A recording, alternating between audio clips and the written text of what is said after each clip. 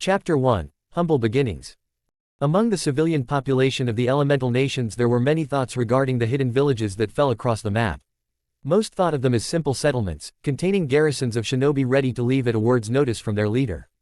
Others thought of them with scorn, or jealousy, regaling accounts of their use of techniques that made the fighting force so famous, their Jutsu. Few, however, believed them to be simple villages, with a bustling, vibrant life, filled with merchants calling out their wares, children running through the streets, pervaded by a general hum of activity. In the case of Konohagakure no Sato of Hai no Kuni, that was exactly what it was. Shinobi were an ever-constant presence of course, so tightly ingrained within the ethos of life there. For the most part though, they worked in the background. Their main presence in the village was in fact the many D-ranked so-called missions that were the bane of a young genin's life. The only other place where civilian and shinobi really met was the academy, squirreled away near the Hokage Tower with the monument of Hokage's past and present looming overhead in their silent vigil. Here, children were brought at the young age of 6 to be first introduced to the life of their home's silent guardians.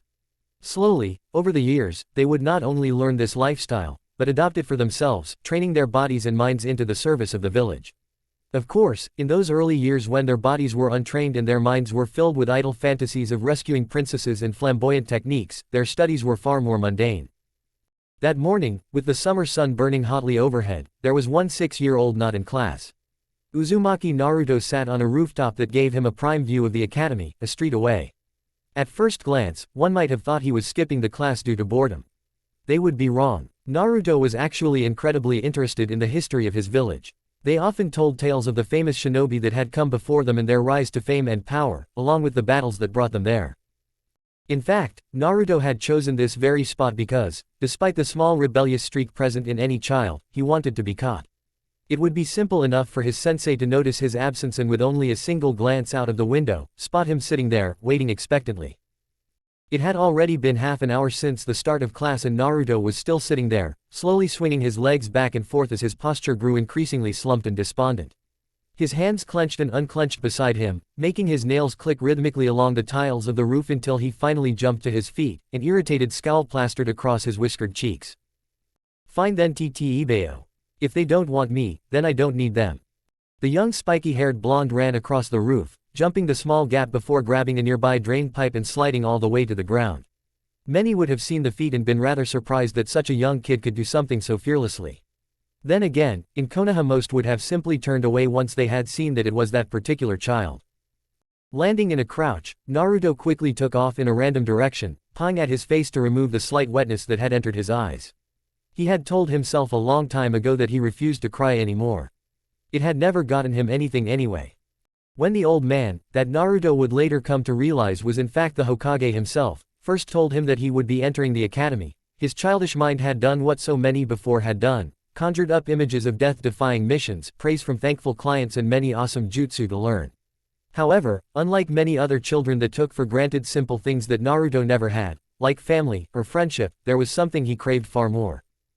As a younger child he had loved those rare days when he could walk up to a group of kids playing ninja and they would allow him to join in. Unfortunately, the next day, like clockwork, he would return, only to have them turn on him. They would either run away or tell him to get lost. He had caught more than a few suspicious or hostile looks from the parents when he approached their children, to the point where he had stopped trying, preferring to sit by himself. He would listen to their happy cries so that he could close his eyes and, just for a while, pretend he was amongst them. The academy was supposed to be different, he would be joining other kids looking to become shinobi. They would be learning together, as classmates. Those young, naive hopes had been soundly crushed within the first week. Both the children and sensei alike ignored him as if he carried some disease. At first he tried to persevere, hoping that if he showed he was good enough, like that Sasuke boy, they would see how good he was. A lot of the other kids seemed to have some training beforehand though, and there were a lot of things he just didn't understand in class. He refused to ask though, thinking it would make him seem stupid to the others. There's only so much a young child can take, which saw the blonde running away from the academy where he was obviously unwanted, just like in the rest of the village. He paused in a lonely street for a few seconds to catch his breath, considering where he should go now. A pang of guilt passed through him when he thought of the Ichirakus. His first thought had been to return to the ramen stand where he felt so warm and wanted. But Yuki and Ayame had seemed so happy when he told them about the academy, to return there just to tell them he had just given up. The idea hurt more than words could describe. A burst of determination flooded the young child. He hadn't given up yet. In a twist of fate, just as he resolved to return to the academy, walking out of the alleyway with a determined step, he managed to run into a large man going past. After a few mumbled curses, the man continued on with barely a passing glance, leaving the young kid sitting on the dusty street, clutching his head and suppressing tears. As he wiped them away, he looked up to see a large building he had only ever noticed in passing on the trip between his small apartment and the academy, the library. With a bright grin, Naruto burst to his feet with a previously hidden energy. Shibuki-sensei's words about the library flashed through his mind. He had told the class it was somewhere they could go to supplement their own learning, but Naruto had never bothered with it before as reading was difficult for him. If it helped him become an awesome shinobi that his classmates would respect and admire, he'd try just about anything. That was why around 10 minutes later he was happily walking out of the building with a stack of books that almost cut off his view of the path in front of him. He had expected some trouble from the librarian, but the bored-looking man lounging behind the desk, a chunin by his forest green flak jacket, had barely given him a second glance. It still bothered Naruto how the adults would always ignore him, as if his existence was so negligible it wasn't even worth noting. He wasn't going to complain on the rare opportunities it helped though. There was a truer than usual grin spreading his cheeks, turning his eyes into fox-like slits, as he jogged towards the training grounds reserved for academy students. There was one he was particularly fond of, that was fairly far away from the academy, because it was close to the real training grounds. Occasionally he could catch the sounds of shinobi sparring. As he sat down on the soft grass, books spread about him like petals of a flower to which he was the stem, he couldn't help but feel like this was a turning point for him. Ah, screw this, Ibeo. Naruto clutched a book on chakra theory in a white-knuckled hand held over his head. The only thing stopping him from throwing across the clearing was the librarian's absent parting words on damaging the books. Instead, he set it down next to the pile of other books he had tried to read, only to be blocked by words he didn't understand, diagrams that hurt his head to look at and sometimes even confusing titles. In later retrospect, he would realize that choosing the most advanced books he could find on the subject was a poor choice, but right at that moment he was just frustrated at his own inability. He jumped to his feet so that he could run through some exercises, figuring he could at least work on his fitness. It was just about the only thing he seemed to have over the rest of the class. He had no idea that he hadn't been alone in the clearing for some time now, and a single eye watched him curiously from the trees. "Aren't you supposed to be in school, kid?"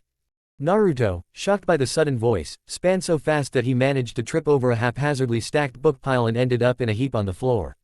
He ended up looking dazedly at the silver-haired shinobi staring at him with clear amusement. At least, Naruto assumed it was amusement, as the man wore a face mask and had his headband tilted over one eye. It left just a single eye visible that was currently closed in a strange facsimile of a smile. The blonde quickly gathered his bearings and scrambled to his feet, an indignant look on his face. "What's it to you, Cyclops?" To his frustration, the man's amused exterior never changed or flickered for a moment, and he simply chuckled before looking down at the stacks of books surrounding the boy. "Well, I was heading to a training ground and spotted you here," seemingly in deep thought. "While I admire your work ethic, kid, maybe your studies would be a bit more effective with a real sensei." Naruto glared at the man suspiciously for a moment, thinking about what to say. "This isn't the way to the training grounds, Cyclops," he pointed out suspiciously. Far from being caught off guard, the man only chuckled again, shrugging before scratching his head almost helplessly. "Oh, well, guess I got rode on the road of life. Oh, and my name is Kakashi, by the way, not Cyclops." Naruto blinked at the response. The more time he spent next to this man, the more confused he got. "Yeah, well, whatever, I'm not going back to that place." Kakashi just quirked a single eyebrow, not that Naruto could have seen otherwise, and looked off absently in the direction of the academy. "Oh, is that so? How else do you expect to become a shinobi?" The older man almost seemed like he wanted to chuckle again, considering Naruto was increasingly looking like a bird that had just been doused with water, feathers ruffled and everything. "I'll do it myself. I don't need people who don't want me." Kakashi tilted his head a little, oddly reminding Naruto of a dog, before giving that strange smile again. "Ah, and I see that is going well based on all these books you've read." His tone was thick with sarcasm as he motioned to the books strewn about, none of them open past the 10th page. For the first time in the conversation, Naruto allowed something other than indignation on his face as his cheeks turned a pale red hue. It's not my fault if the books all use stupid long words. They should just say what they are trying to say, Ibeo." Kakashi suddenly surprised the younger boy by plopping to the ground, his head cocking to the other side again as he seemed to peer right through Naruto. Infuriatingly, even sitting down he was still at eye level with the diminutive 6-year-old. He continued to stare at Naruto, who grew increasingly weirded out, before finally giving out a thoughtful hum. No. Naruto blinked. The man had been silent for so long that when he finally spoke Naruto had just been expecting more. No.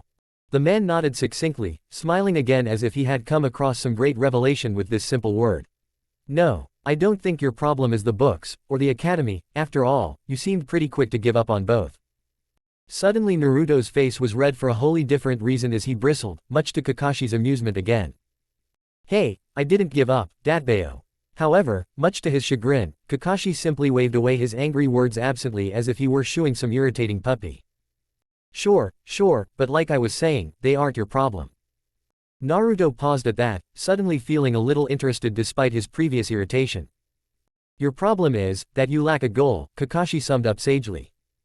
Naruto blinked, his anger gone as he slowly sunk to the ground, his shoulders slumping a little.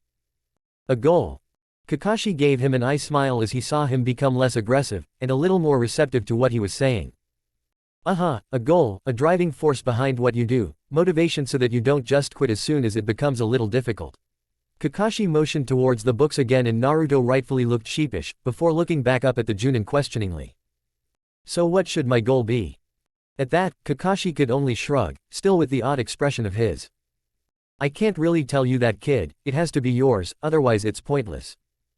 Naruto frowned at that, internally pondering just what could be his goal. It started to make him think about why he did anything in a village that didn't seem to even want him, which just made him depressed like what always happened when he was alone with his thoughts. It was the reason he was so fond of distracting himself, so he wouldn't have to think about these painful things. But you know, Naruto looked up as he saw Kakashi peering at him intently, smile gone and replaced with a more contemplative expression. A lot of powerful shinobi, like the Hokage for instance, make their goal to become strong enough to protect what is important to them, and Naruto was now rapt on every word Kakashi said. And Kakashi chuckled at the boy, suddenly reaching across to ruffle his hair, much to his annoyance. And, like the Hokage, you need to start at the bottom, in the academy, he concluded. Naruto groaned, pulling away from the man in his hand and clambering to his feet. Fine, I get it, Ibeo. I'll go back. Kakashi stood up as well, mock saluting the boy with 2 fingers as he turned to leave. Don't worry about it too much, kid, once you have that goal, I'm sure you'll be fine. With that, he suddenly flickered before vanishing completely, making Naruto's eyes widen with awe. He walked forward a few steps to where the Junin had been, only to look down as his foot landed on something that wasn't grass. At first glance he thought it was one of the library books, but it was too small. Picking up the nondescript black book and flicking it open to the first page, he realized it was filled with various profiles of different ninja, some of them clearly marked as Nuke Nin.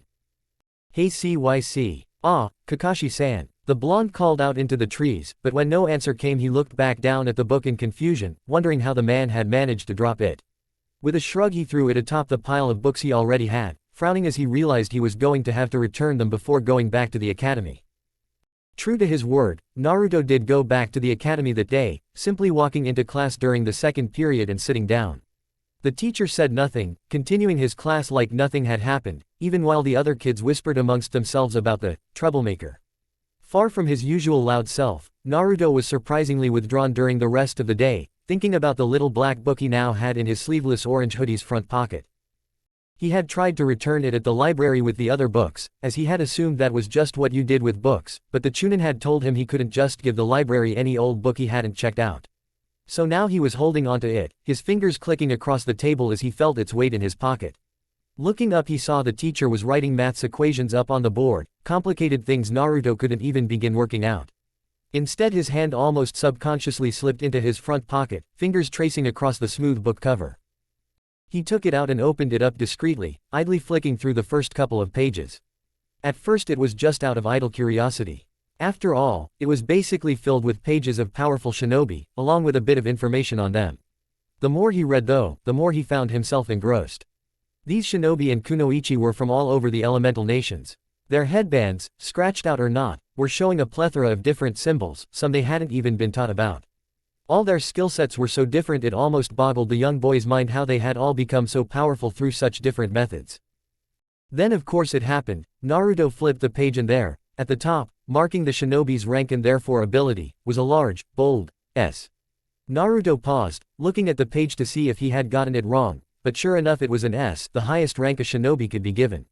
Akasuna no Sasori. That would be the name engraved into Naruto's mind for the remainder of his life. At first glance Naruto could see a lot of similarities between himself and the young-looking red-headed teenager staring blankly out of the page at him, the spiky hair for one. As he read down he only grew more intrigued, completely uncaring that this man was also a nuke nin. Puppeteer. At that moment Naruto had no idea how much reading that one word would affect his life, but he knew he was interested. The whole concept seemed to appeal to him. Building puppets to use in fighting almost sounded like making your own friends, ones that would never be able to rebuke or disappoint him, because he controlled them completely. Slowly a grin spilt his features as he read on, the lesson continuing around him forgotten. It was almost disappointing when he reached the end of the profile. He immediately flicked through the book to find more puppeteers, but there were only a few B ranks, nothing as impressive as the supposed repertoire Sasori had at his command. It was disappointing, but it didn't get Naruto down. For once he had found something that honestly and truly interested him, something to aim for, to be good at, to become powerful with. A goal. The rest of the day passed far too slowly for Naruto's liking. As soon as the last bell rang he was out of the classroom so fast it was as though he had used the body flicker. It took him only a few minutes at that pace to reach the library, and he immediately rushed up to the desk where the bored Chunin still sat, leaning back on his chair and flicking through a small orange book. Much to Naruto's annoyance though, when he asked for a book on puppetry the man had looked at him with a raised eyebrow and a snort before walking off and coming back with a children's book for beginner puppets. Unfortunately not the type Naruto wanted. "What's this, TT Ibeo?" The Chunin didn't really seem interested in talking, instead returning to his little book, at least until Naruto threw the offending manual at the teen, nearly causing him to fall backwards off his chair. "Oi, what the hell was that, Gaki?" Naruto just returned the angry expression as he motioned to the brightly colored book now lying on the floor. "That's not what I asked for, you jerk." The Chunin with the bandage across his nose simply picked up the book with an indignant sneer. "It's about puppetry, ain't it?" He tried to force the book back into Naruto's hands but the blonde simply looked at it as if it were vegetables in his ramen. "Yeah, the stupid kind, TT Ibeo." Naruto didn't care about some silly civilian form of entertainment, his puppets would be awesome and scary, not for cheap laughs. The Chunin just looked confused as he scratched his head. "What, you're talking about the ninja art those sandy sandals use? Why the hell would you be looking that up?" Naruto just grinned, jabbing himself in the chest with a thumb. "I'm going to be the best puppeteer ever, TT Ibeo." The Chunin stared at the kid for a good few moments before bursting out laughing, walking off into the bookshelves before returning a few moments later, still wiping at his eyes from his laughter as he plopped a book into Naruto's hands. "That's a good one, kid, a Konoha shinobi becoming a puppeteer. Sorry to burst your bubble, but that's a secret art, and damn if Suna don't guard their secrets like a merchant as his purse." Naruto looked down at the book. It seemed pretty old and seemed to contain accounts of puppeteering from a Konoha perspective during the Second Shinobi War. Naruto blinked at that, he hadn't even known there were shinobi wars, never mind two of them. Suddenly, he remembered the Chunin's laughter. "I don't care, I'll do it anyway." The older shinobi looked at him for a few more moments before shrugging and sitting back down. "Knock yourself out, kid. Hell, if you manage it I'll be able to laugh at those Suna nin having one of their prized arts being figured out by a Gaki." Ignoring the last comment due to his mixed feelings regarding the veiled encouragement, Naruto just nodded slowly before rushing out and back to his apartment. That evening he stayed up reading that old book until lights had begun going out outside his window. There was definitely nothing technical and not even a single insight for how the ninja craft could possibly work, but he had begun to gain a glimpse at how it might be done. First and foremost seemed to be these chakra strings Suna shinobi seemed to be able to make. Now he just had to figure out what the hell chakra was. A niggling feeling in the back of Naruto's mind told him that learning puppeteering might just take a while, and more than a few trips to the library. As Naruto sat on his favorite stool in Ichiraku Ramen, slurping at his noodles and listening to the bustle of the village behind him, he reflected on the past few months. Surprisingly, once he had set a goal in his mind, he found it a lot easier to think. Instead of his thoughts drifting to his past, he simply focused on what was now important to him. It was both liberating and enlightening. For instance, he was amazed at the ease it took to unlock his own chakra, managing it just a few days after first learning about puppeteering from helpful instructions he found in a book. Making it usable on the other hand was, and continued to be, a problem. Controlling the energy that now coursed through his body posed a challenge he had never imagined before. Considering they hadn't begun to teach it in the academy, despite many of the clan children already having it unlocked, he could get no help there. He was instead forced to rely on his new home away from home, the library. Even then, the explanations offered by the many books on the subject were both difficult to understand, and rather long. Naruto was a doer, not a reader, but all the same he persevered, always keeping that goal clear in his mind. He had gotten it to the point where he could expel his chakra from his fingers, definitely a step in the right direction in his eyes. Unfortunately, every advance was met with another roadblock. Creating strings out of his chakra proved to be damn near impossible. The problem was that chakra had no real substance. When it came out of his fingers, it was just a wispy, purple, steam-like substance. It was somewhere between a liquid and a gas, with the consistency of a cloud. How he was supposed to turn that into something tangible, that could actually latch onto a puppet, was far beyond him. Considering Konoha had never invested time into working out how puppeteering worked, even the library couldn't help him on that front. Maybe his control was simply lacking. While it was true he could somewhat push and pull the wispy chakra he emitted, it wasn't to any great degree. Maybe if he just worked harder at those chakra control exercises he had been reading about, he could manage a short thread and just make it longer over time. He sighed into his ramen, already feeling a small headache form as he thought of all the leaves he was going to disintegrate before he could get that damn exercise down. What's the long face for Naruto-kun? The blonde looked up, spotting Ayame staring at him from the kitchen in the back of the stand.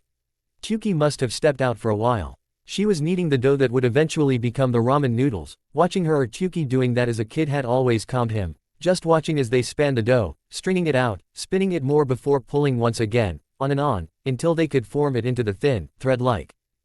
Naruto's eyes suddenly widened as he looked down at his hands incredulously, wondering just how stupid he had been to miss something so obvious.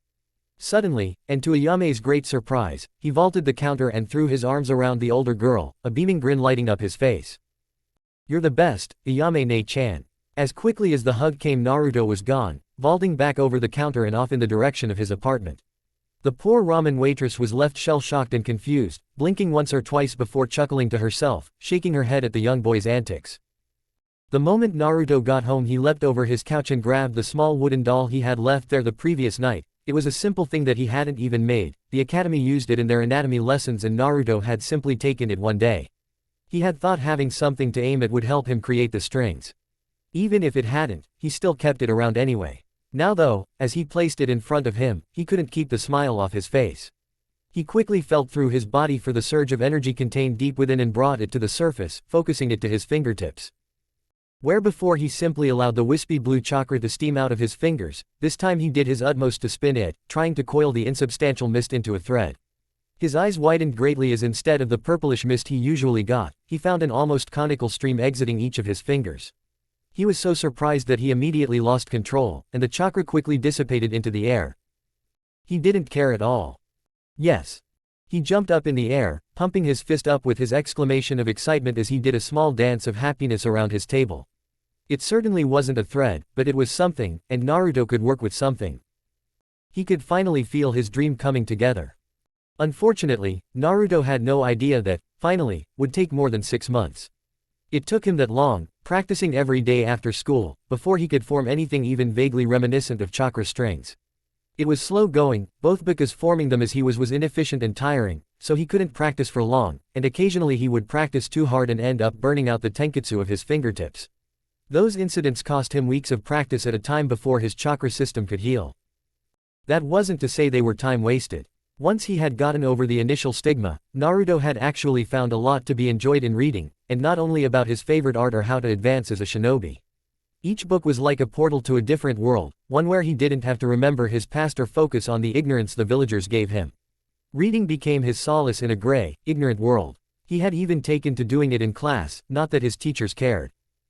In the end he had finally managed to form the thrice-damned threads, only to realize he had no idea how he was supposed to attach them to a puppet. Another 3 months of refinement passed before he figured out the trick, purely by accident. He had gotten frustrated and tired after almost an hour of attempting it on the little wooden doll to the point where he began to lose control of the threads, making them fray at the ends. When he realized this and tried to fix them, they were still touching the doll, and with the next twitch of his finger the doll's arm had jerked forward. Naruto had fallen over his chair in surprise. Naruto walked slowly through the streets of the village. He had just left the academy, his last day of the first year in fact. Many of the other kids had rushed out ahead of him, happy to talk with their friends or make plans for the break before their second year. Naruto was content to simply stroll out. It was amazing how little he seemed to rush nowadays, now that he actually had somewhere to be. As he walked into an apartment that a year ago he wouldn't have recognized as his own, due to how clean it was, he could help but smile. There on his table, as it always was, stood the small wooden doll he practiced with. From the door he reached up, grinning as thin purple threads spanned themselves from his fingers and almost instantly gripped the puppet in strategic places. With a twitch of his thumb and ring finger it took a confident step forward, its head turning to look at him. With his index and middle fingers he forced the little figure to raise a hand and wave at him, a gesture to which he returned with a content smile. For a few minutes he made the doll run around, flipping and dancing about as his hands moved and his fingers flexed.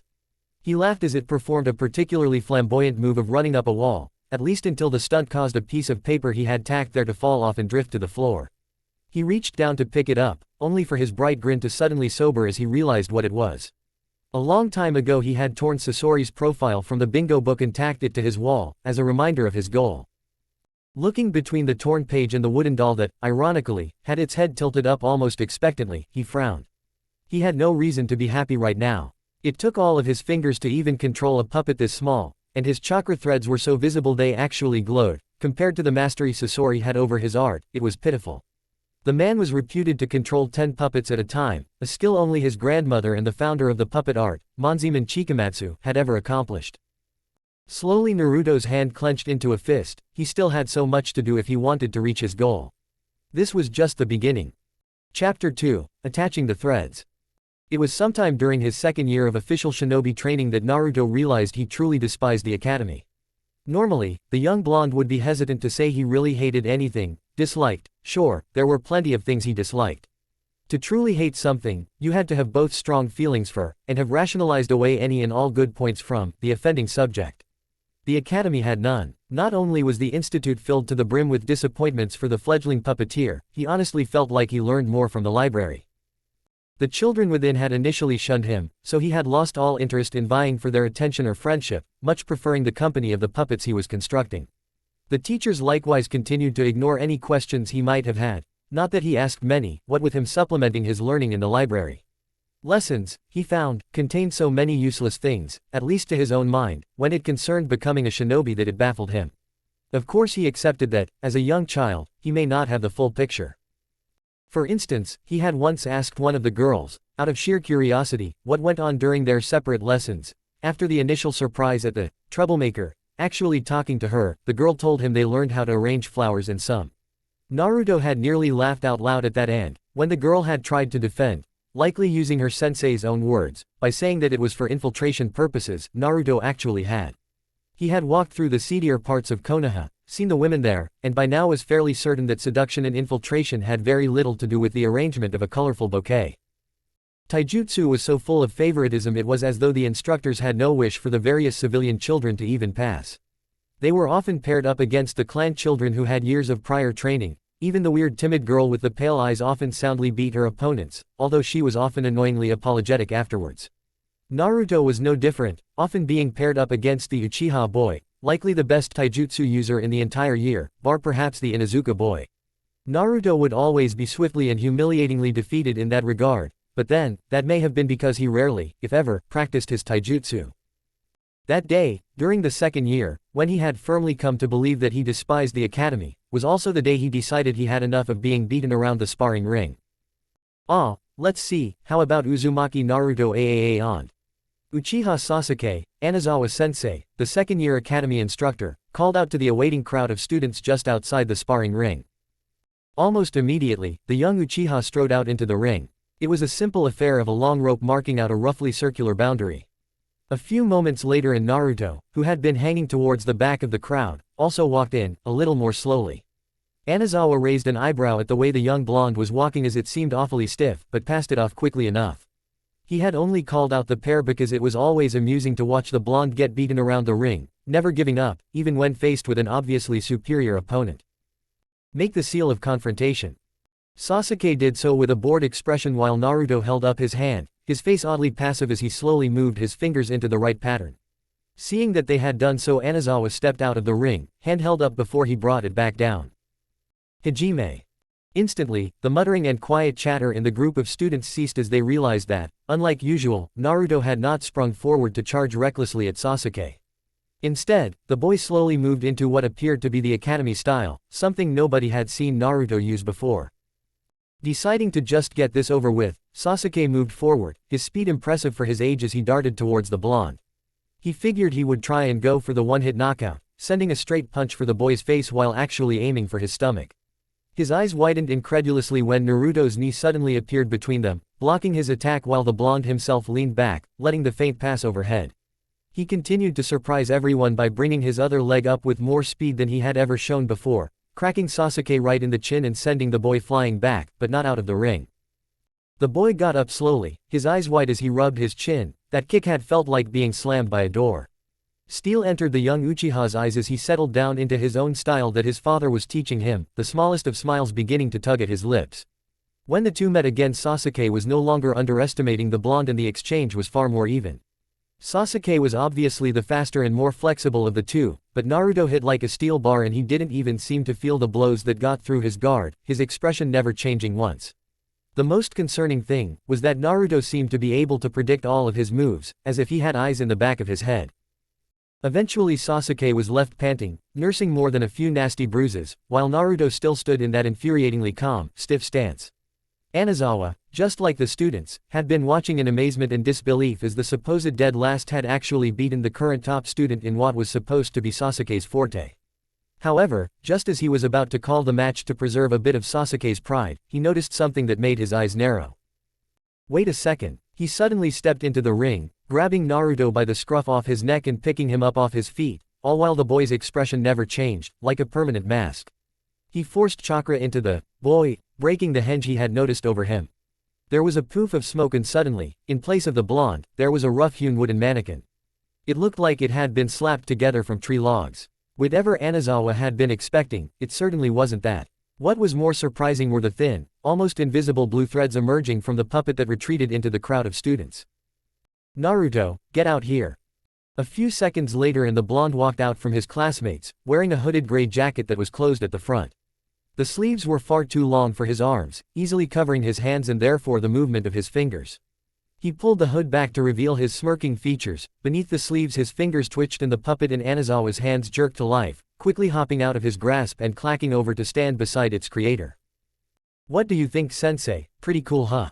Naruto said with a genuine smile. I call him Dammy. He's a little rough around the edges, but for my first life-size puppet I'm pretty proud of him.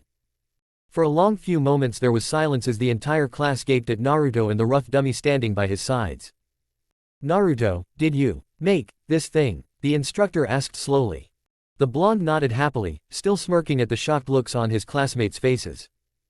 And what you did back there, that was puppetry, like a Sunanin. Another nod caused the older Chunin to flounder his words for a moment, torn between being impressed that an academy student, barely 8 years old, had somehow managed to reverse engineer one of Sunagaku's most prized techniques, and irritated that it was this particular student. Finally though, his features schooled as an uncharacteristic scowl found its way onto his features. You're disqualified for cheating. Naruto blinked, the smirk slipping of his face as he nearly lost control of Dammy, causing one of its arms to fall limply. Wait, what? The Chunin huffed at the boy, poking the puppet in the chest rather roughly. You cheated, using jutsu in a taijutsu spar, don't do it again or you'll have detention. Naruto gaped at the man, unsure of what to say to something like that. Unfortunately, his classmates seemed to have been broken out of their stupor by the harsh admonishment. Yeah, don't be such a sore loser that you have to cheat, Dobi. That remark was courtesy of Inuzuka Kiba, a rowdy brown-haired boy who quickly instigated the rest of the class into jeering. Cheater. Yeah, there's no way Sasuke would lose to you without you cheating. Go play with your dolls somewhere else, Dobi. The rest were along the same lines, and Naruto's confused expression slowly morphed into a deep scowl. Pulling the hood back up over his head and commanding Dammy to follow him, he made a move to walk back into the crowd only to be stopped by his sensei's voice again. Naruto, I'll be taking you to see the Hokage after the academy day is over. He'll want to hear about your extracurricular activities. Naruto froze but didn't turn around, slowly nodded before retreating to the back of the crowd, his classmates' jeers and shouts still ringing in his ears. Oh yes, he despised the academy all right.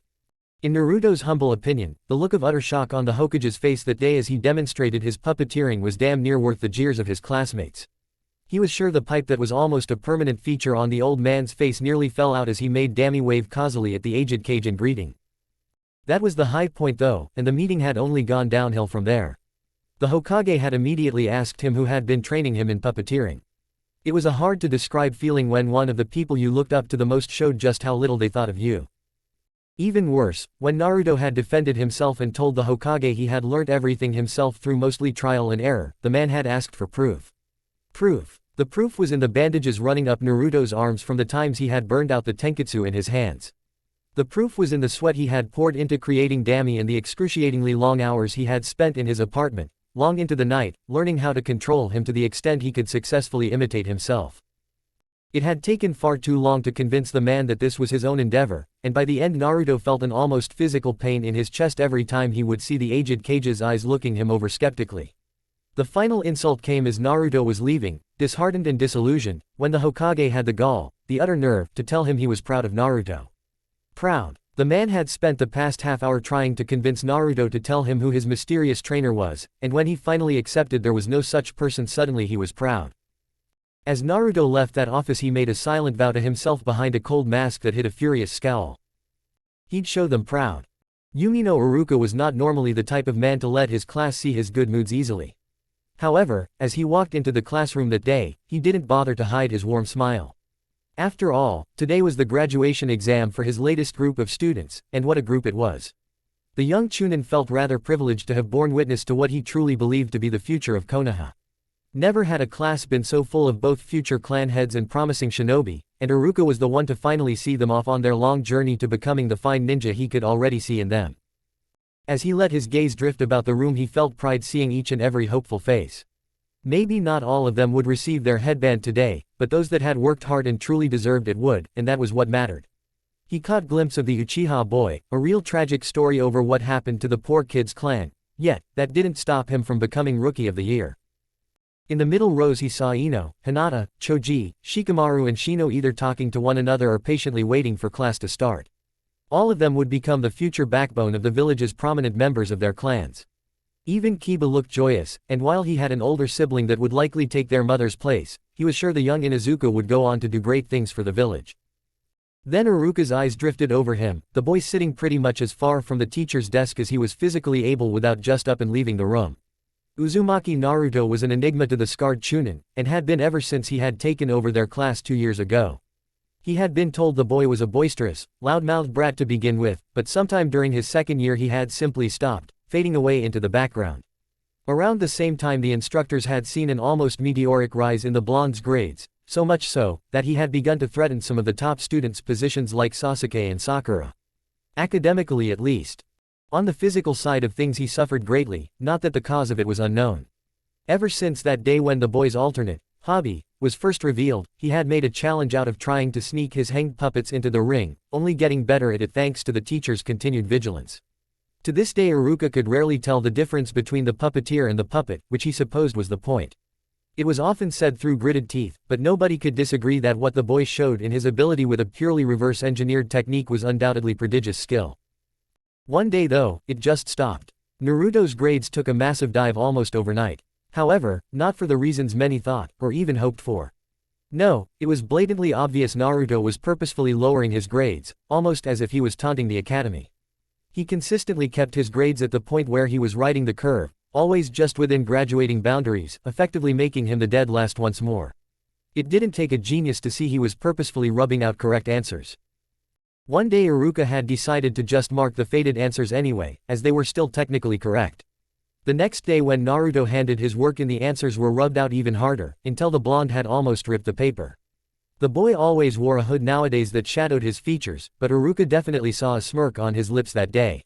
Nobody had any idea why he had suddenly decided he wanted to be the dead last.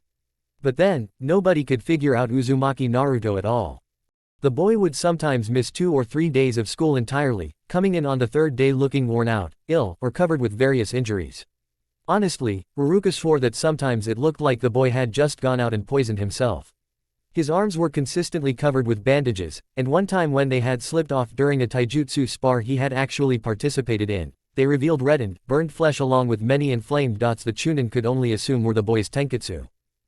Over the years, the dark shadows under Naruto's eyes, that were clearly a sign of prolonged sleep deprivation, only grew worse, and Iruka was fairly certain they were now a permanent feature on his face.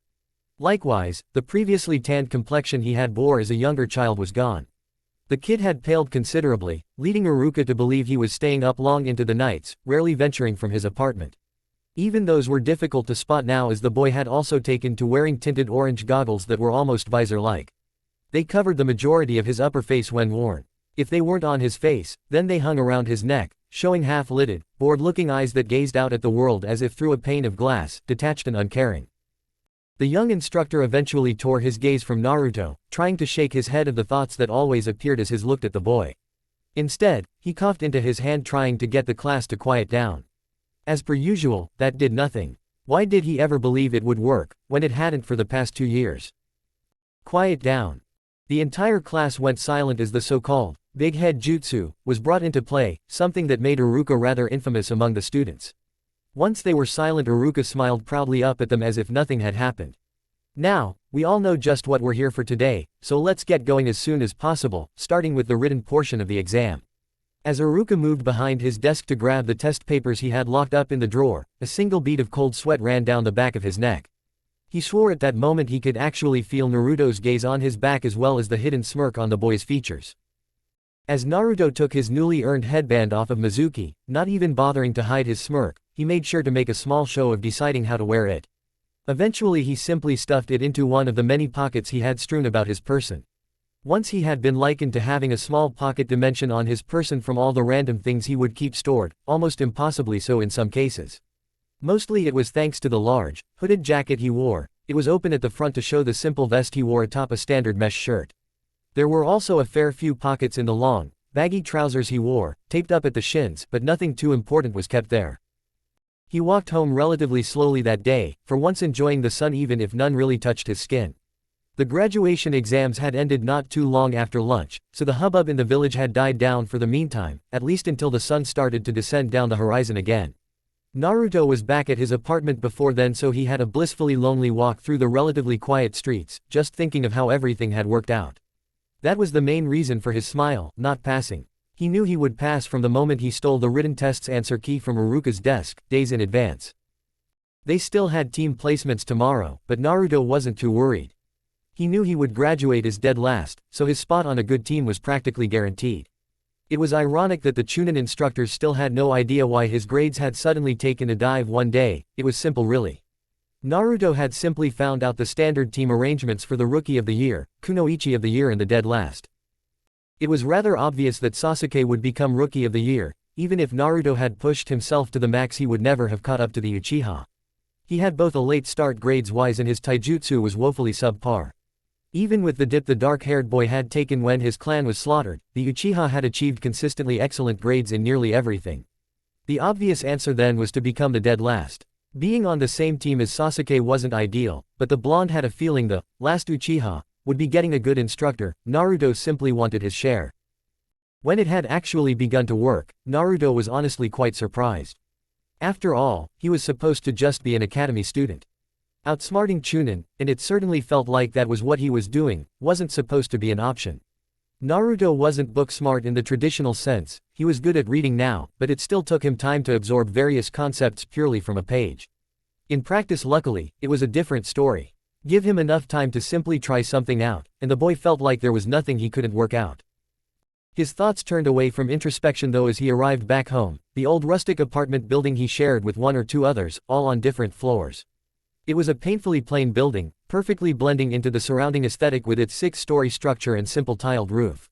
Still, it was home. He expertly skirted around the old dog that always lay outside the first-floor occupant's door before simply walking right up the stairwell's far wall. It really was amazing what one could find in the library when they started looking where they shouldn't. Fumbling through his pockets for only a moment, he really might have too many. He quickly opened his door, only to blanch at what he saw inside. In his small kitchenette, a large vaporous cloud of noxious-looking purple mist was slowly expanding out from where a small cup of equally vicious-looking liquid had spilled over onto the hob. In a panic, he grabbed a nearby cloth, quickly dashed to his bathroom to wet it, slapped his goggles over his eyes and the damp cloth to his mouth, before rushing through the vapor to open the window. Fortunately, the dense cloud immediately flowed outside. Unfortunately, it was right into the path of a small blue bird sitting on a cable outside. The poor creature couldn't even flap its wings before its tiny heart completely gave out from a massive overdose of poison that really wasn't supposed to be inhaled. Before it could fall off the wire though, a few invisible strands of chakra latched onto its body, yanking it into the apartment. Making sure the cloud had fully dissipated outside Naruto sighed, righting the spilt bottle and closing the window again. For a moment, he looked down at the little bird in his hands with a detached expression. It wasn't like he was unused to seeing dead animal. He had to test his poisons on something. Then again, that something was more often than not himself. There was a reason he often missed whole days of the academy to recover. On a brighter note, he had observed there was a lot more motivation to come up with antidotes when he had the poison coursing through his bloodstream. Plus, he had to have been developing some sort of immunity or resistance by now, right? With a thoughtful look he held the bird out in front of him with his chakra threads, moving them about to find the most strategic places that could manipulate it with the least amount of effort. He quickly eliminated 6 fingers, leaving one on the back of its neck, one for each wing joint and another split between its little clawed feet. Suddenly the bird shuddered into some facsimile of life, fluttering its wings experimentally before hopping onto a nearby workbench. Its head cocked so that its glassy, unseeing eyes looked over at Naruto. He only looked back with interest as he forced the bird to extend, then retract, then extend its wings again. A gleam entered the blonde's eye as he rushed over to his main workbench where most of his puppets were constructed. He quickly but carefully moved Dami out of the way. He wasn't even sure why he kept the old puppet, probably just sentimentality. Naruto shrugged internally as he set the bird down before grabbing his tools from their nearby hook, a bright grin on his face as ideas swam through his head, just waiting for him to pick out the ones that would connect together like one big jigsaw. It was probably going to be another sleepless night for him. Kakashi felt like putting his face in his hands as he looked over his new genin team. Well, he would see about that soon enough. First, there was Sasuke, who was pretty much how he had expected the boy. Not exactly a good thing, but it was workable. The kid simply needed some attachments to his village and to seriously tone down his obsession with his brother, at least if his introduction was anything to go on. When he had walked in on the team 3 hours late to the team placements, the Uchiha had been over by the wall, glaring out of the window, not saying a word as he entered late, even if the irritation was obvious. Sakura was unique. If Kakashi was expecting something different from the top kunoichi, he regretted it now. The girl certainly had a one-track mind if nothing else. Oh yes, her one-of-a-kind introduction said that much about her. She had been the one to scream at him for being late in a rather shrill voice. He sincerely hoped that was just a phase. Still, the grades couldn't be that misleading. He was sure once he got her out in the field and got a feel for her skills he would see what the academy instructors saw in her. Then there was Naruto. When he had walked into the classroom the boy had been sound asleep at his desk, his body covered up almost as much as an aburame. Even now his head kept occasionally nodding forward, and his already lidded eyes looked ready to close. The shadows under his eyes were far too deep to be healthy, and yet this boy was supposed to be some sort of one-of-a-kind prodigy. Forgive Kakashi if he couldn't quite see it. He wasn't entirely sure why he was considered a prodigy. The man had sort of skimmed over the academy reports. Hell, if the kid's introduction was anything on what he'd be dealing with over the coming months, Kakashi couldn't wait for his team to fail like all the others. Yondaimi's legacy and last Uchiha be damned. Alright then, Kakashi was sure there was a large drop of sweat rolling down the back of his neck as he forced his eyebrow knot to vanish into his hairline at Sakura's introduction. Sure, he'd call it that for now. How about you, Blondie? He turned, only for the sweat drop to grow exponentially larger. Naruto had at some point in their statements simply fallen asleep, his face resting against his chest as he miraculously stayed sitting up. Hey, Naruto. Don't fall asleep. You're as bad as Shikamaru. Sakura made to swing at the back of the blonde's head to wake him only for Naruto to suddenly slump back at that exact moment. Sakura's swing went wide and she lost balance, awkwardly collapsing over Naruto's unconscious form, the impact on his chest jolting the young puppeteer awake. He blinked once, half-lidded eyes looking down at the weight pressing against his chest. Sakura, get off me. The pinkett immediately scrambled up of the boy, scooting more than was necessary along the bench away from him, her face a virulent red and her eye twitching uncontrollably. More sedately, Naruto also got up, looking tiredly around at the silver-haired Junin and sullen Uchiha who were staring back at him with varied expressions. Sakura avoided his gaze as she tried to keep her face from matching her hair color. What did I miss? There was that sweat drop getting bigger again as Kakashi forced an eye smile to his face. We were introducing ourselves, it's your turn. Naruto blinked wearily, looking as though he would much rather be asleep, but then, he didn't want to make a bad impression on his sensei. My name is Uzumaki Naruto. There was a long awkward pause as the blonde began to feel unnerved by the stares he was receiving. He had no clue that to his classmates he was just as much of an enigma as he was to his instructors. He used to be that trouble-making kid, but then one day he had just faded away, only really being noticed in his absence. Even Sasuke was mildly intrigued by the only other introverted kid in their class. Somewhere else in the village, a shades-wearing boy with spiky brown and a high-collared gray jacket sneezed very quietly before consulting with the hive of insects within him as to the cause of his sudden irritation. And Naruto just raised an eyebrow at the silver-haired man. And what? The Junin raised his hand, ready to continue, but decided against it, letting it drop to his side lamely. Never mind, that'll do. At this point Sakura had recovered and both she and Sasuke were staring at Naruto and Kakashi strangely. And so now they were here and Kakashi was left with one irritable avenger, a blushing fangirl, and a sleepy prodigy, just great. Well, now that we all know a bit more about one another. Sasuke and Sakura sweat dropped at that, having only learned the name of their sensei and absolutely nothing new about their teammate. I'll get right to the point. You guys aren't genin just yet, there's one last test before you can say that. At that, even Naruto seemed a little more alert as the three genin looked at their sensei cautiously. Glad to have their attention, Kakashi continued. That test you did was to see if you possessed the required skills to become genin, now I get to see how you put them to use. Come to training ground 3 tomorrow morning at 8 o'clock sharp. With that the man stood up, giving a flippant wave and a final parting comment. Oh, I recommend you don't eat anything, you'll just be sick.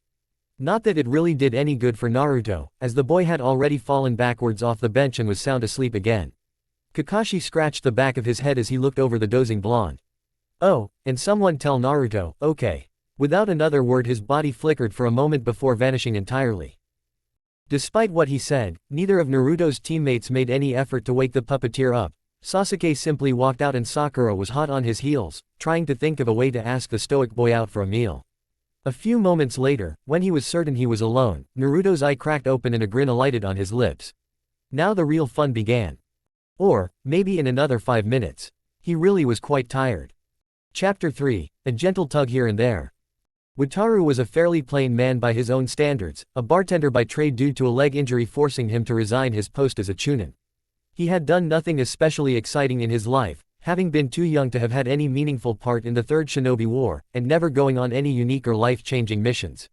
However, that didn't mean he wasn't content with his life. He was able to ease the problems of weary ninja, listen to their stories and sometimes even pick up a bit of interesting information. That was why, when another brown-haired, dull-eyed chunin that he didn't recognize walked into his bar and took a seat on one of the counter's empty stools, he gave the man a friendly wave and a saucer of sake. You look tired, kid. Rough mission. The chunin accepted the drink, picking it up and staring at it for a moment before tipping it down his throat in one go. Immediately, the poor teen's eyes went wide as he began coughing into his hand, making Wataru smile and pat the kid on the back. Whoa there kid, take it slow, it's like you've never had a sip of sake before. The brown-haired teen smiled back weakly, wheezing a little as the burning in his throat subsided. Yeah, that helped a little. Wataru grinned and took to collecting a few of the empty bottles scattered over the counter. I bet it did, why don't you talk about it? The chunin looked down at the now empty saucer before shrugging half-heartedly. Sure, why not? You know that Kakashi guy. The bartender gave a quick nod. He had heard enough stories both from and about the man to have a clear enough picture of what he was like. I just came off a mission with him. Wataru gave a quick barking laugh as he began to wipe down the counter. It was getting late and soon a lot of the older chunin and junin would be stopping in for the late-night rush. I bet that was rough. I heard the man can be a slave driver on missions, yet at the same time manages to be as lazy as those dogs he summons. The young chunin gave a small chuckle as he put a bit of money down on the bar. Wataru responded by sliding him a full bottle of sake. Yeah, I guess that summed it up pretty well. It was a pretty routine mission, but just having a junin there really cranked it up notch. Wataru nodded again, making long motions with the cloth over the counter until it gleamed back at him. I bet it did, those guys can be pretty intense. The chunin took another sip, a smaller one this time, and only shuddered a little at the burn. Tell me about it, he muttered. Then again, those habits of his sure are something. Wataru smiled down at the counter, seeing his face reflected back at him from the freshly polished gleam before turning a grin on his lone customer.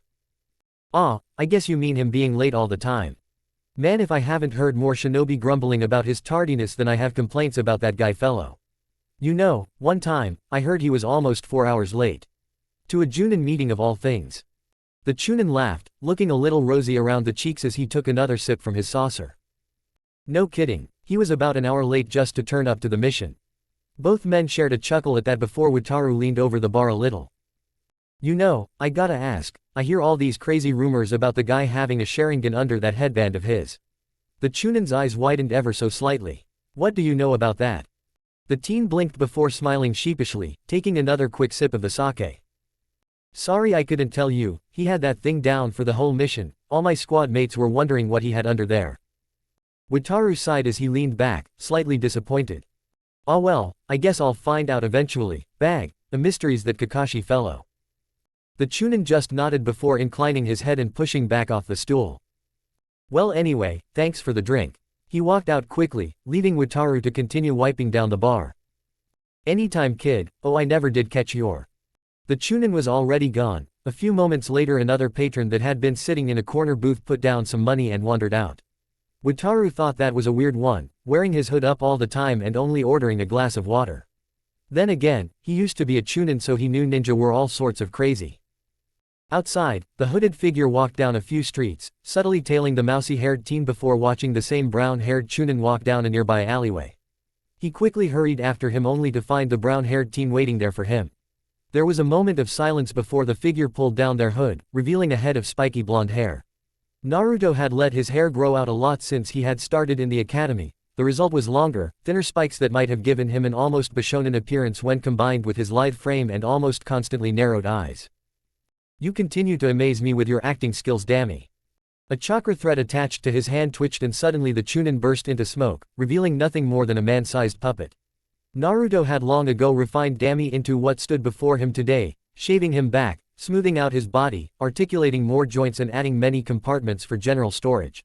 The puppet lacked any defining features like a face, and had lost many of its combat capabilities with the change, but Naruto used him more for information gathering. Or perhaps, it is people's stupidity that amazes me, Naruto shrugged, unfurling a scroll from one of his many pockets before using it to quickly seal his puppet away. Taking out a notebook, he quickly jotted down what he had learned that night from the few other places he had visited. It was a good thing he had decided to use puppets instead of going himself, or he would have been quite drunk at this point. Cross-referencing what he had learned with the information he already had, he grinned in satisfaction. Seems the introduction was unnecessary, sensei, I think I know everything I need to. Absently, he swung a small bell out of his pocket and listened to it tinkle gently. More importantly, I know the trick behind this test of yours.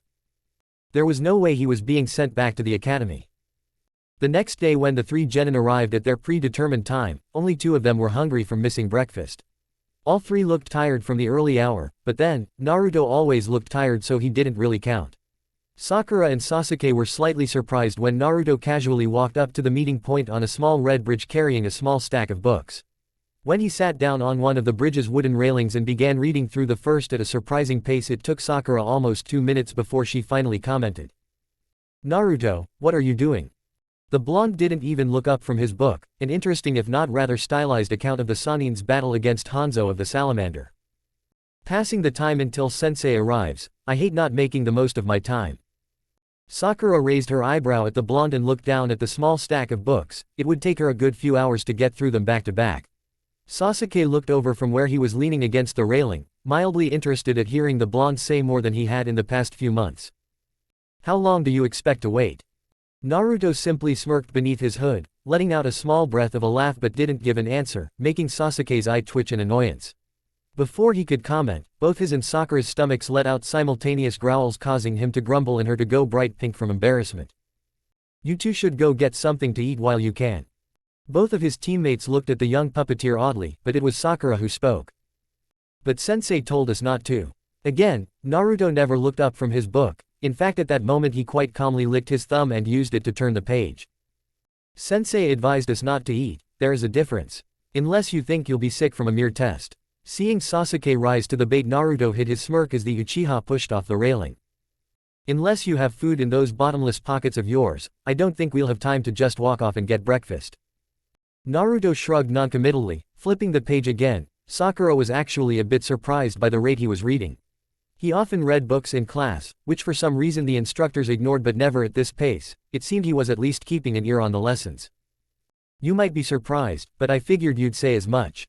Still reading, he quickly withdrew 2 wrapped sandwiches from his jacket and threw them at his teammates. Sakura fumbled with hers a moment before looking at it, her stomach rumbling its own 2 cents. But Sensei said, she was surprised as Naruto suddenly cut her off by raising his hands, flapping them like a mouth. But Sensei said. Both she and Sasuke blinked at the perfect impersonation of Sakura's voice, down to the slight whine and pitch. Sasuke's eyes narrowed at that, wondering at this new piece of information about the blonde enigma. I didn't know you could impersonate people's voices. He waited for Naruto's reply, why only to turn as a voice suddenly sounded from behind him. Oh, I don't know Sasuke-kun, there might be a lot you don't know about Naruto. Sasuke swiveled at the sound of Kakashi's voice, only to see thin air behind him. It made him frown and look about for a bit before seeing Naruto smirk. What are you looking for, Sasuke-kun? This time Kakashi's voice came from Naruto and Sasuke knew he had been fooled. So, you can throw your voice. Naruto shrugged. Stop pestering Naruto-kun, Sasuke baka. Sasuke blanched as he turned to Sakura, only to see the girl looking at Naruto in surprise, her face bright red. Stop impersonating me, Naruto baka. Naruto snickered into his book. It was surprisingly fun messing with his teammates. Eventually though, they all settled down a bit. Sakura and Sasuke ate their sandwiches while Naruto read, and over the next 2 hours they amused themselves as best they could. Occasionally, Naruto would mess with them a bit with his ventriloquism, all the while reading book after book until he was almost finished his last one. Why hello my cute little graduates. Kakashi was a little surprised when he appeared on the bridge and greeted the teens, only for none of them to react. Sakura was lazily leaning over the railing and watching the fish swim down the river. We're not falling for it again, Naruto baka, she muttered tiredly, looked up to berate him only for her eyes to go wide as saucers as she spotted their sensei, for real this time. Oh, sensei. Suddenly she remembered how long she had been waiting. You're late. Over on the other side of the bridge Naruto snapped his book closed with mild irritation. He had only a few more pages, couldn't Kakashi have been a little later? Morning sensei. Kakashi raised an eyebrow at the nonchalant greeting but didn't read too much into it. When he looked at Sasuke the boy just grunted and pushed off the railing. Yes, well, I think it's time to get started on your test. With that he pulled out 2 bells from a pouch on his hip, slightly suspicious of the sudden smirk gracing Naruto's features. So, you all understand. Seeing the 3 quick nods from his genin, Kakashi smiled, quickly tying the 2 bells to his waist where they jingled quietly. Good, then you have until midday. He produced a small stop clock and set it on a nearby tree stump. Great, then let's begin. Instantly Sakura and Sasuke vanished into the bushes, leaving Naruto and Kakashi alone in the middle of the training ground. The older Junin quirked his head at the blonde with a bemused gleam in his eye. You know, you aren't exactly winning any points for stealth. His eye was momentarily drawn to where he thought he saw a tiny streak of blue light but ignored it for the moment as Naruto spoke. I don't need to hide, I already have a bell. Kakashi's eye widened as he looked down at his side only to narrow it in confusion. Both bells were still there. When he turned he saw Naruto holding up an identical bell he had produced from his jacket, causing the silver-haired man, brow to quirk. Are you in the habit of carrying around bells with you everywhere you go? It's not very stealthy for a ninja. Naruto shrugged and Kakashi quickly saw that conversation wouldn't be going anywhere. Well, that isn't the point of the exercise, I'm afraid. No matter how unorthodox a solution it might be, you have to get one of the 2 bells at my side. Naruto frowned as he casually threw the bell onto the ground with a small sigh. I figured it wouldn't be so easy.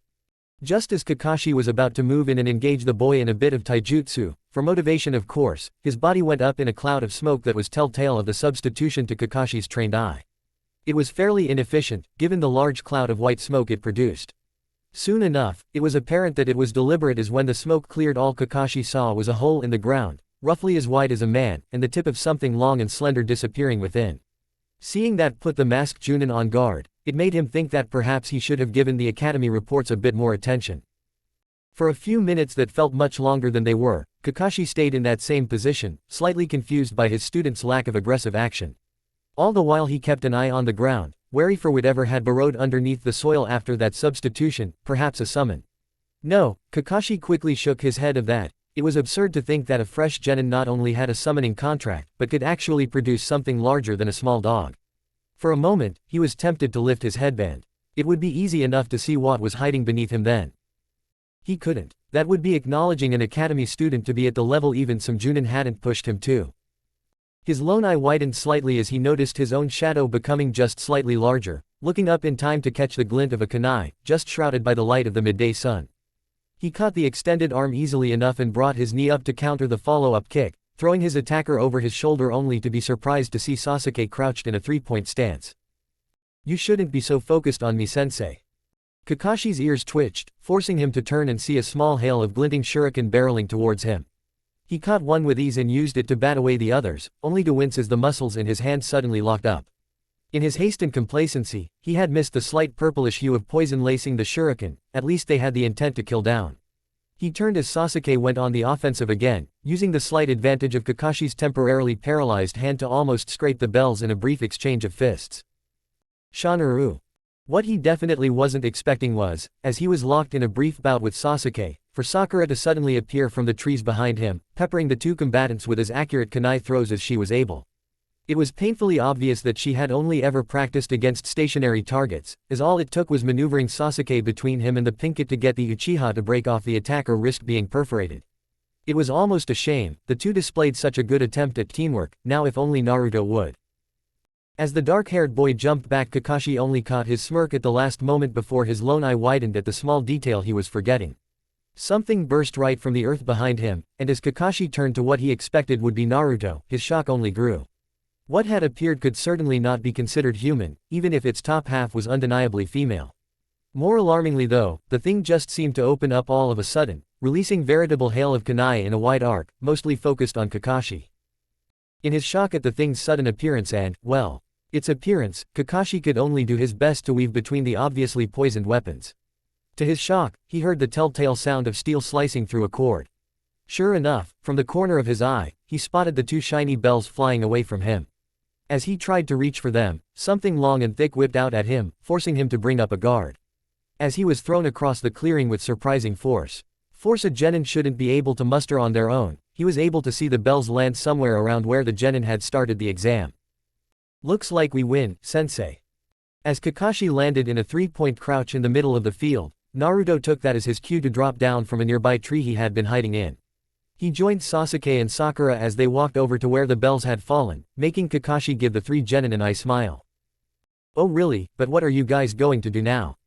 After all, there are only 3 bells." Naruto simply gave the man what could almost be considered a genuinely confused expression as he crouched down and picked up the bells. "All 3 of them? What are you talking about, sensei? There's enough here for all 3 of us." To demonstrate, he tossed one to Sasuke before doing the same for Sakura. At that, Kakashi blinked, before remembering the bell Naruto had so casually tossed away at the start of the exam. Sure, Kakashi could call the blonde out on it and say only 2 of them could pass, but then he'd just be forcing the pretense of the test and not acknowledging its subtext. Not to mention the bells were all generically identical, so there was no way to be certain which were his 2. "Well, what can I say, you 3? He let out a small sigh before giving them all one of his best eye smiles, which were pretty much identical to all his other eye smiles. There was only so much emotion you could convey with only a quarter of your face revealed. "You pass." At that, both Naruto and Sasuke let out a satisfied smirk and Sakura did a small dance of excitement. It warmed Kakashi's heart to see how happy it all made them. Quickly enough, he turned his attention back onto the thing now slithering over to Naruto's side. Now that he had a better look at it, and wasn't trying to defend himself against a swarm of poisoned weapons, Kakashi realized quickly enough that it was a puppet. It was a little disturbing though, with the upper torso of a woman, her hair done up in long dreads, and the lower half of a giant snake. It almost reminded him of something he might see in Training Ground 44. Its eyes were completely whited out, giving it a cold, emotionless look. Its mouth revealed a set of long, sharp teeth that gave it a vicious smile when Naruto was so inclined to make it do so.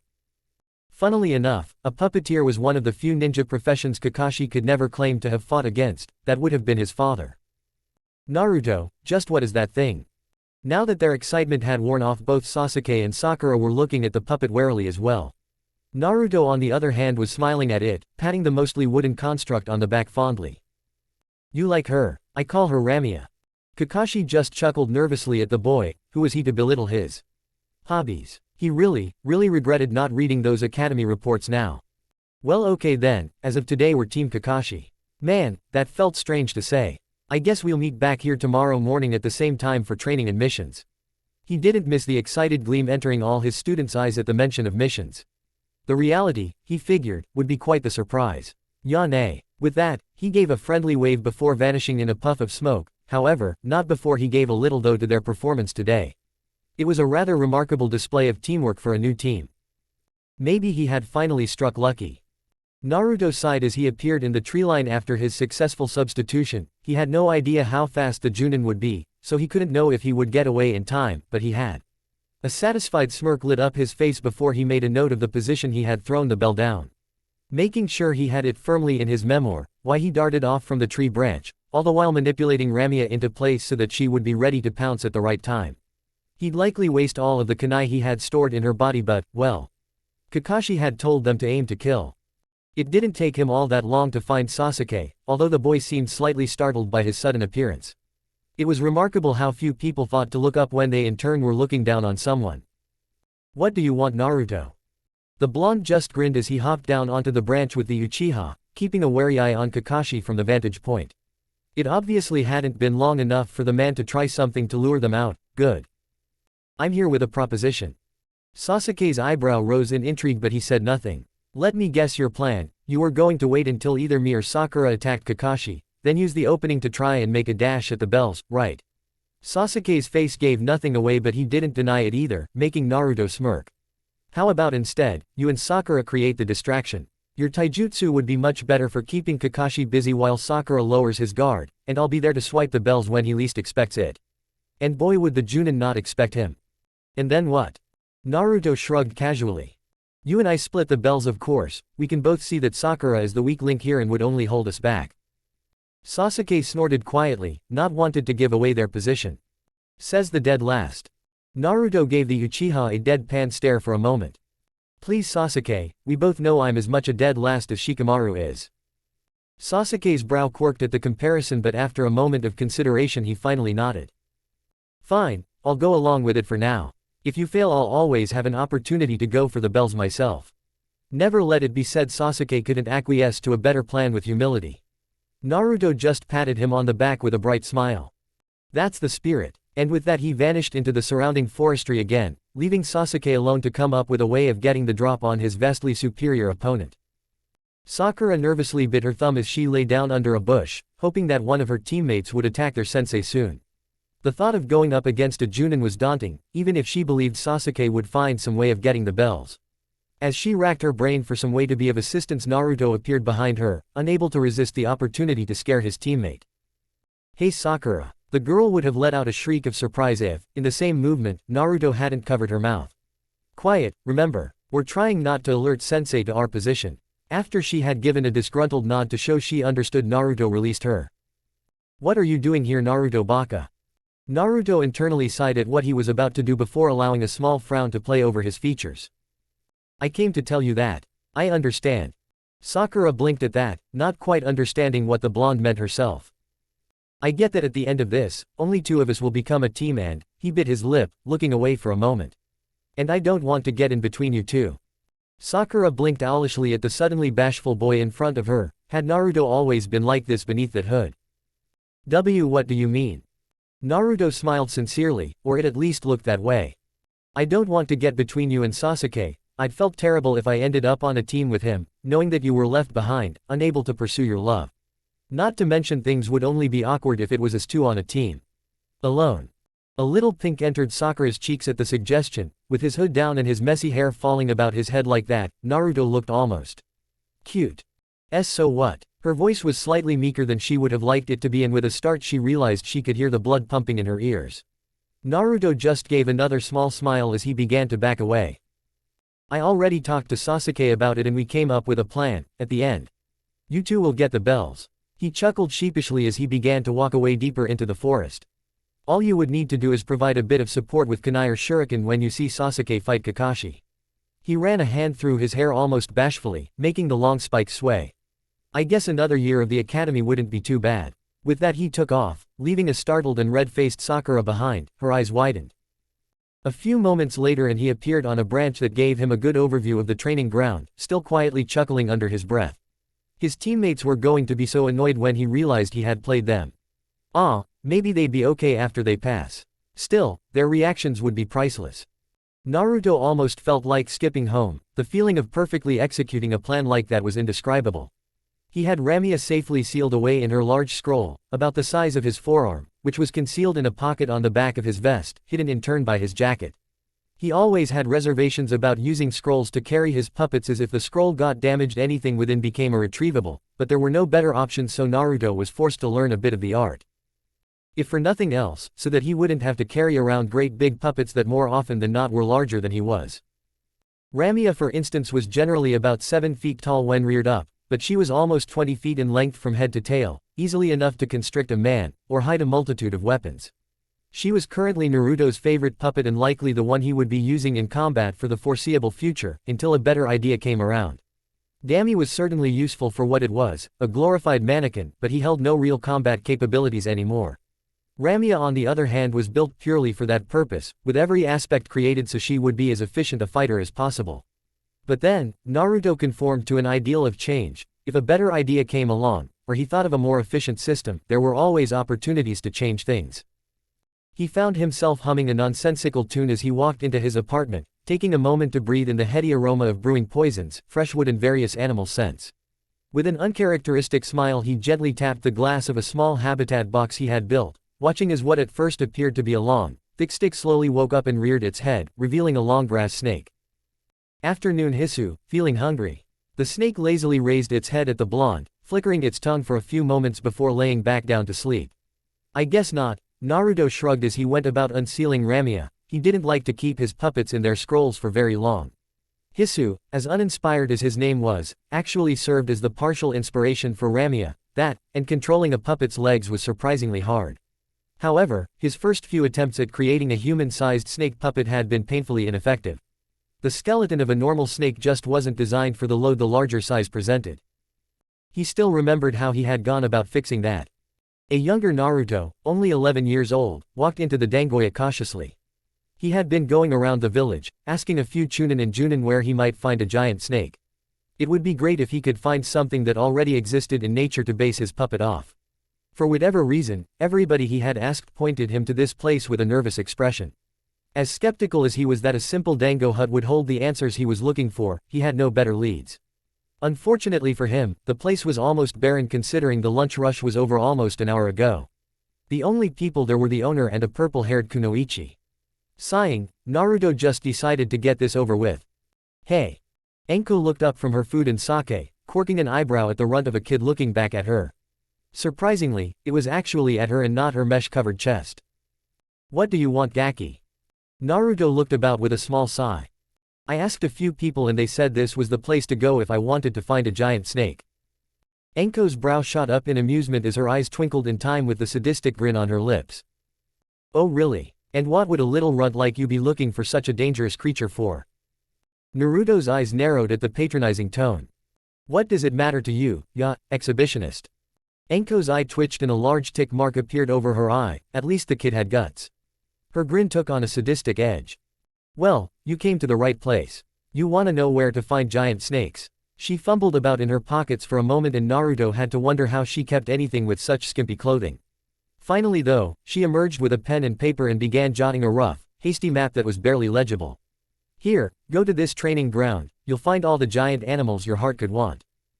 Naruto looked at the childish map disbelievingly for a few moments before shrugging and grabbing it, much to Enko's joy. Almost an hour later the woman emerged from the dangoya, still snacking on her favorite treat with a satisfied smile. Briefly her lips quirked down, feeling a bit of worry for the young kid she had sent into a very dangerous place purely out of irritation. Just as she was resolving to go and find him, or what was left of him, she heard a ruckus down the street. A few civilians were whispering to themselves and with a start Enko quickly realized why. The kid was back, only he wasn't alone anymore. Somehow, he was dragging a snake, longer than twice Enko's height, down the street by the tail. He looked to be struggling with it but just about managing. There were a few rips in his clothes but that didn't seem to dissuade from the excited grin on his lips. As he passed by, he looked up at Enko and gave her a quick salute. Thanks lady, that place is great. And without another word Naruto kept on dragging the snake back to his apartment. Enko's jaw wasn't working for the moment and she was snapped out of it only when one of the dumplings on her skewer slid off and bounced on the ground. Naruto had meant what he said. Training Ground 44 had turned out to not only be a massive boon to his puppeteering, what with all the giant examples of animals it held, but also managed to launch his training in poisons forward by leaps and bounds. In gratitude to the exhibitionist woman who pointed him in the right direction, he had created Ramia, with the top half of a woman and the bottom half of a snake. Hell, if people were more focused on his puppet's top half than what was firing out its lower half, then all the better. He'd have to find and thank that crazy dango lady one day. Chapter 4, Twining a Thicker Cable. The air outside of Konoha wasn't quite what Naruto had expected. It was very plain. Growing up in a city environment, with the hustle and bustle of daily life flowing around him, Naruto had always imagined the outside world to be this great, open, fresh new world. He had felt like Training Ground 44 was the first step in that direction. Now though, walking along the open dirt path in the direction of Nami no Kuni, he could only be disappointed by the plainness of it all. True, he had spotted a few plants he had never seen before and it had excited him for a while, but now he was just back to the monotony of walking along in silence. They were here because after about a month of pointless chores disguised as missions, and what their esteemed sensei dictated as training, Kakashi had finally deigned to give the group a C rank. It was a hesitant decision as well, but not one that he could argue with.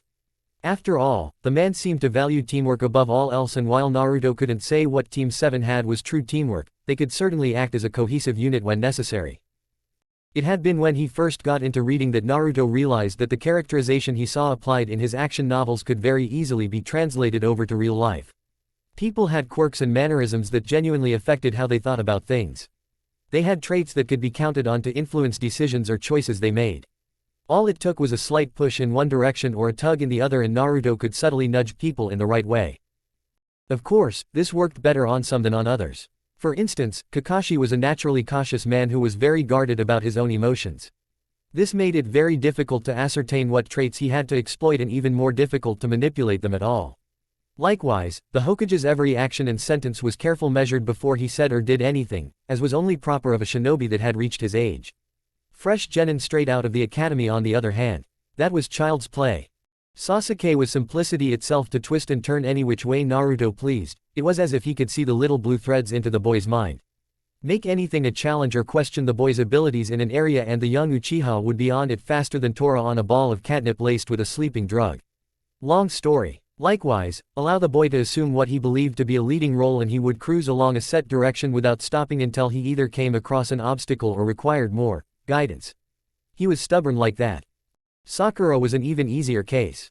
Convince her that it was all for the benefit of Sasuke, or her and Sasuke's future, or would help her get Sasuke to notice her, and she'd jump off a cliff. It was almost pitiable in a way, and for a long while Naruto had considered trying to guide her away from that path. Of course he didn't, because it was too damn convenient this way, but that didn't mean he hadn't set up measures just in case. Sakura was now coming along quite promisingly in medical ninjutsu, or at least the bare basics of it. Really, show the girl some applicable use of her powerful mind, near-perfect chakra control and natural instinct to avoid conflict, and Naruto was surprised Kakashi hadn't already done it. Quite honestly, with chakra control that refined, Sakura could go on to do anything she pleased, from ninjutsu to genjutsu. It was her weak body and rather cowardly nature that left these paths fairly devoid of a hopeful future. It did help that every time Naruto gave a slight compliment on her progress, Sasuke would look over with that same bland look he always did. Of course Sakura would take this to mean that Sasuke was interested in what she was doing, which in turn would push her harder. This was good, as Naruto's own control, while refined, was not quite at the level of medical ninjutsu, although that was something to consider. However, the real story, that was obvious if you weren't obsessed with the boy, was that Sasuke was jealous. The Uchiha hated seeing people his own age surpass him at anything, even if it was something he himself had no interest in. It was the worst, but most exploitable form of a superiority complex. The most hilarious thing about it all though, Kakashi knew what he was doing. Oh, the Junin might not say anything directly beyond a disapproving look, but it was there, in his lazy half-lidded eye. Honestly, Naruto didn't understand his problem. Under normal circumstances Team 7 would be a horrific mess of a team with two quiet loners that were powerful in their own ways and a love-struck fangirl with no mind of her own. If Kakashi wasn't going to take the initiative to mold them into a workable unit, Naruto just decided to take the reins from him. That didn't stop the silver-haired man from trying to undo all of Naruto's machinations, but the man just didn't have the heart to be that manipulative to his genin. He would offer a counter-argument or opinion to the two every now and then, but Sasuke's naturally stubborn nature and one-track mind always kept him on the first course set. Then, naturally, Sakura would follow him, likely into the very pits of Naraka, although the girl did have a rather large stubborn streak of her own. Naruto suspected it was from the constant praise she received in the academy. Obviously she wasn't used to people criticizing her, or second-guessing herself. Naruto simply shrugged to himself internally. Personally, he was rather fond of the arrangement. His plan to gain a good sensei hadn't really gone anywhere considering Kakashi's reluctance to teach them anything that seemed even remotely worthwhile. However, that just meant little had changed since the academy. Everything Naruto had learned about puppetry was self-taught, so why would his time as a genin be any different? And there, he came full circle in his thoughts back to disappointment. Is that kid okay? He's been pretty quiet. Tazuna, the old bridge builder they were assigned to escort back to his home nation, leaned across and whispered to Sakura in a tone he hoped the young blonde couldn't hear. He may have initially been skeptical about 3 kids guarding him, but he still didn't want to upset a shinobi. He'd heard stories. Plus there was this unsettling feeling radiating from the boy as he walked, as if everything going on around him was just background noise to a much greater picture only he could see. It was a hard feeling to describe, but every time those cold, sleep-deprived eyes passed over him, Tazuna felt a small shiver run the length of his spine. Oh, Naruto. He's just, well. Sakura blinked before frowning, looking across at the young blonde trailing behind them in the rear position, a few steps in front of Kakashi. Sasuke was taking point while Sakura walked next to the client. Kakashi had opted for a more lax formation due to the low level of the mission.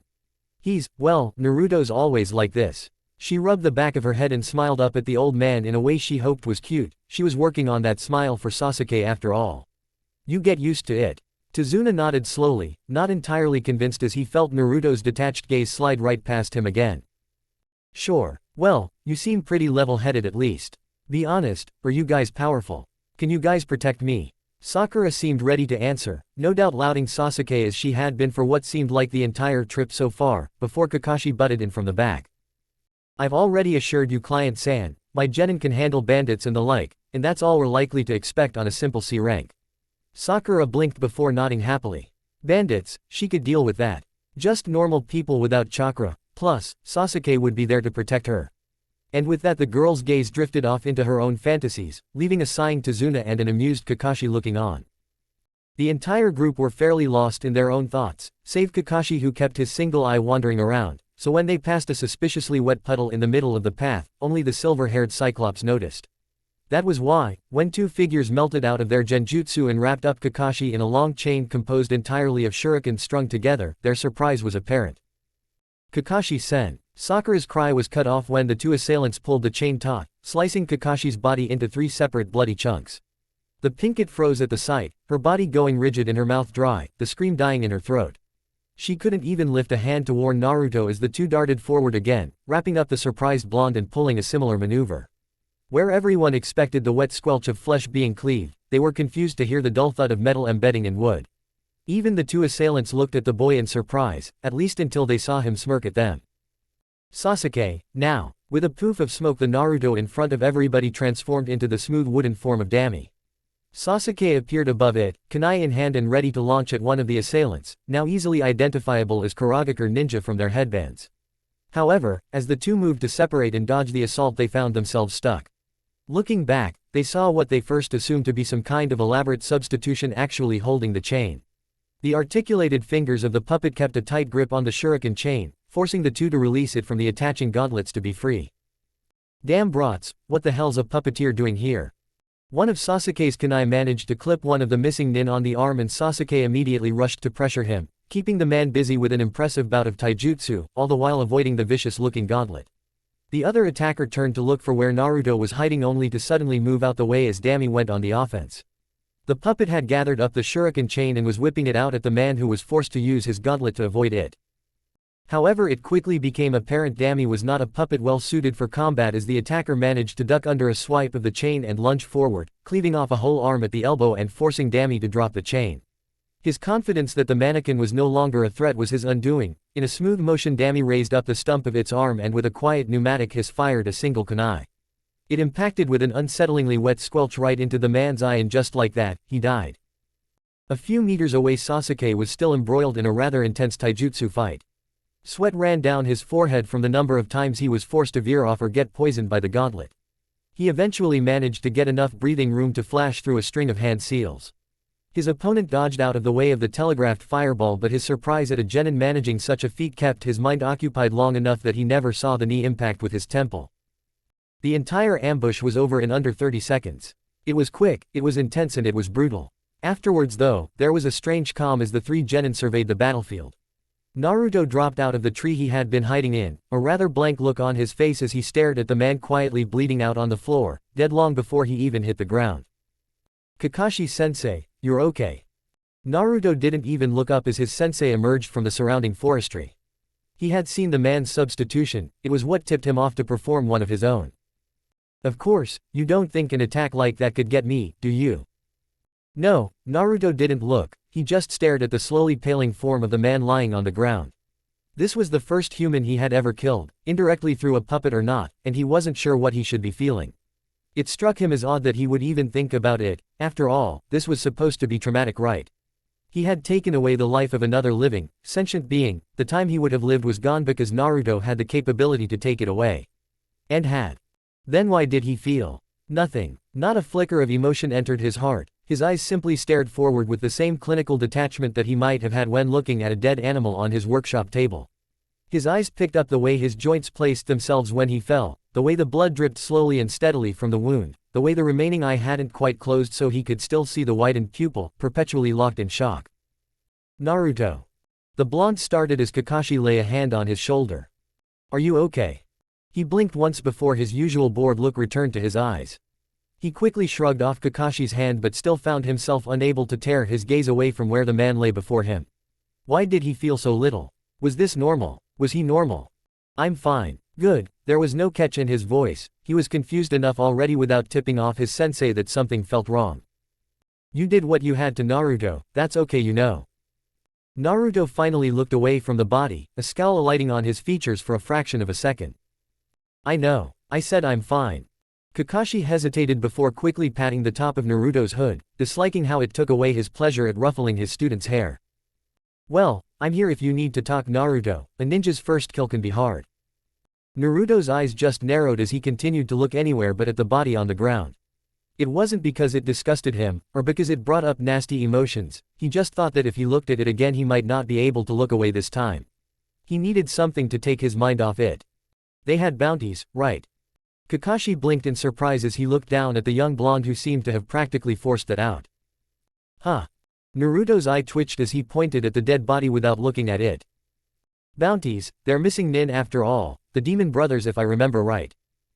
Kakashi hesitated before a small smile crept onto his lips. Every shinobi had their coping mechanisms, he supposed. Who was he to balk at being a bit mercenary? You keep up to date with the bingo books.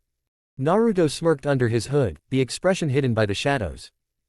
Why so surprised? You gave me my first after all. Kakashi's smile softened slightly at that. You remembered. Naruto scoffed lightly. Please, there are no other shinobi with your stupid hair, I was young, not blind. Kakashi chuckled lightly, ignoring the comment about his hair. You never said anything. Naruto smirked again, feeling rather awkward just standing around having a stupid sentimental talk like this. It was a rather odd situation, what with the dead and unconscious bodies nearby. Neither did you. Kakashi chuckled again and rubbed the back of his head sheepishly. Touché, although to be fair I had hoped to inspire you with a goal, I never imagined you would pick puppeteering. Naruto shrugged lightly as he took a step away from the dead body. Kakashi took the hint quickly enough. But no, even if these two have bounties it's too long a walk to the nearest office, it would count as a deviation from the mission and I don't have a scroll to seal them into. Naruto narrowed his eyes at that. He didn't have sealing scrolls able to carry bodies, they were more complex than ones able to hold puppets. It was something he was going to have to carry around from now on, just for preparation's sake. No, the best we can do right now is send a message back to Konoha to pick them up, Kakashi continued, turning towards Tazuna. But in the meantime Client-san, I think we need to have a little talk about assigning the correct rank to a mission, don't you agree? Tazuna gulped, suddenly feeling rather uncomfortable under that cycloptic gaze. Despite Kakashi's implications that the mission might end there, mostly as empty threats to Tazuna, they continued on their journey to Nami no Kuni. It was inevitable really, Sasuke would never back down from something like this. The first real challenge outside the safety of the village where he could push his limits. No chance. Sakura was like a sheep following her shepherd and agreed as soon as she knew Sasuke wanted to continue, if not with slight hesitance. Kakashi would never so easily abandon someone like Tazuna, especially after the man's rather sickening sob story. The Junin's catchphrase was basically never abandoning friends. As for Naruto, well, the young puppeteer wasn't giving up this chance for anything. This was his first trip to another town, another nation, a place outside of his home. It was his first opportunity to make connections, to meet people, to begin a network. If there was one thing Akasuna no Sasori was famous for, or, he supposed, infamous for, besides his puppeteering, it was the expansive spy network he was purported to have throughout the entirety of the elemental nations. Naruto had been dying to start one of his own for years, and this was his chance, in a new place that didn't know him, where his existence was a blank slate. Of course, he had no idea how one went about setting up a spy network.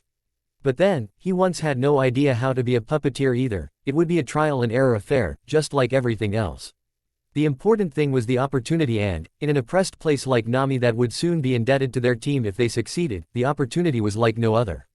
There was also a part of him that was excited about that confrontation back there and longed for more. That was the part he tried to ignore, his childish impulsiveness. After said encounter though, the blonde was far more wary of his surroundings, not wanting another attacker to get the drop on them. That was why when Kakashi gave the command to drop, he did so immediately, just as a massive spinning blade buzzed overhead through the mist. It slammed into a nearby tree, and it was a miracle the 7-foot sword didn't cleave right through it.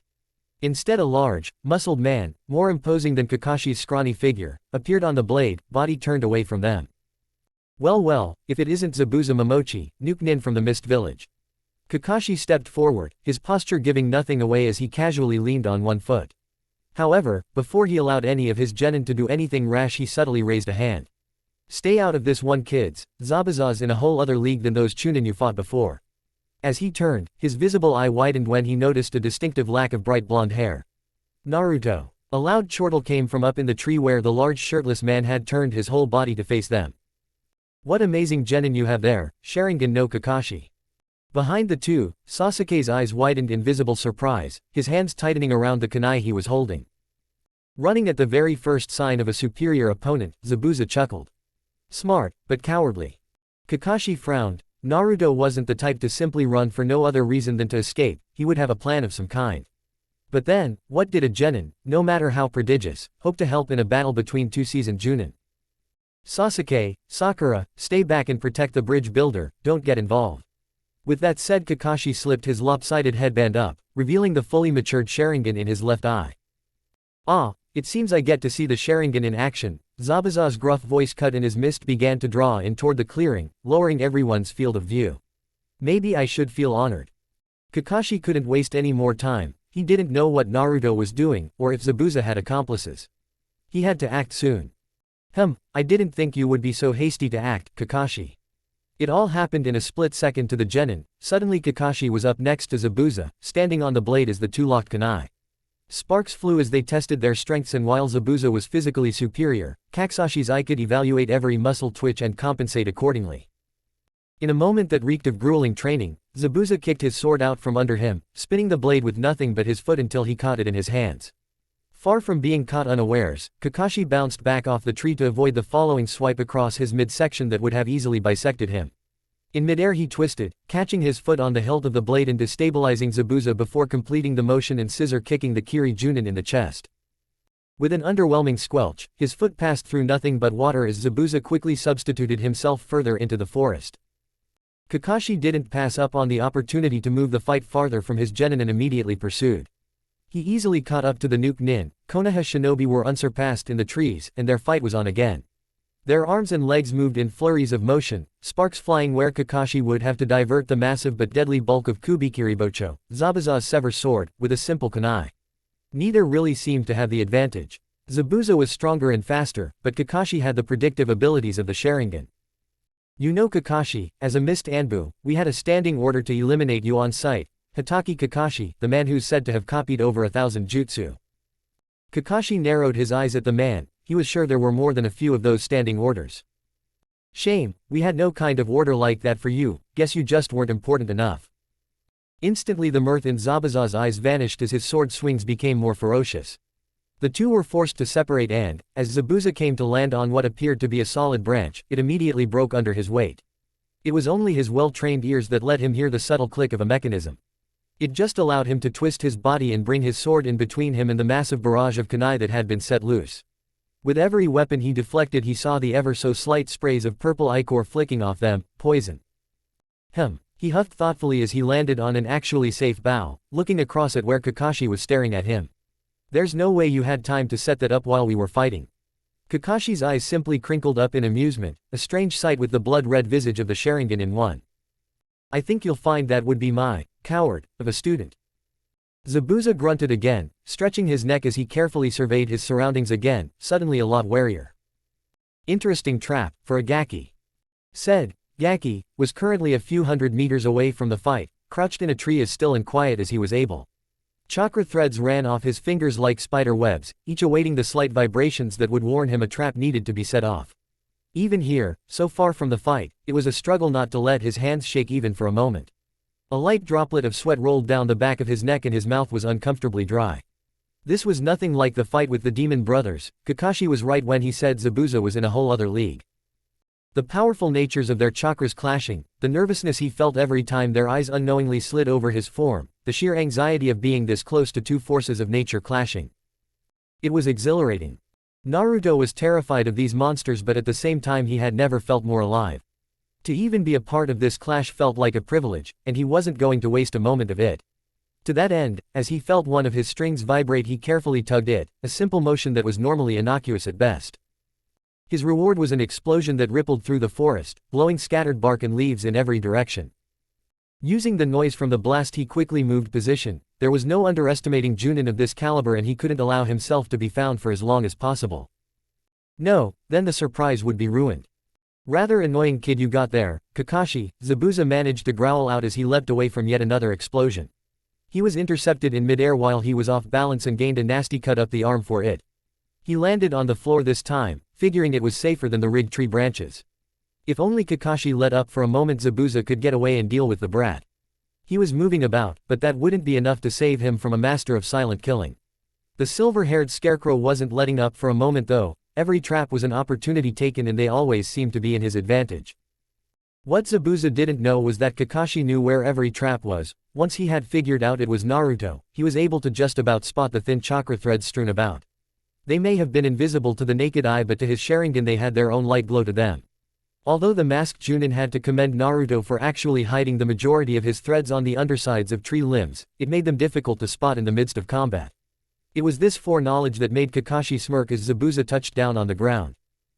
A ripping sound was heard and suddenly Zabuza's footing was taken out from under him as a simple snare trap wrapped around his foot and hoisted him into the air.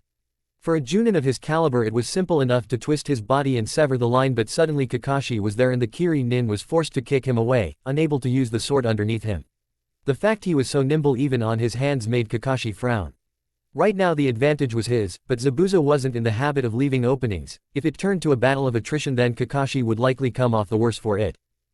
Suddenly though that didn't seem to be a problem, as from behind Zabuza a familiar and welcome sight burst from the earth. Ramia, in her snake-tailed finesse, moved like a whip to wrap her long flexible body around Zabuza while he was still upside down. The Junin's eyes widened in absolute surprise, never having expected something like this. Suddenly Ramia's tail was around his neck, the open hole at the end pressed warningly up against his throat. What the? Kakashi landed nimbly nearby, wiping the faintest sheens of sweat from his brow as he covered up his Sharingan again. That's good work Naruto. Thanks for the assist. After a few moments of silence followed by a quick ruffling, Naruto dropped out of the trees. It was fairly obvious to a trained onlooker he was desperately trying to keep some form of composure as Zabuza stared him down with bloody murder in his eyes. However, in a show of bravado that felt entirely false to the young blonde, he held up his hands, forcing the chakra threads connected to Ramia to become visible. It was a clear warning that Naruto could activate any of the mechanisms with a twitch of his fingers. Sorry about not telling you beforehand, sensei. Kakashi sighed as he looked at his student, wondering just what to do with the boy. It's okay, just try not to do it again. You didn't know what you were getting into with a fight between high-level shinobi. Naruto nodded, he knew that all too well now. It was obvious his traps would have been woefully ineffective had Kakashi not been there acting as a distraction, and even Ramia wouldn't have been enough had Zabuza not already been tired out fighting. Hell, it was likely a miracle it worked as well as it did. Even as Naruto thought this, his hands lowered slightly, and Zabuza took his chance. With an unexpected second wind he suddenly twisted his body down, ducking under the tail. At the same moment a heavily poisoned kunai burst from the tip and the tail moved to constrict around his throat. In the same smooth movement he lashed out with his enormous sword, cleaving Ramia's body clean in two at the waist. Naruto's eyes widened at the very sudden destruction of his favorite puppet, but at that moment he had more worrisome things to deal with. Still in the midst of his maneuver, Zabuza suddenly turned to Naruto, his sword extended, his foot ready to bring him that single step closer to the young puppeteer that would guarantee his death. Then, oddly, Zabuza simply slumped to the ground, two long metal needles sticking out the side of his throat. Naruto, panting heavily from the rush of adrenaline, blinked once, then twice, unable to believe he was still alive. A new figure entered the clearing, bearing strange kimono-like clothing that looked heavy to wear and a simple white mask decorated by a red wave and slit-like eye holes. "Thank you for the assistance, I have been chasing down Momochi-san for quite a while now." Naruto blinked again before snapping out of his near-death trance, a scowl passing over his features. "What are you doing? I had him." Kakashi looked across at his student in surprise, unused to Naruto showing this kind of emotion. Although he supposed he could put that up to the high stress of the situation, he was more confused about the outburst than anything. When he looked around he saw Ramia's lower body still standing up. The sections all down the front of the tail were opened up, revealing a gleaming array of kunai waiting to be fired. Had they been, they would have absolutely shredded through Zabuza's body, which would have shielded Naruto due to his bulk.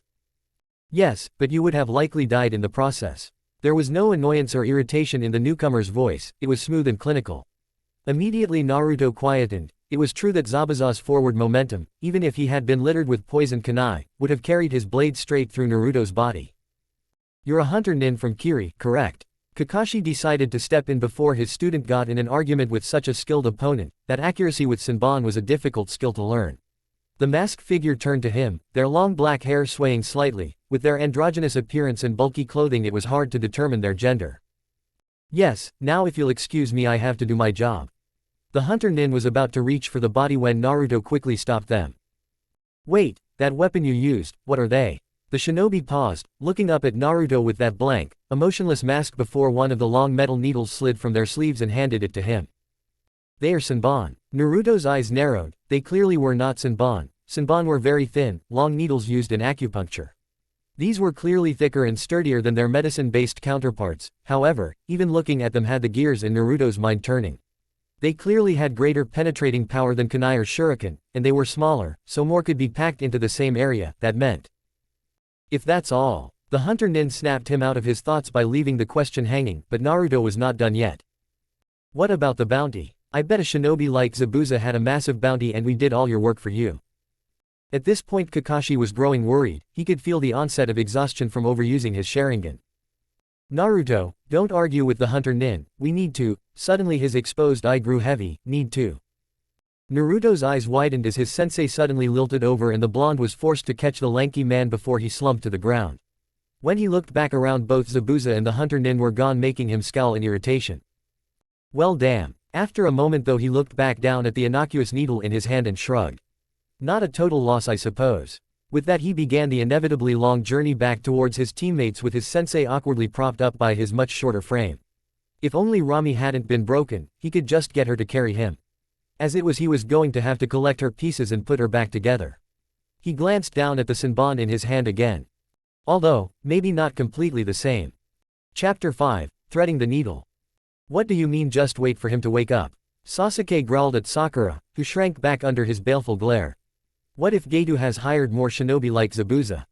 Sakura had just been trying to impose some reason amongst the three genin that had been arguing for the past few minutes. "Well then what can we do? We need Kakashi-sensei if we want to stand up to anybody like that. We can't fight Junin." Sasuke huffed. It had been like this the entire time. Sasuke was itching to do something after hearing about how Naruto had aided in the battle against Zabuza. Sakura on the other hand wanted to stay put in Tezuna's house. With Kakashi unconscious for the time being, she didn't exactly feel safe.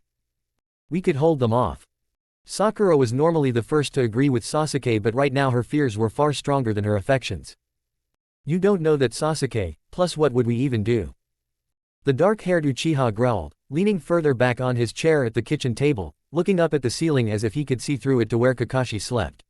He glanced over, noticing Naruto tinkering with some kind of small mechanism in his hand. He had been rather quiet so far. "You think so too, don't you, Naruto, that we shouldn't just wait around?" The boy stopped what he was doing to peer up from beneath his hood, clearly annoyed at being interrupted.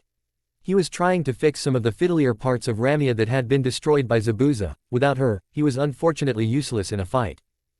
Don't put words in my mouth. Sasuke scowled at the nonchalant reply, thinking that he was just going to side with Sakura. Indecisive weaklings, all of them. However, there is merit in early action, Naruto conceded. Sasuke's brow rose slightly, perhaps he spoke too soon. Going out and looking for a fight. On the other hand, Naruto slipped the small mechanism back into one of his many pockets before leaning on the table with his elbows.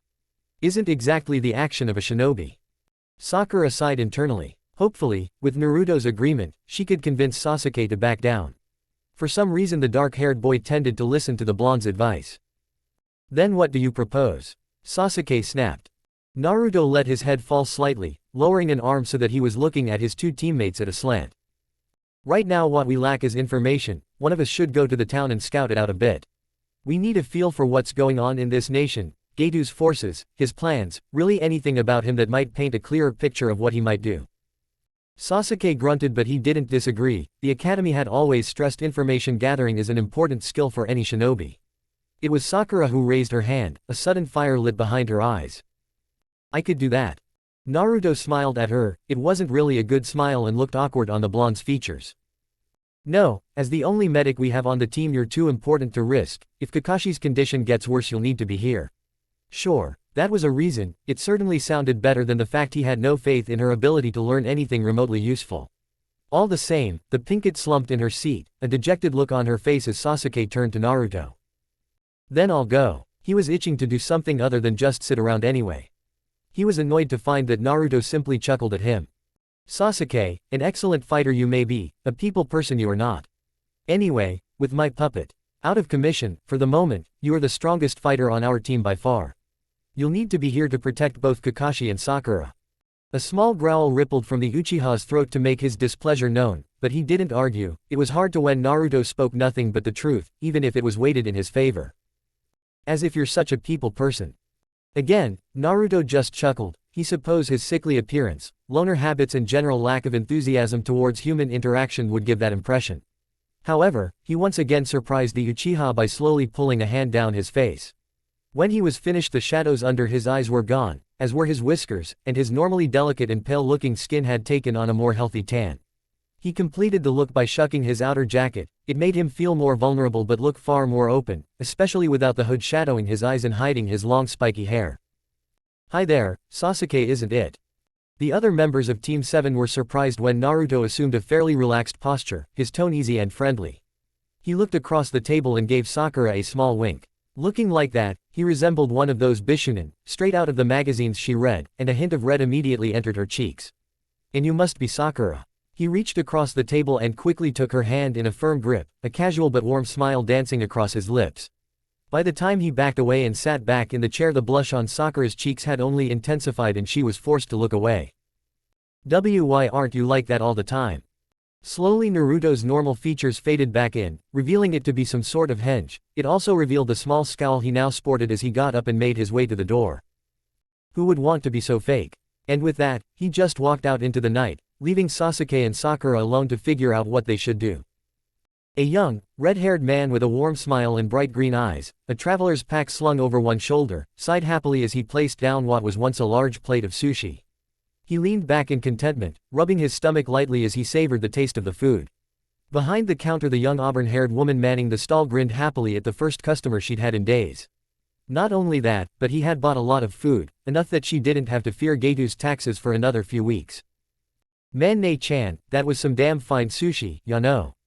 And he was so flattering too, calling her Ne-chan so casually like that. Already they had a nice conversation about food and cooking. She had found out the man was actually an avid food connoisseur due to his travels. Briefly, as all conversations were wont to do in Nami nowadays, they had strayed onto the hard times the nation had come under, but they were quick to divert from that. You're too kind, it's nothing special. The man merely chuckled as he placed down a few notes, subtly sliding a small piece of paper in between them before jumping back off his stool. You keep telling yourself that Ne-chanum, but I know special when I taste it. He grinned happily as he ducked out under the curtains to the stall, but not before a last comment. You always have to think that change is just around the corner. And with that he was gone, allowing the woman to visibly deflate as she leaned against her counter. Change. She might have laughed at the thought if all her laughter hadn't been sucked out months ago. There would be no change for Nami. She frowned though as she thumbed the money the kindly stranger had left only to brush across the note. Her eyebrows rose slightly as she read what it said. A short distance away the visage of the kindly redhead faded to reveal Naruto, a thoughtful expression on his face. That was the last stall he would be visiting that night. By now he had a fairly solid grasp of the situation in Wave Country. Hell, just walking around could have done that for him. Idly, he slipped some money, as well as another note, into a young girl's hat that was sat limply in front of her. She weakly played out a few notes on the beaten-up violin in her hands as thanks. From what he had seen, it was a miracle it hadn't been taken from her by the patrolling thugs that wandered around the village. Getu's influence really was everywhere, in the large and brutish men walking around with weapons constantly bared. They were the police, the enforcers, the guards, and the tax collectors of Getu's operation. None of them were chakra users though, just common hoodlums given swords, as well as too much power and money. He had already seen them shake down more than a few people for their tax, which seemed to change randomly on a whim to whatever they felt like at the time. In another instance he had actually seen a young family kicked out of their home for not being able to pay. They were quite literally tossed out onto the street. Naruto had just carried on walking, his hood and goggles covering where his eyes wandered. The air reeked of destitution and hopelessness, to the point where it seemed to even infect the sky. It was as though there were a permanent raincloud over the quiet little town. People slept out in the streets, or in alleys if they were lucky. Most of them didn't even have shoes anymore. Others just walked the streets, heads low and submissive, a general lack of purpose to their movements and expressions. Everything seemed bathed in various shades of depressing gray, and already Naruto had halted 3 different attempts by kids at stealing the things in his pockets. It was more for their own safety than any real attachment. He carried some dangerous stuff. Occasionally, like had just done, he would hand out a bit of money, or a scrap of food to those he saw surviving. The ones that, despite their skinny bodies and pallid skin, continued to try to do something. Some would perform, even if the pieces and movements lacked luster or energy. Others would try and steal, like those kids. Naruto could appreciate those that stubbornly continued to try even in a poor situation. It struck a chord somewhere with him. And with each bit of food, or handful of money, he slipped a small, inconspicuous note. It was just a simple white card with an even simpler message, but for now, while Naruto's mind was still turning its cogs, it would be enough. Some would immediately throw it away, others might look at it in confusion for a while, but all of them would read it. People in a desperation situation wanted to reach out to any small flicker of hope, however dim. Naruto would know, having lived like that himself and found that ember of hope, fanning it slowly into his art. The note simply read, "Change is coming." By the time he got back, Kakashi was once more among the conscious and was waiting for him in the kitchen, seemingly recovered from his self-induced exhaustion. Naruto briefly wondered just how draining it must be to have an artificially implanted dojutsu in one's eye. Evidently, based on how Kakashi's skin was only now regaining its color and the man didn't seem to want to get up from the chair when he walked in, quite. "It's good to see you up, Kakashi-sensei." His tone didn't really convey the sentiment as he slid a chair out and sat down on it backwards so his chest was pressed up against the backrest. The man simply stared at him with a level gaze for a while. Most would have found it odd to walk in and see a Junin staring down a genin like that. "Sakura tells me you went out to gather information. That was quick of you." Naruto nodded. He was pretty tired right now and wanted to go upstairs and sleep. Admittedly, without easy access to his workshop, ideas were coming to him slowly right now, so he'd actually gotten a fairly normal night's sleep the other day. But still. "I found out where Getu lives and works, the nearest 3 villages to us and some of the patrol routes of his thugs, although they are erratic and random at best." Naruto just decided to tell the Junin the truth. The man had an uncanny knack at looking right past lies. Lies of omission on the other hand were anybody's game. Kakashi may have been able to tell he was hiding something, but Naruto was always hiding something, so there wasn't much he could do. "I appreciate the effort, but there really was no need. After all, our mission is to simply guard Tazuna while he finishes work on the bridge." Naruto raised an eyebrow but shrugged all the same. "Oh well, you can never be too prepared. We couldn't know how long you would be out for or if Getu had decided to send everyone else." Kakashi nodded slowly, his eye turning up into his signature smile. "It's nice to feel so concerned over, but there's no need to worry. I just haven't used the eye in a while and overdid it slightly." Naruto shrugged and made to leave the kitchen. It was a bit disrespectful, but so was arriving to everything hours late. "Speaking of which," Kakashi continued, making the blonde pause in the doorway, "you never did seem all that surprised." Naruto chuckled tiredly, letting out a small yawn as he rounded the doorway without even turning back. Come on sensei, your nickname is Sharingan no Kakashi. And with nothing more said he quietly slipped upstairs for some much appreciated shut-eye. The next day, Naruto could be found up on the roof of Tezuna's house. It seemed despite his tiredness the previous day his body's erratic sleep schedule saw fit to wake him up near the crack of dawn. Around him, he could spot the early morning mist rolling in from the ocean and birds were beginning to make their presence known in the trees. It was nice to just be alone with his thoughts every so often, especially after starting as a genin and having much of his day suddenly taken up with D ranks. Right now he was pondering something that had been on his mind since seeing the condition of Nami the other night. He was thinking about how he wanted people to view him. Normally this was a fairly normal thought for a young prepubescent teen, however in Naruto's case, it was more how he wanted his eventual network to see him. Naturally, if he wanted information through such a source he would inevitably need to talk to, or at least communicate with, people. How that would go would be entirely up to him. Already he had seen how effective Getu's strategy of total control through the elimination of hope and will was. It secured a fast and effective domination with little chance of resistance. At the same time, it was like building a mighty house atop foundations of sand. Alone the house may stay up, but over time the chances of the foundations giving way only grew. Despite the general hopelessness of Nami, humans weren't creatures to give up so easily and the seeds of dissent were already there, waiting to be nourished. It was an effective, but ultimately short-sighted approach. On the other side of that mirror, Naruto considered Konoha, where there were legions of shinobi prepared to give up their lives for their Hokage, for their will of fire. Naruto, as an outcast of this system, had never felt so much a flicker of this ideal, but he could certainly appreciate its effectiveness. While the control may not be so absolute, as people working under what they believed was a good and righteous rule didn't want to perform ostensibly evil acts, in the long term their loyalty was secured. Unfortunately, such a system had taken years of grounding and integration, not to mention the subtle indoctrination in the academy, to accomplish. And of course, the obvious examples like Orochimaru of the Sannin and Uchiha Itachi proved there were fatal flaws to the practice. So, while that approach had a great deal more promise in the long term, small mistakes tended to spiral into much larger ones with greater ease. At least under the former way mistakes and abnormalities would be quashed before they grew too troublesome as long as enough oversight is maintained. It was a difficult topic for a boy just coming into his teen years, but one that weighed on his mind nevertheless. His mind drifted to Sasori, as he tended to do when he reached an impasse in his thoughts. The man was a missing nin, so his methods couldn't generally be described as humane or ethical, in which case, it was likely he had taken some form of the former strategy when it came to his own network. At that thought though, Naruto realized he had found his answer. As much as he admired and looked up to his unlikely inspiration, he couldn't be a carbon copy of the man. Somehow it seemed remarkably fitting that the first ever puppeteer to be seen out of Suna began his foundations on something a little more solid than sand. Come on Kakashi-sensei, you know it makes the most sense, Naruto argued in a neutral, almost emotionless tone. He couldn't appear too invested in the plan, that would be suspicious. And yet involves the most unnecessary risk, came the silver-haired Junin's calm reply. Only with poor planning, or don't you believe in your students? Kakashi's eyebrow rose at the faux-hurt tone Naruto put on. Believe, yes. Trust to perform an assassination mission. No. Naruto shrugged, like the man's casual dismissal of his plan wasn't a big deal. They had been going back and forth on this for a god few minutes now. I've already said it isn't assassination, it's simply exfiltration from his mansion so that proper justice can be served. Kakashi continued to read his book and gently sip at his herbal tea, his body language dismissive.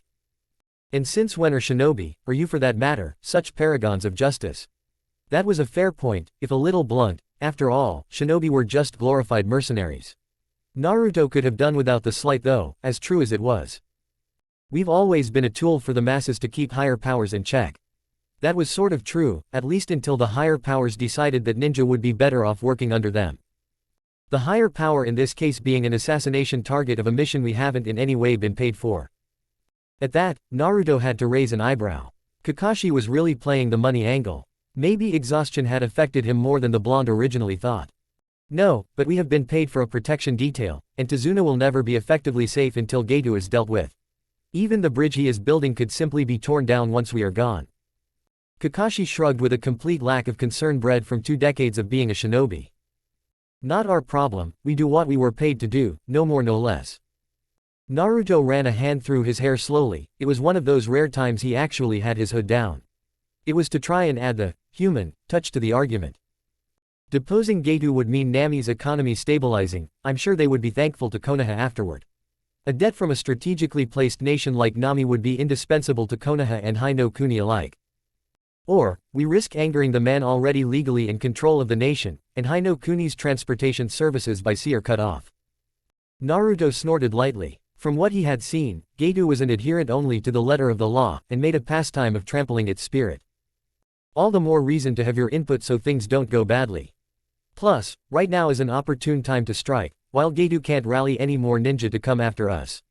Right now his forces consisted of mainly converted bandits and street thugs, cannon fodder to even rookie genin. For a moment Kakashi just stared at his book, his eyes not particularly focused on it.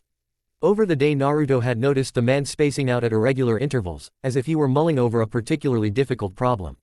It seemed to start after Naruto gave his rundown of the events following his collapse. Naruto, tell me again what the hunter nin did with Zabuza's body. Naruto sighed as he brushed more hair away from his eyes. This was why he liked his hood, it kept his messy locks in check. Sensei, changing the topic is just childish.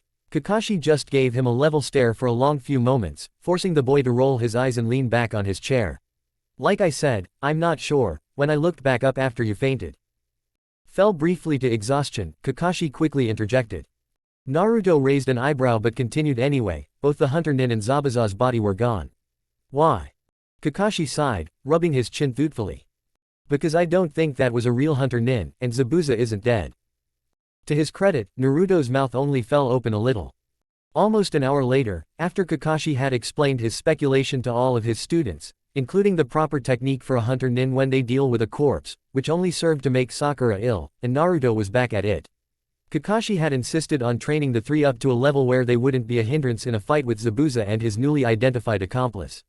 Naruto on the other hand vehemently supported the original plan of striking first and removing Zabuza's source of income as to remove him as a threat entirely. This finally seemed to be the tipping point for Kakashi as he weighed up his woefully under-experienced genin's safety against the risks an assassination would pose. It wasn't just to their health, it was also to their innocence. There were reasons assassinations were a Chunin-level mission parameter. However, Naruto had already killed, any innocence of that kind had been lost to him now. Finally, he relented under Naruto's constant pestering and allowed the boy to come up with a plan of how he would do it, just to see what the boy came up with. He was surprised then when, minutes later, Naruto plopped a small, neat folder down in front of his jotted with small, scrawled notes and rather detailed, obviously professional blueprints of Getu's mansion and office. To the blonde, the look on the silver-haired Junin's face was priceless. Naruto, where did you get time to find these blueprints? The puppeteer shrugged as he sat himself down, Sakura and Sasuke sitting at the other end of the table and watching curiously as their teammate actually coerced their sensei into an assassination. Tazuna had them, he built most of the larger structures in this country, mansion included. Kakashi blinked, having sort of forgotten the fact that their client was also a rather successful architect. And this plan, it was a bit rudimentary and any Anbu captain would look at it and scoff, but for a genin it was rather impressive, if not straightforward. I started on it yesterday. Kakashi's eyebrow twitched, that meant Naruto had been expecting him to fold. After going over it though, he really had nothing to complain about and with a final, exhausted sigh he just gave in. It was just so much easier that way. Naruto walked out of Tazuna's house in a rather uncharacteristically good mood. It was rare for things to so prolifically go his way. As if thinking about his own good fortune somehow soured it, Sasuke appeared. Want to have a spar? The question was deceptively innocent and wouldn't have gone too out of place amongst most genin teams. However, this was Team 7, the one with a fangirl and two loners. Two loners that don't really enjoy interacting with people.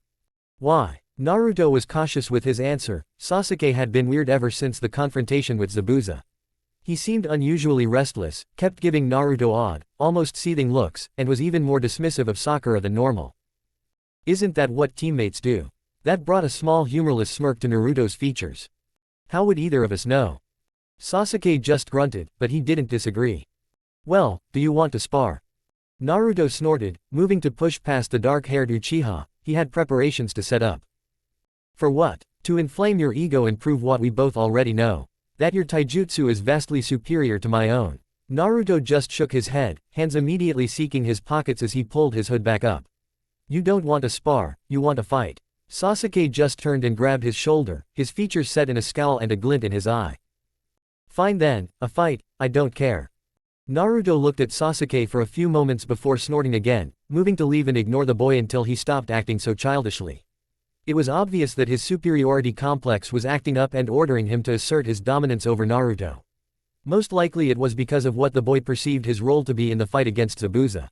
Where Naruto merely provided some support from the sidelines like any genin could have done, Sasuke still saw it as involvement in a high-level confrontation. No, Ramia is still out of action. In truth, he had fixed all of the small broken components within Ramia's torso, he only needed to reattach the severed halves. He just didn't particularly want to waste time fighting his teammates, as entertaining as it might be. He made to leave again, only to miss Sasuke smirk imperiously at his back. So what? You're useless without your dolls. Naruto paused, and Sasuke's smirk twisted into a victorious grin. The blonde turned back to his teammate, eye twitching slightly before he reaffirmed his features and allowed a small, unsettling smile to grow on his lips. Alright, let me just grab a few things from my bag, I'll be back in 5 minutes. Sasuke just nodded quickly, anything to make his teammate fight him. With that, Naruto walked off back towards the house, but not before quickly veering off into the forest once he was out of Sasuke's line of sight. Just as the boy was beginning to feel the stirrings of impatience, Naruto reappeared, almost 5 minutes later on the dot. A small smile adorned the boy's face and he was once again clothed in his full gear, puppets notwithstanding. Just as Sasuke was about to ask if he was ready, Naruto suddenly spread his jacket. He was quickly revealed to be wearing an entire roll of explosive notes, one of which was quite happily fizzling away. Ready to start. And without further pause, Naruto exploded into a fine hail of wood and other miscellaneous debris. Up in the trees of the forest, some distance away, Naruto winced, watching the final end of Dami, or at least that permutation of him. In truth he was a rather simplistic puppet and would be easy to rebuild at home, but it wasn't really all that pleasant to see any of his puppets destroyed. Luckily for him, Sasuke had enough time to dodge the explosion by leaping back into the trees, only gaining a few light scratches from the shrapnel. The notes had been rather low yield and half of them were just flash tags, so, short of Sasuke running up and hugging the puppet before it blew, there hadn't been much danger. Unfortunately for Sasuke, Naruto had not intended to blow his teammate up, he simply wanted him in the forest. This was quickly made apparent as 2 of Naruto's fingers twitched, setting off identical explosions at the base of 2 trees, once again forcing Sasuke back and further into the forest. What are you doing, Naruto? The boy called out into the forest, favoring his left side thanks to a long scratch running up his arm. Using his skills in ventriloquism and a healthy application of chakra to his vocal cords, Naruto made his voice scatter about the forest, bouncing it off trees to disorient and confuse the Uchiha. You wanted a fight, didn't you? This is how I fight. Again his fingers twitched, and this time a large volley of kunai was set free, quickly bearing down on his opponent. Sasuke instinctively jumped at the sound of the mechanical click and was lucky for it. Naruto had been aiming for his legs after all. Expecting another trap, he looked around warily and was rewarded by just about spotting the faint glint of thin steel ninja wire appearing from the nearby trees to wrap him up. He gracefully jumped over the glinting threads only to suddenly find himself without leverage and facing down another small barrage of kunai. Reflexes saved him that time as he managed to grab the first out of the air and use it to bat away the next with a great deal of exertion. He quickly dropped the kunai when he realized it was coated in a thin purple film and was thankful for the fingerless gloves he wore that prevented it getting on his skin. He was growing annoyed with this now. It wasn't a fight, it was a glorified training course. Come on, Naruto, you can't have set too many traps in 5 minutes, why don't you actually come out and fight me? He was surprised then, having only really said it as a taunt, when he got a reply. Okay. This time there was no voice modification trickery and Sasuke clearly heard the voice almost directly above him. When he looked up, all he got was the bottom of Naruto's sandal as the boy used his face as a stepping stone. Sasuke was right, Naruto had been running out of traps, so for the past few seconds he had been maneuvering himself into position right above the boy, stuck to the underside of a branch with chakra. It was worth the blood rush to his head to see Sasuke gripping his nose like that, blood beginning to pour from it. Deciding not to give the prodigiously talented taijutsu user a chance to recover, Naruto rushed forward, managing to get a clean hit to the ribs before Sasuke recovered. That was all he got though as Sasuke cleared his head and responded viciously. He locked Naruto's next punch under his arm, caught the following kick and promptly, in a very un-Uchiha manner, headbutted Naruto in the face. It left both boys with similarly bloodied noses. Naruto was still precisely where he wanted to be though. Getting in this close and locking himself with Naruto proved a fatal error for Sasuke as Naruto angled his remaining arm up at the boy's chest. With a dull thwip, a single long, metal needle shot from Naruto's sleeve, embedding a few inches into Sasuke's chest. The effect was immediate and Sasuke's body fell limply to the ground, his eyes wide. Naruto took a moment to wipe his nose of blood until it was clean before grinning down at the boy. "Want to go again?" Sasuke growled, finding that while he couldn't move an inch of his body, speech was not taken from him. What the hell was that? Naruto simply pulled his long jacket sleeve up. Usually it served to hide the movement of his fingers, but it also did a good job of concealing the strange mechanism strapped to his arm. It was crude and hastily jury-rigged into position, only able to fire a single senbon before it needed reloading, but it was effective. There was also the small fact that all Naruto had on hand were actual medicinal senbon, not the combat-grade ones the hunter nin had used. It still worked as a vector for poisons though. Pretty neat huh? I configured it from a similar launcher mechanism in Dammy's arm. He actually looked rather proud of it, because it was less than 5 minutes work after all. You cheated. Naruto scoffed as he rolled his sleeve back down. There's no such thing in a fight, I just improvised. Sasuke really wanted to punch the boy then but his arms were still immobilized. What did you do to me? Naruto shrugged nonchalantly. The paralysis. Don't worry about that, you should be up again in a few minutes. His face took a thoughtful turn. Then again, the biggest thing I've tested it on is a rabbit. But I'm pretty sure I got the concentration and dosage right. He shrugged again, seemingly done with his internal debate. Dinner time at the latest. He nodded to himself, apparently satisfied with the assessment, and on that note he quickly left, leaving Sasuke to shout obscenities at his back until he regained mobility almost half an hour later. Naruto didn't have time for things like that though, he had a short and power-hungry businessman's assassination to deal with. Chapter 6, Completing the Stitch. Gato grumbled to himself under his breath, wincing as he rolled his arm slightly. That little brat had really done a number on it back at Zabuza's hideout. He absently straightened his suit as he walked through the walled-off gates of his manor, not even bothering to glance at the 2 guards standing to either side. As long as they were doing their job he didn't give a crap what they did or how they saw him, so he kept his narrowed eyes dead ahead.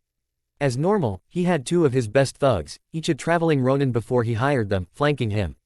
They served as good intimidation to any would-be attackers, thanks to the glinting swords each carried.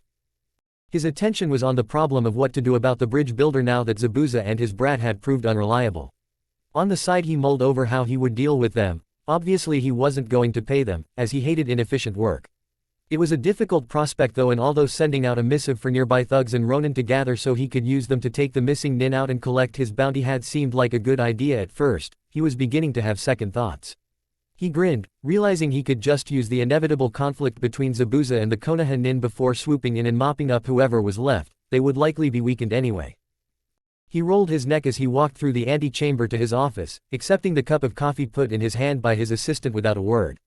He sighed as he took a sip, enjoying the flavor of Nami's own blend. It was one of the reasons he had considered moving his operation to the backwater nation in the first place. For a moment though he paused, looking back at his assistant with a frown as the dark-haired man returned to his own little desk. The man seemed different today, although Gato couldn't place it. Deciding that he already had enough to think about, he just shrugged it off and entered his office. Hello Gato-san. What he didn't expect to see was a young hooded boy with messy blonde hair that couldn't have been older than 13. He had his feet kicked up on Gato's immaculate wooden desk as he casually sifted through a few documents. What the hell is this? Who let this gaki in my office? A blood vessel pulsed dangerously on Gato's forehead at this serious breach in security. Hizashi, Aki, get him out, right now. When there was no sound of movement, the diminutive businessman quickly checked behind him only to fall back in horror. As a businessman that had traveled rather extensively before settling in Nami no Kuni, Gato could profess to having experienced quite a bit of the shinobi world. The abomination of snake and woman in front of him though, lifting up and choking both of his loyal guards, was a first. What the hell is that? Naruto grinned uncharacteristically as he spun on the comfy revolving chair before flipping over the desk and landing by the man's side, making him scrabble further away. Do you like her? I call her Ramia. He patted the puppet on the side fondly, his other hand ensuring the construct didn't let go of the 2 suffocating ronin. What's going on here? Who are you? The man's eyes frantically traced over the boy only to find no identifying insignia or symbol anywhere on the boy's form. You're a shinobi, aren't you? Where's your headband? Naruto's eyebrow rose as he looked down at himself, almost as if he honestly didn't know he was missing one. Oh, here and there I suppose, I have so many pockets sometimes even I lose track. Getu couldn't find the humor in the joking words while his bodyguards were slowly strangled and the boy continued to advance on him. As for what's going on? What does it look like, Getu-san? This is the liberation of Nami no Kuni. Finally, Getu seemed to snap out of it, maybe because of his own anger, or perhaps because his mind continued to scream at him that this was just a boy. Liberation. Getu spat on the floor in front of him. Don't make me laugh, if I die then Nami will fall apart faster than you could blink. Naruto paused for a moment with an indecipherable expression, causing Getu to smirk victoriously. It was swiftly wiped from his face as Naruto cocked his head and returned the smile, unnerving the small man. Your concern for Nami's well-being is admirable, if unnecessary. I have no intention of letting such a gem of a country go to waste like that. He looked out the panoramic window at the back of Getu's office on the sprawling forestland beyond. The sea was visible like a streak of glittering blue on the horizon, with just the faintest hints of the early morning fog as it receded back into the water. It made for a rather surreal and fantastical sight. You really do have excellent taste for choosing it. At this point Getu had hauled himself to his feet, feeling no immediate danger from the blonde teen in front of him. So what then, you'll just kill me? I own all of Nami. If I die, then all those assets are immediately dissolved into the business, you'll have accomplished nothing. Naruto shrugged as he waved his hand nonchalantly, walking back over to the desk and perching on the edge. That can be quite easily solved with a few signatures here and there. Getu scoffed as he wiped down the front of his suit, having gotten over his shock at his bodyguards' demise around the same time Ramia had allowed their limp forms to slump to the ground. And what makes you think I'll give my signature to you, Gaki? Naruto turned back to him, lips twisting into a smile as he held up two sheets. One was a fairly simply transaction order, signed and stamped at the bottom in Getu's hand. The other sheet was just a blank piece of paper, save for the immaculately copied signature scrawled across the top. You already have. Getu scowled. The signature was damn perfect, down to the slight flicks to the dotted kanji. He didn't know that perfecting one's calligraphy was the first step in learning Fuinjutsu, an art Naruto was forced to learn to make his puppets even remotely combat ready. Copying a signature was the least Naruto could do with the art, even at his rather rudimentary level. Suddenly signing over so many of the company's assets right before my death. Getu practically spat, clutching at straws to prolong his life and think of a way out of this. It'll be suspicious, nobody will accept it. Naruto just chuckled softly, turning in a way that the light streaming in through the massive window caused his eyes to be shadowed. And there is your downfall, Getu-san. You were so paranoid about an event like this occurring, that you made sure to completely monopolize your own company, delegating responsibilities to few and far between.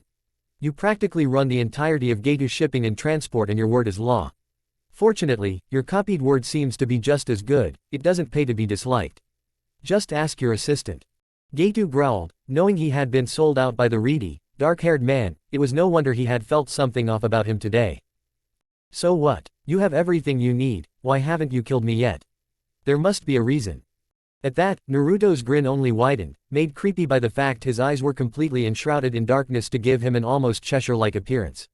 Absently he looked over at the clock on the wall that had been steadily ticking away throughout their conversation. Did you enjoy the coffee today, Getu-san? I brewed it myself. Getu was about to ask what he meant before he suddenly found his vision blurring, his eyelids growing extremely heavy and his body oddly numb. He swayed for only a moment before slumping to the side, completely unconscious. Naruto's smile slowly bled away as he ignored the now sleeping man in favor of the documents lying on his desk. He picked one up and scanned through it, shaking his head like a mother might when scolding a child. Oh Getu, Getu, Getu. Drug trafficking, slave trade, illegal weapons smuggling. Someone was a very naughty boy. He looked up, seeming to rethink his thought before grinning, sparing a glance over at the painting on the wall he knew to hide a large and easily broken into safe. A very rich naughty boy. He chuckled to himself as he continued scanning the documents, writing up and signing the ones he would need for his plans to work. Really, he was amazed that this on-the-fly plan was going so well, he was almost waiting for something to come along and ruin it. Tomorrow Team 7 would enact his plan to assassinate Getu, only to find the man had fled the country. He would act disappointed, irritated even, and Kakashi would be there with a consoling but patronizing eye smile. In the Junin's eyes a fleeing Getu would be just as good as a dead Getu, and that would be that. He began to whistle softly as he continued his work, it would likely take him a few hours to double-check he hadn't missed anything. All the while, Ramia maintained a silent vigil. Zabuza stood in the center of the room, Kubikiribocho held out in front of him as he slowly moved through his Kenjutsu kata. His movements, while not fast, were perfectly controlled and measured, his footwork impeccable. He moved as if the world were in slow motion, slicing through the crowd of invisible enemies around him and grinning with his pointed smile as their translucent blood splattered over his form.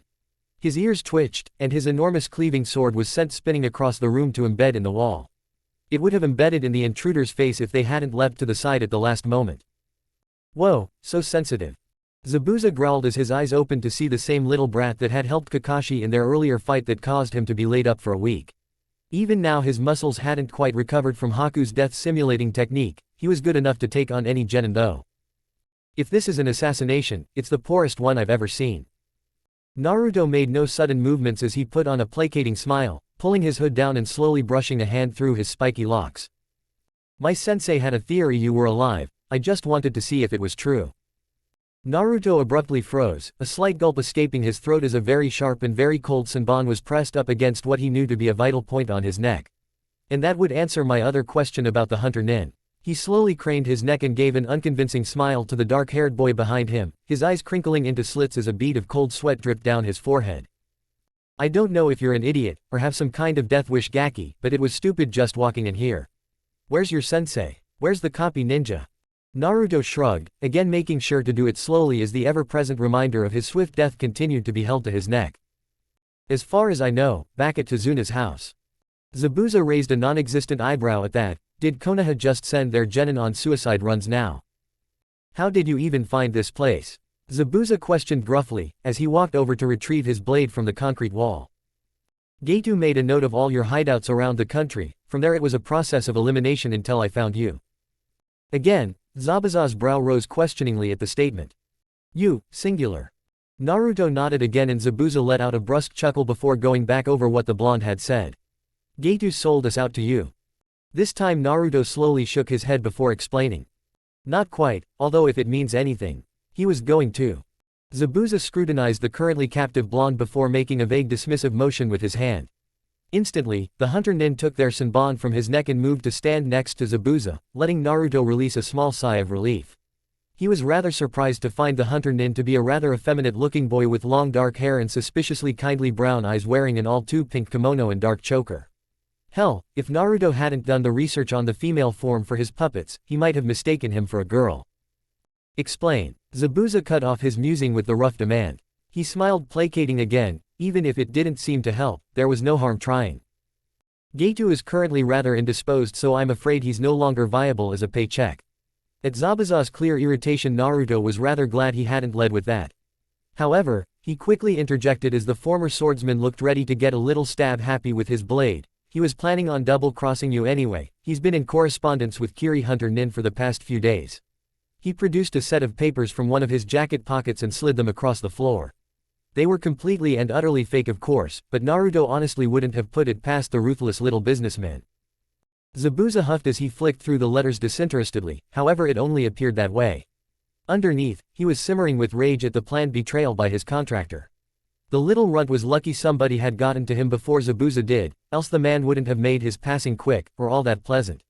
Finally, he tossed them to the floor, no longer having used for them. Haku seemed a little dismayed at this and Naruto got the impression Zabuza wouldn't be the one tidying up. What's your point Gaki, why even bother telling us this?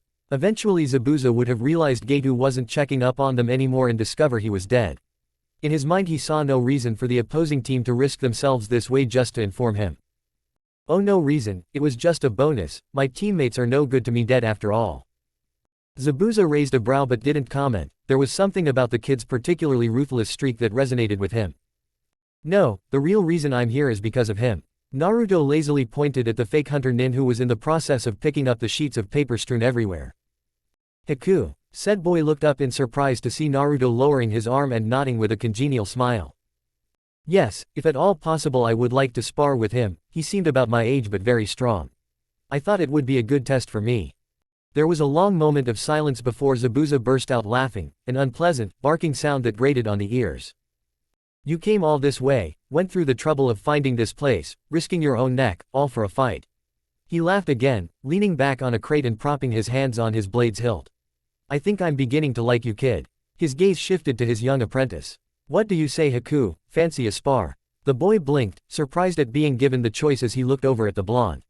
He was in the process of bringing his hood back over his hair. Just a spar. Naruto grinned with his eyes closed, his hands coming up placating. The gesture seemed less sincere when his jacket covered up said hands to hide the movements of his fingers. Just a spar, all friendly, I won't even use my lethal poisons. Haku blinked, he had never really had a friendly spar with somebody of his own age group, being on the run with Zabuza never allowed for it. After a moment of consideration, the edges of his lips quirked up and he nodded slowly, causing Naruto's grin to grow. Excellent. Naruto bounced on his feet lightly, cracking his neck as he stood opposite Haku with a small smirk growing on his face. He felt excited, this would be the first time he could really test himself against someone other than Sasuke. The Uchiha was no fun because Naruto mostly knew what to expect. Haku was new, exciting and unpredictable, and Naruto relished the challenge of the unknown. To his side, Ramia silently swayed. He figured it would be best to have her out, as the surprise wouldn't work on Haku anyway, the boy having seen the snake-based puppet before. Alright, get ready. Naruto felt his muscles tense and he could barely keep his fingers from twitching as Zabuza set them off from the side of the clearing. They were lucky Zabuza's hideout was so far from Tazuna's house or this wouldn't have been possible. Go. Zabuza's arm came down and immediately both boys leapt into action in their own way. Haku sprang forward, his speed momentarily catching Naruto off guard before the blonde recovered and his hidden fingers became a blur of motion. Ramia swept in front of him, her body coiling around his own as the wooden construct took the hail of steel senbon that appeared in Haku's hands for fractions of a second. They did little to Ramia's tough skin and soon the puppet could respond in kind as its long, sharply clawed fingers suddenly detached from the hands. They flew outward toward the young Yuki, kept tethered to the puppet by long, prehensile cables that were textured like a carpenter's file along the sides. If they scraped across Haku's skin they would easily tear through, leaving a large dose of poison in his bloodstream. Just because Naruto wasn't trying to be lethal didn't mean he discounted paralytics and muscle relaxants. The boy immediately sensed the danger and leapt away from the wildly whipping cables, knocking them off course with surprising ease using pinpoint senbon throws. Naruto's eyes narrowed in focus as he continued to manipulate Ramia into at least capturing the boy. However, he was surprised as what appeared to be a large 2 meter by 1 meter thin block of ice rose from the ground in front of the Yuki, to which the boy immediately dived into. For a moment, the blonde was so shocked by the unusual tactic that his fingers went slack, stopping Ramia in her tracks. A moment later, and he winced as a small barrage of icy senbon began to litter his body. Ramia being wrapped around him protected his vitals, but he did feel his left arm begin to cramp up, which was a bad thing considering he really needed his arms. Deciding he had left this fight out in the open too long, Naruto surprised Haku, wherever he was hiding, by suddenly using Ramia as a springboard. She crouched down, tensing, and the moment he stepped on her shoulder she uncoiled, launching the boy high into the air. Now with an aerial view, Naruto grinned as he spotted Haku hiding in the trees. He directed Ramia over to his position before landing on a tree branch himself, immediately moving further into the forestry. Suddenly, it was the Yuki put on the defensive as the boy found himself dodging vicious tail strikes that easily smashed through sturdy tree trunks. Ramia wasn't a slow puppet by any means and her reptilian lower body allowed a range of movements that were both unpredictable and unexpected. It only got worse for Haku as the puppet began unleashing small salvos of what he immediately recognized to be medicinal senbon. Fortunately for him they were much thinner and flimsier than his combat-grade ones and didn't fly perfectly straight through the air. This made them easier to dodge and their movements easier to predict. It also made them more difficult to see, and more than a few times the boy felt a breeze as they shot past. All the while he couldn't find Naruto, the boy seemingly having blended himself into the surroundings despite Haku knowing he should have been somewhere nearby. Haku panicked briefly as the tree he was on suddenly toppled due to Ramia's extending claws ripping through the base. As he fell, he glanced down to see the length of Ramia's tail open in its entirety. Where the last time he had seen this happen it had been filled to the brim with kunai, it was now stuffed with senbon. This presented an entirely new range of danger as the senbon could be more tightly packed, resulting in there being hundreds more. Evidently, this was supposed to be impossible to avoid, but Haku surprised Naruto by once again creating another of his ice mirrors and, mid-fall, managing to angle his body into it. The hail of glinting weaponry hit nothing but tree bark in the backside of the slowly melting ice construct. It was only Naruto's instincts that saved him as he rolled off the underside of the branch he was hiding under, watching in surprise as a small line of senbon implanted themselves where he had just been. Moments later, at speeds Naruto couldn't hope to match, Haku appeared below him, catching him with a kick to the chin that launched him further into the forest before rolling to a stop in a slightly more open clearing. Before he could catch his wind, or his bearings, he found himself surrounded by a dome of those same annoying ice mirrors. I'm afraid this is where the spar ends, Naruto-san. This is my ultimate technique, Haku's emotionless voice intoned as he stepped into the mirrors, appearing like a reflection in all of them. Despite that, Naruto could detect the hint of amusement in his tone. The blonde grunted as he cracked his neck, but there was an undeniable smile on his features as his fingers worked furiously. As much as his body hurt, he couldn't deny that this entire experience wasn't exhilarating. He had no intention of stopping here. I'm afraid I have no ultimate techniques, Haku-san, you'll just have to put up with this. Thankful his enemy was one he could keep talking, Naruto's smile broadened as Ramia suddenly burst through one of the mirrors, shattering it like glass as her full bulk crashed right through the sturdy construct. Haku wasted no time in both regenerating the lost mirror and launching a wave of his signature weapon at the blonde. Naruto managed to surprise him once again though as Ramia wrapped around his form, the compartment previously filled to the brim with Senbon opening up to allow him to climb inside. Suddenly, and for the first time, Haku found somebody trapped within her ice dome that he couldn't touch. He launched hundreds of hastily made Senbon he created with his Hyoden chakra, but they all either bounced off Ramia's sturdy body or missed because of the puppet's constantly swaying motions.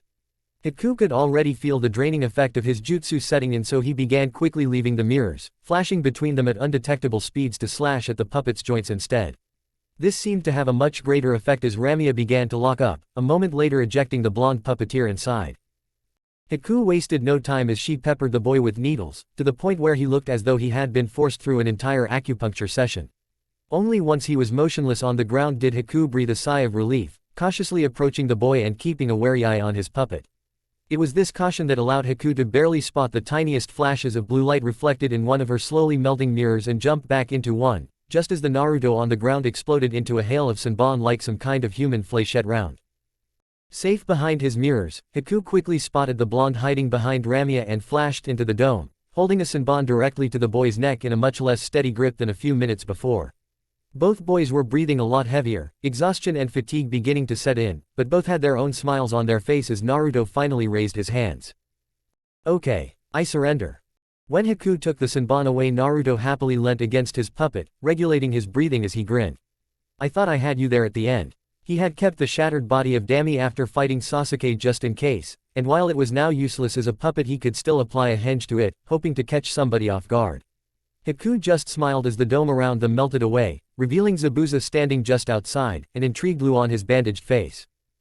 It was close, I admit, was the only response he got from the Yuki, as he too caught his breath. The blonde had given him quite the run around in the forest. Well, it was certainly interesting to watch, I'll give you kids that. Zabuza decided to weigh in, Kubikiribocho slung over one shoulder casually.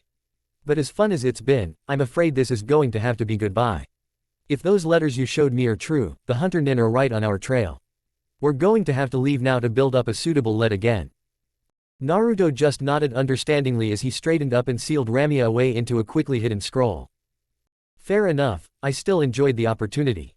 He offered his hand to Haku, who shook it politely with a small grin. Likewise, I hope we can meet again when both our abilities have matured. Naruto nodded, deciding that he would enjoy that. Zabuza on the other hand just gave a barking laugh as he grabbed Naruto's hand rather roughly. Count me in for that, you two are going to be damn strong, I can already tell. Naruto again smiled at the praise, he was unused to it and it felt good. Despite many in his village recognizing his skill as prodigious, it was only reluctantly said and never where they thought he could overhear. Good luck then, Naruto offered, before watching Zabuza and Haku quickly take their leave. He took a few more moments to collect himself, make sure there was as little evidence of the conflict as possible, and left. He found Tsunami exactly where he had left her, drugged in an alleyway in the village proper, and quickly gave her the counter-toxin. Ah, Era, what happened? The poor housewife looked about in confusion as she returned to the waking world only to see Naruto looking down at her with a concerned expression. Are you alright, Tsunami-san? Naruto offered with all the sincerity he could muster. When I came to help you with shopping you collapsed in the street. I took you over here to rest but you still look rather flushed. Tsunami shook her head a few times, trying to clear it off the fog that had descended over her thoughts, before smiling. I think I should be fine now. Thank you for the concern, Naruto-san, you're such a nice young boy. Naruto smiled at her as he offered his hand to help her up. Are you sure, Tsunami-san? You can never be too careful. The woman just smiled at him, as if to dissuade his concerns. I'm fine now, Naruto, now let's go back to the house. I'm sure my family and your team are worried about us. She began to walk off, missing Naruto's much less innocent smile as he followed after her. Of course, of course. Haku and Zabuza quickly sped through the trees on their way out of Nami no Kuni, only briefly stopping when they needed to get some water. As they did so, Haku noticed Zabuza still wore a grin underneath his face wrap. Naruto-san was interesting, wasn't he?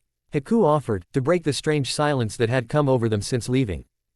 Yeah, interesting Gaki, alright, especially for a Konoha brat. I was surprised he came so close to actually beating you. Haku smiled at Zabuza's gruff assertion as he pulled up his sleeve slightly, revealing a small scratch down his forearm. Actually, I believe if Naruto-san were taking me more seriously, the outcome would have been very different. It had taken a lot for Haku to fight despite his arm being partially numbed. Zabuza took one look at the small wound that would have been easily enough for a lethal poison to get into Haku's system before laughing loudly, looking down at the small note Naruto had slipped him in their handshake. Like I said, Haku, interesting kid. A young, mousy-haired man cautiously walked into the old warehouse on the edge of town that had been abandoned shortly after Getu took over the nation. He breathed a sigh of relief as he spotted others already there, milling about and quietly talking amongst themselves. From the number of people there he could only assume he was one of the last to arrive, and was proven right shortly after. The previously darkened and dimly lit warehouse suddenly erupted in light as somebody turned the power on. Most people winced at the sudden change, but those that had only just arrived, whose eyes hadn't adjusted, gasped at what they saw. Suspended from the ceiling of the massive building was none other than Getu, his arms held out to either side by the wires supporting him. The man was obviously still alive, but his previously nice and well-tailored clothing was torn and dirtied, his face bruised and bloodied. When everybody else realized what they were seeing, the entire warehouse erupted into excited and shocked chatter as people tried to work out what was going on and just who had done this. Do you like my present? Abruptly, all the conversations died as a loud but casual voice spoke up over all of them. It was quickly revealed to belong to a hooded individual sitting in a darker corner of the warehouse, his features mostly shrouded by the gloom. What is this? A braver resident of the nation called out to the shrouded figure, only to have him cock his head slightly. Like I said, it is my present to the people of Nami no Kuni. Getu, of Getu Shipping and Transport, delivered to you so that you can see justice done. The warehouse erupted into whispers and voices again, and the figure seemed perfectly content to allow them to continue until the same man called out again. We were told Getu left the country.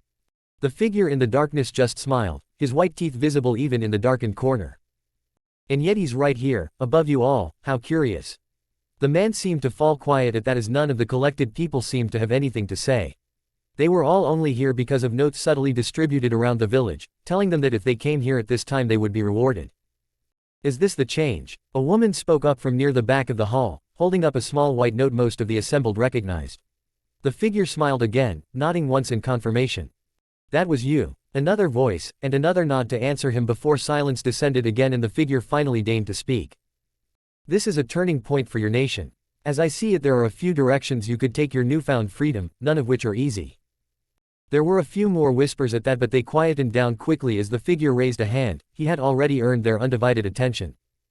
You could try and build your nation up to what it once was, but with the financial instability created under Getu's regime it would be difficult. Eventually you would need loans from a larger nation and suddenly you would be placing yourself under a different kind of slavery, one of debt.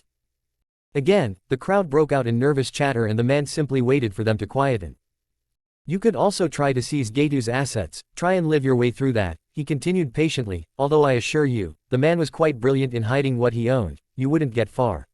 This time there was silence and the figure smiled. Thirdly, you could abandon Nami, try to make a life for yourself elsewhere. With the completion of Tezuna's bridge this will become a real possibility. Personally though, I see this as the coward's way out. Finally, somebody in the crowd was brave enough to speak out in a frustrated tone. Then what would you suggest? The Cheshire-like grin hidden in the shadows only grew as the figure suddenly stepped out into the light, hood still drawn so they couldn't see his face. However, many instantly recognized from his height that he couldn't be all that old. I'm glad you asked. I know the way to return Nami to its original glory without you ever once having to ask for the support of another nation. As long as you agree to give me a 0.1% share of the nation's earnings, a trifling amount, I can give you this knowledge. The people looked amongst themselves nervously. This suddenly felt like making a deal with the devil. They were a nation of fishermen and farmers though, and anybody who was a threat to Getu had already been killed off, leaving nobody qualified to lead the nation. You're just a kid. The figure didn't see who called out, but he seemed unconcerned by it nevertheless. A kid that currently owns majority share in Getu Shipping and Transport, It would be simple enough to dilute my stock amongst the nation, giving you all the money you needed to rebuild. That seemed to quieten the man, only for another to speak up. If you have that, why give it to us for so little in return? In truth, 0.1% of their entire country's earnings was hardly a small amount, but it paled in comparison to a company like Geidu's. Because, admittedly, there is something else I want in return. Information. Nami will quickly become a hub of shipping lanes and trade lines, a lot of information will pass through here. He smiled serenely as he leaned against a large, long-abandoned crate. And that is all I ask. Nami no Kuni will be back to its former strength within a year. Guaranteed. They looked uncertain and spoke in hushed, nervous whispers, but the figure already knew what their decision would be. His cards were on the table and they had seen their choices. It had already happened, they just didn't know it yet. Chapter 7. A Slow Unraveling. Naruto opened the door to his apartment and stepped through with a thoughtful expression. His mind was a hive of activity as he instinctually stepped over old cups of ramen and a broken, disused puppet he had never gotten around to shifting. He collapsed into the comfy swivel chair he had managed to find out behind the apartment block and kept in front of his workbench. Right now, his eyes weren't on the odd mechanisms and stray puppet components strewn across the wooden surface, but staring blankly ahead, wrapped up in his own thoughts. The mission to Wave had certainly been both an eye-opening and enlightening experience, in many aspects. In truth, it was his very first mission, D ranks excluded for obvious reasons, and it had taught him many things he didn't know. He had learned what was necessary and unnecessary on missions, and would begin to organize his pockets and sealing scrolls accordingly. He would also begin to carry around sealing scrolls capable of carrying human bodies so a bounty wouldn't slip through his fingers. With the new arrangement with Nami no Kuni, he now wasn't exactly hurting for money. On the contrary, he would soon have more than he knew what to do with, but it couldn't hurt to be prepared. On a similar vein, having both Ramia and Dami destroyed on the same mission told him that he either needed to get faster at fixing his puppets, or he needed to bring spares. He wouldn't always have the grace of a few days between conflicts and, as Sasuke's fight with him had shown, he only had limited uses without his puppeteering. He absently looked down at the Senbon launcher on his wrist, another thing he would be upgrading and working with due to how effective it had shown to be, making up for his body's limitations. He would also be upgrading all his puppets to include Senbon after seeing how effective they had made Ramia. The other eye-opening fight was with Haku. The boy had beaten him, the very first time Naruto had tasted defeat. He couldn't say he was disappointed by it though. Under different circumstances it may have been fatal, but as a friendly spar it simply pointed out his flaws. Namely, it brought to light his body's weakness, and his dependence on puppets. Training in taijutsu would surely fix that, but, to be honest, Naruto wasn't one for physical exertion. He would rather find another way to overcome this particular problem. He left his mind to mull it over in the background as it moved on to more relevant thoughts. That brought Naruto up to his final, and possibly largest revelation, his new information network. A grin slowly spread his cheeks as he suddenly pushed off his workbench, spinning about on his chair in his excitement. He couldn't believe he had actually done it. His very first mission, and he actually had managed to build a small, effective network of spies. Sure, it was in its infancy and currently he couldn't exactly control what information was brought to him, but once again Naruto trusted that he would come to learn the best way to handle it, as he always had done. Naruto groaned piteously into his hands, slumping forward to lay his head against the workbench. It hadn't been used as such in a while. Right now, it was stacked with books on politics, economics and business management. They were subjects Naruto had a decent grasp of thanks to the academy, but apparently not to the level where he could manage an entire country. He groaned again and slowly banged his head into the wood. It had been almost 2 weeks since the mission to Nami, and Naruto only found his workload growing by the day. At the time, he thought it ingenious to have his spies deliver him his information and money through the deliveries between Nami and Konoha that had started up again once the bridge was completed. What he hadn't expected was for them to bring him everything. Report after report built up on his desk and he just couldn't handle it all. He was only 13. He honestly felt as though he had bitten off more than he could chew here. All the same though, he suffered through the sleepless nights, as he had done through the academy, and he bore with it. He could only hope that it would get better. He was suffering. He hadn't even had the chance to make any of the modifications to his puppets that he wanted, nor could he even really practice much. His fingers were used to directing dangerous and deadly puppets, not writing business reports and economic statements. Naruto had a natural flair for on-the-fly planning and tactics. Long-term strategy was never a particularly strong suit of his. The shadows under his eyes were only growing, and he was becoming increasingly irritable with his lack of sleep, or at least, his greater lack of sleep than usual. He needed help. But it wasn't as though he could simply walk up to the Hokage and tell him he had decided to take over Nami no Kuni on what amounted to a whim and now he was buckling under the workload. No, he needed discreet help from somebody who wouldn't divulge his secrets, someone who could be trusted. Arg. In his frustration, Naruto sent a pile of documents crashing to the floor, breathing heavily as he just stared at the now scattered pages like his gaze could set them on fire. The people he knew and had any extended interaction with could be counted on both hands, the ones he could implicitly trust.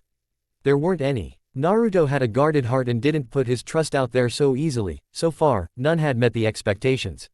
He sighed morosely as he began picking the sheets back up, his eyes heavy with exhaustion.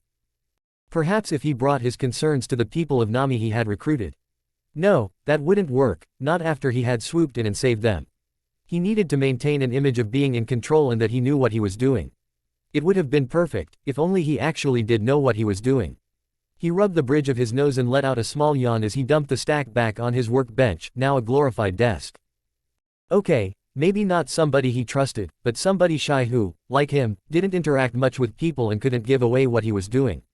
They would have to be intelligent, but naive and trusting themselves.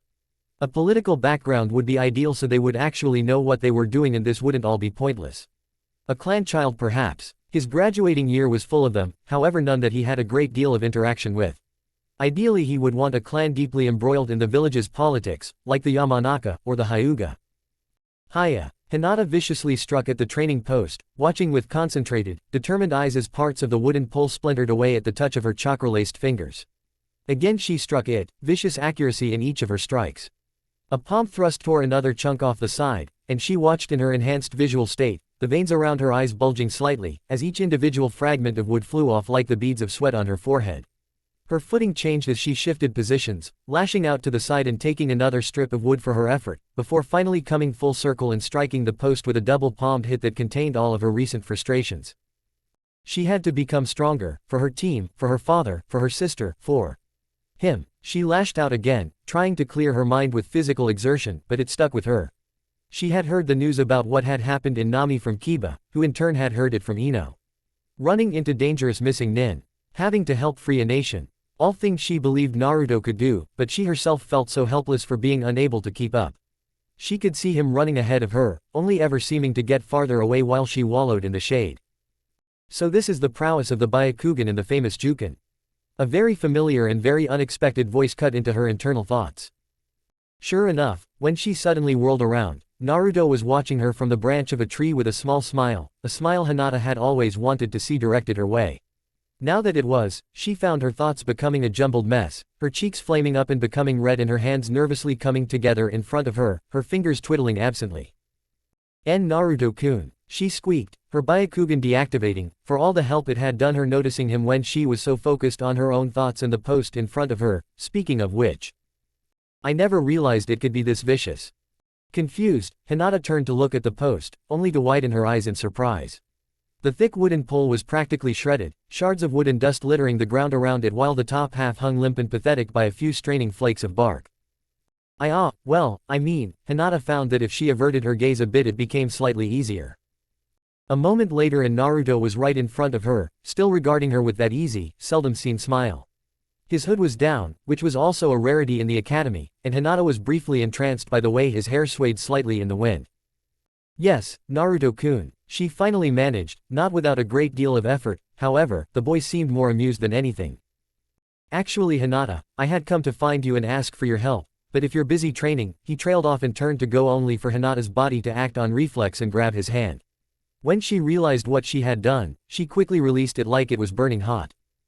No, I'm not busy, she uttered in a quiet and withdrawn voice. What do you need help with, Naruto-kun? Internally she was rather proud for achieving that much. Naruto seemed to regard her for a moment and she bit her lip tersely before he smiled and turned back to her, allowing her to breathe an internal sigh of relief.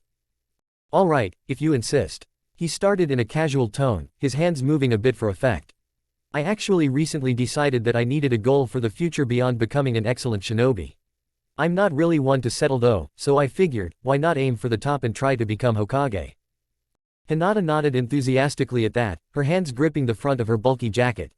She could see him do it and knew he had it in him. She had always admired that, even through what she saw as unfair treatment and attitudes towards him, Naruto had never given up. He had just quietly soldiered on until she even heard people begin to call him a prodigy. Hinata knew better though, she knew just how hard Naruto must work for everything he did. He saw it in the hands he bandaged up to cover his training injuries. In the shadows under his eyes others might see as unattractive, she only saw his dedication and perseverance. He even went so far as to harm his body, as she had seen when she occasionally watched him in his apartment experimenting with poisons for his puppets. She wished for the past few years to have even a shred of that determination. "I think you could do it," she uttered, for a minute thinking that Naruto hadn't heard her until he smiled bashfully. "That makes one person at least. I told the Hokage and he set me some kind of test, likely just as busy work to keep me occupied so I can't pester him." He laughed to himself, but Hinata caught the twinkle of disappointment in his eye and it immediately made her stand up a little straighter. Is that what you need my help with?" Naruto seemed to snap out of it and turned back to her, a bright grin spreading over his features that almost instantly set Hinata's face aflame and her heart into flutters. "Actually yeah, I'm still not used to a lot of this political stuff and I thought someone like you, with a background in a big clan like the Hyuga, might have a better grasp of it. All I really need is some insight, or a few pointers, but I mean, if you don't think." Naruto was both surprised and cut off as Hinata quickly interjected. "I can do it." Her eyes were screwed shut and her hands were balled into fists just in front of her as she practically forced the words out, before cracking open her pale eyes and immediately looking down, suddenly embarrassed over her outburst. I mean, I think I can do it." Her hands came up and she gently poked her index fingers together, finding Naruto's vibrant blue eyes difficult to meet. "That's great Hinata, what do you think of these?" When she looked up again Naruto was holding a small bundle of papers, even a cursory glance told her they looked rather complicated. However they at least seemed familiar, similar to the ones she was forced to read over and over as a child, and continued to as her father fervently tried to prepare her for her role as the clan head. If she was honest with herself though, as much as she would like to try and unite the two branches of her family, her younger but more promising sister would likely take the position. Well, they don't seem too complicated Naruto-kun. She looked at them again, finding a blend of financial reports, various statements from businesses and other such documents associated with managing a city or even a small country. Hokage-sama gave you these?" Naruto quickly nodded, running a sheepish hand through his spike locks and causing Hinata's eyes to glaze slightly at the almost Bishonen action. She could honestly say it was more than just Naruto's determination that she felt drawn to. "Yeah, apparently he made up some hypothetical country or something and asked me to manage it as though it were real." He explained only to have Hinata nod absently as she flipped through them.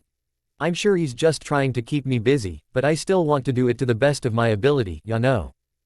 In her concentration, she missed Naruto's eyes narrow ever so slightly before returning to their previous warm appearance. Really, she was just amazed at the Hokage's dedication to detail, even if it was just busy work. Then again, she shouldn't be underestimating the village's leader. Well, if this is all then I think I should be able to help you Naruto-kun." She nodded to affirm her statement as she handed Naruto back the stack of papers. It was all worth it, if only for the beaming smile he gave her. "Thanks a lot Hinata, that's a load off my mind. If I want to be Hokage, then failure's not an option, right?" He smiled again as she gave another hurried nod. Her fingers had stopped fidgeting at some point and throughout the conversation she seemed to become more open, like a turtle emerging from its shell. "Because of this, if there's ever something you need help with, don't hesitate to ask me, okay?" He gave her a quick grin as she nodded her agreement and turned to leave, disappointing the blue-haired Hyuga slightly.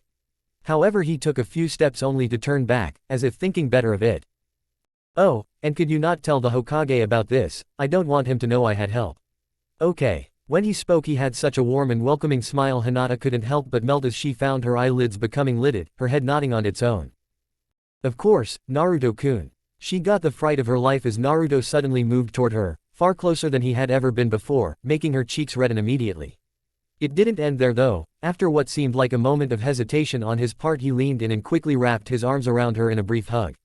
That finally proved to be a bit too much for the Hyuga heiress and, by the time he let go, her body had gone slack and fell limply to the ground, a dazed but intensely satisfied grin occupying her lips. Naruto stepped back from the collapsed girl, a worried look briefly passing over his features before he realized she was actually unconscious. The look slipped from his face to show his usual impassive mask, his cold, lidded eyes glancing over the girl before smirking down at the papers in his hands.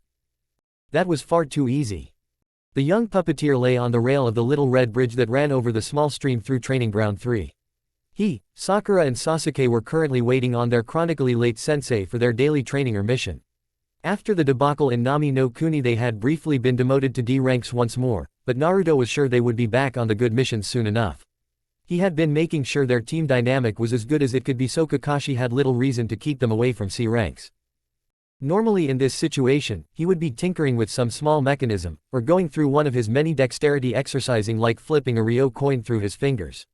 Right now though, his mind was far too abuzz with activity for such mundane tasks, so he had instead taken to resting his head in his hands and looking up at the sky as he mulled them over.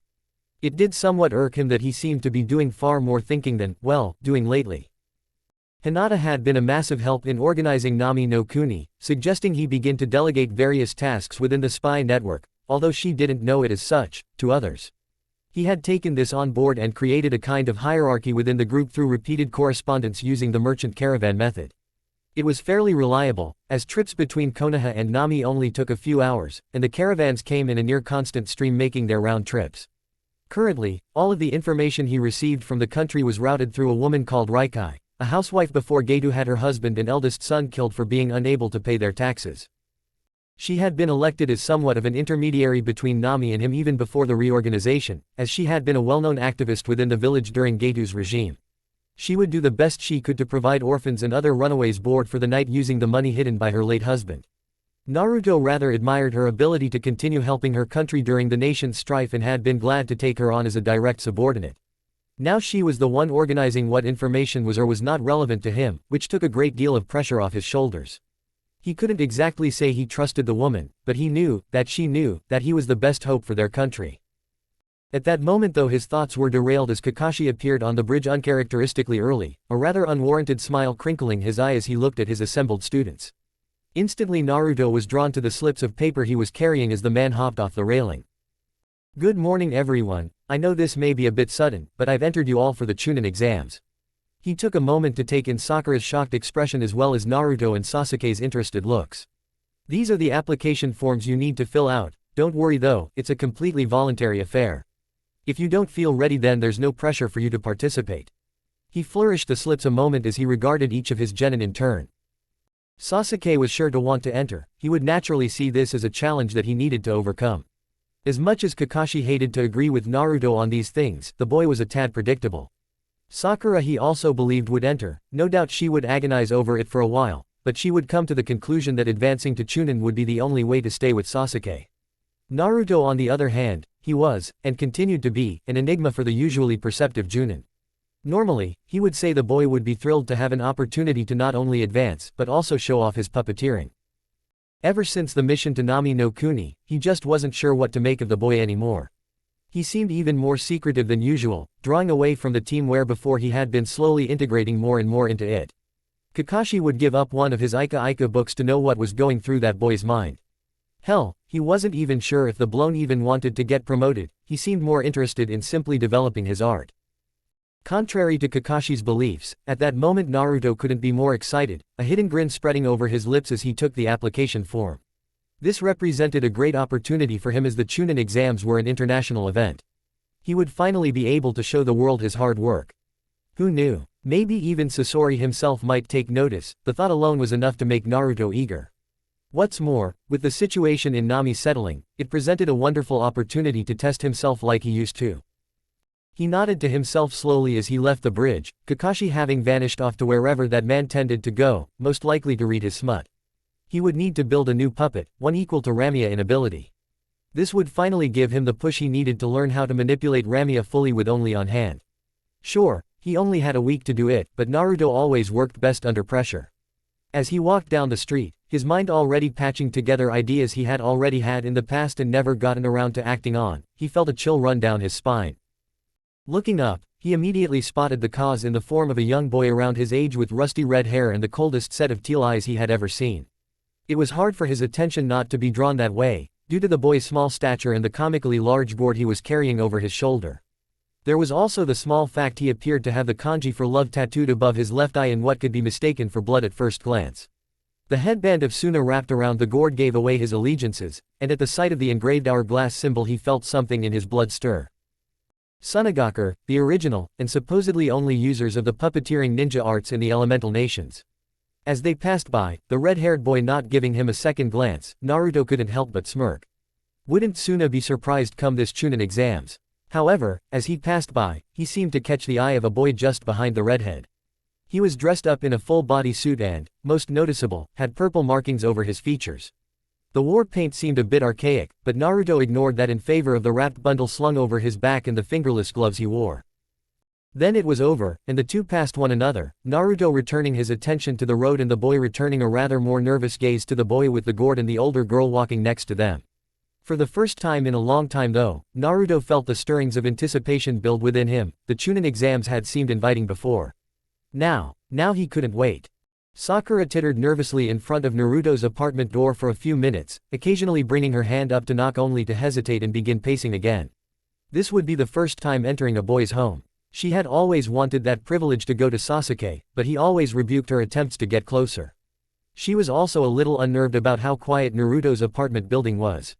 She had expected signs of other residents, but there was nothing. It was almost as though the entire place was abandoned.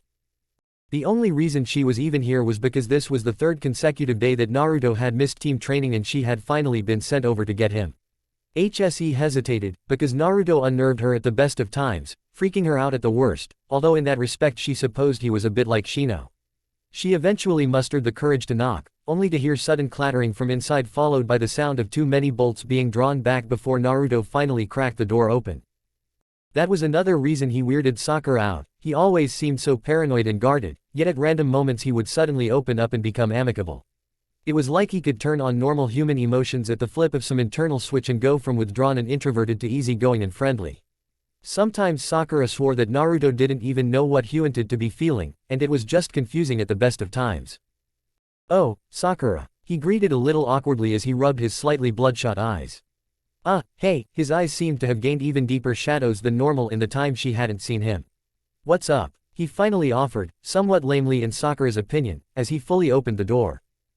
Immediately Sakura screwed her nose up as she saw the clutter that lined his floor.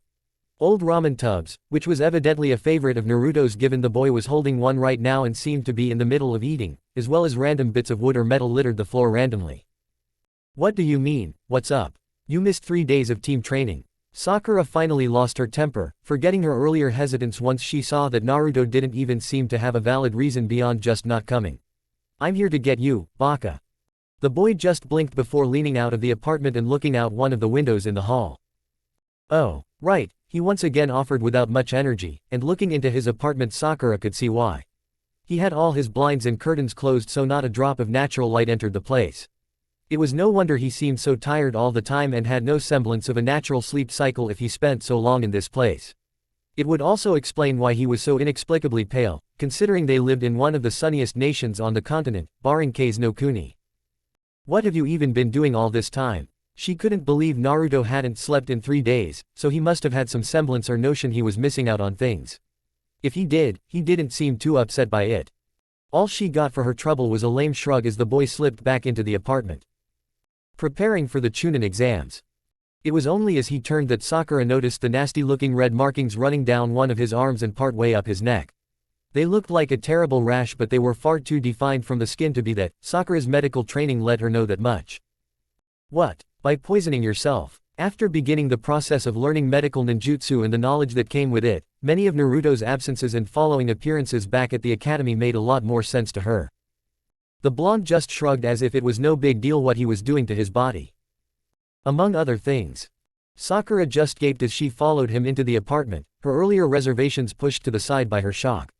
Anything she might have said was immediately forgotten as she stepped into what she supposed was once a living room.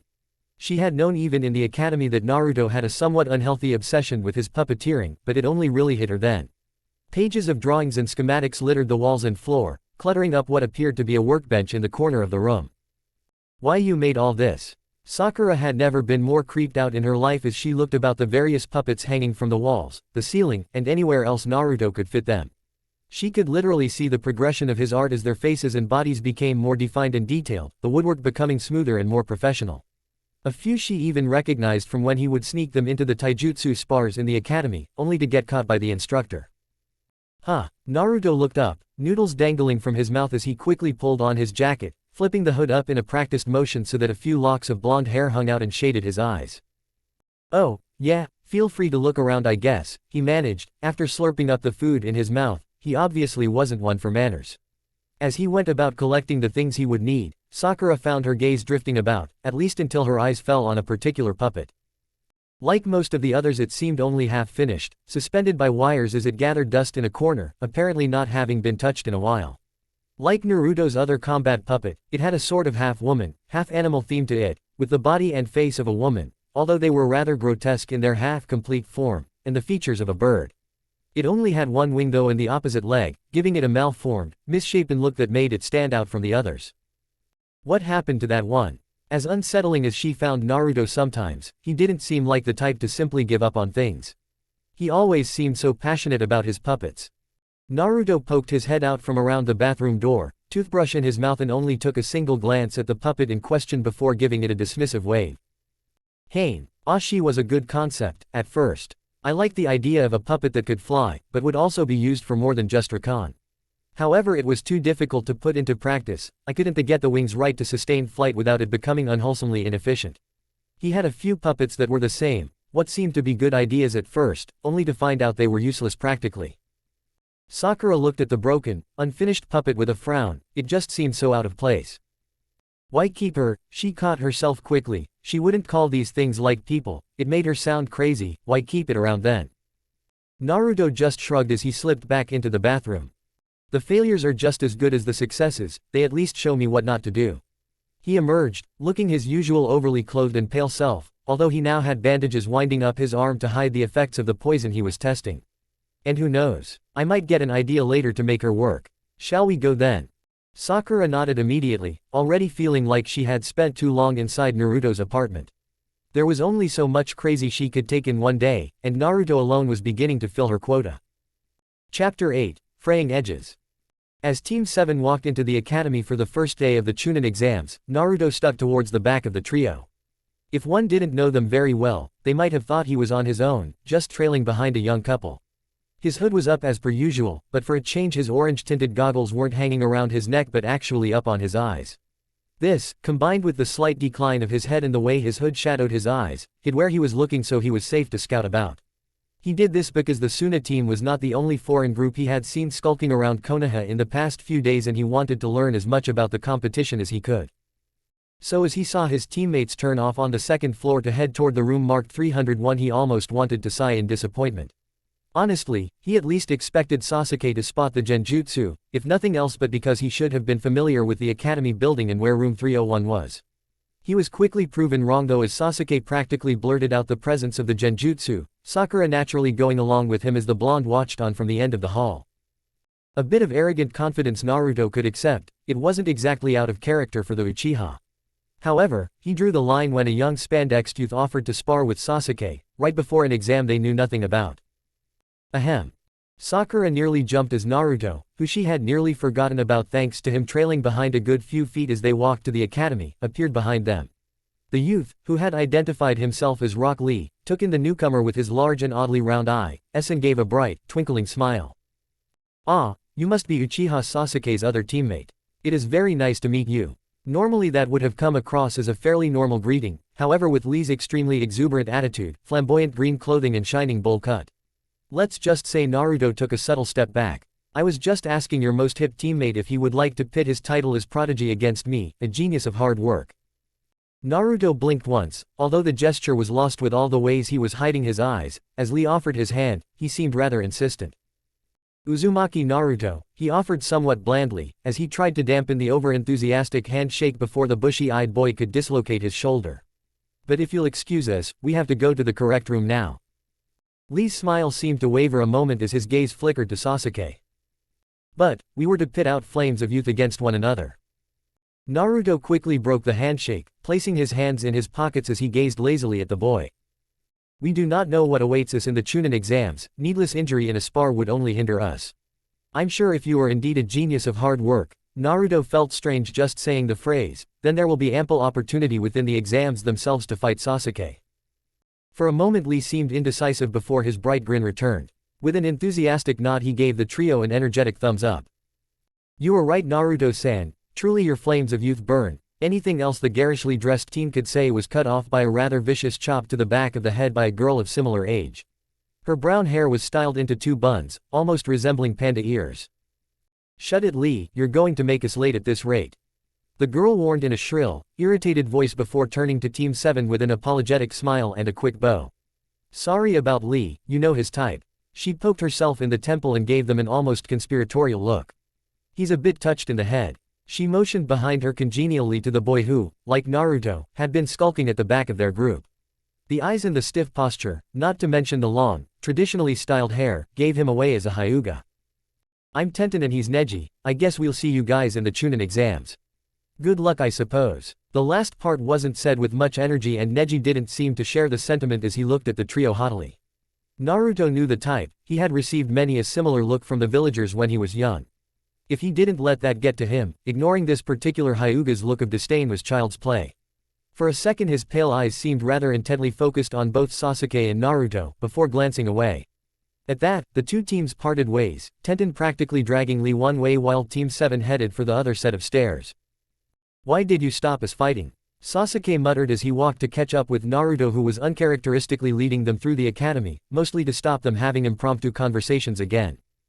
"I already said, we don't know what's waiting for us in room 301, tiring yourself out wouldn't have helped in any situation." Seeing that Sasuke didn't look particularly satisfied, Naruto just sighed and turned his head to him. "Why? Did you think tall, green and bushy was going to offer much of a challenge?" It was a bit unfair, as Naruto had no idea of the genin's abilities, but, as Sakura snickered at the nickname, Sasuke seemed mollified. It caused the blonde to quickly shake his head. Sasuke was just too predictable sometimes. Reassure him of his own inflated self-image and he was content to ignore anything he saw as beneath him. "Ah, well done, you all made it," Kakashi drawled from behind them as they crested the stairs, surprising all 3 genin and causing Sakura to nearly jump in shock. "Ah, Kakashi-sensei, don't do that," she shrieked, as she held a hand to her chest, irritation clearly spreading across her reddened features. Did you say something, Sakura?" Kakashi muttered as he raised an eye from his book, clearly trying to be irritating for the sake of it as he immediately lowered it to look at them. "But in any case, it was a good thing all 3 of you came. If even one of you hadn't, none would have been allowed to participate." That was an interesting nugget of information, and briefly Naruto wondered if all villages did their Chunin exams like that. He suspected not. Konoha always did seem extra focused on the whole teamwork thing. "Well, I came to wish my cute little students all good luck. So, Yane." He gave a cheeky wave and his signature smile before vanishing into a small whirlwind of leaves, leaving 3 flustered genin behind. They got over it quickly enough and made their way into the examination room. Thankfully, because they hadn't wasted time with Rock Lee, they were relatively early so their entrance wasn't really noted. There were a few other teams milling about, mostly sticking in groups composed of their own villages. Naruto took the opportunity to break away from his teammates while they were distracted by all the new faces and seamlessly slipped into a nearby group of AIM genin over by a wall. It was times like these his nondescript attire and lack of visible headband came in useful. Soon, he was able to observe people slowly filter into the room. The tense atmosphere became thicker and thicker with each new entrant. It was amusing to watch his teammates flounder a moment when they realized he had vanished, but it was quickly overridden with irritation as the rest of their generation promptly arrived. "Sasuke-kun." Ino's shrill squeak sounded out through the entire room, cutting any chat that there might have been as they all set their sights on the fresh meat. Kurenai's squad quickly joined Osamu's in drawing large amounts of attention to themselves. Naruto was content to keep his head low as he slipped through the crowd, not having to be nearby to hear what they were talking about. He could have fooled himself and said he was information gathering, but with nobody talking anymore except the rookies, that would have come across fairly weak. In reality he was searching for anybody with an aura similar to that red-haired boy he had seen on the street before. Something told him to be wary around those types until he knew exactly what he was dealing with. Eventually some gray-haired kid a few years their senior came over to tell the rookies just what kind of a ruckus they were making. The others of his year group seemed to get the idea when they turned to the rest of the room and found practically everybody glaring at them. Even Naruto couldn't resist joining in from the back. As they quietened down and the general din of the room picked back up, he slipped back through the throngs of people until he was right next to the little group.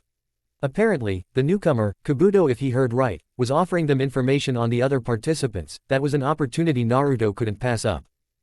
"So, who would you like information on?"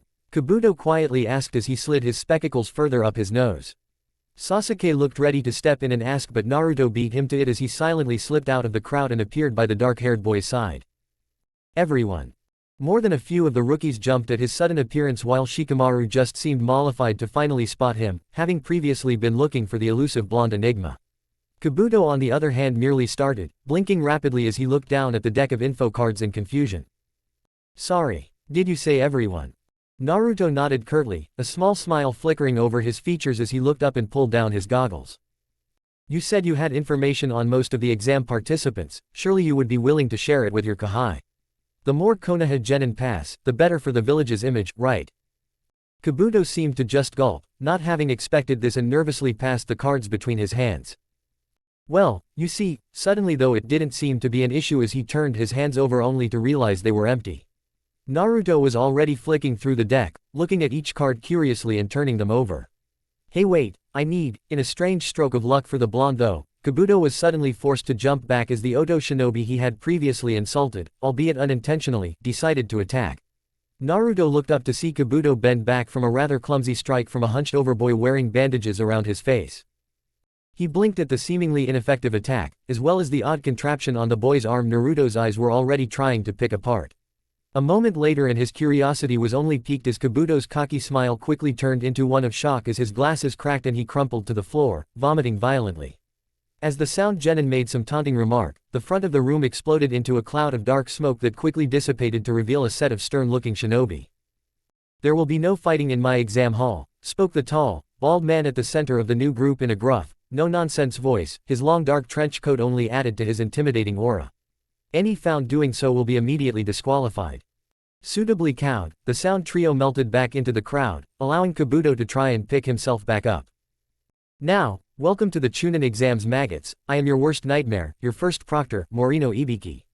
The entire room shuddered as the man smiled, a vicious gleam in his eyes.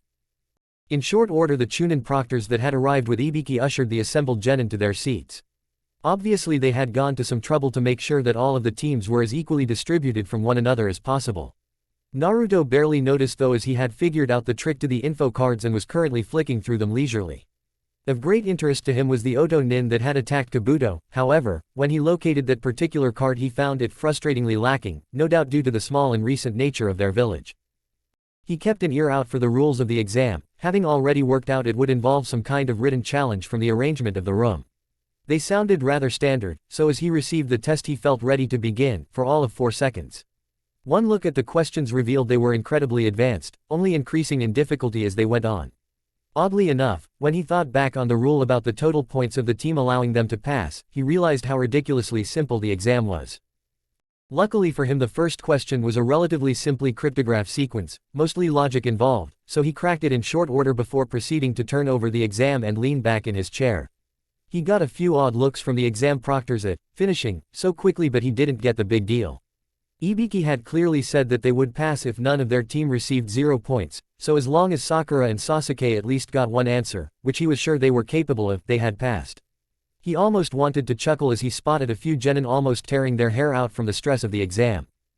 For a while he returned to flipping through the deck of info cards, trying to match names to faces as he glanced about at the genin he could see. As teams were eliminated by the proctors for cheating, which was slowly beginning to rework his opinion of the test, he discarded their cards. As it became increasingly obvious that cheating was somehow supposed to be used to pass this test, Naruto just scoffed to himself. Sure, he could probably figure out some way of gathering the correct answers, but why risk a sure pass for a chance at being caught?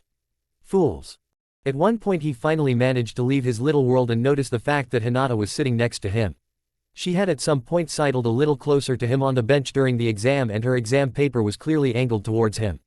He blinked, wondering why she would so blatantly cheat and risk her entire team's disqualification. He ignored it as best he could though, even when she kept nervously glancing across at him like she wanted to speak, another foolish idea in the middle of a heavily observed test. Eventually though the time passed, and the last 15 minutes were upon them. Ibiki cleared his voice at the front to gain their attention. By this point, the room had thinned to contain less than half its original occupants, drastically reducing the number of cards in Naruto's deck. It certainly made finding specific information easier, which he continued to do as Ibiki explained the rules of the last question. It was foolish really, the number of people that were unnerved by the simple ultimatum, especially the ones who did not belong to Konoha. Ibiki had no kind of control whether or not they could retake the exams if they weren't held in his village. Even for the Leaf Nin it was silly, the man had clearly offered them the choice between having the chance to continue on or just give up. Only people who had no confidence in their skills would choose the latter, and even if Naruto did fail the question and, by some miracle, was barred from future Chunin exams, there were other ways to be promoted. There would always be other chances to find the reception and opportunities to show off his skill. If there weren't, he would make them. It seemed the last 45 minutes of cheating their way through the exam hadn't done much for the other participants' nerves. Hands began rising, left, right and center, as people lost their confidence and opted out, taking their teammates with them. It obviously wasn't happening at a rate Ibiki approved of, as he decided to speed things up a little by shaking their confidence further. Naturally, he chose the person he saw as least affected by his speech, likely because it appeared Naruto was ignoring him, content to flick through his cards. In fact, as the bandana-clad man pointed in his direction, a challenging smirk on his features, he didn't even look up. "What about you there, sunshine in the hood? Are you really stubborn enough to risk both your and your teammates' careers? You'll have no chance to advance ever again, always stuck with D ranks and C ranks until the day you retire." There was an unnerving silence as Naruto seemed to ignore the man, still flicking through the cards absently. After a period of about 20 seconds though, where you could have heard a pin drop, Naruto flicked out a single card and looked at it with interest. "Morino Ibiki, what do you know, these cards have information on the proctors as well." The dark-clothed man at the front of the room narrowed his eyes slightly, tilting his head slightly to try and get a better look at the card in question. Head of the Torture and Interrogation Department, specializing in psychological torture. Ibiki's eyes widened slightly, worried the genin was about to give the game away, when he surprised the man by groaning and leaning back, looking genuinely morose as he slapped the cards down. "Damn, I guess with that kind of no-nonsense, toughening career you would be the type to hate reckless choices grounded on nothing but stubborn pride.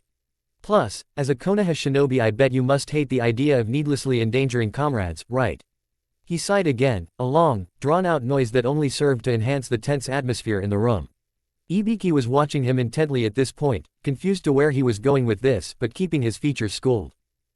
"Damn," Naruto leaned forward, looking as though he was about to stand up, "I guess I oughta. I quit." Suddenly, just as it looked like Naruto was about to forfeit, a young aim genin at the back of the room stood up, his hand raised as he nervously declared his intentions. "I quit too, screw the risk." Another genin, this one from Konoha, also stood up, and soon it seemed like the entire room was clamoring to give up in the exams. None of them noticed as Naruto smirked victoriously, subtly sitting back down as they were all ushered out of the room along with their teams. By the end of it all, the exam room had been practically decimated, only 17 teams remaining. Ironically, the only person to notice Naruto sitting back down was Hinata, someone who by all rights looked as though they were about to quit anyway.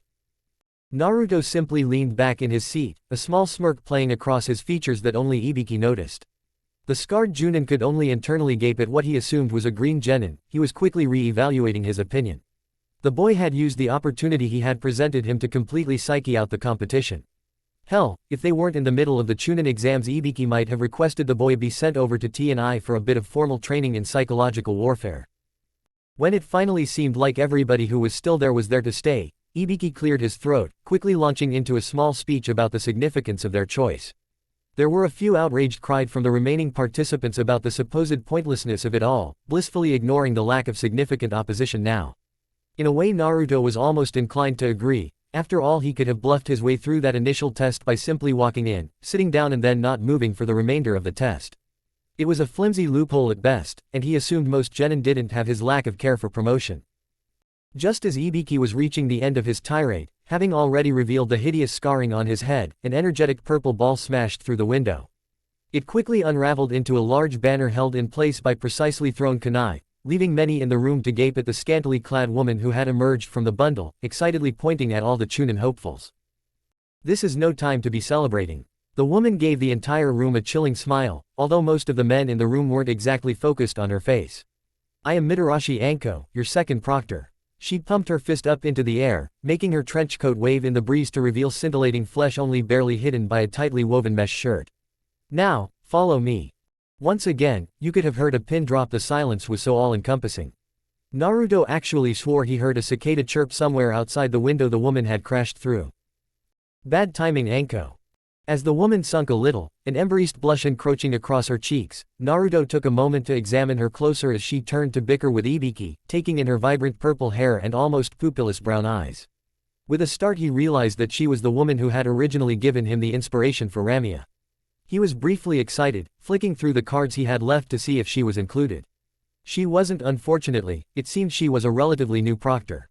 As she turned back to the room, something else caught his eye.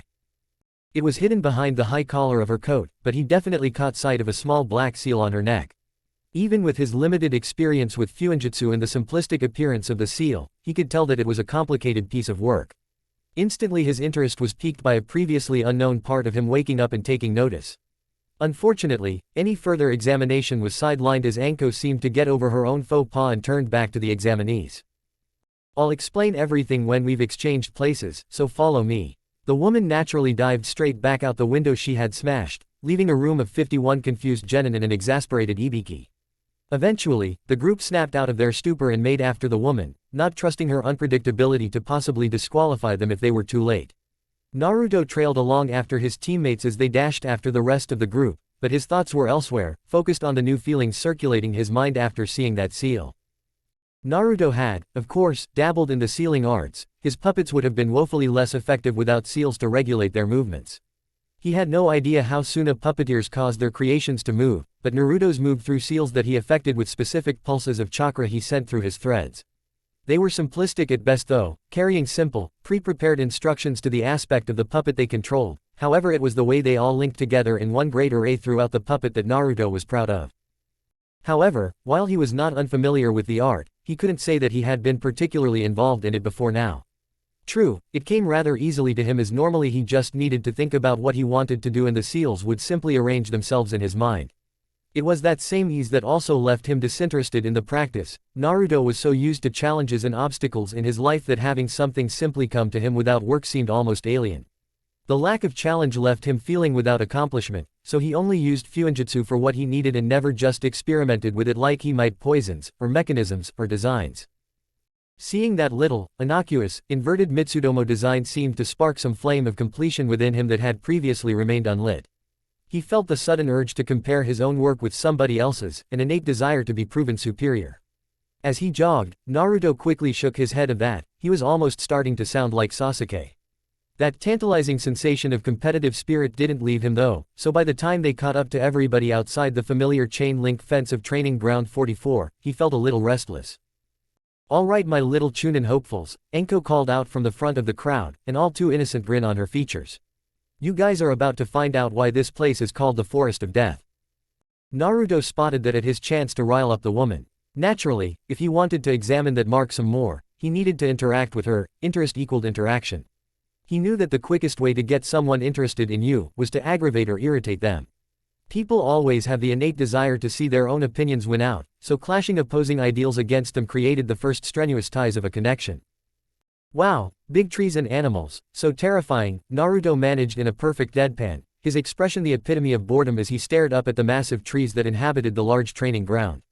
It helped that he had been in there before to examine the unique wildlife and collect plant samples for poisons. He was expecting the retaliation, as he assumed Anko was the type who didn't like people messing with her mysterious and dread-inducing atmosphere, so he didn't even try to dodge when she threw a kunai to slice his cheek. Tough guys like you are usually the first to get eaten." The woman appeared behind him in what was, admittedly, an impressive show of speed. She leaned over his shoulder to lick up a long line of his blood with the creepiest look of satisfaction she could manage. Around them, Naruto's team very much included, the genin cringed away from the strange and disgusting act. Although, one Kusa genin with long black hair on the other side of the crowd was watching with a strange glint in her eye. Naruto on the other hand smiled lightly, craning his neck to look at the woman. She was intentionally pushing her assets against his back to cause him further discomfort. "Thanks for the advice, I'll have to make sure anybody who eats me regrets it soon after." Obviously Anko didn't recognize him, no doubt because of the hood and goggles hiding most of his features. Although the whisker marks on his cheeks should have been a bit of a giveaway, perhaps she just had a bad memory. In either case Naruto quickly flipped a small vial of yellow liquid from one of his pouches and offered it to the woman with a small smirk. "You'll be needing this in a few minutes." It was a strange day when Naruto had discovered that his own blood was mildly poisonous, not lethally so of course, but enough to cause discomfort to people who weren't him. It was no doubt the cocktails of different chemicals he kept injecting himself with over the years. What do you? Enko blinked, her vision distorting slightly as a sudden itch caused her to absently scratch at her arm, only for it to persist. Her skin paled and the veins around the edges of her eyes became just a little more prominent. He smirked again as he pressed the tiny vial into her hand and turned back to his team. Didn't someone ever tell you not to lick strange people's blood? Naruto asked quietly, so the other genin couldn't overhear them. It would be better if they had to imagine what the crazy proctor was talking about with the quiet, unperturbed genin. People's imaginations tended to provide a much better image than anything Naruto could have spun for himself. Deciding to just leave the genin be for now and focus on why she suddenly felt like she had just woken up with a killer hangover, Enko turned away from Naruto and addressed the rest of the genin while attempting to keep her face straight. She began explaining the rules of the second exam, all the while trying not to itch her arm where, if you could see under her trench coat as many of the males in the crowd surely wished they could, the veins along her arm were becoming more visible. Naruto kept an ear open but turned back to his team with a small smirk hidden in the shadows of his hood. He was sure Enko would be interested in him now. As he turned back to his team he was only met by an angry-looking Sakura and a fist to the gut. What the hell was that, Naruto baka? Now you've drawn everybody's attention to us. Her voice was a furious whisper, trying not to exacerbate the damage Naruto had done. Naruto took the blow. It wasn't that strong anyway, but as soon as she released him he looked up, fixing her with a rather chilling smirk. You shouldn't worry so much, Sakura. His goggles flashed in the light for a moment as he gazed at her more intently, his expression becoming a blank slate. But hit me again, and I'll turn you into a puppet. The pinkett gulped as she nervously took a step back, freaked out by how quickly Naruto's normal expression returned to his face from the momentary lapse. She increasingly got the impression that her quiet teammate wasn't the most stable person. She was saved as Sasuke grunted, butting in on the conversation with a cocky smirk. Weren't you the one who said we shouldn't take unnecessary risks without knowing what the next challenge is? He interjected, parroting Naruto's words from earlier back to him in an attempt to expose his hypocrisy. The blonde just turned his attention away from Sakura and snorted softly. Unknown. We knew from the moment the proctor said she would be cutting the group in half that we would be pitted against one another somehow, Naruto explained dismissively. It would have to be in teams as we passed or failed the first exams as a team. The fact that it takes place here only shows there will be a survival element, meaning the test will get more difficult the more time passes. All I did was make it so we will be targeted, bringing the other competitors to us early so we have a higher chance of confronting them with more energy. In the background, Enko validated his quick summary as she produced 2 types of scrolls and explained the test. HN. Apparently Sasuke wasn't too happy with that as he clicked his tongue and turned away, plunging the team into an awkward silence that persisted as they signed the indemnity forms, collected their heaven scroll and took their place at their assigned gate. Sakura looked as though she wanted to say something so the team wouldn't start off the exam so disjointed. Anything she might have tried was drowned out as the speaker system around the training grounds perimeter blared to life. The second stage of the Chunin exams start now, Enko's voice shouted, garbled by the slight crackle of the speaker. A final piece of advice, the locks to the 17 gates about the forest clicked with the sound of a buzzer, don't die. Chapter 9, A Tear in the Seam. Team 7 didn't enter training ground 44 under the best of relations. Sasuke was annoyed at Naruto for, in his own mind, one-upping him, while the blonde in turn was irritated at Sasuke for second-guessing him. Sakura on the other hand was helpless against watching her teammates silently brood. One she was frightened of, even if she wouldn't say it, and the other she admired, and couldn't bring herself to doubt. It put them in a stalemate situation for almost 2 minutes as they hopped through the trees in the direction of the tower, none of them speaking. Surprisingly, it was Sasuke who finally pulled them to a stop in a relatively enclosed clearing, turning back to the others with grim-faced irritation as he overcame his own stubbornness. We need a plan, we can't just run in here without any idea what we're doing. Dropping down from the trees to join him, Naruto and Sakura briefly shared a glance before nodding, although somewhat reluctantly in the case of the former. I agree with you, for once. Sasuke's eye twitched but he didn't say anything against the baiting comment. Good, then you can hold the scroll. He flipped it out of his pouch and tossed it over the blonde, who examined it momentarily before slipping it out of sight in his jacket. I'm not complaining, but why me? He questioned lazily, not really caring one way or another but interested in the Uchiha's thought process. I would have thought Sakura would make a better choice. Catching Sakura's confused expression, he smirked at her and quickly clarified. Nobody would think you'd have it, after all. The pinkett blinked owlishly before scowling as she realized the underlying insult. Again, Sasuke ignored Naruto's attempts at riling his teammates up, he wasn't even sure why the blonde was doing so. Because you have so many pockets that even you lose track of the things you carry, it will force any teams trying to get our scroll to waste time. To his explanation Naruto just shrugged, seemingly accepting it without qualm. So next we need to decide how we tackle this challenge. I think we should head to the tower and set up an ambush for other teams, take their scrolls quickly and deal with less risk because we're already close to the end point. He looked about, spotting Sakura get over her irritation to nod acceptingly and Naruto tilt his head slightly. Sounds like a solid plan, the blonde intoned blandly, making Sasuke nod. The Uchiha made to say more, only to be cut off as Naruto continued. Unless. Sasuke's eye twitched more prominently this time as he caught the blonde's smirk, even hidden under his hood's shadows as it was. Unless what?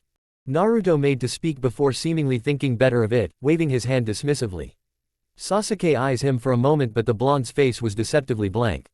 Yet again though, as he made to continue, the puppeteer cut in. Unless you consider the fact that other teams will think of the same idea. We're among the youngest in these exams, so that gives the other participants an edge in height and leg length.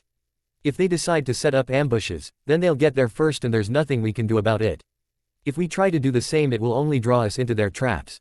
He shrugged neutrally before raising his hands up in mock placation. But, of course, as team leader you have final say right. I'm just going to get some water. He flipped a small canteen out of one of his many pockets and moved over to the stream that cut through the small clearing. Fine then what do you? Sasuke trailed off as he watched the blonde collect water, thinking back to the map the proctor had briefly shown them. Okay then, we'll head for the stream that runs through the training ground. Other teams will need to go for water and it will be an easy place to set up a loose ambush. Plus, we'll have a more or less straight shot for the tower after we get another scroll. Naruto walked back with a now full canteen and Sasuke just stared at him, daring the blonde to challenge him this time. The puppeteer remained silent, only giving a curt nod as he hid a small smirk with a sip of water. They spent another few minutes just ironing out details such as code words if they got separated, how they would deal with the night if they couldn't get a scroll by the end of the day and other such things. By the time they were done, it had been almost 10 minutes since the exam started and they were all eager to get moving again. When they began to move through the trees again, using the sun to navigate their way towards the stream, Naruto noticed the wind change rather abruptly. Before he could even warn his teammates of the anomaly, the sudden breeze became a torrential gale. It actually picked him up off his feet despite the fact he was sticking to the trees with chakra. A few rather painful impacts with sturdy branches later, and Naruto was picking himself up in an unfamiliar clearing, teammates nowhere in sight. By the time he determined where he had come from though by the trail of wooden debris it was too late, as a voice broke the tentative silence. Just like Orochimaru-sama predicted right Dosu. The blonde whirled, his eyes narrowed as he easily picked out the three shadowy forms that emerged from the surrounding trees. They were the team from Otogakure, their headbands gave away that much, and they didn't look all that surprised to see him here alone. It was that last part that caught his interest as he carefully maneuvered a hand into one of his jacket's outer pockets. Orochimaru. The hunchbacked one who had been addressed as Dosu by the other boy with spiky brown hair simply growled as he swatted his teammate on the back of the head. This is why I say you talk too much Zaku. Naruto would have used the opportunity to act, but their third team member, a girl with long black hair reaching almost down to her feet, was watching him like a hawk. Like it matters much, the kid's gonna be dead in a few minutes anyway. Naruto's eyes narrowed at Zaku's tone, mostly the sadistic glee with which he said it. That, combined with the fact the boy had death written all over his shirt, quite literally, didn't paint a good picture of his personality. Would you two shut up already and get on with it? This wasn't the only task he set us, you know. It was the girl who spoke, finally diverting her attention from him enough that Naruto was able to whip out a concealed scroll, spread it out in front of him and slam his palm into the ceiling matrix all in a single second. Suddenly it wasn't 3-on-1 as Ramia appeared, coiled around his body protectively as Naruto kept his cold eyes on all of them. The clearing became incredibly tense at that point as the three realized they had wasted too much time and allowed Naruto to prepare. What other tasks? Naruto asked almost conversationally as he brought his goggles up to his eyes in a slow, deliberate movement. The three Odo shinobi sneered at him, but surprisingly it was the seemingly reserved girl that answered. Orochimaru-sama asked us to deal with you while he entertained your friends. She spat with enough venom that told Naruto that she hadn't had a pleasant past with Konoha shinobi.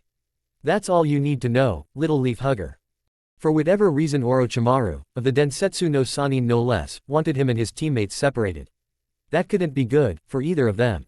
You're right, that is all I need to know. One of the scales on Ramia's tail suddenly opened, dropping a smoke bomb that immediately enshrouded the clearing with a thick white smoke. Before it even cleared, Zaku could be heard yelping as Ramia's tail suddenly appeared out of nowhere, aimed directly at his head. He ducked and dived back as the puppet came full circle and lashed out with its claws. The slight purple sheen they had showed even a single scratch wouldn't end well. By then the smoke had cleared and Naruto was nowhere to be seen. Instinctively, thanks to advice offered by their master, all three Oto genin looked to the puppet in an attempt to trace back the chakra threads that must be attached, only to find none. From the trees, Naruto found this reaction highly interesting, as nobody outside of Konoha and Name should have known about him being a puppeteer. Their actions and lack of surprise implied prior knowledge. His attention was diverted as Zaku suddenly raised his hands at Ramia and, knowing that no shinobi ever just raised their hands in a fight for no reason, Naruto forced his puppet to curve its body out the way. Zenkaha. It proved the right choice as a few splinters of wood were suddenly shaved from Ramia's side by a seemingly invisible blast. Whatever it was, it ripped a dangerously large hole in a tree on the other side of the clearing. Naruto blinked in surprise as he spotted the tubes in Zaku's palms as the Oto nin launched successive blasts of the technique. Ramia writhed out the way each time thanks to her flexible body and Naruto's overview of the clearing. The other two were holding back though, whether it was because they believed their partner could handle it or because they didn't think their techniques would be effective on a puppet he didn't know. "Why don't you actually show yourself, little leaf hugger, instead of hiding behind your dolls?" Zaku called out, a grin on his face as he continued to blast away at the slithering puppet in his attempts to reduce it to sawdust. "But you look like you're having fun." Naruto's disembodied voice called out from the trees. It was immediately met by a salvo of Senbon that thudded uselessly into an empty tree. From his real hiding spot, Naruto raised an eyebrow, glad he had thrown his voice. Why was it always Senbon users? "That was a good throw, nearly nicked me there." Deciding to mess with them this time, Naruto threw his voice to the opposite side of the clearing. Yet again, Senbon dropped from the girl's sleeves and into her hands before she let them all fly with deadly, if not misplaced, accuracy. "Stop underestimating us," the girl called out, anger clearly clouding her judgment as she began throwing Senbon in seemingly any random direction. "Kin, don't get so angry," their apparent leader, Dosu, called out. He still hadn't made any big moves during the course of the fight. Naruto just watched in slight amusement as the thin metal tools thudded uselessly into trees all around the clearing. At least, until a few embedded themselves in the trunk next to him, causing him to blink at the near miss. "Is that a bell?" the blonde thought, not a moment before Kin suddenly pulled on the near-invisible threads of ninja wire tied to her fingers, causing the bells around the clearing to tinkle softly. A wave of nausea washed over Naruto, and that light tinkling turning into a clanging gong in his head. It immediately causing him to overbalance, tipping right off the branch he was on and falling to the ground in a pained heap. "Damn, I hate genjutsu," he groaned as he flung himself to the side just as the spot he was just occupying was smashed into dust and bits of plant matter. Moving proved rather difficult. He attempted to get to his feet only to find himself unstable and the world moving in confusing ways. What he did spot was Zaku's hands, strange metal tubes included, pointing in his direction. Shakily, his fingers twitched, and Ramia was suddenly interposed between them, ready to absorb the blow. Surprise. His eyes widened at the sudden, gruff voice to the side, and he was only just fast enough to bend his head out the way of a vicious right hook, only to realize his mistake moments later as the familiar metal gauntlet passed a few inches from his face. Immediately, a rush of nausea far worse than Kin's attack tore through him, sending the world spinning and his insides twisting as he fought down his stomach's contents. Unfortunately, this also meant he lost control of his fingers, causing Ramia to slump over. Zaku immediately took the opportunity to blast the defenseless puppet with his invisible wind blasts. Naruto had built Ramia strong, and she was able to absorb a few of the hits, the natural design of her body allowing the force to be distributed evenly and allowing her to bend with the blasts, reducing their impact. However, without Naruto to control it, there was only so much the puppet could take before Zaku scowled, setting his feet and squaring his shoulders. Zenkakyokua. A much more powerful blast of wind ripped from his hands, tearing across the clearing and smashing right into the hapless wooden construct. Instantly everything below the snake-like puppet's head and most of its tail were shredded apart into nothing but chunks of wood and splinters. In the only good turn of events that brought though, the countless Senbon hidden away in Ramia's body were instantly scattered by the massive blast, forcing all three of the Oto nin to take cover from them. Naruto took the unprecedented opportunity to scrabble away from Dosu, holding back his vomit and blinking rapidly to try and dissuade the dizziness that had come over him. By the time any of his attackers realized he had gone, he was already up in the trees, scrabbling through his pouches to find something to deal with the nausea he was feeling. He had developed poisons to simulate the effect, so he could only hope the corresponding antidote would do something. Thankfully, only a few moments after he had injected himself directly in the neck, he felt his vision correct itself and his balance issues fade away. It didn't do much for how sick he felt, but that wasn't too debilitating. "Come out, little leaf hugger.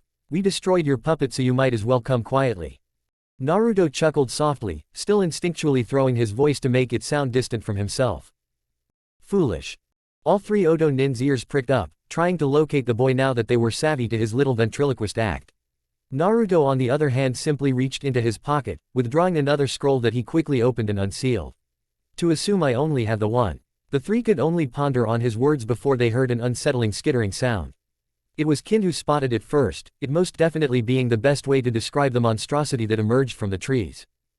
Long, lank white hair sticking together lay like a messy veil over dark, glassy eyes that stared at them, almost as if the thing was alive.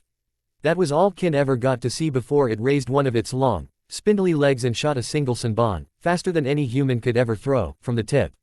It landed with deadly accuracy, embedding in the Oto Kunoichi's neck and causing her to almost instantly slump to the ground like a sack of potatoes. Zaku and Dosu were more on guard for the next barrage, the former sending them careening off course with his wind blasts and the latter batting them away with his gauntlet.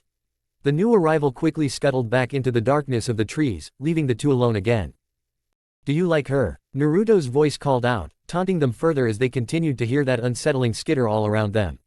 "I call her Erican." Dosu's eyes nervously glanced around into the trees, never once noticing the shadow that is slowly descending over his own. "Say hello, Erican." Dosu wasn't ashamed to say, he screamed as he looked up, right into the emotionless wooden face of the puppet. Under the right circumstances he might have said that face was beautifully sculpted. However, the four smaller glassy eyes above the main pair and the disgustingly segmented jaw shattered any illusions of beauty. What the fuck is this thing? Dosu tripped over his own feet as he backpedaled away from the puppet, which he now saw to be hanging by a long silvery thread emerging from its bulbous black abdomen. It opened its mouth, much wider than should have been possible for any human, and hissed at him, what looked to be thick, viscous saliva dripping from its mouth. Suddenly it spat at him, a great glob of that same substance, and Dosu automatically raised his gauntlet to protect him. He could only watch in fear as whatever the substance was ate right through the metal like it was damp paper. In his shock, he didn't even make a move as Erican dropped to the ground, scuttling forward and picking him up in her two human arms. It was only when she opened up her impossibly wide mouth again, the cheeks and jaw literally unhinging, did he begin to struggle, closing his eyes in fear. The wad of acid to the face never came.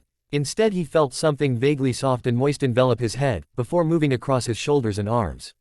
It was only by the time his entire torso was enveloped did he snap out of it, kicking and struggling in vain.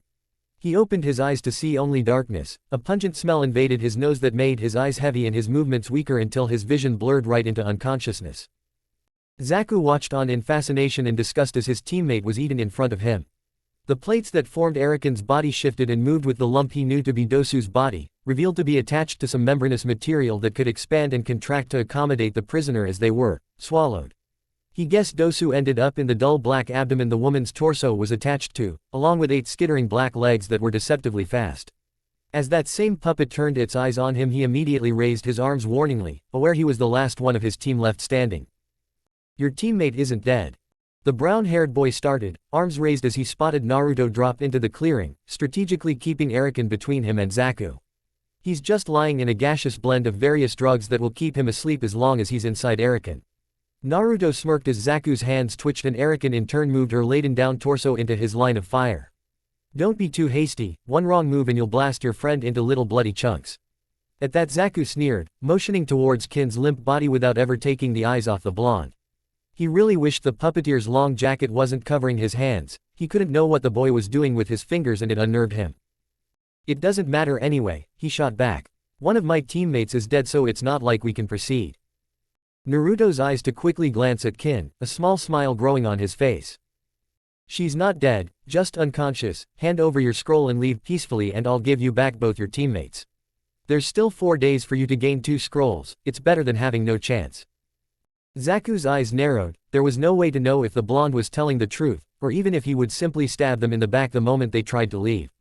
It wasn't the usual style for a leaf nin, but Orochimaru had told them to be especially wary of this one.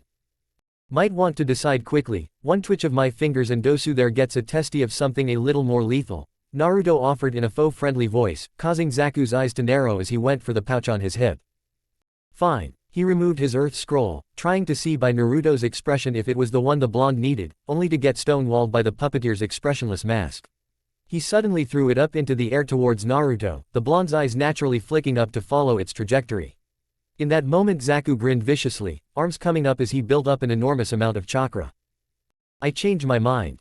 Naruto realized too late that he had made a mistake trying to barter the lives of the boy's teammate against his own safety. Zenkakyokua. A concentrated gale thundered out of the experimental tubes in Zaku's arms, slamming right through Arikan's exposed abdomen. The weakened blast caught Naruto in the side as he tried to move out the way, too slowly though. He was sent careening through the air, all sense of direction torn from him as the world spun for a brief but tumultuous moment before he slammed bodily into a tree. The tree didn't give, but it felt like his body did. He slumped to the ground, vision swimming and intermittently darkening. It all snapped into blinding clarity though as a sudden sharp pain caused his head to snap up only to see Zaku's smirking face sneer down at him as the boy shoved his sandal into Naruto's shoulder. Not so conversational now, little leaf hugger. Not when I'm the one in control, right? Naruto's head lilted slightly and the blonde knew very well he was likely concussed. It didn't help that he could see and feel something warm and wet dripping over his right eye. Zaku brought his attention back to him by pressing harder on his shoulder where he realized he had a large and bloody gash, given the warm sensation dripping down his left arm. I couldn't give two shits about those dead-weight teammates of mine. Our orders were never to proceed, just to deal with you. He raised his hands and grinned, giving Naruto a good view down the barrels of his surgically implanted tubes. What was that? The grinning boy asked imperiously as he heard Naruto murmur something weakly. The boy obviously wasn't all there after his impact. I said, do you have clans in Otogakure? Naruto mumbled. Zaku leaned back a little, his brow furrowing as he stared at the blonde in confusion, watching as he looked up at the Oto nin with his cracked goggles. What the hell are you talking about, tree hugger? How hard did you hit your head? Naruto chuckled weakly, unnerving the other boy. I just wanted to know if you had clans. His voice was a little shaky and he was stumbling over his words, but it still got the point across. I always admired the Aburame. Myself. I love the way they manipulate their insects, like a swarm of tiny little puppets. Zaku blinked and brought his hands up straighter, almost pressing them right into Naruto's face. What the hell are you going on about now? Naruto grinned slightly. It was a manic, desperate kind of expression that only served to unsettle. Nothing much. I'm just trying to keep you busy, while I direct a miniature puppet disguised as a fly onto your shoulder. As he spoke his words gained confidence and clarity, revealing himself to be not as nearly injured as he pretended to be. Before Zaku could even manage an ineloquent he suddenly lacked a head with which to say the words. The tiny little insect-shaped puppet on his shoulder exploded with the force of the exploding seal inscribed meticulously onto its body, and the boy's head was reduced to a messy red paste, thankfully scattering away from Naruto. For what felt like a long few minutes Naruto just sat there, still slumped against a tree and surrounded by the remains of his puppets and the Oto nin. After a few disgruntled noises from somewhere in the back of his throat he dragged himself to his feet, swaying slightly as he clutched at his shoulder. A grimace worked its way onto his lips as he stared across at the wooden wreckage around him. His puppets were pretty much unsalvageable at this point. Ramia lacked a torso and most of her tail and Arikan lacked her body, most of it lying in bloody splinters around the limp construct. That was when it all really slammed into the puppeteer. Right now he was completely alone. He had no puppets, no defenses against the people and dangers around him, nothing separating him from the world. For just that brief, fleeting moment, Naruto was truly terrified. This wasn't like Nami, there was no convenient period to recuperate and fix everything, no time to plan. At any moment other genin, drawn by the sounds of their conflict, could come through those trees, spotting him there, injured and defenseless. His breathing became faster as his heart hammered in his chest, not knowing what to do now. The world seemed to slow down as his eyes caught sight of Kin's limp body. All three of the Oto nin were dead, Naruto was just bluffing earlier. However, where Dosu's body was just scattered chunks of meat and Zaku was currently missing his head, Kin's body was pristine, the only damage being a slight Senbon wound to the neck. She just lay there, a full movable, operational body. Just going to waste. It took around 5 minutes for Naruto to collect up the usable remains of his puppets, collecting the Oto team's earth scroll on his way out of the clearing. It was another 5 minutes of backtracking through the trees though before he found his team. He almost wished he hadn't though. There were obvious signs of a conflict, destruction of trees and numerous scorch marks and kunai scattered about. Just as he was wondering what happened to his teammates, he spotted Sasuke's limp form on the forest floor. He dropped down next to him, noticing the dark-haired Uchiha was twitching and writhing in place, obviously unconscious but still in a great deal of apparent pain. A light sheen of sweat coated his body and he had a few tears across his clothing and skin, most noticeably a stab wound in his thigh. It all seemed to stem from the angrily pulsing seal on his neck, a seal Naruto recognized all too well from seeing on Anko's neck only hours ago. A rush of exhaustion overcame Naruto's body as he thought of that. It seemed like so much longer than that now. He fought it back, examining the seal as it writhed and pulsed an ugly orange color, something Naruto never thought he would hear himself think. To be honest, Naruto couldn't make heads nor tails of it, it was far too complex and he simply lacked the necessary knowledge. He could work out that it appeared to be slowly killing Sasuke, and he couldn't let that happen. Quickly using his fingers to sketch out various kanji in the air that lingered for a few moments as a faint, wispy mist, he gathered them up and swiftly slammed them onto the seal. It seemed to literally twitch and writhe in panic before falling still, softening into a dull black.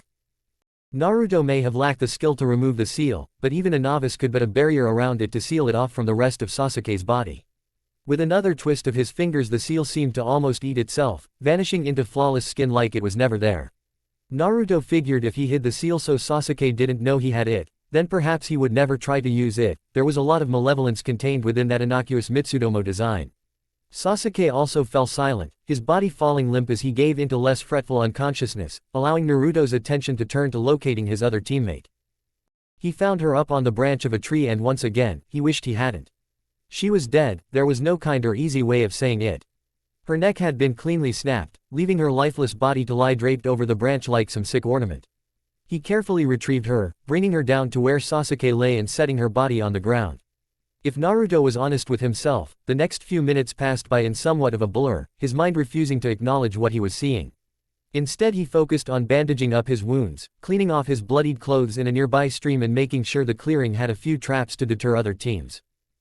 Eventually, Naruto ran out of things to do, and Sakura wasn't getting any less dead, or so his morbid thoughts helpfully informed him. He found himself sitting next to her, his face twisted into a scowl as he stared at her almost serene features. Aside from her cold, pale skin, he could almost imagine she was sleeping. He wished that was all it was. Damn it. He suddenly turned and threw the earth scroll he had been tightly clutching across the clearing, as much good as it did them with a dead teammate. His chest heaved for a while as he simply glared at nothing, as if he were trying to burn a hole straight through one of the forest's oversized trees. He clenched his teeth and looked back at Sakura, still scowling and wondering just why he cared so much. He cared little for Sakura as a teammate, less so as a person. So why did he care if she was dead? What difference did it make? You can't progress in the exams without all three team members, a helpful little voice in the back of his mind offered, allowing Naruto to latch onto that thought.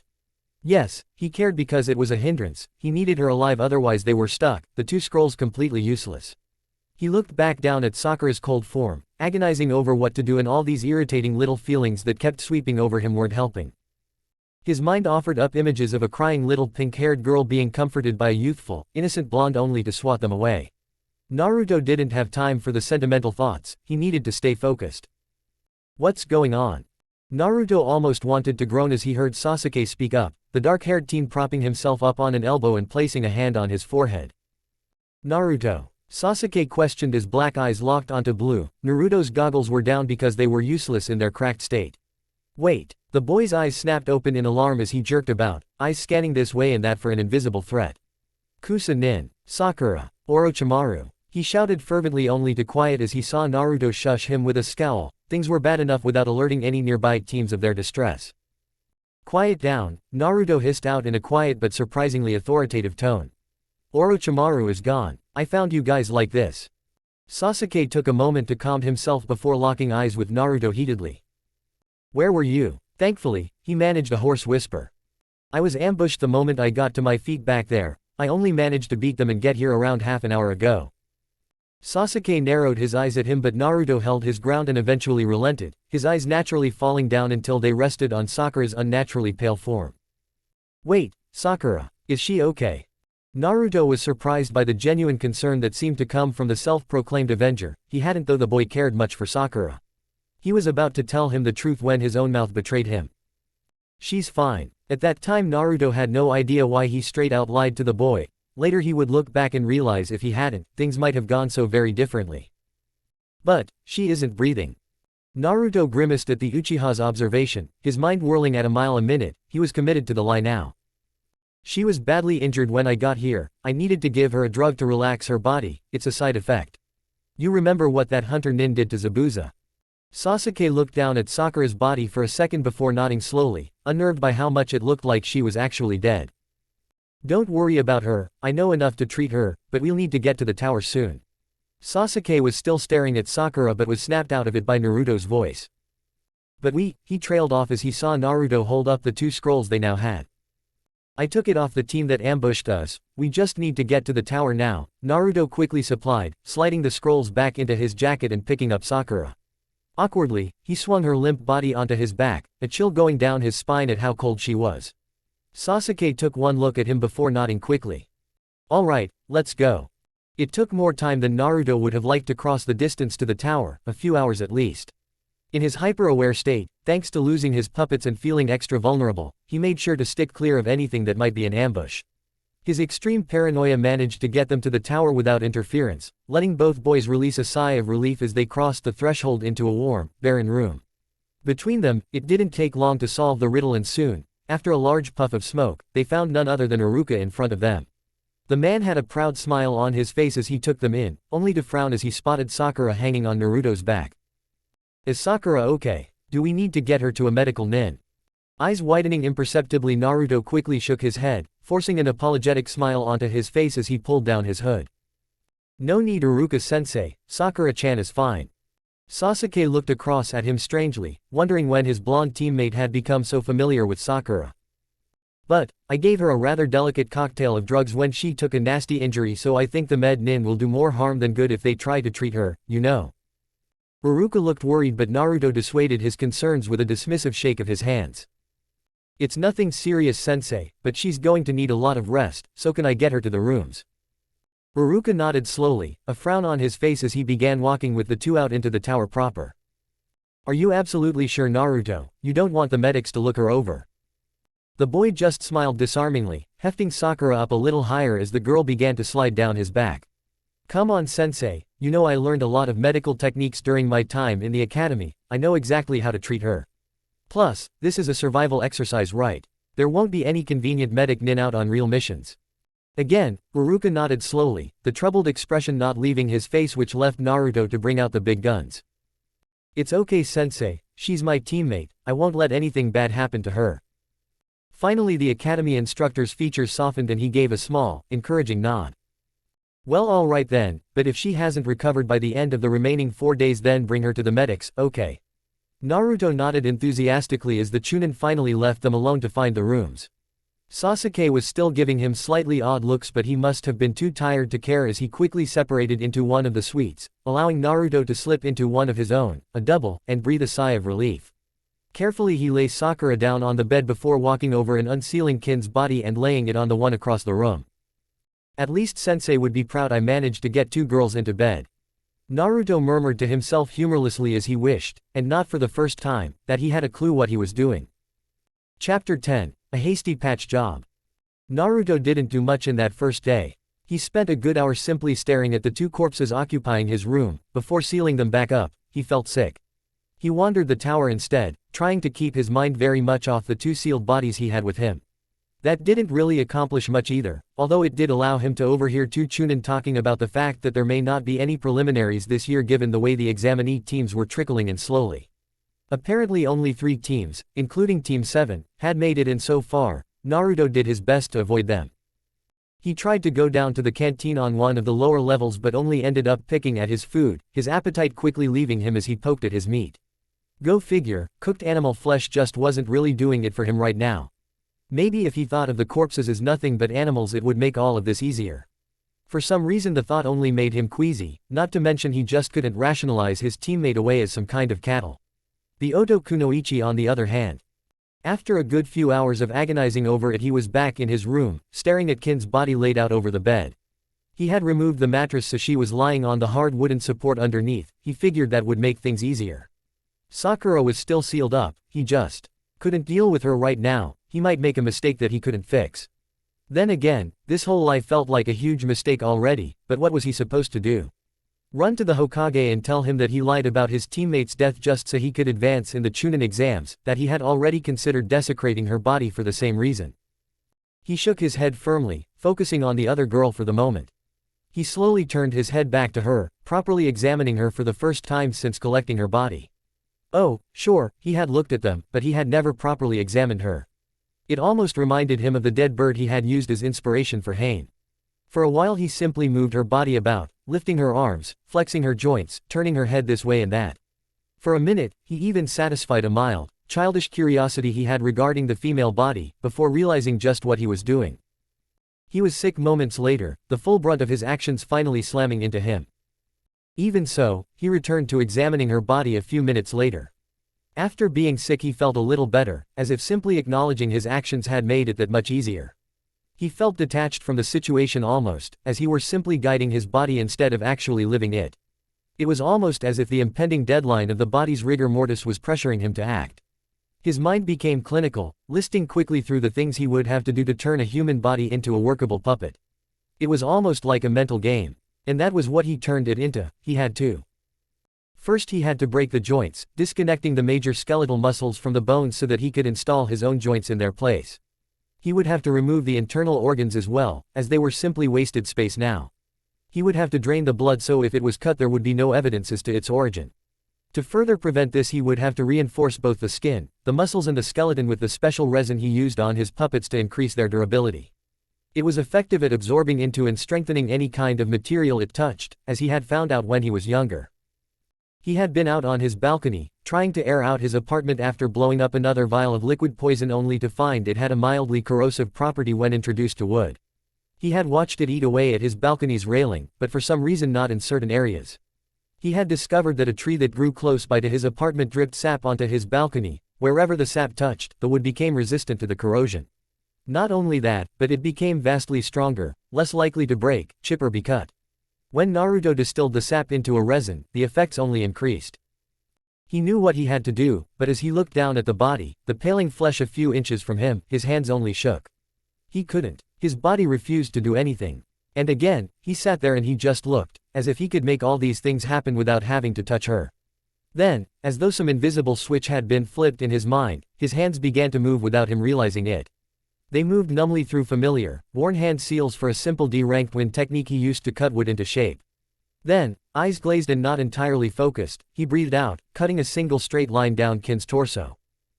There was less blood than he would have imagined.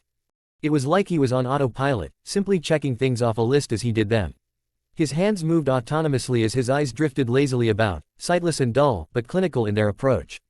He worked tirelessly through the night, not caring when he felt the first calls of sleep pull at the back of his mind, not paying attention when his stomach growled for food. There was only his hands and the body in front of him, not a human. Just an incomplete puppet. There was a ticking in the back of his mind and he knew it wouldn't go away until it was complete, until he finished her. It was only when it was all over, when he could finally look down at his hands and actually see the blood on them that reality snapped back into focus. His breath, like it had been stolen from him for a few minutes, suddenly snapped back into his lungs as he let out a stifled gasp, falling backwards onto the floor and just staring at his blood-soaked hands. Kin looked at him from her now upright position, staring down at him with glassy eyes, mocking him with her now permanent smile. Oh Kami. Naruto couldn't look away, his eyes were fixed on her motionless form, she just sat there, waiting. Waiting for him to use her. Naruto immediately rolled over, emptying his stomach on the floor again and retching until there was nothing left to expunge. His hands gave out from under him and he rolled back onto his back, lying next to his own vomit and staring up at the ceiling. Except he wasn't seeing it, all he could see was Kin's smiling face, still waiting. He felt something warm on his cheeks only to realize he was crying, he wasn't sure when he had started. He spent the rest of that night curled in on himself in the corner, unwilling to look up because he knew she would be sitting there. She was unable to close her eyes after all, she would always be looking. However, his eyes did drift to the scroll in his pocket, each time they did he felt bile rising in his throat. He couldn't, not again. Kakashi arrived on the final day of the second exam in a good mood, why shouldn't he be after all? The new Ika Ika sequel was slated for release in a week, his cute little genin had managed to pass in a single day which earned him quite a bit of money off the bets the Junin sensei had made. Best of all, he hadn't had to deal with his teams, interesting, dynamic for a whole 5 days. Yeah, everything was coming up Hitaki, That was why he wore his signature eye smile as he alighted amongst the other sensei on the balcony in the lowest level of training ground 44's tower. Naturally, he was almost an hour late, so the Hokage had already finished with his speech and the Chunin candidates were making their way up to the balcony. "How are we doing, my cute little students?" he asked, far more chipper than he had any right to be. Much as he expected, he was immediately blanked by all three of his genin. Sasuke walked right past him with a small grunt of acknowledgement, hands in pockets. Naruto simply slid by like a ghost, hood up and goggles over his eyes. His features were far colder than Kakashi remembered seeing them. Surprisingly, Sakura was the same, slipping by him with her head down, her hair rather messy and falling across her face. Her eyes were half-lidded and she looked tired. "Are you okay, Sakura?" Kakashi inquired congenially, his genuine concern not quite reaching his voice, making him come off flippant and insincere. Sakura simply sighed and leaned on the banister, letting her head droop slightly as she looked down at the arena floor with half-lidded eyes. "I'm okay, sensei, just a little tired," the girl replied drowsily. Kakashi nodded with another eye smile, turning away to chat to some of the other sensei and never noticing how some of the tension seemed to just dissipate from Naruto's shoulders. All eyes turned to the front of the room where the electronic board had finished cycling through names, stopping on Lee, the spandex-clad boy from before, and another Konoha ninja that was older than them. Apparently, the Chunin Naruto had overheard had been wrong. There were enough candidates for a preliminary round. There were 16 remaining Chunin prospects in total. All the rookie teams as well as Team 9 had made it through. There was also an older Konoha team from which 2 members had quickly dropped out due to injuries, leaving only Lee's current opponent. There was also the Sand team with the redhead Naruto had noticed before, as well as a second Suna squad. They had dropped out almost immediately, sending wary glances at the redhead the entire time. It didn't exactly make Naruto any less cautious of the boy. The first fight of the preliminaries was disappointingly quick, with Lee showing incredible prowess in taijutsu. His opponent, the only older Konoha genin to make it this far, was attempting to use what appeared to be a chakra-draining technique on the bowl-cut boy. For whatever reason, it didn't appear to have any effect on Lee, allowing him to mop up his opponent with brutal and efficient taijutsu. It ended with his opponent in a crater on the ground and a touching, if not highly disturbing moment between Lee and his sensei. Naruto might have mistaken them for some horrible cloning accident if they hadn't been informed otherwise by their sensei, who seemed suspiciously desensitized to the whole display. The names began to cycle again and Kakashi's attention was promptly diverted as Sakura pulled on his flak jacket.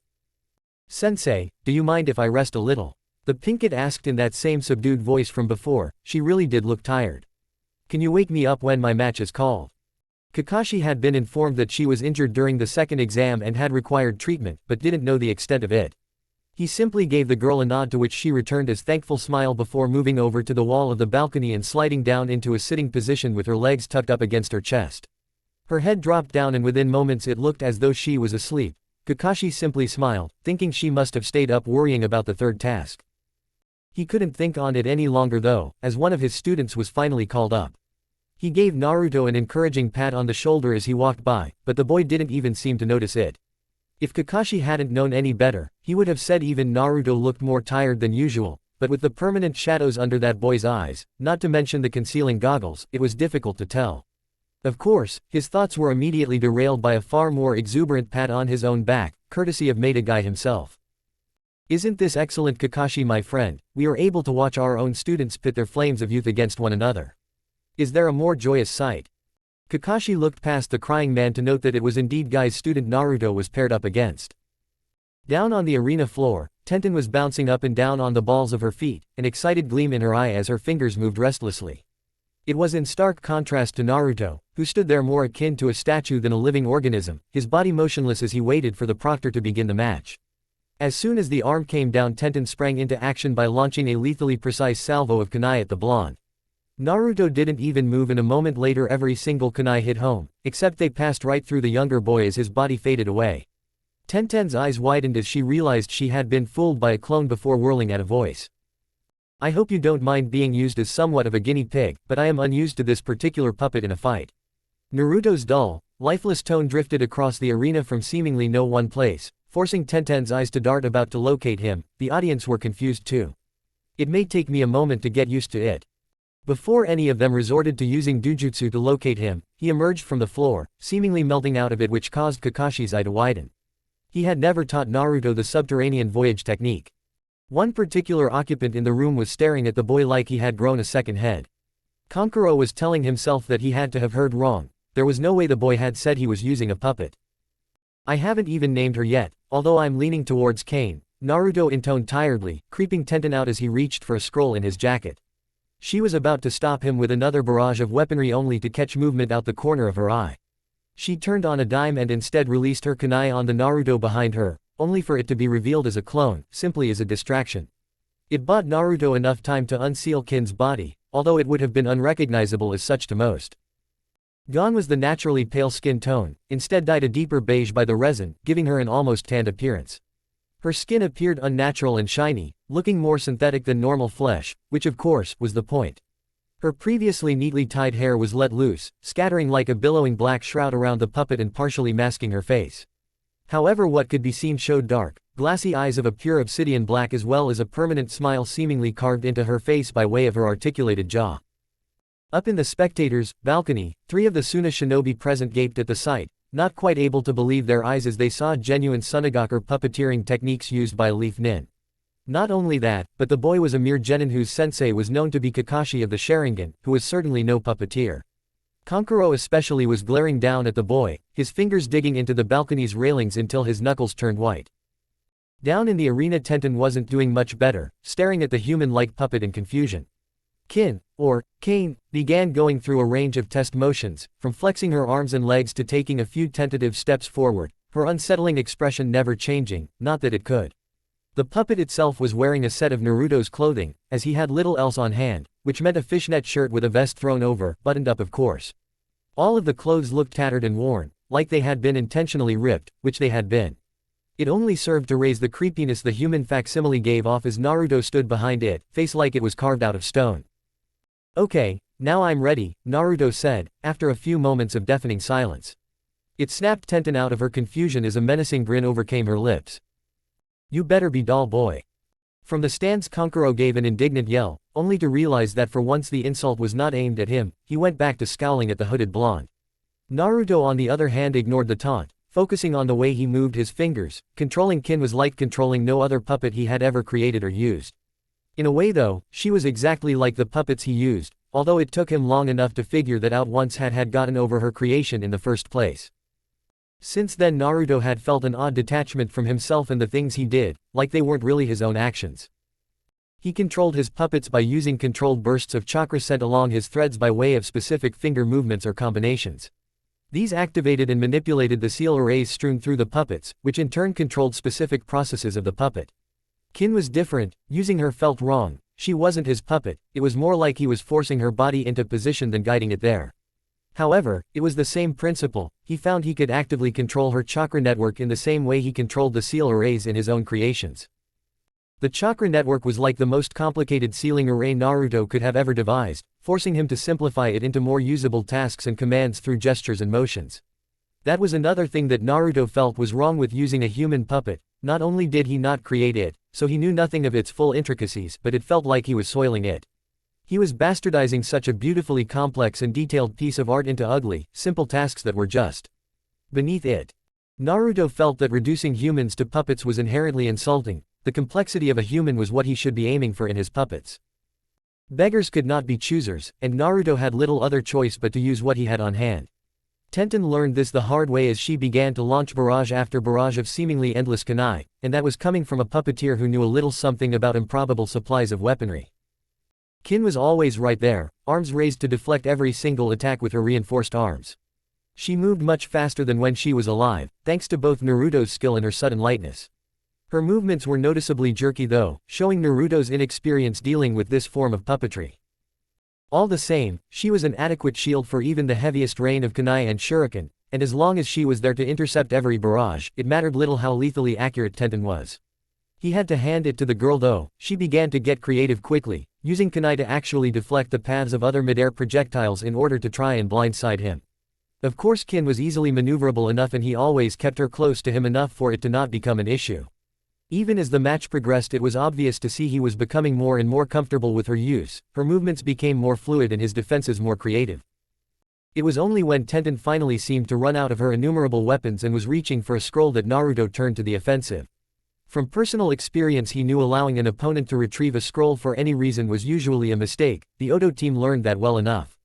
Kin suddenly darted forward, moving at speeds Naruto himself couldn't have matched, and was suddenly within Tenten's guard, shocking the girl and forcing her to jump back. It was too late though, the damage was done as evidenced by a thin red line suddenly appearing under her torn Chinese-styled shirt. You might want to forfeit the match within the next few seconds, Naruto suddenly called out, still in that droll monotone as he had Kin return to his side, confusing his opponent when he failed to press the offensive. Tenten simply looked at him like was crazy, she had barely even felt the scratch under her chest and he wanted her to forfeit. Up in the stands Sasuke placed his face in his hands, knowing what Naruto had done and already knowing the match was over. Most of the spectators on the other hand looked just as confused as Tenten, however Kankuro was still fuming, perhaps even more so than before. PFF'd kid, I don't know what kind of opponents you've faced before but if you think a little scratch like this will. Tenten suddenly trailed off as her eyelids drooped, a burning sensation was spreading out from her stomach, numbing her body and causing her mind to become fuzzy. She valiantly hung on for all of 4 seconds before her body slumped uselessly to one side, the scroll she had been holding rolling away from her. Naruto walked over to her prone body, flipped a small syringe out of his pocket with a small flourish and quickly stabbed it into her stomach, just below the cut. Then, as the onlookers watched on with a mix of confusion and shock, he simply walked up to his spot on the balcony. Then, as the proctor got over his surprise and actually called the match, it was like some kind of barrier had been withdrawn that had been holding the tongues of the spectators.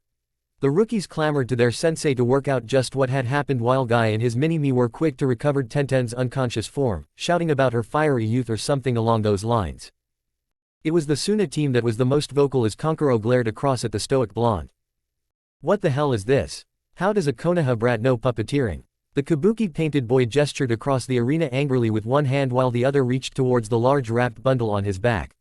Even the boy's sensei, a tall man wearing a veil over half his face and the standard Suna Junin attire, was looking over at the Hokage. What is the meaning of this Hokage? The stocky man called out, his visible eye narrowing dangerously at the older man.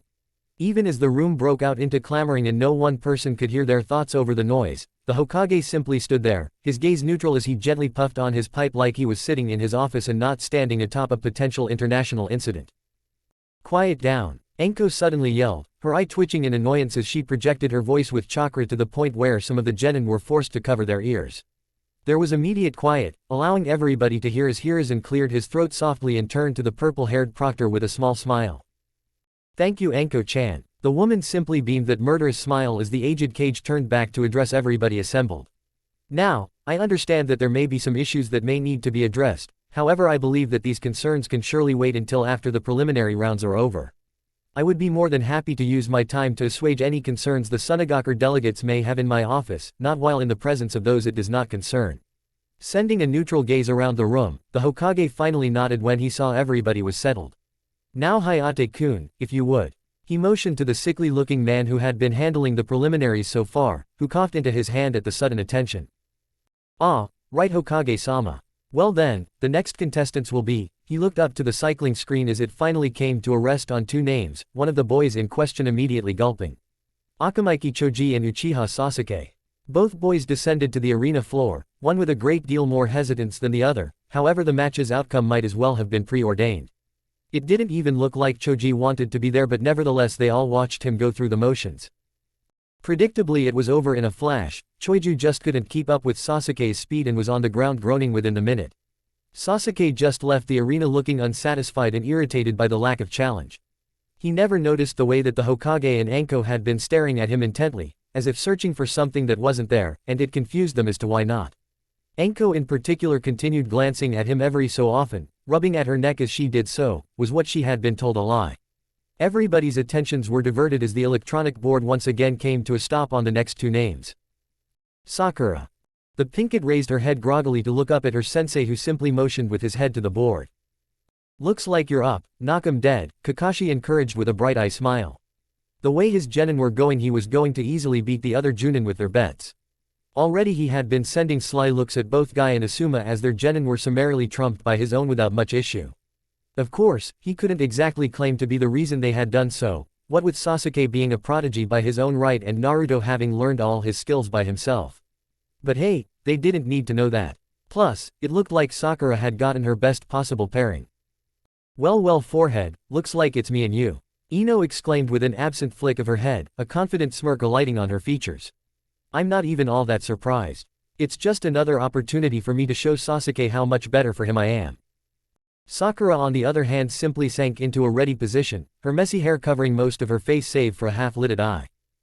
Can we just get started? Her tired voice sounded out, causing Ino to frown before simply rationalizing it away as some kind of fake-out tactic. Sakura wouldn't get the drop on her so easily. Up in the balcony, Kakashi sent a glance to both his other genin, noticing them both watching the match intently, even if neither of their faces showed much of any emotion. He was rather proud of his students. For each of their individual matches so far the others had watched on supportingly, save Sakura of course, but he could understand if she was drained and a little shell-shocked from the forest. Still, he only imagined it would serve to make her tougher in the future. On that note, the proctor finally decided to start the match. Before Ino could launch into another short monologue, Sakura dashed forward with speed that surprised the blonde. The pinkett certainly hadn't been this fast leaving the academy. Up with the spectators, Kakashi grinned under his mask, it was already looking like another easy win. Ino brought up a kunai in time to divert Sakura's, which the girl had flipped out of her holster with an unusual flourish. There was a brief stalemate between the two as Sakura tried to drive the kunai down while Ino held her back. What's the matter forehead? Ino managed to grind out between gritted teeth. When had Sakura become so strong? Do you need to go all out to begin with because you know you have no chance to beat me otherwise? She managed to divert the weapon away from her and jump back with a flip, only to find Sakura charging her down again. She launched a flurry of shuriken, only a few of them on target, but Sakura slid under them without much difficulty. Even with her hair covering a lot of her face, she seemed to have an excellent awareness of the arena. Then, suddenly, they were close again, engaging in a medium-paced bout of taijutsu. It was quickly shown Ino was the faster and more flexible of the two. However, Sakura was stronger and didn't even seem to notice half the blows that landed. They seemed very evenly matched. The silent taijutsu match continued on for another minute, with neither girl gaining any kind of advantage over the other until Ino suddenly found an opportunity to slip her hand into her pouch. It came back out with a few shuriken held between her knuckles, which she quickly slashed up with. Sakura was quick to respond, bringing her arms up to cover her face, only for Ino to smirk in victory as she left 3 small gashes up the girl's forearm. Sakura leapt back to make room, her face twisting into a pained expression a moment later, although the delay wasn't noticed by anybody but Ino, who was busier with other things. How's that feel forehead, ready to forfeit yet? Ino called out smugly as Sakura gripped at the bleeding wounds, her face still twisted into an expression of annoyance. She said nothing though, simply reaching over and tearing off one of her short sleeves to use as a makeshift bandage. Ino grimaced at that, resetting her stance as the two rushed towards one another. Another bout of taijutsu ensued, but it was clear Sakura was favoring her uninjured arm and Ino was quick to take advantage, showing taijutsu wouldn't work for the pinkett. She jumped back at the same moment Ino let loose with a handful of kunai that were right on target. Of course they were rather slow and would have been simply to dodge, but that was the point. Ino was only trying to drive Sakura towards the wall so she could finish this with her now superior taijutsu. That might have been how it went, if Naruto's fingers didn't suddenly twitch in a very different way. All at once a multitude of things occurred. Sakura made to dodge, only to place her foot right on one of the discarded kunai from Tenten's fight with Naruto earlier.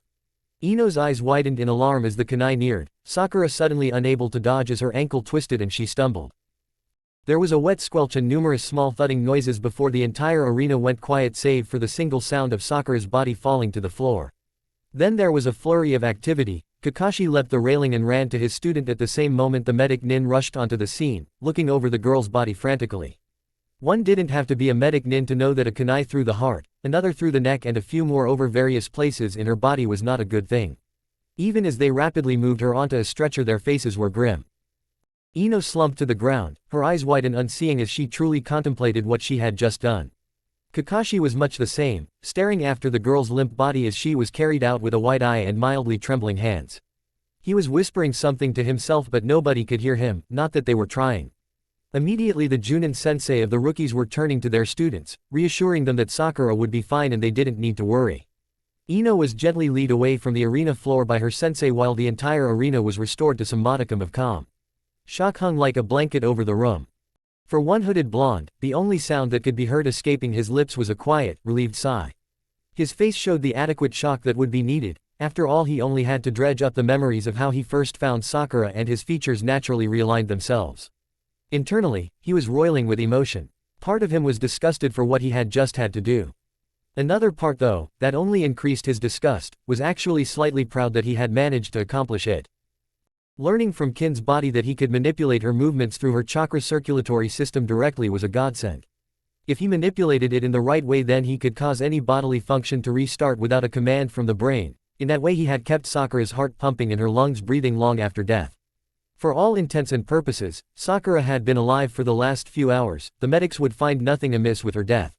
However, as Naruto saw Kakashi walk back up the stairs to them, his face blank and indecipherable, he felt a stabbing sensation in his chest he couldn't explain. Kakashi-sensei. That would be the first emotion other than irritation or amusement Kakashi had ever heard from the young puppeteer, and it barely even registered. Is Sakura going to be okay? Naruto asked quietly. The look he got from the man in return was all he needed to see, and he quickly slumped against the wall, his face almost copying Kakashi's blank mask, feature for feature. While it was mostly an act, the confusion he felt inside was all too real. Now it was over. What was he supposed to feel? What did he feel? Chapter 11, Straining Seams. There was a 20-minute reprieve given to the contestants after Sakura's death, allowing them time to both come to terms with what had happened, and for a small team of Chunin to adequately clear the arena of both debris and blood. It was mostly silent in the large room save for the sounds of the cleanup crew working and a few hushed whispers. Only the sand team seemed particularly unperturbed with the development, uncaring for the loss of a single Konoha kunoichi, even if the sand and leaf were supposed to be allies. Finally though, they couldn't put the proceedings off any longer and the board began its inevitable cycle through the remaining names. Naruto, Kakashi started as he saw his student push off the wall he had been slumped against for the better part of the last 20 minutes. You don't have to force yourself to do anything. At some point over the break Naruto had removed his goggles, letting them hang from around his neck so that Kakashi could see his stony blue eyes. It's fine, sensei. Everything about the blonde seemed muted all of a sudden, his tone, the way he stood, even his usually vibrant hair seemed dulled. I'm still a part of this competition, aren't I? He intoned slowly, as if testing each word before allowing them to roll over his lips without any real luster or emotion. Kakashi wanted to say something then, maybe a reassurance. Perhaps a condolence. He might have even asked Naruto how he was feeling. However, the gray-haired Junin had never been a paragon of emotional stability, nor of handling grief particularly well. In the end he just nodded quietly and turned a dark eye on the arena himself as the board finally stopped on two names. Come on Akamaru, let's just do this, Kiba growled as he stared across the arena at his opponent. His own voice lacked its usual unquenchable enthusiasm. The small white dog riding in his jacket gave a subdued yip of approval, having read the tone of the room. They hopped over the railing at the same moment Kankuro did, or Sabaku no Kankuro, as the board named him. Naruto wondered what he had to do to get an epitaph like that. It seemed rather generic for a Sunagaku shinobi. So, you're my opponent. Kankuro sniped, his features set into a scowl as one hand impatiently drummed against the wrapped bundle on his back. All that weight for a mutt. Oh, and his dog of course.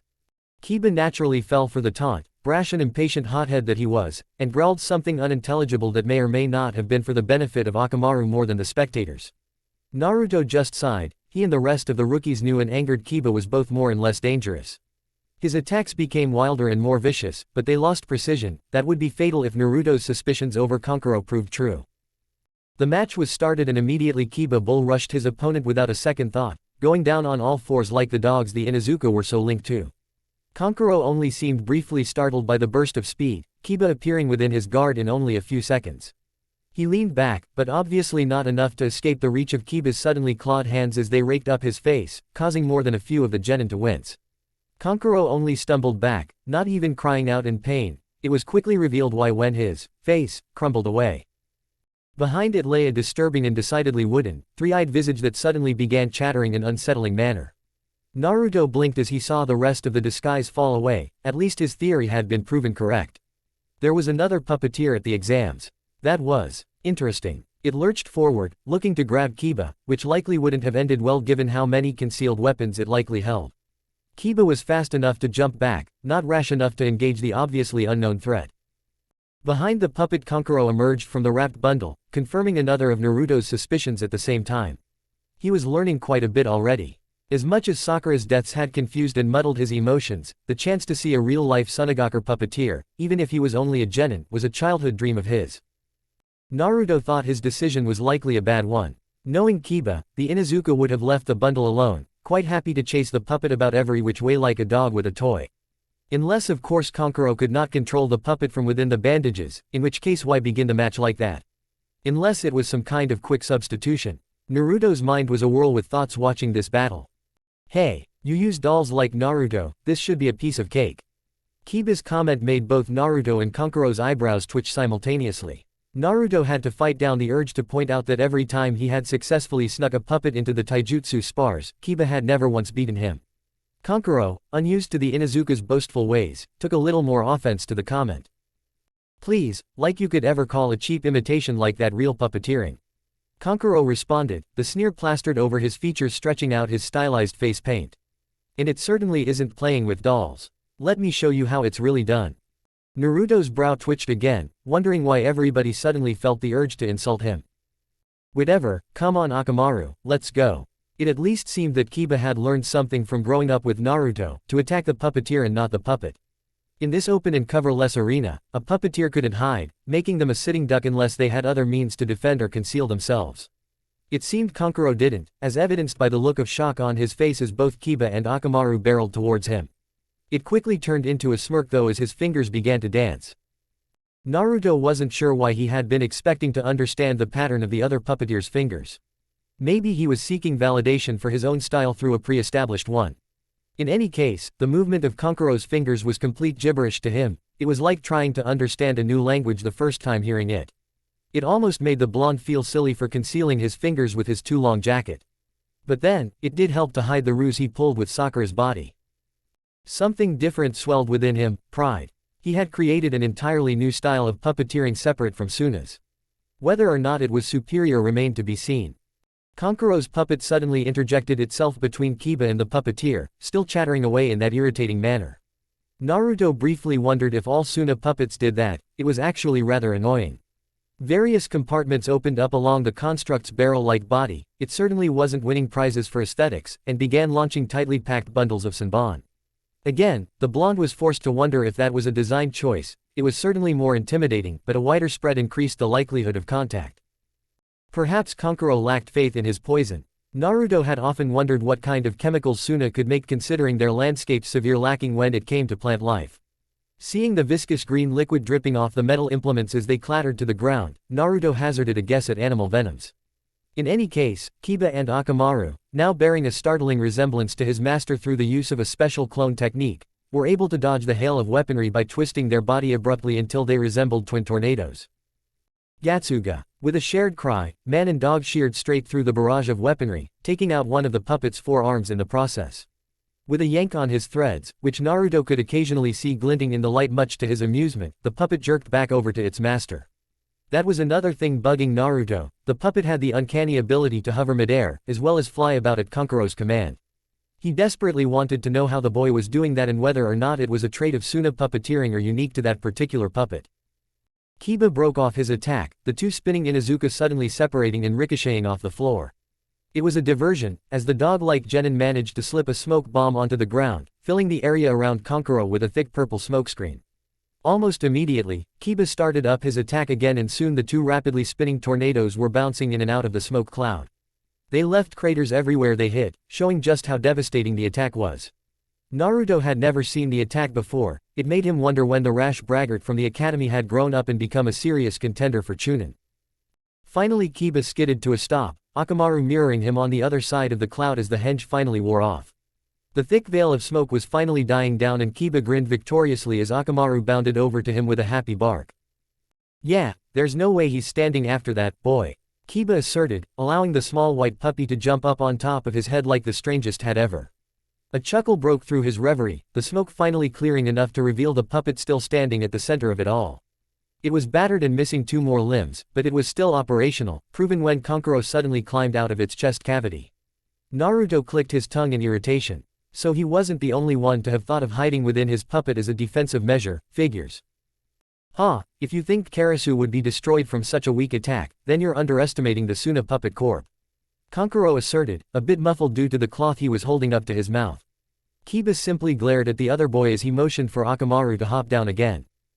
It doesn't matter now that you've gotten out, come on boy, let's get him. When Akamaru only gave a whimper in response the Inuzuka looked up worriedly. What's wrong, Akamaru? The dog slumped in his spiky brown hair, weakly trying to get up only to have his limbs fail him. A moment later and Kiba felt the very same effects travel through his body, causing his limbs to feel like lead. Hey, it was too easy to slip some vaporized poison into that convenient smoke screen you provided, and you were gracious enough to throw yourself headfirst into it a few times too.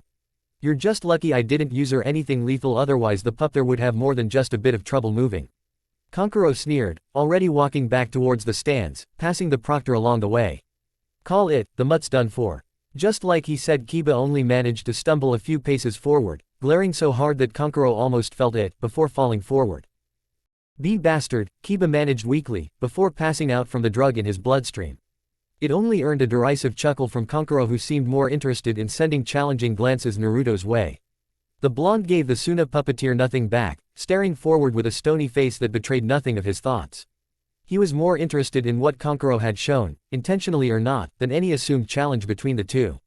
Yes, it would be interesting to pit his style against the very techniques that inspired him, but not his end goal. No, he had a much larger target than some fresh genin that was likely at the lowest rung in the puppeteer corp. Troublesome. Naruto glanced over, snapped out of his thoughts as Shikamaru lazily shuffled by, sending furtive glances over at his opponent. Said opponent scowled at everything as he vanished in a swirl of sand, reappearing down on the arena floor and following Shikamaru's slow progress to the floor with an intense gaze. It wasn't a particularly long or interesting match if Naruto was honest with himself. Gaara did show frightening control over the sand he kept contained within his gourd, as well as what seemed to be some kind of automatic 360-degree defense. After a few minutes of Shikamaru testing Gaara's defense, finding out that Gaara could still direct his sand while restrained, and generally avoiding being pummeled into a bloody paste by the unrelenting beige cloud, he finally just raised his hand and surrendered. It was obviously a lost cause. Nothing he could do would reach Gaara. He wasn't fast or strong enough to breach the seemingly impenetrable sand, and it was fairly obvious that the longer he stayed in the arena with the clearly unbalanced Suna genin, the higher the chance that he wouldn't be leaving it. Gaara for one seemed particularly irritated he had been denied a satisfying conclusion to his fight, muttering to himself disconcertingly the entire way back to his spot on the other balcony. Naruto suddenly felt glad he had the length of the room separating him from that psycho. He couldn't imagine what would have happened had he tried to face the boy with only Kin as his puppet. Others seemed to share his opinion as more than a few unsettled glances were thrown Gaara's way, all ignored as the boy seemed more content to talk to himself and glare at nothing. Eep. A surprised squeak was the only sign Naruto got that another pair of genin had been chosen, before a vaguely bluish blur hurried past him nervously. The sand kunoichi on the other hand chose a more extravagant way of getting to the floor, vaulting the railing and landing with a flourish of the long metal object she carried. It seemed to be a common trait of the Suna team, carrying heavy objects as their weapons. Was Suna really that far behind on their sealing knowledge? "I've heard of the Hyuga clan," Tamari, as the board introduced her, started up, cutting off the proctor before he could begin the match. "You're supposed to be undefeatable in close quarters combat or something, plus you have those funky eyes, right?" Hinata shrank back on herself, her fingers coming up and pressing together nervously under the more confident Kunoichi's harsh gaze. "I don't see it, all I see is a little girl playing ninja." The sandy-haired Kunoichi smirked and brought the massive metal bar around with a spin, opening it slightly to reveal it was a giant fan with a single blue circle inscribed on it. "Well, don't worry girl, you won't get close enough for that to be an issue, I can promise you," Tamari stated with an arrogant smirk. The proctor simply looked over in annoyance as if asking if he could start the match yet. He did so, and as his arm descended Tamari was already in motion, bringing the fan around in a great swinging arc. From the balcony Naruto watched on in interest. He had read up on a few different Suna styles alongside puppeteering, and he wondered how a fan user would compare with a Hyuga. Hinata at least wasn't immediately defeated. She managed to jump out the way of the initial blast of wind that would have easily picked up her body and sent it crashing into the far wall. It wasn't particularly graceful, and when she picked herself up Naruto couldn't help but notice that she was sending furtive glances towards the section of the balcony holding Guy's team. It was a shame really. Naruto was actually rather interested in the Byakugan from an objective standpoint. People could argue about Dujutsu all they liked and whether or not the Sharingan was superior. In Naruto's eyes it was no contest, the ability to see that far in every direction as well as through object and people in minute detail. It was a puppeteer's dream. He wouldn't have to stay so close to his puppets to control them, and it would make integrating more intricate systems far easier. Not to mention they could see through genjutsu, a personal bane of his and a weakness brought to his attention during his confrontation with the Oto team. It seemed that Hinata only just realized this as she got to her feet, facing Tamari and shifting into some semblance of a stance. "Be Byakugan." Her timid cry barely reached those leaning right up against the balcony like Naruto, but the change was significant. This time when Tamari launched a wind blast, Hinata was able to see the chakra in it immediately, showing her the exact boundary of the blade-like projection of wind. Her movement was more fluid as she slipped around the blast. Motions that seemed ingrained deep in her muscle memory easily guided her around the next swing, and she was even able to slide under the third, more desperate and larger blast Tamari sent when she saw her attacks were becoming less effective. Unfortunately, Hinata seemed hesitant to press any advantage she had, simply dodging the attacks instead of trying to move into a closer range so her taijutsu would actually be effective. Again, she kept sending those nervous glances up into the crowd, causing Naruto to look over and see the other Hyuga, the one they had met before the first exam, glaring down at her. He returned to staring at Hinata intently, her movements fascinating him as he wondered just what she was seeing through those eyes of hers. Hinata's gaze slid over to him as she seemed to catch his intent look, blinking in surprise. The blonde wasn't exactly sure what happened at that moment, but it seemed for the better. Hinata appeared to reaffirm her stance, her eyes setting into a modicum of determination. Meanwhile, Tamari finally seemed to realize her current tactics were ineffective and seemed in the process of opening her battle fan up more. Hinata finally pressed the attack, running forward in that brief lull between wind blasts. Tamari swung wildly, but Hinata's hand glowed with chakra. A quick swipe down at the right moment cut a gap right through the wind blast, large enough for the petite Hyuga to slip through. Suddenly, she was right inside Tamari's guard. Tamari proved to be no slouch with her weapon in close combat, however there was a reason Hyuga were so feared in taijutsu. It was little known, but because the Byakugan allowed them to actually see their opponent's chakra system, they were able to see the flow of their enemy's chakra, actually anticipating their movements somewhat. That, combined with the devastatingly efficient Juken that could lock down the Tenketsu and prevent said chakra flow, made them nearly unsurpassed at close range. Only the Uchiha, with the Sharingan's predictive abilities, were able to keep up with them in taijutsu, and often, even that wasn't enough. The Juken still proved superior here. Tamari was caught off guard by Hinata suddenly diverting her fan to one side with an unexpected and well-placed palm strike. The fan swung wide, and for a fraction of a moment Tamari's midsection was completely exposed. In that instant Naruto was privy to what few had seen outside of the Hyuga compound and survived to tell about it. Hinata's hands moved as blurs, her pupil-less eyes darting about at the same speed as she closed one, then two, then four Tenketsu all in a row. She didn't stop there though, using Tamari's shock and surprise against her as she took advantage of the girl's sudden immobilization to finish her off. "I'm not playing ninja," Hinata managed, some semblance of actual confidence managing to come through in her voice as Tamari dropped to the ground, her face seemingly frozen in an expression of shock. Over on the balcony Kankuro was in a similar state, not at all having expected his sister to be taken out with such apparent ease. Funnily enough though, a moment seemed to pass before the events caught up with Hinata herself, her face blooming into a brilliant red as she suddenly shrank back in on herself. "Ah, sorry." She quickly bowed, leaving her teammates to groan quietly and Neji's glare to intensify. The timid Hyuga quickly hurried out of the arena. As she passed by Naruto, whose eyes still hadn't left the arena floor where Tamari was being taken away, he swore he heard her mumble something like a thank you. He blinked, turning to ask her what she meant, only to see she had scurried off back to her teammates, a virulent blush adorning her cheeks as she did her best imitation of a turtle, with her jacket being the shell. He continued looking in her direction with a mild frown until he was suddenly shoved out of the way as Neji passed by him in the opposite direction.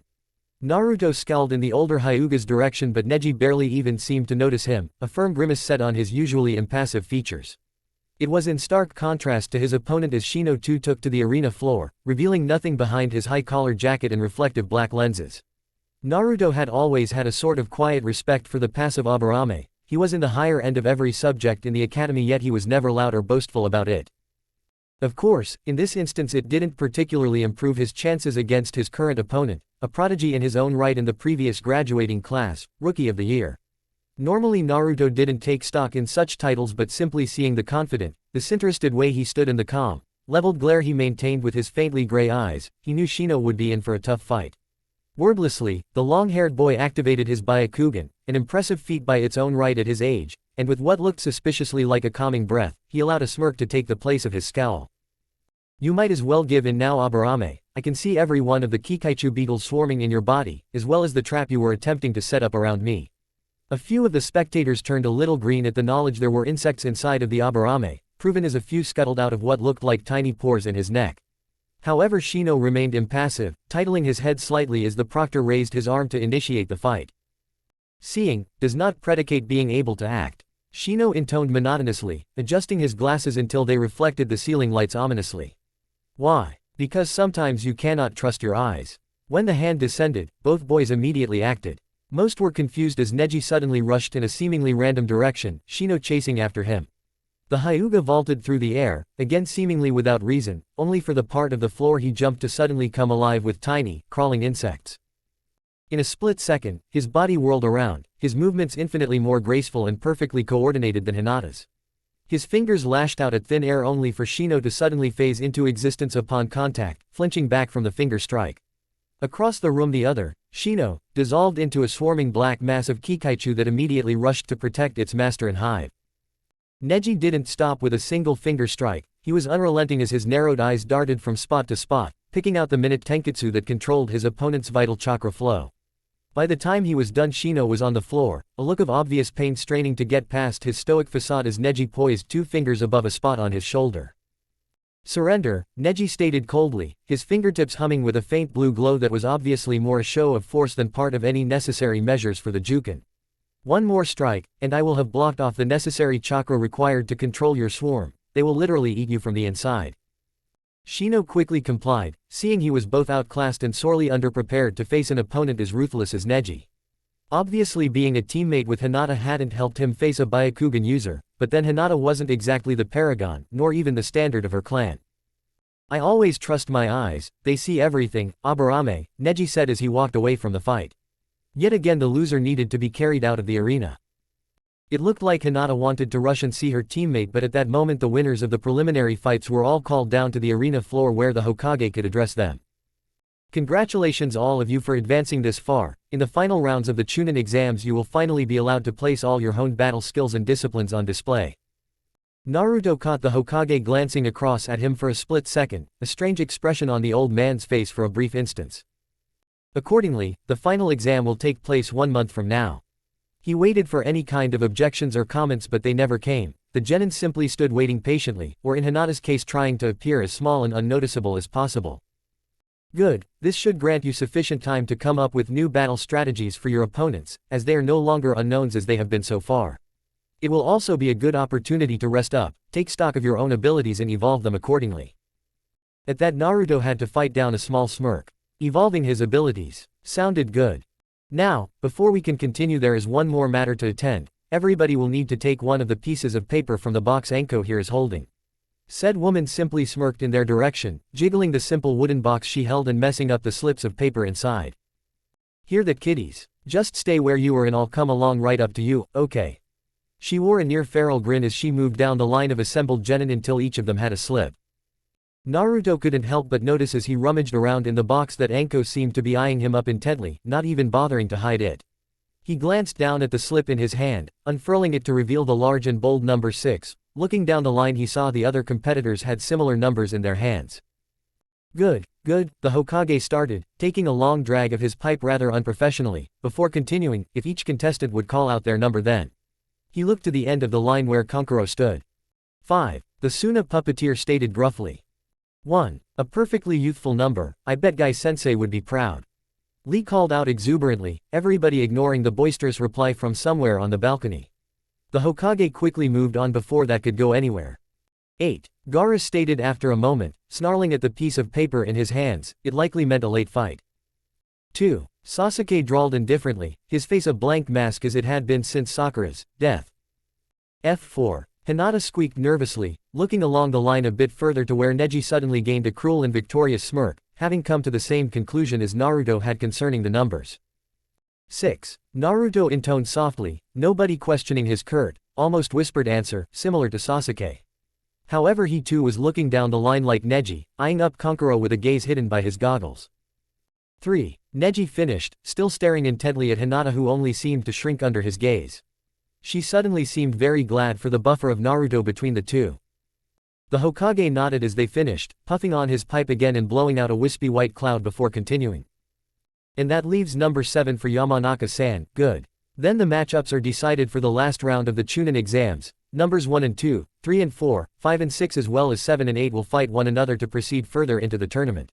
He raised a hand, preempting the questions he could already see percolating on a few of the participants' tongues. While the final exam will be in the style of a tournament, for the benefit of the visiting judges and spectators, not only the winner of the tournament will be allowed to become chunin. In fact, even they may not make the rank. Again he raised a hand, quietening the questions before they could be asked. During the tournament, you will be assessed on the qualities we believe chunin should possess. This means that even if you were to be defeated in the first round, but still manage to showcase these traits, you will advance in rank. However, one who manages to win the tournament, yet display none of these qualities, will be as likely to fail as any of you. As of this point, all of you have the potential to be made chunin. The Hokage nodded once at the assembled genin. Do your villages and your nations proud. And with those parting words he left the genin to mill about or return to their sensei. Naruto took the opportunity to make for the door of the tower. He just wanted to get out of this forest as fast as possible. He felt like it would be a long month ahead of him. Already thoughts and ideas, inspired by what he had seen today alone, swirled through his mind. However, there was also the emotional turmoil he felt just beneath the surface he badly needed to sort out. In any case, some rest in the comfortable, familiar environment of his apartment would do him good. He needed to have puppets on hand that just weren't kin. As he passed through the door out into the forest he was stopped by Kakashi rushing up to him. Naruto, good, you didn't vanish, he said, causing Naruto to grumble in his mind. He had been about to. I wanted to talk to you about the month break. I arranged to have you trained by a Junin instructor called Ebisu.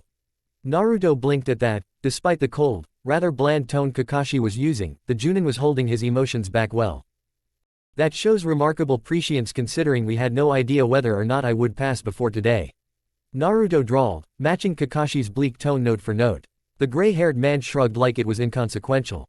I had faith in my students, he smiled, although it seemed rather forced, and arranged training for all three of you, in case you needed it.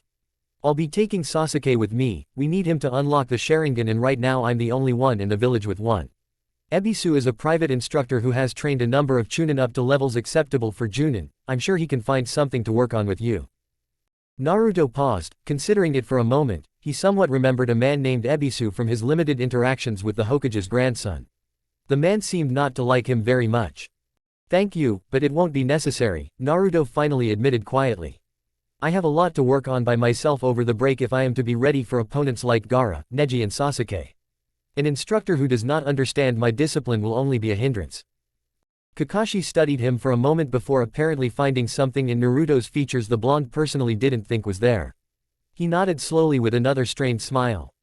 Okay, I understand, sometimes it is better to be alone, to deal with issues like this. He nodded again, this time more to himself than anything. Hey, I had to trade one of my rarer Ikas to Ebisu just to get him to agree, you know, so you owe me, alright. Naruto stared at the Junin curiously for a few moments before nodding, albeit with hesitation. Even if he was sure the man was joking, Naruto didn't like to owe anybody anything. He turned to leave only to get stopped again. This time Kakashi's features were indecipherable. But if you need anything Naruto, even if it's just to talk, you'll come see me, okay? Again Naruto paused before giving a slow, uncertain nod, earning a smile from the silver-haired man that seemed a little more genuine. With that out of the way, he left. Kakashi waited until the blonde was out of his sight and range of senses before he let out a sigh. He placed a hand on his forehead and slowly ran it through his hair, his posture slumped and despondent. Taking another minute to compose himself, which included wiping away the very beginnings of a tear trying to form in his visible eye, he turned back and headed for the tower. He needed to collect Sasuke. It was going to be a long month, for everybody. Chapter 12, Replacing the Fabric. Naruto sat back in his seat comfortably, an amused smile playing over his lips that was in full display for once. Naruto often showed the courtesy of removing his hood when he was in the Hokage's presence. He imagined it helped dissuade the man of notions that Naruto was becoming too distant. Now it served the double purpose of giving him an excellent view as the Suna Junin sensei fumed at the old man. The amusing part was that the Hokage was simply sitting there, smoking his pipe as he allowed the veiled man to vent without interruption.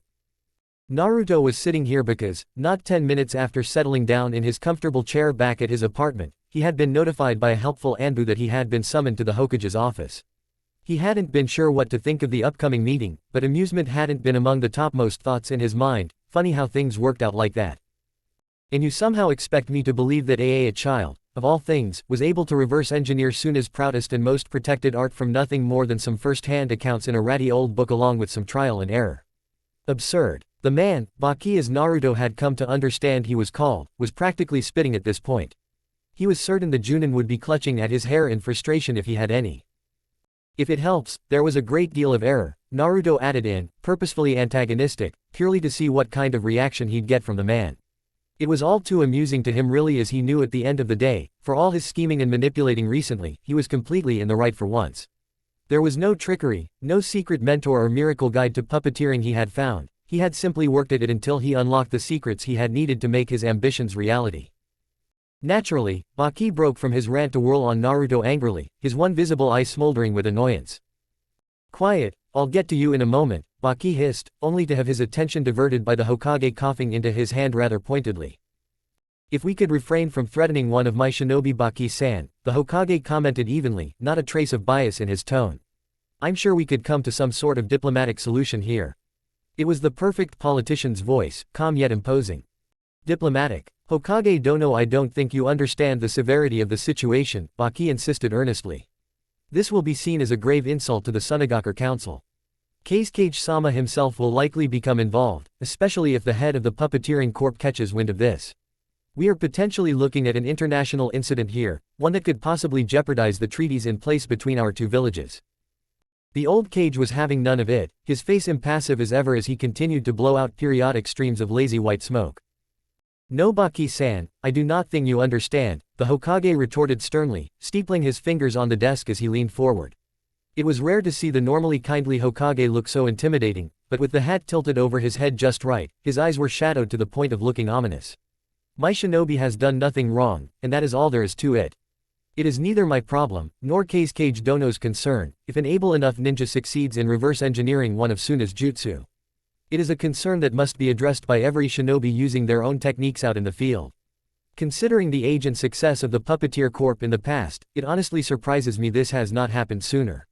The man leaned back and gave a congenial smile, wiping away his previous image as if it had never occurred.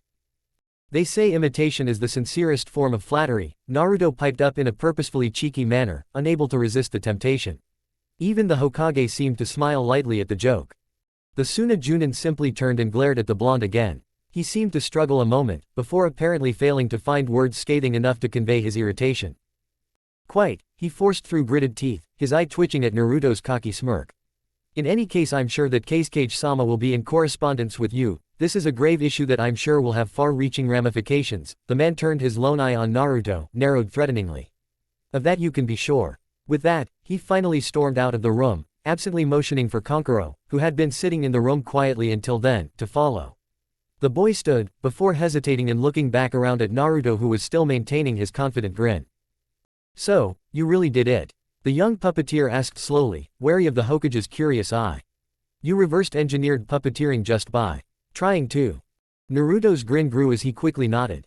"Yeah, took me years too," Naruto answered in a chipper tone, causing Kankuro's face to screw up in confusion for a moment.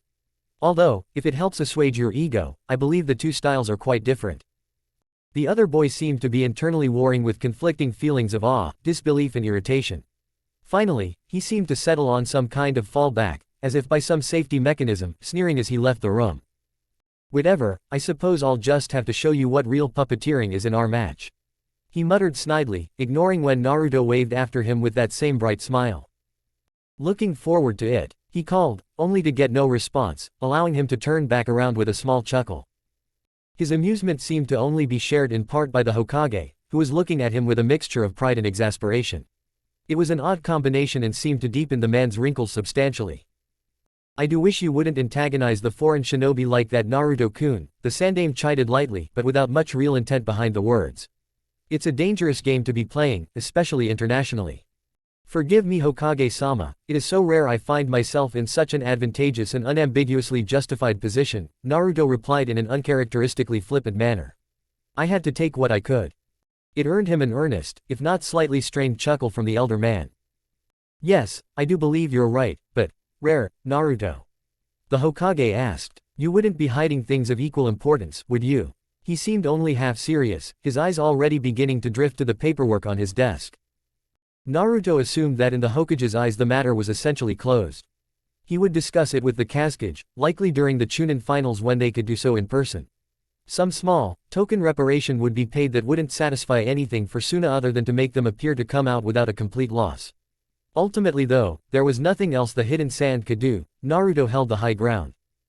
Of course not, Hokage-sama, Naruto replied with a thrown-in chuckle, hiding the subtle twitch of his finger within his jacket sleeves. His face betrayed nothing.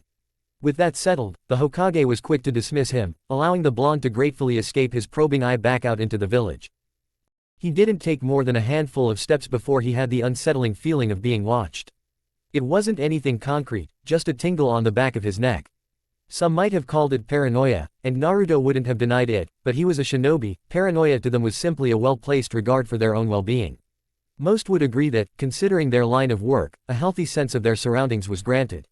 To at least confirm it, Naruto took a rather unusual path home, looking for all the world as though he was simply taking a more scenic route to mull things over in his mind. Sure enough, when he took a sharp turn into an alleyway that was perfectly lit so the descending sun was behind him, it allowed him to just about catch a glimpse of a shadow darting back too late. It seemed his suspicions were correct and he had himself a tail. Interesting. He wondered who it was, perhaps a member of the Suna party. A spy from the Hokage, the old man having caught onto his ruse. Another competitor looking to glean secrets out of him before the finals. Naruto wasn't sure, but for some reason instead of feeling frightened, or nervous, he felt oddly invigorated. It was as though a long-dormant feeling of competition had been aroused within him, causing a slight smirk to break out over his features before being quickly schooled. He continued on down the alleyway without breaking stride, not deigning to give anything to his pursuer, no matter their agenda. If they wanted to follow him then they would be sorely disappointed with what they found, they could be assured of that. A few days later, after giving his still unknown stalker quite the confusing run around Konoha, and Naruto found himself in a position that seemed all too common over the last few days. He huffed, breathing out a long exhale through his nose as he stared at the lifeless form of Kin in front of him. He had considered a lot of options in what to do with his latest puppet, including simply destroying her.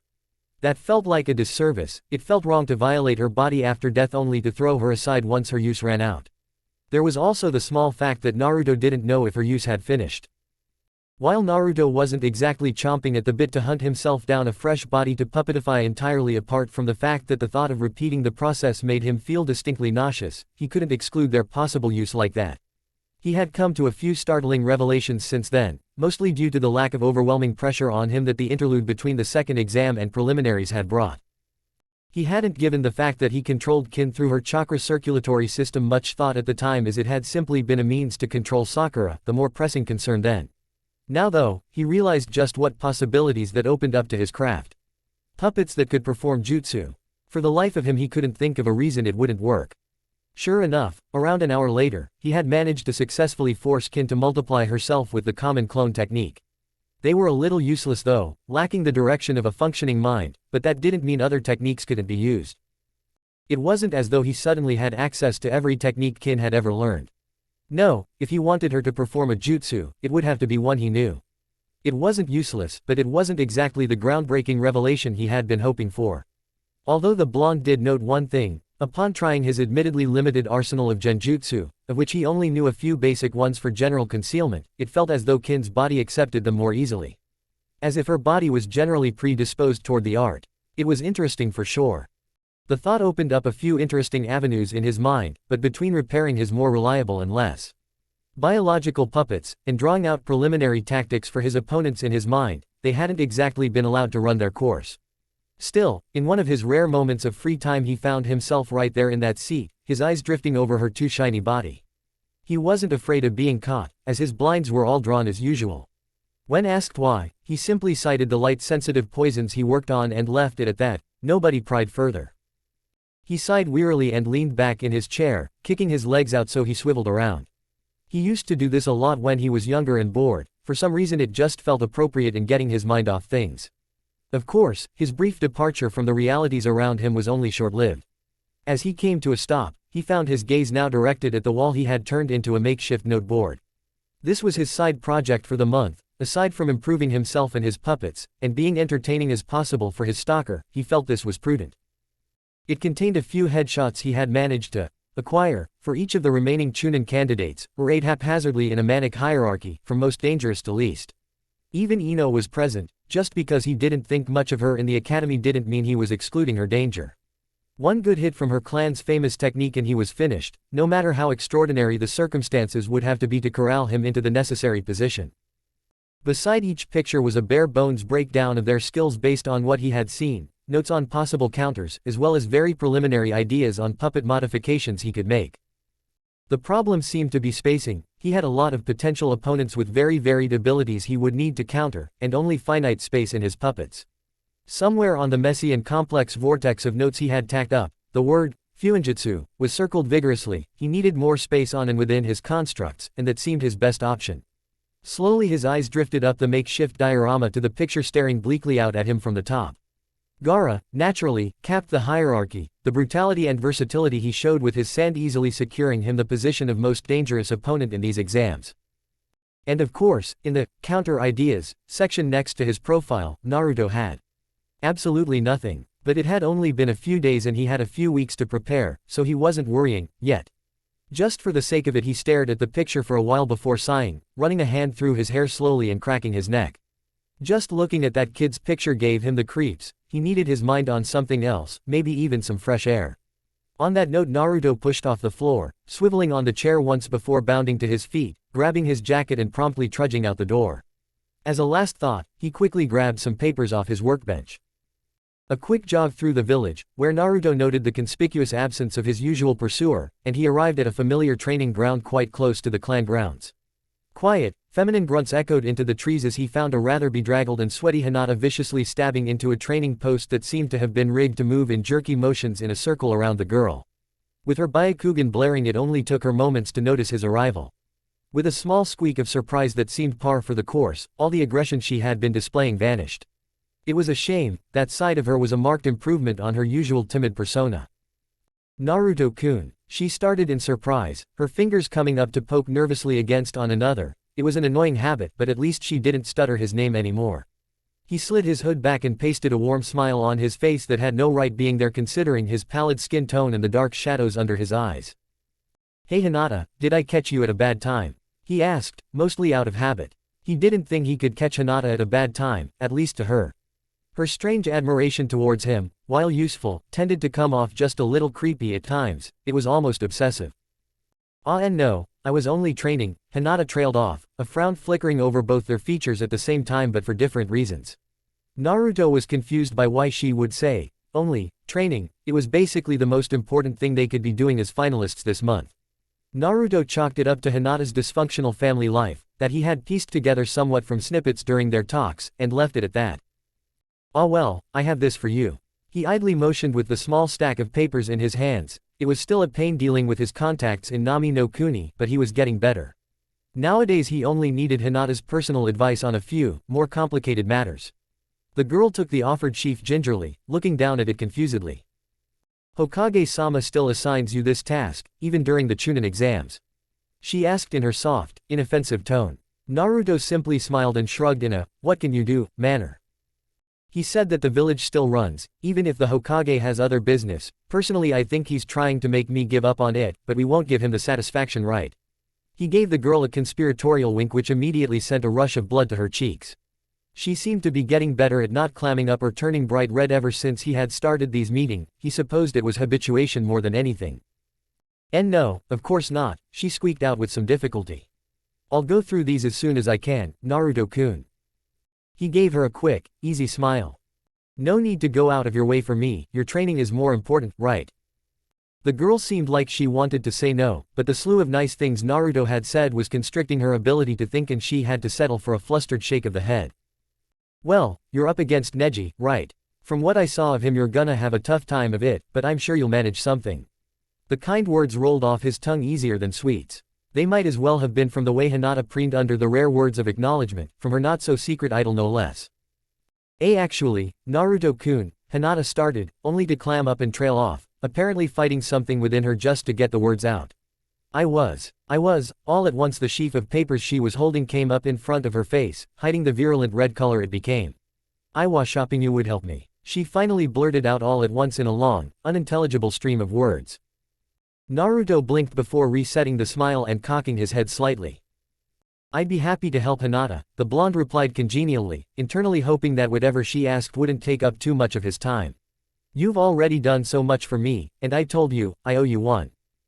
The girl gave an excited squeal, not having expected Naruto to accept. When she realized he was still looking at her expectantly, she nearly went into turtle mode.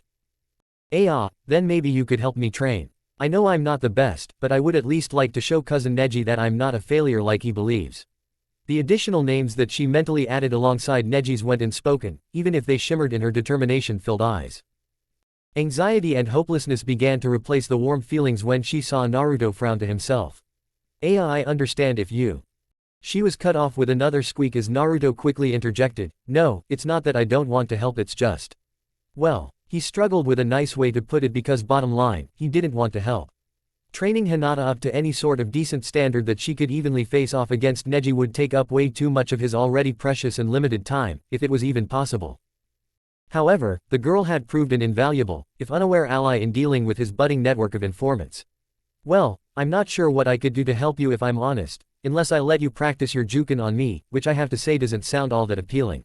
He frowned again, trying to find a compromise here as he saw Hinata's expression become increasingly despondent. I'm not great at taijutsu myself, as you know, certainly not on Neji's level, and none of my puppets have chakra networks. So unless you have a spare, functioning chakra network just lying around, Naruto's eyes went wide as a realization struck him like a ton of bricks. Suddenly the obvious answer to help both himself and Hinata at the same time came to him, a grin splitting his features. Actually, I might have just the thing. Hinata's eyes lit back up with hope as Naruto nodded to himself, his eyes distant. Really? She asked hopefully, but it seemed to go completely unnoticed by the thoughtful teen, his mind was miles away. Yeah, that could work. He nodded to himself more resolutely before turning back to Hinata as if he had just remembered she was there. Meet me back in this training ground in 3 days, okay? And with that, he took off, leaving Hinata to gawk after him. She had felt his determination and passion wash over her like a tidal wave just then as his steely blue eye met with her own. After sufficiently romanticizing the moment over and over in her head for a few minutes, Hinata allowed a goofy grin to slip over his lips before falling back into the grass, her cheeks a cherry red. A few days later and Naruto kept his word, showing up at the training ground with a guest in tow. Admittedly, he had almost missed the meeting due to exhaustion, and the only reason he had woken up when he did was because he fell off his chair, but the little details didn't matter. He was grinning rather proudly as Hinata arrived, eyeing up the familiar puppet standing next to him curiously. Well, he asked conversationally as he glanced at the puppet.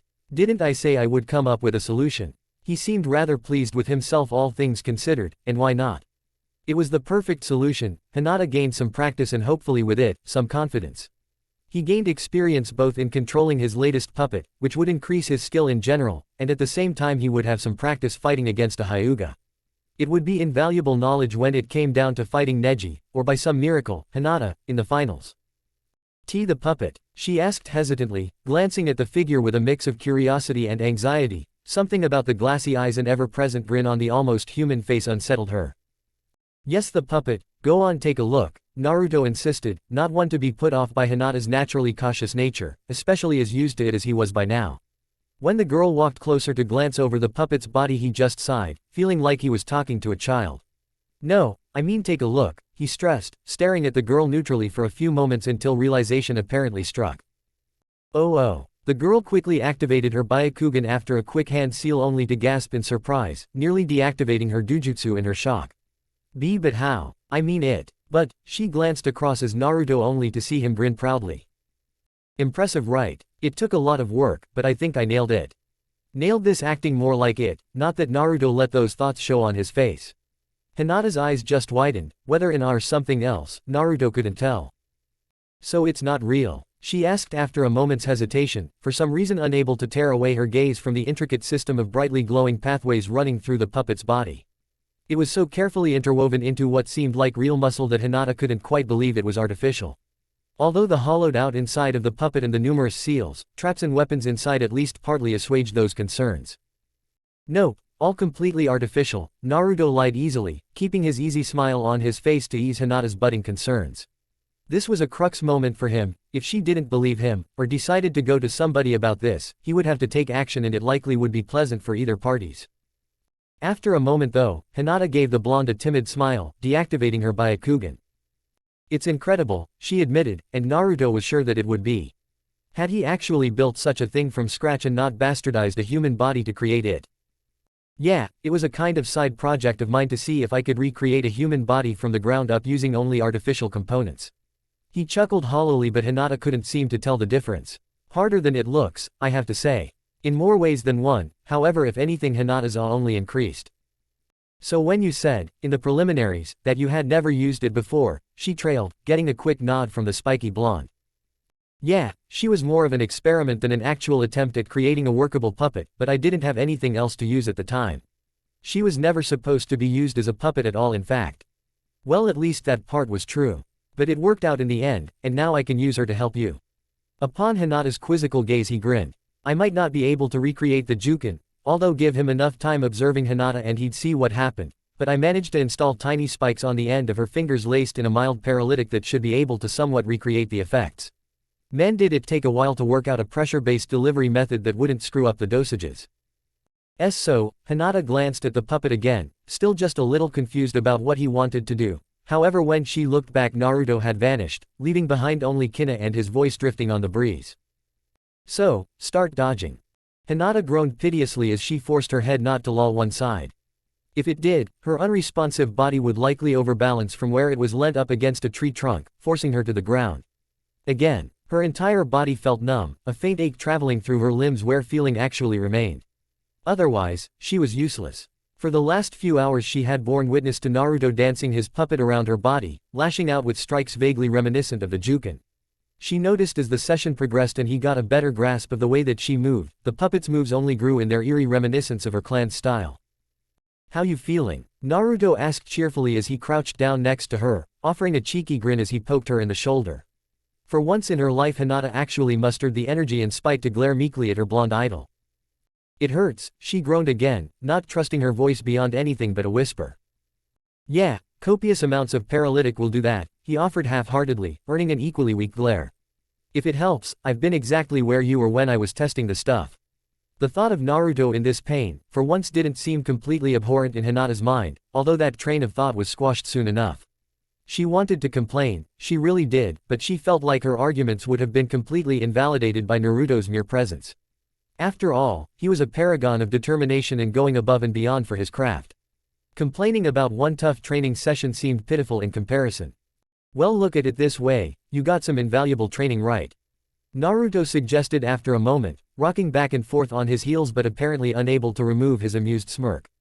Hinata couldn't disagree. Compared to striking a stationary training post, Naruto was able to move his puppet in nigh unpredictable ways. While the blonde himself might not have been all that fast, the same could not be said for his puppets. Hinata had felt like she had the few rare occasions she had sparred with Neji completely outclassed. Somehow, Kane, as Naruto had taken to calling the human-like puppet, was faster, more flexible, and more agile than her.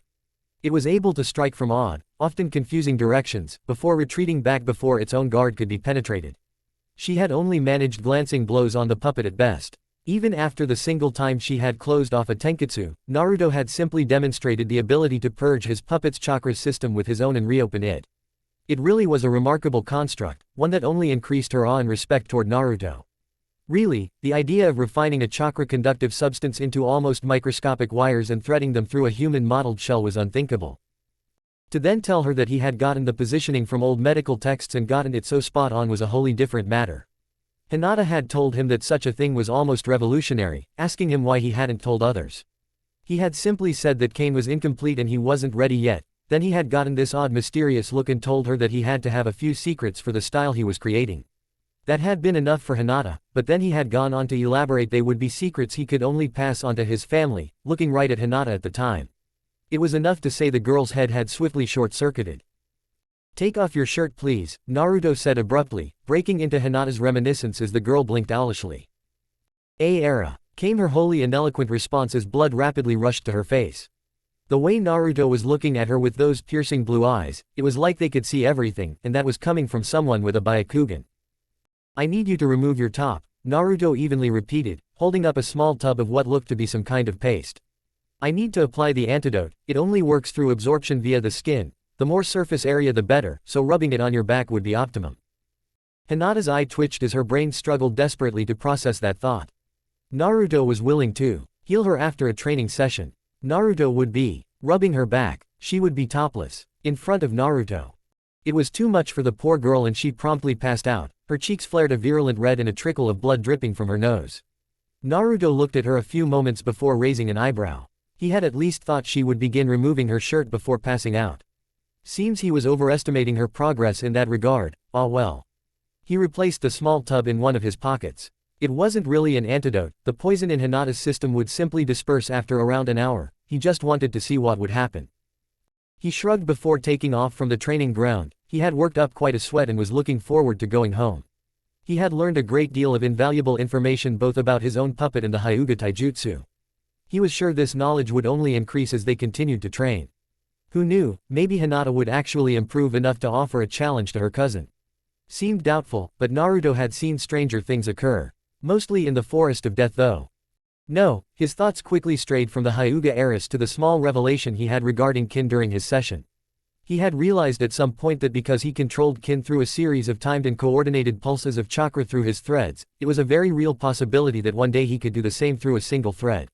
That then opened the possibility of using 10 puppets at once. Or more. After all, there were more tenketsu close to the skin than in just the end of his fingertips. The thought had excited him so much that Hinata was able to close off one of Kin's tenketsu in his distraction. As he moved through the village his thoughts quickly soured. As much as the idea was appealing, unless he could somehow extrapolate the information over to his regular puppets it wouldn't be of much use. On that thought, his mind returned to its usual habit of planning strategies for use in the finals. He felt as though he was missing something important with his puppets, a trump card, a secret weapon others wouldn't be able to prepare for. Mostly he needed something to help him get through that damn sand wielder's defense.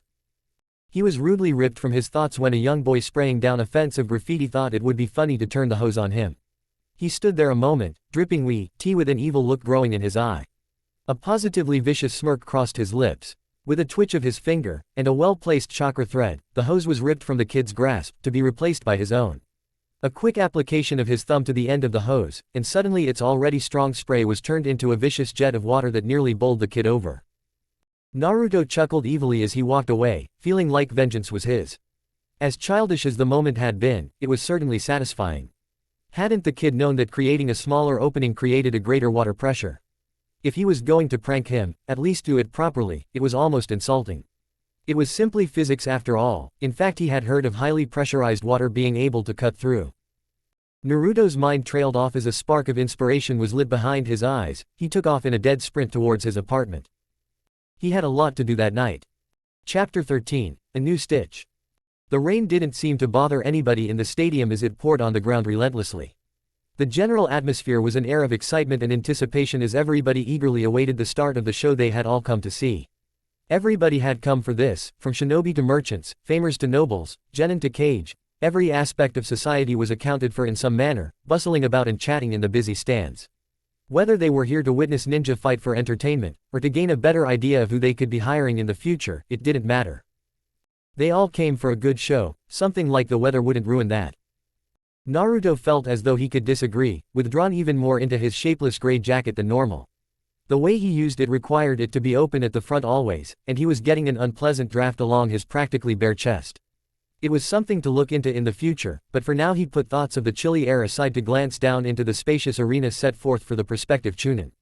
It was a large, circular-shaped space with a smattering of trees off to one side and a small stream on the other, but it was mostly just a flat and rather dusty plain. The two combatants stepping up to meet one another didn't seem to notice though, too engrossed in searching the other for weaknesses and vulnerabilities. Naruto had been almost surprised to find he actually arrived at the stadium after Kakashi and Sasuke. Apparently, Sakura's death had rattled his silver-haired shinobi more than Naruto thought, and he was taking things a lot more seriously. The blonde wondered what that said about the Uchiha's training over the last month. Already re-evaluations were going through his mind, but he'd allow the spectacle to unravel before making any hasty judgments. There was no reason why he couldn't enjoy the show between two superb taijutsu users, it might even give him ideas. Hiruzen drew in a deep, calming drag from his pipe, blowing out the gentle white smoke in a vaguely ring shape. He felt it was the duty of all old people that could smoke to learn how to create shapes with the exhale. It helped that he cheated a little, using chakra to mold the smoke before it passed his lips. To demonstrate, he blew out a far more complex spiral, the sight of it drawing his eyes down to a certain hooded blonde waiting patiently in the candidate's box below. "You know that habit's gonna kill you one day, sensei," a familiar voice spoke up, without even bothering to hide his amused tone. "Ah Jiraiya, I would be the luckiest shinobi in the world if I were to fall to such a mundane cause," the old kage riposted easily, turning his head slightly to look at his old student leaning against the railing. He knew that the white-haired author's mind wasn't really with his eyes though, there was obviously something else crowding his head. "Anyway, it's Tsunade's job to inform me of all the little things that will inevitably shorten my life." A quiet chuckle passed between both men at the inside joke. As shinobi above 40, they were already long past the average life expectancy for their profession. "Yeah well, I ain't putting on a blonde wig and playing nurse for you sensei," Jiraiya shot back, turning with his usual boisterous grin. "This isn't Ika you know." His usual enthusiasm seemed somehow dampened. "An interesting comparison from you, my boy," Hiruzen noted jovially, placing his pipe back in his mouth out of habit. "So how have you been? I hear you've been back in the village for a while now." Jiraiya nodded absently, already knowing what the underlying question there was. "Well," the old kage urged, prompting Jiraiya to let out a grunt of a sigh. "Nothing," the white-haired pervert finally muttered in a distinctly irritated tone. "Couldn't catch the gaki anywhere. Apparently, he spends most of his time holed up in that apartment of his, but even during the times of practically camped outside his door he never comes out. Either he's a bigger hermit than I am, or he has some other way of leaving that place," Jiraiya admitted irritably. He was too old for a kid only a few months out of the academy getting one up over him, even unintentionally. "You didn't think to simply knock on his door?" Hiruzen asked innocently, getting a vaguely disgruntled noise for his trouble. "I did, a few times. I even broke in at one point. The kid was asleep." Jiraiya caught the lightly scolding look from his former sensei and only returned it. "It was 1 o'clock. Hiruzen continued to stare, making Jiraiya's eye twitch slightly. "In the afternoon. Kid has weirder sleeping habits than most Anbu I've met." Hiruzen continued staring at the white-haired sage, making him give a dismissive wave.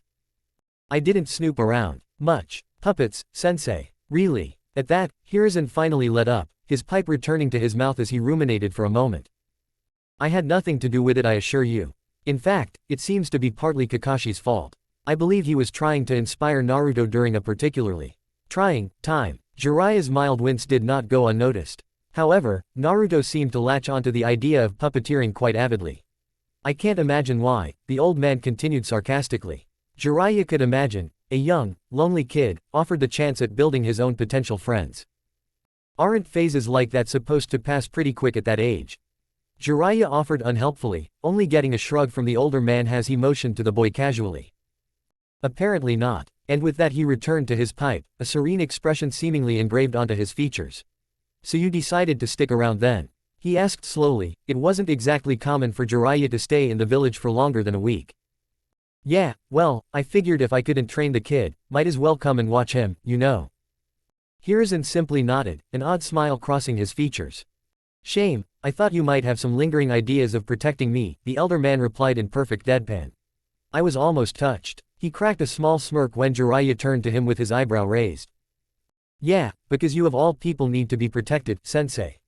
Jiraiya scoffed in a dismissive manner, turning back to the arena as the Sunagaku delegation finally arrived in the cage box. "I'm not as young as I used to be, Jiraiya," Hiruzen whispered to himself, before sticking a practiced smile on his face and turning to the new guests. "Ah, Kage Dono, it's a pleasure to see you."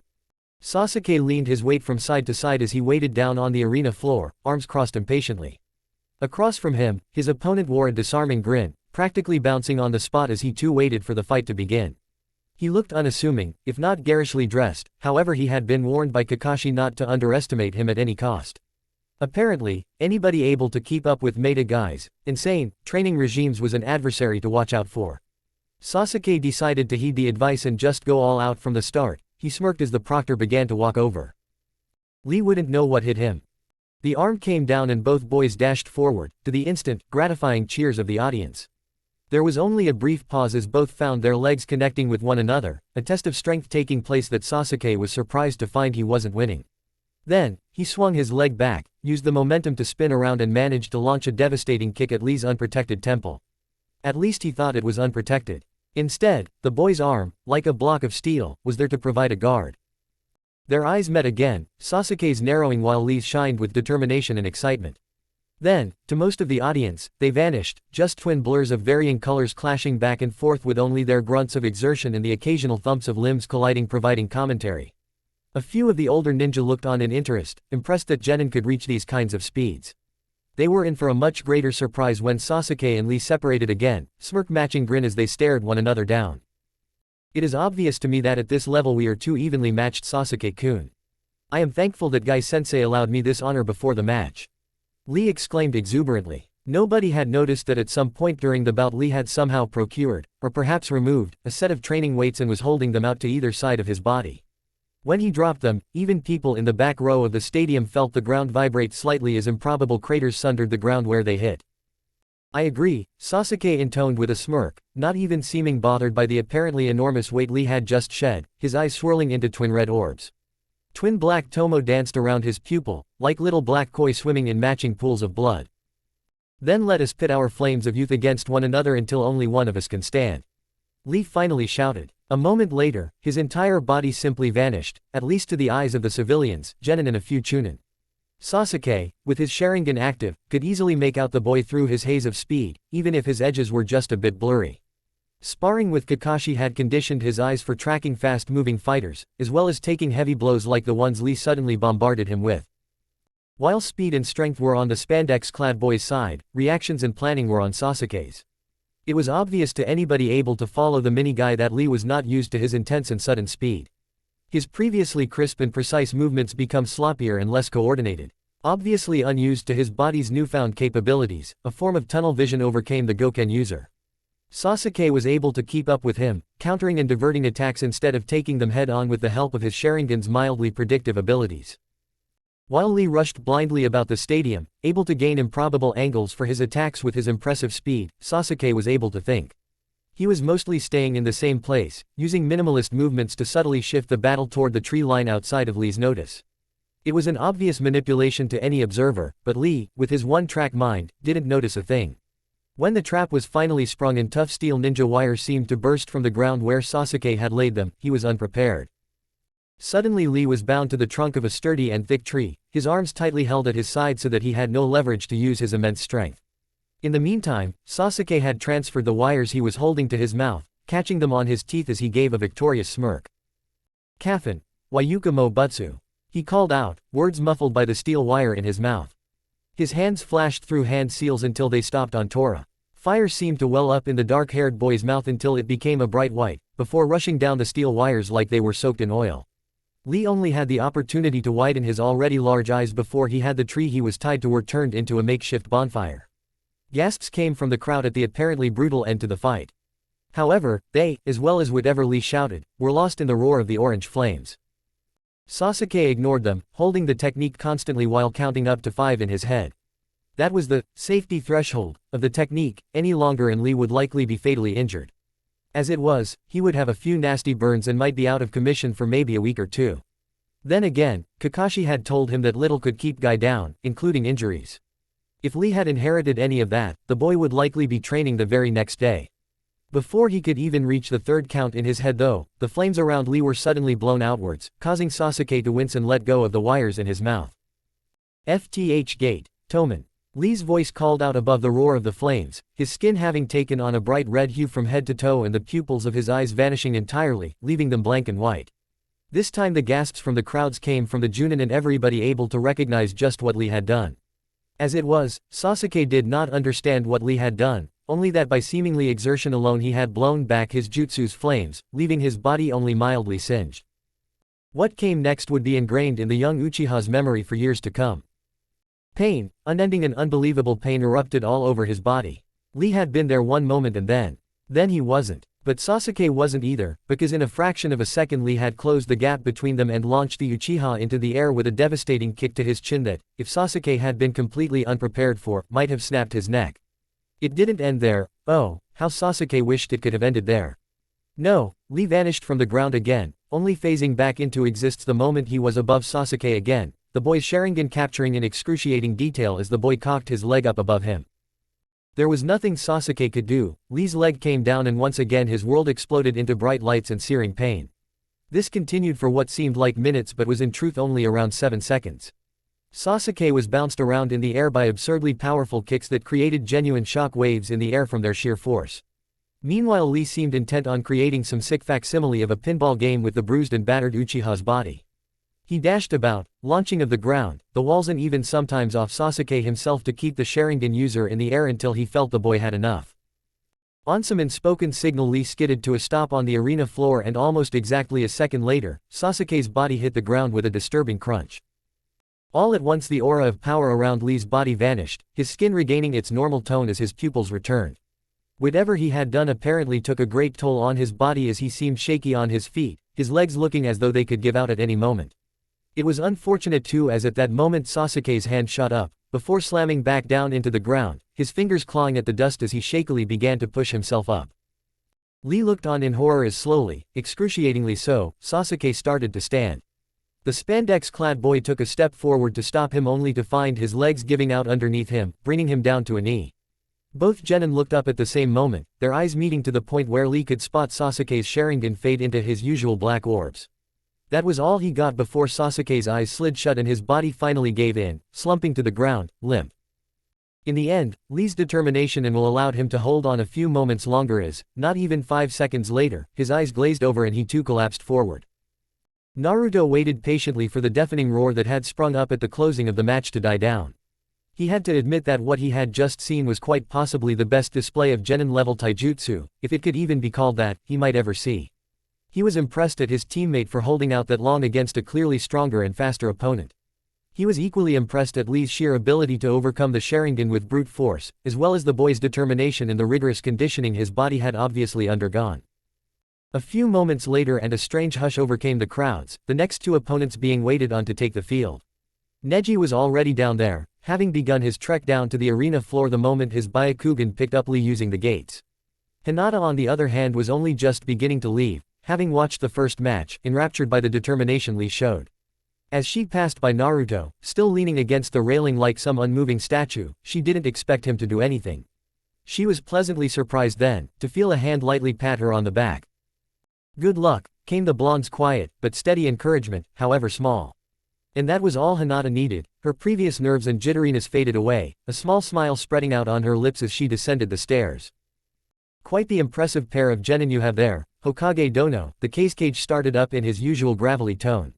His bored, lidded eyes didn't really convey the hollow sentiment, even as they followed the young Uchiha being carried out of the arena via stretcher. "Quite the shame about the Uchiha boy, I was rather hoping to have my Gaara challenged at some point. Now I fear the exams will become quite boring with nobody to oppose him." To his side, the Hokage simply raised a single eyebrow a fraction of an inch, carelessly puffing on his pipe. "You show a great deal of confidence in your son, Kage Dono," Hiruzen said, equally casual and steady with his tone. "However, I believe you may be surprised at just the kind of resistance Konoha can put up, against any show of force." The Kage briefly glanced across at the old man, his eyes narrowing slightly before returning to where the two Hyuga had taken the field.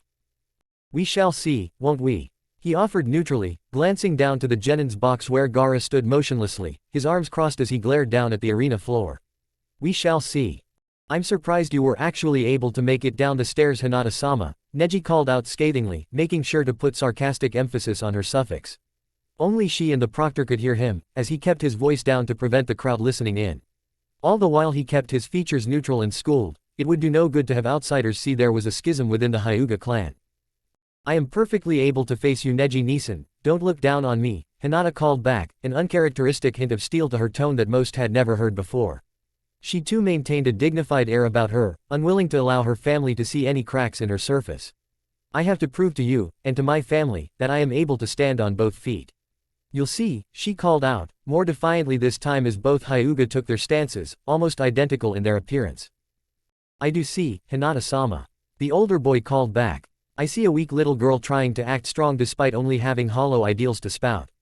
His lips twitched down into a scowl as he saw the slight shock in his cousin's eyes. "Don't think I don't know about your so-called plans to reform the Hyuga. To rejoin the houses." He carefully regained control over his features before leveling a withering stare at the girl. "It will never happen, fate has already determined our paths in this world. It is merely our job to walk them." Whether it is with a scowl or with a smile is not up for us to decide, the young Hyuga concluded as he flexed his hands once. Far from the nervous girl he had been expecting to see, he only saw a glint of determination take root within Hinata. I see, Nisan. I may not understand your pain, but I see it. However, over the last month I was taught something very important, that sometimes, words will only go so far. Without even a hand sign, Hinata's Byakugan suddenly activated, giving her resolute stare more impact. I will have to show you my resolve. Before Neji could get another word in edgewise, the proctor finally decided to cut into their conversation, his hand coming down like a blade between them to start the match. A collective breath was held by the crowd as the two Hyuga didn't move a muscle. Both their dujutsu were activated, staring, searching, waiting. They read their opponent's chakra flow, watched every slight twitch of their muscles, regulated their breathing. It was Neji who moved first, deciding that with his superior speed there was little Hinata could do. He dashed forward, arms lashing out at speeds almost matching Lee's kicks from earlier. The two-fingered strike was aimed at Hinata's collarbone and inches away from connecting it was slapped away. It was then, as far as the crowd was concerned, that the match began in earnest. They watched enraptured as the two Byakugan users engaged in a beautiful dance-like pattern of back-and-forth strikes. One would lash out, only to be slapped away by the other before using the motion as a lever for a counter-attack, only to be parried in turn. Faint bursts of aquamarine light escaped their fingers with every missed strike as their pace only became more furious and their eyes narrowed further and further. Neither seemed to be getting any kind of advantage over the other as, while Neji seemed faster, Hinata's body flowed around his attacks. What is this bastardization? Neji finally ground out as the two separated their heated engagement for a moment. Those are not the correct forms for the Jukin, what have you done? He wasn't out of breath by any means, but his chest was rising and falling faster than at the beginning of the match. Did you think all I learned over this month were simple words of advice, Nisan? Hinata panted out, looking noticeably more strained than her cousin. While she had certainly improved over the training break, Neji was still older, faster and had greater stamina than her. I learned that the Jukin is painfully limited when it comes to defending against our own style of attacks. As she spoke, her stance shifted subtly, her forehand lowering slightly as the arm held behind her bent at the elbow ever so slightly. It is rigid, defined and stiff. As you have already seen, a more flowing motion is ideal to defending ourselves.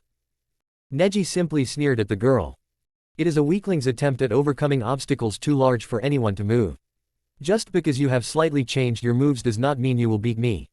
You won't even land a single strike on my body, he called out defiantly, shifting into the proper stance as his eyes narrowed.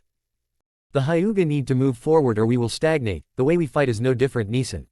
Hinata shot back as both Hyuga slowly began to circle one another, getting closer like two astral bodies caught in the inevitable clutches of their own gravity. It matters little, Hinata-sama, because you are within my field of divination. His stance shifted abruptly into something new, something that had more than a few main house members of the Hyuga gasping. Only because you are within mine, Nisan, Hinata whispered softly, her own stance suddenly changing to imitate Neji's with those same subtle differences. Two palms. Their twin cry rang out through the stadium as they launched forward. 4 palms. They once again called out in perfect unison, lightning-fast strikes being slapped and parried so fast it was hard to tell whose hand was whose. 8 palms. Hinata's arms flowed around her cousins as they began to skirt around one another, their hands still lashing out indiscriminately for the tenketsu of their opponent. 16 palms. Their voices lost their synchronicity as Hinata finally fell behind her cousin's superior speed and strength, looking visibly strained as they flowed around one another like two partners locked in an intricate dance. By now the scuff marks their feet had made in the dust had traced a wide circle around the center of the arena. 32 palms. Ms. Hinata now looked to be struggling greatly against the onslaught that was her cousin's technique, her movements slowing down while his only seemed to grow faster. She was placed completely on the defensive now, doing everything in her power just to keep her cousin from decimating her. This is what she had been training for. Naruto's strikes were just as swift and incapacitating as these, they came in from much more unpredictable angles, she could do this. 64 palms. Hinata couldn't do it. Halfway through her last volley of strikes a blow struck her in the chest out of nowhere, launching her back and finally breaking their confrontation. She landed hard on the dusty floor, groaning lightly as she clutched an arm she had essentially sacrificed to take the brunt of the damage. Angry red marks dotted her pale skin where she knew her tenketsu had been closed, however she had no chance to repair the damage as Neji was already moving forward. Do you see now, Hinata-sama? No matter how we struggle, or complain, or fight against it, fate will always guide us in our path. Neji sneered down derisively, pausing a few feet away to glare at the girl. However, even on the ground, clutching her arm like it was broken, which it might as well have been, Hinata didn't balk. She simply stared right back, defiantly. I too used to believe we were all slaves to our fate, Nisan, that I was doomed to be weak, to have my dream of uniting the clan taken away by the very sister I love so much becoming clan head instead of me. I thought it was inevitable that I too would be branded with the seal, never to be able to dream again. She grunted as she struggled to take a knee before wobbling back to her unsteady feet. I can't believe that anymore, not after watching him struggle through his entire life just to spit in fate's face. Her voice wasn't raised any more than usual, but there was a steely edge to it most wouldn't have recognized as belonging to the usually timid girl. Oh really? And how do you intend to go about defying fate in such a way? With this pitiful trap you managed to set up. He motioned with his hands around him, savoring the look of shock in Hinata's eyes. What, you didn't think I noticed you laying them? He toed the ground, uncovering a small mechanism partially hidden in the dust. Pitiful, to resort to such cheap tricks. He sneered at the girl, surprising the audience by taking a few steps back. I want you to activate it, then maybe you'll understand how futile all this is, how little of a chance you stood to begin with. He smirked victoriously, only to frown as he noticed something flash through Hinata's eyes. There's no such things as cheap tricks for shinobi, Nisan, I learned that this month as well. She tugged back with her middle finger, revealing a razor-thin wire wrapped around it that suddenly glinted in the sunlight. The sound of a mechanism releasing could be heard all throughout the nearly silent arena as the spectators held their breath. Then, all at once, the devices on the ground opened up, revealing small seal arrays on each one. With a puff of smoke, what looked like a small tidal wave of ninja wire rushed out of the seals, spiraling around Neji in an attempt to tie him up. Both Hyuga matched each other's smirks as Hinata took a staggered step forward and Neji crouched low, his body beginning to spin. Not for the first time, more than a few members of the Hyuga let out simultaneous gasps as Neji used a technique he should never have known. Hinata was not among them. She knew this would happen because Naruto had already told her what Neji had spent the month perfecting. She might not have approved of the underhandedness of spying, but she understood Naruto was just like that, refusing to leave any advantage unknown. Sure enough, as Neji span, releasing chakra from all his tenketsu in a precisely controlled manner, a large semi-translucent dome of spinning energy was erected around his body. All the wires were immediately batted away and Neji was left completely unhindered. However, that was not the purpose of the trap. No, that was simply to force Neji to perform the kaiden. In reality, it was a simple ruse in order to expose what was quite possibly the only weakness Neji had that she could exploit. While it was true Neji was a genius, learning technique from sight that took main branch members years to learn from dedicated teaching, he lacked the knowledge that position brought. The kaiden was such a powerful and versatile technique that only the top Hyuga learned it, perhaps well into their Chunin or Junin careers. That was why the weakness did not affect them as much. They had the necessary experience to compensate. Neji did not. In that single moment where the user began to slow down, the barrier around them lowering, they were vulnerable. The glow faded, the sphere of energy lowered, and Hinata's hand lashed out, aiming right for a spot on Neji's chest. His eyes widened, able to see it all happening as he attempted to bring his hand around to stop it. However, the momentum of his spin had taken him too far. He wouldn't reach her in time and she may very well have gotten the opening she was looking for. But she didn't. For whatever reason, Neji was able to slap away her hand. His eyes narrowed and focused more than he recalled them being for a long time. It was over in moments after that. Hinata had banked on that one opening, and when she didn't get it she was simply unprepared for the counter-attack. 5 quick strikes later and her body slumped bonelessly to the ground. A strange, half-smile tugged at her lips as she looked up at the sky. Neji stood there a moment, panting and blinking as he looked down at the girl, his mind reeling. You hesitated, he finally ground out, even as the crowds around them burst into applause and cheers. Neji didn't hear. The two Hyuga might as well have been in their own little world for all the difference it made. Why? He struggled to ask, his eyes narrowed scathingly as he took a step forward. Hinata didn't move, simply staring up at the sky with that same odd smile. Because I am the Hyuga heiress. As much as I dislike quoting To-sama, I have to start acting like it eventually. This is how I choose to do so. Her smile gained a serene quality as a tear escaped her pale eye, a bit of the pain from Neji's attack showing through as she tilted her head in his direction. You are family, and family shouldn't fight. Her head rolled back so she could look up at the sky. It's too important. She sighed as the proctor began to walk over to call the match, only for a scowl to suddenly rip across Neji's face. Don't look down on me like that. Suddenly he was moving, his body acting on some kind of malicious autopilot as his hand shot out, practically glowing with charka. It struck true before the proctor could do anything to stop it, lashing out right at Hinata's heart. The crowd was silenced by that entrancing arc of crimson that flew through the air from Hinata's mouth. Her eyes went wide as pain lanced through her body, the sound of blood rushing through her ears nearly deafening. To the young heiress it was the oddest thing, that slow, melancholic beat she was hearing only seemed to slow, like the final parting notes of a slow melody. Chapter 14, and a new needle. 2,347, that was the number of people sitting in the stands of the Konoha arena that day. It was also the number of people that watched, transfixed, as an arc of blood flew through the air from the mouth of the Hyuga clan heir. It was the number of people who watched, unable to look away, as Hyuga Neji, cousin to said clan heir, attempted to brutally murder Hyuga Hinata. Attempted. Almost immediately there were 3 Junin down on the arena floor, including the proctor, all of them holding Neji back before he could follow up with a truly lethal blow. Medics were called, Hinata was carried away and a hushed sigh of relief floated through the collected people in the stands.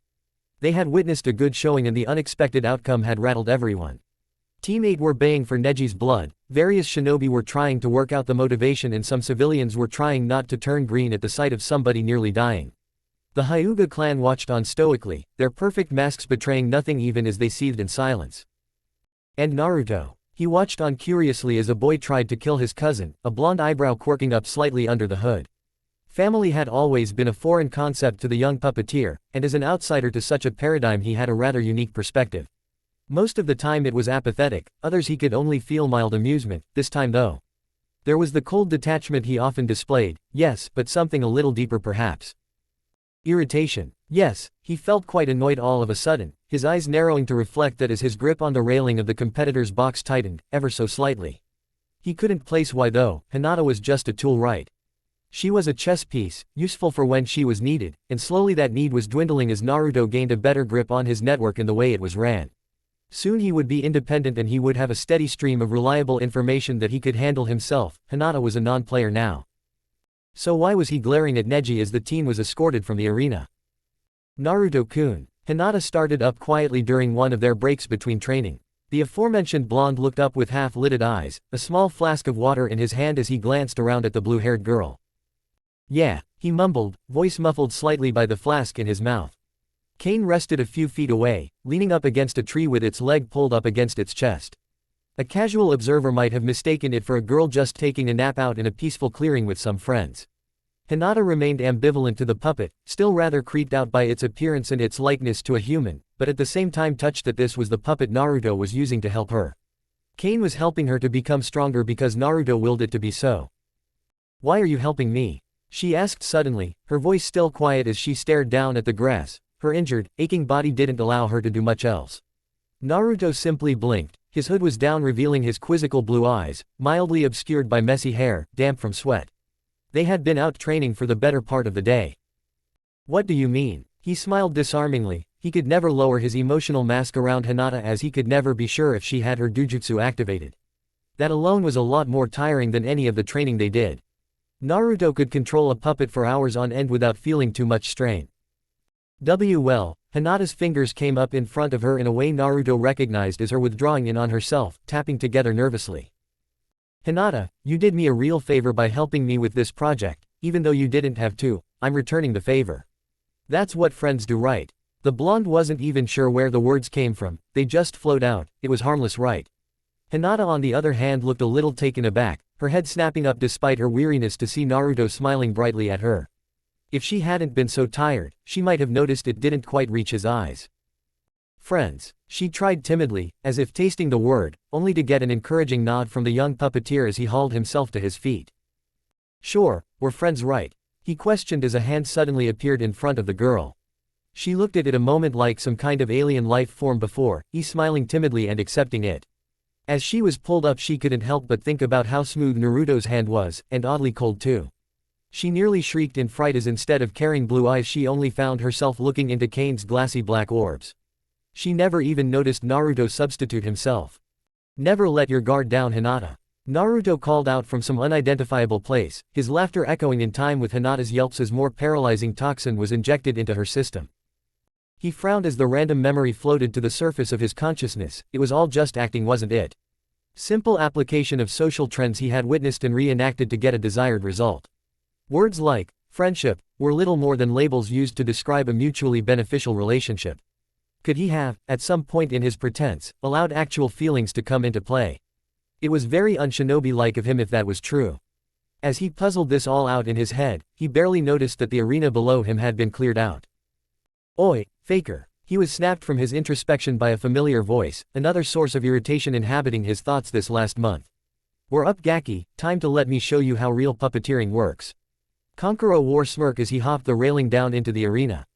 Naruto narrowed his eyes but didn't rise to the taunt. Clearly, he had been a bit too emotionally invested as of late. He intended to squash that now. He decided to use the stairs, walking at a sedate pace that was sure to make his opponent wait a while.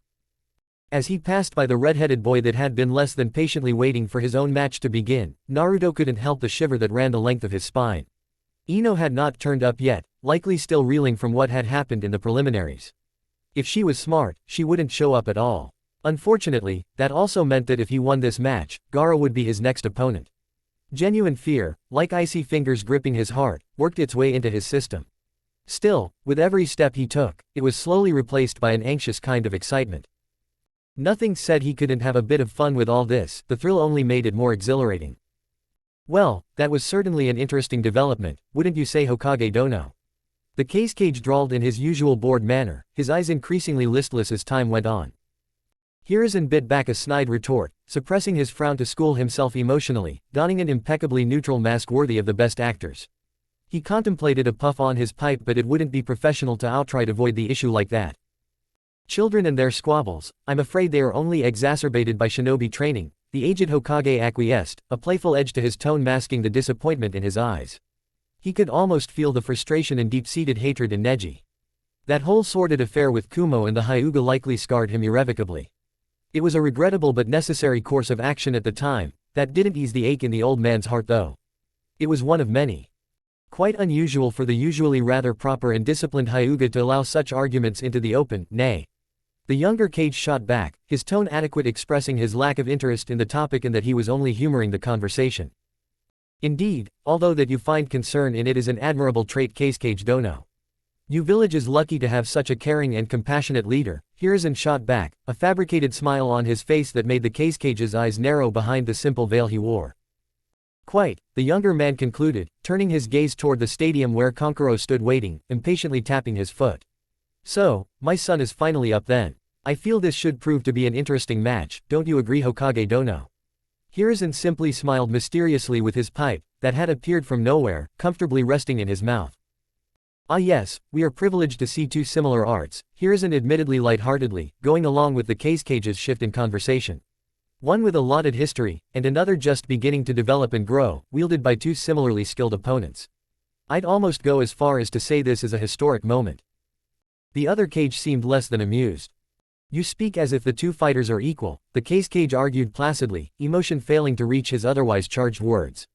"You don't really believe that a young upstart would be able to capture even a fraction of the skill and poise a real puppeteer possesses. Our puppeteer corp have the experience and battle testing of many generations. Your own genin has only what he managed to cobble together from tattered second-hand accounts." Again though, Hiruzen simply gave a mysterious smile. The man certainly knew how to play his role. "Maybe you are correct, sometimes experience really does trump natural talent," Hiruzen agreed in a pleasant tone, not missing how the Cage's eyes narrowed slightly. "In fact, I think that would often be the case. However, Naruto is a particularly exceptional shinobi, as I am sure you are soon to find out." He managed to get the last word in as the aforementioned blonde chose that moment to walk out onto the field, much to the mixed reaction of the crowd. The Cage sat back in his seat, eyes narrowed as he accepted defeat this time, thoughts brewing silently in his mind. Naruto found a small hint of satisfaction in the annoyed expression on Kankuro's face. It was petty and childish, but he had been quite stressed over the last month with training and putting up with hinata. There was also the fact he spent a lot of time gathering information on his competitors, which included, but was not limited to, breaking into the Hyuga compound. That was not an easy task, by any stretch of the imagination. So for once he just allowed himself to enjoy that little moment as he stepped up to the center of the arena. "So, are you ready to get a lesson on actual puppeteering?" Kankuro sneered, hands twitching ever so slightly despite his attempts to hide it by crossing his arms. Naruto simply blinked, having been looking absently into the crowd, before turning back to Kankuro like he had only just noticed the boy's presence. "Huh, did you say something?" he intoned blandly. Somewhere in the crowd, Kakashi felt a hint of pride swell in his chest. Sorry, I thought you were talking to the 7-year-old me. He would have been itching to learn. He smiled easily, placing his goggles on his eyes and stretching his neck a little. This is the 13-year-old Naruto. He's already learned it all, and is going to use that knowledge to kick your ass. By proxy, of course, he added as an afterthought, making Kankuro seethe quietly. For a puppeteer, he really didn't have a great grip on his emotions. Maybe they taught that later in Suna. Then again, that Gaara kid had a pretty good hang of it. You'll be talking out the other side of your mouth when this is over, kid, Kankuro growled, his hand moving toward the scroll hanging from his belt. Naruto had noted the conspicuous absence of the boy's large bundle that he had carried around before and assumed he had finally learned the wonderful art of Fuinjutsu. Or at least he had wizened up and had started using it to some degree. Naruto didn't feel the need to continue any kind of banter and simply glanced at the proctor. The man rolled his eyes but nodded nevertheless, his hand coming up as a tense silence fell over the crowd. As soon as the hand fell there was a flurry of action, both puppeteers reacted at the same time, throwing out scrolls into the air as their positions were enveloped by concealing white smoke. By the time it cleared, Kankuro was safely hidden behind a small rock formation on the other side of the arena. He knew the trees would be too obvious a position. He suspected that would be where Naruto would hide anyway, Leaf Ninja were predictable like that. However, any expectations came to a grinding halt as he realized that Naruto, in fact, had not moved an inch. Oh, are we playing hide and seek now? The blonde called out playfully, scratching his nose in faux innocence as his cold, but hidden blue eyes scanned the scenery. I thought you wanted a puppeteer fight. The Konoha nin continued to taunt, grinning slightly as Ramia coiled around him protectively, her upper body swaying hypnotically. What, do you lack faith in your ability? Not want to settle this through real skill?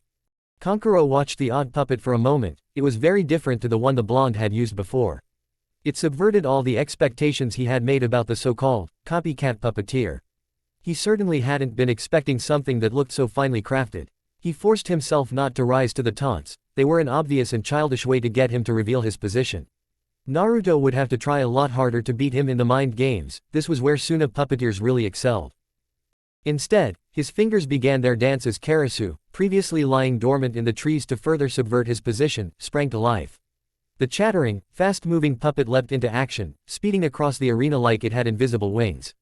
Naruto's eyes immediately narrowed at the sight of the disturbing three-eyed construct, his own fingers beginning to move in a flurry. It was true that he may have been rather exposed standing out here in the center of the arena. However, with Ramia coiled around him protectively, her bulk between him and any danger, he couldn't have felt any safer. He proved this when Karasu moved into attack, two of its four arms suddenly opening up and firing widespread volleys of Senbon. Naruto scoffed at the rudimentary attack, Ramia easily interjecting herself between the weapons and the puppeteer. The snake-like puppet quickly batted away any of the weapons that would have come close to hurting Naruto. He surreptitiously gave them a second glance, just to make sure they didn't have any ulterior tricks. Once he was sure the attack was as basic as it looked, he smirked, his fingers twitching for the counterattack. Ramia swung around, sections in her torso opening up as they returned the attack with interest, a small stream of kunai erupting from her hollow body. Naruto had restocked her during the break, replacing her more up-to-date Senbon launchers with her old ones that used kunai. He figured that since he'd be fighting puppets and not humans he'd need something a little more heavy-hitting. He was still working on making the two systems a little more interchangeable. Karasu proved quite maneuverable though, instantly backing off once its strafing run was finished.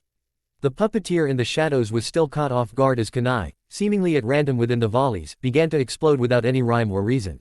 Some weren't even close to hitting Karasu when they blew up. The reason became clear though when a spinning, white-hot piece of shrapnel embedded in the rock he was hiding behind. The explosive kunai were scattering the rest of the weapons while they were mid-flight, making them cover a greater area. Despite the situation, Kankuro couldn't fight down a small grin. Alright, so he's got some tricks, he isn't the only one. The Suna nin's hands moved in a flurry as Karasu swooped in the air, diving back down at Naruto's position. Instead of weaponry though, the three-eyed puppet's mouth opened wide, a tube sliding out and shooting out a small wrapped ball with a quiet thwip. Ramia tried to bat the offending projectile away with her tail, but upon contact it simply exploded into a noxious purple mist, spreading out and quickly engulfing the blonde. Kankuro grinned, already feeling self-assured of his victory. There was a large enough dose of toxins in that cloud to drop a Junin. Hey, trying to fight a puppeteer with poisons. You, my friend, ironically, are thinking too much like a puppeteer, Naruto called, out his voice slightly muffled. It was revealed why when the dense cloud cleared and Naruto could be seen with a piece of cloth wrapped around his mouth. Kankuro narrowed his eyes at the failure only to sigh in his head, at least now he wouldn't have to see the blonde's annoying smirk. That he could just stand out there in the open, mocking what puppeteers stood for, it really got his blood boiling. Naruto grinned as Karasu came in for its next attack run. This time he could really feel the frustration of its creator and its movements. Foregoing range, Karasu instead began sprouting improbably large blades from a few joints, turning into a whirring buzzsaw of death as it zipped through the air. What followed was a difficult-to-see display of what could only be called puppet taijutsu. Karasu was obviously faster and more agile than the ground-based Ramia, however where she lacked in speed, she made up for in durability. Her tail alone was lined with a lightweight alloy to increase her already thick skin. Naruto didn't want a repeat of the Forest of Death. Sparks flew through the air as Ramia curled around Naruto's body, deflecting attacks with both her tail and the prehensile cables in her fingers. A confusing mishmash of metal and wood flew in dangerous flurries around the teen's form. All the while he stood calmly at the center of it all, fingers moving deftly beneath his long sleeves, away from Kankuro's prying eyes. They seemed to be in a perfect stalemate. Karasu had the agility and flight to attack from improbable angles faster than Ramia should have been able to react. However, she was only defending a small area around Naruto and therefore required less space to maneuver it. It was only after around 3 minutes of this back and forth, with no clear winner in sight, that Naruto finally showed a little irritation. He came out here to prove that his puppeteering was at least on par with that of Suna's, however victory from attrition simply sounded hollow at this point. His fingers twitched in a slightly different way and this time it was Ramia's head that shot forward at Karasu. Before Kankuro could even blink, 2 of his puppet's arms were suddenly sealed up in some kind of thick, clear substance that apparently dried very quickly. I was saving that for your brother, now the surprise is gone, Naruto lamented tonelessly, his face not really betraying the annoyance his words would suggest as Kankuro had his puppet retreat back into the woods. The Suna puppeteer made his puppet do a long loop around the outside of the arena where Naruto wouldn't be able to see it before bringing it back to his position. The blonde smirked when he realized what the kabuki-dressed boy was attempting, using the opportunity to check Ramia over briefly only to find any damage was superficial at best. I wouldn't bother trying to remove that, it's an adhesive derived from the same resin I used to strengthen my puppet's skin. It was damn near impossible to remove under good circumstances, as Naruto had painfully found out when testing it. It only stayed liquid under very specific conditions and once it came into contact with air it swiftly congealed from a slimy liquid into a tough, semi-translucent glue. It excelled at clogging up joints and generally being a hindrance to whatever it touched. Installing the mechanism into Rami had been a pain, but oh so worth it.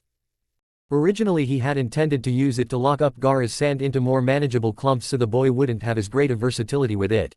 His only solace was the fact the boy seemed somewhat insane, maybe he wouldn't plan ahead for this. It didn't concern the blonde too much, and it couldn't, because at that moment Kankuro decided to press his attack again, obviously hoping to catch him off guard. The Suna nin thought it had worked too, relishing in the blonde's look of shock as Karasu, now missing the 2 clogged up limbs entirely, beelined straight for his blind side. Ramia's body was on Naruto's other side and Kankuro had already seen how fast the snake-like puppet reacted, it wouldn't be able to do a thing. However, just as the large spear-like weapon that had emerged from Karasu's mouth was about to strike the blonde in the leg, Naruto smirked. Karasu struck home, but there was no wet squelch, no look of pain or even irritation on the other puppeteer's face, just that smug look of satisfaction. In a puff of smoke Kankuro realized his mistake, instead of Naruto standing there with a spike through his leg, Ramia instead had taken the blow. He should have realized Naruto was standing so close to his puppet for a reason, it allowed the blonde to make a substitution so fast it would be almost impossible to detect. Even a Hyuga likely would have realized too late.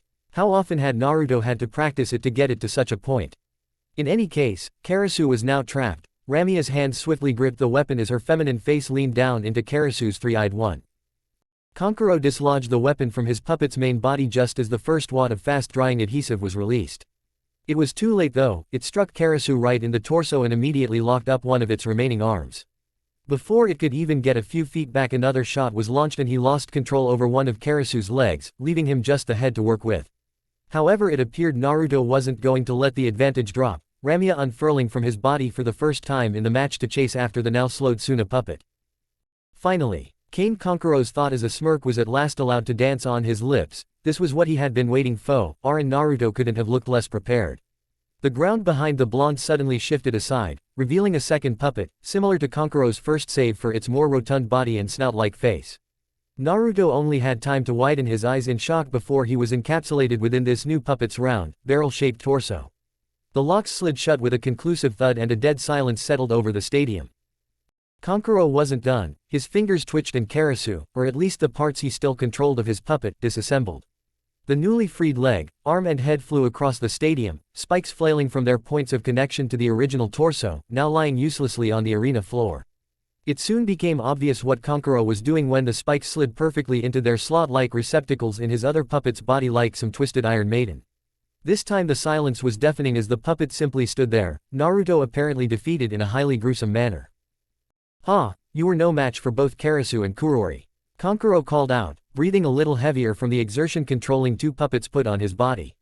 This is what it means to be a real puppeteer, you faker, controlling not just one dinky puppet but having an army at your fingertips.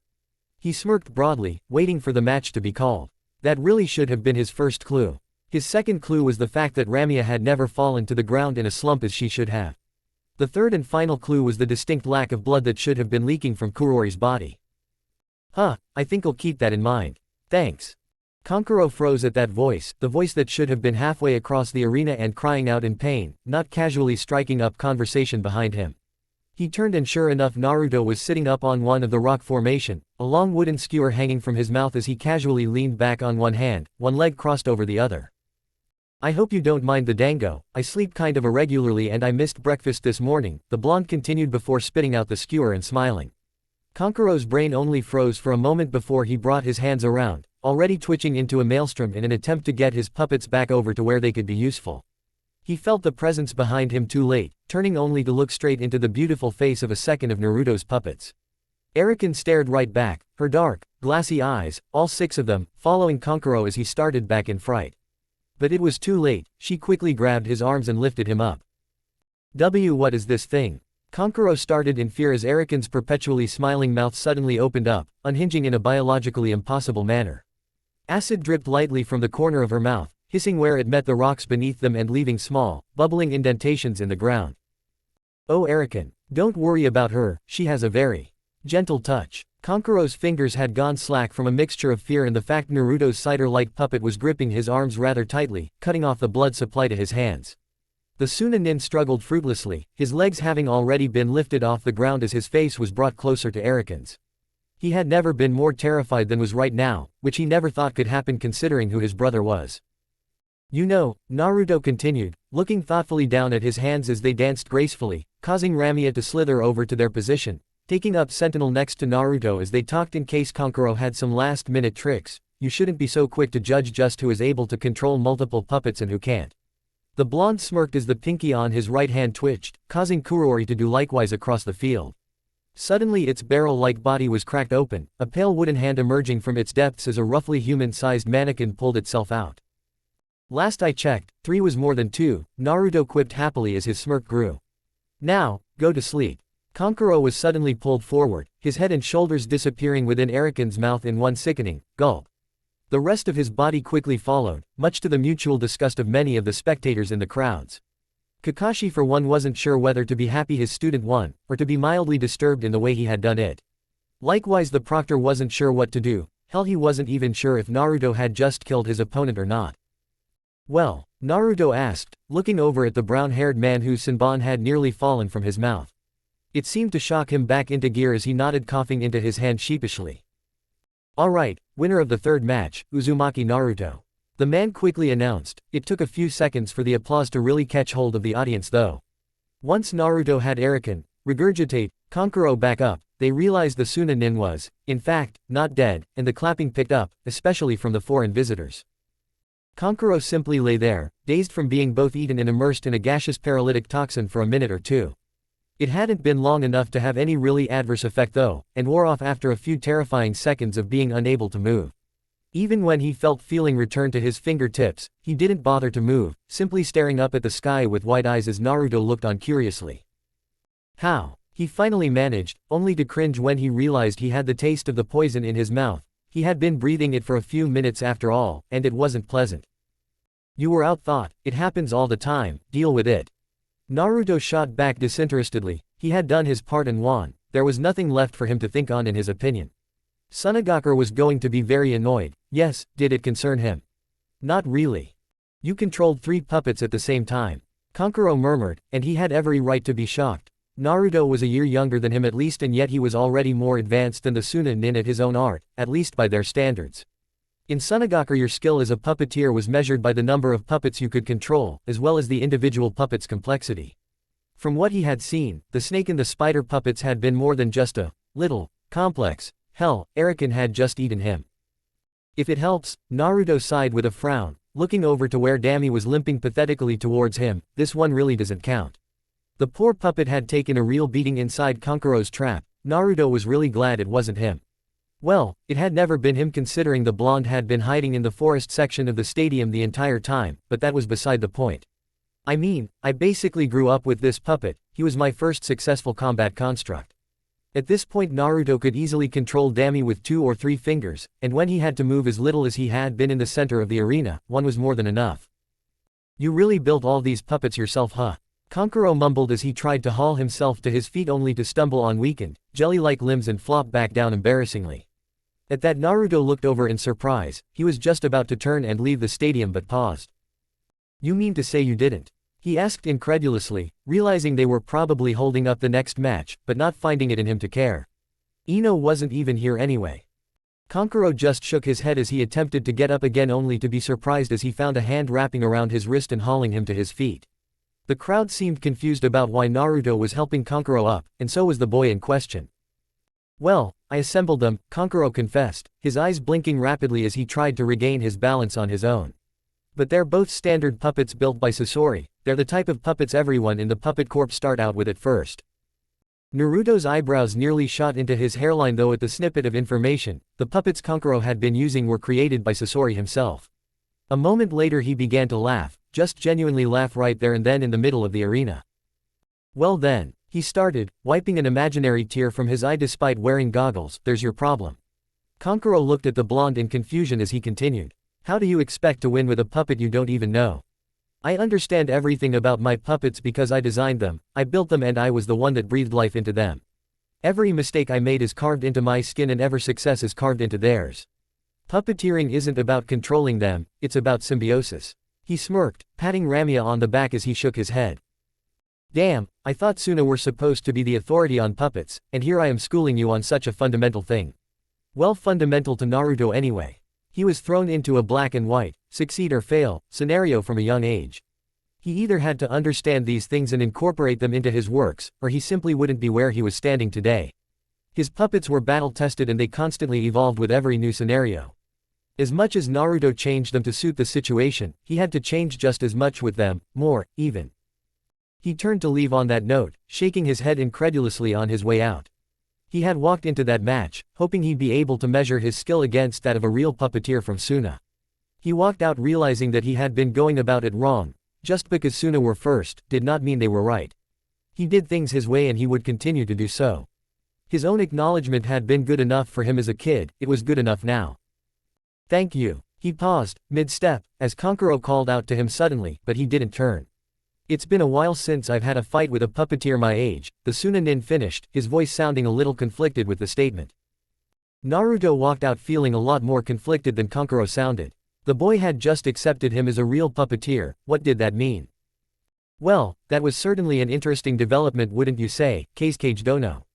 Hiruzen piped up, mirth in his voice as he parroted the man's words from earlier right back to him. The Kage simply seethed in his chair, fingers gripping a little too tightly on the armrests. Quite, he ground out through clenched teeth, watching with beady black eyes as Gaara made his way out onto the arena floor, his opponent nowhere in sight. So are we ready to give up the pretense now, Orochimaru? The Sandaime offered up as though he were talking about nothing more interesting than the weather. The Kage started in his seat for only a moment before glaring in the old man's direction, the guards around the pair suddenly tensing, Jiraiya included. Well, how long have you known, old man? Came a very different voice from the veiled Kage. It was smoother, with an underlying hiss to his tones. Oh please, my wayward student, you are 100 years too early to pull this charade over my eyes, Hiruzen replied, his voice almost a sigh as Orochimaru glanced to a seemingly random spot atop the arena. Well then, I suppose you are right, sensei. If the act is for naught, then I suppose we can begin. Chapter 15, The Eye of the Needle. Genma was not ashamed to admit he was nervous right now, at least in his head he wasn't. Taking the position of Chunin exam proctor over for Hayate should have been a simple thing, just stand in the arena, say some names, and announce the winners. That should have been it. But no, he had to be standing next to the clearly mentally unstable kid with absolute control over sand, which apparently rivaled Junin assassins from Suna. Gaara just stood there quietly, his face a cold, expressionless mask. Yet somehow the kid was projecting an aura of malice that was making him anxious. It didn't help that the boy's opponent, Inoichi's daughter if he remembered right, hadn't turned up for the exams at all. He wasn't exactly surprised considering what he heard had happened in the preliminary rounds, but still. The redhead next to him only seemed to become more and more agitated, the sand around his feet swirling in both a hypnotic and deeply unsettling manner. His hands were tightening up until his knuckles whitened. On top of all that, because his day couldn't get any worse, the kid was apparently a Jinchuriki. It wasn't as though Konoha could do anything either. No, the kid also had to be the son of the Yondaime Cage. If he tried to subdue the kid without him visibly flying off the handle already, then Konoha would be the bad guys in the eyes of the world. Safety obviously came first, that was the Sandame's viewpoint, but damn if publicity didn't come a close second. If Konoha was seen so blatantly betraying its ally in a public event like this, the backlash would be immense. Genma couldn't imagine how stupid you would have to be to do something to turn public opinion of the village against you like that.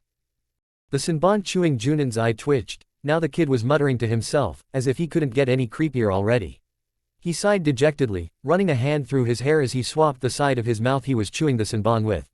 He wished he could just call the match already, but he had to give the girl at least some time to show up, however unlikely it was.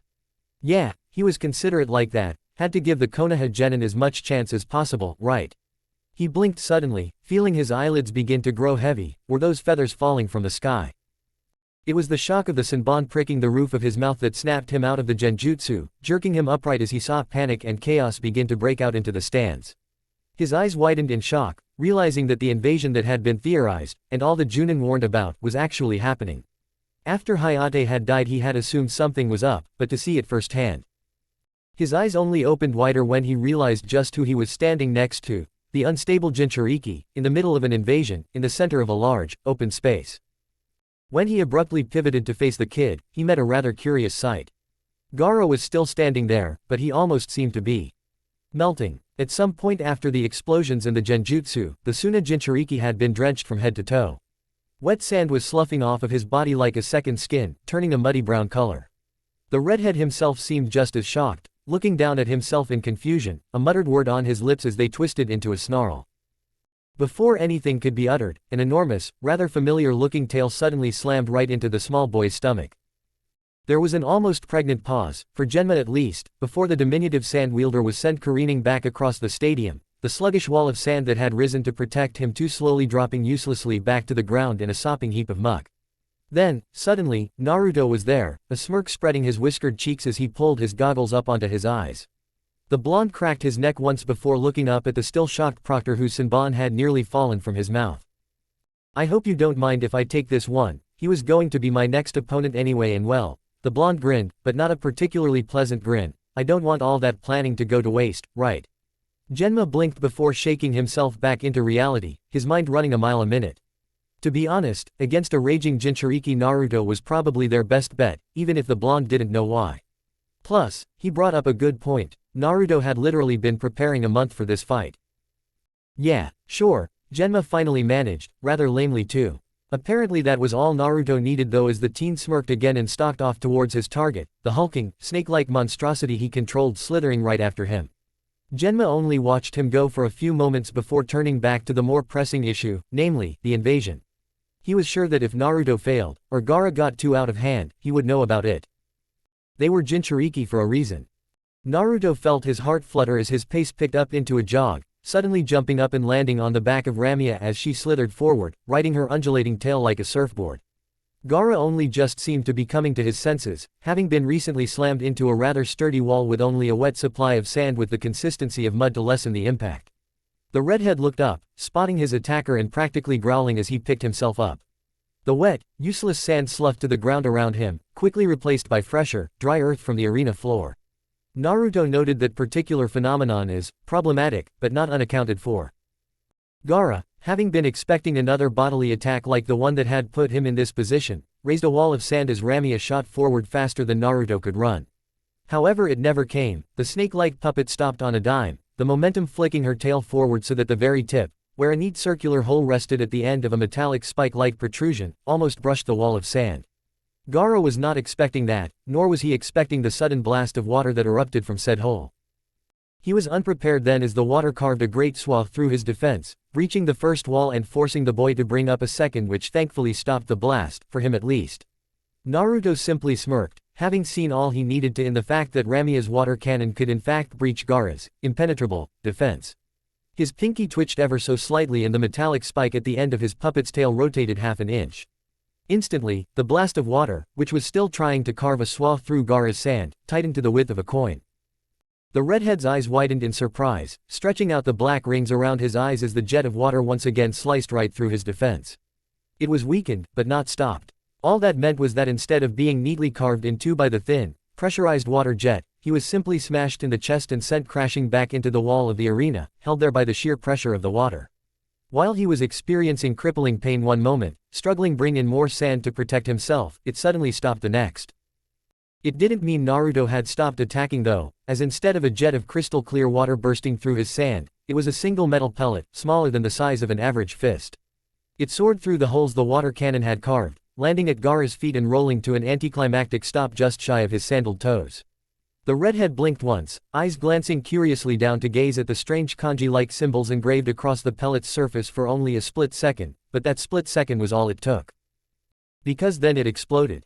Sasuke growled in frustration as he watched the medic nin bustle about frantically, confined to his bed like he had been since he woke up, some time after his match. Everybody refused to tell him what was going on and why everybody was in such a rush. The hanging lights in the room shook faintly from distant tremors, and more wounded kept pouring in by the second. His neck ached and burned slightly for reasons beyond comprehension and he felt more irritated than ever. Hell, he didn't even know what day it was or how long he had been unconscious, although he wouldn't say long considering he wasn't in the Konoha hospital, but the small clinic in the stadium. Oi! Sasuke grabbed the closest medic nin that rushed past, hands glowing and inviting green, by the sleeve, stopping them in their tracks. What the hell is going on? It turned out to be a young gray-haired man wearing large spectacles, his hair tied back into a short ponytail. His eyes seemed to gleam as he turned, spotting Sasuke looking at him expectantly, before clearing his throat and smiling congenially. Sasuke thought he might look somewhat familiar, but he couldn't place where. It's an invasion, Sasuke-kun, from Suna and Oto if I understand correctly, the boy answered, pushing his glasses further up his nose as he spoke, causing them to gleam briefly in the shaky light. But I may be mistaken, I'm just a humble medic nin after all. An invasion? Sasuke muttered to himself in shock, not noticing the inquisitive and wholly unfriendly look the young medic nin sported for a moment as he glanced up to Sasuke's neck. You aren't hurt, are you? Experiencing any unusual pains or aches? The older teen suddenly pressed, leaning uncomfortably close to Sasuke and shocking the boy out of his disbelief. What? No, I'm fine, Sasuke growled, leaning back and away from the gray-haired boy who seemed to notice his discomfort and backed off slightly. Oh, I'm sorry, I've been rude. My name is Yakushi Kabuto, Genin. We met during the first task. I should take a look at you right now. You don't seem to hurt, so as long as I can verify you're well enough we can free up this bed and get you out into the fight where you'll be useful, okay? Kabuto smiled in a friendly manner, lowering Sasuke's unease. He wanted to get outside if there was a fight going on. Sure, do whatever I guess, the Uchiha muttered, leaning back in the bed as Kabuto leant forward once again, his hand glowing green once more. If Sasuke had been paying a little more attention he might have noticed it was not the warm, inviting color it had been before, but a sickly, mottled green that looked like dying grass. He certainly noticed when a kunai suddenly imposed itself between the two, forcing Kabuto's hand back lest the teen lose it. What are you doing to my student? Kakashi's voice cut in, causing Sasuke to look around in surprise. The man's headband was pulled up, revealing his furiously spinning Sharingan that was currently glaring at Kabuto with almost enough intensity to gouge holes through him. What do you mean, Hataki-san? I was just healing Sasuke-kun here, it's my job, right? Kabuto backed away suddenly, his hands raised defensively in front of him. Kakashi remained unconvinced, his hand beginning to hum with a faint blue glow as he stepped forward. Don't lie to me, I recognize the technique well enough, or, this eye of mine is, the Sharingan user spat venomously, the blue glow beginning to crackle and chirp like somebody had loosed birds in the room. All of a sudden Kabuto's demeanor changed, like somebody had flicked a switch. Gone was the nervous, frightened teen, backing away from the scary Junin. In his place stood a confident young man wearing a devious smirk, gently pushing his glasses back up his nose. Well, if I was found out by anybody, I'm at least glad it was you. Sharingan no Kakashi. When he shifted his spectacles they caught the light, completely whiting out his eyes for a moment. Shame, and Orochimaru-sama was so curious as to why his curse seal didn't take hold. Kakashi's eyes widened considerably at that little tidbit, making Kabuto's smirk only grow as he shuffled backward subtly. What does Orochimaru want with Sasuke? Kakashi growled, matching the suddenly confident younger teen step for step as the medic nin scattered around them. By now the blue glow in Kakashi's hand had erupted into a full Reikiri and stray arcs of electricity were erupting from his fist, leaving tiny craters in the floor where they struck. Oh, I couldn't pretend to see into the machinations of Orochimaru-sama's mind, but then, what does Sasuke have to offer anybody, really? Kabuto diverted with a smirk, the greenish glow around his hands dying away as he backed off. Kakashi's eyes narrowed dangerously. The Sharingan then, the Junin muttered, more to himself than anybody else, although in the small room Kabuto heard him perfectly. Well yes, that would be what I'd assume as well, the teen shot back smarmily, shifting his glasses again as Kakashi's other hand balled into a fist. What is he planning? The man tried to ask, only for at that exact moment a heavy explosion to go off somewhere overhead, shaking the room to the point where people had to throw their hands out to stabilize themselves. Kabuto on the other hand took the opportunity to grab a handful of scalpels resting on a nearby tray and flinging them at Kakashi with pinpoint precision. Kakashi just swiped at them with his lightning-infused hand, batting them away. By then, Kabuto had turned and fled from the room. Naruto coughed into his hand as he used the other to wave away the black smoke that smothered the area once occupied by the arena wall. Now it was just rubble, a gaping hole that could have fit a boss summoned through with ease. He was still surfing Ramia's back as she slithered through the downed masonry and chunks of stone, looking for any sign of the opponent he had lost in the blast. He hadn't quite expected it to be quite that big when he created the capsule. Yeah, definitely got the calculations wrong, the blonde grumbled as the smoke began to lift and the dust settled, finally clearing his visibility beyond a few measly meters. The capsule was simple in theory and a little more difficult in practice. The basic idea was to stuff a small metal ball full of exploding notes, concentrating their blasts into one big boom. It was not quite that simple, but it was the general idea. The only reason it wasn't generally used was the cost. Explosive tags were rather expensive, unless you would create them yourself, that is. Even without that, Naruto had a rather steady flow of income now from Nami to provide the raw materials. He also used that flow of money for his puppet materials and tools, but that was beside the point. The simple fact was, that he knew his weapon at least worked. Now it was simply an issue of refinement and getting the most explosive power from as few tags as possible. Or the most bang for his buck, as it were. Field test, success, I guess, Naruto admitted as he peered about, trying to catch a glimpse of the redhead somewhere in the rubble. If he was lucky he would have just been crushed, or blown up, but then, a part of Naruto had to admit that sounded rather boring. He really should have been more careful about what he wished for, because at that moment a thin tendril of sand suddenly wrapped around his ankle, flinging him away from his puppet. He was quick to react though, his fingers blurring as Ramia's tail shot round, the water cannon already cycling up as the thin stream of water neatly sliced through the tendril of sand particles, allowing Naruto to drop to the ground and roll to an ungraceful stop. He was rather grateful for the water cannon at that point, although he had been forced to gut more than a few of Ramia's weapons, especially in her tail, to build and integrate it. Worth it though, definitely worth it. It could slice clean through trees and could gouge through stone in a few seconds. Take that sweetened ninjutsu. Storage of the massive quantities of water actually proved to be the greatest issues in its construction, although as it tended to do, Fuinjutsu provided the answer. Storing a liquid still proved to be rather difficult compared to objects, all things considered. The blonde put that from his mind as he finally spotted his opponent come stumbling through the smoke, although not quite as he remembered him. Instead of the silently dangerous boy Naruto had been expecting to face, he only saw a maniacally grinning thing. Half of his body, seemingly chosen at random, was covered in sand, blue vein-like patterns running across its surface. A massive spiky tail swung methodically behind him and one of his arms had been completely replaced by a fat, lumbering, clawed hand that looked like it better belonged to an animal. The worst part was his face though, the sand had encroached across half of it, gruesomely widening his grin on one side where drool steadily dripped from vicious fangs. The eye on that side was also twisted, the sclera a jet black while the pupil was replaced by what appeared to be a yellow four-pointed shuriken. In all, it looked as though Gaara was halfway through a transformation into some kind of monster. The blonde was almost tempted to remember this and use it in creating his next puppet. He was snapped out of his internal thoughts when a huge tendril of sand suddenly smashed down on his position. He was only able to get out of the way because he was already standing so close to Ramia and she was able to take the brunt of the impact. It became quickly obvious that if he didn't do something soon, then there would be no next puppet to build. Gaara was not messing around anymore. The crazed, insane look in his remaining human eye told him that much. Your blood will feed mother. The boy cried out in a crazed, gravelly tone as another thick whip of sand smashed into the ground when Naruto had just been standing.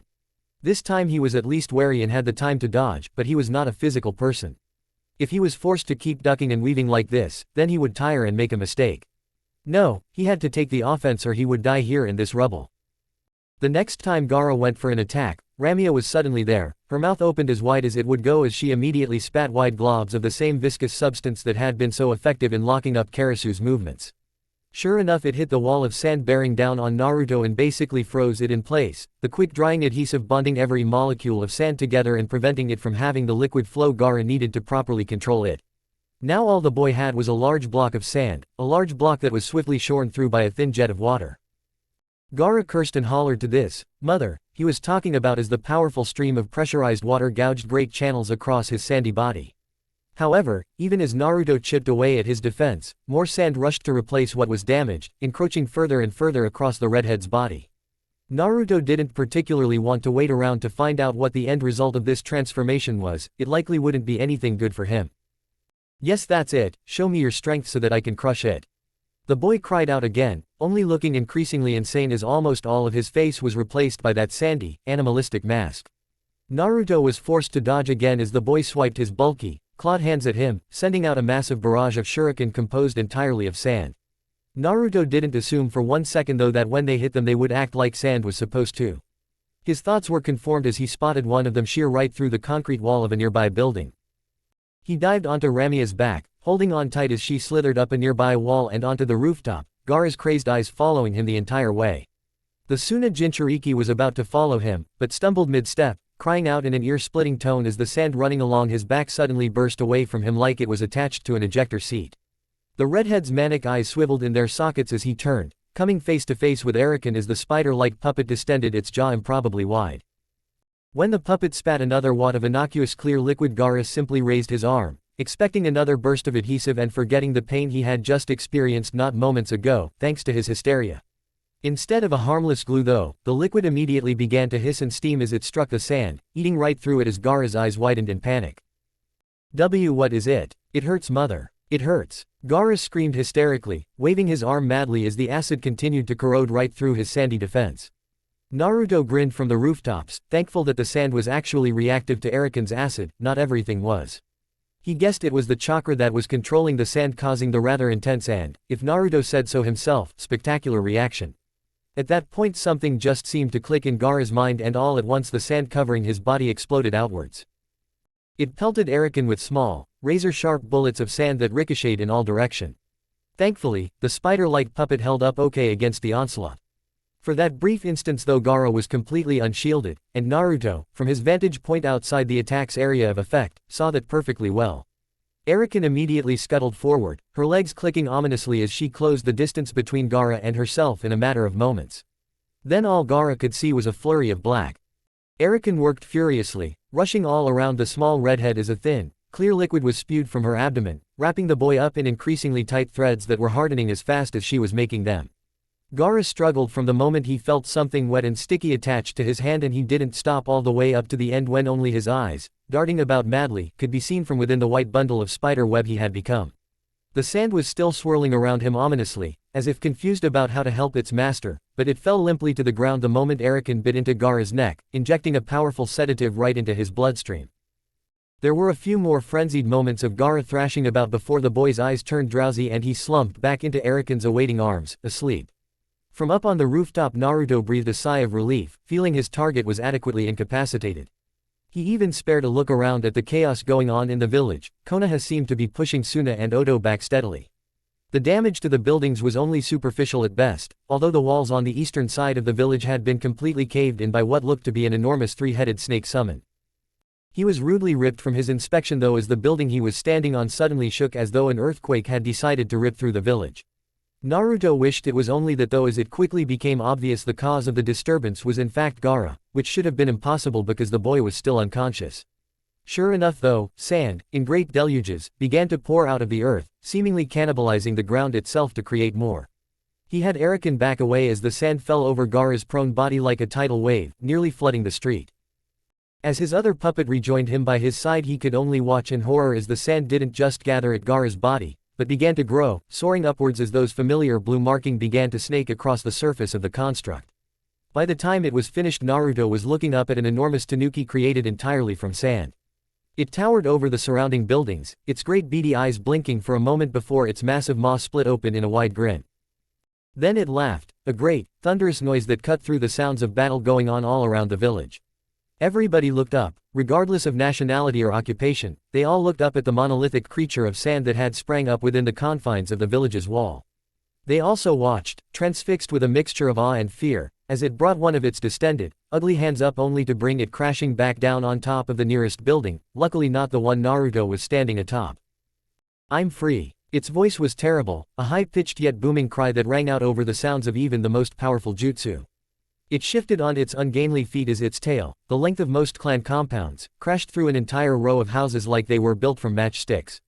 They were reduced to nearly nothing in an instant. Rubble and great piles of sand were all that remained. This was carnage incarnate, destruction given form, and it froze Naruto in place as he watched it, wide-eyed. Who should I kill first? The blonde was only snapped out of it when the enormous tanuki shifted again, forcing the teen back and away before the building he was on was shattered like so much glass. Suddenly, the awe was gone from his face, replaced by an angry scowl as he watched the biju wreak even greater havoc on the village. "Hey, I still need this village, you giant sandy asshole."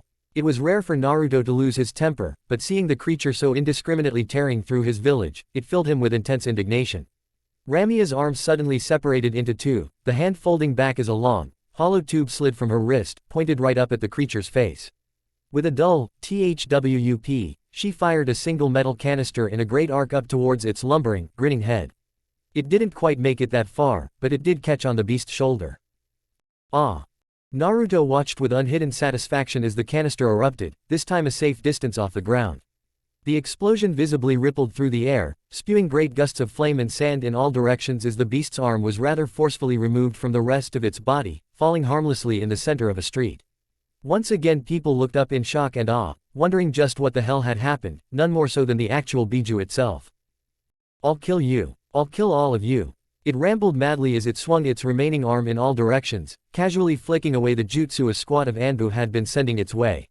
Naruto remembered the exact moment when the victorious satisfaction in him swiftly turned into unparalleled regret as the beast's madly swiveling eyes suddenly locked right onto his comparatively diminutive form.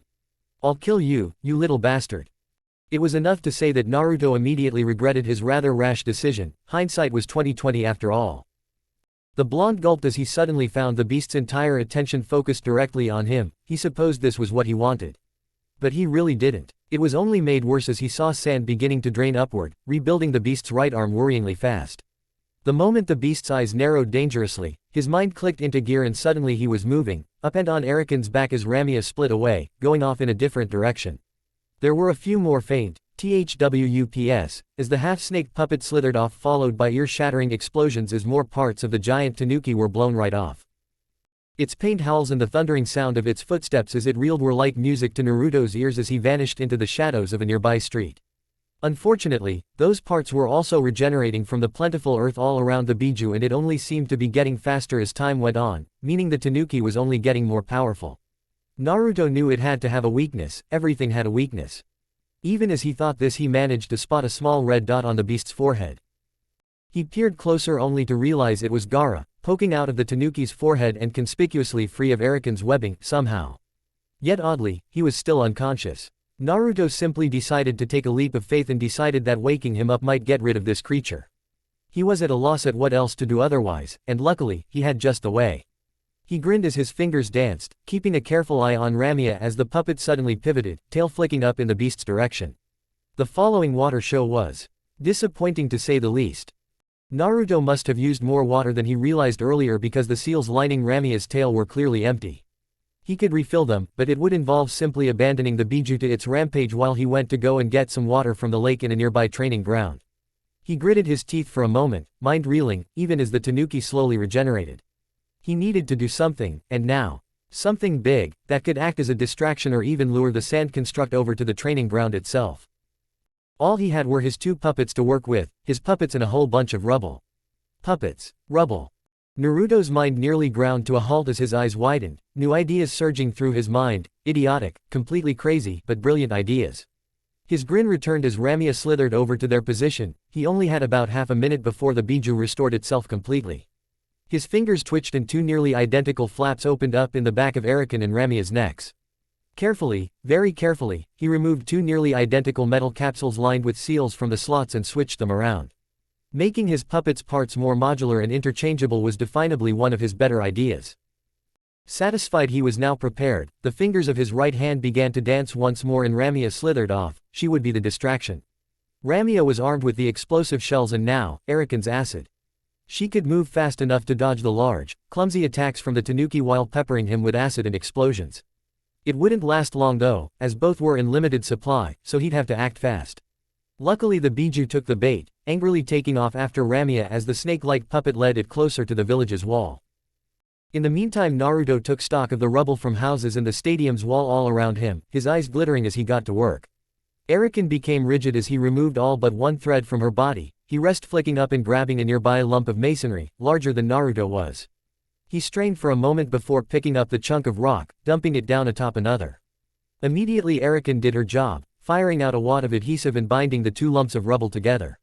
Already Naruto could see it coming together. It was going to be rough, it was going to be ugly, but it was going to be big. Shukaku snarled angrily at the tiny annoyance around his feet, slithering around just outside of his reach as it fired those tiny black things that caused him so much pain. Whenever he tried to grab the little worm, it spat at him, but it wasn't normal spit. No, the worm's spit burned, it bubbled and ate at his precious sand, so Shukaku tried to crush the little worm instead. But the buildings were in the way. The worm was using them to hide, so Shukaku crushed the buildings, grinning each time he crushed the worm too. The little people were also there, nothing more than ants, and they were annoying too. They threw fire to melt his sand and water to turn it to mud, but they might as well have been throwing rocks at him. His sand was everywhere, and he could always make more. He may have been the weakest of his siblings, but he was infinite. No, the real irritation was the worm, the one the other little human had sent after him. The lumbering tanuki blinked, wondering where that little human had gone, the one that thought it could take his arm away. He turned, only to see something rather curious. It was like a boulder. Shukaku had seen boulders before, but it was rather large. Or was it just close? And why did it look so much like a fist? The next thing Shukaku knew, half his face was caved in as the enormous fist of crumbling masonry and stone crashed right through his sandy body. He roared, or would have if half his mouth wasn't missing, instead it came out as more of a high-pitched whine that was half garbled. His face quickly regenerated and he got a better view of what had hit him. But Shukaku didn't have a word for this thing, standing in front of him. It was standing, right. It looked like the little humans that were such irritations, but it was far from little. It towered over the buildings like Shukaku did, but not quite as high. Shukaku grinned at that as he took a lumbering step forward. It wasn't as big as him. He was bigger. Then the thing's fist slammed into his face again and Shukaku wasn't grinning anymore. No, he was snarling, he was angry. I'll kill you. His garbled, venomous voice cried out over the sounds of fighting in the village. As he reeled back, the massive stone man took a lumbering step forward to match him. Naruto grinned proudly up at the monolithic man of rubble and stone he had managed to throw together. It wasn't at the scale of the rampaging biju, but it was still larger than most of the building in Konoha, held together by a shaky mix of gravity, the last dregs of Erican's adhesive, and chemically enhanced spider silk. Once again, he threw out his chakra threads, latching them onto strategic points across the thing's body as roughly carved seals began to light up. Almost immediately Naruto felt like somebody was ripping the energy directly out of his body and he had to remind himself why he had never tried to build a puppet this large before. The hastily made seals were leeching at his energy like it was a fire and his chakra was the oxygen. Still, even with all that it refused to move, it may as well have just been a giant rubble statue for all the use it was to him if it couldn't move. The blonde growled as he tried to pump more chakra in, knowing it wasn't enough. No human could move this thing, it was impossible. But he had to move it or the beast would continue destroying the village. Normally, Naruto wouldn't care. In fact, he would tell himself that he did not care, but he only had one Konoha, he couldn't afford to lose it already. He growled again, pumping more in, more chakra, more energy. Just more. Then, as though some invisible lever had been pulled deep within his core, energy flooded through him, more than he had ever felt before, more than he knew could exist. It burned through his coils and the previously bright purple threads supporting the monolithic puppet burned a deep orange to match. Then, miraculously, the puppet moved. It took a lumbering, ponderous step forward, rubble and stone falling from its body with each movement. It was an ugly, misshapen, barely human-looking thing, but it was big, and it could move. Oh, and apparently it could also punch quite effectively. The blonde panted heavily, sweat dripping from his body and drenching his clothes as he finally stumbled into the training ground, or at least Ramya did. About 2 minutes ago he had lost the energy required to move his legs. Simply making his monolith move burned up his chakra, including whatever this weird orange energy was, like gas on a fire. It had worked though. The Biju had taken the bait, following the enormous stone construct all the way out of the confines of the village and out into a nearby training ground. The puppet had managed to lose one of its arms in the process, its slow and clumsy movements unable to keep up with Shukaku's attacks, but it did its job and occasionally got a punch in for revenge. As it made that last step into the clearing, drawing the tanuki along with it, its job was complete. With an enormous sigh of relief, Naruto finally allowed his threads to drop, and just like that the stone titan collapsed to the ground with an almighty crash. Behind it, the Biju began to laugh, cackling madly as it finally saw its latest annoyance drop, dead. The laugh turned into a grunt of annoyance as it spotted the small dot of a human down in the clearing. You. Naruto simply grinned tiredly as Ramya dunked her head into the lake, drinking up the water greedily. Me. The blonde agreed as his puppet's tail flicked up, visibly vibrating from the intense amount of water being flooded through it at such high pressures. He had wondered what would happen if he tried to control one of his ordinary puppets with this new orange chakra. The results were rather spectacular. Instead of a mere jet of water a few inches in diameter, what exploded from Ramya's tail was a concentrated deluge. In the 10 seconds that it was active, because that was how long it took to drain the entire lake, more than half of the sand tanuki's body was reduced to an unusable sludge. That included its face, as a moment later Naruto spotted the small red dot that was Gaara falling through the air, flailing madly before hitting the ground with a sickening crunch. The blonde allowed himself to breathe a final sigh of relief as he slumped back on Ramya's body, letting the puppet support him as his fingers tiredly commanded it to slither over towards Gaara's prone form. Luckily, he had been right. Waking Gaara up had indeed stopped whatever the creature was. That the same wake up had led to Gaara receiving what appeared to be a broken leg in the process was just icing. How? The small Sunanin managed through the pain as he clutched at his leg. How did you beat it? Naruto regarded Gaara for a few moments in confusion before patting the puppet underneath him. High-powered water cannon, how else? He joked weakly, feeling his consciousness slipping as he gave way to chakra exhaustion, but he held on. No. The redhead practically screamed before whimpering as he returned to his leg. It looked rather painful.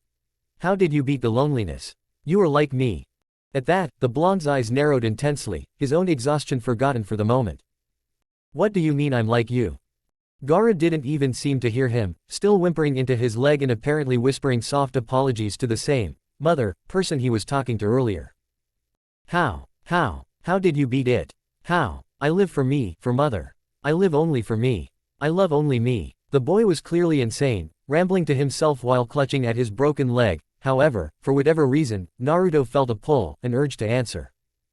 Who says I am not lonely? He growled out, fighting the sweet pull of unconsciousness as Gaara was seemingly snapped out of his insanity for just a moment, his bloodshot teal eyes darting up to Naruto's face. For the first time Naruto realized that the dark rings around the boy's eyes weren't just some kind of makeup, they were signs of sleep deprivation. But I'm nothing like you. He concluded, feeling himself slip with every passing moment. But then, Gaara tried, but apparently the words wouldn't come. A long time ago I decided that if people wouldn't acknowledge me, then I didn't need them, my own acknowledgement is enough. But it's never enough, no matter how hard I tried to convince myself. At this point Naruto wasn't sure if he was talking to Gaara, or himself. It was obviously the exhaustion. So instead, I decided I'd make others that had to acknowledge me, because I control them. Gaara nodded slowly, apparently something in there got through to him. Why you mean the puppets? His own voice was getting weaker as he too succumbed to the pain of his injury and slipped away into unconsciousness. As his eyes slid closed and he fell away into the blackness he missed Naruto's mysterious, if not tired, smile. Sure, the puppets. The blonde chuckled once, then fell backwards, finally allowing the sweet darkness of sleep to wash over him, a satisfied smile tugging at his lips. Chapter 16. A bigger ball of thread. It started off as a simple thought exercise, it really did. Of course, as things tended to do when it came to him, it escalated rather swiftly. Later on, Naruto would look back and try to think just why the idea had come to mind. Few answers would present themselves. In the end it was an unknown, a small seed of an idea that was somehow planted in his psyche, growing as he fed and nurtured it until it overtook him completely. It was like a weed, quickly taking root, and damn near impossible to stamp out, a weed of the mind, bred of boredom and curiosity. How to start a war. 2 days after the failed invasion attempt from the joint forces of Sunagakur and the fledgling village of Otogakure, Naruto awoke in the hospital.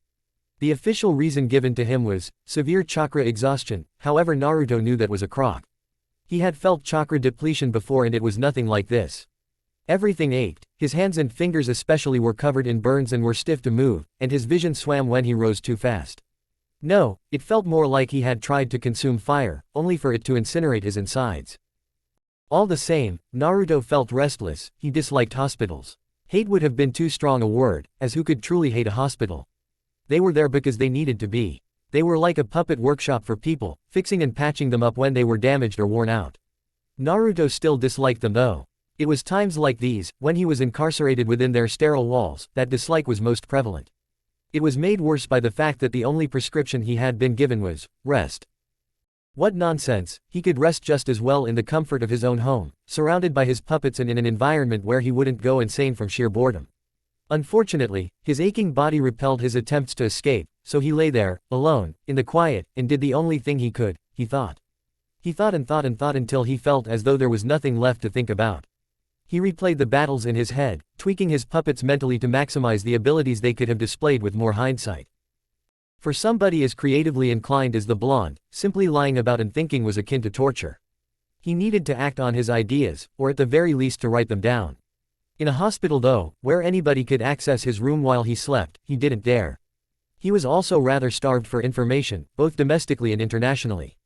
He couldn't wrangle any news about the goings-on from the village from the nurses and med-nins, and likewise couldn't contact his spy network to find out the goings-on of the wider world. In that regard, it was no small relief when the Hokage decided to pop his head around the door, his pipe in hand and a congenial smile on his wrinkled features. He wasn't exactly the person Naruto most wanted to see, but it was certainly a welcome break from the monotony of his bed. He had begun to get weird ideas to escape. Hokage-sama, he greeted politely, as any good and loyal shinobi of Konoha would do. It caused Hiruzen's smile to whiten slightly. Naruto-kun, I hope your recuperation is going well. The older man asked, shuffling in and taking a seat by the blonde's bedside like he owned the room, which, in a way, he did. I'm not disturbing your rest, am I? Naruto quickly shook his head, moving about awkwardly so that he could prop himself into a vaguely sitting position using the pillows. I could ask the same of you, Hokage-sama, as I understand it you were injured during the invasion, by Orochimaru of the Sannin no less. Okay, so Naruto wasn't completely cut off from the information around him. He had his ways of picking up rumors and chat from the nurses. The elderly Kage simply chuckled, sucking on his pipe without actually lighting it out of respect for the establishment. I suppose then, in that regard, we are the same, the Hokage rebutted jovially, causing the blonde's eyebrow to raise before he remembered what the Oto team had said in the Forest of Death about their master. But you are quite well informed, Naruto-kun. Hiruzen inquired slyly, a gray eyebrow arched curiously. I overhear the nurses talking, it's mostly inane chatter but there are gems, if you know what to listen for, Naruto said, perhaps a little too guardedly, making Hiruzen chuckle as his pipe switched sides. Quite, well there is no need to worry then, one of the other Sannin was there with me, and between us we were able to drive off my old student. The man seemed quite troubled as he spoke, despite his best attempts to hide it, and Naruto knew he would likely get no farther on the subject. This seems like an odd visitation, Hokage-sama. I would have thought that after the invasion the village would be most in need of your leadership.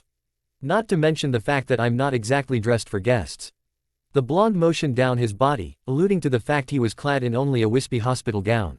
He felt very naked without his hood and bulky clothing. Without them his various maladies were rather evident. The paleness of his skin was on full display, as was the thinness of his body, not to mention the dark shadows under his eyes despite his best attempts to use his hair to hide them. You would be quite right, the Hokage agreed with a curt chuckle. But if I was forced to work to the point I couldn't even visit one of my waylaid chunin after they did so much for the village, then I'm afraid the workload would have driven an old man like me quite mad a long time ago. Despite the fact it was worked into the sentence, Naruto did not miss the subtle hint strewn amongst the words. Chunin, Hokage-sama, Naruto asked with no small amount of incredulity. Surely post-invasion the exams should have been the least of the village's concerns. To his surprise the old man simply smiled, pulling a brand new forest green flak jacket out of seemingly nowhere and laying it across the hospital bed. Nothing gets past you, does it, Naruto-kun? The old man winked at him before patting the flak jacket fondly.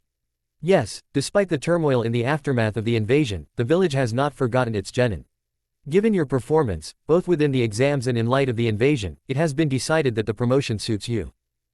Naruto blinked, tentatively reaching across the bed to lightly run his fingers along the coarse material of the jacket. It was a symbol, one of status and prestige certainly, but more importantly it was a symbol of progression and of growth for Naruto. He realized he had been awkwardly silent for a long couple of moments. He supposed he was just in disbelief about it. After what had happened he hadn't even considered the possibility of being promoted, and right now his mind was reeling with all the expanding possibilities opening up before him. Don't worry, it tends to be a lot to take in at first, but I assume this means you accept. The Hokage prompted helpfully, secretly amused by the confusion rampant across the younger shinobi's expression. Why yeah, Naruto managed to get out before finally realizing how much of a fool he looked and composing himself. Thank you Hokage-sama. The old man simply nodded, still sporting that amused smile as he stood up. Well, in any case I'll have to be off, you weren't the only one to be promoted, you know. Upon Naruto's inquisitive gaze the older man's smile broadened but only taped his nose secretively. He knew Naruto would find out eventually. The blonde had a knack for that type of work, but it was fun to make him wait a bit. Then he was gone, and Naruto was left to his thoughts once more, only they were far more tumultuous than before. Chunin, the young puppeteer whispered slowly to himself, hands still lightly tracing over the stitching on the jacket. The mere thought of what the position meant was still taking its toll on his thoughts. Freedom, first and foremost, came to mind. He was no longer under the watch of a Junin and instead would be placed onto squads of other Chunin of varying sizes as the mission saw fit. He could now also pick his missions unless explicitly called upon when his specific expertise was required.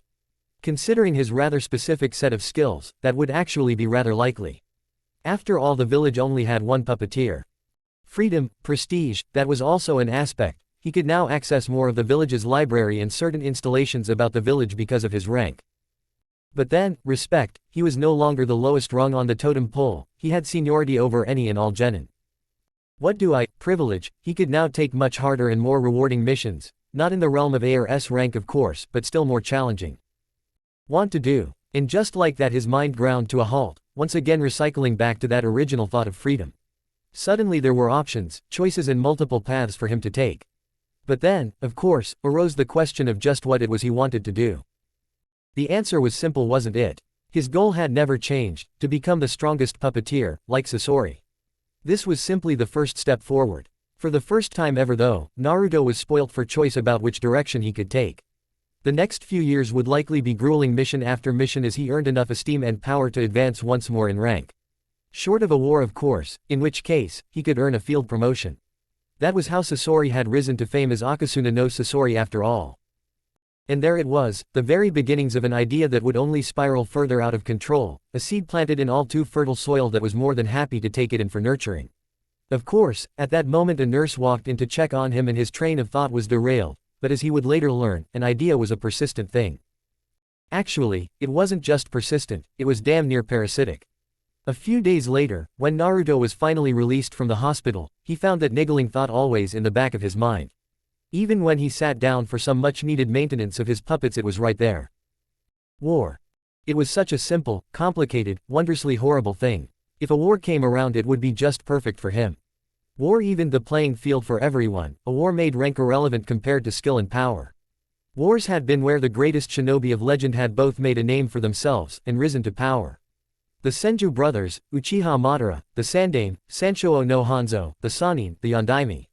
Even Kakashi earned his moniker during the Third Shinobi War. Sasori too, he was famous for bathing the sands of Kase no Kuni with the blood of Tsunogakure's enemies during the Third Shinobi War.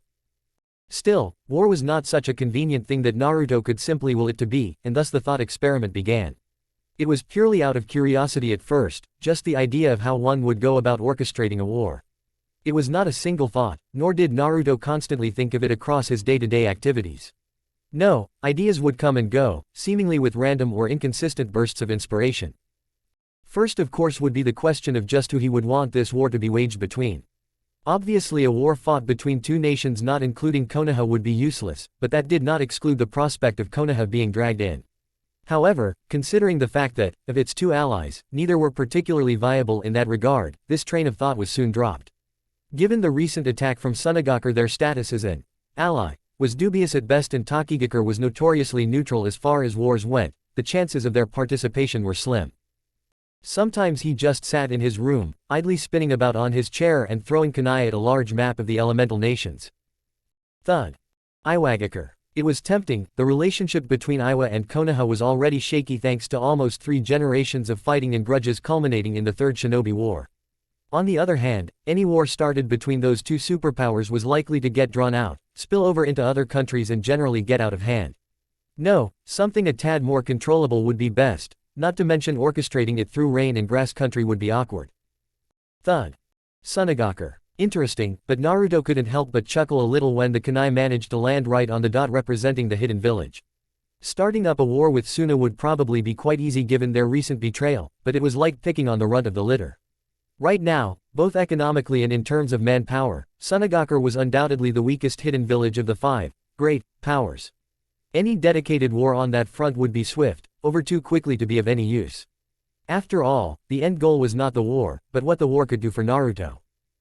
Thud.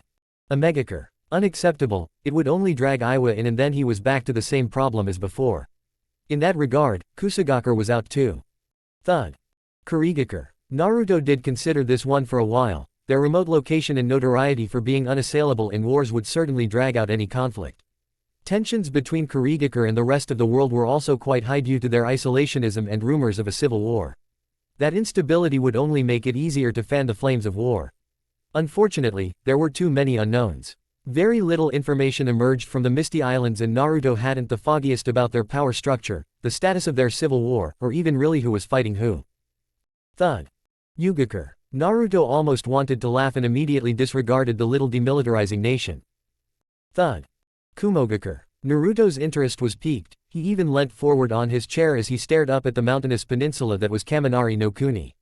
There was certainly bad blood between the two nations, especially in recent years with various attempts made by Kumogakure shinobi to kidnap clan and bloodline children. Hell, they had nearly done the job for him a few years ago with the attempted kidnapping of the Hyuga heiress, that had damn near sparked a war on its own. In spite of that, relations between the two villages were unusually stable. That though, was mostly due to the buffers called the Lands of Frost and Hot Springs, two smaller nations nestled between the two superpowers. They limited the interaction between the two shinobi forces which, in turn, kept tensions down. Generally, when two opposing forces of shinobi from different villages met in the same area, it was because their missions were either in direct conflict, or the same, and neither was good. Of course, usually that would make igniting the spark of war between them rather difficult. Things were changing though, that uneasy peace was beginning to wear thin and show cracks. The recent demilitarization of Yugakure had bereft Yu no Kuni of its shinobi, forcing them to instead take missions from Konoha, their closest benefactor. The same was also true for Shimo no Kuni, they too relied on the shinobi Kumogakure provided. What this really meant though, was that for the first time since the First Shinobi War, Konoha and Kumo shinobi were actively operating in countries without a buffer.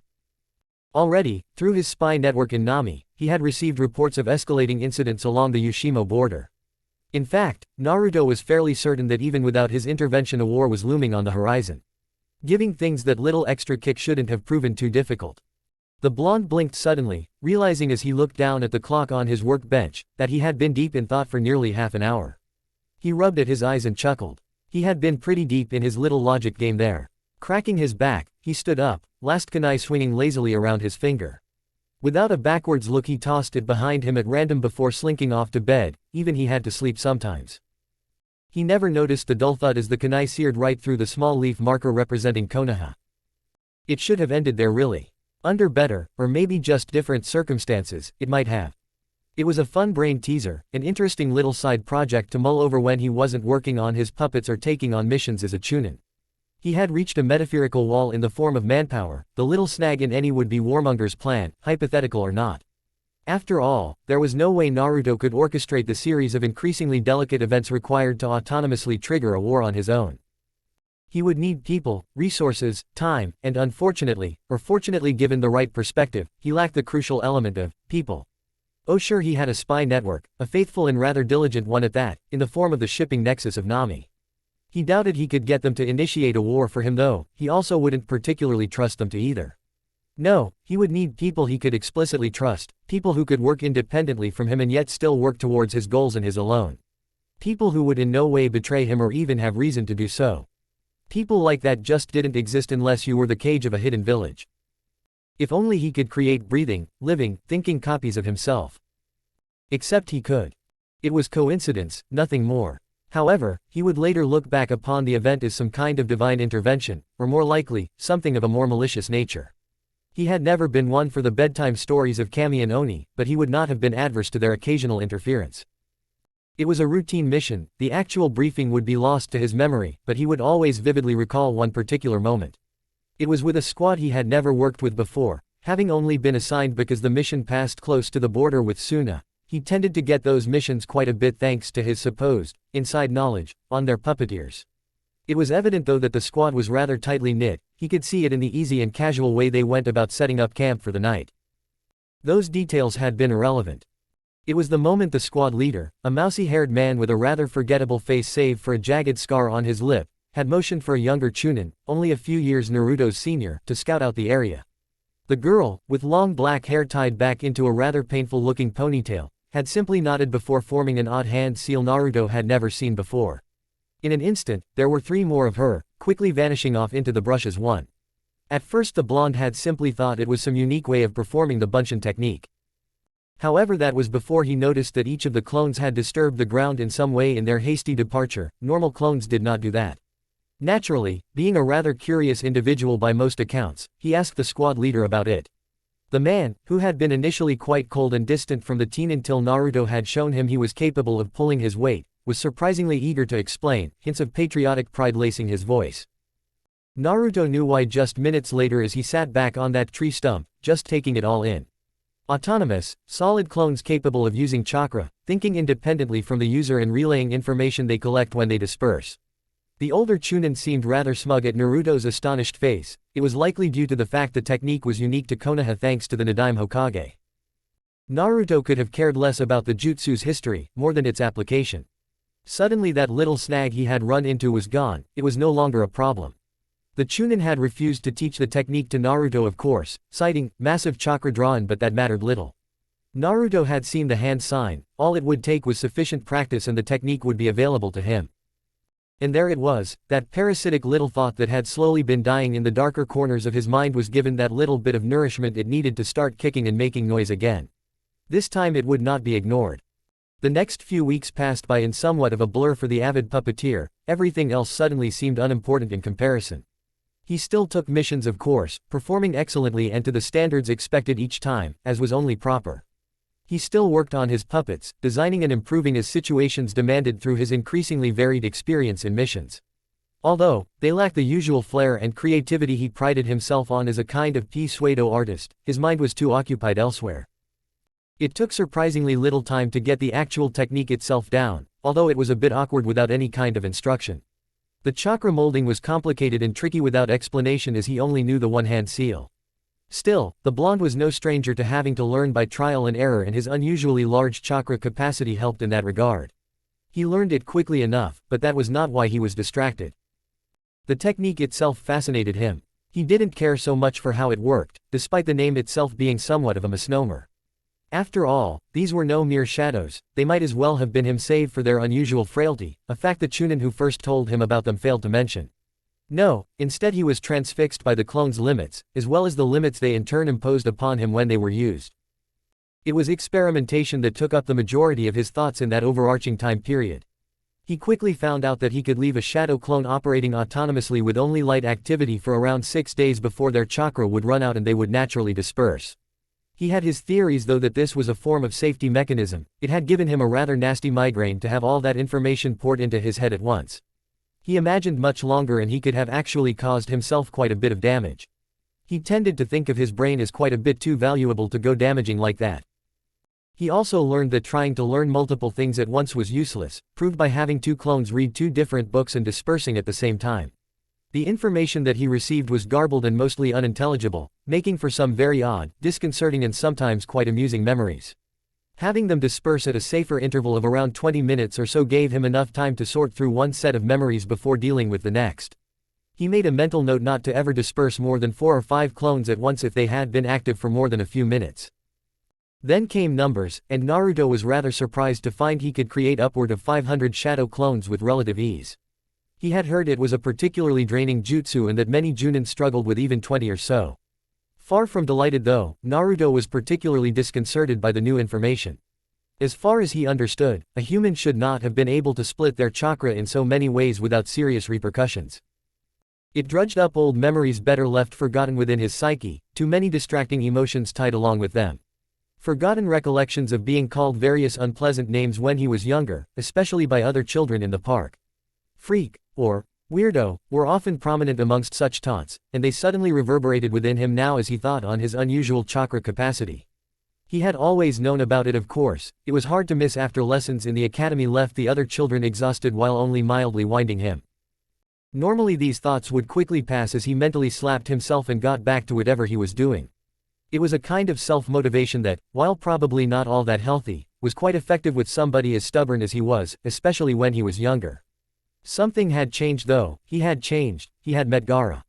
The Suna shinobi's words resonated with the blonde and he was unable to pry them from his mind. "You are like me." That phrase stuck out amongst the ramblings and the deranged threats. "You are like me." At first he had rationalized it away as the boy's obvious insanity. It was clear he was not stable. "You are like me." It dug at him though, made him question it, especially after the discovery of the strange orange chakra within him. He hadn't tried to use that chakra since, remembering the burn and fatigue that accompanied it, but suddenly memories of the feeling were all he could think about. That chakra had allowed him to do inhuman things, controlling a puppet that by all rights should have been impossible to move. Inhuman, like his chakra reserves, like his odd whiskers that he barely noticed anymore looking in the mirror, like his ability to heal much faster than most others and survive poisons that should have left him catatonic. You are like me. But how was he like Gaara? That boy had been insane, a real freak, capable of unleashing a literal monster at will just by falling asleep. You are like me. The words just kept echoing in his mind over and over. But how? He growled back in answer to a question nobody had asked, spinning on his chair in frustration. For a second though, out the corner of his eye, he caught sight of his reflection in the mirror, except it wasn't his own. Bright blonde hair was replaced by a rusty red, the shadows under his eyes extending all the way around until he resembled a raccoon. Whiskers vanished. It was Gaara's face. Naruto nearly fell out of his chair in shock. When he looked again nothing was wrong. His hair was blonde, the shadows were only those of the average insomniac, and his familiar, forgettable whiskers were right back in their place on his cheeks. However, looking into his own eyes he couldn't help but shudder as a brief chill passed up his spine. He could have sworn for a moment there, flickering like a dying candle, his eyes had briefly become slitted, more animal than human. Naruto sighed as he slunk through his apartment door, running a hand through his hair wearily. He casually shucked his jacket and threw it across the room in a well-practiced motion. Instantly, a shadow clone was there to catch it and put it away. They were rather handy things to have around. It certainly made organizing the apartment quick and easy. He casually sidestepped a tarp that had been laid down from where 2 clones were in the midst of knocking through a wall and slipped comfortably into his chair. Despite his exhaustion he couldn't find it in him to keep the smile of his face. It was finally complete. It was almost 3 months since the end of the Chunin exams and Konoha had completely recovered. 3 months of planning in between missions and various other projects Naruto now had on the go. Shadow clones really made everything easier. Multitasking was now no harder than willing another into existence and handing them the job. Of course, designing and building original puppets he kept for himself. There was something to be said for the feel of wood under his hands and the satisfaction of building a new creation. The spare parts, copies and manual labor on the other hand he could have done without. So he did. He didn't think he would ever have to worry about running out of puppets in the field. Combined with his funds from Nami, he now had an autonomous, well-funded workforce that knew exactly how he liked things. He was one content puppeteer. His crowning achievement, however, lay on the wall before him, crisscrossed with so many pieces of string and various papers, some with only hastily jotted notes and others with maps so carefully plotted they would look as good as any architect's blueprints. It was the plan, as he, and disconcertingly his clones, had taken to calling it. Everything he would need to start a war between Kumogakure and Konohagakure lay on that wall, as long as you knew how to read it, of course. To the uninformed it would look like nothing more than a mishmash of notes dispersed amongst various designs and incomprehensible maps. When it had stopped being a mere thought exercise and had escalated into a full-on plan of action was unknown, perhaps even irrelevant. But it was done, and Naruto felt content. Chapter 17, A Catch in the Fabric. Narui jumped as a distant sound echoed through the trees, causing his companion, a stout, dark-skinned man with a jagged scar over his left eye to growl at him. "Stop jumping at every little thing you damn puissant," the older Junin barked out commandingly. "Grow up and start acting like a damn Chunin." Behind them the rest of the squad had to suppress their laughter behind their hands. Watching the two go back and forth was the only real entertainment they got out in the bleak forests of Shimo. Narui's timid and generally nervous demeanor just clashed so wonderfully with their squad leader's no-nonsense personality. It was a wonder the younger Chunin had managed to last this long. "But Taiko, this time I swear I saw something in the trees." Narui muttered morosely, already knowing that none of his companions would actually believe him. They never did. "Oh sure," Kei muttered with a lopsided grin as he brushed past the younger ninja to continue on their frigid march. "I bet it was one of those shadow people, right?" He chuckled to himself as he walked on, his sandals making a crisp crunch on the pristine white snow. It wasn't ideal for stealth, even if the snow would cover their tracks within minutes, but it wasn't like they were Konoha shinobi. Kumo didn't resort to cowardly tactics like hiding in trees. Or maybe it's the cicada monster you saw last week, coming back for his revenge. "Ooh scary," Matsui mimed as she skipped past as well, grinning at Narui's shivering form. It certainly wasn't because of the cold, because Kumo residents got used to that living up in the mountains. "Quiet down you two, we need to keep constant vigilance out here," the gruff voice of their captain sounded over their banter. "This is the first line of defense for Kumogakure and you are its proud guardians, start damn well acting like it." That quietening them down, at least until Kei grinned again. "Oh come off it Taiko, it's just a standard patrol along the border. These are pretty much the lamest mission we get as Chunin. Nothing ever happens." The red-haired Chunin got an evil look from his captain but the grizzled man didn't bother to reply, simply turning away and marching on through the drifting snow. "I don't know," Matsui interjected in a whimsical tone, glancing back at the still rather anxious-looking Narui as she spoke. "I heard the Konoha has gotten pretty active lately along the U border. Maybe these shadows Narui's seeing are their Anbu and they're scouting out our defenses." Her attempt to instill a little more fear into her Kahai was rudely interrupted by Kei snorting back a laugh. As if, why the hell would Konoha dare attack Kumogakure? Right now, we're both the most economically and militaristically stable villages on the continent. Plus, there are way more people Konoha has a bone to pick with than us. Iwa comes to mind pretty quick. The redhead's grin grew at that. "In fact, I wouldn't really mind seeing those tree huggers and rock biters have a go at one another again." He flinched though as Matsui turned an evil eye on him for ruining her prank. Still, she recovered admirably. "All the same, I bet ol' Narui could think up a few reasons why Konoha might come poking around here," she intoned dramatically, only to blink as she got no response. "Narui." She turned only for her forehead to crease as she noticed the distinct lack of a certain young Chunin from their group. "Narui." Her head snapped around when she heard a muffled grunt from behind her. All she saw was Kei looking at the ground with an irritated expression, rubbing the back of his neck before plucking what appeared to be a small metal dart out of his skin. "What the?" He only had a moment to observe it before his eyes rolled back and he slumped forward on the spot, falling face first into the snow with a dull crunch. Matsui could only look on in mute horror, her body momentarily paralyzed by confusion. A thin silvery thread suddenly flashed in the weak light streaming in through the trees. In the next moment Kei's body was violently yanked up into the canopy, his form disappearing with a small flurry of leaves and powdery snow. That, at least, finally seemed to snap Matsui out of her shock. Too late though, as not even a second later she felt the pinching pain of something fly into her own neck. She had never even heard it coming, nor felt the person who had thrown it. That was her last conciliatory thought before her vision grew blurry and dark. In those last few moments she managed to spot a single figure drop down from the branches. Her last waking sight was of his recognizable porcelain animal mask that could only belong to one nation's elite unit. Kono. Her weak call was in vain though, lost on the wind as she slumped forward, the sound of crunching sandals slowly fading into obscurity as her senses escaped her. "Well, that was close," the masked figure intoned boredly, absently cracking his neck as he lazily glanced about the trees for his compatriots. Moments later they joined him, soundlessly dropping from the forestry to look down at the crumpled forms of the Kumo squad. Who was the smart guy who decided to fire the dart while she was looking? With a sigh he pulled off the white mask from his face, gasping in fresh air for a few moments. Damn, how did the Anbu breathe in these things? In a few seconds the rest of his companions had also removed their masks, revealing a small group of identical whiskered faces and spiky blonde hair. "They aren't real Anbu masks, remember," a different Naruto responded in an equally toneless voice, eyes carefully roaming over the unconscious forms of the Kumo Chunin and their Junin squad leader. "Who knows how those things work? It had been surprisingly simple to catch them off guard like this. He suspected it would only grow more difficult as they continued.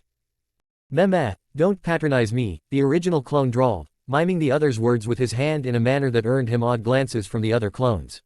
"It was my idea in the first place to make our own Anbu uniforms so that we wouldn't have to steal them and risk Konoha noticing their absence." He cringed as another clone slapped him on the back of his head, light enough not to burst him but still hard enough to feel it. "You idiot, it was the boss's idea," a third blonde spoke up with a sneer as he moved past the first to bend down next to Narui's vacant form. "We're just clones."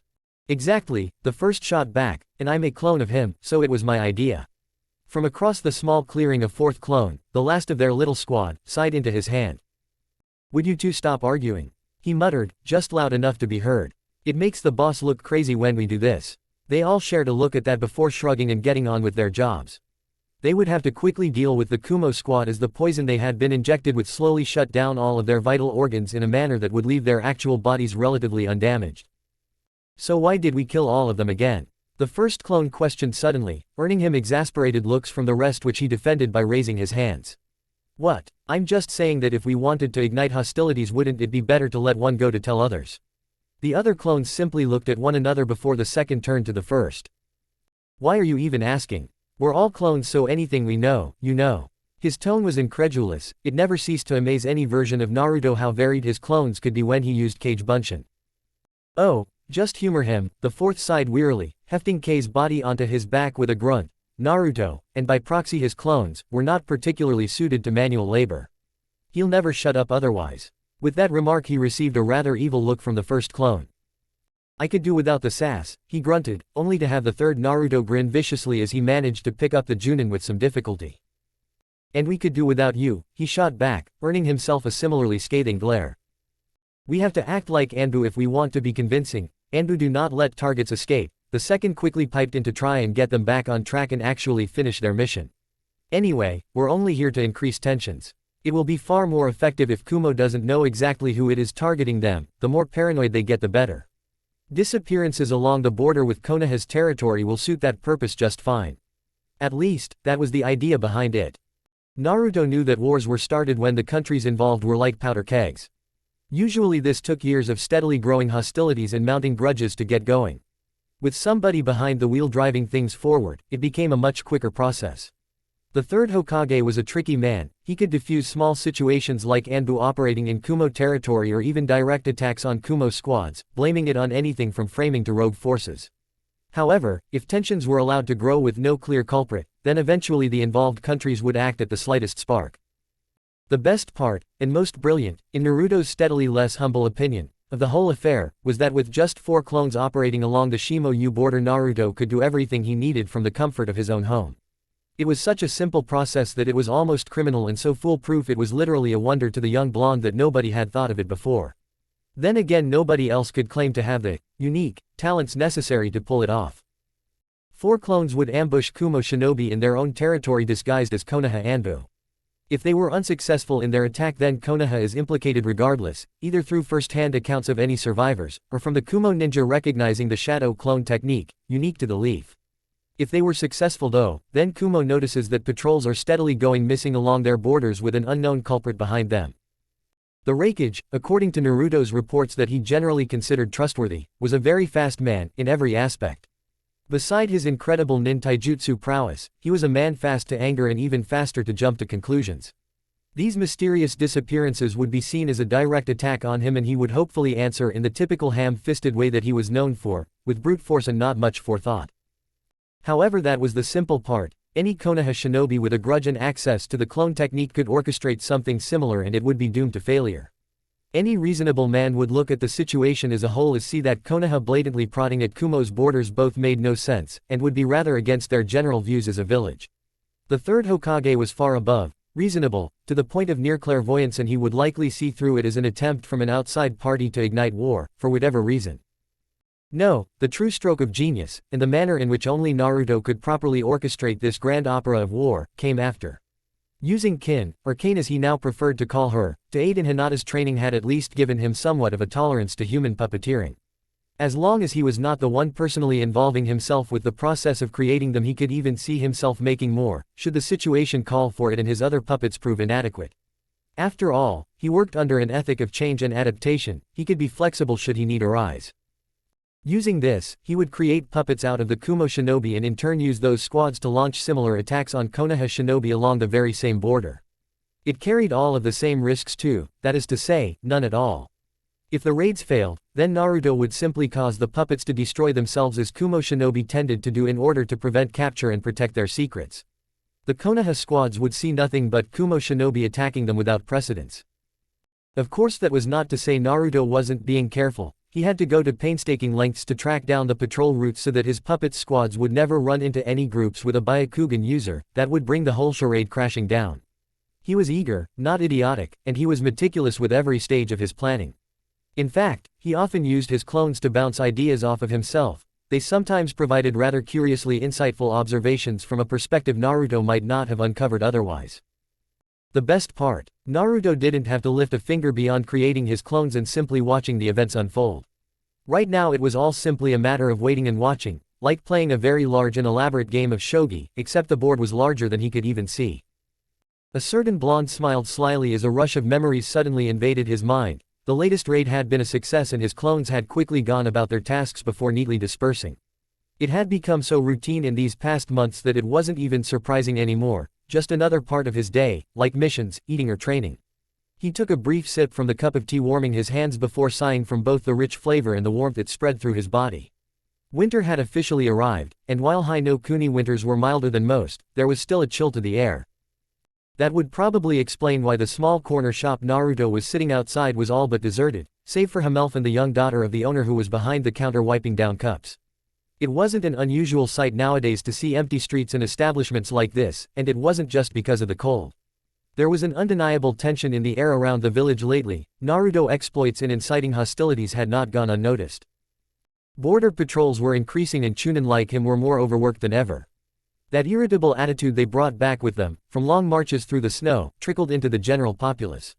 It was as though the war around the corner had become an inevitability and people were building up their barricades for when the proverbial storm finally hit. To Naruto though, this meant quieter streets and more missions. For a shinobi like him, it was almost perfect. Overworked was not really a word you could use when you know the shadow clone technique. In that respect he imagined he had a somewhat different experience as a fresh Chunin than most. It had even earned him somewhat of a reputation as being the only one in the squad to look like he could drop on the spot at any moment, yet managed to pull nearly 20 hours without stopping. Then there was the fact that he had been rotated between so many different squads at this point that he must have met and or worked with every Chunin that Konoha had within its forces. He was never given a definitive reason for his various transfers, but given the fact that he never lasted more than 3 missions with any one squad, he just wasn't well received. It likely didn't help that he wasn't trying to be liked. He simply did as he was ordered by the current squad leader, or carried out the mission objective in as efficient a manner as possible when he was the squad leader. Socializing or interacting with the other Chunin was very low in his priorities. From the few occasions he had been on the same squad as Sasuke, another of his generation's graduates to Chunin, alongside Hinata of all people, he understood that the last Uchiha was having similar problems. It was strange though, Sasuke seemed very different to how Naruto remembered him. There was a new motivation behind the boy's movements, and he seemed to be exhausting himself with training. He was determined on a whole other level. As for why, Naruto couldn't say. It was giving him a good rapport with the other Chunin. But none of that would matter very soon, because Naruto had decided that the tensions between Konoha and Kumo had reached a rather nice crescendo. The Hokage was out of the village for discussions with a representative from Kaminari no Kuni, so now was the perfect time to light the fuse. He had been preparing for this moment almost religiously for the past month, so he knew exactly how he was going to do it. Hinata wore an unusually determined look as she moved through the kata of the latest technique that her father had passed down to her. She was expected to have it perfected by the end of the week. While a great deal of pride came with her promotion to Chunin, even allowing her to see one of her father's rare smiles, that newfound approval did not come without cost. Now there were even more expectations weighing down her shoulders, and with each passing day she only felt them mount. She needed a release, if only briefly. That was why she couldn't stop her lip from curling up at the edges as she noticed a familiar presence enter her Byakugan's vision. "You can come out, Naruto-kun," she said, managing it without even a catch to her voice as she slowly unwound her muscles and dropped out of her stance. "You caught me, The blonde replied with a sheepish smile as he dropped out of a nearby tree, hood down and jacket open to show off his newly acquired Chunin vest. As much as I dislike our clan's motto Naruto-kun, these eyes do see quite a lot. Hinata chuckled, briefly turning away with a small blush and therefore missing the brief gleam that entered the blonde's eye. I'm sure they do, he muttered to himself, only to quickly correct his features as Hinata turned back to him. I heard you made chunin, I came to congratulate you, he offered cheerily, making an obvious look to the somewhat altered vest Hinata had also taken to wearing. In typical Hyuga fashion she had removed the stiff neck guard and shoulder pads, allowing for better mobility.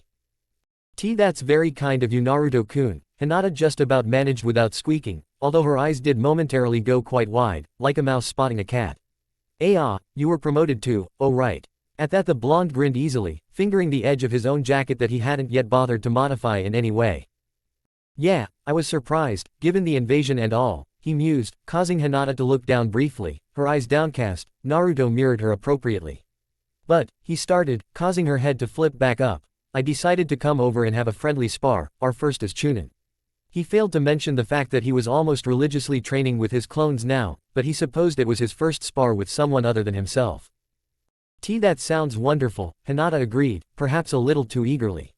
It wasn't exactly her ideal way to spend time with the blonde, but she was rather open to taking what she could get. Will you be using cane? Naruto smirked at her, making her heart beat a little faster for a moment. Actually, I was thinking a more open spar, no holds barred. At her worried look he clarified quickly. Don't worry, nothing too intense, but be wary for some traps, it's how I fight after all. Feeling a little more confident Hinata nodded graciously, earning a grin from Naruto that only made her own smile widen and forced her to look away to hide her blush.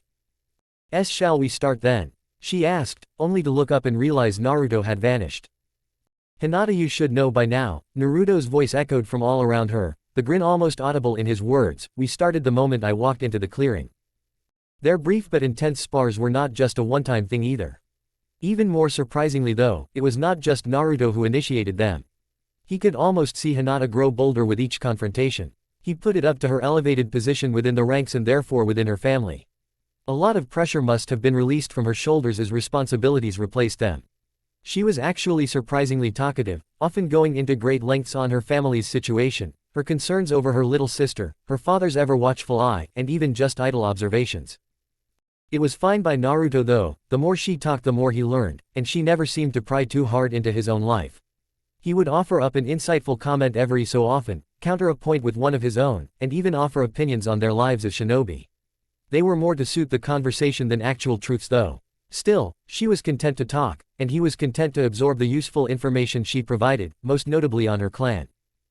Naruto's fascination with the Byakugan could not have been said to have abated over time, if anything, it had only grown. The possibilities he could conjure for a puppeteer that could see for miles in every direction were immense. And so he listened, and he listened, and he learned. But that wasn't all. With every spar, he was able to further his understanding of the vaunted Dujutsu, slowly picking it apart and discovering more each day. Naruto watched curiously through the eyes of one of his small animal puppets, hidden amongst a particularly thick patch of leaves, as Hinata went about her training. He had been there, sitting underground through the use of the subterranean voyage technique for around 20 minutes already, and Hinata hadn't made any inclination she had actually seen him. He was certain she had her Byakugan active, so it was actually rather confusing. He had taken to entering the training ground in many different ways in order to try and surprise the Hyuga heiress.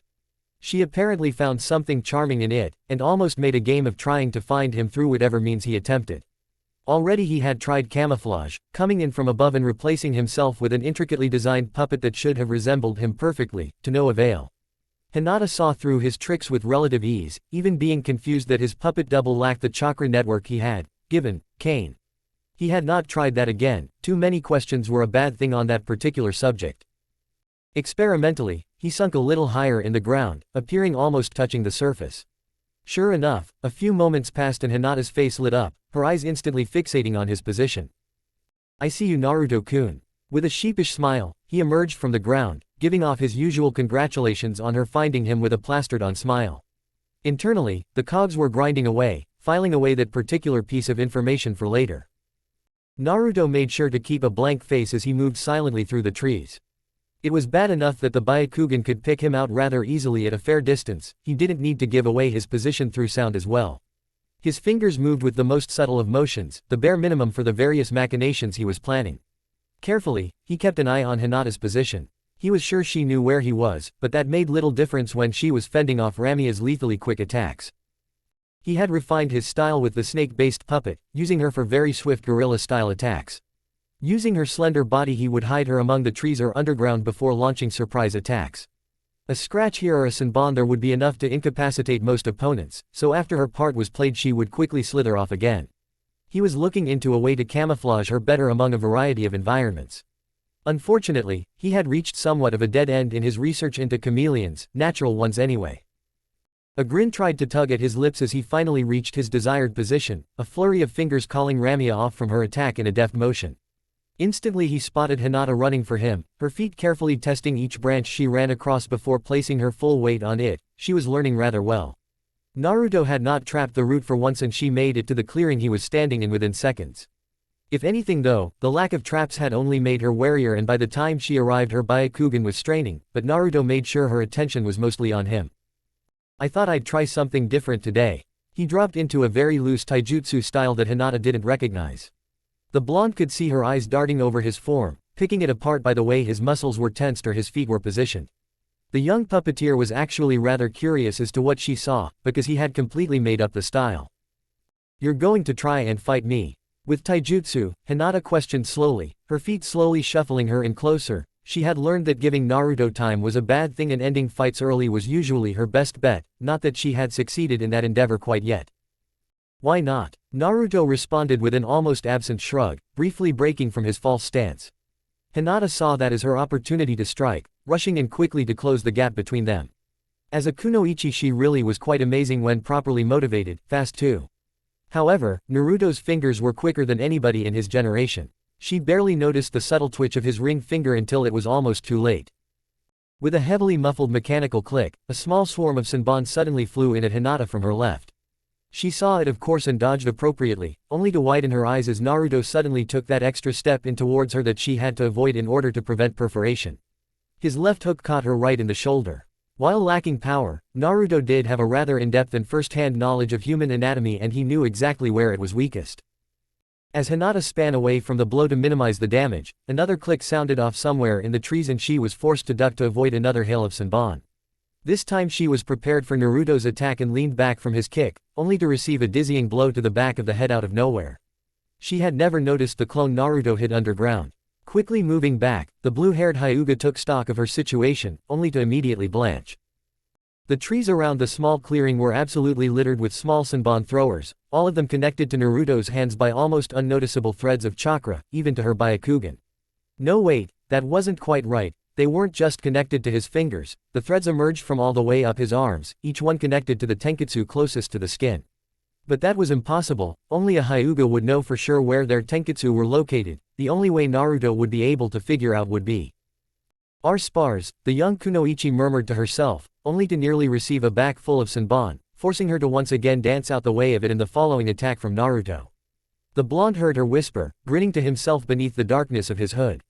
Yes, he had used his various spars with Hinata, allowing her to close off certain tenketsu in his arm, in order to locate them. Later on he would note their location via the small red mark that would appear. It had opened up a whole new world of puppeteering for him. If he could figure out the rest of his tenketsu's locations then all the better. Their spar suddenly ground to a halt as Hinata jerked in place before falling, ironically, like a puppet with its strings cut. Naruto blinked in confusion before walking over to check on her, idly using a chakra thread to prod at her in case it was a trap. Hinata wasn't that type of person though and she really was unconscious, the culprit quickly being revealed as a small senbon lodged in the back of her neck. Naruto plucked it out carelessly and examined first it, and the spot it impacted. Curious, he mused, before carefully lifting Hinata up and maneuvering her back to where she had been standing, using that to get the flight path of the senbon via the launcher's position. When he had worked it out his mind began to race with the possibility that he found something that shouldn't technically exist, the Byakugan's blind spot. Curiouser and curiouser. Now, Naruto would have usually been the first to agree that a certain level of apathy had to be taken when approaching most situations as a shinobi. Emotions tended to only cloud judgment and skew opinions. Not that they didn't have their uses, emotional manipulation was a simple way to get information or cause an enemy to make a mistake.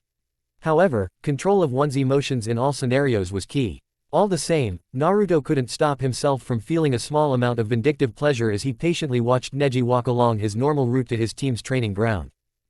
Ever since watching him brutally tear down Hinata and nearly kill her during the Chunin exams, Naruto had felt a stirring of something whenever he looked at the Hyuga Saiyan. It irritated him, having that small flame of an emotion out of his control, and he was glad to be putting an end to it right now, killing two birds with one stone as it were. And so he had planned, and watched, and waited. He had learned the teen's habits, memorized his schedule and found the perfect place and time to strike. Every Tuesday morning Neji was forced to rise just before dawn, or else his rather energetic sensei and his miniaturized clone would be along to wake him up for their early morning pre-workout warm-up of a few laps around the village. Instead, the Hyuga clansmen rose just before their arrival and used the opportunity to go for an early walk before relaxing in the same abandoned clearing. Routine was a shinobi's enemy, and Naruto was using Neji's to great effect. Just as the teen crossed an invisible boundary, Naruto allowed his finger to gently twitch. Deep in the forest a single Senbon was silently released from its spring-loaded housing without even a whisper. Naruto was sure that even if Neji had his Byakugan activated he would not have seen the tiny weapon coming until it was far too late. As it was, the thin metal needle stabbed into the boy's neck with a barely audible "th wick." In the second it took for Neji's eye to widen and realize what had just happened, the poison had already traveled 3 feet through his bloodstream and reached his brain. Before the boy even hit the ground there were 10 invisible strings suddenly latched to his body. This was also the first opportunity Naruto had to try out a skill he had been working on. He had never tried it on humans before. "Soen, Jyasu," he whispered to nobody as Neji's body righted itself almost as though he had never fallen unconscious. His eyes were still closed and his movements appeared somewhat sluggish. Naruto's threads had connected to 10 very specially chosen tenketsu across Neji's body that acted as regulators for each limb's chakra system. Through this he could control a person's movements.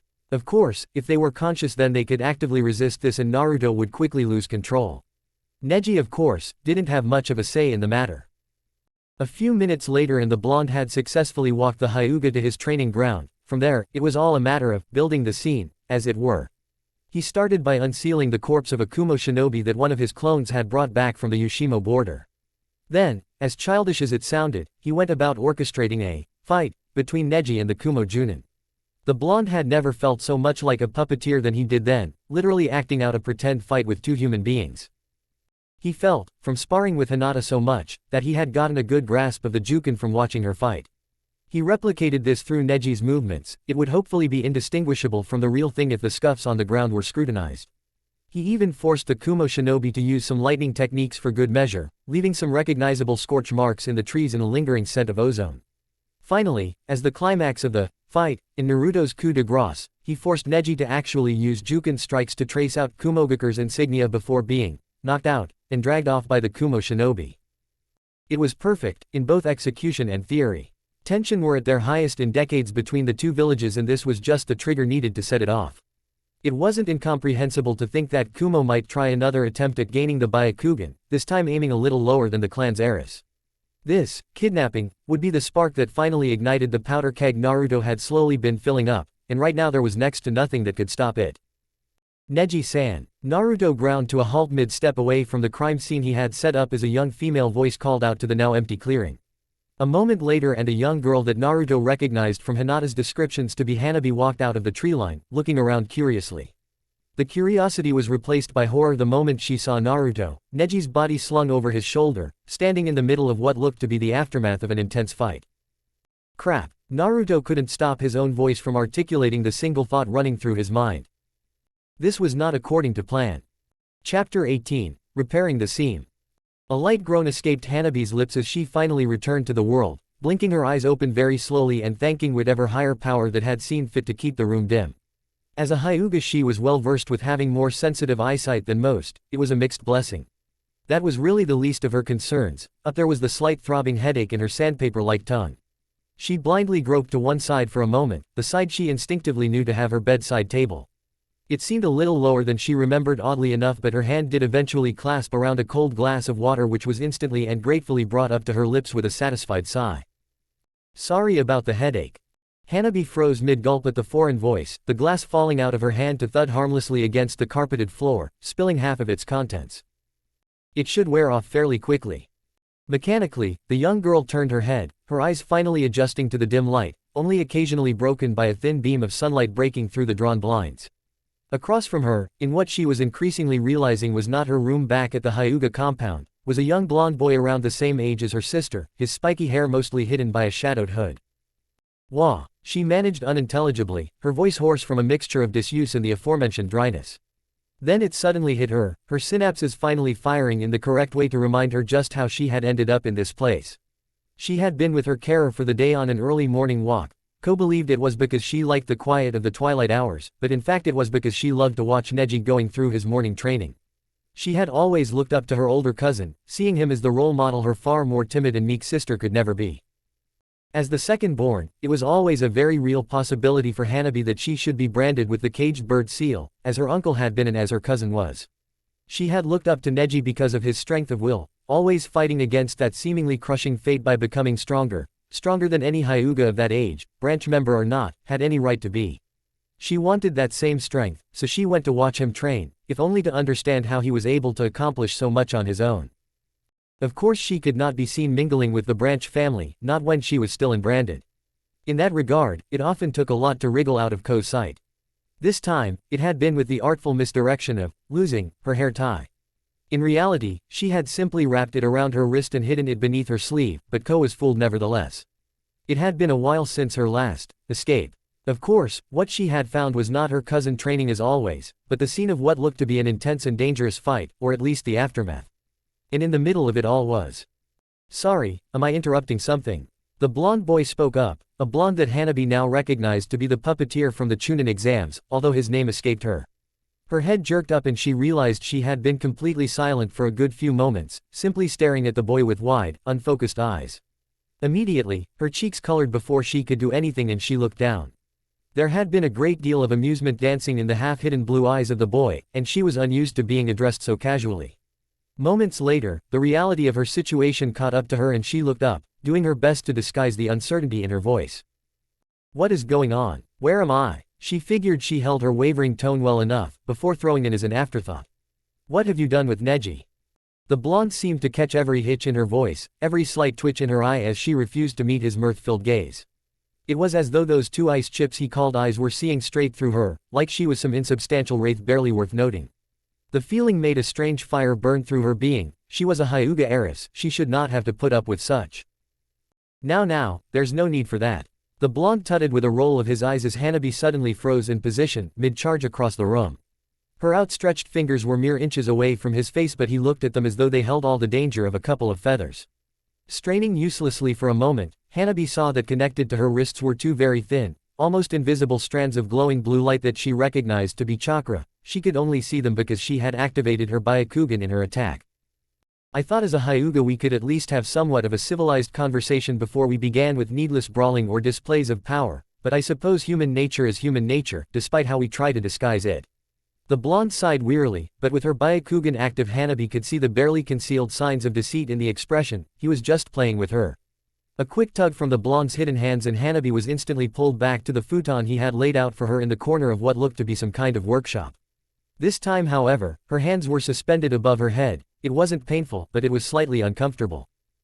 "My name is Naruto, by the way," the young puppeteer divulged abruptly, the name jogging Hanabi's memory of the exams as well as his impressive performance throughout.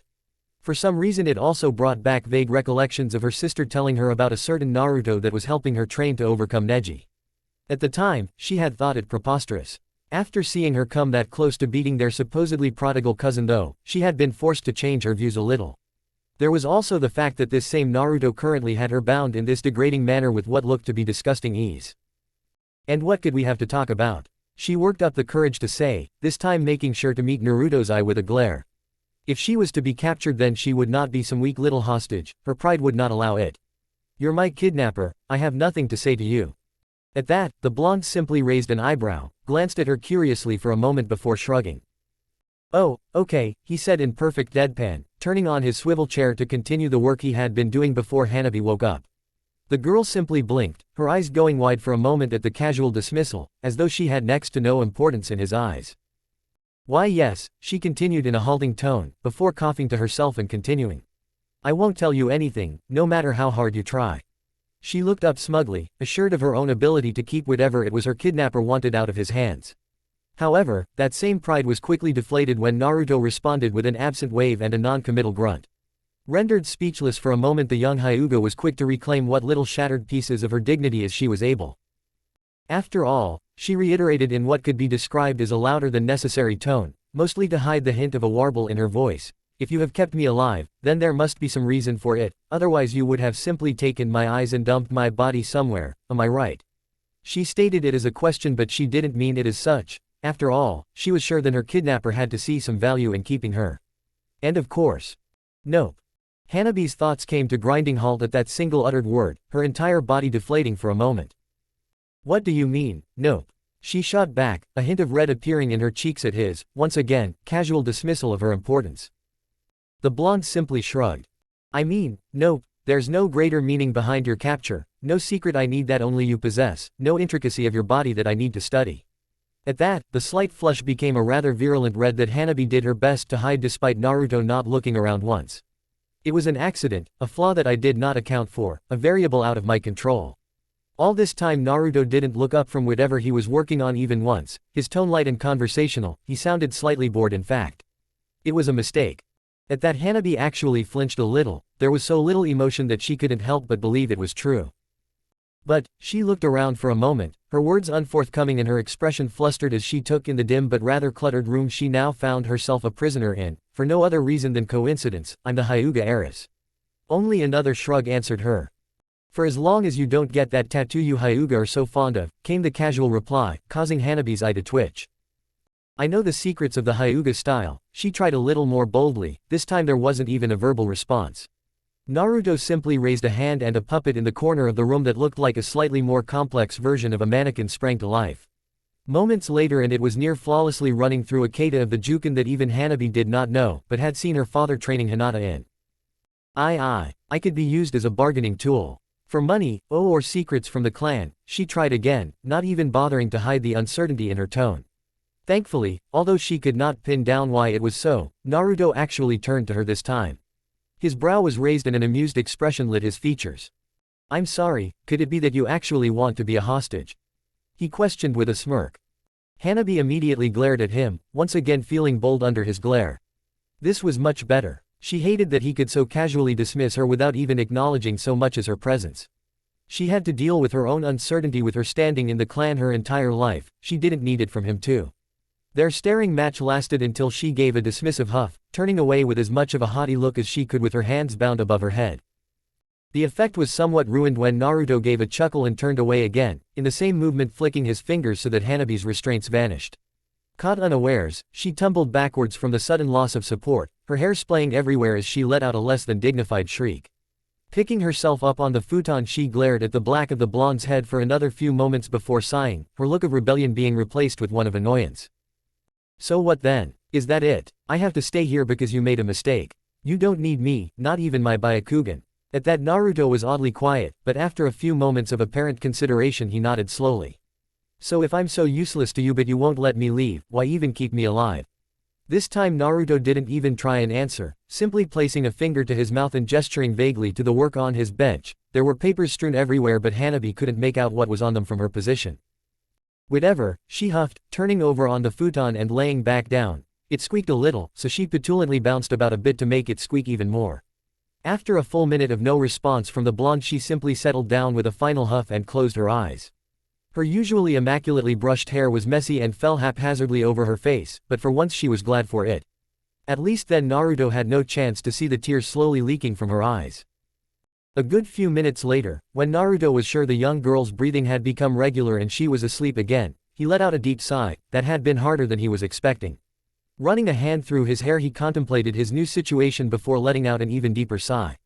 One tiny little oversight on his part had managed to make everything so damn complicated.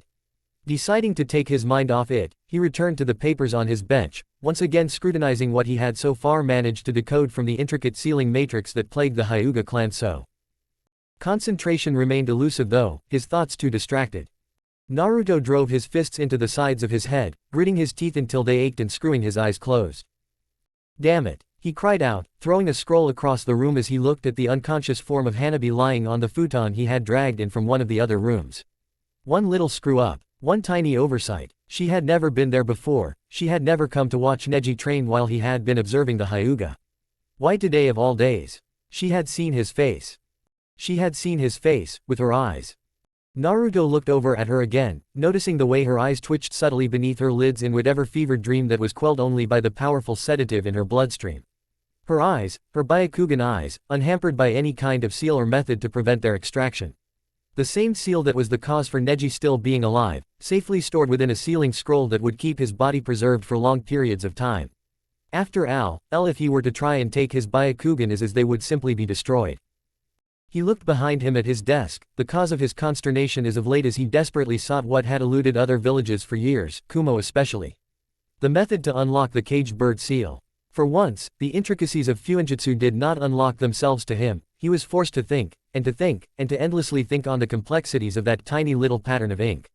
But here, lying before him, unfettered by such markings, was the easy solution. Mistakes could always turn into successes. It was a principle science and discovery were built upon. Seeing her begin to stir, Naruto quickly grabbed a small syringe from the side. It was a less powerful sedative than the one currently occupying her system, the same he had used on Neji. With deft ease he swiftly rolled her sleeve up only to pause at what he saw. Bruises, faint, but definitely visible. They ran the length of her arm, occasionally interspersed with those angry red dots Naruto knew all too well from his experimentation finding his tenketsu. These were not the bruises of training oneself either, the angles were wrong. These were the marks of a brutal sparring partner, one with little to no restraint by the looks of things. His lips curled for a moment as his brow furrowed. He would be the first to accept that he was a morally questionable person, but using such ruthless methods on a child. He remembered his treatment as a kid, the glares, the disgust, the unknown hatred that had driven him into the life he occupied.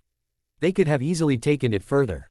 As it was, he was lucky to escape with the injuries he did from various bullies, spurred on by their older siblings or even sometimes parents. His hand quivered for a moment, hesitating as the needle dangled just shy of Hanabi's skin, only to withdraw a moment later with a sigh. For all the times for his fickle conscience to make its rare appearances, why now, when one of his goals was right in front of him? Another sigh escaped him. Things in his life could just never be easy for once, right? He removed the syringe and stepped back. At this point, he would just have to let things run their course. He looked up, surveying the apartment quickly as his analytical mind kicked in. He was going to have to make a few adjustments. This time when Hanabi woke up, it was, thankfully, without the dull headache that had plagued her before. It was still dim though, although whether that meant it was night or not she couldn't tell. The blinds were still fully drawn and only the softest trickles of light broke through. They could be from the streetlights for all she knew. Luckily seeing in the dark was not a problem for her and she quickly shifted out of the futon, only for a piece of paper to drift off her stomach, making her look down. It was a note from Naruto, seemingly written in a hurry, which simply read. Out. Back soon. Don't try to escape. Naruto. She scoffed and crumpled up the note, throwing it carelessly to the floor before carefully picking her way through the room towards the window. Puppets littered the space, complete and hung neatly, or strewn across the floor in various states of disrepair and construction. The way they lifelessly stared forward, as if awaiting their master's return with their glassy, unseeing eyes, made shivers travel up her spine. She ignored it though, quickly reaching for the string to draw back the blind. Arg! She cried out as what felt like a few hundred volts of electricity lanced up her arm, forcing it back. She tried again only to receive the same punishment as the drawstring once again shocked her. She concentrated a moment before opening her eyes into a new world, one of monotones and previously invisible light. With her Byakugan active, she could make out the seal intricately woven throughout the string, written with a script so thin it could be compared to spider's silk. A quick glance showed her that the blinds themselves, and the window behind them, were similarly scribbled on. Wisely, she decided not to risk touching those. It wasn't just the window, every other means of exit was blocked off in a similar manner, the other windows, the vents. Oddly enough, the only things that seemed unprotected were the doors. She tried one tentatively, only to be rewarded by the squeak of hinges instead of another painful shock. With a little more confidence in her step she walked out, into a similarly dimly lit hallway. Hello, she called out, straining her ear a moment to hear her own voice echo through the empty corridor. It looked like a typical apartment building, not that she had much experience in such places, but completely deserted. Quickly hurrying across to another door on the landing, she knocked, only for the door to swing inwards at her touch. A smile lit her face at the possible salvation, only to drop off a moment later when she entered what appeared to be an improbably large storage room, piled high with identical puppets of strange hybrid animal creatures, snake and spider fused with human, all looking at her with blank eyes as though she were some kind of intruder. She slammed the door closed again and rushed to another. This one was barred shut, but there was no seal engraved in the wood. With a grunt of frustration she slammed a chakra-infused hand onto the doorknob, smashing right through it before barging through the now open door. When her stomach dropped out from beneath her, as well as the floor, she gave a shriek. Only a strong hand grasping the back of her shirt saved her from a nasty fall of what looked to be around 7 stories. She was tugged back and allowed to drop to the floor, eyes wide and chest rising and falling rapidly with her panting breaths. Shakily, she turned to see Naruto, a bag of groceries held under one arm while another lay scattered over the floor nearby. He was looked down at her with a hint of annoyance before turning away to see to the door that was swinging lazily within the bottomless room. "What did I say about escaping?" he muttered with a mildly irritable tone, more to himself than Hanabi apparently, as he didn't even bother to turn. "Some of these rooms are dangerous." As if summoned by the phrase, another Naruto suddenly appeared out of thin air, going about seeing to the repair of the door so it could be sealed off again. Unfortunately, this freed up Naruto's attention too, so he could turn back to Hanabi and stare at her with those cold blue eyes. She shivered under that half-shadowed gaze for a moment before he turned, picked up the spilled groceries and made back for the room with Hanabi's bed in. What was that?" Hanabi finally asked, picking herself up and glancing occasionally back towards the strange, too large room. The blonde simply shrugged as he dumped the groceries. "It's the big room. If I need to do something big, I do it in there. I just hollowed out a couple of rooms, took out the floors and ceilings and reinforced the ground floor. It stretches all the way down to the second basement floor." Hanabi blinked at the casual explanation. What could somebody possibly require a 7-story room for? However, Naruto seemed eager to change the subject, quickly tossing the girl an apple which she caught more on reflex than anything else. "Eat, you've been unconscious for a few days now," he encouraged lazily, grabbing a somehow already steaming cup of ramen out of the bag himself. Hanabi stared at the innocuous fruit warily, looking at it from various angles and even activating her Byakugan, however she found nothing strange about it. Naruto's chuckle seemed to confirm this. "It's not poisoned or anything. After all, I already have you trapped here, why would I need to drug you too?" When she still made no move to take a bite, he sighed, reaching across for the little fruit. "Fine then, if you don't." Hanabi immediately pulled the fruit to her chest and away from his hand, the slight grumble in her stomach informing her just how much she actually needed to eat. The blonde put his hands up in mock surrender with an all-too-easy grin as another clone appeared to start putting the rest of the food away. "Alright then, if you need anything just let one of my clones know and they'll go get it for you. It was partly my mistake you're stuck here, so the least I can do is be a semi-decent host." Hanabi just continued to glare at him warily, causing him to roll his eyes at her hostility. He had tried to be civil. "Whatever, you can explore the building at your leisure, I own all of it anyway. Trust me when I say you won't find a way to escape though. Other than that, don't bother me too much and I can assure you your stay here will at least be comfortable. At least until I figure out what to do with you in a more permanent fashion," he concluded with an absent wave of his hand. After that, the room descended into a rather awkward silence, for Hanabi at least. Naruto returned to his work while she skulked over to her futon, occasionally nibbling at the apple without much enthusiasm. It might have continued in this way too, with only the sounds of a scribbling pen and the chewing of food breaking up the tense atmosphere, if it didn't become too intolerable for the Hyuga heir. "What did you mean, in a more permanent fashion?" she suddenly asked in a quiet tone. The only sign Naruto heard was the brief cessation of his pen's movement. "I don't know yet, I haven't figured that out. Perhaps I'll smuggle you out of the village and settle you somewhere else. A different country perhaps, maybe even overseas. He could make that work with his connections in Nami, it would be more difficult to keep track of her though. I'll just escape," she stated resolutely, taking a solid bite of her apple. "I'll come back to the village and expose you." All she got for her trouble was a brief chuckle as Naruto tapped his temple. "That's why I'm still considering it." He turned in his chair to stare down her own resolute look. Perhaps he could just settle her in Nami itself. There were plenty of people there who would be looking for a child after the atrocities Geto committed. Plus, it was supposed to be quite beautiful there right now after the lengths they had gone to restore their country to its former glory, an incentive to stay perhaps. "You'll never get away with this," she tried to argue, her voice having lost some of its emboldened edge. "My father will tear apart this village trying to find me." Her stalwart words were once again deflected by an easy chuckle as Naruto tapped the side of his nose conspiratorially. "Maybe, if they thought you were still in this village." At her confused expression, Naruto's grin grew a little. He may have been an emotionally reclusive individual, but the chance to finally share just a little of what he saw as his own brilliance with somebody other than a clone was rather refreshing. "I guess you wouldn't have heard, being as coddled as you are within the Hyuga's nice, safe walls, but Kumo and Konoha are at somewhat odds, as of late." His smile grew a little more sinister as he absently spun his pen between deft fingers. In no small part because of yours truly. What do you mean? Much of her previous fire had dissipated under his confident and piercing gaze. I mean, that your and your cousin's kidnapping by Kumogakure will be just the spark to ignite a war spanning the two nations, he explained with a grandiose wave of his hands, the pen still spinning away. Her eyes widened at the revelation before narrowing, her gaze becoming accusatory. But you kidnapped me, she stated heatedly, only to receive a raised eyebrow. Well, obviously, but the Hyuga won't see it that way, Konoha won't see it that way, and the world certainly won't see it that way. I went to great lengths to orchestrate all of this, and even the little mistake you helped cause won't derail it at this point. He shrugged carelessly, the pen finally stopping its hypnotic movements. At this point both villages are looking for any little excuse to start hostilities, regardless of what their cage think.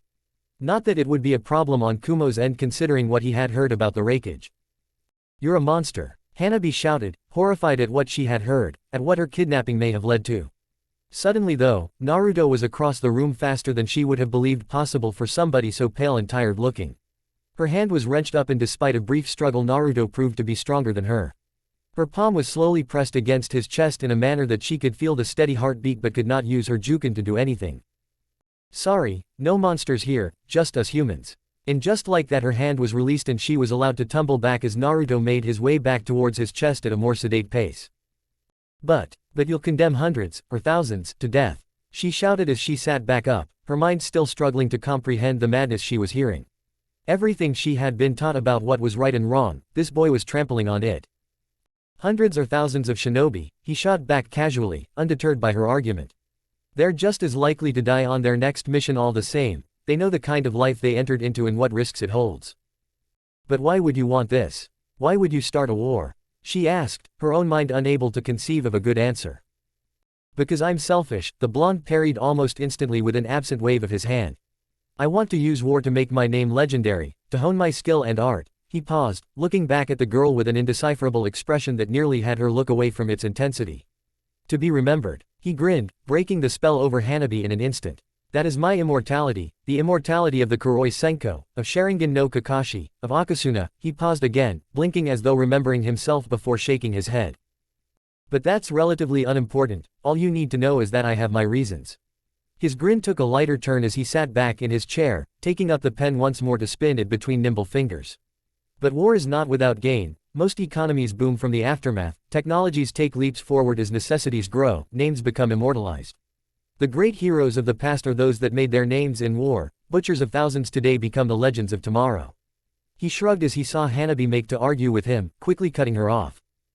Did you know that it was only in the first shinobi war that hand seals were standardized? Before that, each clan had their own manner of doing things, only to slowly adopt the Senju way. It has allowed the practice of ninjutsu to take leaps and strides forward, because the Senju were so successful, so powerful. Hanabi froze at the sudden nugget of knowledge. She vaguely recalled similar information being taught in the academy history lessons. However, like most students, she only vaguely paid attention in those classes. And in the second, the poisoned Suna constantly pumped out forced our own Tsunade of the Sanin to concoct countless anti-venoms, create numerous new medical practices, even build up the medic corps as we know it today. Without that war we wouldn't have the medicine that makes our lives so secure now. Again Hanabi was cut off, unable to answer. Naruto was not done. The kunoichi seal that prevents unwanted pregnancies out in the field. He ticked off a third finger as though creating a list. Made by the Yondaime Hokage to counteract Kumogakure in the Third War. At this point much of the fight had left Hanabi and Naruto was leaning back in his chair, a little bit more self-assured at his own reasoning. But you struggle to remember them, don't you? Because they're just dry old lessons taught in a classroom, they mean nothing to you, right? He asked suddenly, making Hanabi blink. It was obvious rhetorical though because before the girl could answer he continued without missing a beat. Of course you don't, and neither will future generations sitting in their classroom, because at some point it will all just be history. Statistics. Meaningless facts that serve to embolden your patriotism and loyalty. He shook his head, his eyes regaining that previous intensity that forced Hanabi to look at them, unable to tear her gaze away. That won't be me, I refuse to be just another statistic in a book. I'll be remembered for what I did. The pen spinning in his fingers suddenly stopped with such force that it caused Hanabi to start, snapping her out of whatever trance his ice blue eyes had forced her into. I'll make sure of it. And just like that, another heavy silence fell back over the room. Naruto returned to his work, Hanabi returned to her silent contemplation, and a new status quo was forged. The young girl suddenly had a great deal to think about, mostly how to escape this madman and get back to her family. Chapter 19. Meticulous Needlework. Naruto sighed as he finally shouldered open his door, rubbing his eye as he absently ducked down, avoiding the strike that might have closed off a vital tenketsu in his neck. With a well-practiced motion, his tired but no less deft fingers flicked out and a nearby puppet jumped to life. It rushed forward on shambling, half-constructed legs and roughly grabbed Hanabi, picking her up off the ground, much to the girl's very vocal protests as she flailed uselessly. Naruto ignored her in favor of tossing his jacket on the back of his work chair, collapsing down in it a moment later and just allowing his head to hang over the back. He had neither the energy nor the patience to deal with Hanabi's miniature rebellion today. The uneasy tension with Kumo had finally broken, and the front lines had become veritable hot zones of insurgency and counter-subterfuge as the lines were drawn. Naruto had the puppet walk the still struggling Hanabi over to her futon before dropping her in an unceremonious heap. She picked herself up and blew hair away from her face, leveling her Byakugan-enhanced glare at the blonde. If it wasn't intimidating the first time though, Naruto certainly couldn't have cared less when he was tired. He instead returned the glare through the puppet, having it push her back down onto the bed while he ran a hand through his sweaty hair.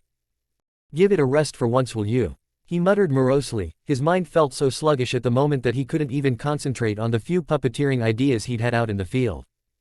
"Never, not until I escape from here." The small Hyuga shot back defiantly. "When you're tired like this, then it's only a better opportunity." However, she did continue to just sit there, arms folded over her chest. The blonde merely snorted derisively and span about in the chair a little. "Yeah, good luck with that." His head flopped forward in a way that caused his hair to fall messily over his eyes, covering his bored stare. How did the escape attempt go today? Hanabi's glare only deepened. After a moment though, a small hint of red did work its way into her cheeks, and she was forced to look away. At that, Naruto finally mustered some energy, raising an eyebrow as his interest was piqued. "Oh ho, what was it today?" he asked, cocking his head as the girl strained her neck to somehow avoid meeting his gaze even more. "Try tunneling through the walls." No response. "Maybe the elevator shaft." Again nothing. "Did you attack one of my clones?" She rolled her eyes at that one, but still nothing, so Naruto thought a little harder, looking around the room and noticing a few things amiss. His grin grew practically 3 sizes on the spot. "Did you try hiding inside of one of my puppets?" Almost instantly Hanabi's cheeks reddened and Naruto knew he hit the nail on the head. "How exactly did that go?" he questioned, leaning forward with an amused smile. Hanabi didn't dignify him with an answer, but he did notice she screwed her hands further into her armpits in a poor attempt to conceal them. His puppets had safety mechanisms to prevent forceful opening of their various compartments. There were dangerous objects inside after all. "Which one?" he asked it with a chuckle, but his eye was already roaming about, looking for the puppet that seemed most out of place from where he left it. When his eyes landed on a spare model of Ramia though, tipped to the floor from its rack, his gaze became deadly serious and he was across the room in moments. "Show me your hands," he ordered in a no-nonsense tone. No trace of the previously tired and lethargic Naruto remained and Hanabi felt compelled to show him her hands. They were lightly and poorly bandaged, making Naruto click his tongue in irritation. A shadow clone quickly appeared, disappeared and reappeared with a new set of bandages as the original went about the task of carefully removing the ones Hanabi had hastily applied. "Don't mess around with the puppets, I told you that," Naruto grumbled in the tone a parent might take with their child. All the while Hanabi just looked on in confusion, marred by the occasional wince, as he expertly redid her sloppy work. He paused when he had finished removing them, looking at the Senbon scratches littering her hands. His gaze only lingered a moment before he applied some salve and quickly wound them back up. When he was finished he pushed himself back to his feet and looked down at the brunette with an indecipherable gaze. "You were lucky I don't keep poison in the spare models," he chastised with a roll of his eyes. "Or it'd be more than just your hands I'd be wrapping up right now." He walked off to his room, too tired to be dealing with this right now. Hanabi was left sitting there, blinking, her eyes slowly moving between his door and her cleanly bandaged hands. "Hey, has anybody seen the designs for the amphibious puppet?" A random clone called out, yet another in a long line of complaints that day. It was enough to make Naruto want to tear his hair out. "For the last time no, we haven't," he called back irritably. "Go look for where a 10-year-old girl might hide blueprints." He only received a rather rude gesture from his equally stressed clone before it walked off. It seemed Hanabi had grown tired of her numerous failed escape attempts, at least for now. Instead, she seemed to be doing her best to spite him in any way, shape or form imaginable. That included, but was not limited to, interrupting his clones in their work, hiding various objects and papers in obscure and irritating places, making messes wherever she could, and even setting up traps for his less attentive clones to walk into and disperse themselves. If it was for the purpose of driving him up the wall, then she was succeeding. Not that he would ever let that show. In her presence he was the very image of calm and disinterested. Thankfully, that seemed to get under her skin even more than her little pranks did for him. Otherwise, he felt as though he might have simply caved and drugged her into an endless sleep days ago. Still, was getting incredibly irritating dealing with her petty bouts of childishness. Every look he got from her was one of scathing hate. It was becoming distracting. He knew she would break long before he would. She was just a young girl dissatisfied with her predicament and lashing out in anger. He, on the other hand, was driven by an overarching goal. He had come too far to let a few missing documents or a misplaced tool or two stop him now. It was a matter of pride at this point, and despite the fact that as a shinobi he should be able to discard his pride at a moment's notice, this would not be one of those moments. Even as he thought that, he absently reached across his desk to grab a new ink brush, only to withdraw his hand with a curse. He tipped the pot over and watched the glinting metal spikes pour out and skitter across the desk. Caltrops, he grumbled under his breath, eye twitching mildly, cute. The blonde puppet master raised a curious eyebrow as he walked into his workshop, eyes that had been roaming about for any potential tricks coming to rest on Hanabi's form, sprawled on her futon. This mightn't have been so strange if her eyes weren't open, and she wasn't just staring up at the ceiling with a half-lidded gaze. Compared to the usual bundle of hate-filled energy and spite she had been for the past few weeks, it made for a remarkably pleasant turn. As he sat down and got on with his work though, mostly consisting of touching up various puppet designs, filling out mission reports, and sorting through the information his network deemed important enough for his eyes, he began to grow disconcerted. It was a feeling equitable to sleeping next to somebody who snored, only to suddenly have it taken away. Despite the irritation it posed, it just felt wrong not to hear it. He would guess it was a habituation affair. After around an hour of this, he found that he simply couldn't concentrate on the various papers in front of him, instead swiveling around in his chair to stare at the seemingly comatose girl. "So what's the ploy this time?" he asked, breaking the fragile silence, or at least, as silent as it got in a busy workshop frequented by his industrious clones. Hanabi didn't even make the effort to move, simply tilting her eyes lazily in his direction. "You play dead for a while, lull me into a false sense of security. Maybe play on my sympathies a bit." The Hyuga continued to stare at him with that unnerving half-lidded gaze, made all the more disturbing by her eyes' lack of definable pupils. "HN," came the lackluster response, nothing more than an indefinable grunt that actually left Naruto feeling a little offended. He had been on a genin team with Uchiha Sasuke. His quota for intolerable people who grunted monosyllabic answers was filled out for the rest of his teenage years. His eye twitched, but he was lucky in that Hanabi had apparently returned her attention to the riveting whitewash of the ceiling and didn't see. He would mistake her for examining the seals he had inscribed there, but she didn't even have her Byakugan activated. Deciding to play it off as nothing, he returned to his work. It was always there though, that blank-eyed stare. Despite his initial concerns, Naruto had to say that this strange phase that Hanabi had lapsed into, as he was sure it was such, was rather refreshing. For one thing, the lack of obstructions and little inconveniences all over the place was certainly good for his nerves and blood pressure. For another, he no longer had to worry about her endangering herself in another doomed escape attempt or spiteful prank. The only thing he did have to worry about now was absently tripping over the girl. She had taken to moping about in strange places, most notably, random spots on the floor.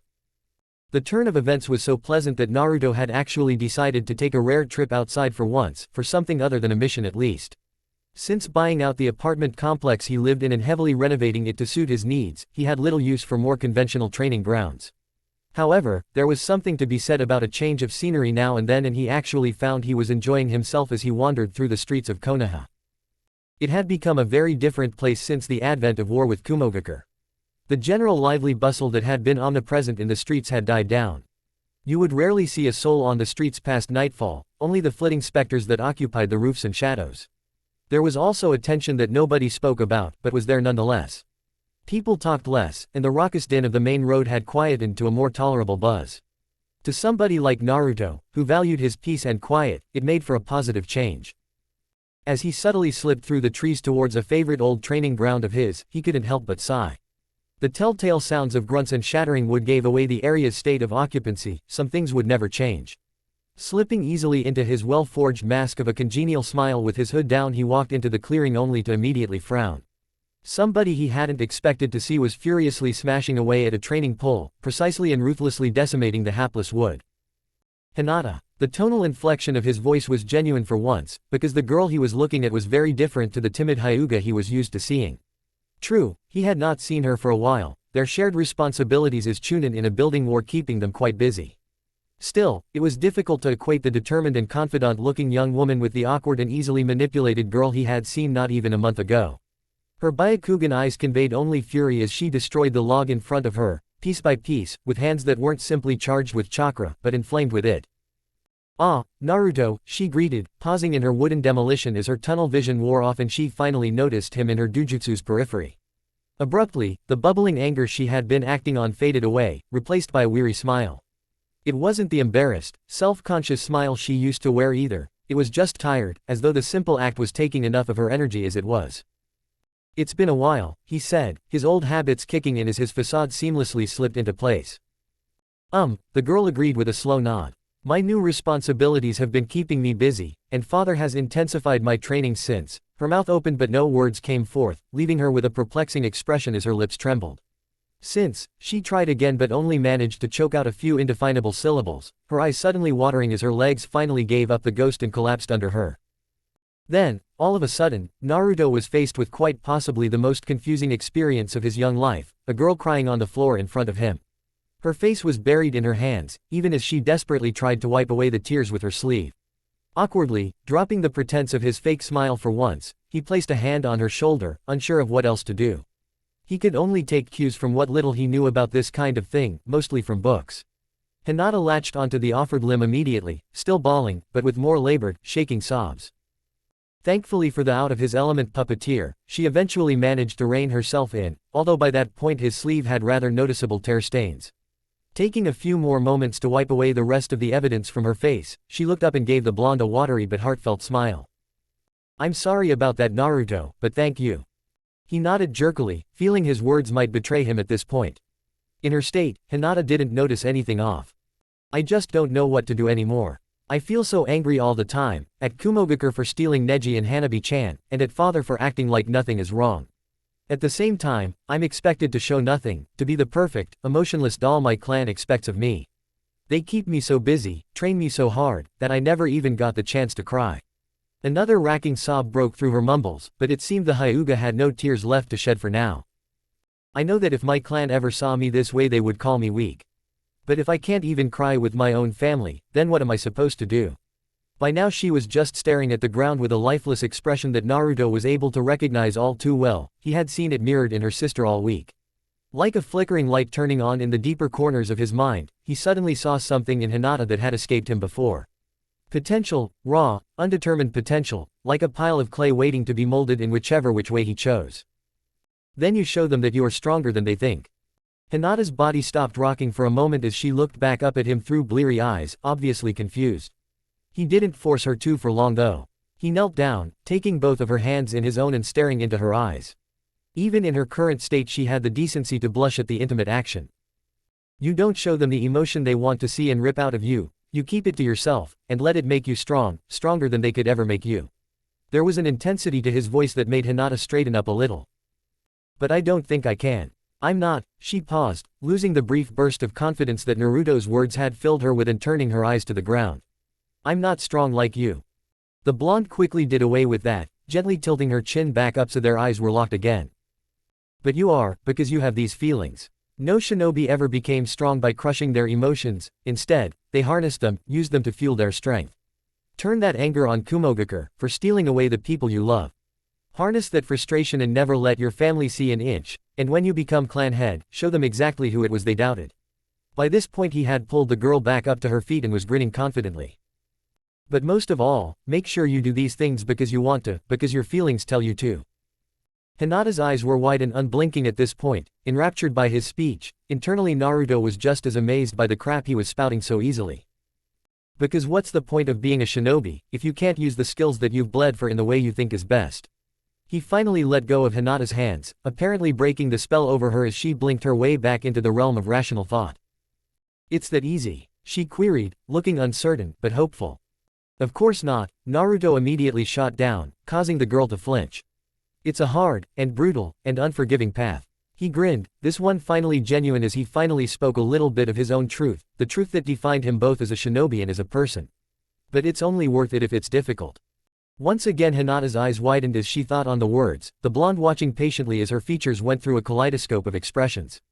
They finally seemed to settle on some semblance of determination, and she gave a small nod. Thank you Naruto. Her voice didn't even waver for a moment as her eyes narrowed, her expression becoming thoughtful. I think I have a lot to think about. She took a few steps away before thinking better of it, quickly rushing back and wrapping Naruto in a hug so spontaneous that, for a moment, Naruto almost attacked her. When she pulled away a few seconds later her cheeks were flushed, but she wasn't the steaming wreck she might have been a month ago.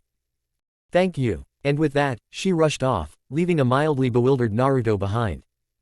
It took a moment to clear his head, the edge of his lips quirking up.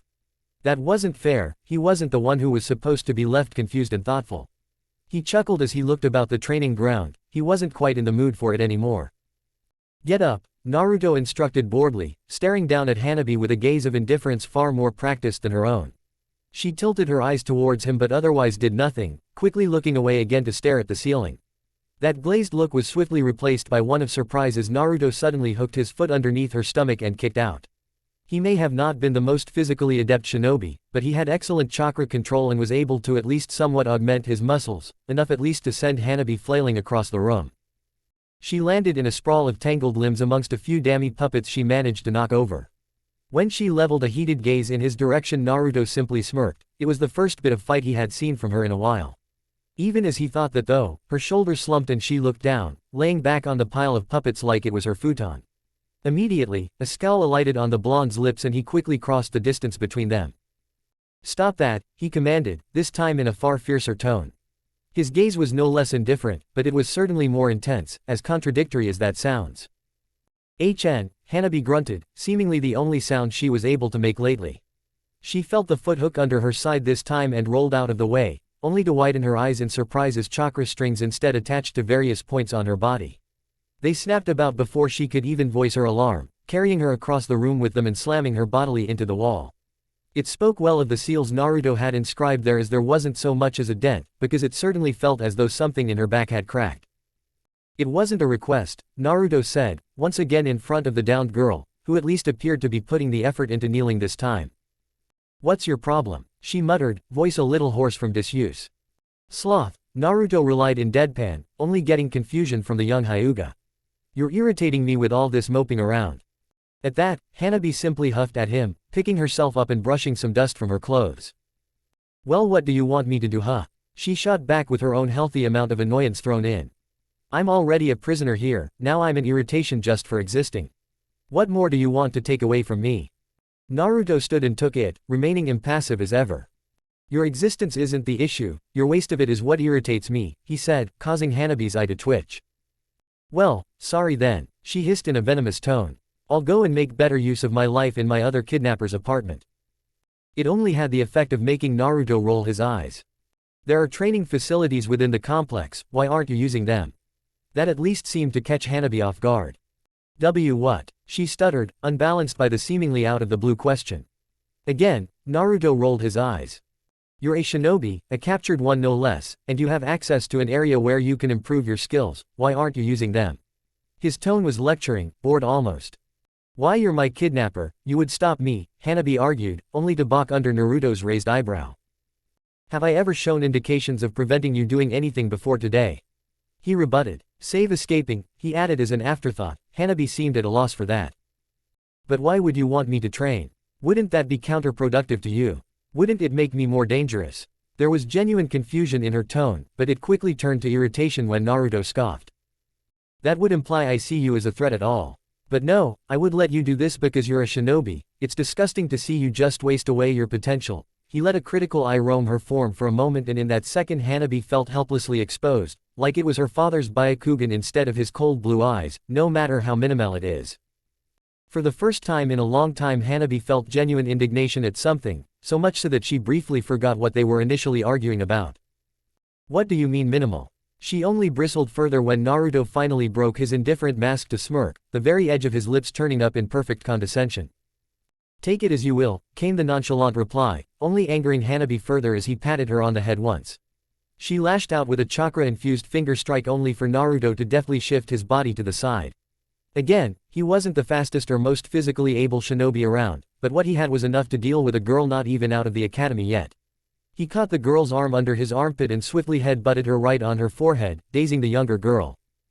"See," he began with a smirk, backing off and watching Hanabi rub her head. "If you had been training, maybe you would have been able to dodge that." The girl glared at him once she had gotten over the surprising blow, only for her shoulders to slump again. "What's the point?" she lamented in a low tone. She looked defeated before she had even begun. "I can't train in my clan techniques anymore. How am I supposed to become strong enough to defeat you?" Something she said had him raise an eyebrow. "You really see me as somebody strong, don't you?" His voice was steady, but he was undeniably curious about the answer. Hanabi looked up at him in confusion, as if she didn't even understand the question. "Of course," she answered as if it were the most obvious thing in the world. "How else would you defeat Neji Oni-san?" That only making the puppeteer's eyebrow quirk higher. He righted his features quickly enough, getting back to the topic at hand. "You've already given up then," he said, causing Hanabi to scowl. "You don't get to tell me that. I'm not even a real shinobi yet. Why are you treating me like one?" Her voice was heated, but it didn't affect Naruto. He just sighed, slipping back into his chair and rolling his eyes. "Don't give me that, a clan child like you. You were probably being trained not soon after you began to walk." "What was it?" He stared at her intensely again with that same penetrating look. 4 years old. You've been training to be what your clan wants you to be for years. You never had any other choice to be anything but a kunoichi." She balked under that gaze as it only grew more intense. "You are no less a shinobi than I am. I see no reason to treat you any different." Hanabi once again seemed at a loss for words, stuttering over herself in an attempt to argue anything. But my clan techniques," she stammered, causing Naruto to throw his hands into the air and half grunt, half sigh in irritation. Why didn't she understand that even locked into a life of being a shinobi, all that mattered was that she took some agency for the kind of shinobi she could be? Lately he was feeling like the damn Hyuga counselor. He just wanted to make some puppets and create an immortal legacy. What was with all these segues? "You still don't understand," he groaned before setting his features back into its standard indifference. "Whatever, I've helped you enough." With that, he lurched to his feet and stalked towards the door. All the while, Hanabi was still stumbling over her own thoughts. It was only after he had walked out and slammed the door behind him she managed to find her voice. "You call this helping?" Naruto didn't return for a good few hours, and when he did, it was to find Hanabi sitting on her futon and staring out the window.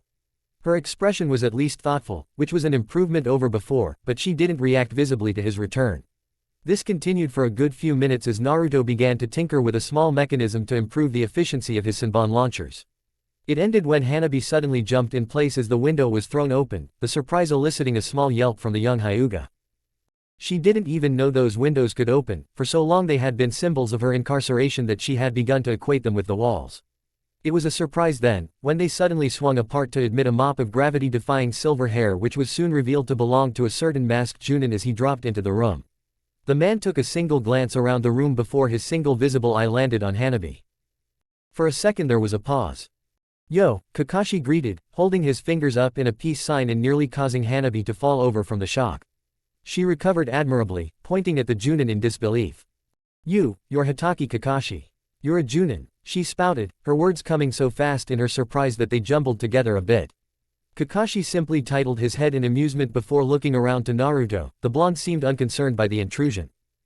"You have what I asked for?" he questioned boredly, deftly catching the scroll Kakashi chucked across to him.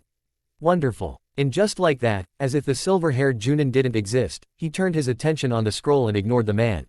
At this point, Hanabi was still just getting over the fact a supposed Konoha shinobi had just come into the room, obviously recognized her and then proceeded to ignore her. What are you doing?"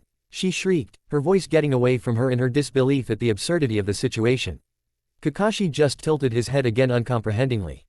"What do you mean?" he asked bemusedly, his eye crinkled up into a strange facsimile of a smile. "Why, you're a Konoha shinobi. Rescue me from this place," she demanded desperately, glancing across occasionally to the still unconcerned blonde as her mind struggled to comprehend the situation. Kakashi's smile only grew at the accusation. "I guess you're half right," he agreed with a shrug, only for his form to begin to melt away, quickly replaced by a simplistic-looking mannequin puppet she had seen all too often while roaming the complex. It was just Dami. Soon after, a chuckling clone of Naruto perched himself on the windowsill, Smirk brought on his face as he slipped into the room and closed the window securely behind him. There was no need to taunt her, the original called from across the workshop, still skim reading the scroll to verify its authenticity. The clone simply continued to smirk as he guided Dammy back to the rack to hang itself back up. Couldn't resist, it admitted with an amused sigh, before dispersing into a transient cloud of smoke. Hanabi stared forward, her mouth opening and closing like a beached fish as her mind repeatedly stuttered and restarted. While she was still in this state, Naruto nodded, pleased with the scroll's contents, and stood up, striding across the room to stand over her.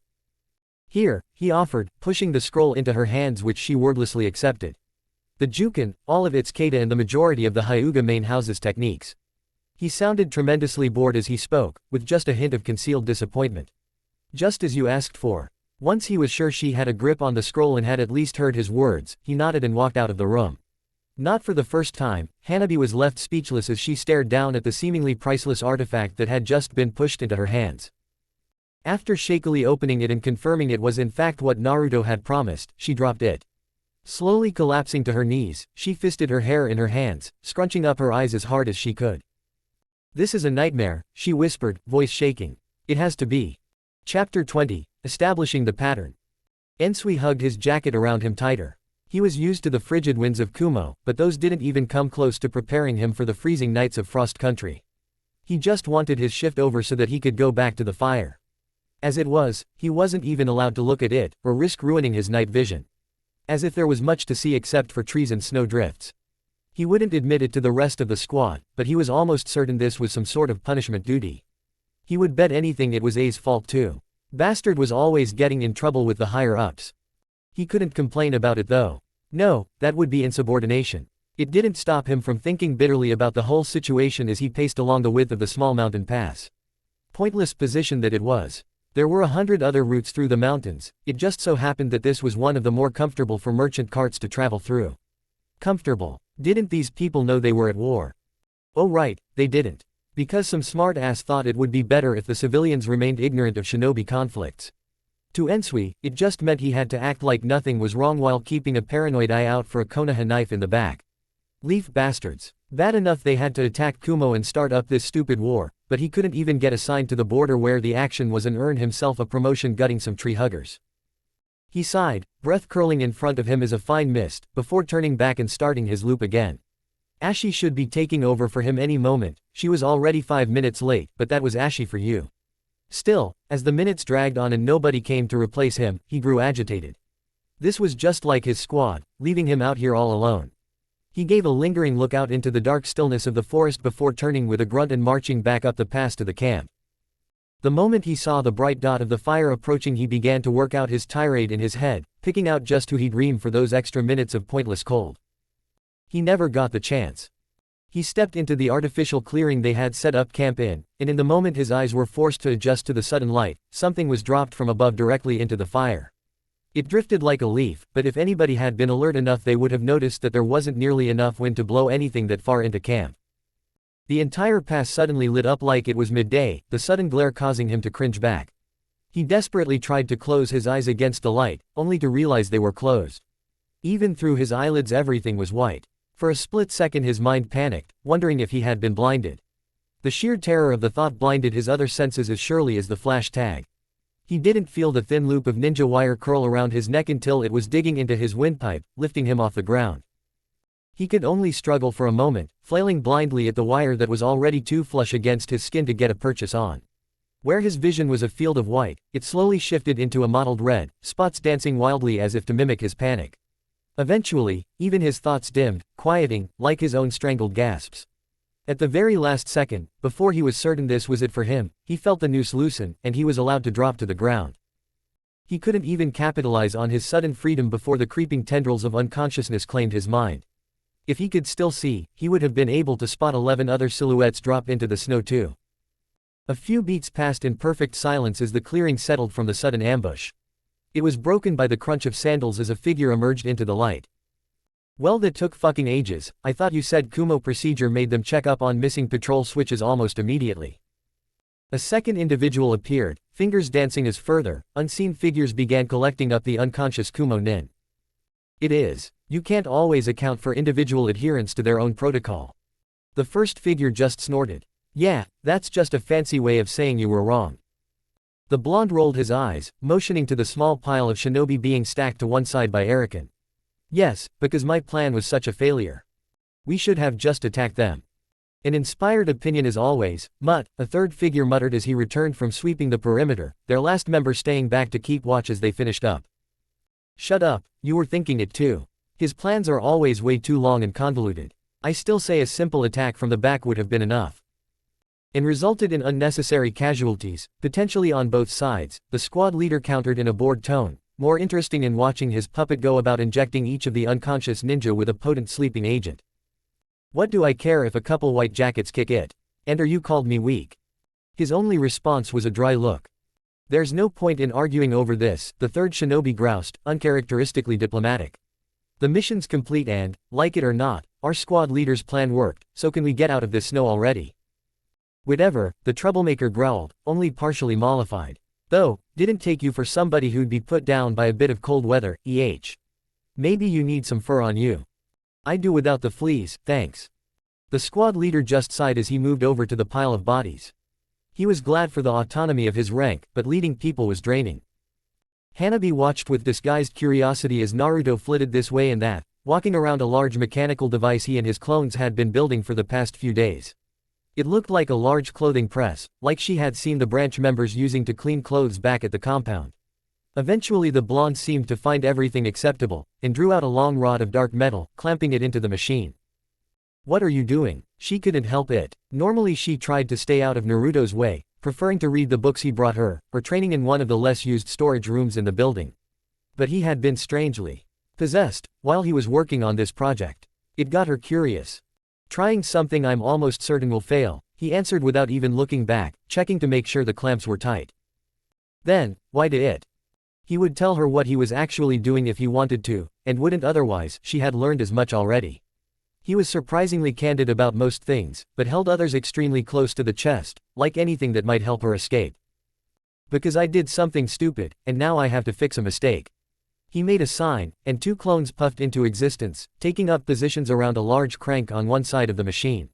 I convinced your sister that I did something impossible. So now I actually have to do it, or risk being exposed. She looked at the rod of metal in the middle of the machine again. That's chakra-conducting metal, isn't it? A fair amount too. It's supposed to be very expensive. Her father had a supply of it ready for any Hyuga members that wanted to take up weapon proficiencies. He would only have the best for the Hyuga. I'm not exactly hurting for money, Naruto admitted, motioning for his clones to begin. With grunts of effort they began turning the crank. The machine began to twist, gears slowly rotating the chakra metal in opposite directions, pulling it out and twisting it like a strange noodle. The metal groaning in protest, but obligingly began to be pulled out like toffee. When the rod had been pulled to almost twice the length, there was a spine-shaking snap and the rod promptly broke in half, the two ends radiating a dull red glow from the strain. Naruto simply clicked his teeth in irritation. Chakra metal can't be worked or forged like regular steel, and I need to find a way to turn it into almost microscopically thin wires able to imitate a human chakra system.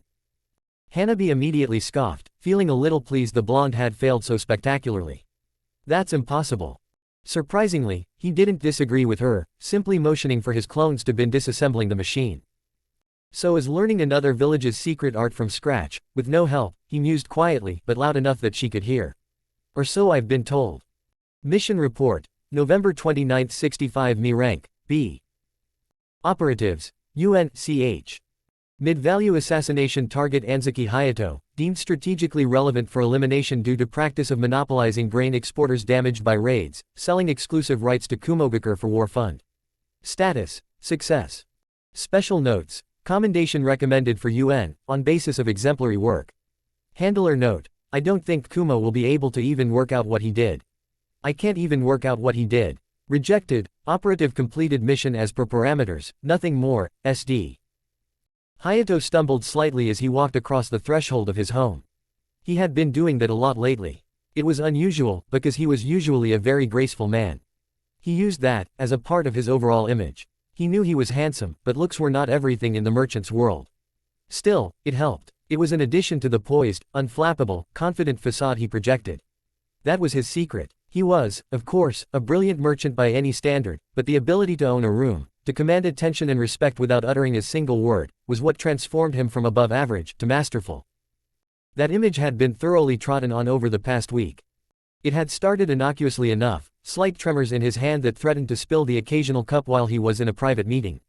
Then his skin had begun to pale. He had thought it some passing illness and called in a medic. They hadn't found anything wrong with him. When he pressed the issue, they were stumped, chalking it up to stress. Stress. Stress. Anzuki Hayato did not get stressed. He made people stressed. It had only gotten worse from there. He would notice strange, flitting phantoms, stalking him at night on the way back to his home. They always stayed in the periphery of his vision, always just vague enough to make him question whether he had seen anything at all. It was then he realized he was being poisoned, that somebody was out to get him. A hired killer, a shinobi no doubt. He knew he shouldn't have gotten wrapped up with Kumo, but their deal was just too lucrative to pass up. A complete monopoly over the entire grain harvest from Kaminari to Yu was more than he could have dreamed as a young man, and Hayato dreamed big. He hired food tasters, but none of them developed his symptoms. He called in more doctors, better doctors, but they insisted that he was perfectly healthy, that the symptoms were psychosomatic or some medical nonsense. They were insulting him, he knew it. It wasn't just one killer, it was a cabal. He began only eating food he had just purchased, no chance a poisoner could get to all the food in the country. He began missing meetings with clients, they were sure to know his schedule, so he had to throw them off. He stumbled again, a strange shooting sensation going up his leg. He needed some water, his throat was suddenly unbearably dry. He reached for a pitcher he kept by his bed only to see a shadow flit across the wall, something at the window. He spun, but only managed to trip on a loose floorboard, sending him sprawling. His eyes glanced up frantically, but whatever was at the window was gone, if it was ever there at all. No, he wasn't going mad. Somebody was after him, but nobody believed him. He was losing credibility, losing control. His head lolled back, a small cloud of dust falling from his bedcovers to land on his shoulder. Damn maid, he couldn't even keep control over his own help. He winced as another shooting pain traveled the length of his leg, this time reaching up into his arm. It didn't pass like the other spasms though, his arm continued to tingle, a strange tension taking root in the left side of his chest. He only had the chance to widen his eyes before his heart gave out, letting him slump to the floor, dead. On the outskirts of the town, Naruto sat up on the tallest branch that would safely hold his weight, peering into the room through a set of long-distance binoculars. Beside him, a cup of tea slowly cooled in the night air. He took a sip as he watched the dead body for a full 5 minutes, making absolutely sure the poison had taken hold. It was one of his more brilliant recipes, 4 different chemicals, individually harmless, completely harmless together in fact, but they had to be administered sequentially to work. One slowly began to block melatonin receptors in the brain, making the victim sleepless and paranoid. Another 2 went to work subtly altering the chemicals in the blood plasma, slowly taking the place of oxygen in the blood. Unlike oxygen, it took a lot longer to be filtered out, only building up over time. This caused the outward symptoms which were, unfortunately, unavoidable as far as he could tell. It was the last one that tied it all together, a simply concoction that reacted with adrenaline at a certain concentration threshold, causing a rapid increase in muscle metabolism. This spiked the victim's oxygen requirement, which of course, couldn't be fulfilled, and the victim suffocated from their own fear. Tomorrow Hayato would be found and declared to have a panic-induced heart attack. It might have taken a little longer than most assassinations. But there wouldn't be a single sign that there was a hand behind it all. He smiled as he finished his tea, vanishing the cup into a ceiling scroll before hopping down and sprinting off to report his success. Kumo would still suspect foul play of course, but he didn't envy the guy who had to figure out what exactly was done. Hanabi was almost certain that Naruto hadn't moved from his desk in over an hour. If she hadn't seen him come in and sit down, she would have assumed it was a creepily lifelike puppet. As it was, the only movements he made were to consult a small text, lift his hand occasionally, and focus on it intently. Every so often it would appear to gleam with wispy green light, only to putter out a moment later, followed by a grunt of annoyance. It took another 10 minutes before he managed it again, this time holding a more consistent shimmer around the knifed hand for a few seconds. Why would you need a chakra scalpel? She asked idly. She wouldn't even know what he was attempting if she hadn't read that same book in one of her more bored episodes. It was certainly one of the drier medical texts on his shelves. Because normal cutting implements, at the thinness I would need to cut the metal, would be too brittle to do it. Chakra is as elastic and refined as your control. Theoretically, if I can refine the blade enough, I should be able to shave off microscopically thin strands. If you could hold your arm steady enough, which is physically impossible, she pointed out. He grunted and let his hand fall, glancing back over his shoulder with narrowed eyes, one of the more blatant signs of irritation she had managed to pull out of him. "It doesn't have to be my arm," he shot back, idly flicking out a hand and forcing one of the dummy puppets on its rack to hop down and walk over. Almost on reflex, Hanabi activated her Byakugan, even then the tiny threads that flowed from his fingertips were nearly invisible. They glowed a bit brighter and Dami raised an arm, a thin flicker of sickly green light appearing over its hand for a moment. It was clearly an incredibly difficult thing to transfer to a puppet though, as a moment later Naruto's hand drooped and Dami staggered.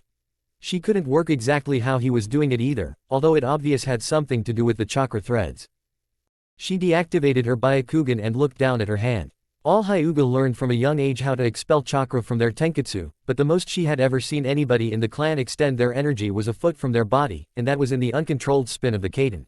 Experimentally, she tried pushing out as thin of a strand as she could, only succeeding in forming a little blade atop her finger. She tried instead to push it out further, but it lost consistency and turned into a misty cone a couple of inches out from her skin. "How do you do that?" she asked incredulously. Either Naruto had the chakra control of Tsunade Senju, or there was some trick to it. He glanced up from the desk, having returned to working on his own technique, and quickly gleaned what she was doing with a smirk. "I thought Hyuga didn't use techniques outside of the Juken." Hanabi huffed and crossed her arms over her chest, glaring back defiantly. "It's academic curiosity, that's all. It's not like I have anything better to do." "There's always something better to do," he shot back without thinking, already turning his back on her dismissively. She winced, knowing that laziness was one of his triggers. Knowing her luck, she wouldn't hear a word out of him for the rest of the day, and the silences here could grow unbearable. "I'm sorry," she muttered, making him pause mid-turn, turning back to her, interest peaked. "I was just interested." He didn't seem to know what to make of that, brow furrowing for a moment as he turned back to his desk. For a moment Hanabi though her apology was in vain, before she heard him say, "You have to spin the chakra, like you're making ramen." "Ramen," she said, incredulous, but Naruto was ignoring her again to focus on his chakra scalpels. Still, when she next looked at her hand and tried to expel chakra in a thread, she indeed tried to spin it. A small strand, about a foot long, wove itself out of the air, painfully visible even without her Byakugan activated. She almost wanted to slap her forehead. Was it really that easy? She never noticed the subtle look Naruto gave her as she began to play at extending her newfound ability. Mission Report, December 20, 65 Mi Rank, A. Operatives, Chunin Squad BETA2 UN, MS, Key, HK. Strategic Position, Marked, Gyodo Bridge, determined for vital destruction, supplying Kumogakure encampments from Asasha Port. Mission classified above usual rank due to importance that bridge be demolished first time. Operation untenable if Kumo alerted and allowed to reinforce. Limited time window during scouted troop movements. Intel 77J3HK. Status, Success. Special notes. Commendation strongly recommended for Operative UN. Exemplary work and leadership skills displayed rejected after examining individual reports. No grounds for commendation found. SD.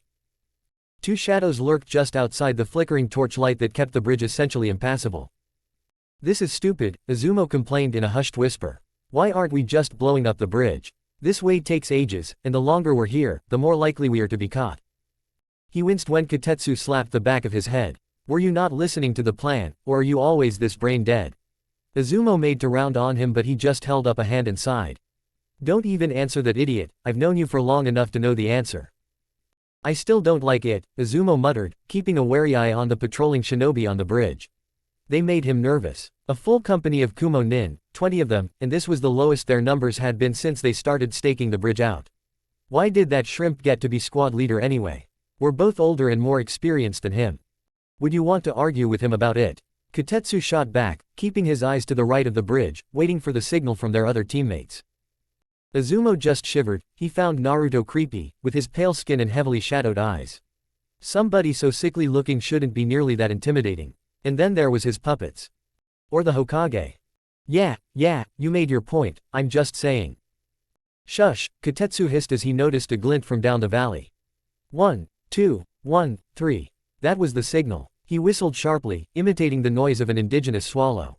The Kumo Nin didn't even stir. There was a moment of pause before an unusually strong gust of wind raced over the bridge, forcing the shinobi to brace themselves, most of them averting their eyes for a second. In that moment, a single shadow flitted up the side of the valley, swiftly alighting on the branch next to the two Konoha Chunin. We all set? Naruto asked, eyes flickering over the bridge guards carefully. This was the most dangerous moment of the operation, with the highest likelihood of being noticed. If one of the shinobi happened to glance down at the wrong moment. All good, Kotetsu answered, unwilling to let Izumo put his foot in his mouth. He actually enjoyed getting proper missions again. Gate guard duty was slowly becoming his waking hell. Sahashi gave his signal a few minutes ago. Naruto nodded, eyes narrowed in concentration as his fingers worked tirelessly just under his sleeves. It was difficult without a direct sight line to his puppets, but he had some limited ability to work via feel. They waited a few more minutes until Kotetsu spotted another glint of light. After verifying the pattern, they once again created a distraction for their final member to make it back. This time it was Naruto throwing his voice to imitate a particularly large breed of mountain lion. It wasn't exactly native to the region, but it also wasn't never seen around these parts. It was enough to divert the guard's attention for Sahashi to make it up to them unseen. It's placed, 22 minutes to the second, he reported in a whisper. I hope you have your timings right. I always get my timings right, Naruto shot back, a little more brusquely than he might have normally. The margin for error here was very slim and he couldn't afford mistakes, so he was a little tightly strung. Come on, we should retreat to a better vantage point. There was a rocky outcropping further upriver that gave a good view of the bridge's silhouette, looking quite impressive in the morning twilight. It was a recent construction, all concrete and rebar, the kind of structure explicitly designed against shinobi sabotage. If they had tried to take it out conventionally, it would have required a ridiculous amount of explosive tags in strategic locations in full view of the walkway itself. So, Naruto decided they weren't blowing it up. Instead, they had spent the last week slowly wearing away at the structural supports close to the base of the ravine, using Sahashi's skill with wind ninjutsu to slice right through the concrete over time. When they were finished, Naruto used Arakan to repair the damage with the same resin-based adhesive he had planned to use against Gaara all those months ago. Tonight had been the last stage, with Naruto going about spraying the patch jobs with the adhesive solvent, designed to melt the glue in roughly 30 minutes. At the same time, Sahashi had been climbing under the bridge to place a small speaker right at the center. If they had timed it all right. The sun crested the horizon and, for a moment, every single guard on that bridge was blind. The speaker went off, emitting the pre-recorded noise that immediately had every head on the bridge turned towards the source. Feet scraping on concrete. The ninja in the immediate vicinity immediately jumped on what they perceived as an invisible saboteur. Those on the fringes simply moved in to see what all the fuss was about. It wasn't perfect, just over half of the Kumo nin drawn towards the center of the bridge, but it would have to be enough. A low, rumbling creak echoed down the length of the canyon, and that was all the warning they got. A loud crack followed as the center of the bridge snapped under the strain of its suddenly unsupported weight, huge chunks of concrete breaking off to fall the 100 or so feet to the valley floor. Only one of the guards managed to scrabble off the bridge in time, the rest tumbling helplessly along with the rubble of the once proud monument to Kumo's control of the region. Naruto's team only stayed long enough to see the first section fall before sprinting off in the opposite direction. Pursuit would be delayed by panic, and by the fact that no ninja were on their side of the bridge when it fell, but eventually trackers would be sent after them. They would be back in the village before they even picked up the real trail, if Izumo and Kotetsu had done their jobs correctly. As they ran, Izumo felt a tap on his shoulder, turning to where Kotetsu ran alongside him, holding out his hand. Grumbling, the brown-haired Chunin forked over 50 ryo. He's still a shrimp. Hanabi took a moment to control her breathing before she walked into the workshop. That's what she called it anyway, since Naruto never named any of his rooms. She hated showing weakness in front of her captor, and while being exhausted after a long training session wasn't exactly weakness, she would take anything she could get. Small victories were all she had against the pressing weight of her imprisonment. Or maybe that was what she told herself to excuse the fact that she hadn't made a concerted effort to escape in weeks. No. Get stronger, then escape. Naruto was a fool to let her train like this. Eventually his guard would slip and she would have a way out. Until then, she would learn as much as she could, whatever she could, to grow strong. Even his techniques, everything she learned about him, about being a puppeteer, got her one step closer to figuring out how to beat him. Her equilibrium restored, she walked in, noticing him working on one of his puppet's arms at his workbench. Odd, he had been mostly absorbed with his impossible chakra wire project for the last few months, and she couldn't remember him giving up on a project in the entire time she had been here. She moved closer, to see exactly what he was working on, only to nearly gag. It wasn't a puppet's arm at all, but a severed human limb. Naruto was slowly dissecting the arm, the pale green glow of his chakra scalpel slowly slicing into the dead flesh. What the hell are you doing? She managed to get out, through her fingers, trying not to vomit. Naruto didn't react, carefully finishing his incision before using a delicate pair of tweezers to lift a section of tissue up, clamping it in place. Only then did he turn, revealing the strange contraption of lenses strapped to his left eye. It looked like somebody had ripped the innards out of a small telescope and tried to turn it into headwear. Tiny seals littered the metal rings housing the various glass eye pieces. Naruto appeared to have it set to the smallest. The chakra scalpel didn't work. I managed to shave off the metal, but all that gave me is tiny ribbons, he said, ignoring her revulsion and maintaining the tone he always did when explaining something.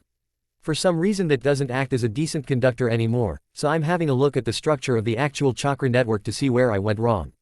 He finally gave in and raised a bemused eyebrow at her clear discomfort. Not all of us have the benefit of a dojutsu, so I have to do it the old-fashioned way. You didn't. Hanabi couldn't even finish the thought, just waving absently at the arm while doing her best not to look at it. He glanced back at it before laughing. What, steal somebody off the streets to slice them up for my mad experiments? What do you take me for? He sounded genuinely affronted, and Hanabi was surprised to find that she actually felt a bit guilty for jumping to conclusions. Naruto may have kidnapped her, but that was a self-admitted mistake. He had never shown tendencies for anything so grisly. Why would I do that, he continued, when there are so many kumo-nin lining up for the honor? Hanabi's eyes widened in horror, glancing down at the arm again and physically flinching away from it. It only lasted for a moment though before Naruto burst out laughing. I'm kidding, he said between chuckles. I requested a cadaver from the hospital. He rolled his eyes, removing the contraption from his head. Geez, always thinking the worst of me. Well, it's not like you're swimming in good traits, Warmonger-san, Hanabi shot back, cheeks aflame from the prank. I suppose I deserve that, Naruto admitted dismissively, swiveling on his chair to get up, moving towards the kitchen to get a drink. Hanabi was left standing there awkwardly for a moment before her eyes gravitated to the device on the desk. She picked it up tentatively, squinting through one of the lenses. She was amazed to find her view of the far wall greatly magnified. She tried another and she could make out the individual grains of the wood across the room. The magnification was far beyond what the lenses themselves could have done, which she supposed was where the seals came in. She still didn't know enough about Fuinjutsu to tell exactly what they did, but they looked quite complex. Frustratingly, Hanabi was almost certain Naruto would actually teach her, or at least get her started on the reading material, if she just asked. She didn't want to give him the satisfaction. Did you make these? She asked instead. He glanced up from rooting around in the fridge. What, the glasses? Nah, wouldn't have even thought to make something like that. I found them in the cryptanalysis department by accident. Found? She questioned, dubiously. He didn't elaborate. She glanced down at the arm again. It suddenly didn't seem quite so intimidating now that she knew it was a medical cadaver. It was a weird distinction, but the fact that this person had at least willingly donated their body somehow made it a lot better. How can you be so blasé about death? She asked as the blonde returned, settling down at his workbench and strapping the glasses back on. I don't know, desensitization. It might have been her imagination, but she almost thought his voice had been a little strained. If you hadn't noticed, our job description is pretty much, killer for hire, or do they sugar that up in the Hyuga clan? I think they, sugar that up, for most 11-years-olds, she retorted dryly. That at least made him look up, peering at her curiously. Huh, I keep forgetting you're so young. He returned to his examination and Hanabi hated the fact that she had to suppress a sudden rush of pride at the pseudo-praise. Still, gotta get used to the reality of it eventually. Hanabi just sighed as she stalked away, flopping down on her bed to sleep off her training. She didn't even feel hungry anymore. Why? If I'm just going to be locked in here forever. With her face buried in her pillow, she couldn't spot Naruto pause in his work, freehand tapping against the table restlessly. Mission Report, January 15, 66 Me Rank, A. Operatives, UNCH. Capture of mid-priority person of interest alive Kayatsu Ameguritsu, son of acting lighting daimyo, intended for use in eventual bargaining position. Currently being held in secure location Intel 79K3MA under rotating guard, at least one Junin on location at all times. Previous exfiltration failed, high alert extremely likely. Status, redacted classified under Hokage's seal. Special notes, redacted classified under Hokage's seal. The rafters didn't provide much wiggle room, likely intentionally, and if he had been a full-grown adult, Naruto was quite sure he wouldn't be able to use them like this. Perhaps one of the last times he could use his short stature for his benefit, given the growth spurt he had been undergoing recently. He awkwardly maneuvered himself into position, going slowly as to not make a sound. Rafters in places like these had been specially designed to be noisier than usual, so extra care was required. It didn't help that, every few minutes or so, one of the guards would come in to check on the little lordling, forcing him to throw up his camouflage in advance and sometimes wait for minutes in tense, paranoid silence. He only ever gave himself 3 minutes after each visit to move. More than that would have been pushing it considering how random their visits could be. Still, he was eventually in position. The good thing was that the rafters were designed to squeak from sudden pressure, like a shinobi throwing a kunai.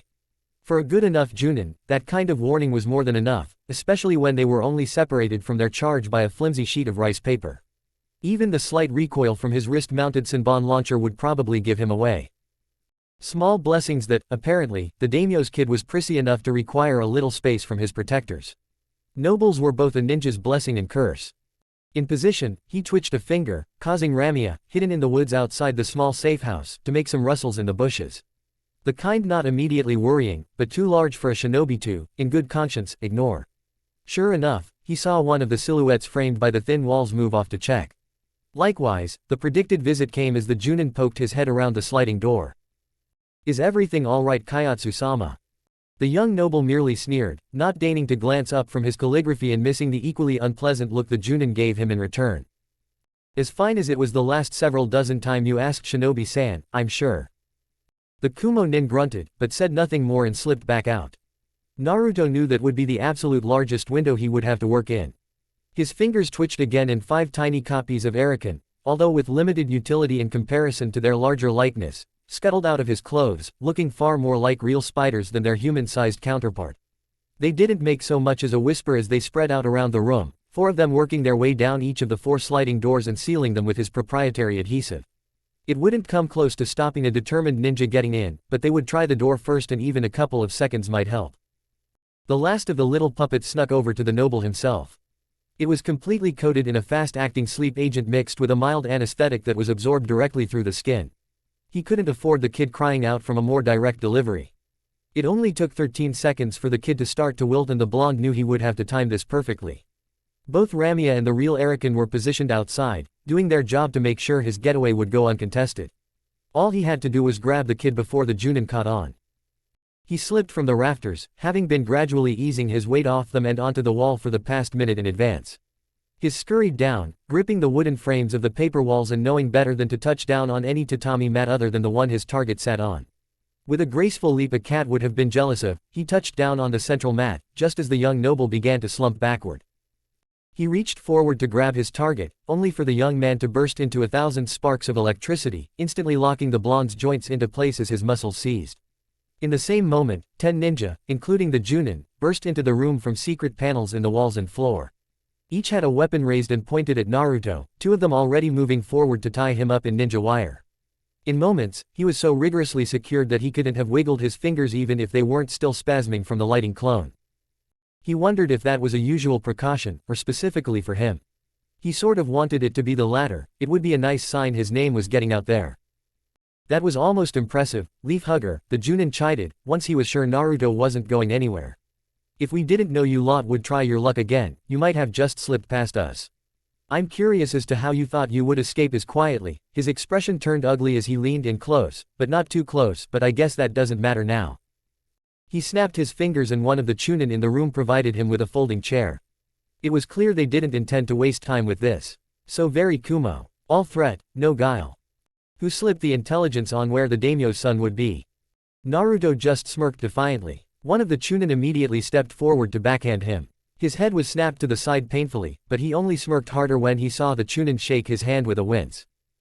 I asked you a question, the junin reiterated. It was a dumb question, Naruto replied, still giving that infuriating smirk. Kakashi might not have taught him all that much while he was a genin, but even an idiot could pick up the ability to be irritatingly blithe from him, through sheer osmosis if nothing else. You should have asked who leaked the fact that the daimyo's son wouldn't be here. It was perhaps being a little cheeky, Naruto thought as he pulled the gas mask over his face from the other room, to give them even that much warning. It was worth it though for the look on the junin's face right before Dami exploded outward in a cloud of poisoned gas, filling the room up with a noxious purple smoke in seconds.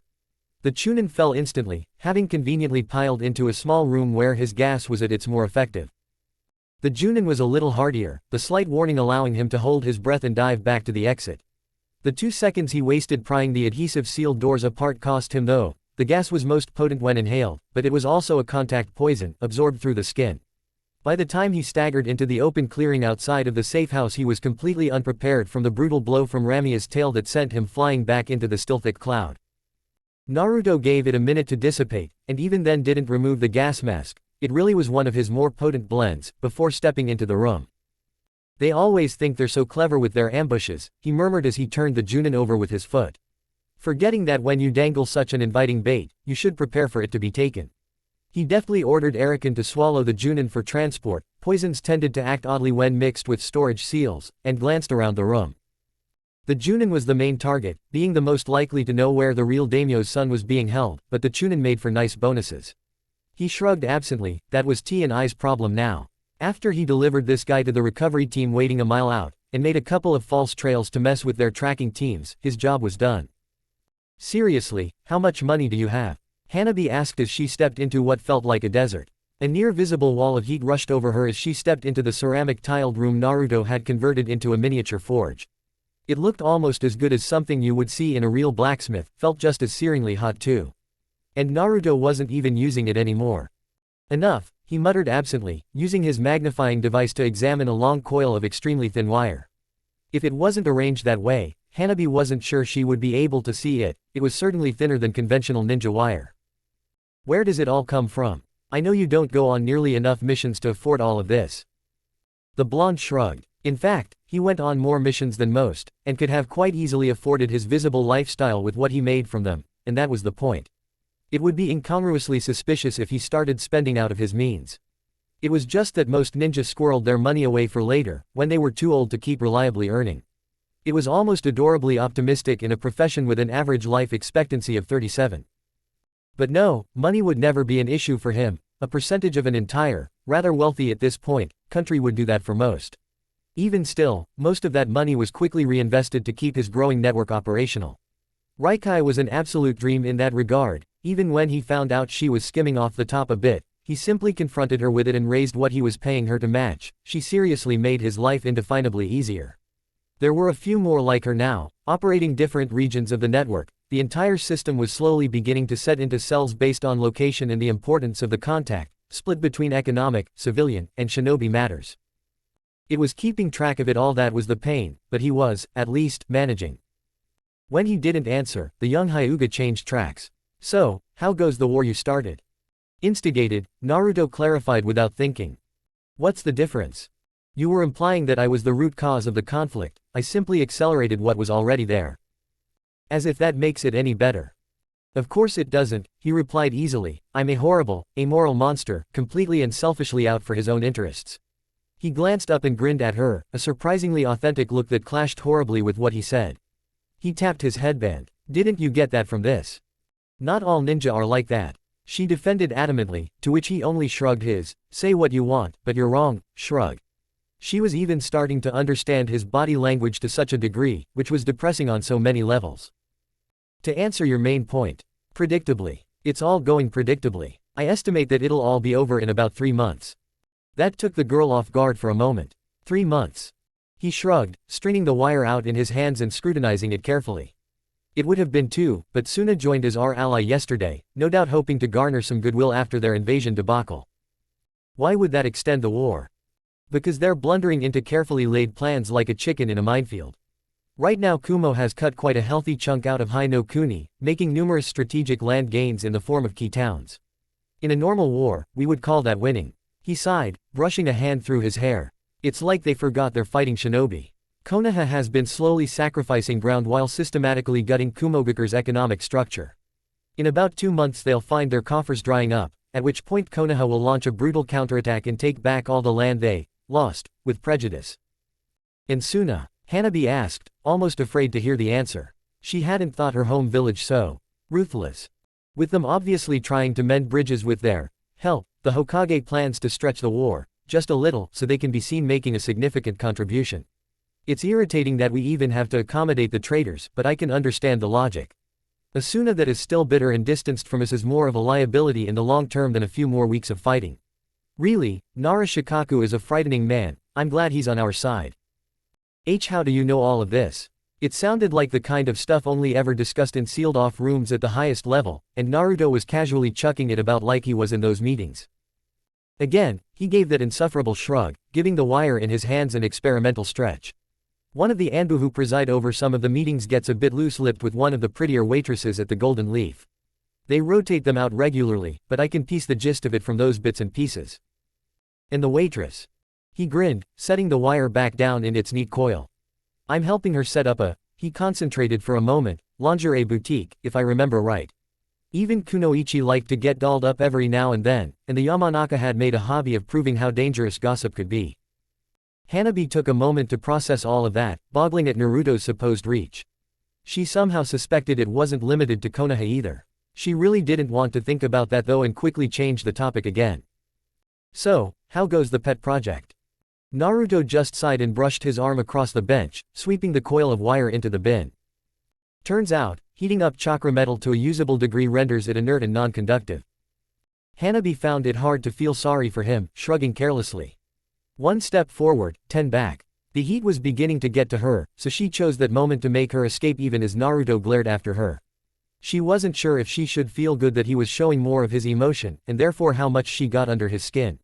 Or feel uncomfortable that they were becoming that familiar. Naruto waited a few minutes until after she left the room before reaching down and picking up the coil of wire. He held a length of it between his hands, staring at it intently.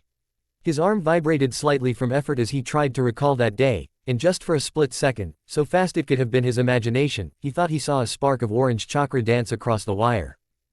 Mission Report, March 12, 66 Me Rank, A. Operative, UNCHXSNS. Joint operation with Suna Squad, operative specifically requested due to ties with Sunagaker Puppet Corp, aid with missing nin disturbance along Tanike's border. Cooperation mission, ranked for diplomatic reasons. Status, success. Special note, request for detailed examination of operative UN's individual report for potential doctoring rejected. Track record shows no precedent for report falsification. SH suggested for Junin consideration rejected. Mission record does not show required breadth for promotion. SD. The mood was pensive as the group sat around the small campfire, burning a special wood that wouldn't produce smoke.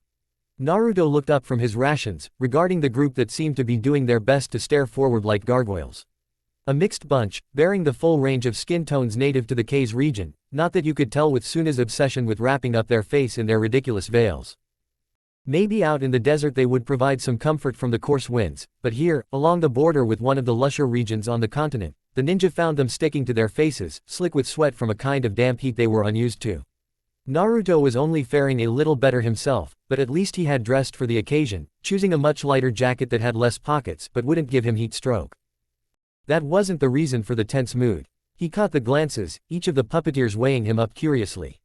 He wondered what Kankuro had said about him, or if the other puppeteers' opinion even carried any weight with these people. The Yondaime Kage was dead, but his children were supposed to be quite prominent in their roles, or so his agents in the village told him.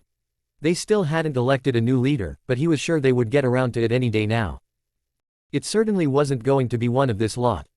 He looked back down to his food, noticing one of the younger puppeteers on the other side of the fire spare a fleeting glance at him. He observed the food for a moment, standard rations, nothing special. Oh, how pedestrian. He felt a little insulted. He droned in perfect monotone, jerkily rising to his feet as he placed a hand to his throat, waving the other in exaggerated motions. Alas, poor fate, it appears I have been poisoned, he continued, eyes flat, as though he was commenting on a particularly boring cloud. Woe is me, who could have perchance seen this undue fate befall me? By now the others around the fire were scowling at him, some of them standing restlessly. Their leader, a particularly burly Junin with a veil made from thick gauze, spat into the fire. Shit, it's a puppet. Kankuro warned as he could imitate himself. He turned away, scanning the treeline and the shadows of the small camp. What twisted irony is this? Naruto continued in his monotone, heedless of the fact they were now ignoring him. That I would fall to my brethren from across the sands. Brothers, in our marionette mastery. The Junin rounded on one of his subordinates. I thought you would be able to tell if he substituted with a puppet, why did we bring you otherwise? I would, I swear. The woman claimed, staring at the pantomiming blonde incredulously, he must have been a puppet all along. Shit, the man reiterated, gesturing to the treeline. Spread out, find where he's hiding, and don't fuck up this time. He turned on the woman again. You, watch this one. If it doesn't explode, destroy it, the rest of you. He gestured again and the remainder of the squad flitted out into the trees. Ah, and so it is, Naruto continued, like he really was a play actor, finishing his lines regardless of his audience, that with the cruelest of betrayals, I die. He abruptly flopped to the ground, going from perfect soliloquy to boneless in an instant. The clearing immediately quietened, the young Suna Chunin glancing at the puppet nervously, giving it a few seconds before walking over. The rest of the squad must have been thoroughly combing the surrounding trees by now, so if Naruto hadn't triggered his trap, he wasn't going to. She knew she should just destroy the puppet with a jutsu from afar, but curiosity was gnawing at her. She may have been a recent addition to the puppet corps, but her interest was no less intense for it. The chance to study a completely different style of puppeteering was too much of an opportunity to pass up. She carefully moved over, still wary for the entire puppet to suddenly explode outwards. She did pause just before turning the limp marionette over, and the slight hesitance cost her a subdued thwip, a slight sting in her neck. Then blackness. Naruto groaned as he rolled over, quickly digging through his pockets until he found a vial of clear liquid. He immediately downed it and sighed as the burning that had been spreading from his midsection cooled. That had been a little risky, even for him, but it was better than taking on the entire squad together. He stood, sparing a glance at the unconscious Suna Chunin before reaching down to pluck the senbon out of her neck. He would have to thank Sasuke for giving him the inspiration for his wrist-mounted launcher. If he didn't forget, he cracked his neck, feeling the last vestiges of the poison's symptoms fade. Seriously, pure animal venom, not even synthetic. He really did feel insulted. He pulled out a scroll and released Ramia in a puff of smoke, a smile beginning to work its way onto his features as he looked into the treeline. Time to go hunting. Hanabi chewed her lip thoughtfully as she sat in the corner of the repurposed forge room. Naruto had an unapproachable intensity to him as he worked, so she knew better than to interrupt him. The forge still took up one of the walls, unlit, but now the room was crowded with machinery. A huge rig comprised of specialized rollers, interspersed with special burners the blonde had rigged to chakra strings. His latest attempt at creating the chakra wires that had absorbed his free time for months. She was curious about his mood. He had told her a little about the mission with Suna, including the betrayal. She thought he would be happy that he got to test his mettle against so many other puppeteers. Instead he had been irritated that the Hokage had decided to sweep the whole thing under the rug so that their relations with Suna wouldn't worsen further.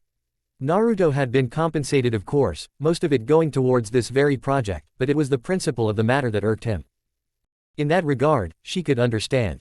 Even though he had come out of the encounter mostly unscathed, the indignity of seeing your attackers get off with a slap on the wrists must have been galling.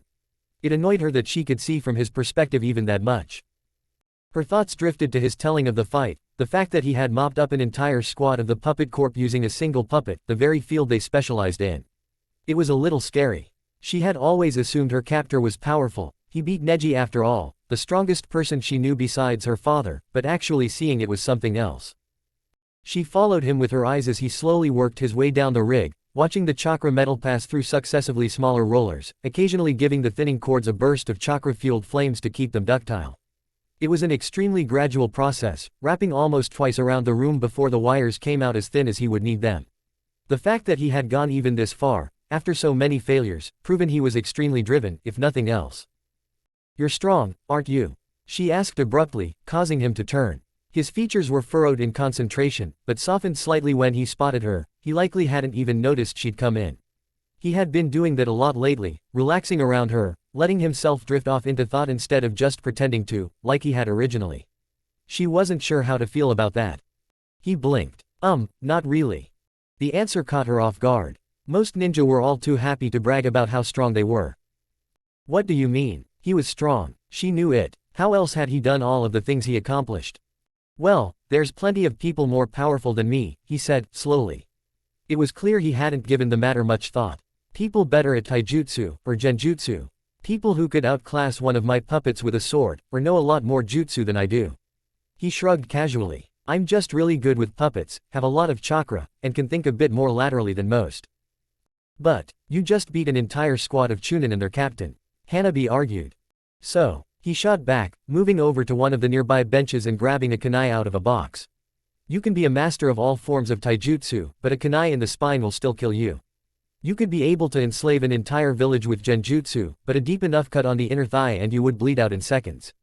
You could boil an entire lake with a fire jutsu, and even Tsunade Senju couldn't save you with a pulped heart. He set the weapon back down when he saw he made his point. Nobody is all-powerful, all it takes is one mistake, your guard lowered at the wrong moment, and you're dead. His mind drifted to a flash of pink hair before he shook his head of it, refocusing on the moment. I'm not strong, no stronger than any other human. I just have no interest in dying yet. He left Hanabi to think on that as he moved back to the end of the machine, carefully drawing out a strand of near-invisible wire and holding it between his fingers. A moment later he smiled brilliantly. Intrigued, Hanabi activated her Byakugan and dropped her jaw.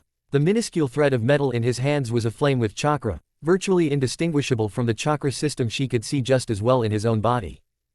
But that's, she muttered lamely, unable to finish the thought. Perseverance, Naruto said, still grinning madly, all traces of his former mood vanishing like smoke out a window. Chapter 21, Quality Thread. Naruto felt rather self-conscious as he stood in the middle of the Hokage's office. When the Anbu had dropped by his building to inform him the village leader requested his presence, he hadn't quite expected so much pomp. Shikaku Nara stood to one side of the seated Hokage, the Anbu commander on the other. Danzo Shimura stood in the far corner while the Sandame's old teammates were seated in the couch. All looked prim and reserved, examining the 15-year-old like a slab of meat. In comparison, Naruto looked a mess. He had been waist-deep inside one of his puppets when summoned, after an all-nighter. His hair was even messier than usual, clumping and spiking out randomly instead of falling into its usual long spikes. Likewise, his clothes were disheveled, the only saving grace being the fresh jacket he had thrown on before leaving. There was also the pallor of his skin and the tight bandages wrapped up the length of his right arm, not to mention the heavy shadows around his eyes that he couldn't even mask with his goggles like usual. Chunin Uzumaki, I trust you are unaware of why you were called here. The Hokage asked, mirth dancing in his eyes as he concealed a small smirk behind steepled hands. Naruto didn't quite trust himself to speak, and risk ruining his image even further in front of so many of the village's bigwigs. It regards your mission record, Shikaku intoned dully, tapping the folder on the desk. Naruto thought it looked rather thick, considering his career was only a few years along at this point, but he had no frame of reference. Is there a problem? He asked, careful to keep his tone level. At least two of his big worries were assuaged, and if they had found out about the Hyuga affair, he doubted they would have been as polite as to invite him here. Quite the opposite Naruto, the Hokage said, waving away his concerns with an absent gesture. We've had our eye on your record for a while now and it has finally been decided that you qualify for the rank of Junin. He smiled as he reached under the desk, producing an olive green flak jacket. Naruto tried to say something, but the words stuck in his throat. Of all the things he had considered for this meeting, that was not one of them. Your last mission, despite its complications, the Anbu commander stated quietly, not mumbling, but in a tone that forced you to listen carefully, was particularly impressive. Have you considered joining the corps?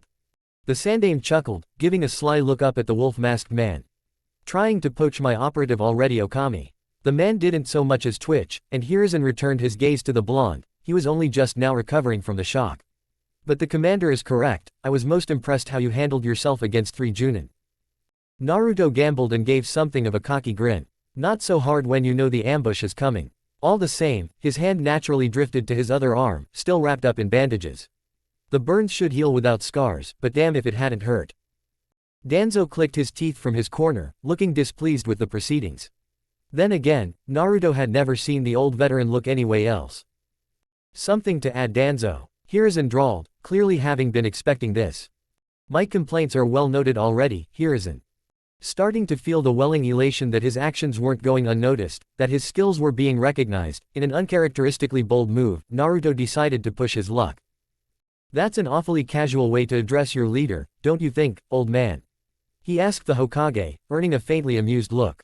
Danzo didn't rise to the bait, merely narrowing his visible eye. Don't press your luck, Uzumaki, Okami stated. It wasn't forceful, or particularly threatening, but it was a tone that brokered no compromise. The blonde was suddenly mightily curious as to who was underneath that mask. That's quite all right, Hiruzen said. I think Junin Uzumaki has earned the right to be a bit glib today. He schooled his features, immediately changing the air of the room back to more serious matters. Now, I'm sure I don't need to tell you, but I feel I should make sure you understand your new position. Naturally, as a Junin you will be able to submit yourself for a genin squad. Naruto's features scrunched up in displeasure, causing the Sandame to break his mask for a moment to smirk. Although of course, this is not obligatory. Likewise, you will have full access to Junin-approved areas of the village, including the library, training facilities. In the lounge, Shikaku slipped in with a knowing smirk, earning an eye roll from the older shinobi.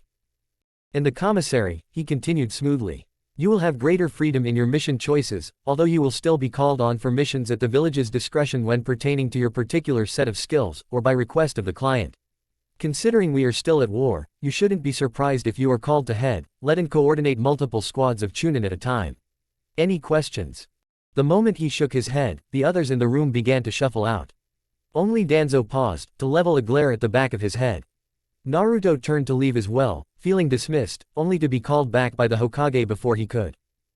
Just a minute, Naruto. The blonde took the proffered seat, leaning forward expectantly. Some of that previous anxiety must have seeped back into his features, because the Hokage gave a congenial smile. I just wanted to congratulate you a bit more personally. I get the impression these promotions can often be quite cold and officious things. His smile widened a little as he produced a small black book Naruto would have recognized anywhere.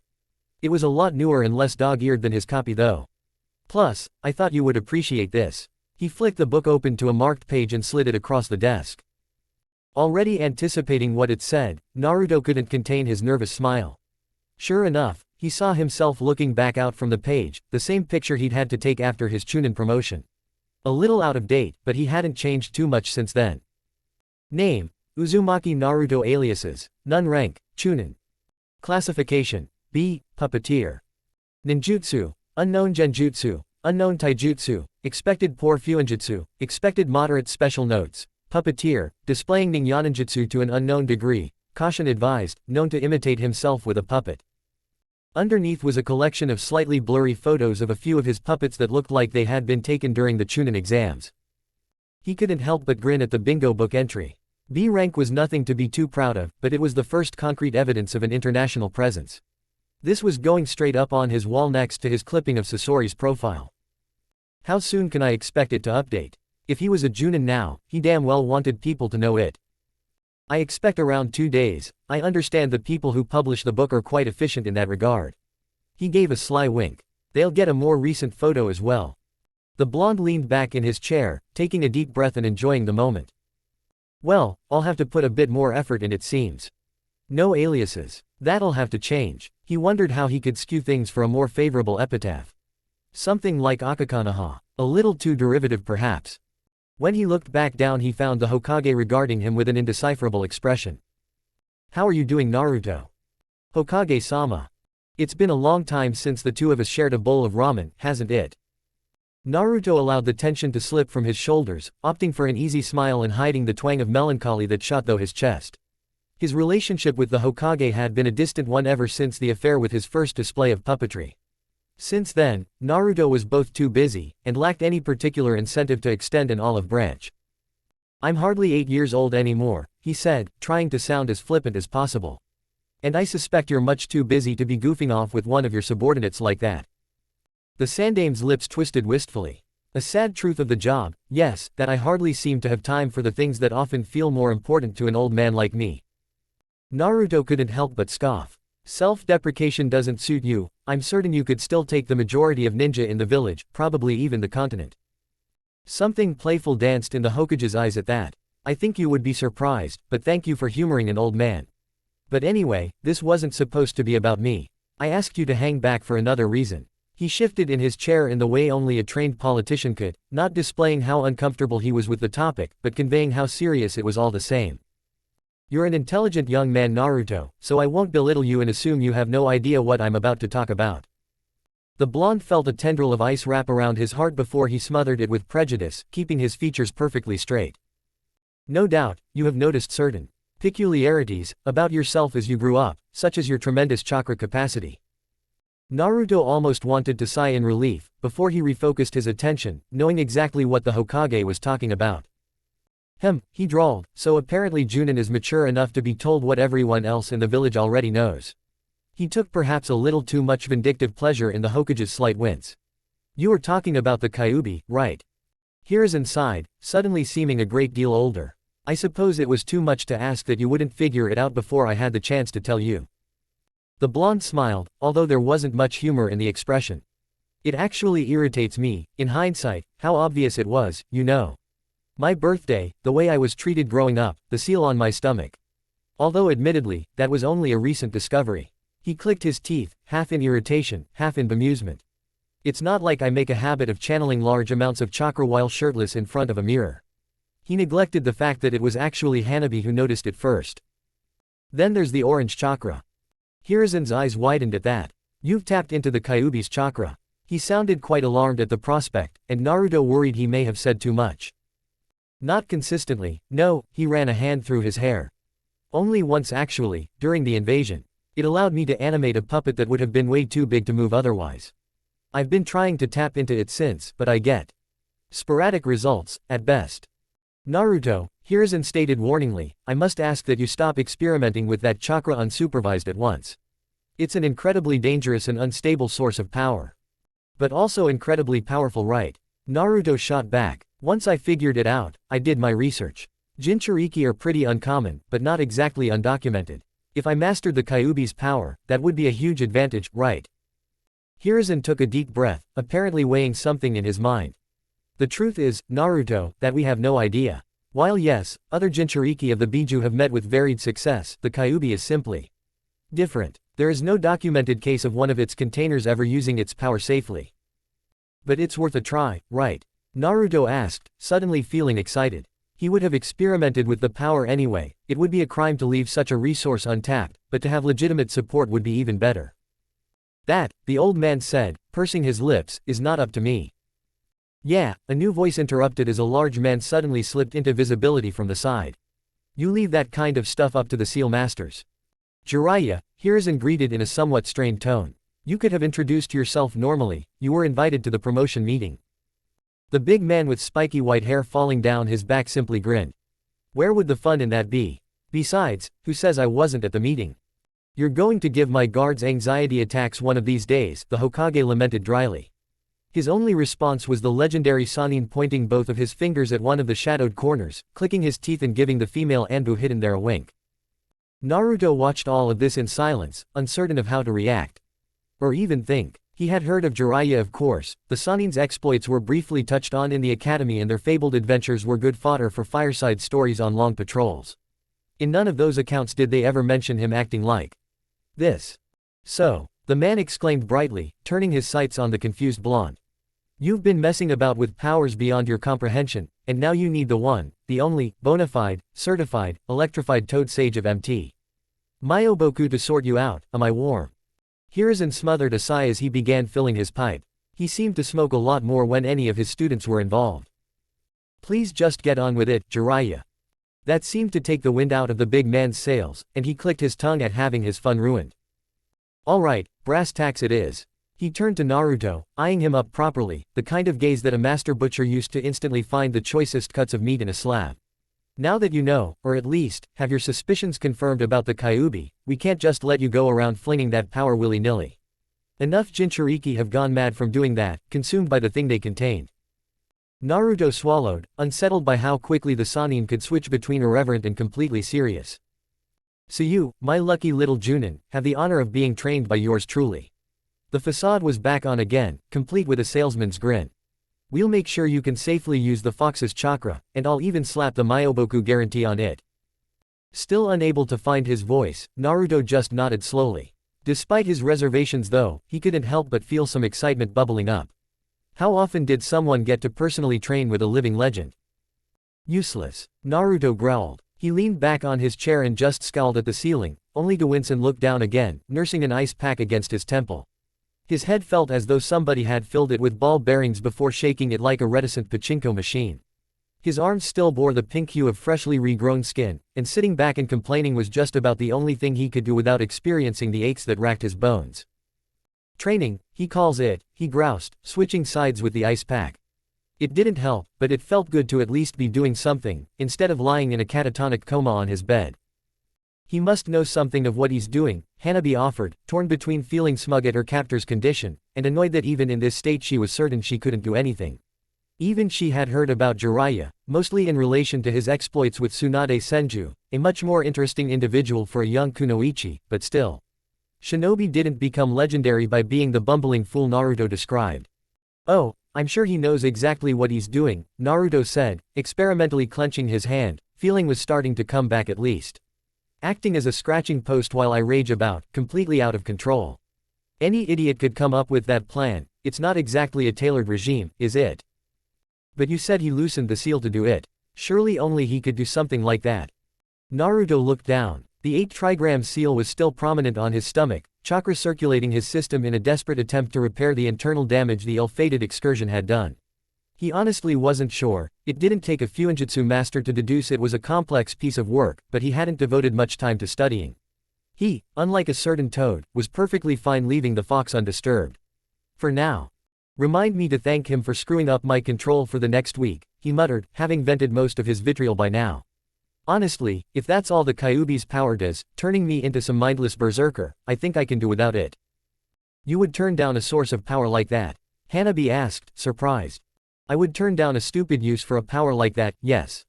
I'm a puppeteer, not exactly the direct engagement sort. He sighed, looking down at his hand thoughtfully. He had used the beast's power once already, without compromising himself by loosening the seal. He just needed to work out how he had done it that time, then replicate it. He could think of numerous uses for that much power, but not at the cost of lucidity. Hanabi merely huffed, walking toward the door to continue her training. She had hoped to have some fun at an injured Naruto's expense, but this mopey routine was just depressing. Then I don't see the problem. Just do it yourself, like you do everything else. She slammed the door behind her, hard enough to garner his attention. He stared after her for a moment, chewing on her words. He was certain she meant it as an insult, probably aimed at his insular nature and inability to open up to people in a significant way. But it struck a chord with him. Why wasn't he doing this himself? He had never forced himself to rely on other people's clunky, vague methods before. Was he going to change just because a supposed legend was involved? The Hokage had said it himself, this was untrodden ground. Jiraiya knew as little as anybody else, he was just tough enough to take the beating when he got it wrong. Mulling the thought over, he slid across the floor, thanking whoever had added wheels to chairs. He stopped next to the shelf containing the books he hadn't got around to reading yet. He was sure he had collected something on containment seals. He almost wanted to whistle as he looked over the mansion where the daimyo's son was being held. One of the proper, traditional types, with pagodas stacked one on top of the other. The target could have been in any of the 4 major buildings, but he was banking on the fact the little lordling would be held in the biggest, most opulent part of the compound. Nobles were so helpfully predictable sometimes. Everything had gone precisely as Shikaku had predicted. They had sprung the trap Kumo had set, but reversed it and ended up with the Junin most likely to have knowledge of the real target's position. He hadn't, but then, Konoha had known where the daimyo's son was held all along. That wasn't the point of the operation. He had been held in an underground bunker complex, one of many that Kumo had continued to maintain after the last war, for instances like this. While not uncrackable, an excursion into such a heavily fortified position for a target that was ultimately just going to be a sweetener for any deal Konoha negotiated later on, wasn't worth the effort. Maneuvering the target into an easier position on the other hand. Convoluted and circular planning like that was what the Nara clan thrived on. Naruto didn't know that this particular stroke of brilliance had actually been Shikaku's son's ploy, but then, he wouldn't have cared if he had. The daimyo acted predictably, fearing for his son's safety after Kumo's plan was already proved fallible. It didn't matter to him that his son's position hadn't changed an iota after the failed ambush, just that it looked as though Kumo was incompetent. Naturally, he had taken things into his own hands, placing his son under the rigorous care of his own samurai guard.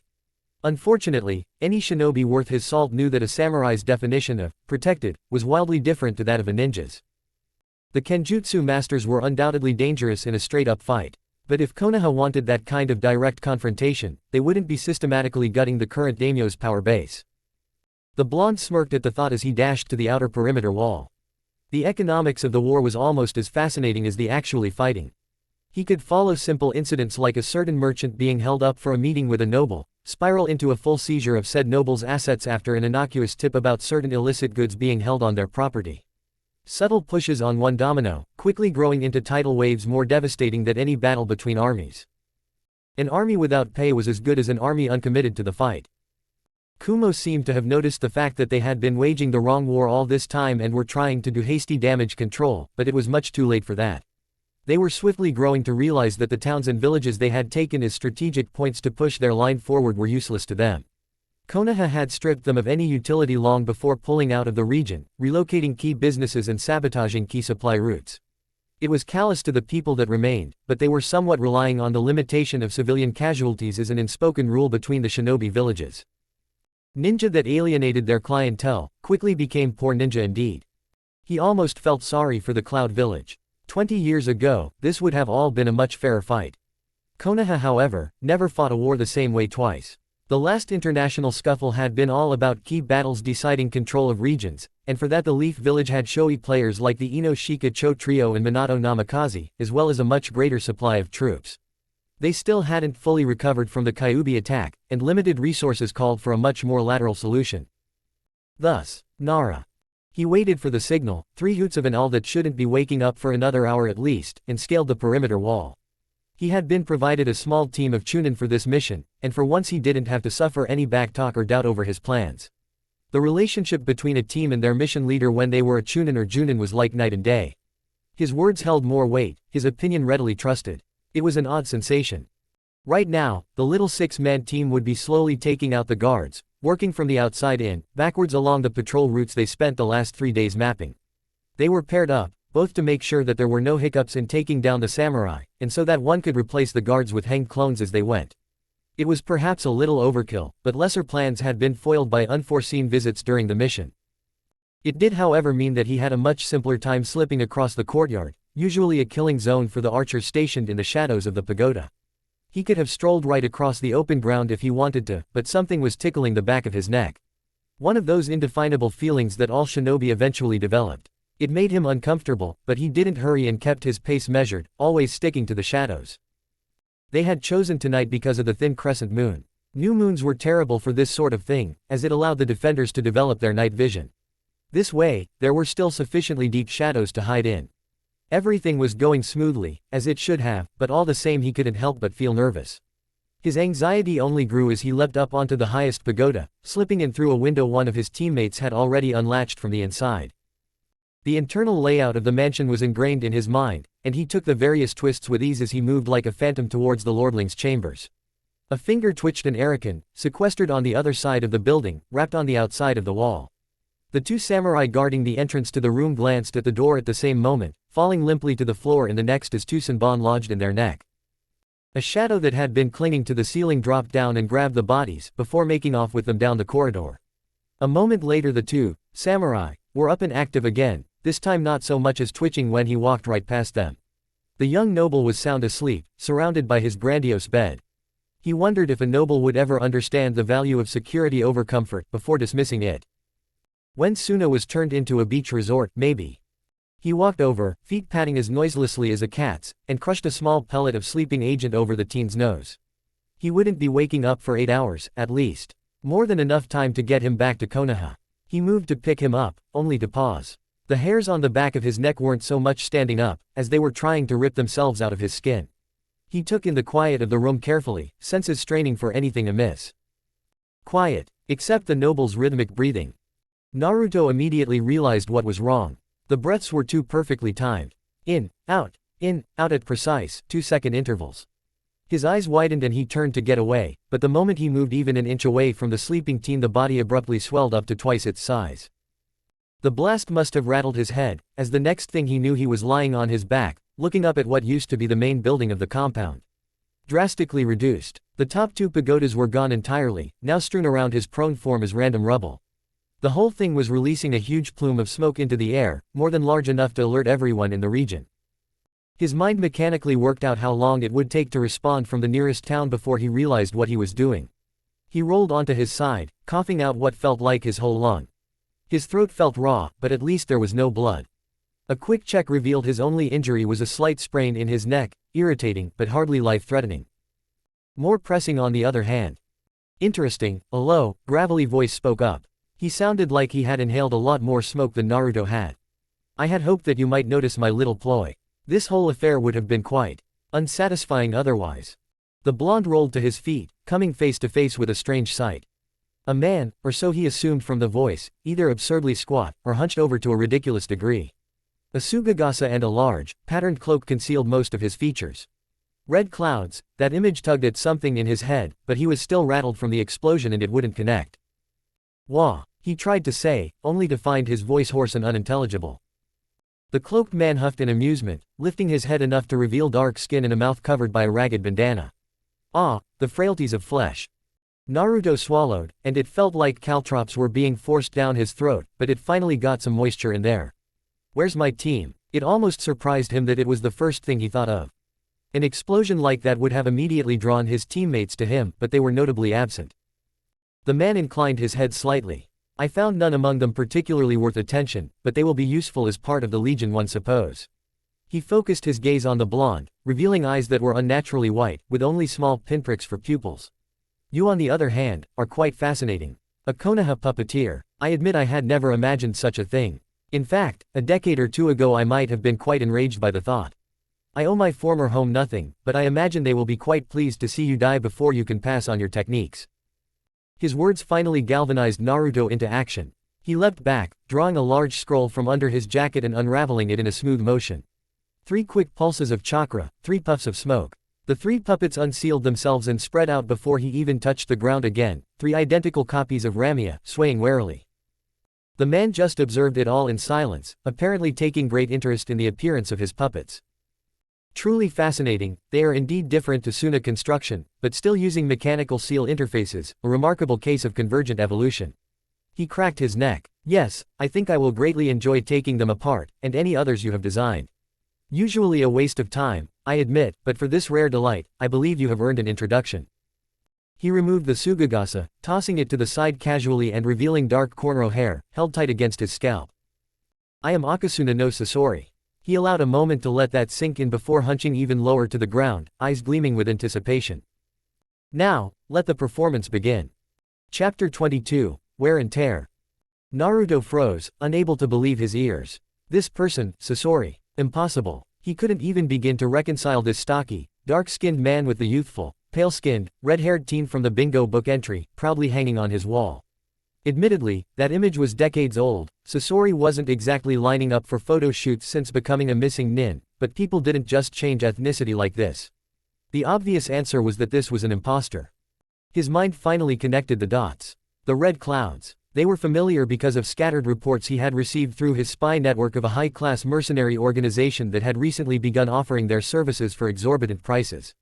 Only their perfect track record allowed them to demand so much money. It had been a novelty when he read it, because the group was supposed to be entirely comprised of S-class missing nin, of which there couldn't be more than a dozen across the continent. A group Sasori would more than qualify for. Sasori the puppeteer. How often had he himself foregone facing his opponent directly in favor of hiding behind a wooden facade?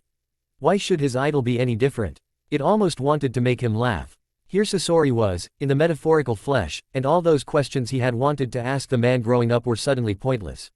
He was about to fight the man he had looked up to for as long as he really understood what it meant to be a shinobi. More important than that, he supposed, he was about to fight an incredibly dangerous S-rank nuke nin, using the man's own specialty. That he had decades more experience with. Naruto felt a trickle of cold sweat creep down the back of his neck as he masked his emotions, eyes glancing about in a vain attempt to glean the other puppeteer's most likely hiding place. He wasn't fighting Kankuro though, and there were countless places across the compound a skilled shinobi could hide while keeping an eye on the fight. Naruto's singular advantage lay in Erikan. Even through the explosion he hadn't lost his connection to her. She was on the other side of the building, blown clear in the blast, but from what he felt she was still operational. It started without warning. 2 of the demi-human puppets rushed forward, slithering forward faster than any natural snake could have. The third dived down, burrowing into the ground.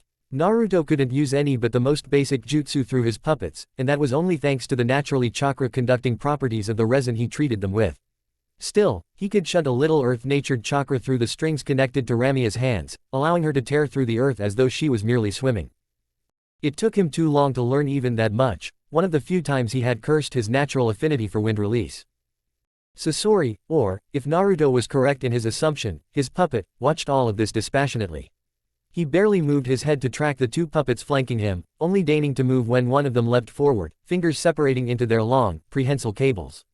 Naruto wished he had the chance to change out the poison coating their surface for something more corrosive, but he hadn't expected to fight a puppeteer today. An oversight he would be swiftly correcting. If he lived that long. His puppet closed on Sasori's, and the former Suna nins only moved when they were almost inches apart. Something silvery and fast abruptly interposed itself between them, a long, heavily segmented tail of some sort. It was comprised of flexible blades that shimmered with poison, a purple ichor of a shade Naruto didn't immediately recognize. He made to maneuver Ramia into a better position, but Sasori was simply faster. The tail snapped around again, moving at speeds belying its bulky appearance, and sheared clean through Ramia's wrists. Not missing a beat, the snake-based puppet leapt back, a quiet thwip denoting the small canister launched from its now open wrist. Sasori regarded it mid-flight, using his tail to slap it away, directly at where the second copy of Ramia was attempting to blindside him. Thinking on his feet, and knowing that his puppet was essentially a lost cause at that point, Naruto had the second Ramia open up her tail section, revealing the waiting hailstorm of kunai inside. The innocuous black canister landed squarely inside the bristling compartment, detonating not a moment later. The puppet was completely destroyed, but at least made itself useful by scattering a small armory of kunai in every direction. The unorthodox move, or more likely, his willingness to sacrifice a puppet so readily, must have caught Sasori off guard, as he reacted a second too slow. The tail blade made a valiant effort of staving off the onslaught, but there were too many to defend against completely. The cloak was shredded, revealing the strange, squat body beneath. It looked just like a man, crouched down on all fours, only with an enormous wooden oni mask worn on its back like some strange parody of a turtle's shell. The bladed tail emerged from the mosque's mouth like the world's deadliest tongue, and a strange gauntlet affixed with canisters comprised its left hand. Otherwise, Naruto could see no obvious weaponry, although he wasn't willing to bet everything on the idea that what he saw was all there was. There was no pause to admire the puppet properly. Naruto's fingers continued to dance, directing Ramia back and forcing her tail to flick up. He didn't waste any time with the theatrics, tightening the stream of the water cannon all the way to its maximum. At the same moment he fired, Sasori's puppet turned, bandana sudden falling away to reveal an articulated mouth, open too wide to ever be natural. It was Naruto's turn to face down a wall of steel as the puppet fired out a hail of senbon so fast they appeared as nothing more than glittering streaks in the air. The jet of concentrated water made it through, scoring a deep rent along the puppet's back, but it veered off as Ramia's body was repeatedly struck by the dull thunks of senbon peppering her body. It wasn't too damaging, although Naruto had to note that the impacts seemed far more powerful than his own senbon launchers. The real problem was when, in a stroke of truly abysmal providence, a single senbon managed to lodge right in the pipe of the water cannon. It happened too fast to prevent and, before the blonde could turn off the stream, the backlog burst out of Ramia's tail in a spectacular fountain that darkened the surrounding earth. Again, Naruto didn't allow his puppet's destruction to be in vain, opening up Ramia's mouth to fire out a rapid succession of adhesive globs. The awkward angle ensured that most missed, but at least two found their mark, splashing onto the other puppet's left leg and arm. Whatever that strange gauntlet was, Naruto wasn't eager on finding out what it did and was glad to see it neutralized. He also chose that moment to finally use his third Ramia copy, having her burst out of the ground directly beneath Sasori's puppet. He had apparently been anticipating this, withholding his bladed tail for it. Still, the sudden loss of two of the puppet's limbs proved too unstable a position to properly angle its attack. Instead of spearing through Naruto's puppet, the blade glanced off the tuft scales lining her tail. Capitalizing on the brief advantage, the final Ramia closed in, making good use of her long body to completely wrap up Sasori's form and squeeze. Fully constricting like this, Ramia could bring about 2 tons of pressure to bear, more than enough to crush bone. Sasori's puppet groaned warningly. The blade tail rose again, poised like Sasori's namesake, and Naruto knew he would have to commit everything. Arakan dropped from the sky like a meteor, launching herself from the side of the building where Naruto had kept her sequestered for the majority of the fight. He forced her legs to extend completely, forming a conical spear tip between all 8 of them. Finally, between the pressure of Ramia's body, the small weakness opened up by the water cannon, and the devastating attack with Arakan's impressive weight behind it, Sasori's puppet couldn't take any more. The durable wooden carapace was smashed apart irrevocably, lost in the dust cloud resulting from Arakan's strike. Naruto immediately moved his puppets back, wary for any tricks Sasori might have planted in his puppet's shattered remains. It was what he would have done in the man's place. I concede, your mastery over the chakra strings is truly impressive for your age. Sasori's voice rang out again, only this time it wasn't deep or hoarse, but oddly youthful. I failed to notice the puppet you had hidden away, or perhaps it was my own arrogance in believing there was no way a child like you could control 4 puppets at once. A mistake I won't be repeating. Naruto's eyes had been darting about, either for Sasori's position, or for where his next puppet would come from. If they were all as strong as the last, he had a right to be worried. He only had a few more puppet scrolls sequestered over his body. He was surprised then, when his eyes passed over the falling dust cloud and spotted a single silhouette standing amongst the wreckage. "This is turning out to be a fascinating exchange," Sasori said, smirking as his face was finally revealed. "Don't you think?" "Impossible," Naruto muttered, taking in the sight of the man he had idolized for so long. Literally, the very same sight. Sasori didn't simply look like his bingo book photo. He might as well have taken it yesterday. It was like the man hadn't aged at all for the past 2 decades, still looking as youthful as that fresh-faced redhead that hung on Naruto's wall. "I can see it, your surprise," the man intoned with an amused quirk to his lips. "What you are seeing is the future you yourself might have attained one day had you not been unfortunate enough to meet me here today." The blonde's eyes couldn't stop their frantic search as they darted across Sasori's features. He knew instantly what he was looking at. The signs were subtle, but he couldn't not see them, knowing what he knew. The too perfect quality of the man's skin. The eyes that were glassy without being wet. The hair, artificially dyed to hide the subtle hints of damage. He had seen those features up close and kin, as he installed them himself. There were differences. Naruto had done all he could to ensure Kin looked as far from human as possible. Sasori had done the opposite. "What have you done to yourself?" he muttered, horrified. Sasori seemed genuinely confused by the reaction. "Ah, so you recognize me for what I am. That raises all sorts of interesting implications, doesn't it?" Naruto immediately realized what he had unintentionally let slip and schooled his features, but the damage was done. "Why would you pervert your body like that?" he called out, quashing his own anxiety with indignation. "Moral qualms?" Sasori asked, interest replaced by bemusement. "An unusual restriction for one in our profession. I have perfected myself, locked my body against the ravages of time, youthful, eternal. A work of art." Naruto's lips twitched down. "You've crippled yourself," he shot back without thinking, watching as Sasori frowned. "You've locked yourself in place, unable to change, to adapt. You've assumed your own perfection in a single moment and lost any chance of seeing what else you could do, what other heights you could climb." "You don't know what you're talking about," Sasori growled, any previous hint of amusement wiped away. "My body is perfection, able to be changed and rebuilt without any of the risks and detriments of the flesh." Naruto's mind was racing, trying to reconcile this crippled, delusional man with the image he had held sacrosanct in his head for years. "I thought you of all people would understand. I thought we would be the same," he muttered under his breath, more to himself than his opponent. "That was naive, to assume as much from someone I didn't know." Still, the revelation that the one man he had based his life around, that had set his life on its current course, wasn't what he believed. There was no metaphorical stab of pain, or a sudden unraveling of his whole life view. But it hurt, a dull ache emanating from his chest. Perfection is the crest of a wave. You can't capture it, only let the experience of it move you to trying again. He looked up, meeting Sasori's glassy, unnatural eyes. "You're just an old man afraid of death." "And you were a child," the Nukenin replied coldly, eyes narrowed, too used to running your mouth without anyone correcting you to know when you have said too much. His features reset, falling back into a mask of cool indifference as he reached into his robe. "I had intended to draw this out a little longer before allowing you the honor of becoming a work of art like myself, a gift to a fellow practitioner." His features darkened as he unraveled the scroll. "But now I just feel like my time has been wasted. I hate have my time wasted." It all happened so fast. Naruto sent his puppets forward to prevent Sasori from unsealing his own, Ramia darting forward like an uncoiled spring, Erican turning to spray the man with strings of liquid adhesive that would harden like steel in contact with his skin. Instead, there was a puff of smoke and a rush of something through the air, and Naruto felt his connection with Ramia abruptly severed.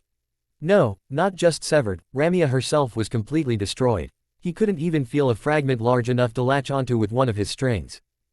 A profound sense of fear, the likes of which he hadn't felt since the forest of death, when he had been alone and without his puppets for the first time ever, gripped his spine. The smoke cleared and Sasori's puppet was revealed, hovering next to the man like a grim bodyguard. Naruto was sickened to say he recognized the face. He had been excited by all aspects of Suna's culture as a child, gleefully delving into their history before focusing his research more tightly. The Sandaime Kazakage hadn't aged well in the 2 decades he had been missing. "I would introduce the two of you," Sasori started, the threads connecting his fingers to the puppet pulsing once as if to say, "It doesn't matter if you can see them, but in all honesty, I grow tired of this. I think I'll end you swiftly now, spare myself the trouble later." Naruto tensed, whipping out the 2 scrolls he still had on his body, a final copy of Ramia and a second Erican, and braced himself. "If there's one thing I can guarantee," he said, with confidence he sure as hell didn't feel, "it's that I won't let this be quick. Sasori's fingers flexed and the enormous mass of iron filings, held aloft by the cage's usurped power, shifted menacingly. I doubt it. Despite his small, stubborn boast, it was over in less than 3 minutes, long for a fight between ninja, but not for a fight between two similarly matched shinobi. Sasori was just better. He worked his puppet faster and more dexterously. And the power of the cage himself was immense. While clearly bastardized compared to what the man himself was supposed to be capable of, Sasori's crude but experienced workings of the jitten was more than a match for what puppets Naruto still had on him. Arakan was crushed first, trapped in a shrinking prison of metal that she had no hope of escaping. Ramia lost an arm, then was taken through the chest by a metal spike that swiftly expanded to twice its size. He tried to use the water cannon, but it splashed harmlessly against a hastily raised wall of shifting metal filings. The other Arakan was the last to go, squashed flat under a wide panel of metal like the spider she was based on. From there, it was a foregone conclusion that saw Naruto lying on the ground, clutching at the gash on his arm. It was a minor wound, one that he would have easily ignored otherwise. Sasori's poisons, however, were on another level. The entire right side of his body was aflame, burning like it had been dipped in acid. There was no welcoming numbness as the poison slowly destroyed his nerves either. No, this one was clearly designed to be felt. Through it all, he hadn't been able to so much as brush the man's cloak. That's a rather recent blend, Sasori muttered, looking down at him dispassionately. It was usually a silly thing to do, just asking for his downed opponent to pull a last-minute reversal. The cage still hovered over his shoulder though, and a single twitch of his finger could end Naruto's life in an instant. Even if he wasn't, Naruto's mind was too consumed by pain to even think of attempting anything. You're the first opponent to feel it, but don't worry, it's been extensively tested. You have about 4 hours by my best estimate, 4 hours of agony to think on. The man, although whether he could still be called that was debatable, clicked his tongue and pulled his cloak about him. I had intended to elevate you, allow you a taste of perfect, eternal art. This will suffice instead. Enjoy your last few hours, Uzumaki Naruto. Hopefully your body will serve as a warning to those who try to grasp outside their means. With nothing more to say, the man turned and walked away, his pace measured, leisurely almost. Naruto continued to writhe, clutching at a wound that was the least of his worries. He barely even heard the man's little speech, his mind was racing too fast. His body shook from the effort of just moving his arm away from the gash, reaching into one of his many pockets. His shivering fingers fumbled about, struggling to remember where he kept them through the haze of pain. Eventually, they closed on a small vial of greenish liquid, quickly popping the cap off and pouring it into his mouth. It took a moment to coax his throat into swallowing, and he lost a good amount, dribbling it down his chin like an invalid. But it worked. He gasped gratefully as he sucked in a lungful of uninterrupted air. He turned on his side and held down his bile. If he retched now, he risked throwing up the general-purpose antivenom he had just ingested. The fiery burn in his veins reduced to a tolerable throb, painful, but manageable. It was a stopgap measure at most though. None of his poisons would be stopped by such a puerile measure, he damn well expected Sasori's wouldn't. What it did give him was clarity. The clarity to start sprinting back to Konoha as fast as his increasingly unresponsive body was able. Hanabi jumped as the door slammed open, Naruto practically falling across the threshold in his haste. He looked terrible, washed out instead of simply pale, his clothes unkempt and dirtied from a fight. The veins on his neck stood out prominently, a violent blue against the sickly pallor of his skin. There was a wildness to his clumsy movements as he stumbled across the floor, legs looking like they would give up on him at any moment. Still, as he breathed heavily and visibly struggled to stay awake, he scrabbled at the reagents on one of his shelves, practically throwing them towards the chemistry equipment in the kitchen. In his haste, he had left the door wide open, emitting a slight breeze into the room, but Hanabi barely noticed, too transfixed by her apparently dying captor. She had seen him poisoned before, of course, he did it to himself all the time. Never like this though, never to such a serious degree. He threw together a hasty mixture, dropping his own blood in it. He wasn't in short supply with the still bleeding gash on his arm. Fascinated, Hanabi watched as the mixture fizzed, turning a pale, milky color. Naruto cursed and began mixing another tincture, his movements visibly slowing, becoming sloppy. He knocked a few bottles of chemicals to the floor in his hurry, without even appearing to notice. He repeated the process a few times, each mixture turning a different color, more and more similar in shade each time until finally the last two both turned the same dark shade of blue. Nodding to himself and muttering incoherently at this point, Naruto nearly tripped over his own feet as he began preparing a new solution. It looked complicated. Hanabi barely recognized half the ingredients he mixed in. Still, the blonde moved with as much confidence as his failing body would allow until he finally lifted a small flask of pale yellow liquid and placed it on a hot plate. He was forced to support himself against the counter as he waited for the mixture to heat, muscles straining over even that simple effort. Hanabi could see each muscle fail in turn, slowly drawing in from his extremities. It was like watching a man die in slow motion, which, she realized with no small amount of morbid curiosity, was exactly what she was seeing. Naruto had clearly been severely poisoned, perhaps even lethally so, and she was just standing there, like a deer staring down a kunai in flight. Even with that thought in mind, she couldn't move. Her body remained frozen, waiting to see how this played out. Naruto was barely clinging to the counter now, staring at the anti-poison with desperate anticipation as the mixture slowly turned translucent. Only when the entire mixture turned clear did he reach for it, only for his legs to slip out from under him. He crashed to the ground, but immediately struggled to regain his feet again, clawing at the counter that offered no support. He was still reaching towards the anti-poison, but even his fingers were shaking. No, he croaked as his other arm gave out, causing him to twist in place to sit, propped up against the counter. He tried to move, but his limbs were gone, reduced to twitching lumps that might as well have been chained in place. His eyes grew unfocused, blurry from the poison or from his own tears, it didn't matter. His breathing picked up in strange, stilted gasps that grew in tempo as his body began to hyperventilate, starved of oxygen at a cellular level. Hanabi finally realized what she was doing and started forward, only to pause. What did she owe him? He was her captor and this was her chance. She could feel it now, the steady breeze from the door. In his haste, Naruto must have forgotten to close any of the doors on his way in. She had a straight shot for the outside. Fresh air, freedom. She turned only to hover indecisively, glancing back at the catatonic blonde. His jerky breathing had reached a crescendo, beginning to slow again as one by one his internal organs gave out from the strain. Each rise and fall of his chest was slower than the last, each one bringing him that step closer to the last. Still, she hovered. Despite everything, she didn't want Naruto to die. He had been unyielding in her imprisonment, but he hadn't been cruel. He had allowed her to train, knowing full well it slowly weakened his position. More than that, he had actually shown interest in her abilities, in her growth. With one last glance between the door and Naruto, she sighed, making her choice. Naruto wouldn't have thought that death felt like an awful hangover, although, considering the life he'd led, he supposed it was somewhat tame. It took him about a minute of just breathing to finally convince himself that, yes, he was in fact still alive. Somehow, and yes, he was going to have to deal with the throbbing pain behind his eyes. He lay there for a moment, trying to remember what had happened. He remembered making it back to Konoha, using one of the Anbu tunnels that skirted the wall so he wouldn't have to waste time explaining himself at the gate. He hadn't trusted himself not to collapse the moment he saw another friendly ninja, and like hell he was entrusting himself to the medics at the hospital. No, not for a poison concocted by Sasori of all people. He had made it back to his building and nothing, his mind blanked. Had he prepared an antidote in time? Clearly, he must have, but he had no recollection of it.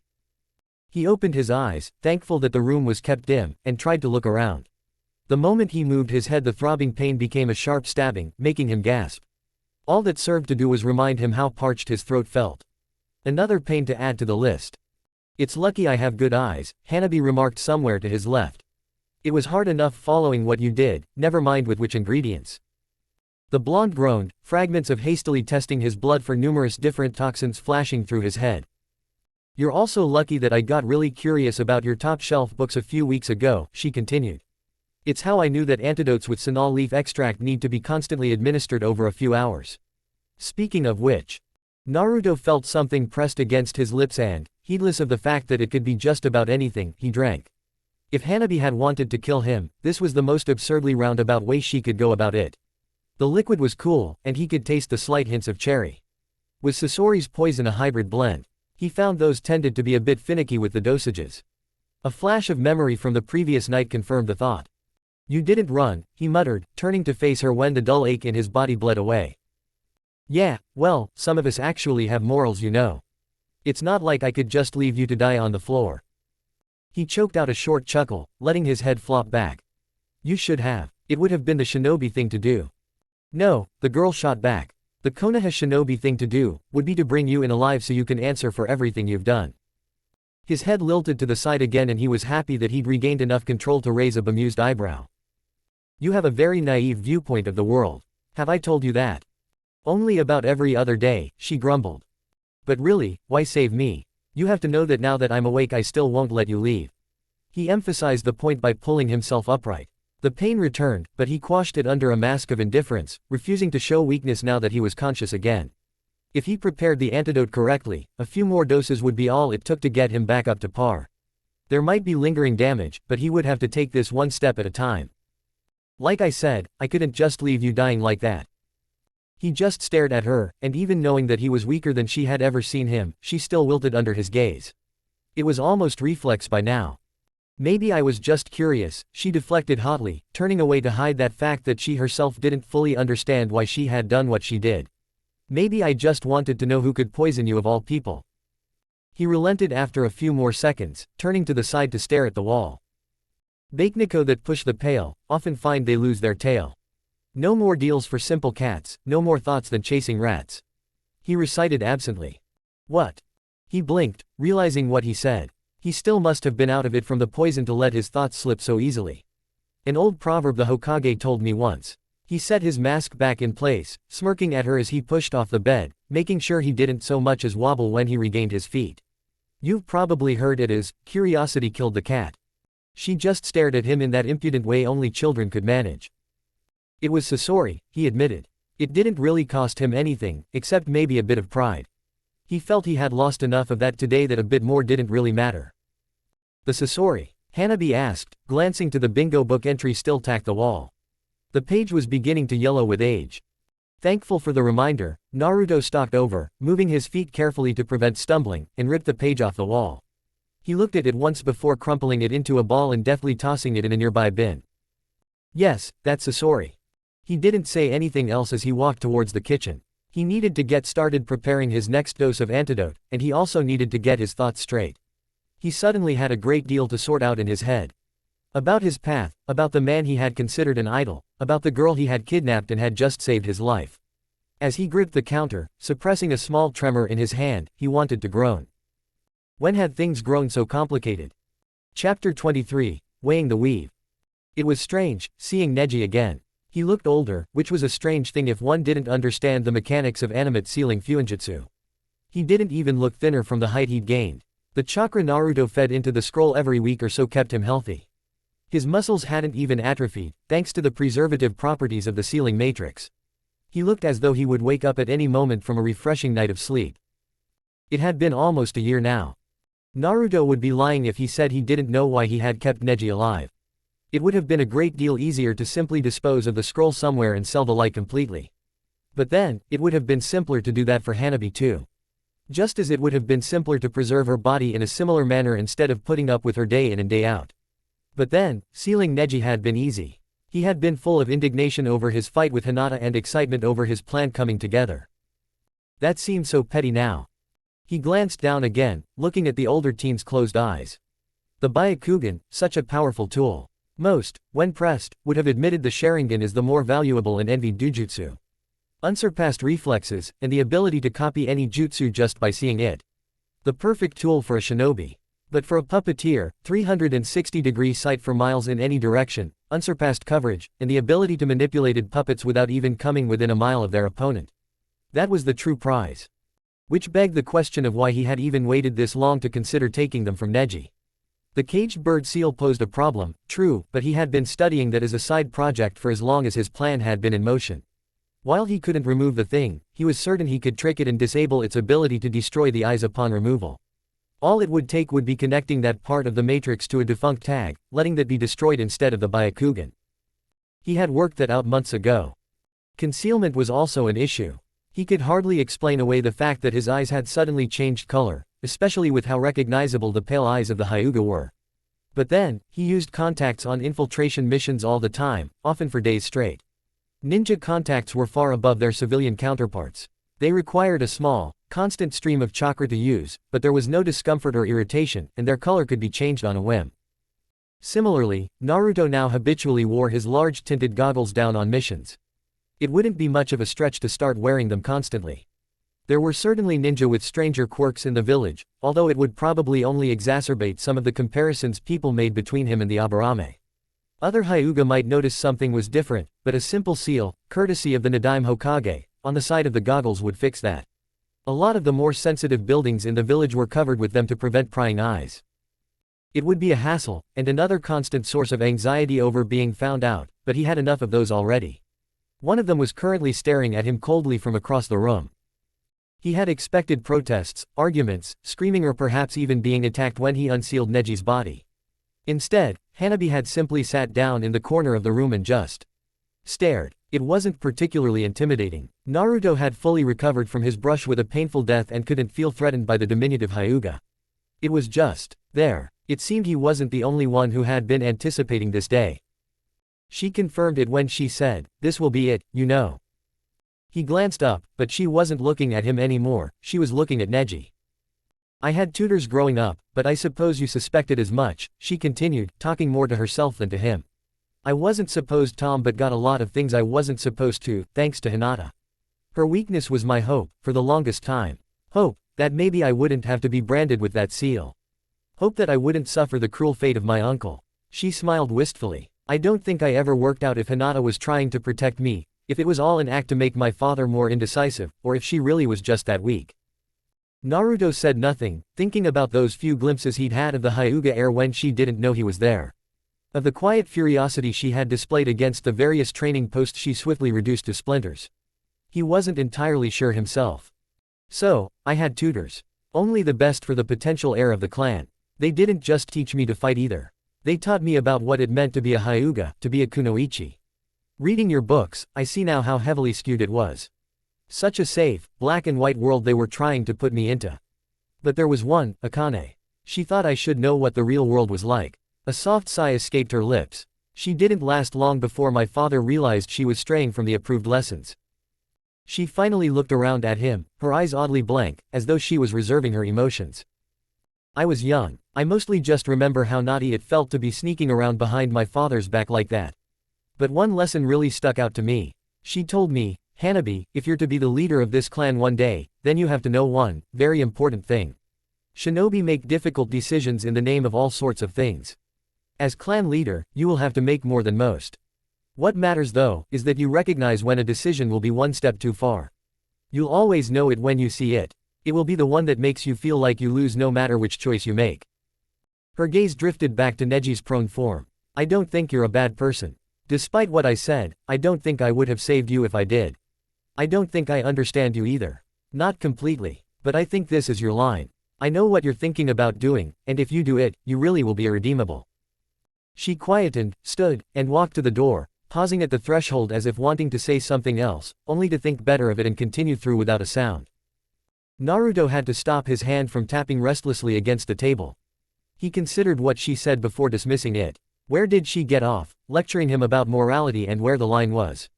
She didn't know what he'd been through. She couldn't even see the line. He was a shinobi, a killer, someone who did whatever he had to do. So why did he have to do this? He shook his head of the thought. It was obvious, wasn't it? Sasori proved just how weak he really was. He skirted death that day and he needed every advantage he could grab if he wanted to avoid doing so again. He didn't think he was particularly afraid of death. It was something you made peace with eventually in his profession. Still, he didn't want to die yet. There was a lot more he wanted to do. There was a lot more he wanted to know. How far could he push his craft? What could the Kyuubi's chakra do for him? Would people ever recognize him for who he was, instead of what he contained? No, he wasn't dying yet. The Byakugan was just another advantage. A tool. He had plenty of those, so how would one more push him over the line? Besides, Neji was a lost cause anyway. Before Naruto captured him, the teen had been walking across the thinnest ice imaginable. Did people think there would be not consequences for what he did to Hinata? It was only the public nature of the incident that prevented the Hyuga from killing him on the spot. No, the clan had been biding their time, waiting for the right opportunity to remove him. It had been a long time coming anyway. His very existence was a slight to the status quo. Such a prodigal branch member only stirred up the already simmering resentment from that side of the family. What he did to Hinata was simply the last straw. The elders of the clan finally had their justification. If anything, Naruto had prolonged the teen's life. In a way, he would even be freed from the caged bird seal. It's what Sasori would do. That brought his train of thought to a screeching halt. It was what Sasori would do, wasn't it? Except, he had met Sasori, only to find the man painfully lacking. The idealized vision he had, a prodigal puppeteer, misunderstood by his village, going off alone to strike his own path, was irrevocably shattered by that confrontation. But there was something to learn from it too. He had to make his own path, as he had done all those years ago. He had to be the kind of puppeteer he wanted to be, not just some pale imitation of some fantasy ideal from his childish imagination. This is what Sasori would do. But was it something he wanted to do? He was broken from his thoughts by the buzz of his perimeter seal, informing him somebody was at the door. No doubt a mission request. He had been getting more than a few of those since rising to Junin. He gave one last look at Neji's body before sealing it back up and walking out. On the way, he passed Hanabi. She refused to meet his gaze, quietly going through one of her family's kata. It caused something to twist in his stomach, making him scowl. He put the whole thing out of his mind for now. Something to think on when he didn't have a mission. He wasn't happy to be back in the blistering heat of Keisa's great desert. Even less happy to be there on Suna's behest. The village was scrambling to make up for their puppet corps, egregious and insubordinate actions, outside of official sanction. He had to scoff at the thought. He was certain that the only egregious action in their eyes was the fact that they had failed. Still, he wasn't worried about betrayal in this case. Suna was already walking a tightrope here. One more indiscretion like that and the Hokage wouldn't hesitate to retaliate in full. The Kumo situation was just beginning to stabilize, so he would have no qualms turning the full might of Konoha's military on their tenuous ally. A kind man the Sandaime may be, but a leader okay with being seen as weak, he was not.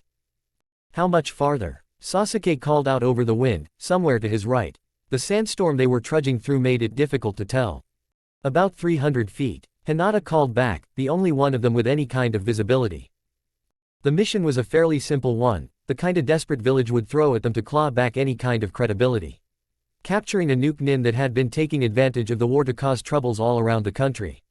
The tenuous link they had used to bring Naruto into it was the fact he was a puppeteer.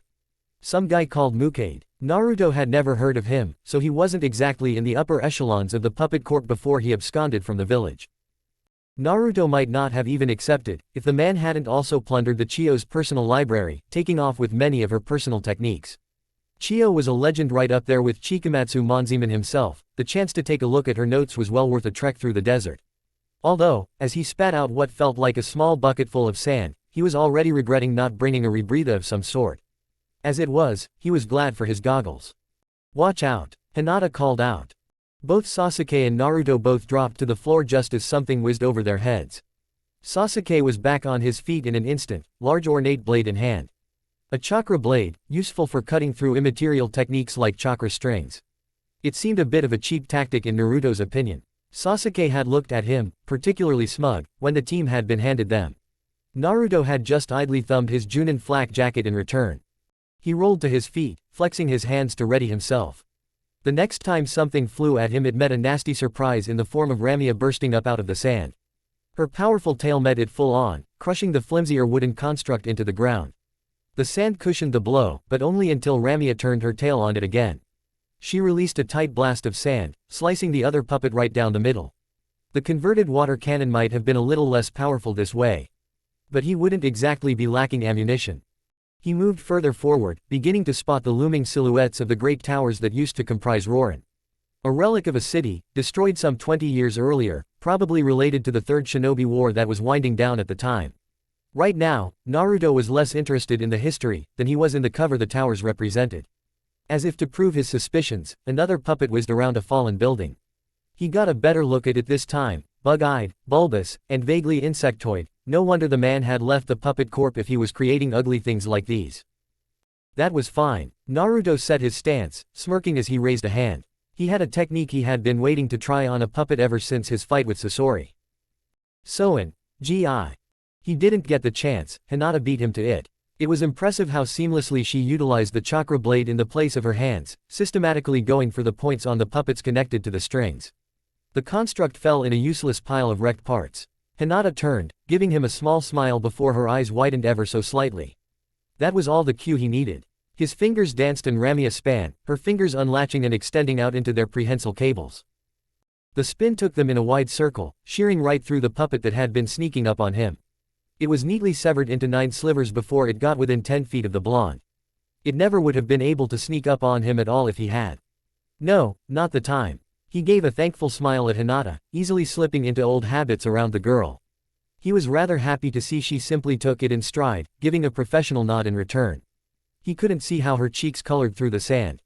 "If you two are done flirting," Sasuke muttered as he ran past, only exacerbating the issue. The strings led this way. The three raced through the ruins, wary for another ambush, but it appeared Mukade had either run out of puppets, or didn't think it worth fighting them. His reason for coming to Roaring was unknown, but the Sandame suspected it had something to do with an old source of sealed chakra held somewhere in the ruins. What the man would do with it was unclear. It was probably for the best he didn't all the same. Usually these great and ancient powers were sealed for a reason. They tracked the rogue puppeteer to an underground passage that eventually opened up into a cavernous chamber. It was an impressive structure, surviving the destruction of the city mostly intact. A thin stone bridge crossed an enormous depression into the earth that stretched down farther than the light could illuminate. It connected to a small island at the center of the hole, where Mukade stood over a very familiar-looking tri-pronged kunai. "Stop him," Naruto called to the other two, already sprinting forward. He would be the only one who understood what that innocuous kunai represented. There were few people that the blonde implicitly respected, the Yondaime Hokage was one of them. If the seal master of the last few decades had decided this power needed to be locked away, then it did. Removing that kunai now. "You're too late, Konoha-nin. Soon the power of the Ryumyaku will be mine, and I'll be truly unstoppable." The thin, emaciated man with wild brown hair reached down and grasped the kunai. Immediately, the seal matrix surrounding it began to twist and writhe, peeling off the floor as the individual kanji slithered up onto the man's body. In moments, his skin had been turned into a tapestry of ink, glowing with unrestrained power. Something at his feet opened up as the kunai was finally pulled free, a blinding light filling the room. It was no flash though, the wall of pure energy only seemed to expand, racing towards Naruto even as the blonde began to turn. It was too fast. He was swallowed in an instant, surrounded on all sides by burning white light. Something brushed his hand and a distant voice called his name before. Nothing. Damp grass and a girl. Singing. It was a curious thing to wake up to considering where he had just been. Speaking of which, where was he? He opened his eyes and found himself looking up at a large cavern roof, but not the one they had found Mukade in. Round glass skylights broke up the weathered rock, and when he glanced around he found himself surrounded by thick, curving stalagmites, like big rocky teeth. It was like someone had transposed a forest clearing deep underground, complete with flowers and butterflies. It was all very fairy tale, and it made Naruto wonder if he was dreaming, or it was some kind of illusion. Of course, he had never had a dream this lucid before, and he had already cycled his chakra 5 times without anything changing, so wherever he was, it was real. Tilde Wakitachi Taru Omoi, Momoribeki Ryu no Michi yo tilde, the girl continued singing. He looked around and saw it was a girl maybe a little older than himself with long red hair, looped into 2 long bangs brushing her shoulders before falling down her back in a hastily tied ponytail. Tilde Shiraha Sasu Sora wo Aogi. Suna, K's, Arabu Tomo tilde. Her song was clearly a lullaby, although not one he recognized. He almost felt bad for interrupting. "Excuse me," he called, opting for his usual routine when talking to civilians, sheepish charm, until he better understood his situation. The girl looked up sharply, startled. She took one look at him before jumping down off the stone she had been sitting on and racing towards the door. He jogged after her, curious about the reaction. It wasn't hard to keep up with her considering she clearly didn't know how to use chakra. The moment she passed through an opening in the door though, he paused. 2 shadowy figures waited just down the flight of stairs. The moment the girl passed them they looked up and Naruto was shocked to notice they were puppets. They flew through the air towards him and he hastily raised a hand, but it proved pointless. The moment they tried to cross the threshold into the cavern, some kind of barrier lit up. They fell apart like broken toys, scattering on the ground around his startled form. The moment of hesitation allowed the girl to turn the corner and get away, the portal in front of him closing up with a thick stone door. Now thoroughly confused, he glanced around before looking up at the glass skylights. Shrugging, he quickly ran up the wall, and broke out. The sight that met him was awe-inspiring. Enormous spires rose around him, 2, 3 times taller than any building he had ever seen before.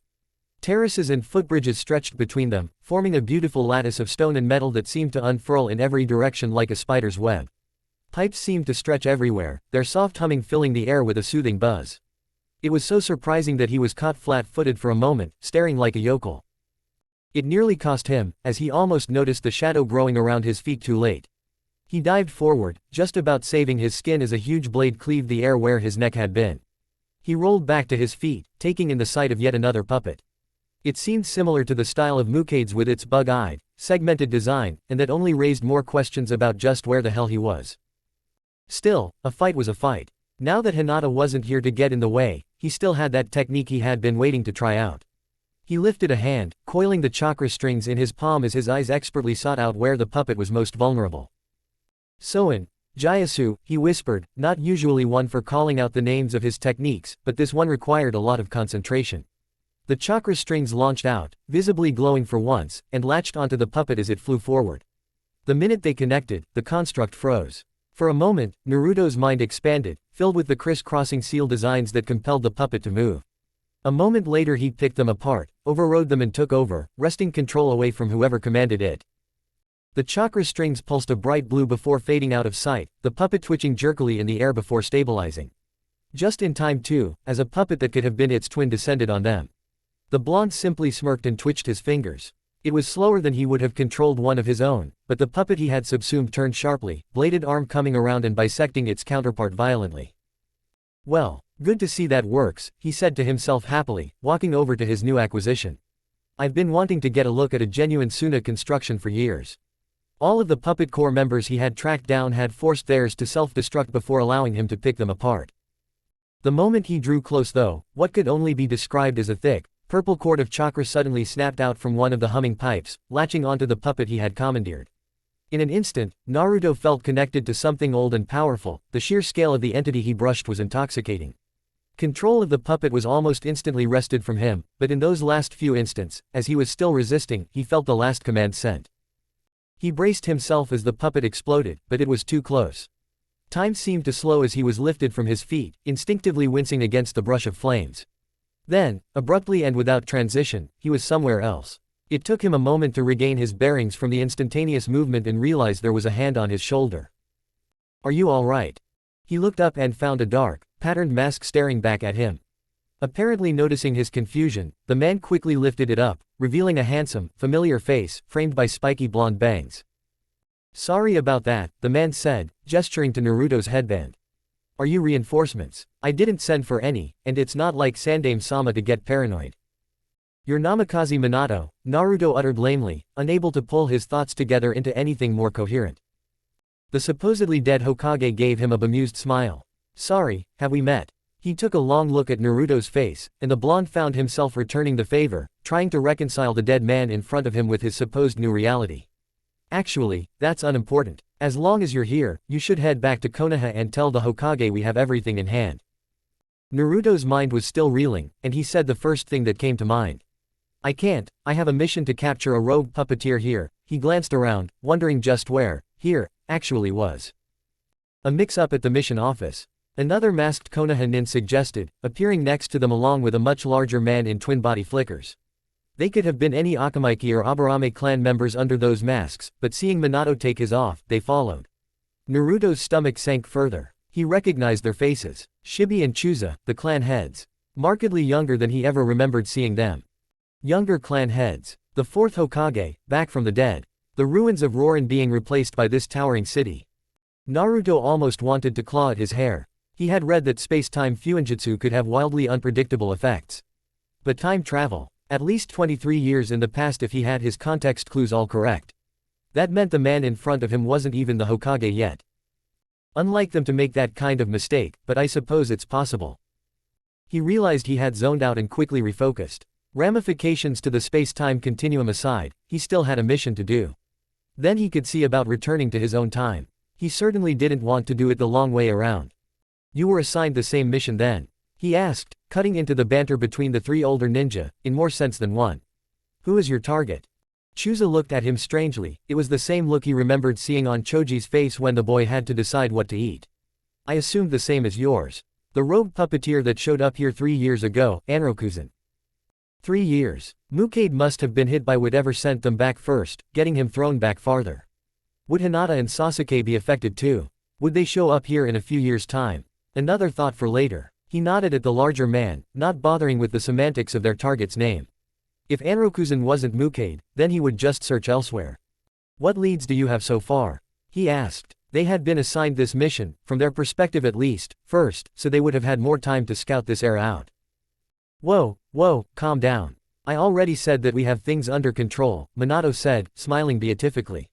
Naruto remembered reading about the man's famous charisma. It was strange, experiencing it firsthand. Not to mention how damn familiar the man's face seemed. As your super, he trailed off, noticing the dark green of Naruto's flak jacket. As the first team to respond, I'm recommending you return to Konoha and update the Hokage that we have things under control. Damn war, Chusa grumbled from behind them, having also taken note of the teen's advanced rank. With all due respect, Naruto countered firmly. We both have a mission here. Things can only work smoother if we cooperate. Minato seemed ready to argue, but apparently something he saw in Naruto made him reconsider. Alright, we've only been here a few hours ourselves, the extra set of eyes wouldn't hurt.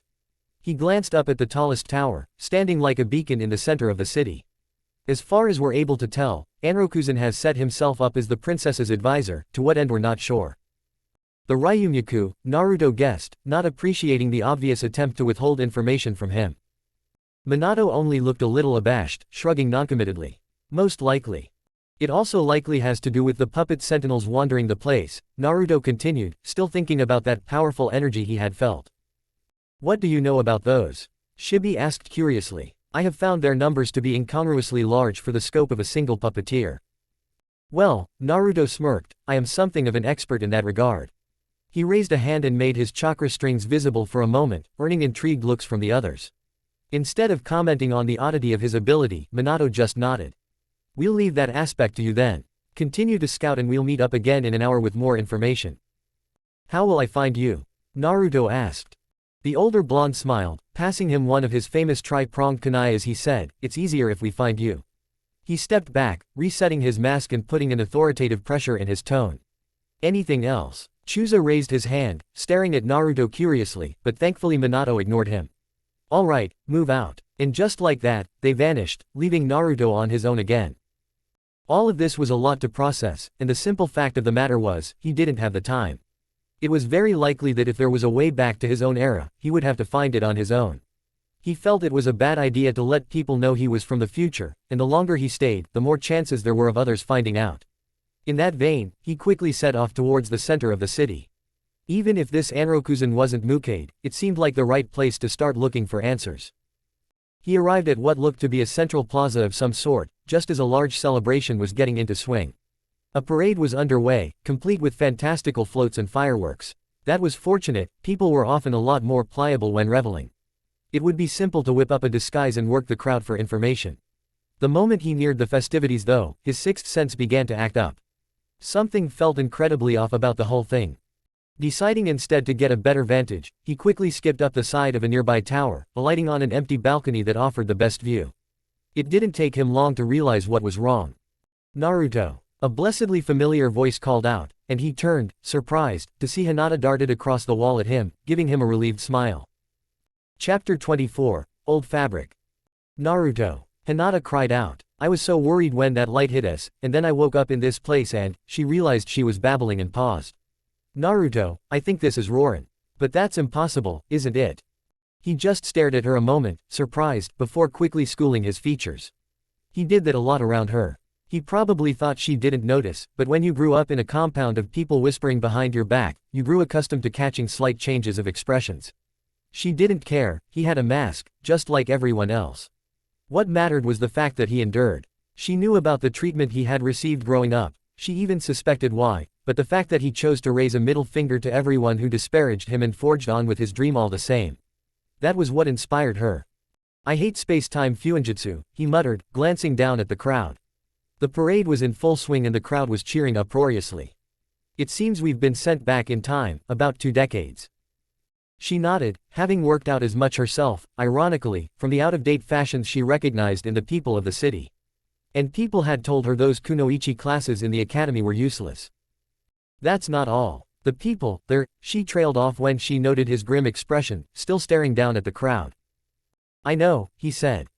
With her Byakugan active, as it had been since she woke up in this strange place, it was all too obvious that the crowd below was entirely fake, just a bunch of puppets going through the motions of celebration. It's the pipes, she told him. To her eyes, they were blinding streaks of purple light, crisscrossing her vision like a glowing spider's web.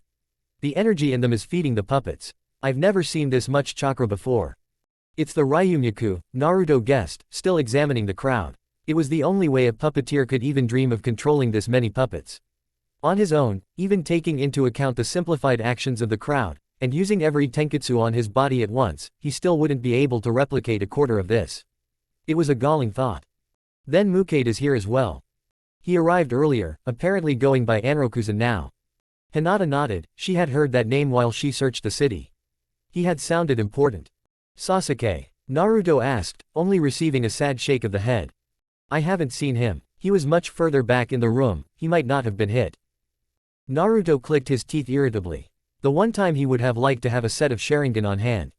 Sasuke's attention to detail could have been useful here. He quickly caught Hinata up on what he had seen so far, including the puppet sentinels and his meeting with the other Konoha team. As the two were discussing what to do next, the fake crowd surged with cheers, drawing their attention up to a high balcony on the tallest tower in the city. That must be the princess, Hinata said, squinting slightly to focus her Byakugan. Lacking her visual prowess, Naruto settled for scanning the crowd again, looking for any clues in the puppet crowd that might tell him something about the kind of puppeteer Mukade was. 3 years was a long time to train, so if he was Anrokuzen, there was no telling how much more capable he had become. Because he was looking away, he was caught off guard when Hinata suddenly leapt from the balcony. He turned just in time to spot her catching a figure falling through the air. He cursed under his breath. They had just been discussing how much of an impact they could have on history if they weren't careful. Muttering under his breath about soft-hearted girls, he took off after her, catching up just as she was setting the other girl down. He simultaneously realized it was both the princess and the girl he had seen earlier in the underground cavern. You, they both said at the same time. Why did you run? What do you want with me? They said, again speaking over one another. Narrowing his eyes, Naruto spoke quicker. Maybe you shouldn't be concerned with us, when apparently somebody is trying to kill you. The young teen just sneered at him. Don't be ridiculous, she said, before pointedly looking at Hinata. I'm very glad for your help, but I'm sure it was just an accident. Hinata quickly shook her head, having been quite bewildered by the hostile confrontation. No, I saw it quite clearly. The man behind you on the balcony pushed you. The girl seemed quite ready to dismiss Naruto, but Hinata's comment caught her off guard. Anrokuzen, that's absurd, he's my advisor. Has been since my mother died. He would never do anything to hurt me. It didn't take much for Naruto to put the pieces together. A young princess, guardian of an enormous power in the form of the Ryumyaku, a dead queen, a new advisor. Let me guess, he drawled. This Anrokuzen showed up, out of the blue, 3 years ago. Then, not long after, your mother died, leaving him as your sole caretaker.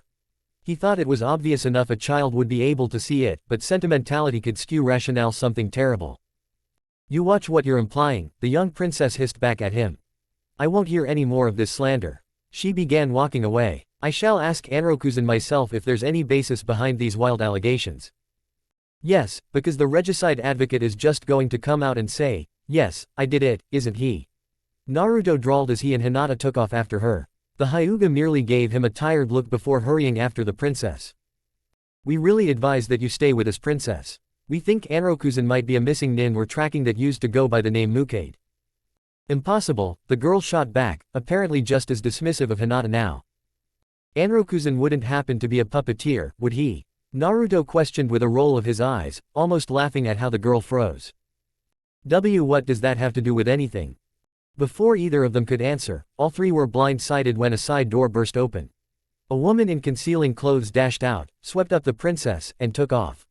It was only the suddenness of it all that allowed her to gain even a little distance on the two shinobi, as it was painfully obvious she was no ninja herself, despite the cliched attire. Using chakra, the two Konoha nin caught her all too easily, Hinata grabbing the princess from her shoulder and Naruto tackling her to the floor, holding a kunai to her throat. Who are you, and why are you going after the princess? He asked brusquely, in a cold, emotionless tone that he preferred for the few interrogations he had presided over. Wait! A new voice called, as yet another strangely garbed woman burst from the room the would-be captor had been heading towards. Don't hurt her. This one was decidedly chunkier, with a large, prominent snaggletooth and wide, weepy eyes. Definitely not shinobi then. No ninja he had seen could so convincingly pull off the, out-of-their-depth civilian, this well. The newcomer was followed by a small group of hesitant, nervous women, all in that same, ridiculous fake ninja getup. He glanced down at the woman he was holding, noting the fact that she was quivering quite violently, before shooting a questioning glance at Hinata. The Hyuga could only shrug, befuddled. Rolling his eyes, he released the woman. She scrambled away from him, holding her throat. He might have been a tad overzealous with the kunai there, because a thin trail of red was leaking from between her fingers. Come here, he beckoned with a sigh. When the woman didn't move, he sighed and stepped closer faster than she could backpedal. Before she could even gasp in shock, he had pulled her hand away from her throat, coated his hand in warm, green chakra and held it up to the wound. What are you? She paused as she felt the sting of the cut fade. When Naruto took his hand away, there was just clean, unbroken skin, only marred by a little splash of blood. He offered her a small cloth for that as well. Oh, thank you. There was a long, awkward pause amongst a mixed crowd, tension hanging in the air like thick soup. At least until Hinata bopped Naruto on the back of the head lightly. You could have been a bit politer, Naruto-kun.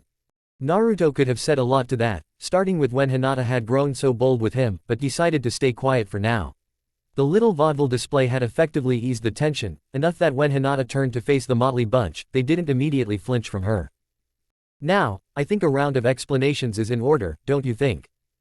In the end, it turned out to be far from any grand conspiracy. They were just desperate women, hoping for some answers from their apparently absent and aloof princess. Sarah, as the two Konoha nin learned her name was, denied this, but the evidence was damning. Over time, more and more of the city's men had been taken from their homes, from their families, to work as slaves beneath the city, pumping out Anrokuzen's army of production line puppets. When Sarah, previously a symbol of hope and joy for her people, had been seen to do nothing, authorizing it even, the remaining women had grown desperate. But it was clear that this was no trained militia. They were just people, hopelessly out of their depths. If they were to try and seriously fight back against Anrokuzen, they would be slaughtered. I can't believe this, Sarah denied furiously. How can you say my people are being stolen? Did you not see that crowd out there? Puppets, Naruto supplied, earning a cold look. Yes, you would say that. How do I know this is not some ploy of yours to steal me away and hold me for ransom? He was about to tell her that if he wanted to kidnap her, she would have never seen him coming, but, apparently anticipating this, Hinata placed a hand on his arm.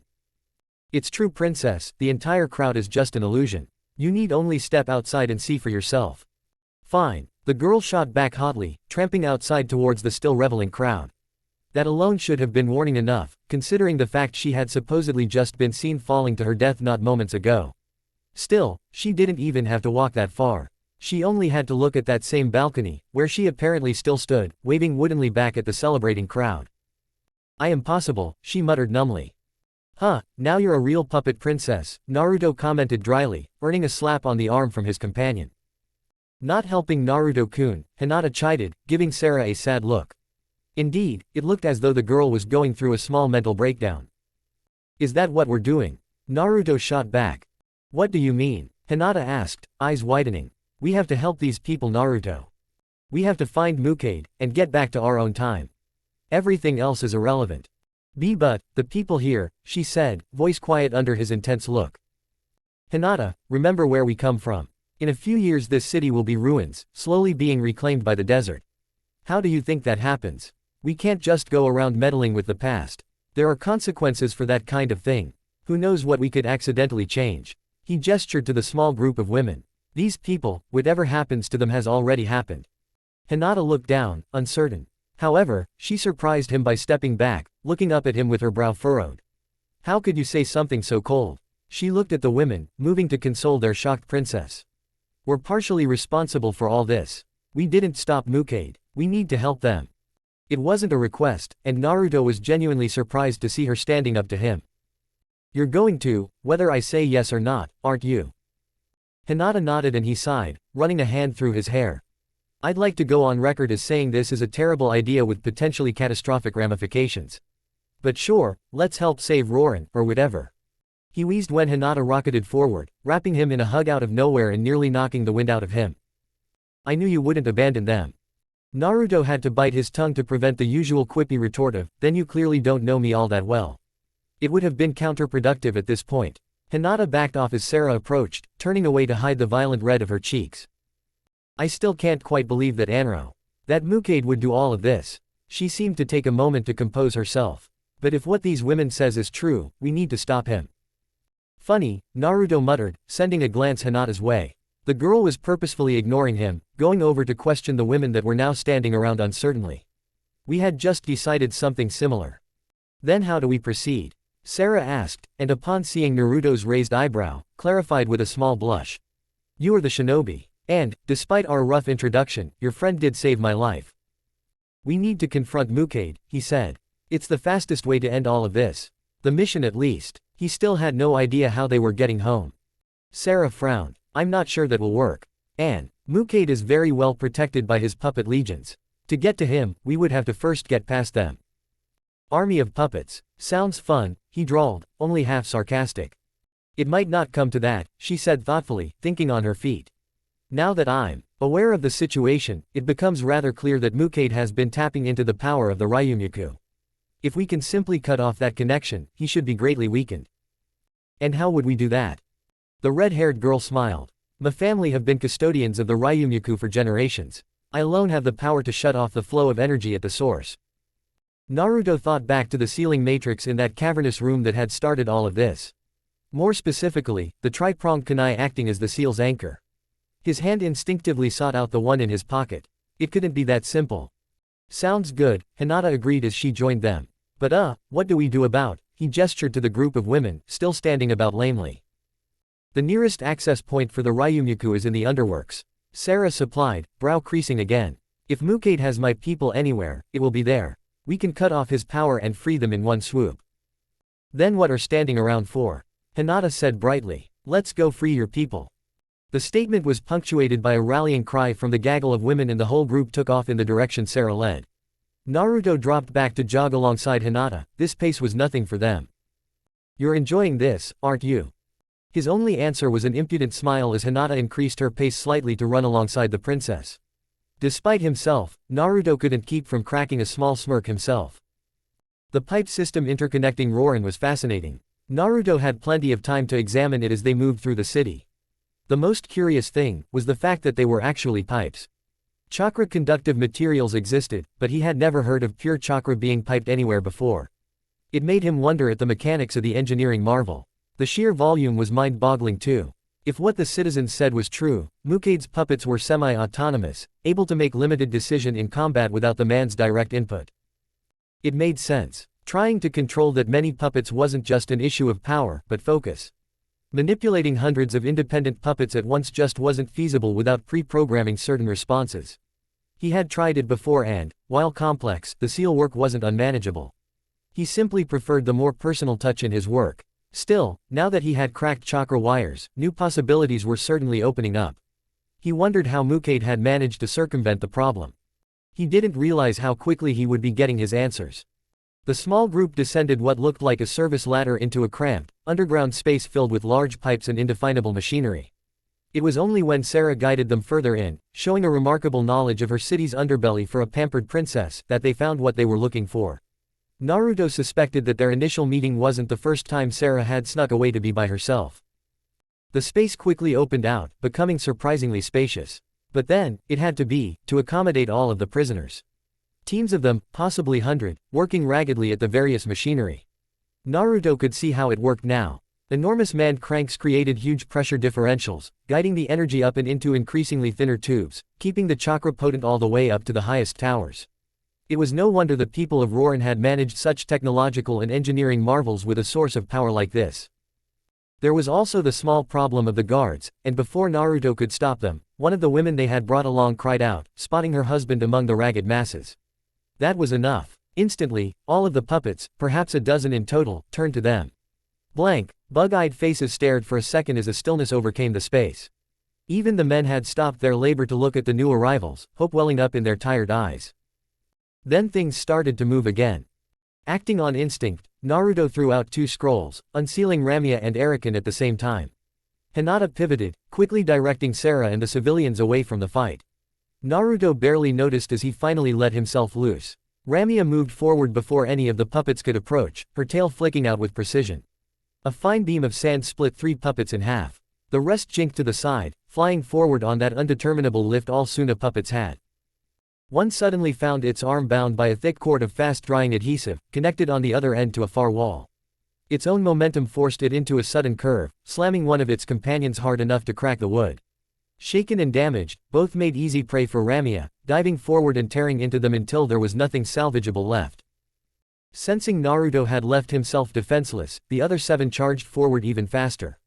One was caught in webbing as Arakan re-emerged from the shadows, but the others made it through. Arakan abruptly went limp and Naruto shot out a hand. Suddenly, one theirs was no longer friendly. It spun, arm falling away to reveal a collapsible buzzsaw. Taken by surprise, 2 more were reduced to kindling in an instant. With a twitch of his fingers, the one he had taken control of exploded outwards in a brilliant fireball, taking the 11th out with it. The last didn't even get to see what Naruto had in store for it, going limp and falling apart before it got close. The blonde blinked, glancing at the chakra blade vibrating in the wall, then back at Hinata. He wasn't sure who was more surprised. All of it happened in less than 10 seconds, leaving the civilians stunned. Thankfully, Sarah rallied faster than most. "Come on," she called, leading the women down to the prisoners. They began systematically freeing them off their bonds while Hinata and Naruto kept a wary eye for reinforcements. Suspecting this would take some time, Naruto moved over to one of the assembly lines.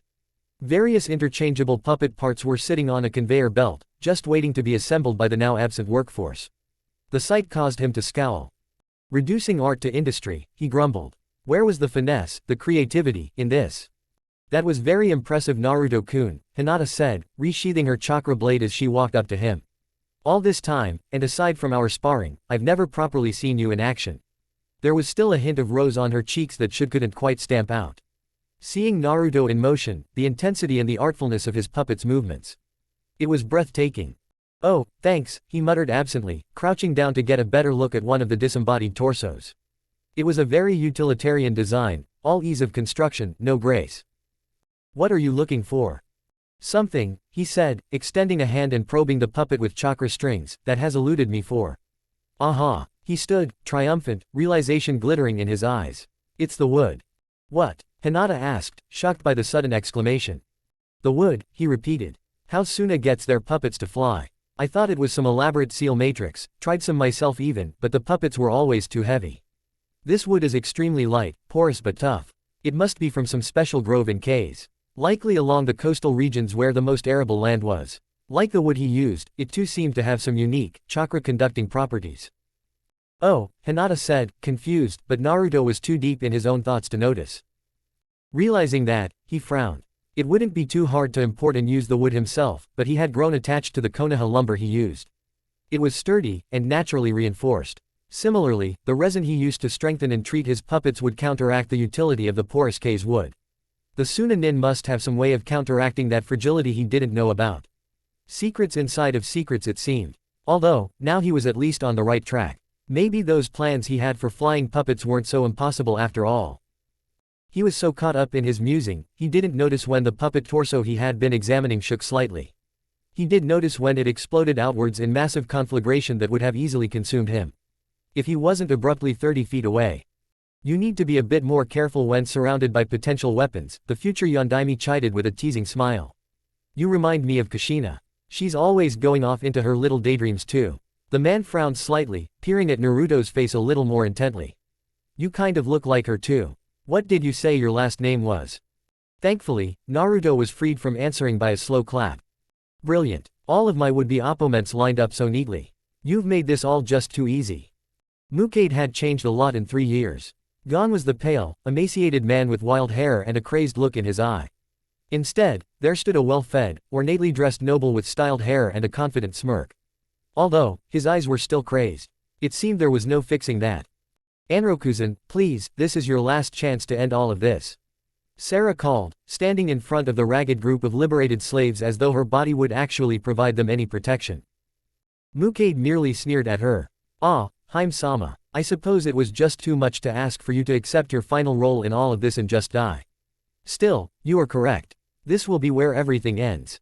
He raised a hand and, instead of connecting to any of the puppet parts lying around, shot his chakra strings into one of the many pipes running through the underworks. Hundreds of barely visible purple threads crisscrossed the room, connecting to the countless inactive puppets just lying around. They seemed to pull themselves together, as if stitched by some great invisible hand. Mukade had instantly generated himself an army, and proceeded to immediately point it at the gathered civilians. "It seems my workforce has also outlived their usefulness," the man stated with a cold smile, moving his hands slightly. The moment he did, the entire puppet horde turned their attentions on the recently freed prisoners, charging forward. Buben Baika no Jutsu. An enormous hand suddenly expanded into the room, nearly filling the limited space. With a simple sweep, it caught more than half of the entire army, flipping over and brutally crushing it into the ground. Haijutsu, Taiju Mushidama, a more even voice called, and the puppets that hadn't been crushed in Chusa's palm stopped midair, shuddering violently. One by one they began to fall apart, hundreds upon thousands of bugs crawling out of their bodies. Naruto made a mental note to bug-proof his puppets in the future, before turning his sights on Mukade. The man seemed nonplussed by the eradication of his puppet army. It quickly became obvious why when he extended his hand and connected to the pipes again. He simply intended to do it again. The modular design of his puppets became clearer. Unless completely crushed, and the individual parts destroyed, somebody with his power could simply pull them back together.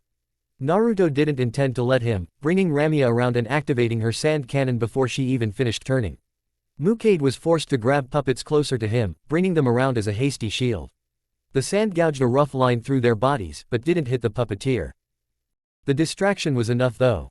Minato appeared behind the man in a yellow flash, a shrieking orb of pure energy held above his palm.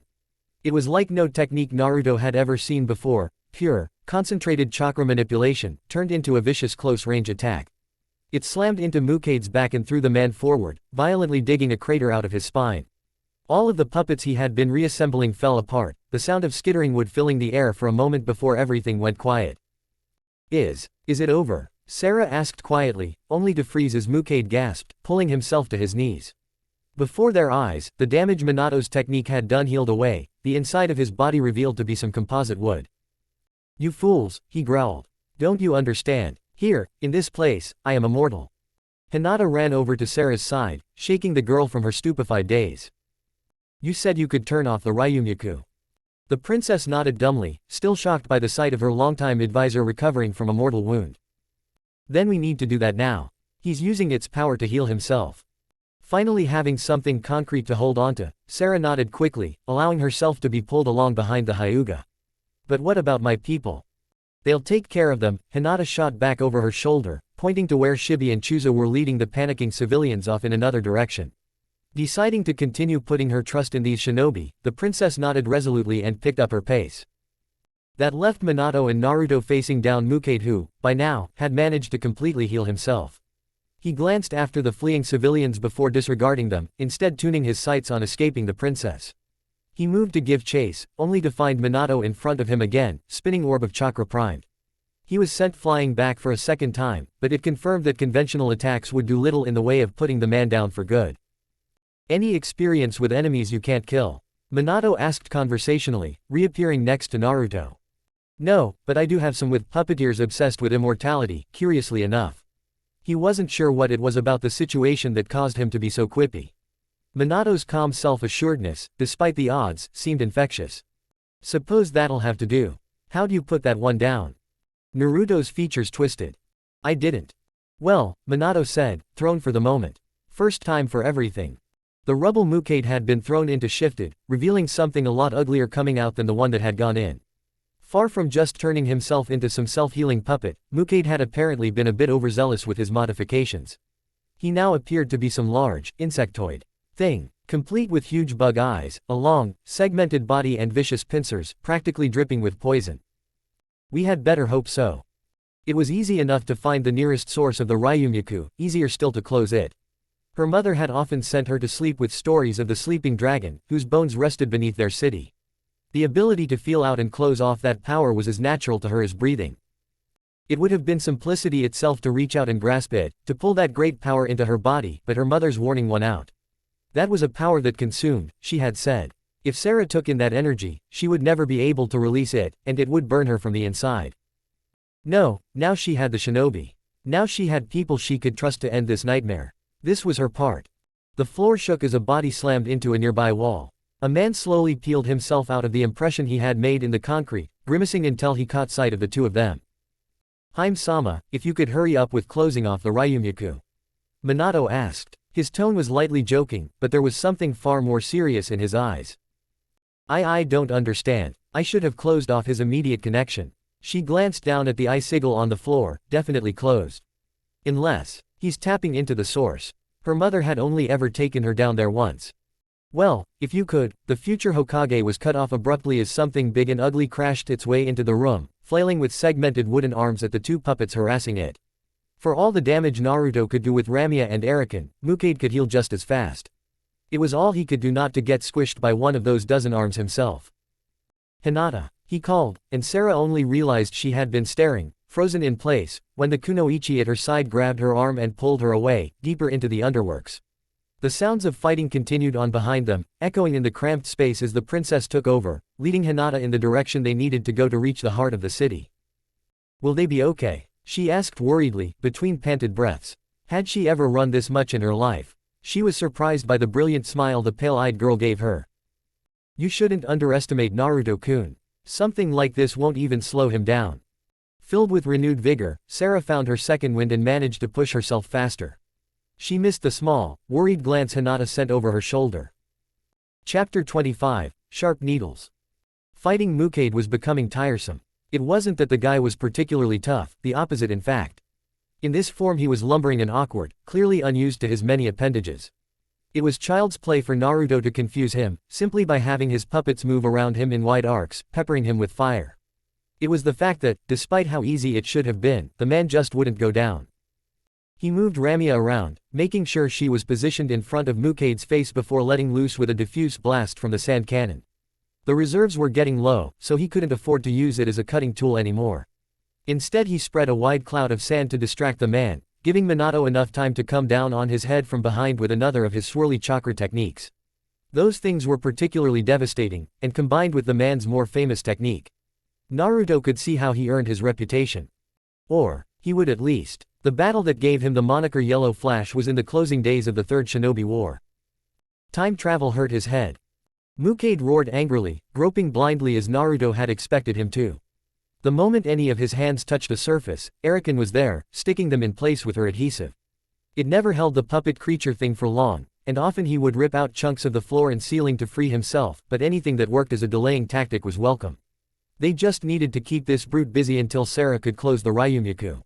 Then he would be vulnerable and Naruto could repay this irritation tenfold. "You pests," Mukade called, ripping one of his arms free of the hand, although irritatingly regenerating it moments later, and slamming down hard on the floor, or growing to be a nuisance. The entire room shook, bits of loose masonry and machinery falling around them. Naruto was forced to dodge out of the way of a chunk of stone and was blindsided by one of Mukade's factory-made puppets. Luckily, Minato was a lot nimbler than he was and was already there, crushing the wooden construct with his technique.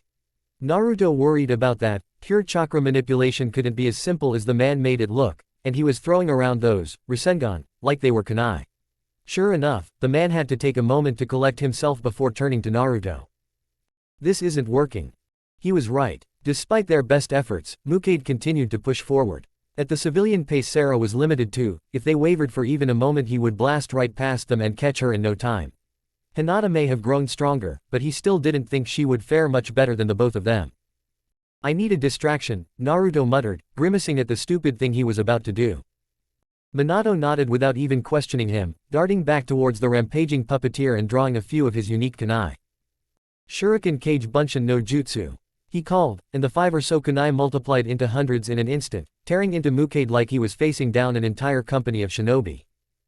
It was perfect. The moment the man-puppet thing reeled back in pain and anger, Naruto threw his hand forward, latching on with every chakra string his could conjure. "Soen, Jyasu." His arm tensed as he felt the immediate backlash. There it was again, the immense pressure of the Ryumyaku, fighting against his technique. The bright blue lines of his strings started to shift, infected by that purple energy that slowly crept back down towards him from Mukade. The insect-looking man, still mostly immobilized from Minato's barrage, grinned spitefully. "You fool. You think you could overpower me? I have the power of a dragon coursing through my veins." Naruto said nothing, couldn't, he was concentrating too hard. One part of his mind focused on his technique, fighting the inevitable tide of the Ryumyaku. The other looked inwards, digging deep within himself and looking for that elusive spark of. His eyes widened as he cried out, flames of vicious, putrid energy rushing from his core. His whole body burned, pain seeping up into his chest, along his arm, down his fingertips. All of a sudden, his chakra strings turned bright orange, casting the room as if it were aflame. It met the energy of the Ryumyaku and pushed, driving the alien energy back towards Mukade. The puppeteer could only look on his shock and horror. He wasn't the only one. Naruto wasn't controlling this anymore. The Kyuubi's chakra seemed to have a mind of its own, did have a mind of its own. It whispered in his ear as that burn spread through the rest of his body, tinting the world a dark red. Kill, destroy, rampage, it whispered, and Naruto was terrified to note how enticing it all sounded, how good it would feel to simply let go and give over control to this noxious, intoxicating power. It was too much. Fighting off the Kyuubi and the Ryumyaku threatened to tear him in two.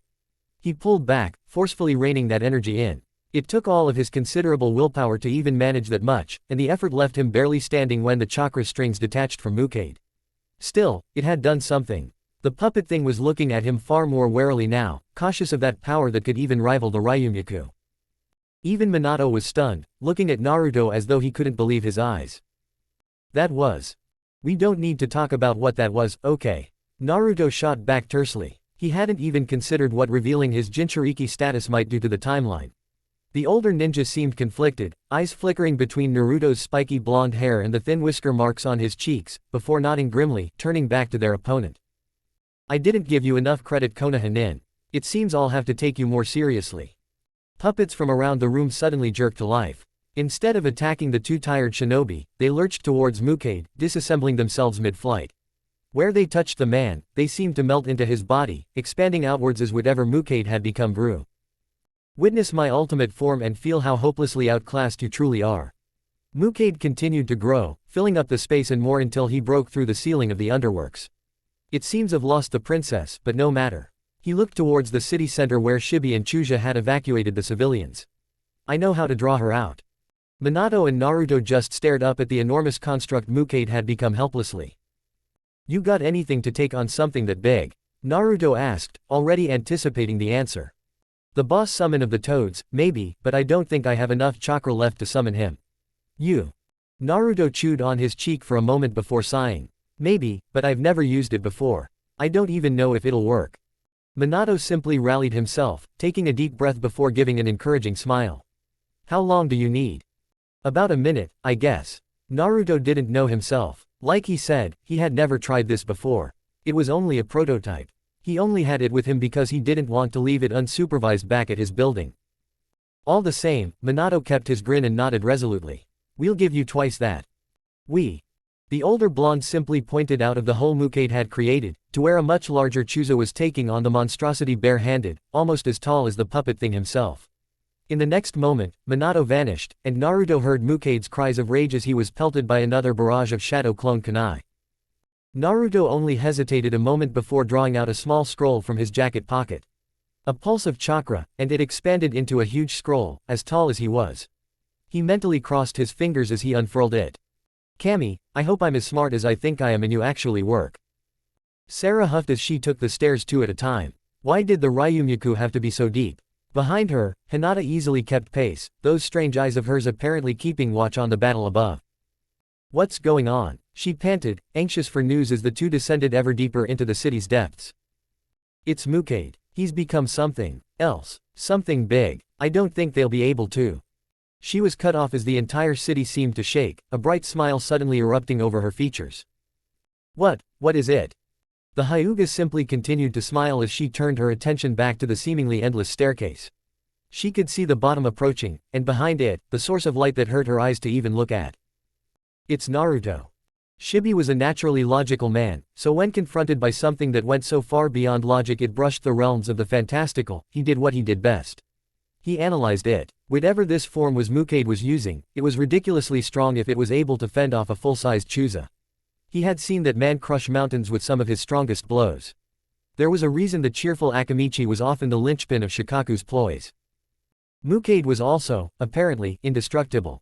He shrugged off all but the worst damage, and healed from that too. Chuza was fending him off for now as Shibi made sure to get the civilians to a safe distance, but soon his curry pill would wear off and he would be just as useless to the fight as Shibi himself was. It seemed like whatever energy comprised the Ryumyaku, his Kikaichu couldn't stomach it.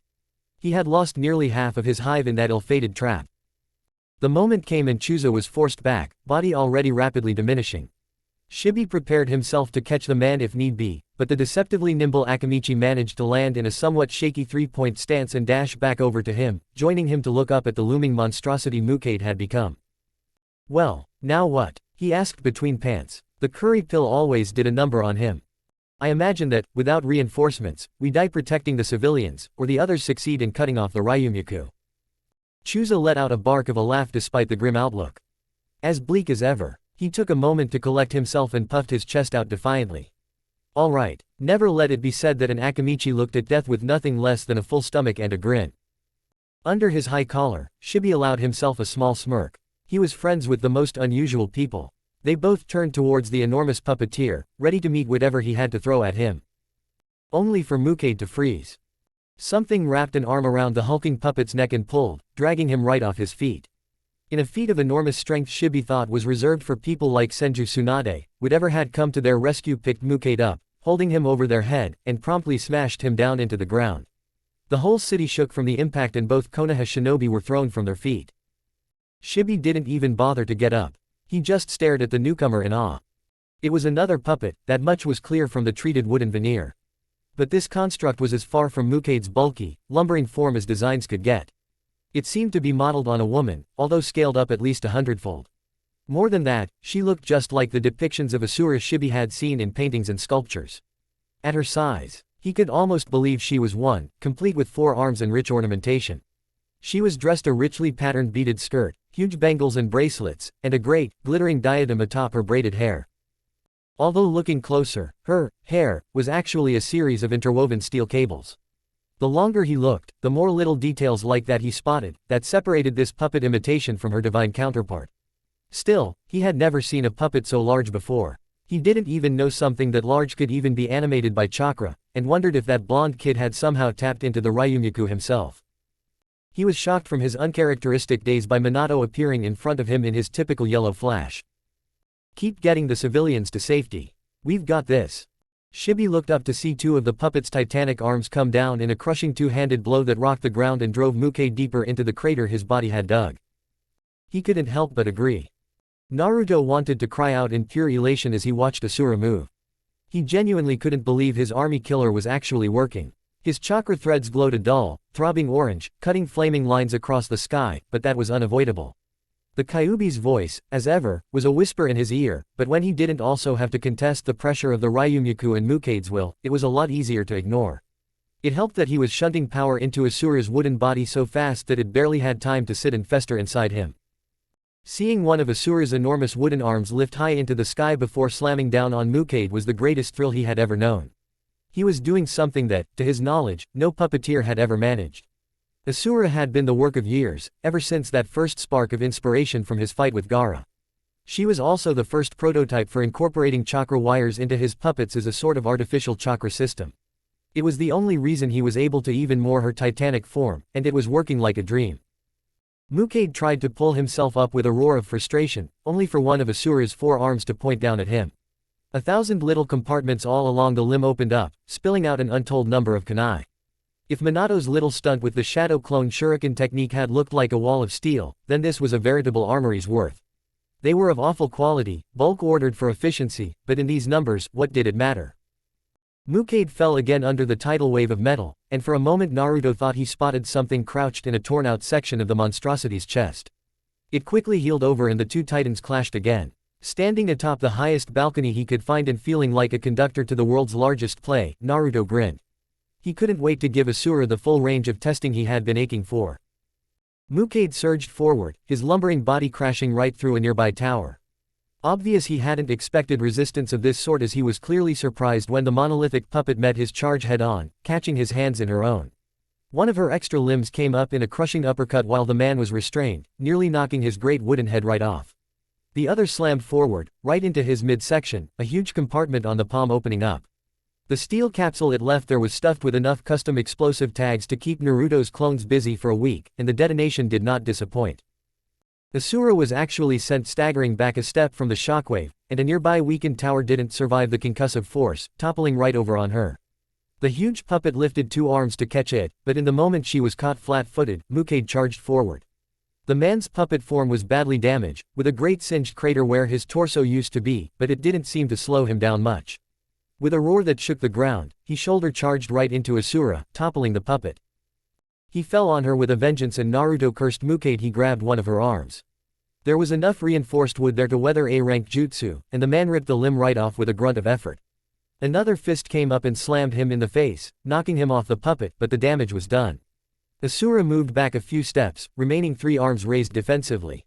All the while, Naruto grimaced as he fought to coordinate something he had only theorized before. He was slow, clumsy. Even his strongest efforts would eventually get whittled down if Mukade was allowed continued access to the Ryumyaku. Taking a deep breath, he focused, fingers dancing. Asura paused, 2 of her arms coming up. The watching shinobi couldn't help but gape as they saw what she was doing, her hands slotting together before coming apart again, faster as Naruto got into the rhythm of it. On the ground, Chuja gaped. He can't be serious. Habi, Hitsuji, Suru, Ino, Uma, Tora. Kaden. Gokaku no Jutsu, Naruto muttered, face twisted in concentration as Asura raised a hand to her mouth in the tiger seal. Everyone in the area felt the sudden pressure of an enormous mass of chakra being molded. There was a flicker of orange at Asura's mouth, but at the last moment she reeled back, something exploding in her chest. Instead of flames, smoke billowed from her mouth and she now listed slightly to the left. From his vantage point Naruto cursed again. He supposed it was too much to ask that would work first time, but it had been worth a go. He simply turned his attention back to keeping Mukade down the old-fashioned way, wondering how the girls were getting on. Damn it, Sarah cursed, slamming her hand on the unyielding stone that stood between them and the source of the Ryumyaku. Why now? The entrance had sealed the moment she approached, the thin slit in the stone that was obviously some kind of keyhole taunting her. Her mother had never mentioned any kind of key. Wait, Hinata muttered, examining the stone and then the chakra blade at her hip. Her Byakugan was deactivated, this close to the source of Roran's power it hurt too much to even look at. It couldn't be. She stepped forward and placed the blade into the slot, her eyes widening when it fit perfectly. She immediately channeled chakra through the blade and felt something, but the door remained immovable as ever. Sarah immediately moved to help, placing her hand over Hinata's. The moment she touched it, the chakra surged out of the blade and through the door, lighting up the wall for a moment before it ground open, revealing the cavern beyond. Yes, come on, she called, already running forward. As they passed the threshold the cavern shook violently as another titanic tremor rocked the city. Hinata gave a worried look up as they jogged. Just a little longer Naruto-kun. It was a lot harder controlling Asura from the ground, but after Mukade had come after him, destroying his balcony vantage, he hadn't been offered much choice in the matter. He was beginning to flag, the slow burn of the Kyuubi's chakra beginning to wear on him. Maybe if he hadn't tried that fool stunt with the Jyasu, he may have been doing better, but in the end it wouldn't matter much anyway. They were mortal, their energy limited. Mukade didn't seem to suffer any such disadvantages. Asura was missing another arm now, not to mention the numerous gashes and rents along her body. She had been doing an admirable job, perfect even, for a prototype he had never expected to see real combat, but slowly, the damage was stacking up. Minato appeared next to him. The man had been running interference as best he could, diverting blows that would have crippled the puppet into simply damaging it, but even he was beginning to wilt.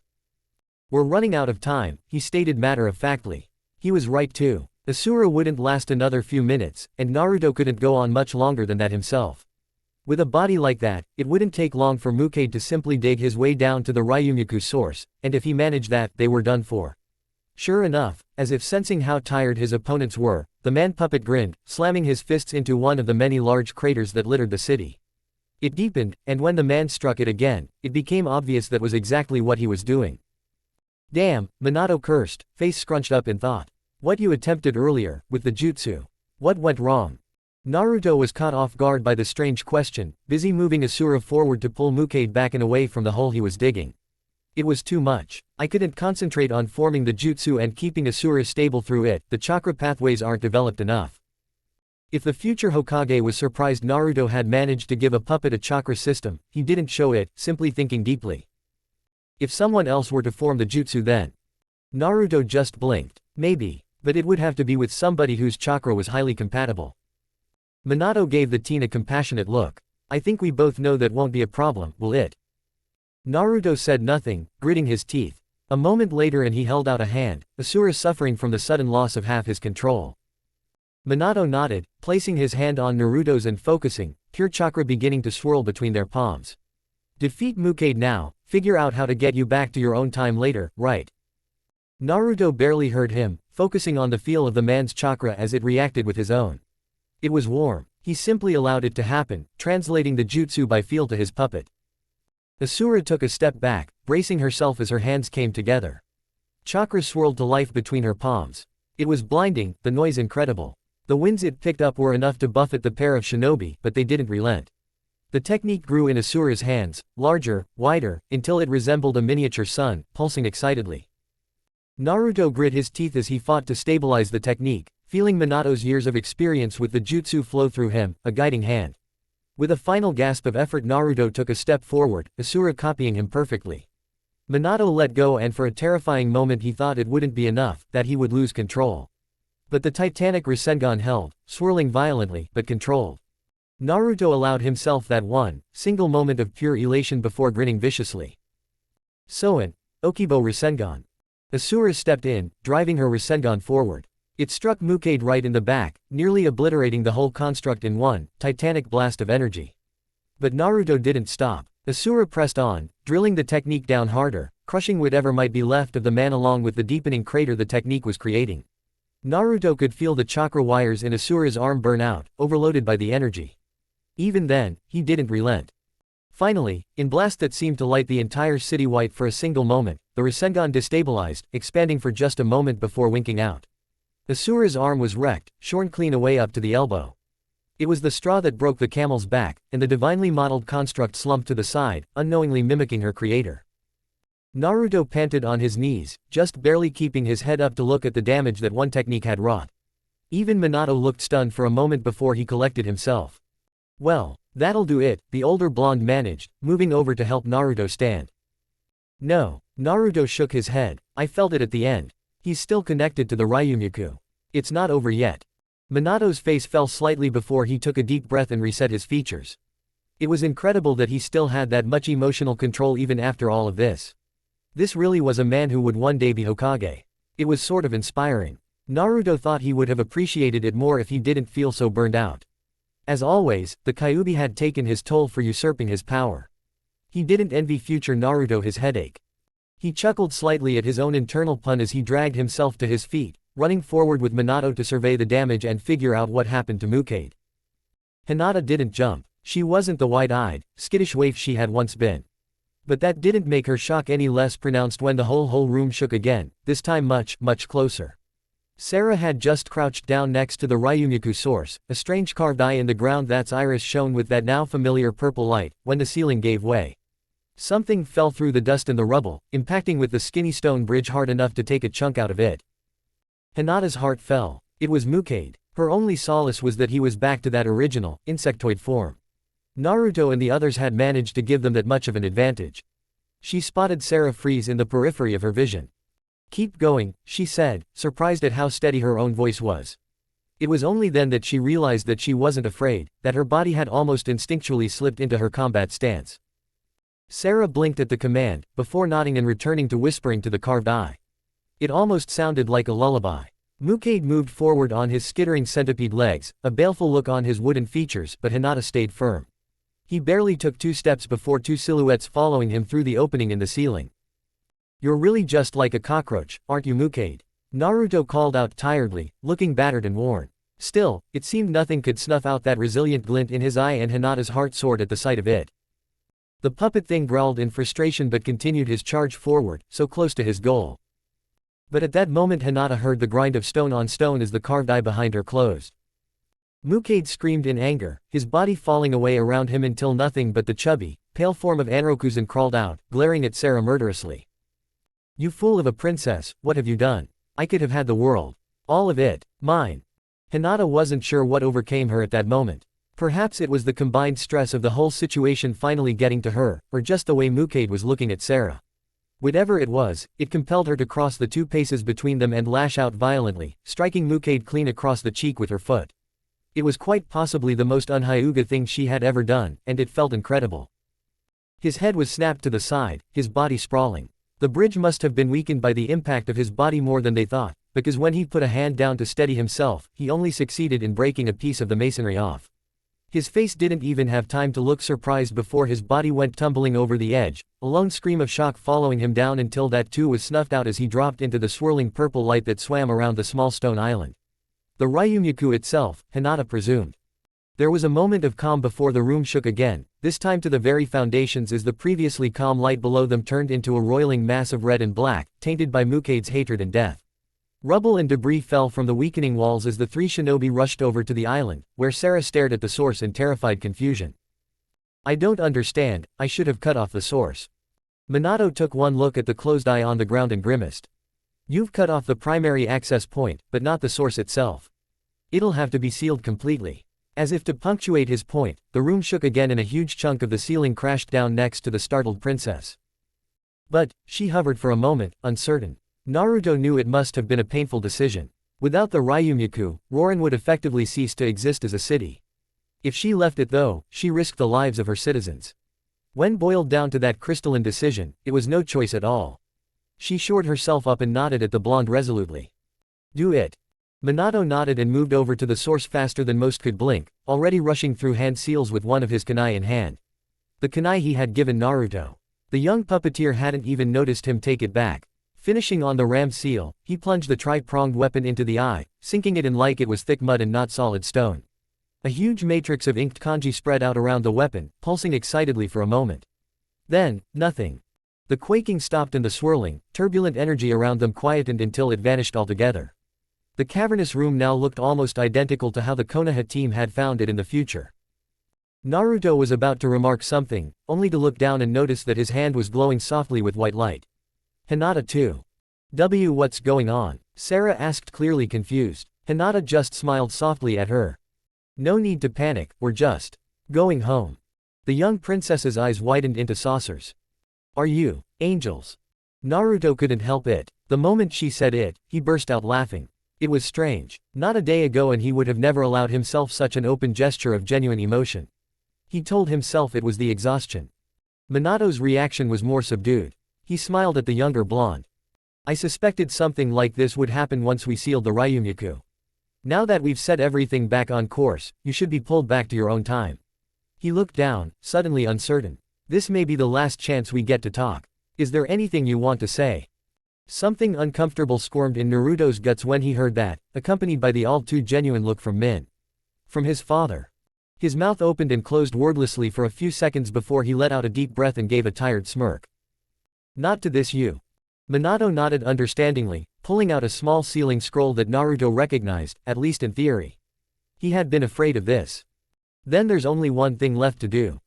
Hinata stared at the future Hokage inquisitively, but Naruto's features were much grimmer. Is wiping our memories really necessary? He knew it was standard procedure for these rare types of events which, weirdly enough, told him this happened enough to be made procedure. It's for all our safety. Knowledge of time travel is dangerous for anybody. For you maybe, Naruto countered, subtly moving a hand behind his back. Knowledge of the future, even implied. That's dangerous. But knowledge of a resolved past. What can we do with that? Minato just smiled sadly. Sorry Naruto. I have to. He moved to bring his hands together and Naruto threw out his own. Wait. He pulled out a scroll. I have to destroy my puppets. I can't let anybody find them and have them reverse engineered. Minato hesitated, and that was enough. As Naruto pulled out the scroll that allowed him to remotely detonate his puppets, he slipped in the smaller one he had been sketching behind his back. When he passed chakra through them, a tiny chain of kanji slithered up his arm, curling around the back of his head, hidden by his hair. His and Hinata's bodies continued to shine brighter, and Minato wasted no more time, slamming his hands down and extending another ring of Fuinjutsu that encompassed all of them. The last thing Naruto saw was the assembled civilians they had freed, crowded on the other side of the cavern. It seemed they had come to see if everything was over. They were calling things, but a ringing had started up in his ears and he couldn't make out what they were saying. Still, the energy of the crowd was obvious. They were cheering for them, thanking them. It was a new experience for the teen. Being recognized, being appreciated. It was that feeling that filled him as the glow around his body became blinding and he was thrown forward in time. Chapter 26, looking back at the design. So, you remember nothing? The Hokage asked, brow furrowed thoughtfully. Naruto and Hinata both shook their heads. Sasuke stood off to the side, his part done. Hokage-sama, with respect, Hinata piped in, voice wavering. She might have been able to stand up to Mukade, although she wouldn't remember it, but the Hokage was a whole different matter. I'm not sure there's anything to remember. The Sandaime looked to Naruto for confirmation. The blonde chose his words carefully. I have to agree. Mukade was interfering with the fuinjutsu containing what we suspect to have been the Ryumyaku, then there was some kind of explosion. Both of us, he motioned at Hinata, remember feeling like we were forgetting something. He made sure to ask her experience of the whole event in advance to get his own story straight. But I suspect that might just be a lingering effect of tampering with an advanced space-time fuinjutsu. The explanation should hold. From an outsider's perspective, Sasuke's, to be exact, the white light had engulfed them all only to recede and leave them lying in the center of the platform, Mukade nowhere in sight. Naruto had thought it best not to reveal the fact that he remembered the entire affair. He was still unpacking it himself. The Hokage checked the file in front of him and nodded slowly. There have been no further sightings of Mukade since the incident, so I suspect he was likely destroyed by his ill-fated ambitions. If there's nothing further, he looked up, scanning all three of them, but received nothing but blank stares, then for now, I believe we can call this mission a success. He gave a dismissive wave that told the three ninja it was time to leave, only to raise a hand. Oh, Hinata, I'd like you to stay for a moment. Spotting her panicked look, he simply gave a well-worn, grandfatherly smile. No need to panic, my dear. I'd just like to have a chat about your recent performance. Naruto looked back over his shoulder with a smirk. He remembered his own performance review, a few days before his promotion to Junin. Good for her. She may not remember all that she had done in Rorin, but she deserved at least this much. For a moment, his eyes lingered on the portrait suspended behind the Hokage's desk, Minato calmly looking back at him with a confident smile, then he turned and walked out. Naruto threw his jacket on his workbench as he came in, smiling to himself, he wasn't even sure about what. The successful mission, meeting his father, pulling one over on the Hokage. It just seemed like a time to be in a good mood. Damn, if I don't have a story for you, he said as he passed Hanabi, reading a book on her bed. She gave a disinterested grunt and he put on his best faux pout. Come on, it has time travel and everything. The young Hyuga merely looked up from her book, leveled a cold glare at him, then returned to her reading. It reminded him of why exactly she might have been upset with him. It was like a splash of cold water over his good mood. He glanced at where Neji's body was stored and glared at it as if the offending scroll would just up and disappear on its own. Nope, still there. He must have looked foolish, standing there in the middle of the room, staring at the wall blankly. He thought through all of those various rationalizations that had gone through his head 100 times since the problem was put on his shoulders, admittedly, by himself. Suddenly, they seemed trivial against one inscrutable fact. Hanabi was right. If he went through with it and stole Neji's eyes, that would be one step too far down a dark path. What was a material advantage against the cost of his humanity? He had seen it twice now. Sasori, Mukade, people just like him, on the same path, willing to throw away what made them human in favor of power. Did he want that to be him? The sight of all of those people calling out to him in Rorin, cheering, thanking him. Would they have behaved that way if he was some inhuman thing instead? If he were a monster? Painful childhood memories he thought he had moved past invaded his thoughts. Mutters and whispers just out of earshot. Demon. Monster. Would he really give in and become what everyone already thought he was? Was that who he was? Someone who couldn't even endure that much. And suddenly, the quandary that had weighed on his mind for months lifted, just like that. What if I said you could leave? He asked abruptly and, despite doing her best to ignore him, the question hit Hanabi way out of left field, stunning her. What? She blinked, before glaring at him, wary of some kind of cruel joke. That's it, you would just let me go. Of course not, Naruto shot back. She would go out and expose him, undoing the change he was trying to make in his life. Her face instantly fell and his lips twisted slightly at the misunderstanding. I've been recently reminded that there are certain fuinjutsu that can remove memories. If you want, I could apply one to you, and release both you and Neji. It wasn't really the perfect solution. If somebody caught an inkling of what he had done, a determined enough seal master could easily bring the memories back. It was why he hadn't considered it before. Just like that. Just like that, he confirmed with a nod. All you'll have lost is time. Hanabi's brow furrowed, and he knew her worries all too well. If somebody offered him the same deal, he wasn't sure what he would do. It would be giving up the chance to escape on her own, in exchange for all that she had learned, all that she had grown in the past year and a bit. And you would release Neji too. I should be able to work something out. Another reason he hadn't considered this plan earlier, he hadn't had a credible plan in the Cloud Village to make it feasible. I know it's asking a lot to trust me, but... No, Hanabi cut in quickly, surprising the blonde with the authenticity of her tone. No, if I trust you to do anything, it's at least be honest with me. The entire time she had been his captive, she didn't think Naruto had told her a single lie. Purposefully kept things from her and used half-truths to slant events in his favor, sure, but never an outright falsehood. She had stood at the surprise of his offer, but now sat, bringing her hands together in a way Naruto had seen Hinata make 100 times when nervous or thoughtful. He knew the decision was a tough one, but he honestly hadn't expected this much thought from the girl. I should point out, Naruto cut into her musing, that regardless of what you choose, I'll be releasing Neji. So I won't really be able to make this offer twice. Pretending to sneak both Hyuga captives out of Kumo once. Doable. Doing it with Neji, and then Hanabi again at a later date. That would raise a lot more questions than he was comfortable answering. Or, more accurately, than he was currently able to cover up.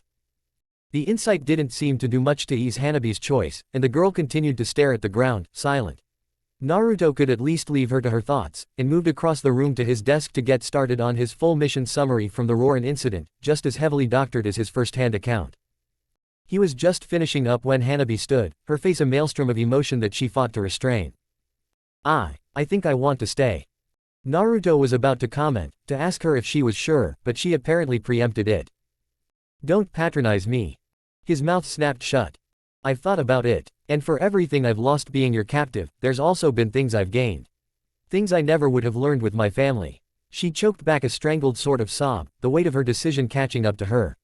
You know, it's weird. I'm in captivity, a prisoner. And yet oddly, I've never felt freer.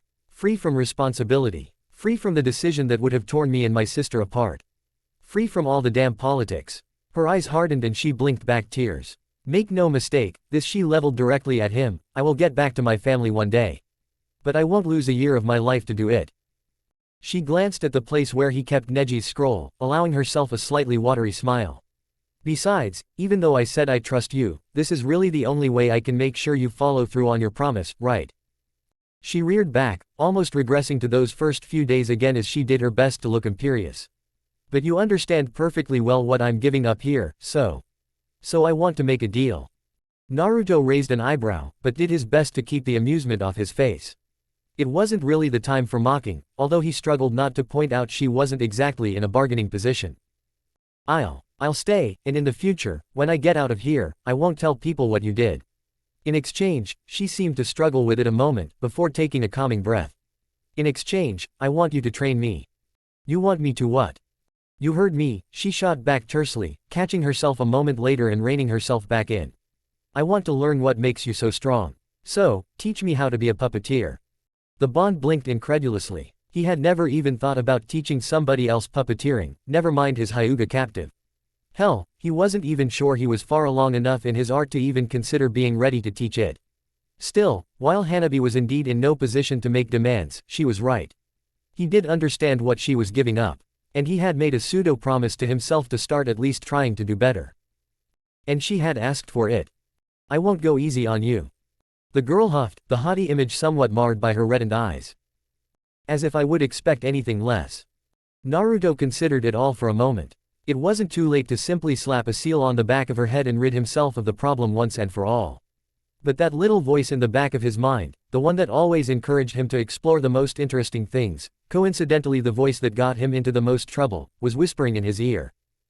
Alright, but you'll have to call me Naruto-sensei. Never. We'll work on that. For now, learning from doing. When she looked at him inquisitively he grinned a toothy smile. We're going to plan an escape from Kumo. Things had been going so well, too. The plan with Neji had, against all the odds, and the worries, and the fears, gone off without a hitch. It was about as simple as they come. He had managed to weasel the patrol routes of a certain Chunin squad out of a desk jockey that owed him a favor, by proxy of course. He never did these things in person, or even gave any acknowledgement that it was him all these people owed favors to. From there, it was a simple matter to leave Neji's unconscious body along their path. He was spirited back to the village the moment he was found and was currently recuperating in the hospital. Of course, when asked, he wouldn't be able to tell anybody exactly what happened, because there was nothing to tell. He had been unconscious, bound in a scroll for the past year. Naruto even heard that Jiraiya was brought in to check for a memory seal, which made him actually kind of glad Hanabi had rejected his offer. They might have given her a once-over as well, just to be sure.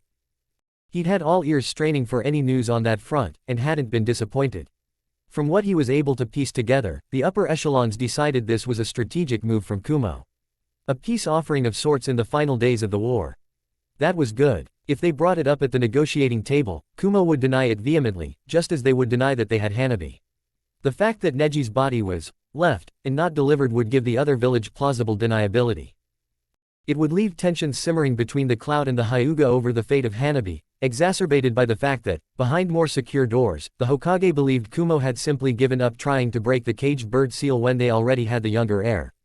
But the rift between the Hyuga and Kumo wasn't one that would have easily closed anyway. Even then, if he ever did find a way of introducing Hanabi back to the village, after ensuring his secrets were 100% secure, he had a plan in the works. Already he was using the instability of the war to send out feelers into the militaristic village, hoping to get a few new hooks in for the future. That was where the good news ended. In an unprecedented move that caught just about everyone in Konoha's brass off guard, Suna had turned around and betrayed them, again. On one of the joint ops between the two villages, the team that Suna sent had turned on the Konoha squad, slaughtering them in their sleep. In the same night, Suna Nin had descended on a number of Konoha-protected villages, thought safe from Kumo in the south of the country. It wasn't a crippling blow, but it was a hell of a way to declare war. A few people suspected it was to entice Kumo back into the fight, so the two villages could gang up on the weakened Konoha. Perhaps if they had, Iwa might have joined in too, slicing up Hai no Kuni between their three ambitions.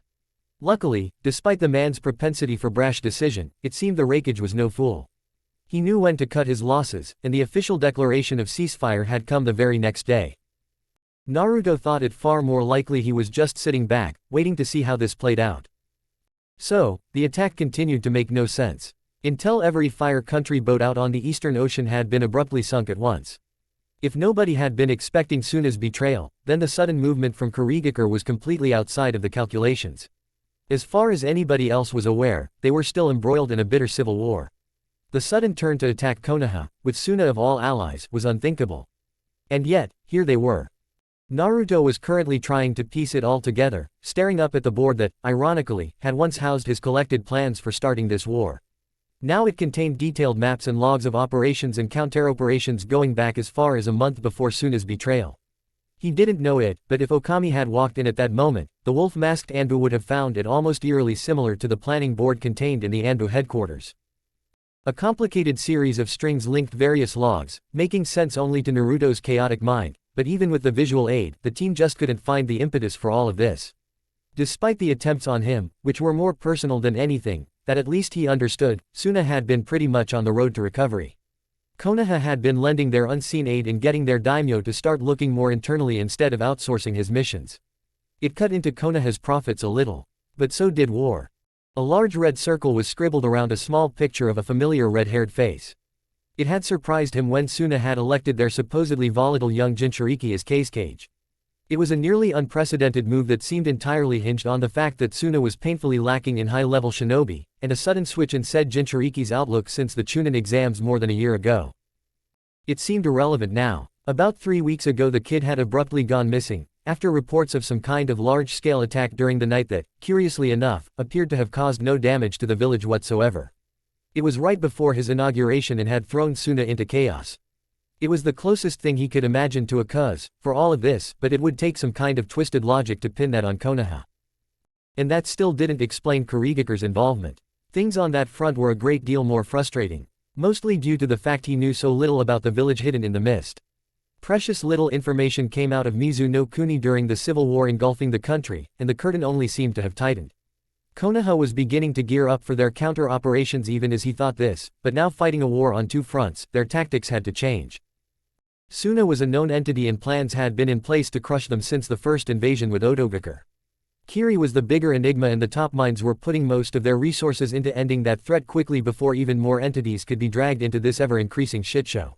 For the first time since he orchestrated his little ploy, Naruto regretted his actions. They had spiraled too far outside of his purview, and it was only now, when he was racking his brain for any way he could help put an end to it, that he realized he had been playing with things way outside of his skill to contain. He was currently throwing his weight to get himself on any and all relevant missions to Kiri, for all the good it did him. The two he had been on already were useless. A scouting mission, barely breaking a mile into the coast, that had told him, and Konoha, nothing. Another that had them investigating some of the wrecks Kiri had sunk as their opening move. Nothing, again, except what they already knew. He was going to have to be more discerning about which missions he pulled for. It wasn't hard to manufacture a reason, looking for some exotic flora and fauna for new poisons and anti-poisons.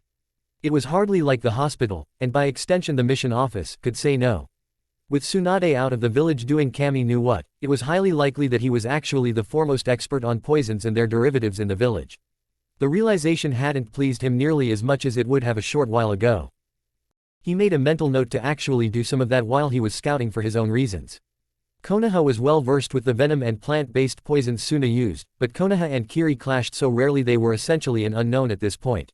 He would have to start getting the hospital to send him samples of poisoned tissue as they inevitably came in. The grim thought made him frown as he turned back to his planning board. It was starting to get a little complex, even for him, but there was a nagging suspicion that he was missing something just out of sight. You know, for a teacher, you've done a lot more staring at that board than actually, teaching. Hanabi called through ground teeth, trying to latch her all too visible chakra strings onto the worn anatomical marionette in front of her. It was the very same one Naruto had first practiced with. When he didn't answer, she rolled her eyes. Naruto-sensei. He turned and gave her that insufferable grin, quickly glancing down at her work with eyes that could deconstruct in seconds what it took her days to grasp. I already told you, fray the strings at the end, use that to latch onto the wood. With a puppet that basic, seals weren't even required, you could move the wood manually. What does that even mean? She complained. He shrugged. It was actually somewhat surprising how difficult his skills were to translate into instruction. As a kid, learning this on his own, he had reached most of these conclusions by accident, replicating them later by how they felt. Actually explaining the counterintuitive process of focusing on the ends of the strings until they lost focus was a challenge. You're spinning the chakra into strings, so simply focus on the tension right at the very tips and release it. Hanabi grunted and tried again, flicking the strings up so they brushed the little puppet. She had no problem controlling the chakra itself. Her control was definitely better than his was when he first tried the same thing. It was the mental focus she seemed to struggle with. One of her fingers twitched and, to her surprise more than anything, the little doll's arm moved forward. Yes. Her enthusiasm had Naruto smiling as she quickly ignored him and focused on replicating her achievement. He quashed the small annoyance at the fact that something which took him months had taken her less than a week. He wasn't going to let his own pride get in the way of fixing one of his newly emerged regrets. And speaking of which, he sighed as he looked at the clock. He had been putting this off for too long anyway. I'm going out, he called softly, his voice not even breaking through the sudden bubble of pure concentration Hanabi now wore as she tried to get the doll to take a tremulous step forward. At least somebody was having fun. Sakura's grave was just as wholly unremarkable as the other polished granite slabs that dotted the cemetery in neat, orderly rows. Was it a grave? He wasn't sure. It was just a shallow box in the ground holding her ashes. Nobody was buried in Konoha, they didn't have the space for a big graveyard like that. Shinobi that died were interred here for about 2 years before their ashes were returned their families, or failing that, spread somewhere in the surrounding forest as fertilizer. It was supposed to be symbolic of, even in death, their hearts going towards keeping the village safe and secure. In all honesty, it was just the most practical thing to do. Sakura's time was almost up. They had already engraved her name into the memorial stone in Training Ground 3 and in the next few days a Chunin team would come by, dig up the temporary grave and return the ashes, and the granite plaque, to her family. Most chose to follow the tradition of spreading the ashes, a few decided to keep them in an urn. Naruto personally thought the latter was a bit grim. Who wanted the constant reminder of that kind of loss?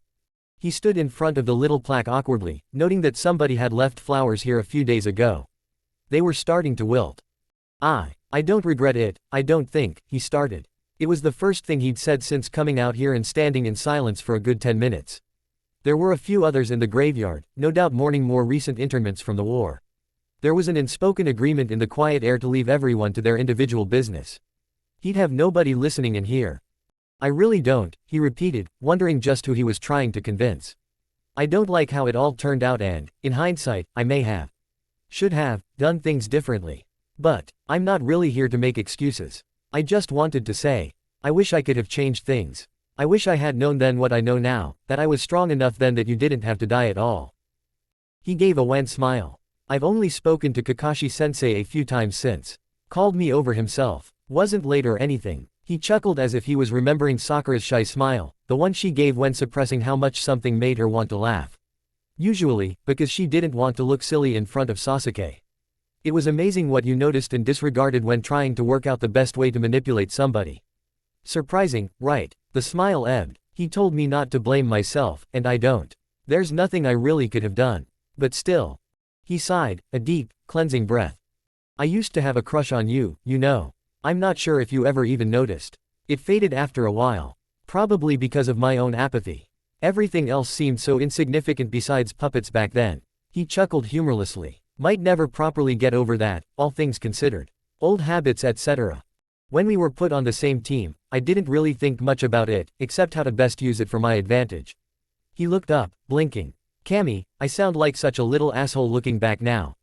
I thought you were totally useless, only good for practicing my limited abilities with manipulation.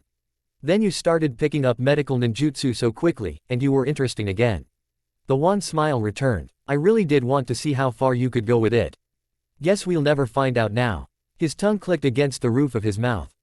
It's only been a recent thing, all this nostalgia. I occasionally wonder what you would be like now. How strong you might have become.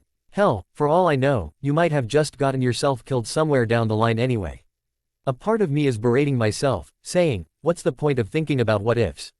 It's sort of right. Can't change the past, and believe me, I've been in a position to. He winked at the grave, feeling his grin falter a little. Let's keep that between you and me. He sighed again, running a hand through his hair. I can almost understand why Kakashi does this so often. It's kind of cathartic. He looked back down. Anyway, I know this is long overdue, and I've been putting it off for Cammy knows how long, but I'm here now. Just about as late as I can be. He shared one last chuckle with his old teammate and glanced up at the sky again. The clouds were starting to darken, it would probably rain soon. Guess I did learn something from Kakashi-sensei after all. He almost had to grab his hand to stop it from running through his messy hair again. That was almost becoming a habit, and even the most innocuous habits could get a ninja killed. Anyway, I just wanted to say, sorry. For what, I'll leave up to you. There's probably more than I can put into words anyway. He turned to leave, and nearly walked straight into Ino. Oh, Naruto. I didn't expect anybody else to be here. There was an undercurrent of accusation in her tone, but it was subdued. She seemed far from the fiery, headstrong girl he had known at the academy.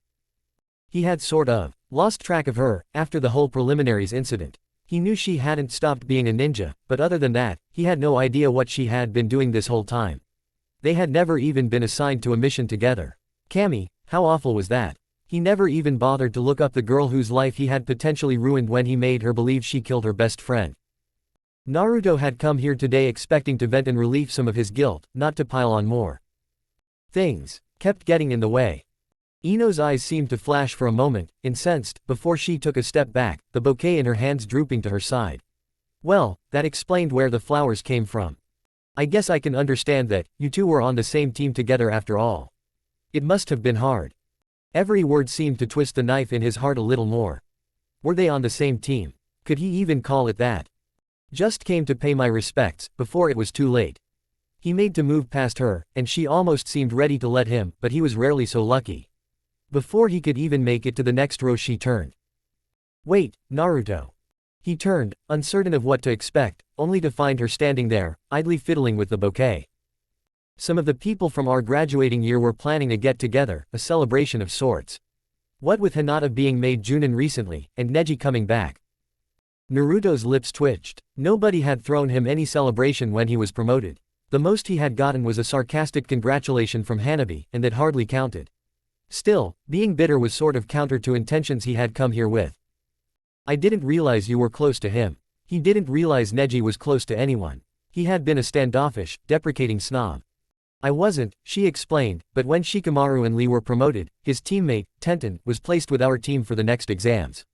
We stayed in touch and got pretty friendly. She gave the same, humorless kind of smile he had been sharing with Sakura. To be honest, I'm going more for her than for him. She said it almost conspiratorially, as if she was sharing this secret just with him. He knew the trust-fostering tactic well, and was certain she likely didn't even realize what she was doing. From what he knew, that's just what Yamanaka were like. Plus, Hinata really needs the support right now. I think having Neji back has reopened the wound with her sister, so getting her nice and drunk to forget is my way of helping. Only good intentions, huh? He said, dryly. She gave an impish grin, revealing that under the recently acquired maturity, her core hadn't changed. So, what do you say? After graduation, you pretty much dropped off the map for most of us. I bet a whole bunch of people would like to catch up. He wasn't so sure about that. He could count the friends he had in the academy on his fingers, and still have 2 hands spare. He was about to politely decline, only to find his lips working entirely outside of his control. Sure. He blinked, incredulous, completely uncertain why he had said that. Oh, okay, cool. We'll see you at my place then, later tonight. Apparently, Ino hadn't been expecting the answer either. And suddenly Naruto wasn't the battle-hardened Junin his flak jacket signified. He was an awkward 15-year-old, suddenly anxious that he had invited himself along to a place he wasn't welcome. Yeah. Damn rebellious mouth. Chapter 27, Embroidery. Naruto felt exactly as out of place as he had assumed he would, shrinking back into a wall and hoping nobody noticed him as he watched the dozen or so people mingle and chat. Ino appeared to have commandeered her own house for the night, as her parents were nowhere in sight. It was just a handful of teens. Neji was here, of course, sitting on the other side of the room and generally being pampered by his female teammate. His only consolation was that the stuck-up Hyuga seemed just as uncomfortable with all of this as he was. Lee was bouncing from place to place. He had only been on a handful of missions with the bull-haired taijutsu user, and found every single experience exhausting. He was another one to avoid, although he seemed far too invested challenging everyone in sight to various challenges he seemed to make up on the spot, often going through with them alone when people politely, or in some cases not so politely, refused. As if a mirror to his enthusiasm, Shikamaru was doing his best to suck all of the energy from a 3-foot radius around his person, only countered by Choji sitting next to him, happily gorging his way through the snacks Ino had provided. The last of the Ino Shika-cho was reveling in the atmosphere. She flitted from person to person, stirring up conversation and soaking it in like the helpless gossip monger she was. The only one apparently immune to her charms was Shino, who had arrived, given his congratulations to Neji for making it back to the village, then left as soon as he could, citing other things to do. Naruto cursed him for that. Now he couldn't make the same excuse and leave like he so desperately wanted to. Then again, Kiba was more than boisterous enough to make up for Shino's absence, essentially being as loud as 2 people. There was also Akamaru, who was beginning to grow into the fearsome size most Inuzuka nin dogs were known for. He was lavishing under Sasuke's hand, whining occasionally as the Uchiha scratched him behind the ears. The dark-haired teen had lightened up a great deal since the academy, especially after his promotion to Chunin, but he was still naturally inclined to be antisocial and seemed to use the enormous canine as a shield against being pulled into conversation. Which left, naturally. "You're doing an impressive job of hiding back here," Hinata said as she slipped over, having just escaped a slightly too in-depth session with Ino. "I picked it out the moment I walked in," he admitted, taking a quick sip from his cup, tea, that he had been nursing without commitment the entire time he had been here. "Just the right amount of shadows so that I'm not invisible and people wonder where I am, but not so open that when they spot me it's obvious."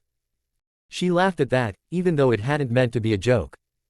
"It's not a mission, Naruto-kun." She glanced around the room. "You should talk to someone." "I'm talking to you, aren't I?" He drawled absently, noticing how she glanced away to hide her slight blush. "I think Shikamaru has had his eye on getting you into a shogi match," she muttered, pulling herself together much faster than she used to. "I'm counting on the fact that he won't think the effort to come over and ask worth it," he returned, this time wearing a small smile himself. He was actually a little glad Hinata had come over. This was a lot less awkward. Of all the people here, she was certainly the most tolerable, and others would be less likely to bother him. "Are you really scared to talk to people that much?" she asked, almost making it sound like a challenge. He wasn't going to let himself get baited so easily, but still, the brazenness of the question surprised him. "It's not fear, it's pragmatism. I have nothing to say." There was that impish smile again. When exactly had she added that look to her repertoire? "That sounds like an excuse." He matched her grin for grin, assuming that she would wilt first. "Because it is." Again, she surprised him when she held his gaze unflinchingly. When had they gotten so close? Her scent filled his nose for a moment. Cyanide. No, benzaldehyde, almonds. He was around poisons way too much. She hadn't moved back, they were still very close. Was she leaning in? He was saved from answering that question when Ino called out to the room. "All right, you miserable lot, that's enough lingering at the edges of the room." She grinned mischievously and Naruto quashed a small sigh of relief at the excuse to turn away from Hinata and look. "My dad's been telling me all sorts of stories about the drinking games they used to play back in his day, and she produced a large and expensive-looking bottle of sake from thin air, plan on trying them all tonight." Naruto glanced around the room and gauged the reaction, most of them enthusiastic. Despite the fact that most of them were in positions to buy alcohol themselves, only the 3 Junin in the room could legally get a hold of the hard stuff before they were 18. Naruto didn't, Hinata wouldn't, and Shikamaru didn't care enough to. The rest felt that giddy sense of rule-breaking that was supposed to be part and parcel with being a normal teenager. Naruto thought they were a little beyond that, with most ninja using alcohol to alleviate the trauma of their profession, but nevertheless found himself being drawn towards the center of the room alongside everyone else, towards the circle of chairs Ino had set up. He quickly snagged the one between Sasuke and Tenten, needing a little space from Hinata for the moment. It was also coincidentally away from Shikamaru, who had indeed been giving him calculating looks all night. Everything moved somewhat predictably from there. Those that were inclined to, drank copiously, reveling in it. Kiba especially, although Choji, and surprisingly enough Sasuke, got their fill. Tenten also partook, her cheeks steadily getting rosier through the night, although not so much that she couldn't keep an eye on Lee. Apparently, the chakra challenged teen was completely banned from any form of alcohol, although she refused to elaborate why. Everyone took it as a joke until Neji confirmed it with a grave expression. Shikamaru seemed to drink plenty of his own, and it looked practiced, but he never seemed to lose his edge. If he was pretending to drink, Naruto couldn't work out how. He certainly wasn't doing it the same way Naruto was, by inscribing a small storage seal on his palm and siphoning away all but a few sips of his drink. It was a waste of good alcohol, and Ino really had sprung for some good stuff, but this was a company he didn't want to lose his inhibitions around. Hinata was possibly the biggest surprise, taking to the games with gusto as her remaining shyness quickly bled away. She seemed determined to match Ino drink for drink, drawing the two girls into a bit of a spiral in that regard until the pretense of the games themselves was dropped altogether and the entire circle descended into friendly banter. "So Ino, how's torture and interrogation going?" Shikamaru asked, slipping the question in with a surgeon's precision after one of Kiba's boasts about his last mission. It would have been the stuff of legends, were any of it not completely bloated out of all semblance of truth by the Inuzuka's ego. "Oh, you know, Daddy's got me doing busy work to make me feel like I'm doing something important, but I'm learning a lot from what I do get to see." Her lips twisted slightly, although I could do without that Enko woman doing her best to twist me into some kind of demented copy of her. "I dunno," Kiba grinned, nudging Choji boisterously. The large teen just seemed annoyed that he nearly spilled some of his drink. "I think the village could do with a few more like Enko. Man, I look forward to the missions I get to go on with her." "I didn't know infiltration experts were asked to go on dog-walking jobs," Sasuke cut in with a smirk, earning a few chuckles from the circle as Kiba blustered for a comeback. He was beaten to the punch when Shikamaru cut in again. "I haven't had the pleasure of working with her myself." Half the people in the room winced, Naruto included. "You aren't missing much," Choji muttered, hiding the rest of his response behind a drink and a blush. "She's loud, both in personality, attire, and volume," Tenten added, looking down at herself self-consciously. "You don't need to sugarcoat it," Ino groused. She didn't seem to enjoy having the conversational limelight off her for very long. "She's a nightmare. Once she's latched onto you, it takes divine intervention to get her off. I don't understand why Daddy trusts her with so much. Or the Hokage for that matter." Shikamaru's eyebrow quirked. "What do you mean?" Ino rolled her eyes. "Oh, you get the idea that it's all hush-hush, but she can't help but drop all these stupid little hints that she's being sent on these classified missions into Kiri." "So," Sasuke said. He seemed nonchalant, but it was obvious he was just as interested as Shikamaru. Naruto would be lying if he said he wasn't a little intrigued himself. He hadn't heard anything down his personal grapevine about this. Most missions to Kiri are classified these days. It's war. Yeah, but the way she goes on you'd think she was being sent to assassinate the Mizukage, or coordinate with the rebels or something." "Rebels?" Choji asked, brow furrowing. Hinata interrupted, apparently having to fight through the haze of alcohol for lucidity. "That's supposed to be classified to non-Junin. Even you're not supposed to know Ino." The blonde simply smiled conspiratorially. "Let's just say there's a lot that I know that I shouldn't." Choji nearly snorted into his drink, apparently only refraining so he wouldn't spill any. "You mean, things you eavesdrop on your dad to know?" That earned him a piece of food thrown at his head. "Don't ruin my mystique, Choji." The large boy, again, seemed more annoyed by the waste of food, than the fact it was aimed at him. "Like what?" Sasuke cut in, now leaning forward. Naruto had to quell a sigh. His old teammate was a little predictable at times. "Perhaps if we're not supposed to know, we shouldn't ask," Neji said, the first full sentence Naruto had heard him speak all night aside from monosyllables and half-hearted dismissals. "Oh, come off it Neji," Tenten countered. "As if you're not dying to know yourself. Hell, a year away from the village. You should be clamoring for information. Indeed, my youthful companion, Lee weighed in, apparently having been content to sit back and enjoy the festive energy of the gathering until now. Would we all not benefit from being more informed? As Guy-sensei says, knowing is half the battle. The other half being fists. Or, perhaps, some things are made secret for a reason, Shikamaru muttered, clearly not willing to put in the energy to argue the point. Why don't we ask Naruto then? Kiba asked, earning an irritated look from the blonde in question. He had been perfectly happy letting this run its course. He's the king of secrets, right? Kiba-kun, Hinata admonished. Weirdo in the academy, then he shoots through the ranks while barely acknowledging the rest of us, the Inuzuka continued, ignoring her, if he even heard. You'd prefer weekly updates. Naruto shot back blandly, biting back some of the more colorful responses his mind came up with. Apparently, he hadn't been doing quite as good a job of not drinking as he had thought. I'd prefer you not pretend like you're so much better than us, acting all mysterious and aloof just because you got to Junin first. And what does that say about you, mutt? Sasuke drawled, taking a long sip of his drink and giving the tiniest hint of a nod to his old teammate. Huh, Naruto had thought that connection tenuous at best. He hadn't considered there was a resource there he could. No, bad thoughts. That's the alcohol, don't regress into that person. He instead gave a thankful nod in return, small enough that Sasuke only saw because he was looking for it. What's that supposed to mean, pink eye? If you hadn't noticed, we're the same rank. For now, Sasuke replied, smirking that infuriating smirk. Students of Kakashi together. Troublesome, Shikamaru sighed. He's just baiting you, Kiba. The wild-haired boy huffed irritably. As if he knows any more about this war than the rest of us. Man, is Chunin are kept completely in the dark. He turned, mood swinging like a pendulum as he glanced at Hinata imploringly. Come of Hinata-chan, they must have told you guys something interesting. Junin get all the juicy info. Sorry Kiba, Hinata shrugged, the brief argument apparently sobering her a bit.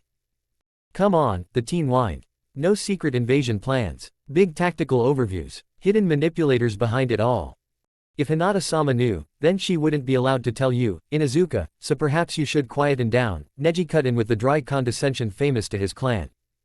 Hinata-sama. That was a bit of a turnaround.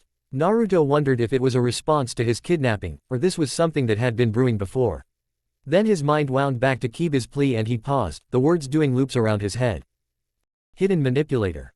It couldn't be. He had been looking at the events surrounding the Suna development as a natural evolution of the war he started. But if he accounted for a hidden hand guiding events. It was the first time he realized there was somebody standing on the other side of the board, and it made a lot of things click into place. The sudden diversion from Kiri's introspective war to their aggression. Suna's continued turnaround. Their unlikely alliance. That of course, left the question of just who it was. He wasn't going to work that out here, but now he was set on the path he had a lot of avenues to explore. He'd have to shift his planning board around a bit, but already he could feel previously unmoving cogs begin to mesh into place in his head. Then he realized he had been staring at the floor for a good 2 minutes without even pretending to follow the conversation along. You alright, Naruto? Shikamaru asked, something calculating glinting in his eye. The blonde blinked, then smiled sheepishly, easily slipping the mask back on. Must be the drink. It's hitting a bit harder than I thought. He could tell the crafty Nara didn't buy it at all. Apparently, he wasn't the only one who noticed the other was only going through the motions. On that note, he stood, feigning more drowsiness than his racing mind felt. I should probably head off. What? Ino called, rosy-cheeked and pouting like a pro. You can't leave yet. The night's still young. He grinned back, hiding the annoyance that grew with every second he was kept from unraveling this new mystery. We're shinobi, this is practically morning for us. Still, he could tell the girl was more annoyed he seemed to be immune to her adorable pout than for the fact he was leaving. They really were a weird bunch. He turned and walked out, waving a quick goodbye to everyone else as he left. He was just leaving the front door when he felt a hand grasp his own. He wasn't quite sure who looked more surprised when he turned, him or Hinata. Why you didn't say goodbye properly, she muttered, covering for her own apparent rashness a little hurriedly. What's a proper good? He never got the chance to finish his, her confidence fading quick. Hinata darted forward and pressed a light, chaste kiss to his cheek. Any response she could have had to that was rendered moot as she turned a violent red, squeaked something out, and retreated back into the house in a flash of purple hair. Suddenly, all thoughts of invisible manipulators and metaphorical shogi games were swept from his mind as surely as sand in a breeze. He stood there, blinking for a moment, before recovering his faculties. It wasn't like he hadn't noticed Hinata's obvious attraction to him, he just never thought she would ever have the courage to do anything about it. Apparently, his influence on her ran deeper than he thought. Well, that was a whole different barrel of problems, wasn't it? Mizu no Kuni was an appallingly dreary country. Perhaps Naruto was being unfair, he had only seen small swaths of the island nation. But, as he slipped on another slick branch, dripping with condensation, he didn't particularly care. Konoha trees were stout and tall, with thick branches suited to a ninja's foot. Kiri's trees were thin, sun-starved, brittle things that were either so drenched in water that even using chakra to find purchase was difficult, or the branches would snap under even a nimble shinobi's foot. No wonder Kiri nin were so awful at invading the mainland. There was no practicing reliable tree running in a country like this. Not if you didn't want to break half your genin's necks. With the turnout rate of Kiri's academy already so low, he suspected they couldn't afford the risk. Still, he made the best of it. It was the first solo operation he had managed to wrangle out of the mission office, and he intended to take advantage of it fully. He was lucky the mission parameters were vague. Scout out some of the larger towns and look for rebel activity. It had been high priority for Konoha to make contact with the rebellion, as they represented their best option for an alliance against the main invasion force. Failing that, it would at least confirm which faction it was attacking Konoha, and preferably establish a motive. Without knowing the goal for the war's extension, it was difficult to counterplan against it. With Naruto's growing suspicions over who was really behind this conflict though, he thought the point might be moot. Still, the flexibility of his mission allowed him a lot of time to accomplish his own goals. Collecting indigenous fauna and flora for possible poisons was a part of it, but mostly Naruto was trying to get a general feel of the land. Most shinobi underestimated or outright ignored the civilian population of a nation as irrelevant. Food, clothing, manufacture. Ninja relied on the civilians for all of this, never really considering just where their fancy equipment or next meal came from. Naruto did not. Wave taught him just how a civilian population could be used if properly motivated. Just as shinobi tended to try and keep civilians out of their conflicts, that wall they built could be utilized both ways. It helped that civilians were much easier to manipulate. Money went a long way, and money used correctly even farther. It might be an oversimplification of the psychology, but helping somebody out tended to incline them better to you. For some reason, helping somebody with the implicit understanding that it was a quid pro quo relationship was even better. He supposed humans were naturally suspicious of apparent altruism, that probably spoke more of the world they lived in than of human nature. All Naruto knew was that it was useful. For instance, he might not have noticed his pursuer, if he hadn't offered to help in the kitchens of a struggling food stall he had stopped to eat in. The lovely waitress working there had been all too eager to tell him that she heard two people assumed to be shinobi had been asking questions about somebody matching his description. She had thought it fanciful gossip. After all, shinobi never came to a small village like theirs. They were good, he'd give them that. Only the fact that he didn't know who they represented stopped him from going into full counter-pursuit mode. Instead, he slipped on a branch again and stumbled somewhat awkwardly into a clearing, cursing under his breath in a convincing rendition of shinobi irritated by a foreign climate. It wasn't hard, he just had to channel Kiba on every single mission they had been on outside of Fire Country. He felt the attack before he actually saw anything, a kind of battlefield intuition to slight changes in the environment. At the last moment though, his would-be ambusher paused, dropping into the clearing themselves. "When did you substitute with the puppet?" a familiar voice asked. Zabuza-sama swears it was back at the river, but I think it was earlier, possibly by the willow tree. Naruto couldn't help the grin that spread his whiskered cheeks as he slipped from his hiding place amongst a small rock formation. "It was back at the village, as I was leaving the stall." The figure rolled their eyes as they removed their stylized mask. "I should have guessed. It's good to see you, Naruto." Naruto walked forward, still not quite letting his guard down. "You too, Haku, and while I enjoy seeing a familiar face in this grim wetscape as much as the next guy, can I ask why you've been following me?" He glanced around. "Speaking of which, where's Zabuza and the other two who were with you?" He hadn't actually managed to spot or sense Zabuza, the silent killing master was too good for that. But where Haku was, he was sure his master wasn't too far behind. Sweeping the area with the rest of our team, the Mizukage's ears are not to be underestimated. Team. Somehow, he couldn't imagine the gruff swordsman shacking up with any more kids than he strictly needed, and even Haku was probably the exception there. "I'm not sure what's more surprising, that, or the fact that you guys are back in Mizu." The effeminate boy merely smiled. "I can only say that we were approached by an offer Zabuza-sama would struggle to refuse." "Ah," Naruto mused understandingly. He finally realized there were others out to gut the Mizukage too. After Wave, he had looked up exactly why Zabuza had become a missing nin. That he was now apparently with the rebels wasn't a stretch by any means. Something like that, Haku admitted. I think the more interesting question is what you're doing out here all on your own. Naruto's smile grew. Come now Haku, we both know I'm never truly alone. A finger twitched subtly and the Naruto in the center of the clearing matched his grin. A poor choice of words, but my point stands. The real blonde shrugged. The standard. Surveillance, scouting, collecting foreign specimens for poison research. I have to ask, do you know how Kiri-nin managed to keep the Enkidu fish's enzyme from breaking down outside of the body? Poisons aren't quite my field of expertise, but I believe it's some kind of powder in the sheaths. Naruto's lips twisted thoughtfully, before filing that away for later. It had been bugging him ever since he discovered the toothy little fish. Okay, second question. How do you guys put up with this damn mist? You get used to it, a new voice growled from out of nowhere, far too close for Naruto's comfort. And come to appreciate how easy it makes sneaking up on mouthy little tree brats. It's good to see you too Zabuza. Still playing with dolls then? Still overcompensating with that ridiculous slab of metal you call a sword?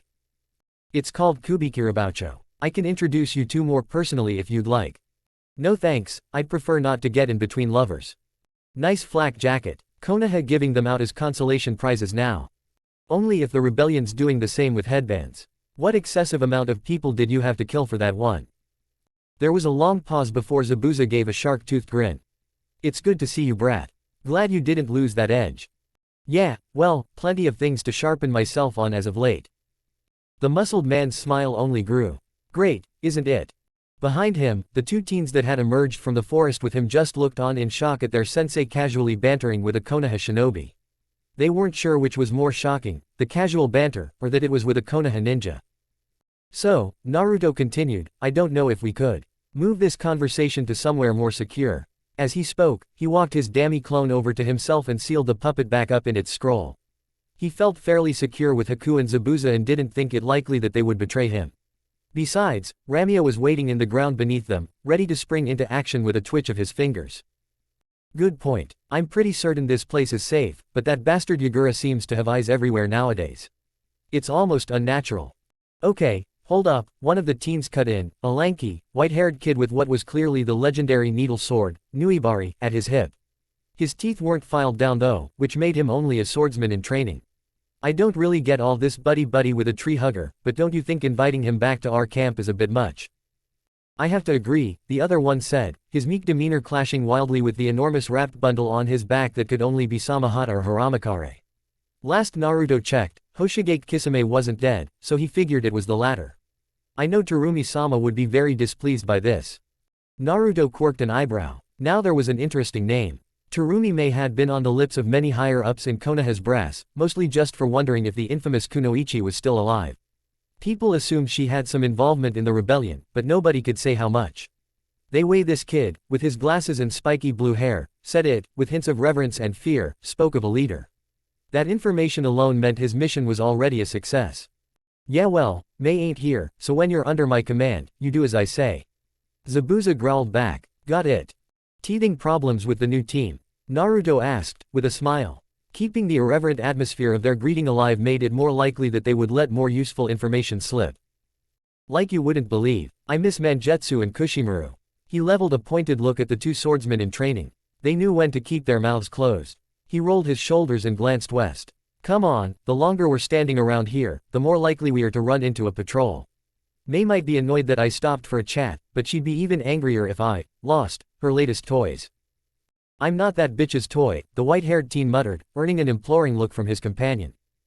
I wish you wouldn't say things like that, he moaned quietly. She always seems to find out. You remember what happened last time? The brash one seemed ready to retort, only to think better of it, paling slightly. Thankfully, he held his silence as the group made their way back to their concealed camp.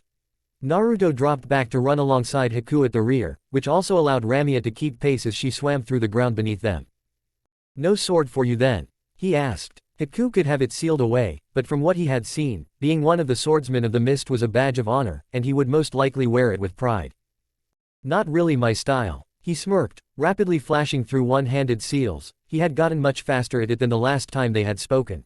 Whispering something under his breath, he curled his hand like he was holding a sword, and in the next moment, he was. A beautiful shining blade of ice grew from his palm, a razor-thin rapier that, with a look of brief concentration, morphed into a broad longsword. I much prefer the adaptability of my keke genkai. Stick with what you're good at. Can't exactly argue with that myself. He forced himself not to glance at his hands, still deftly guiding Ramia through the earth. So, how'd you two get roped in with the rebellion? Last I checked, you were about as distrustful of other Kiri-nin as anyone could be. A more genuine smile took hold in Haku. It seems somebody else thought the same thing. Terumi-May herself came to recruit us. Well, he looked down sheepishly. Zabuza-sama anyway, I was more of a bonus. Turns out most people thought the Yuki clan was wiped out for good. His pale cheeks reddened slightly. Terumi-sama keeps dropping these not-so-subtle hints about all these eligible young kunoichi, and settling down after the civil war is over. You guys are that confident, huh? The ice user smiled wanly. You sort of have to be in our situation, but for us, it's genuine. Terumi-sama is an amazing leader, not to mention incredibly powerful. She will make a wonderful Mizukage when all of this is over. That's a lot of praise. And all of it deserved, Zabuza cut in, steel in his tone. It was the kind Naruto had heard in the die-hard support of the Sandame back home. He almost wanted to meet her now, if she could inspire that kind of loyalty from the grizzled butcher. Haku's right. May's a beast on the battlefield, she's got more than enough to succeed where I failed and put that bastard Yagura down for good. Especially after this latest stunt of invading the mainland. What does the rebellion think about that? Naruto asked, unable to resist now that he was so close to understanding the apparent method behind the madness. Honestly, Zabuza said, we have no idea, we were pretty wary for a trap for the first few weeks. He grinned at the blonde. Probably why you lot found us so hard to track down. Yeah, we knew about your little contact missions, just weren't sure if we could trust you yet. He shrugged, turning forward again. But it seems like he's really committing to this. Targets we thought were previously unassailable have become easy pickings, and the rebellion is taking full advantage of it, making more gains in the past few weeks than they have in years. He sighed, waving his hand dismissively. Either the bastard's finally gone off the deep end, or well. No. What? Naruto asked, perhaps a little too quickly in his curiosity. You can't just leave me hanging like that. Kid, I'm not supposed to be telling you anything, I'm just hoping I get to see you and Haku fight again. From the front of the group, the white-haired teen, Suigetsu if he remembered the disgruntled introduction properly, snorted. Haku versus this ass clown. No contest. Naruto ignored him and gave Zabuza a practiced grin. I'll fight Haku if you keep going, I'll even sweep the floor with 4 eyes and drip you over there if you want. Now that I'd like to see, Zabuza barked over Suigetsu's muttered curses. Alright then, you really want to know. His expression sobered instantaneously. Look kid, I knew Yagura. Or I thought I did. He was always a pretty cold guy, but he always had the best interests of Kiri at heart. We thought we were finally dragging ourselves out of the mire of a reputation we had made for ourselves. Then, overnight, the guy apparently goes off the deep end and declares war on every bloodline user in the country. People don't just change like that. I don't know, it's like the guy was being controlled, like he was under some kind of genjutsu. Not Naruto's skill of choice, nor was he particularly good at it, but he knew enough that he wasn't completely vulnerable to it. But what Zabuza was describing, it would be like no genjutsu he had ever heard of. That kind of sudden personality change was one thing, but holding as long as it had. Even if the controller was always around Yagura, maintaining that control over a shinobi powerful enough to become Mizukage and, if the rumors were true, a Jinchuriki to boot, was near impossible. Unless of course, you had something like the Sharingan. Itachi was a well-known master of the art, possibly the greatest user of genjutsu currently alive. But the timelines didn't match up, unless Itachi had been manipulating Yagura since he was a little kid. Still. Have there been many sightings of the Akatsuki and Mizu lately? Red clouds on black cloaks. The entire group went silent as one, and that told Naruto everything he needed to know. Chapter 28, Slip of the Needle. Hanabi felt like a little kid again as she made the little wooden doll dance on the table in front of her. She had once been told that her mother loved shadow puppetry, so much so that she would drag her father all the way to the capital to see famous productions. In her youth, Hinata had tried to learn the art as a way of connecting with their lost mother, with limited success. Hanabi had been delighted by the little performances her sister put on all the same. They were clumsy and simple, but it had been one of the few things the ill-fated siblings could enjoy together. Hiyashi had put a stop to it not soon after, likely finding them a painful reminder rather than a melancholic connection to the past. Having the simple wooden puppet twirl and spin to her whims, not quite as fluid as a real dancer, but much better than the jerky movements she had been capable of a month ago, it brought her back to those simpler times. Even the training itself was nostalgic, bringing to mind the strict regimens she had been under in the Hyuga compound. Although, Naruto was far from a strict mentor. Exacting, yes, but not strict. He simply expected her to do the best she could, and that seemed to have its own kind of weight in terms of motivation. It was surprising that, with the time he was forced to spend out of the village, mostly in Mizu no Kuni these days, coordinating with the rebels, he had the time to see to her training. But he did. She could tell it was beginning to stretch him a bit thin. He used clones still, but only ever for tedious, laborious work like constructing spare puppets or the paperwork used to manage his ever-expanding network of spies. Testing poisons, working on new designs, and training her. Those, he saw to himself, and it was beginning to grow too difficult to manage alongside his aggressive stance on missions. She knew that, eventually, he would have to give something up. She finished up her training by having the marionette move slowly through a basic stance of the juken before having it hop into her hand. Her strings were still visible, and the wasted chakra meant the exercises were quite tiring. She moved through the building, aiming for where she knew Naruto would be working. She was a deft hand at navigating the controlled chaos of the various workshops by now, barely even noticing all the blonde-haired clones scurrying about their work. She only ever noticed when Naruto was gone. The building became almost eerily quiet without the low din of construction. They would have been perfect opportunities to slack off from her training, but she always suspected he would just know somehow. She found him precisely where she thought he would be. He was at his desk, observing two little puppet birds as they hopped about, twitched spontaneously, and generally acted like real birds. It was only when one ruffled its thin wooden feathers as if to take off that the disparity became obvious. It flapped twice, just about lifting itself into the air, only to flail awkwardly and quickly lose altitude. The other one, a slightly lighter shade of ochre, attempted something similar. It managed to get into the air, but it couldn't really be called flight, so much as it was awkward hovering.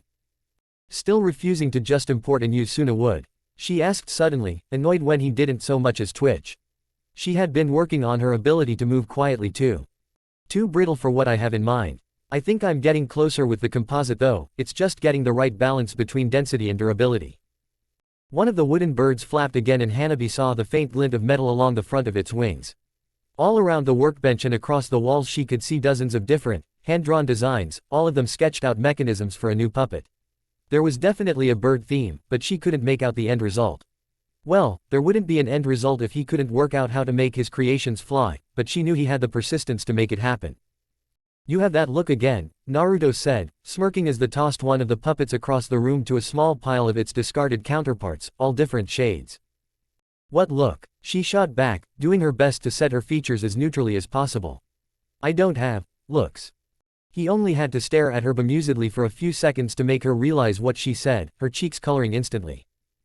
You have that look that says, why can't I make my own puppet yet? Well, why can't I?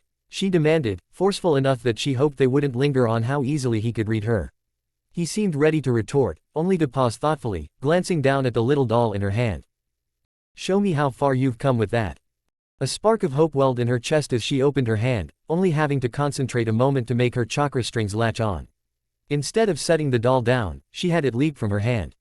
This wasn't a review, it was a demonstration. The doll landed in a tight roll, coming up in a dead sprint that would have looked quite dramatic if it wasn't making adorable little clicking noises as it ran across the table. It was suddenly forced to dive to the side as a wicked beak slammed down where it had just been, carving a sliver out of the table. Hey, Hanabi complained. Naruto just raised an eyebrow, almost lazily controlling the bird with two fingers. I said show me how far you've come. His fingers twitched, but this was no demonstration. He wasn't going to any lengths to slowly show how each movement altered the seals controlling his puppets, his movements were incomprehensible blurs. Hanabi knew she couldn't rely on them to understand what the bird was about to do. The anatomy doll jumped back, avoiding a low sweep from the bird's wing. Capped in sharpened metal as they were, it would have shorn clean through the little marionette. It grabbed a pen off the desk clumsily, twirling it like a staff and slamming it into the bird's head to divert its next blow. Naruto's puppet clearly wasn't designed for combat, it was just an experiment in flight, but that didn't make its beak any duller. It reared up, wings flapping hard enough that if Hanabi hadn't braced the doll, it would have been bowled over. When it next lunged forward, Hanabi had the doll plant the pen like a polearm, so the point was driven down the bird's throat. If it was flesh and blood, it might have been a killing move, but as a puppet, it was no softer on the inside and it merely stuck the thing in place for a moment. Hanabi used the reprieve and had her doll leap forward, clambering awkwardly up the side of the bird until it had its little wooden arms wrapped around the larger puppet's neck. It thrashed and rolled, but couldn't dislodge its unexpected passenger. It wasn't a victory, but it wasn't a defeat either. "All right, that's enough," Naruto said, letting his strings go slack and the bird go still. Hanabi sighed and relaxed her own hand. It had been hard thinking on the fly, and harder still on her hand, unused to twitching and moving so suddenly in the heat of the moment. The moment she did, Naruto reacted faster than she could see. The bird lurched, throwing her doll off, and in the same movement speared forward. Its beak closed around the marionette's neck and snapped shut, decapitating it in an efficient, brutal move. "Hey," Hanabi whined, snatching the doll back and frowning at the two severed parts. "Important lesson of the day," Naruto said, ignoring her glare. "You never let your guard down until you're certain your opponent is out of commission, or failing that, unable to attack." He glanced at the way she was cradling the worn old doll. He could repair it easily, but I wouldn't worry too much about that. You'll be practicing with something bigger soon enough. Hanabi seemed to forget about the doll almost instantly, her eyes lighting up excitedly. "You mean?" He nodded. "I'm going to be gone for a few days. We've been encouraged to aid the rebels on a few operations they've been planning, to secure their help in encircling Kiri. When I come back, I expect to find you with a puppet that you've made yourself. My clones won't help you, and if I find you've repurposed any of the parts in my workshop, I'll take great pleasure in destroying that puppet in front of you. This has to be your work, from scratch." The girl nodded eagerly and made to rush off, only to nearly trip as a chakra string attached to her foot, freezing it in place. "Where are you going? We still have your taijutsu practice for the day." "What do you care? You hate taijutsu," she muttered, frustrated at being held back from something she had been anticipating for so long. "Yes, and it's abysmal for it, a weakness I did my best to overcome by doubling down on my puppetry. You have no such excuse. You have a perfectly viable form that you're good at," she flushed a little from the rare praise, "and have extensive teaching in. So, if you could go back, you'd focus more on taijutsu?" she asked skeptically. He shrugged. "Probably not, but I didn't have the benefit of a teacher willing to correct those missteps." He flexed his fingers and one of the sturdier dummy models hopped off a nearby rack. "By force, if necessary." Grumbling to herself and rolling her eyes, Hanabi nevertheless acquiesced and began walking to the training room. "How did you get so good at imitating the Juken, anyway?" Naruto stayed quiet, causing her to sigh. That probably meant it had something to do with Hinata. Whenever she brought her sister up recently, her unconventional teacher clammed up tighter than the Hokage's office. It had the additional effect of making him go even harder in their training, but that was okay. She suddenly had a bit of frustration to work out. The rebels seemed very fond of their subdued little celebrations. He supposed it was necessary when you were forced out of your home and into a long, suffering fight against people you once thought of as friends. He did however think that celebrating after every successful mission by drinking themselves into a stupor was asking to get somebody killed. They were admittedly tight about their security, and a few people were always kept aside for the nightly watch, but it still seemed excessive. He sat towards the edge of the camp. It was away from the campfire, irritating, in the cloying damp that suffused Mizu no Kuni, but also away from all the Kiri rebels trying to get him to drink.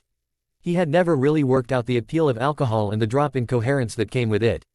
Still, he wasn't going to begrudge them for it. Despite the Mizukage's diverted attention, the target they had hit was still a tough one. As a prison camp for bloodline users, it should have been. They not only had to worry about attacks from the outside, but from their own prisoners. The fact that Yagura appeared to be taking prisoners as leverage instead of butchering them on the spot seemed to be a good sign. It said he believed he needed the advantage. The successful raid only boosted morale and, in general, spirits were high. But, they were also flowing freely, thus Naruto's separation. "You could loosen up a bit," Sasuke said as he wandered over, the slight color in his cheeks showing that he hadn't been as successful in rebuffing the rebels' hospitality. "It can't be healthy being so uptight all the time." Naruto scoffed good-naturedly, "You're lecturing me on being uptight." He rolled his shoulders, the cold was making him stiff. "Besides, you know what else isn't healthy? Having your throat slit because you were too drunk to notice an ambush." Sasuke shrugged uncaringly. It amazed Naruto constantly how much he had mellowed since their genin days. More specifically, since Sakura's death. It might have surprised some, but the blonde secretly believed that, between him, Sasuke and Kakashi, Sakura's death had hit the Uchiha hardest. It seemed to have brought into sharp focus every rebuffed attempt at a connection between the two she had ever made. After a long period of surly introspection, Sasuke had begun to open up to people more readily, almost as a way of making up for that now impossible relationship. He had never loved Sakura, or anything mushy like that. It was just a regret that he was trying to make up for, in his own way. If Naruto's intuition was right, he would make Junin soon. His interpersonal skills were really the only thing holding him back on that front. With what basically amounted to an apprenticeship under Kakashi, the one that had made a name for himself in the Third War, not their lazy, impudent teacher, he had been shaped into a powerful shinobi. Even for a ninja, you're paranoid, you know that. The dark-haired teen muttered, taking a long sip from his cup. It was some fruity drink that was so mild you almost forgot it was alcoholic, until the hangover reminded you, painfully, or you tried to drink too much, in which case it had a hell of a kick. The rebels seemed very fond of it. Paranoid, and not dead, Naruto countered with a grin, clinking his own cup of tea against Sasuke's. Fair enough, although I wouldn't count on it staying that way if you leave that simmering for much longer, the Uchiha said, inclining his head towards their approaching third teammate. Now if you'll excuse me, a certain Kunoichi has been making eyes at me across the campfire for the last few minutes. As an Uchiha, I feel obligated to let her know all about these eyes. And with that he lifted off the log they had been using as a bench and sauntered off. No fraternizing with foreign ninja, Naruto called after him, torn between grinning and frowning. All it earned him was a rude gesture behind the Uchiha's back. What felt like a long time ago now, Sasuke had introduced himself with two goals: to kill his brother, and to re-establish the Uchiha clan. It seemed the second point on the teen's list was less of an afterthought these days. Still, Sasuke knew better than to do anything stupid. The real reason for the frown sat down next to him a moment later, looking into her own drink indecisively. It's nice to see them able to be so happy, despite everything they've had to struggle against, isn't it? They know tomorrow could be their last day, why not live it up every night? He said, lapsing the two into a silence. He still hadn't worked out what to do about this situation. Hinata had been mostly ignoring him since that night, out of embarrassment or waiting for him to do something, he couldn't tell. It crept into his thoughts occasionally, like an unwanted intruder in his mind, and he still hadn't come to any kind of conclusion. She was attractive. He could see that objectively. She was clearly enamored with him. He could also see that. She was submissive, and didn't ask a lot of probing questions of him, which should have been a plus. At the same time, he just hadn't considered a relationship like that. At all. What was the point? If he was going to live to an age where that kind of thing mattered, then he could deal with it later. If he didn't, he would be dead. Hinata had forced his hand a little. Did he like her? She was nice to be around, he supposed. He certainly got along with her better than most. Although, that might have been habituation more than anything, with how often he'd had to coordinate with her when his spy network was still a budding, unstable thing. The last person he had genuinely had a crush on was Sakura, and look how that turned out. But in all seriousness, working with his puppets, especially in understanding the underlying anatomy, had almost completely desensitized him to the female form. Or maybe it was getting wrist deep in Kin's chest cavity when he was 13 years old. He could look at it from an aesthetic viewpoint, admire it even, but it didn't particularly stir anything in him like he supposed it should. Again, it was something he hadn't put a lot of thought into. What he did know was that this awkward silence was extending well past his tolerance. Just as he was about to turn and say something, Hinata beat him to it. "I wanted to apologize," she murmured, unable to pull her gaze out of her drink. It was the same thing the rebels were drinking. She apparently needed some liquid courage to even broach this. "It was inappropriate of me to put that kind of pressure on you. We're at war, and there are so many things going on. I was drinking and, I don't know, Ino must have put something strange in my head that night. Normally I would never have been so bold. It's all right," he managed, somewhat lamely. "No," she continued, her shoulders slumping progressively as she spoke, "I was foolish to even think you would look that way at someone like me. I'm not strong, like you. I don't have your dedication, or drive. When people hated you for being a Jinchuriki, it only made you fight harder. I can't even protect my own sister." Naruto's eyes widened. He hadn't thought anybody from his generation had worked that out, except maybe Shikamaru. I should go." She made to stand, only to gasp as she felt a warm hand close around hers, pulling her back down. His other hand found her chin, turning her until they were facing. His eyes searched her face for a moment, picking every detail apart.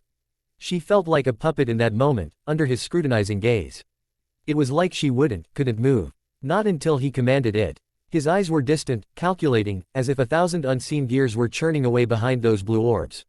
All the same, she felt warm. His were eyes that saw potential in lifeless wood, and a small, longing part of her had always hoped that he would see something in her that she couldn't see herself. When he leaned forward, it was hesitant, testing. She couldn't even bring herself to reciprocate, too frozen by that roiling cloud of doubt swirling in her chest. It tightened like a clamp with every inch he crossed. This wasn't real. This was some terrible illusion that would shatter in a few moments. She would wake up and this would all be a bittersweet. His lips were cold from the chilly night, their touch sending a spark of electricity down her spine, jolting her into the moment. She closed her eyes and sank into it, tentatively shuffling forward when a firm, calloused hand found her shoulder. They broke for a breath, and Naruto seemed ready to pull back. She didn't let him. Feeling a burst of courage burst from the bubbling happiness exploding in her chest, she brought a hand up behind his head, enjoying the feel of his spiky locks being drawn between her fingers. When they did finally part, her cheeks were flushed, and her breaths came in short, quivering bursts. A wavering smile dancing across her lips. She looked up, and her heart broke. Naruto's expression had barely changed. He was looking at her like a particularly unsatisfying experiment. And she knew, for her sake, he had at least tried. But he had felt nothing. He could feel nothing, not for somebody like her. Thank you, she managed, lip trembling as she stood to go. It was all she could do to salvage her shattered self-esteem. You're not worthless, he spoke up when she had taken a few steps, freezing her in place as surely as if she were bound in strings. You're not the weak, spineless girl you've been brought up to see yourself as. I've seen strength in you, a dedication to succeed, to grow past the image your family has mired you in. I know you look to me and see strength, and I'm not entirely sure why. She almost whimpered, how could he not see? But she said nothing, could say nothing as he spoke. But if you look hard enough, you'll see that same determination in yourself, if you look past what other people say you are. He let out a long breath, and Hinata was freed, but before she could walk away, he sighed. I am sorry. I want you to know that. That was too much for her, and she walked away as quickly as she could. He sat there, silently, staring at his own hands clasped together. Without even looking, he grabbed the drink Hinata had abandoned and downed it in one. It burned going down his throat, and Naruto began to understand why the Kiri rebels were so fixated on celebrating the small victories. The failures always felt so much worse. Hanabi hovered uncertainly at the edge of Naruto's periphery, never quite working up the courage to say something. He had come home in a strange mood, breezing right by her and falling into his work with a vengeance that spoke of the need to exhaust everything else from his mind. Normally, when he was in these kinds of moods, she would do her best to avoid him until he defrosted. Right now though, she was torn between her own nervousness and excitement. She shuffled a little closer and cleared her throat quietly for the third time, hoping this would be the one he noticed. When he turned sharply, swiveling on his chair with a cold look, she wished he hadn't. What? He hissed. Can't you see I'm doing something important? Hanabi shrank back under that gaze. She couldn't remember a time he had ever spoken to her like that before. You said. Sorry, it's just, she backpedaled, looking down abashedly. It was like she was a little girl, being chewed out by one of the elders again. It all rushed back so clearly. Look down. Don't meet their eye. Whatever you do, don't cry. My puppet. She heard him sigh, and tentatively looked up. He was rubbing his temple, and in that moment just looked tired more than anything else. Sorry, I didn't mean to be so short. He chuckled humorlessly. Guess today is the day where I can't help but disappoint Hyugas. He cracked his neck and put on a grin, although it was strained. Come on, let's go take a look. She was a little put out by his casual tone, as if her first effort at a puppet was just some passing attraction to glance at and move on. But, she could see even this much congeniality was effort for him today, so she wisely said nothing, instead leading him to the training room she had commandeered. He walked over to her creation and began to examine it thoroughly. She'd had so many childish ideas about what she could make for her first puppet. Many of which proved completely infeasible due to the time frame. And her inexperience. She had read all of the books Naruto had collected over the years on woodcrafting and engineering, but putting it into practice was a different thing entirely. It wouldn't win any prizes for beauty, but Hanabi had done her best, and it worked. In the end, it ended up a lot like a rougher version of Dami, the refined ones that he used these days, at least. The wood had a rough-hewn look, the marks of the plane clearly visible, but it was definitely humanoid. It was also a great deal more feminine than the purposefully androgynous Dami, a few inches taller than Hanabi herself. It was fully articulated, and had a few hidden compartments with rudimentary Senbon launchers she had reverse-engineered from Naruto's. He hadn't said she couldn't do that after all. Naruto walked around it in a circle, testing each joint individually before latching his strings on. Hanabi's lips curled when she saw how fluidly her own creation moved under his gentle ministrations. She couldn't get it to move like that, and it was extremely tiring just to run it through a single kata of the jukin. She hovered to the side, stomach churning anxiously, but so far, the blonde hadn't looked displeased. Eventually, after he had run Mari, what she had named the puppet, through some sort of internal checklist, his features softened. "I'm a little jealous," he murmured. It was possibly the first time she could have ever called one of his smiles wistful. The soft remark caught her off guard. While satisfied with her creation, she knew it wasn't anywhere close to the intricacy or elegance of Naruto's constructs. In Naruto's eyes, it was very different. Despite building Mari from scratch, Hanabi had all sorts of advantages Naruto couldn't have dreamed of when beginning his long journey. She had his materials. The first incarnation of Dami had been roughly put together from whole pieces of timber. Naruto had been forced to cut down a tree from the training grounds himself. It had taken nearly 2 days, and the end result had been animated more through raw power than any kind of finesse. His knowledge of the various control seals was shaky at best back then, so he had brute-forced it. She also had access to the knowledge he had spent years collecting and integrating into his style. His bookshelf had once encompassed his windowsill and his bedside table. Now, using his clones to steal or copy any interesting bit of literature on a whole range of subjects, he had an entire, dedicated room set aside as a library. Most importantly, Hanabi had an example. She had dedicated teaching. She had somebody to make the mistakes for her, so she would never have to. It was something a younger Naruto had dreamed about having growing up, his mental image of Sasori only going part of the way in that regard. Now that he was that person, it brought up strange feelings in his chest. Mari was no beauty, true. But she was better than anything Naruto could have made in her place. "Come on," he muttered, shelving his turbulent feelings behind a smile. "Let's put her through her paces, shall we?" That one, small confirmation was all Hanabi needed to banish her lingering anxiety, latching her strings to Mari as Naruto walked a copy of Dami into the room. Naruto had to give Mizu no Kuni one thing: the nights were beautiful. Lying there, staring up at the shimmer of the swirling mists, he could understand why people could grow proud of this country. Nights in Konoha were usually either mired behind the haze of the village's lights, or obscured by the broad canopy of their forest's trees. Nothing could beat a fire country sunset, but the still serenity of the stars here came close. Of course, the only reason he knew this was because he couldn't use a tent when sleeping. The shine of condensation on the fabric would have been a dead giveaway to any passing patrols. So, they had to use specially constructed, camouflaged sleeping rolls. In Konoha, sleeping outside was tolerable thanks to the muggy warmth that lingered through the night. Mizu's nights were less hospitable, and a chill wrapped itself around his bones the moment he tried to close his eyes. With a sigh that condensed into a pearly mist in front of him, he silently rolled out of his sleeping mat, still fully clothed. He couldn't even use a jutsu to warm himself, he might alert a nearby sensor. He began running through some dexterity exercises that had practically become muscle memory at this point. It warmed his fingers at least. The rest he did by cycling his chakra like he was trying to break a genjutsu. It didn't actually do anything, but it felt good to keep busy. The faint hiss was low enough that, had he still been trying to doze off in his bedroll, he might not have heard it. It was his only warning before the ceiling tags planted around the small camp released their deadly payload. In less than a second, the entire camp was smothered in a thick, noxious blanket of purple smoke. In the same amount of time, Naruto had dived forward, already pulling a small, portable rebreather out of a pocket and jamming it over his mouth. When he looked back, the entire camp had vanished behind a deadly smokescreen, save for a single figure moving forward. Their features were obscured by the poison swirling around their body, but their voice was all too recognizable. "I underestimated your will to live. I would very much like to know how you managed to counteract my poison." Sasori didn't quite fully emerge from the smokescreen, looking even more intimidating with his body partially obscured. "Surprised to see me?" "You could say that," Naruto said slowly, eyes scanning the treeline behind the other puppeteer. "Then you disappoint me again. To think that you would have such trust in a weak, fledgling network of informants. No contingencies. No assurances. It was almost insultingly easy to slip my own agents in place. True agents, loyal only to me." He scowled, taking a step forward.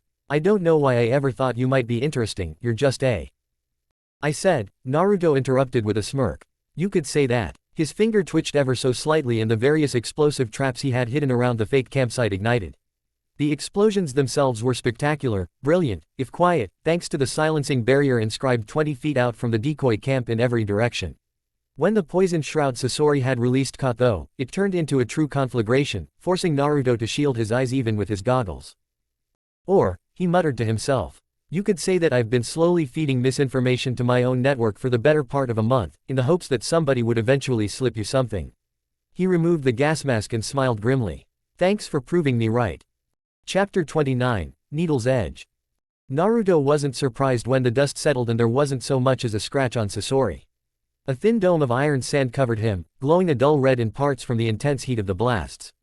It fell away, pooling around the third cage. The human puppet was draped over Sasori's shoulders as an extra, unneeded layer of defense. I wanted to thank you for being so predictable, Naruto called out with a grin. When I realized the Akatsuki were behind this escalation in the war, I never thought I'd be able to separate one of you from the group. You guys travel in pairs, right? Sasori said nothing, simply dusting his cloak off disdainfully as the cage hovered back a few paces. But I knew you would be different, the blonde continued, subtly shuffling back himself until his foot met resistance. Of course you'd think you could handle me all by yourself. You've done it before, right? Your miraculous survival has gone to your head if you think anything will be different this time, Sasori replied calmly, flexing his hands.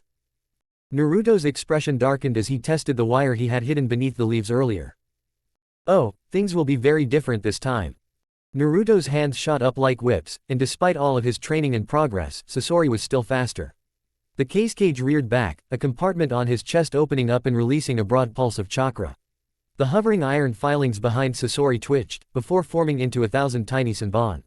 The rocketed forward, propelled faster than any hand could throw by the pure magnetic force generated from the dead man's Kekkei Genkai. But Naruto wasn't going for a puppet. His hands flashed through well-practiced hand signs, ending on the dragon seal. Raiden, Jaibashi, he called, slamming his hands down on the wire hidden in the underbrush. A low hum filled the air as the camouflage protecting his homemade electromagnets burned away under the sudden heat in the copper wires. 4 of them, hidden at the cardinal points around the decoy campsite. After their ill-fated first meeting, Naruto had spent many sleepless nights racking his brain for a way to overcome the cage's famous Jiden abilities. The answer had come, of all places, from the weak little magnet that kept his fridge closed. He didn't have to beat the cage's magnetism, just overpower it. Sure enough, with the current provided by his jutsu running through the copper coils, the large iron cores he had hidden behind camouflaged sheets became extremely powerful magnets almost instantaneously. The iron sand that had been racing towards him abruptly veered off, congealing around the electromagnets in strange, lumpy spikes that twitched as Sasori tried to press his control. It was too late for that though. The moment the human puppet was vulnerable, Naruto's other arm flashed out, fingers dancing. 5 copies of Dami burst from the earth, like zombies clawing their way from the grave. All of them rushed the cage, all of them inscribed with enough explosive seals to level small buildings. Naruto wasn't playing around in this game. Sasori scowled, still wrestling with the iron sand. Something thin and fast whipped out of his cloak, a dark gray streak, shining with poison. It would have cleaved right through all 5 puppets, if Naruto hadn't chosen that moment to cut off the chakra to his jutsu. It was slight, a mere stumble, but the sudden lack of magnetic force unbalanced the red-haired puppeteer just slightly. Naruto wasn't unaffected himself, but his weapon wasn't a part of his body. 3 of the damas were bisected cleanly by whatever weapon Sasori had engineered into his immortal husk. 2 of them made it. The explosion rivaled the first, and this time Sasori was forced to leap away, suffering from the lack of the iron sand's protection. The cage was nothing but splinters when Naruto finally lowered his hand from his eyes, grinning wickedly. I think that brings the count of puppets I've cost you up to 2, he called out. It was hard to imagine Sasori having a more powerful puppet on hand than a former cage. So, unless he was hiding the Sandame Rakage in those cloud-patterned robes, he felt he could handle whatever the puppeteer could throw at him from here. Sasori wasn't even frowning when he re-emerged. Your body will replace them, soon enough. His own expression turned into a cold smirk. I've never had a Jinchuriki in my collection before. Naruto tried not to let the older puppeteer's self-assurance get to him, but found his hands flexing in agitation despite himself. He had to constantly remind himself that he had been preparing for this for months. Projecting confidence was the best way to feel it. I prefer to think of it as a service, Naruto shot back, still giving a grin he far from felt. If I kill you, it saves you the pain of the Kyuubi absolutely annihilating you. He had no idea if that was how it worked, or if the Kyuubi would even be released upon his death, but it at least seemed to give Sasori pause. I'd like to see you make a puppet from an immortal mass of chakra and hate. A shame, the man muttered, drawing a thin scroll from his back. Without that you will hold nothing of interest to me, save as another body for the Legion. Lifeless eyes narrowed slightly as wooden lips quirked. I should introduce you to your future comrades. You should feel honored, for you will soon join a technique that has conquered a nation. With a flourish, the surprisingly long scroll spread out around Sasori like a bodhisattva's teni, revealing hundreds of tiny storage seals intricately woven into a single matrix. Sasori made a single ram seal and smiled wickedly. Akahigi, Hyaki no Soen. Puppets blotted out the stars. 100 of them, floating in the skies above them like an ominous shroud. The sound of their joints clacking and shaking formed a low background noise that completely enveloped the natural sounds of the night. Sasori shed the upper half of his cloak, further revealing the perversions he had forced his body through, including a grotesque fleshy circle where his heart should have been, and a slightly raised hatch on the other side of his chest. It opened, releasing countless chakra strings that sought out each and every puppet in the sky, and the malicious gleam in the puppeteer's glassy eyes told Naruto that he could control every single one.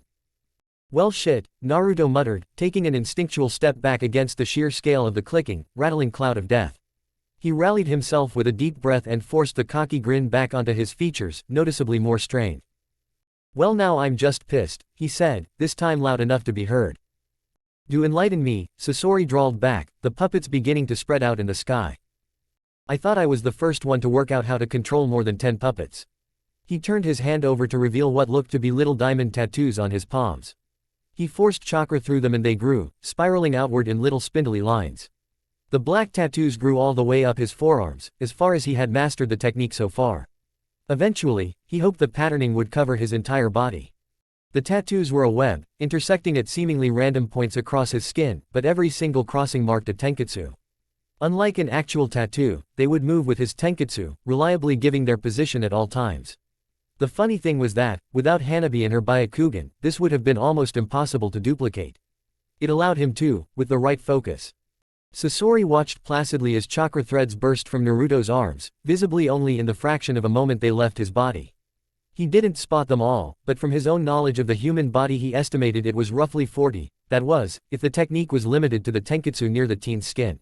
His malicious smirk returned. I think you'll find you are still outnumbered, and outmatched. I have spent years honing my technique, it looks like you are struggling to even stand with yours. That was true enough. Naruto wasn't sure he could even move his feet when concentrating on so many disparate puppets just now emerging from the storage scrolls he had hidden all over the nearby forest. But then, what kind of puppeteer would he be if he had to move to fight? I like to think of it as quality over quantity, he shot back through gritted teeth. So, the move he had been saving in reserve as a trump card had been forced into play early, just to deal with Sasori's numbers. It was probably better this way. Imagining trying to use this technique after a long and drawn-out fight gave him phantom aches. That, or the strain of his own jutsu was making him lightheaded. Soen, Mugen no Kanose, he muttered as he felt the last few strings connect with their puppets. It was like there was an entire crowd in his head, jostling for position as his mind tried to track the position of 36 different puppets. This was the most he had been able to manage so far. He had thought it would be an overwhelming advantage, not an attempt at evening the scales. I'll admit, your bag of tricks has grown deeper, but this is a stalling tactic at best.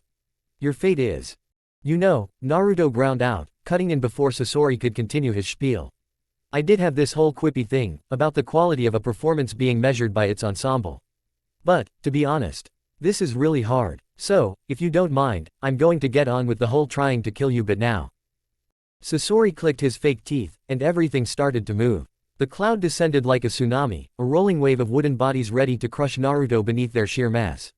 A streak of a silhouette passed in front of him, and the frontmost puppets abruptly fell limp, clattering to the ground at his feet to be pounced upon by 5 copies of Ramia waiting beneath the earth. It circled back around again, this time catching the moonlight. At first glance it could be mistaken for an incredibly large bird, not too outlandish as summons were known to be larger. On closer inspection, the humanoid traits could be picked out, and it was revealed to be some kind of woman-bird hybrid, with large, broad wings, whose feathers seemed to intermittently catch the light in a glittering, distracting display. Each one was rimmed by the thinnest band of sharpened chakra metal, making every feather on her body a weapon waiting to be released. It was necessary to make Hane, as he had named her, combat-ready. Her flight required her to be light, so it limited the number of weapons he could install inside her body. Her body being the weapon neatly circumvented that problem. After every feather was released, a specialized storage seal would slot another in its place. His first flying puppet wouldn't run out easily, and there were currently 10 of them circling the skies. Naruto breathed deeply, taking advantage of Sasori's curiosity at the new puppet to firm up his stance. Controlling so many puppets at once made it easy to forget about his own body, and he couldn't afford to fall over and lose his line of sight. Sasori was under no such restriction, and every single chittering puppet in his horde seemed dead set on going right for the throat. A maelstrom of wood and metal engulfed him, held at bay only by the valiant efforts of his own constructs. Hane shot by, her wings deftly slicing through Sasori's chakra strings and briefly cutting off control to a swath of the legion. 5 different water cannons were firing almost indiscriminately into the swarm. Glistening strands of quick-drying adhesive crisscrossed the clearing like an oversized parody of a real spider's web. Through it all, Sasori's puppets ducked and weaved, slowly being whittled down. It wasn't easy though. For every 2 puppets Sasori lost, one of Naruto's was brought down by a storm of blades and kunai that filled the air with the whistle and screech of metal. The blonde knew that wasn't a winning ratio and reached out with one of his spare chakra strings as another Hane was ripped out of the sky. It found one of the traps he had laid earlier and pulled, releasing the trigger on the storage seals winding up a nearby tree trunk. They released as one, spewing a wave of kunai through the night. It carved a chunk out of Sasori's legion, shattering wood and metal like shrapnel. It also caught a few of Naruto's own puppets in the confusion and, even strengthened by the chakra wires in their body acting like an artificial chakra system, they couldn't stand up to that much weaponry. At least it gave Naruto less to concentrate on, making his remaining puppets more nimble and responsive. But then, that was also true for Sasori. Ramia's tail wound around him, protecting him from a hail of poisoned senbon that thudded into her thick scales. He had modified this one specifically to be tougher than most, at the cost of mobility, and Sasori's attacks were still this powerful. He forced the rush of fear out and focused on the skies. His cohort of winged puppets was his least damaged and were still doing good work, sweeping in and out of the fight like sentient blades, severing Sasori's chakra strings left and right. Being introduced to that property of chakra blades was probably saving his life now. The other puppeteer, of course, could simply reattach new threads, but those precious moments where his puppets were tumbling through the air, uncontrolled, was usually the opening for his other puppets to finish them off. The man didn't leave many others. The battle was settling into a kind of frantic rhythm.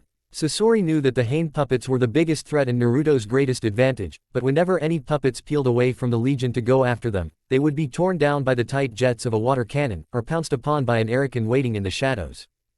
Naruto felt the first stirrings of a grin begin to spread across his face. He could do this. He was doing this. Then one of Sasori's puppets managed to break through his ring of defense and promptly exploded, throwing the teen across the clearing. He managed to roll to his feet, but he was disoriented and his head was ringing from the blast. That few seconds lapse in control nearly cost him immensely as the bulk of the puppet horde turned upward, charging the suddenly vulnerable Hane copies. Thanks to his wobbling vision and the tinny ring in his ears, Naruto almost didn't capitalize on the move he had been waiting for the whole fight. Almost too late, he sent a pulse of chakra through his strings and all of the remaining Hane puppets shot upwards with a powerful beat of their wings. They were nothing but streaks of light for a moment, leaving strange, inverted vapor trails through the late-night mists before reaching the zenith of their flight. Sasori realized his mistake too late as his puppets tried to turn and descend again. The Hane puppets curled up into little bristling balls before exploding outwards, releasing their entire payload of weaponized feathers at once. For a moment they seemed to hang in their air, 1,000 glittering shards of shrapnel, gleaming with condensation. Then, with a muted swish of air being parted, what looked to be Sasori's entire horde suddenly went limp, their strings severed indiscriminately. Both puppeteers went into a frenzy. Sasori's chest compartment released another salvo of his chakra strings, desperately trying to reassert control over his army. Naruto's arms moved like a panicking conductor, directing his own puppets to slash and tear and break whatever they could in those precious few moments of complete control. Sasori's puppets, when once again under his control, gave as good as they got, often exploding when too badly damaged. Still, it was a pivotal moment in the fight, and, after a handful of seconds that seemed stretched out between a dozen different perspectives, the clearing fell quiet again. Naruto was panting heavily, surrounded by a sea of broken wood and twisted metal. But he had won. Sasori's entire legion lay in tatters around them, mostly useless. He hadn't fared too much better, only a single Hane and the listing Ramia wrapped around his body surviving the pitched slaughter, but that was 2 more puppets than Sasori. And that could be all the difference. Hey, he panted, taking a moment to calm his breathing as he just enjoyed the sight of Sasori's narrowed eyes. What did I say? About quality, over quantity. I admit, Sasori responded tersely, that I never imagined you improving this much. But you'll find this is far from over. As he spoke, he shook the rest of his cloak, casually tossing it to the side to reveal the full extent of his body modification. Some kind of prehensile cable was spooled in his abdomen like metal intestines, and 2 metal wings unfurled from his back, flexing experimentally. It looked like they could rotate completely, either lifting the puppeteer into their air, or turning into wicked buzzsaws at a moment's notice. It has been a long time since I have been forced to use myself. His hands snapped up mechanically, a tube emerging from each palm. Naruto didn't have to know what they did to know it was a bad idea to be in their path and swiftly dove out of the way. He was thankful for it. 2 brilliant streams of fire erupted from the other puppeteer's hands. The heat was incredible, instantly burning off the mist in the area and leaving the ground dry and cracking. Naruto dived behind a heaped pile of broken puppets, not even remotely trusting Ramia to hold up against that kind of inferno. Sasori simply moved his arms, almost lazily, and put the haphazard ridge of broken parts to the torch. That many puppets, at that distance, they weren't instantly incinerated, but Naruto was already moving. He threw out a hand, latching onto one of Sasori's less damaged wrecks and forced it to leap in the opposite direction, briefly distracting his opponent. He sprinted out of the other side, Ramia keeping pace. Her tail flicked up, and he poured as much chakra into her water cannon as he thought was safe, then a bit more for good measure. The 2 opposing streams met and an awful hissing filled the clearing as the tight beam of water was instantly reduced to scalding steam. Still, it held. At least, it did. Until Sasori's hands rotated 360 degrees, tightening the gouts of fire into coin-thin jets of pure white heat. Ramia throwing herself forward was all that stopped Naruto from instantly being reduced to a pile of ash. It seemed some kind of kami was watching him as, a moment later, the streams of fire sputtered out, their fuel depleted. Some kind of thin scroll on Sasori's back glowed, before fading away. There was a brief disconnect between Naruto's body and mind. His mind was trying to pick apart how Sasori could produce such concentrated flame and how the scroll system worked. His body, on the other hand, had turned and sprinted towards the tree line, acting on a much more ingrained set of instincts. "You seem fond of your water cannons," Sasori remarked with a cruel smile, one of the other scrolls pulsing with chakra. "Let me show you how powerful they can really be." Some powerful water ninjutsu Naruto had seen wouldn't have compared to the jets Sasori released. The ground, glowing faintly and cracked from the previous heat, exploded where he aimed from the sudden change in temperature. The floor was turned into an impromptu minefield as Naruto ducked and weaved, only making it to the tree line by the skin of his teeth. Although, he wasn't much safer there. One of the water jets hit a tree and nearly uprooted it on the spot, forcing Naruto to dive out of the way and retreat further into the forest. "Find all the cover you like," Sasori called out with a manic grin. "It won't help." His hands rotated, and once again the streams were concentrated to barely a ryo's width. He swept his arms out in lazy arcs before cutting off the flow. A strange silence settled on the area before it was replaced by the tortured groans of 200 trees suddenly severed clean through the trunk. The entire forest seemed to fall apart, or at least, that was how it seemed to Naruto as he scrabbled and dodged through a dozen different tree trunks trying to crush him. His only respite was that they were the sickly, thin trunks of Mizu. If this was fire country, he would have been crushed by his homeland's sturdy boughs by now. When the dust settled, it was like an entire logging camp had been through the area, and Naruto was left like a bright blonde beacon in the middle of it all. Sasori gave him a smirk and lifted his arm. "It's been an amusing performance, but you've wasted enough of my tea." The jet of water missed Naruto by an inch, thrown upward along with Sasori's arm as Hane descended on his back, clawing and scratching with wicked talons of chakra metal. The beam flew upwards, powerful enough to cleanly part a cloud that was drifting by. Naruto had no illusions that he would have survived that, but put his near-death out of mind as he focused entirely on Hane. With her artificial chakra system, and his undivided attention, he might as well have been that puppet. His control was so absolute. She moved with the fluid grace of the living, effortlessly weaving around Sasori's redirected jets with a poise and speed Naruto couldn't have managed with his own body. Wings moved in mesmerizing displays of glittering metal and polished wood, fine enough to mimic the real thing. Every time the puppeteer thought he had a bead on her, a powerful beat of her wings would abruptly jink her in the opposite direction, always skirting destruction by a few inches. She was magnificence in motion, and if Naruto hadn't trained with her extensively in the month leading up to this moment, he might have been too distracted to reach within himself and begin going through the laborious process of molding chakra without hand seals. She took a few knocks when Sasori's tight beams of liquid death grazed her skin, but she survived, and survived beautifully. It was just long enough that Naruto was able to finish. Hane's wing swept out, bringing her to an abrupt stop that would have given a real bird whiplash. Sasori's arm went out too far, caught off guard by the sudden halt, and that opening was all Naruto needed. "Kaden, Gokaku no Jutsu," he muttered, and Hane obeyed. Her mouth opened and a brilliant ball of fire erupted from it, with no visible means of propulsion. Sasori was no stranger to the concept of puppets performing jutsu. But that was his human puppets, people whose chakra systems he had bastardized and repurposed to his own ends. The thought of an artificial puppet molding chakra was just surprising enough that, instead of diving out of the way of the jutsu like he might have in the face of a human opponent, he instead tried to bring his arm around to slice the fireball in half with his water beam. He did so, and it did nothing. This was no ignited aerosol accelerant, easily quenched. This was a chakra-based fire, and it spat on the laws of conventional physics. The beam of water neatly sliced through the fireball, and it rushed on regardless, engulfing the puppeteer's body in the next second before erupting in a grand explosion that forced Naruto to cover his eyes. It had never done that in training. He picked his way through the graveyard of wooden limbs slowly, rubbing his arm where a falling tree had glanced off him. Even now, in the quiet of the after-battle, he was trying to settle his breathing. The exertion of his Mugen no Kanose was immense, and he would have itchy red marks on his skin for the next few days. He never lowered his guard though, especially when Sasori came into view. It was an almost pitiable sight. Everything below the man's chest had been blown away, along with both arms. He was nothing but half a torso and a head, his remaining skin blackened and cracked from the heat. Curiously, the man's hair had survived just fine, only looking a bit messier for the experience.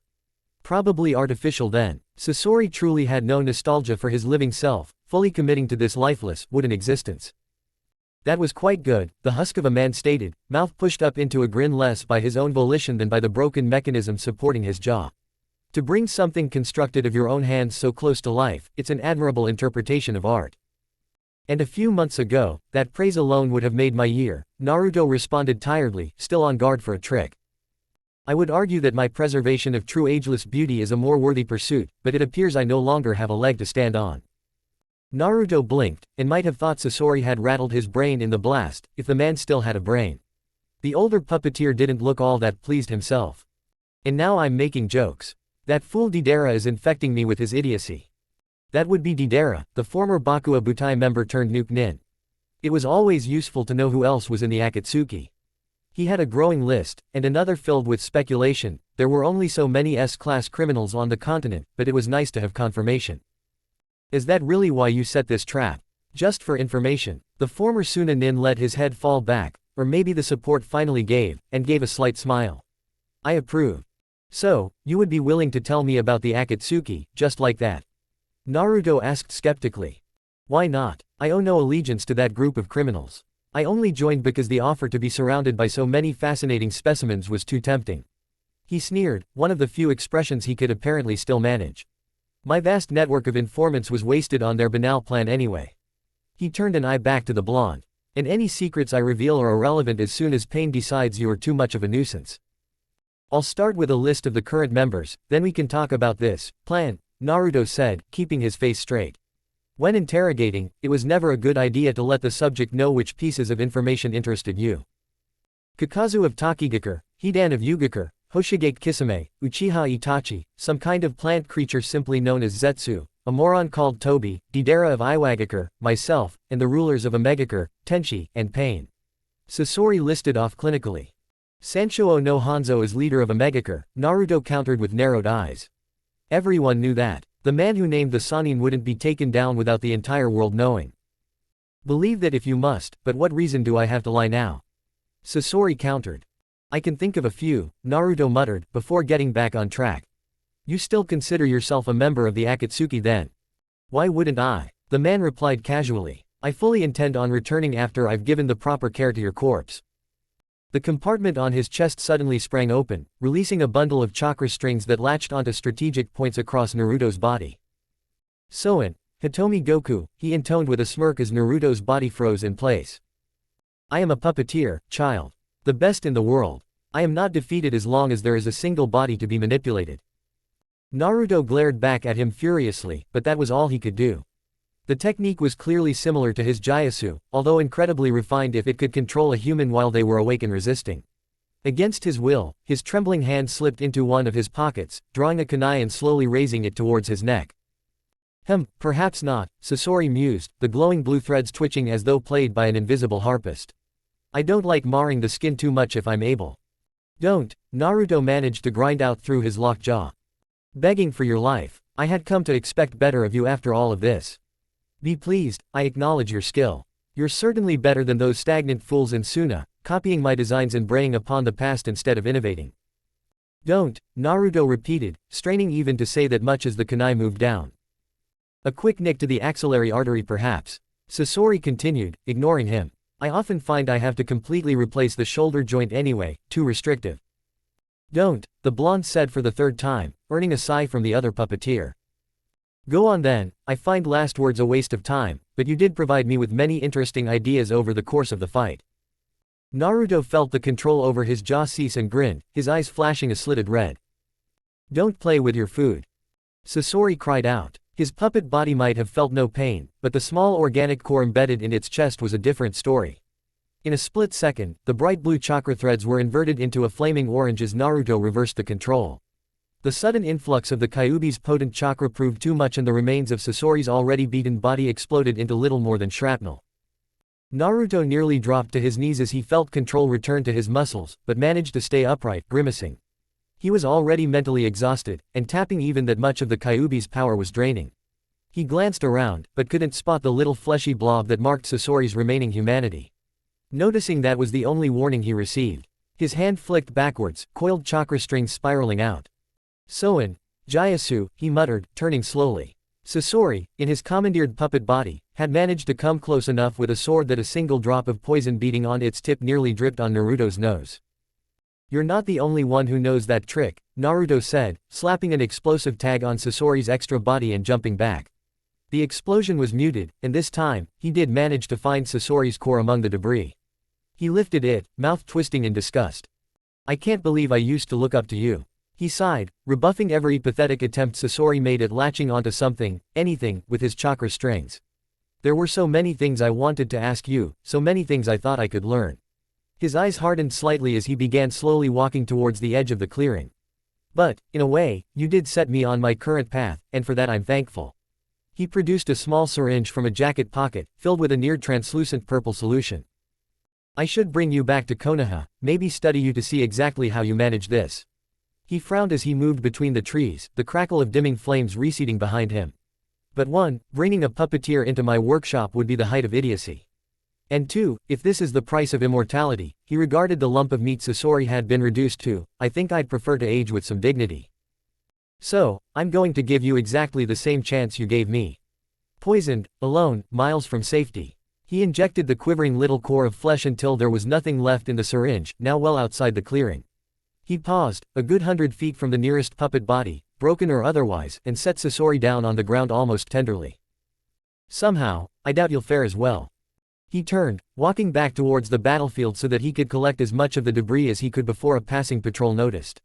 He had chosen this spot explicitly because it was usually left fairly secluded, but he didn't want to take any chances. Despite everything, there were still things he could learn from the missing nin, even if it wasn't in the way his 8-year-old self had dreamed. Goodbye Sasori. Chapter 30, Back Through the Loop. Water dripped slowly from a stalactite as the 8 flickering figures stood in tense silence, arrayed in a circle around an ornate oil lantern. Each one was nothing more than an oily silhouette, features shrouded by shapeless black cloaks adorned with faint red clouds. Only their eyes could be seen clearly, each pair shining as if lit from behind. Deidara, would you care to explain how this happened? The leader of the group asked, his voice the epitome of calm. Still, there was a steely compulsion underlaying the words that spoke of dire consequences for an unsatisfactory answer. You were aware of my instructions regarding that we each travel with our partners, yes? It's not my fault, one of the others shouted irritably, doing his best to meet the gaze of those gray, ringed eyes. Sasori Dana said that he would take care of it. It was just one brat. Some upstart puppeteer he said he had to put back in his place. How was I supposed to know that he would kill Sasori, yeah? That upstart brat, another member intoned quietly, vibrant red eyes spinning slowly in the gloom, was the Kyuubi Jinchuriki and the first ninja to reverse engineer Suna's puppetry. Deidara sneered, well, last I checked, Itachi, the Kyuubi brat is supposed to be yours and Kisami's concern, yeah. Whoa, the tallest silhouette called out, grinning to reveal his shark-like pointed teeth. Don't pull me into this. We were told to only monitor the brat, not make a move yet. It was your partner who went all gung-ho because he felt threatened by some kid. Sasori Dana didn't feel threatened, you damn sushi roll. Kisami's grin dipped slightly as his hand went for the bundle on his back. It seemed to chitter excitedly. You want to say that again when you're not separated from me by 2 countries. I'll show you exactly where you can stick those creepy mouths of yours, yeah. Before the former Iwa nin could retort, Itachi cut in with his smooth, disarming tone.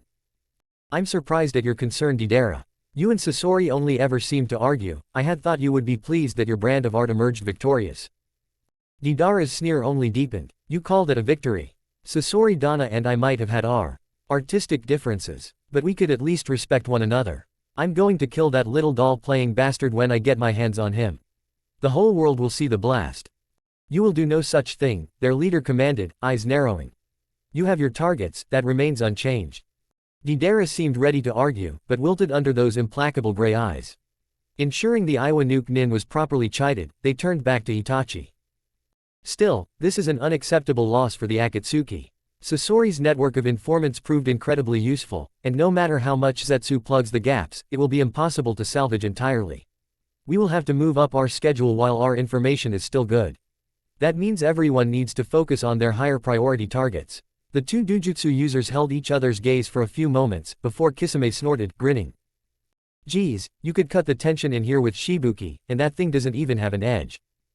Must you make light of everything? The next tallest of the silhouettes growled, his eyes even more difficult to make out thanks to their unusually dark sclera.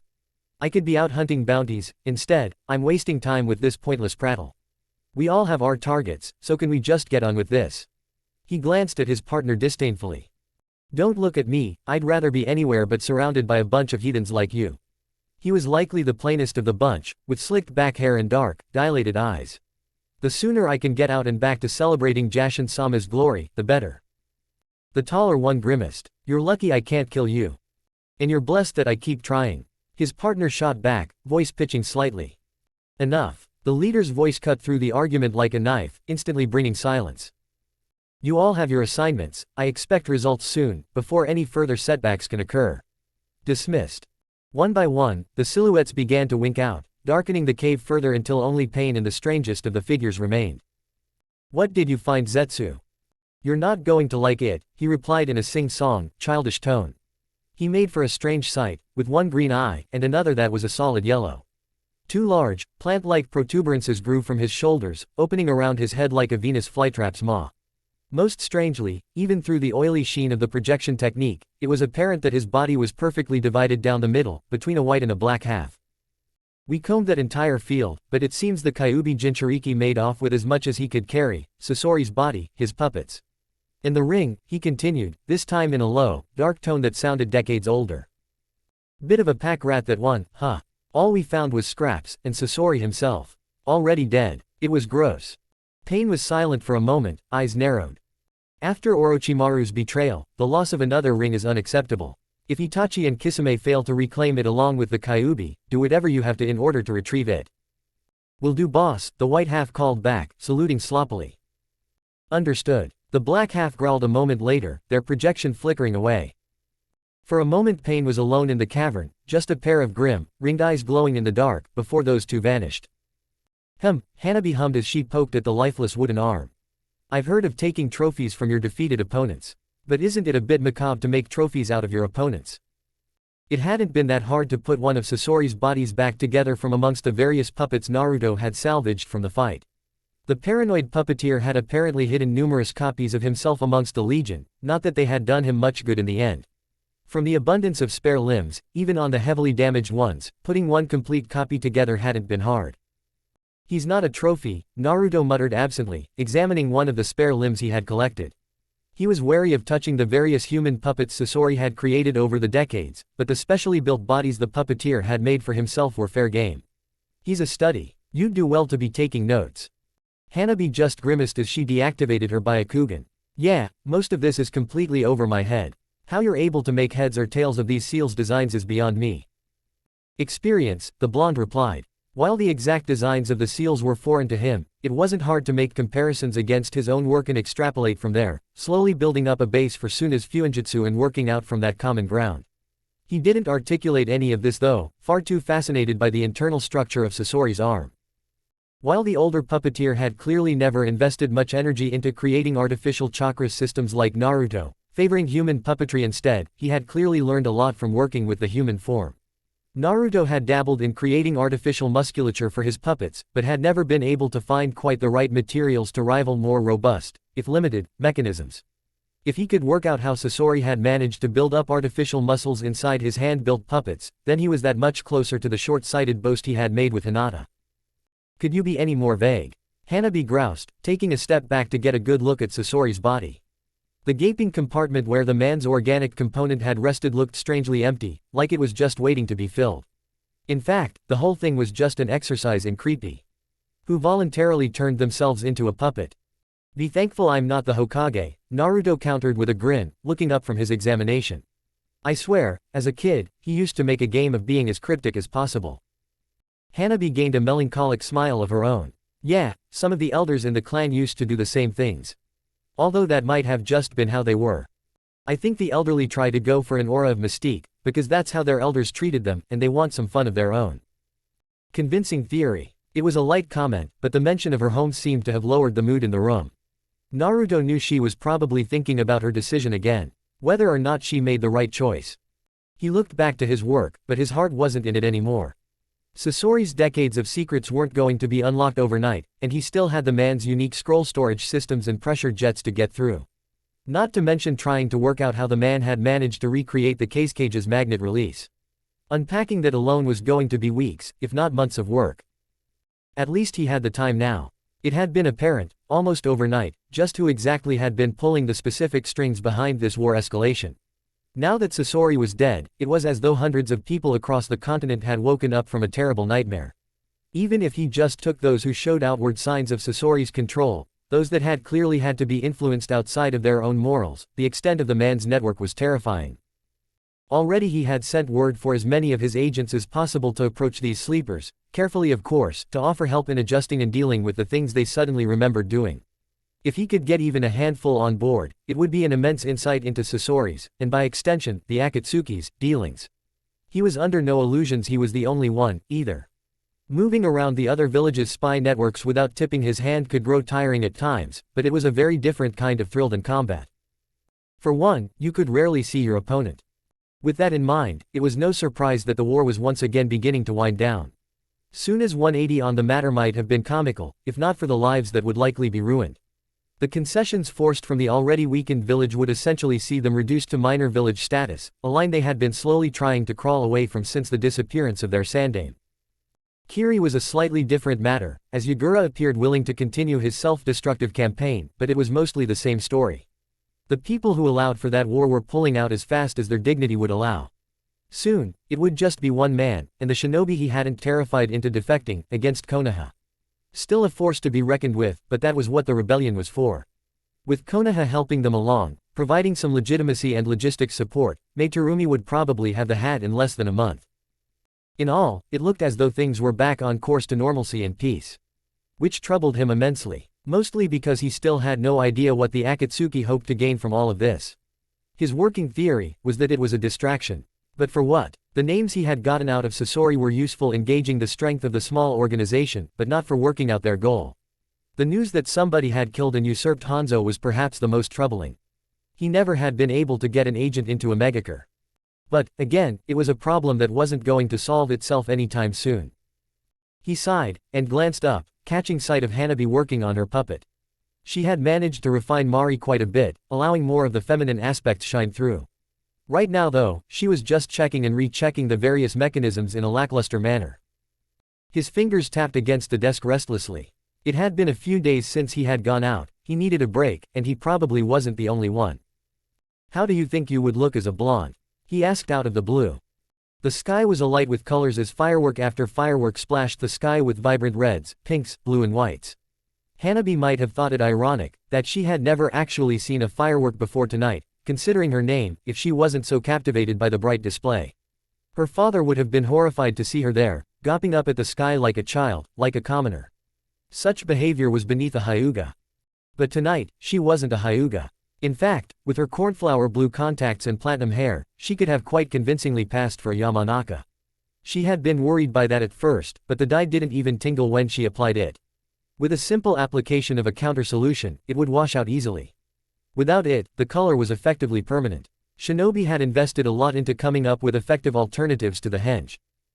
She had thought the disguise a little unnecessary considering they weren't even in Konoha. Konoha didn't use fireworks in their festivals, but those kinds of thoughts were wiped away among the beautiful yukatas and exciting stalls. She drifted between them in a daze, indistinguishable from the mob of relaxed civilians enjoying their small celebration. Naruto had quietly advised her to purposefully fail at most of the stalls she visited. Shinobi skills sort of went against the spirit of the event, but she was otherwise free to roam and enjoy herself.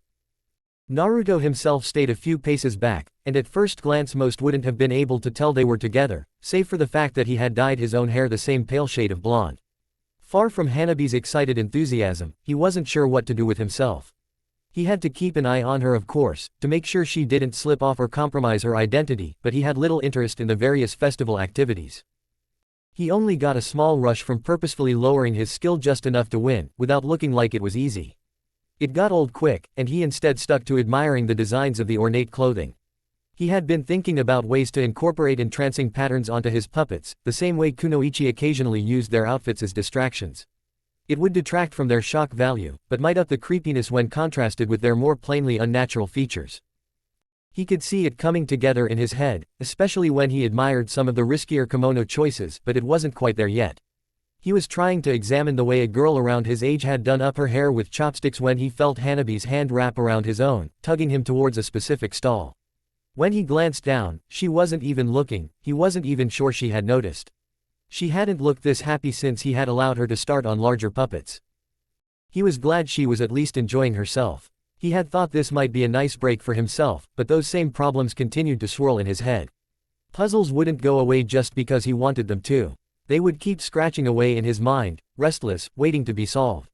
When he solved them, others would take their place. There was always another problem to solve, another puppet to build, or improve. He took a deep breath, feeling the weight of it all press on his shoulders. How long had he been doing this? How long would it continue? How had he never felt it all before? And then, like a breath of wind, Hanabi was there, smiling like the child she should have been, instead of the ninja to be Konoha would have made her, that he was making her. She was pointing to something, goldfish swimming in a tank that children were trying to scoop out with pathetic little rice paper discs. There was an innocence there. An innocence he had done his very best to stamp out. No. He closed his eyes a moment and breathed, feeling the world slow down again. Hanabi would have been a kunoichi regardless of what he did. He opened his eyes again, smiling now, and allowed himself to be led up to the tank. He paid the stall manager, a greasy-looking man that barely gave him a glance before handing over 3 little discs. He knew it was essentially a scam. The water would make the discs little better than tissue paper, but stall games weren't supposed to be winnable. There were probably a few sturdier discs hidden among the stacks, to keep it interesting. Hanabi tried it, not using chakra like he had asked, and the result was predictable. Even with her reflexes, there was only so much you could do with the materials at hand. Still, the frown she wore when the last disc broke stirred something in him. It was only worsened when the stall owner smirked at the pair. "Nice try, little girl, you were close on that last one. Maybe your Nissander will let you try again." The smooth delivery was familiar. As a kid, Naruto had practiced talking to himself over and over in front of a mirror until he could sound just like that. Inviting, charismatic, genuine. It sounded so saccharine now that he had peeked behind the curtain. The blonde, more tan than usual that night with the makeup that hid his whiskers, smirked right back. "I'll do you one better." He paid again, but set the spare discs to the side. He turned the one in his hand over a few times before glancing down at the tank. He didn't use chakra, that would have been way too easy. Instead, he moved the scoop along the top of the water, never quite dipping it in, until it was hovering over a fish. With a quick flick of his wrist, the scoop bobbed down, caught the fish, and flicked it into the air. Right at the stall owner. The small crowd that had gathered got a good laugh from seeing him flail awkwardly as the fish slid into his shirt. Naruto used the chaos to pull a laughing Hanabi back and away from the stall, sporting a small grin himself. It had been a while since he'd done anything so juvenile. It was cathartic. Suddenly, instead of the next puppet design, or shadowy organizations, his mind was filled with the small, vindictive pleasure of seeing a crooked businessman get small taste of karma. "And you were telling me not to draw too much attention," Hanabi snickered, having snagged a goldfish for herself in the confusion. She was picking up bad habits from him. He approved. "Ninja are beholden to no rules. Not even our own," he replied in a heavily exaggerated sagely tone, earning another giggle that only made his own smile grow. Hanabi quietened after a moment, peering down at the goldfish in its little plastic bag. "He reminds me of the koi back at the compound. Her eyes dipped. They were my mother's idea, something for the clan to nurture together. She thought it might begin to heal the fractures between our broken family. That's what Hinata said anyway. Nowadays, she's the only one that even tends to them. Father would rather forget anything that reminds him of mother, and the branch family only see it as another chore lumped on them by the main house. And despite all that, you still miss them, Naruto finished for her, good mood dissolving as quickly as those rice paper scoops. Every family has problems, but they're still family. Naruto shrugged. I wouldn't know. Hanabi glanced up at him, lips twisted to the side. I guess your puppets are the closest thing you have to a family, huh? She returned to examining her goldfish. That's actually kind of sad. Naruto's mouth twitched at that, but a sidelong look told him that she hadn't meant it as an insult. He closed his eyes and counted backwards from 10. He hadn't needed the Hokage's pity, and he didn't want Hanabi's. I've been thinking, he started, only to be immediately interrupted. Careful with that, she smirked, watching her little fish swim hypnotizing circles around its bag. Wars have been started for less. He clicked his tongue, but ignored the jab. She wasn't wrong. I've been thinking, it might be possible to bring you back to the village. Hanabi stilled for a moment, nearly tripping over her foot. She recovered admirably, plastering a lopsided grin on her disguised features. What, were you planning on just leaving me here? Naruto stopped, frowning. By now they were at the far end of the festival where it was quieter. Most of the people had begun to drift the other way, where a play was about to be put on. I'm being serious. Are you? Hanabi shot back, heat rising in her voice. Because last time I checked, you said that it was a one-time deal. I made my choice. Was it all just pointless? Huh, do you just like to mess with me? Is that it? I didn't know then what I know now, he responded calmly, letting her anger wash over him. It wasn't like he didn't deserve it. I'm just trying to make things right.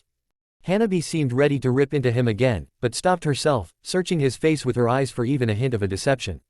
Her shoulders drooped and she tried for a weak grin. If this is a lie, or one of your games then, she chuckled, a noise so hollow it was almost painful to listen to. Then you can bet when you next come home lethally poisoned, I sure as hell won't save you. Naruto wasn't sure if it was appropriate to match her humor, so just shrugged. Then I'll probably deserve it. What happened to the selfish, amoral mercenary? She sniffed, unable to look up at him, afraid that if she did, he would be wearing that cocky smirk and it would all just be a joke. He's still there, he's just come to enjoy wearing the mask. She didn't seem sure what to do with that, eventually settling for ignoring him in favor of her fish. They moved farther from the bustle of the festival, towards the outskirts where little shrubs slowly gave way to the trees that Hi no Kuni was famous for. You could really do it then? She asked, quietly, when they were sure nobody could be listening in. I have a plan. It won't be easy, and it will involve a lot from you. But it should work. It's the timing that's delicate. Suddenly bringing Hanabi back could have dire consequences on the upcoming talks with Kumo. It would be the height of irony if he reignited the war by fixing the mistake that resulted from causing it in the first place. So, a little more complicated than just dropping me in front of a patrol? She asked, some mirth finally creeping back into her tone. A little, yeah. He gave her a wan smile which made her remember that she was supposed to be angry and look away. So, what brought this on? He put his hands up behind his head as they walked. Oh, you know. War's drawing to a close, Kumo's in a pretty bad state. Konoha's going to begin asking some difficult questions. Hanabi narrowed her eyes, glaring at him for a moment before scoffing. You know, for a really good liar, you can be a really bad liar. If that's all this was to you, a convenience, then you would have just killed me, dumped my body and been done with it. The blonde's eyebrow quirked bemusedly. I've been teaching you a little too well, haven't I? Don't flatter yourself, I'm just that good of a stew, she trailed off, noting how Naruto's expression had abruptly sobered. Pain burst from the ground in an instant, so fast she barely had time to cry out in surprise, she hadn't even noticed him manipulating her. The puppet scooped the girl up and immediately flew up and away, accelerating with speeds that had her eyes watering, back towards Konoha. Back on the ground, Naruto allowed himself a single look to make sure Hanabi had gotten away, before turning back to a random spot in the treeline. Told you he'd noticed us, a low voice joked as two figures stepped into the clearing, materializing as if from the shadows themselves. The taller one grinned a pointy smile at the blonde, inclining his head as he removed the wide-brimmed sugagasa. Sorry to interrupt your little date there, but you're a tough little shit to track down. I'll take that as a compliment, Naruto drawled, practically forcing his eyes not to flick up at the rapidly diminishing silhouette of Hanabi. He was under no illusions, ironic considering who he was staring down, that these two couldn't bring her back, even at this distance. His best bet was keeping them busy, it helped that they were clearly here for him. You should, Kisame grinned, only increasing his resemblance to a shark. You're going to have to come with us, Naruto, his partner finally spoke up. Naruto didn't fall into the trap of looking at him though, he knew that even a single glance at those spinning red eyes would ensnare him. Even looking at his feet was probably risky. Naruto knew enough about genjutsu that they weren't a mortal weakness, but definitely not enough to prepare him against someone like Uchiha Itachi. He should probably work on that. You know, revenge never really struck me as the Akatsuki's style, he commented dryly, pulsing his chakra at random in case he was already trapped in a genjutsu. As far as he could tell, he wasn't. But then, that was sort of the point of a genjutsu. You weren't supposed to notice. Bunch of S-class nuke nin. Must have taken something big to bring you all together without tearing each other apart. I guess you could say that, Kisame admitted with a smirk that found amusement in knowing something Naruto didn't. He supposed the attempt at fishing for information was a little obvious. But we're not here for Sasori. Creep was only good for his spies in a spar anyway. Now that was interesting. If the Akatsuki was here for him, irrelevant of Sasori, then that meant they were after something of his. The only thing interesting about him to shinobi like them was. His eyes narrowed, puzzle pieces snapping into place that refused to mesh before. The disappearance of Gaara, Yagura's crazed commitment to the war, rumors of the Nanabi Jinchuriki going AWOL. It felt like a stone had lodged in his gut. A group like the Akatsuki going after the Biju could mean nothing good. Criminals, with that kind of firepower, under a leader able to keep those kind of volatile personalities together. That spelled only disaster. The stone sank further, and some of his anxiety must have slipped past his mask. You've said too much, Kisame, Itachi intoned, voice never wavering beyond his bored monotone. What can I say? The piscine man replied, beady pin-pupilled eyes narrowing in on Naruto. It's not like it's going to matter much in a moment, is it? Itachi wasn't the kind of person who rolled their eyes or sighed in irritation. He just sent his partner a look, and the larger man quietened. That isn't Naruto. We haven't been talking to Naruto for a full minute now. Dami waved at them absently, dropping the act. Naruto had left along with Hanabi, disappearing down the hole Hane had made when she popped out of the ground. Only his limited ability to see through his puppet's eyes, although it only gave him fuzzy, black and white images, allowed him to keep up a convincing act as he raced away as fast as he could. Being prepared for Sasori was one thing. Taking on two Akatsuki members, alone. No chance. Wait, seriously? Kisame asked, grin slipping away. That's a puppet. His eyes narrowed in irritating. Bingo book wasn't kidding, huh? Clearly, Itachi drawled, inwardly rather impressed. Naruto's substitution was flawless, using his own puppet as a screen in the split second it appeared. The intimate knowledge that implied, over his own body and his puppet's form, was remarkable. Although, whether he knew that his puppet's artificial chakra system would block his Sharingan's line of sight, or he had just guessed, remained to be seen. So how come your special eyes didn't notice, huh? The larger man asked, accusingly, hefting Samahata off his back and giving it a few test swings out of frustration. Pain wasn't going to be pleased. His puppets have chakra systems. They are rather convincing. I only noticed when he continued to resist my genjutsu. The puppets have chakra. Dami just waved again, still grinning impudently. Kisame took a lazy swipe at the construct and it jumped back. Okay, note to self, don't underestimate the guy who beat Sasori at his own game. Itachi gave his partner another suffering look. Quite. So, what now? You think we should take the puppet back to lead? Dami chose that moment blow up, scattering shrapnel and poisoned kunai in every direction. Not a single one managed to so much as graze either of the two S ranks, but the move still left Kisame's mouth twitching. I'm going to enjoy shaving that brat's fingers off, one by one. Chapter 31, Delicate Patchwork. Chijinda never really felt he belonged in Kumogakure. As the sixth son in a large family, it was practically expected of him to become a shinobi. His brothers were allowed to take up normal jobs, running the family shop, going off to learn trades, one even became a semi-successful writer. His father wouldn't allow two layabouts in the family though, and with no need for a third hand around the shop, Kumo's academy was his only choice. Well, not quite. It was become a ninja, or be kicked out in disgrace. He didn't like it. He didn't like the fighting. He didn't like the constant training. He hated the violence. He had hoped to graduate, pass on to Chunin and fade into the background, living a quiet life off the most boring and lackluster missions he could find.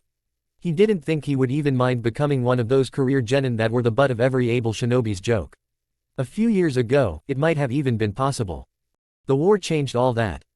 Suddenly he was stuck out in the freezing cold of Frost Country, patrolling and guarding with a constant sword of Damocles hanging over his head. He had seen combat only once, a botched ambush in a desolate mountain pass, snowdrifts up to his waist, and it had been enough to turn him off completely. But it wasn't like you could retire from being a shinobi. Not in Kumo. Their culture was practically built on their military power and strength. Leaving the corp would have been worse than becoming Ronin. There was a reason Kumo turned out so few nuke nin. His only bomb in this life of forced misery was Amai, the beautiful blacksmith's apprentice who recently set up her own shop. It was unusual that, a female blacksmith. Kumo hardly had that kind of prejudice, but that wasn't to say that certain professions weren't discouraged, for young ladies. Scars earned in battle were viewed with pride. Scars earning at the forge were just seen as wasteful. Kei didn't see it that way. He saw the little streaks of white against Amai's dark skin as proof of her dedication to a craft she had been dissuaded against her whole life. He just wished he had that kind of spirit. Then he might have been able to stand up to his father. He made every excuse he could to go see her, spending far more on kunai than he would ever use and browsing her shelves of finely crafted weapons for minutes at a time. When she had first come up behind him, commenting on a gleaming naginata displayed on the wall, he had only babbled incoherently. She had laughed, a beautiful, smoky sound. She had found him funny. He kept going back, hoping to hear that laugh again. She didn't seem to mind the company, talking with him idly. She mostly talked about weapons, and her craft, but he didn't care. He just enjoyed hearing her speak. Eventually, he began to open up a bit, telling her how uncomfortable he was with his life, with the pressure of Kumo's society weighing him down. As the war progressed, he told her more. His fears that the next mission would be his last. That a Konoha kunai would find its mark in his neck. Eventually, she talked back. She told him of a benefactor that had helped her gather the funds for her own shop. The man she had been apprenticed to had only allowed her to thanks to her prodigious skill, but only gave her the most meager cut of the commissions she filled. He hoped to keep her under her heel for as long as possible, hoping her skill would make him rich. An anonymous party had come to her, offering her money. Offering her independence. The price. A single favor. It was treasonous. His mind kept telling him so. Every ingrained instinct from the academy told him to report this, to tell a Junin that somebody was trying to tempt him away from the village. But every time he moved to do so, the earnest look in her eyes stopped him. She didn't think it was treasonous to be happy. She just wanted to help him, and repay a kindness from a stranger. Still, he was torn. Logically, he understood where she was coming from. She knew he was unhappy here and was offering him a different life, in Konoha. Her benefactor had the connections there to make it happen. All he had to do was smuggle somebody out of the village and deliver them to Konoha's hands. A prisoner of war apparently. He had, of course, heard the propaganda that Kumo had started the war by kidnapping a high-profile target from the Leaf Nin, but hadn't bought into it. Now though, as he sat on his bed, hands fumbling around the detailed instructions he would have to follow, he was uncertain. Could he give up everything he had known, just for the promise of a potentially better life in another village? Amai appeared in his mind's eye again, smiling softly, crinkling the faded white scar that highlighted her jaw. Naruto breathed a sigh of relief as he read over the neat script of his chief agent in Kumo. It had been beyond difficult to successfully infiltrate the militaristic village to any useful degree. It might have been impossible if not for the war launching all sorts of people up the ranks faster than their bureaucracy could handle. As it was, even extending these kinds of feelers was a slow, time-consuming and high-risk affair. But Kei had accepted. He would have to see about moving Amai out too. It would be bad if this security breach was traced back to her. Plus, Konoha could always use more talented smiths, and she was far more likely to be appreciated here. He'd see about introducing her to Tenten once he could arrange for it. He figured the blacksmith and the weapon-obsessed girl would be a good fit, and it would serve as another point of familiarity for Kei too. He made sure to take good care of his assets, not just when they were useful to him. The knot in his stomach relaxed a little, but not by much. This was still, by far, the most ill-advised, reckless plan he had ever undertaken. So many loose variables. Too many things that could easily go wrong. Hell, he had to sneak Hanabi into Kumo before Kei could sneak her out. When he was put under the rigorous scrutiny all defectors were placed under, he couldn't leave so much as a single detail that could point the Yamanaka to this being staged. Running covert operations against your own village would be so much easier if they didn't have bloody mind readers. Something could go wrong with the extraction. Kei might falter and betray him. Someone might slip in their story. Hanabi might slip in her story.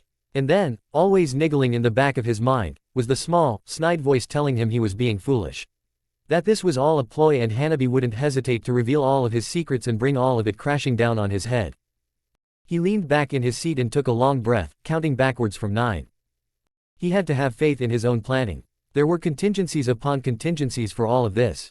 Things would work. He had spent weeks going over Hanabi's story with her, ingraining it in her head until it might as well have been fact. She was a good student. She was his student. It would be fine. The knot in his stomach refused to loosen. The Hokage turned his pipe over in his hands, not so much a nervous tick as it was a calculated move designed to draw attention to himself. It almost dared anyone else in the room to break the silence. It wasn't even that tense, not by a long shot. In fact, compared to some meetings Naruto had endured in this very same office, it was downright cordial. Of course, with Hiyashi's perfect posture to his right, it certainly felt more officious than it was. I believe I have an understanding of the situation now, the Sandaime mused, thankfully no accusation in his tone. This is a good day for the village, but I would still like to ensure I'm not missing anything. As I currently understand it, Naruto, let's call them a friend, in Kumogakure, contacted you about young Hanabi's imprisonment within their village. You, in turn, managed to organize her escape on the grounds that the ninja used to smuggle her out would be accepted in Konoha. He glanced down at the slim file on his desk, a picture of Kei poking out of the cover. Which, I would be more than happy to allow, if all of this is correct. Naruto allowed his head to dip slightly, knowing this was a tough concession on his part.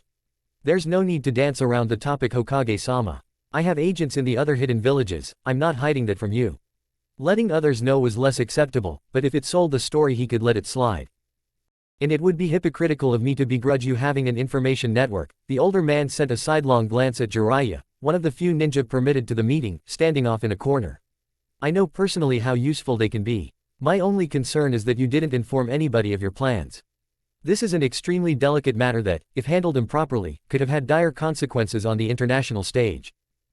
Did I do anything improperly? Naruto countered, keeping his tone light and trying to avoid sounding provocative.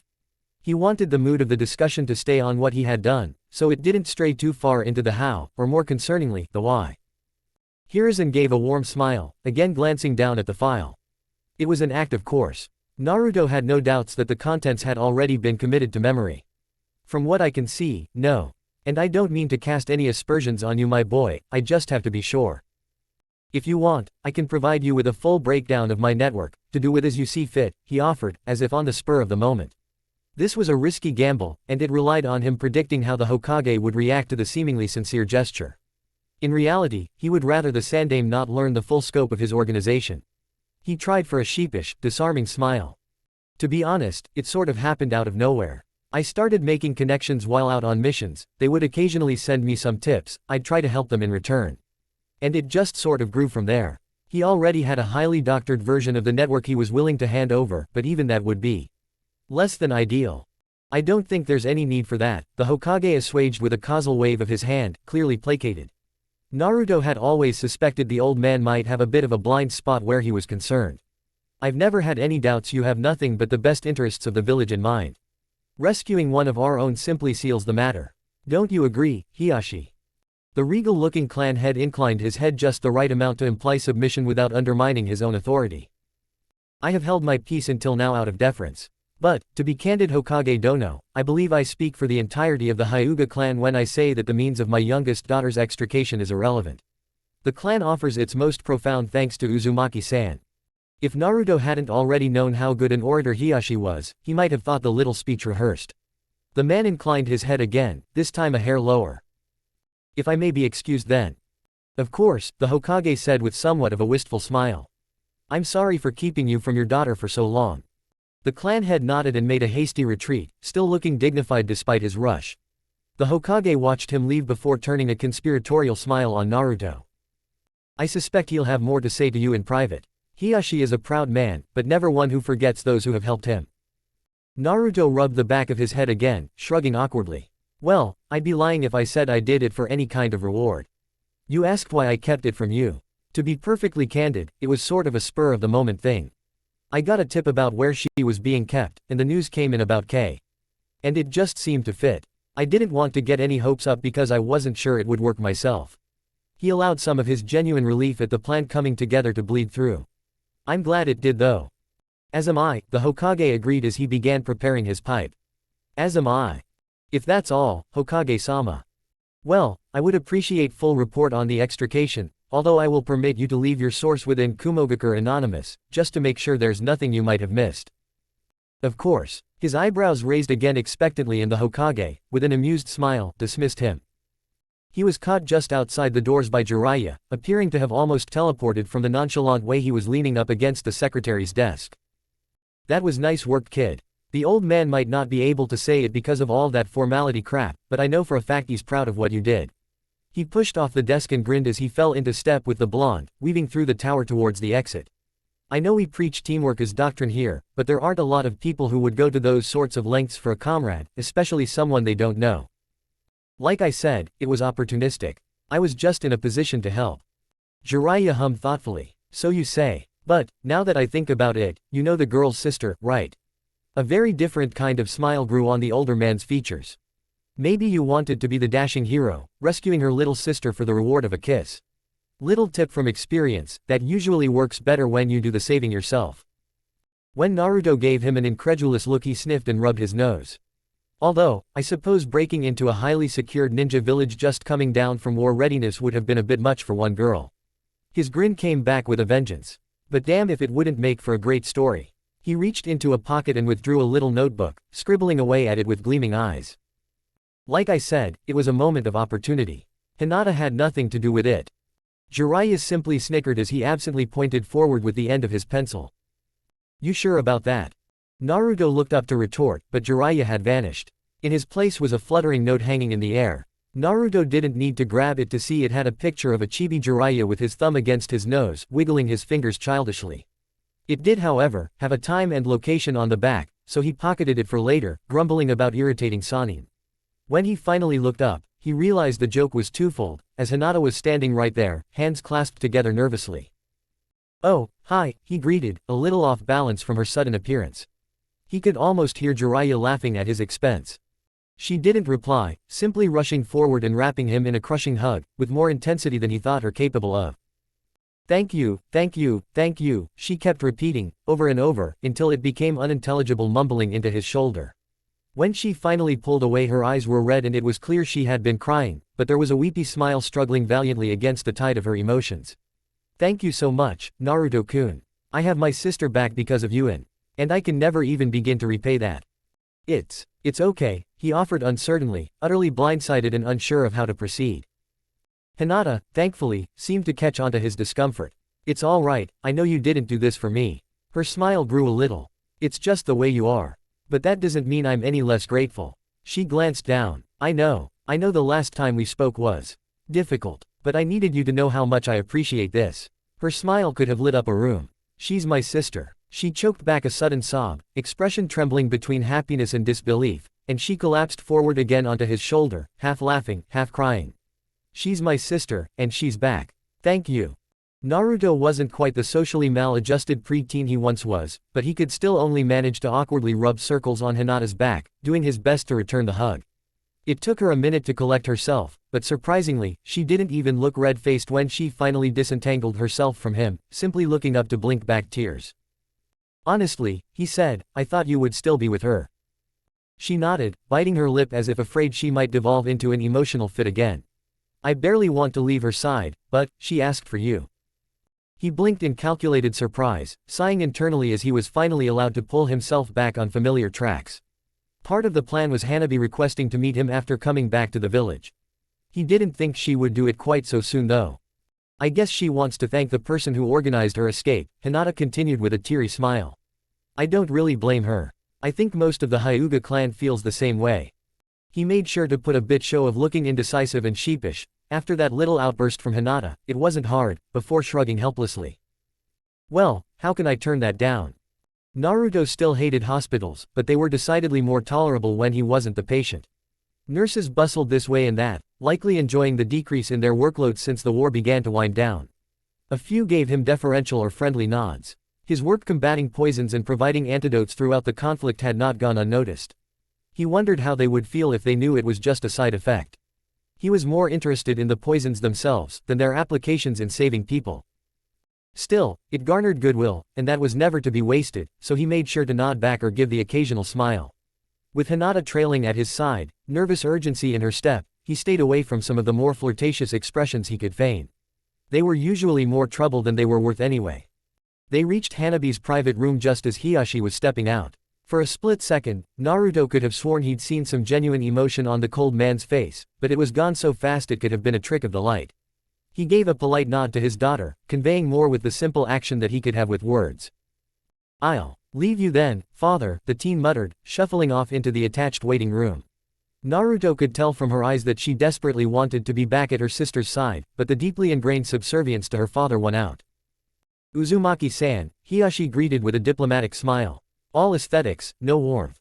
I apologize if I was curt with you in the Hokage's office. You must understand how anxious I was to be with my daughter, to ensure her welfare."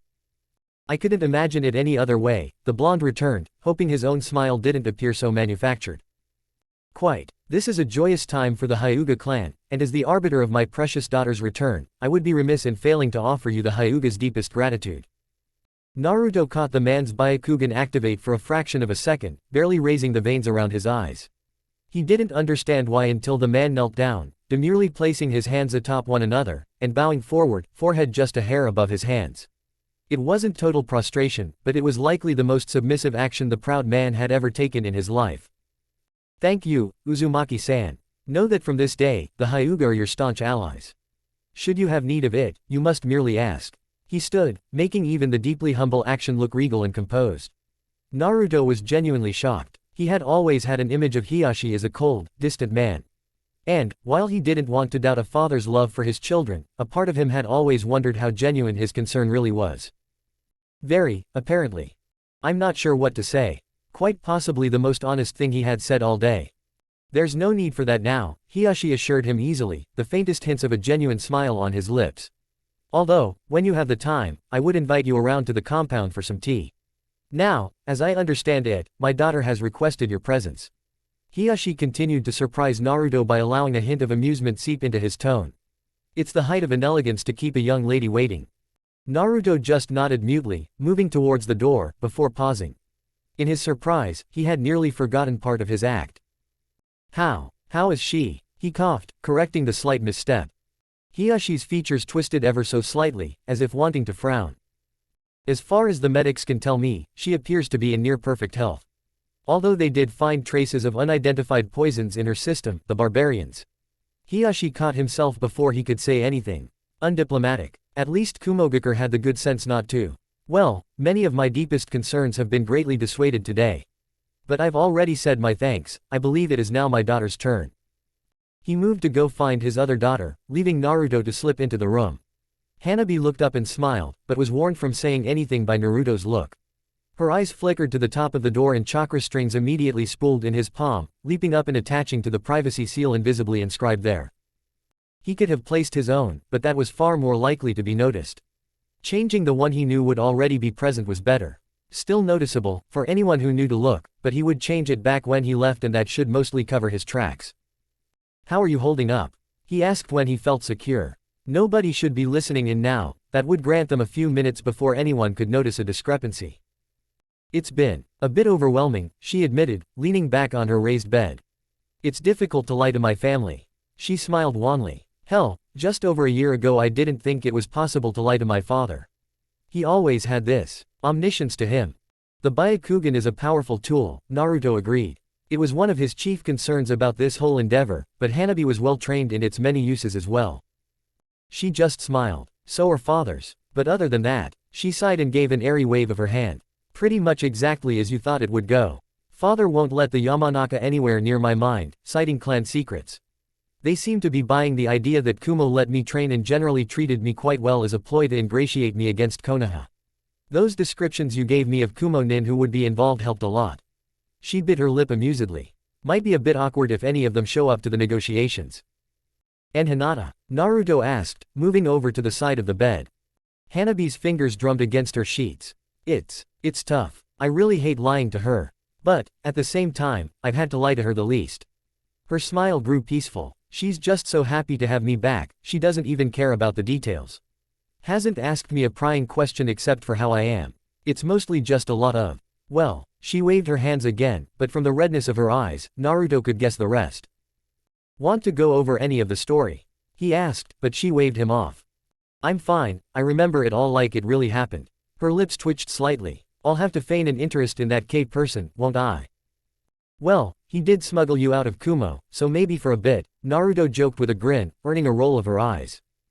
Sure, does that mean I get to slap you for smuggling me in?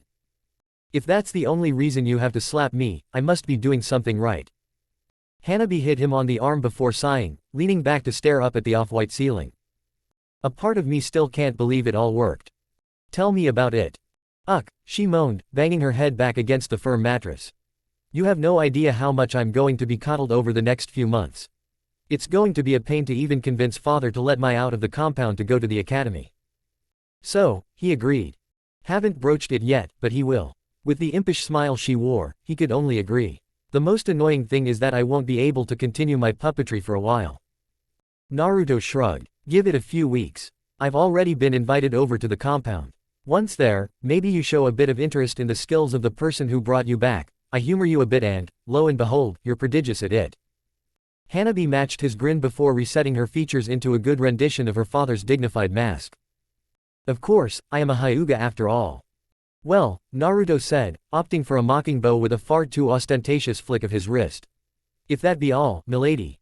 She laughed, a light, airy sound that seemed to contain all of her relief and anxiety over this whole misbegotten endeavor. She quietened, laying back with a reserved smile. Admit it, you're still a little worried I'll betray you, aren't you? Naruto pulled back, observing her for a moment before smiling. It was the oddest sensation. No, actually. You put your faith in me, it only seemed right I returned the favor. It felt strange to hear himself actually admit it, and it made Hanabi's smile grow. Make sure to come visit soon. I wasn't exaggerating when I said how coddled I'll be. Will do. He grinned cheekily as his chakra thread sought out the privacy seal again. Get better soon, Hyuga-san. He wondered what Hiyashi would have thought if he saw his daughter sticking her tongue out like that.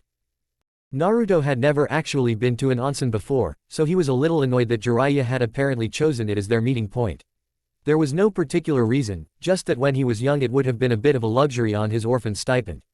A welcomed luxury, considering the hot water in his building had a tendency to cut out unexpectedly, but he had bigger concerns back then. When he finally started making money from missions, it just became an afterthought. He paused as he placed his clothes in the proffered basket, catching sight of himself in a mirror. He had to admit, war had been good to him. Despite his less than stellar commitment to any kind of taijutsu training, the constant traveling had given him a runner's body, slim, but still muscular. Likewise, the pallor of his skin seemed less unhealthy now, just pale. There was no helping the shadows under his eyes, but they seemed to have evened out over time, giving his eyes a sort of ringed look. There were also a few stories inscribed across his body. The lightly warped skin running up his forearm, from the fight that earned him his Junin jacket. A few white lines across his shoulder from a near miss with a shrapnel trap. The puckered scar from the wound Sasori had left him to die with. Every mark and experience, something that had made him stronger. Tearing his eyes away, he wrapped the provided towel around his waist and walked out into the balmy steam, looking around for Jiraiya.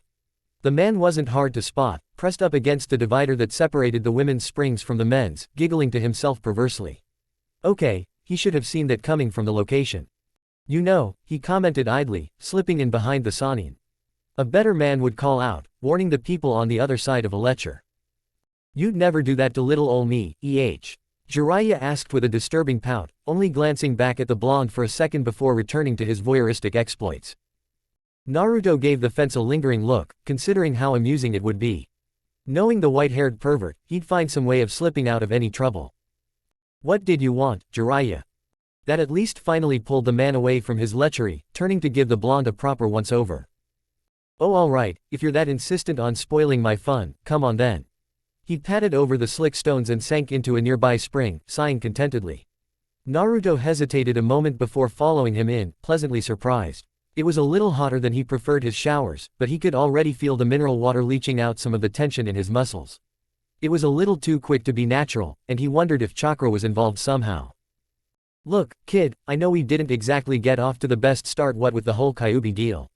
How ya getting, on with that, by the by? Naruto thought back to his training with Asura and shrugged. I'm dealing with it.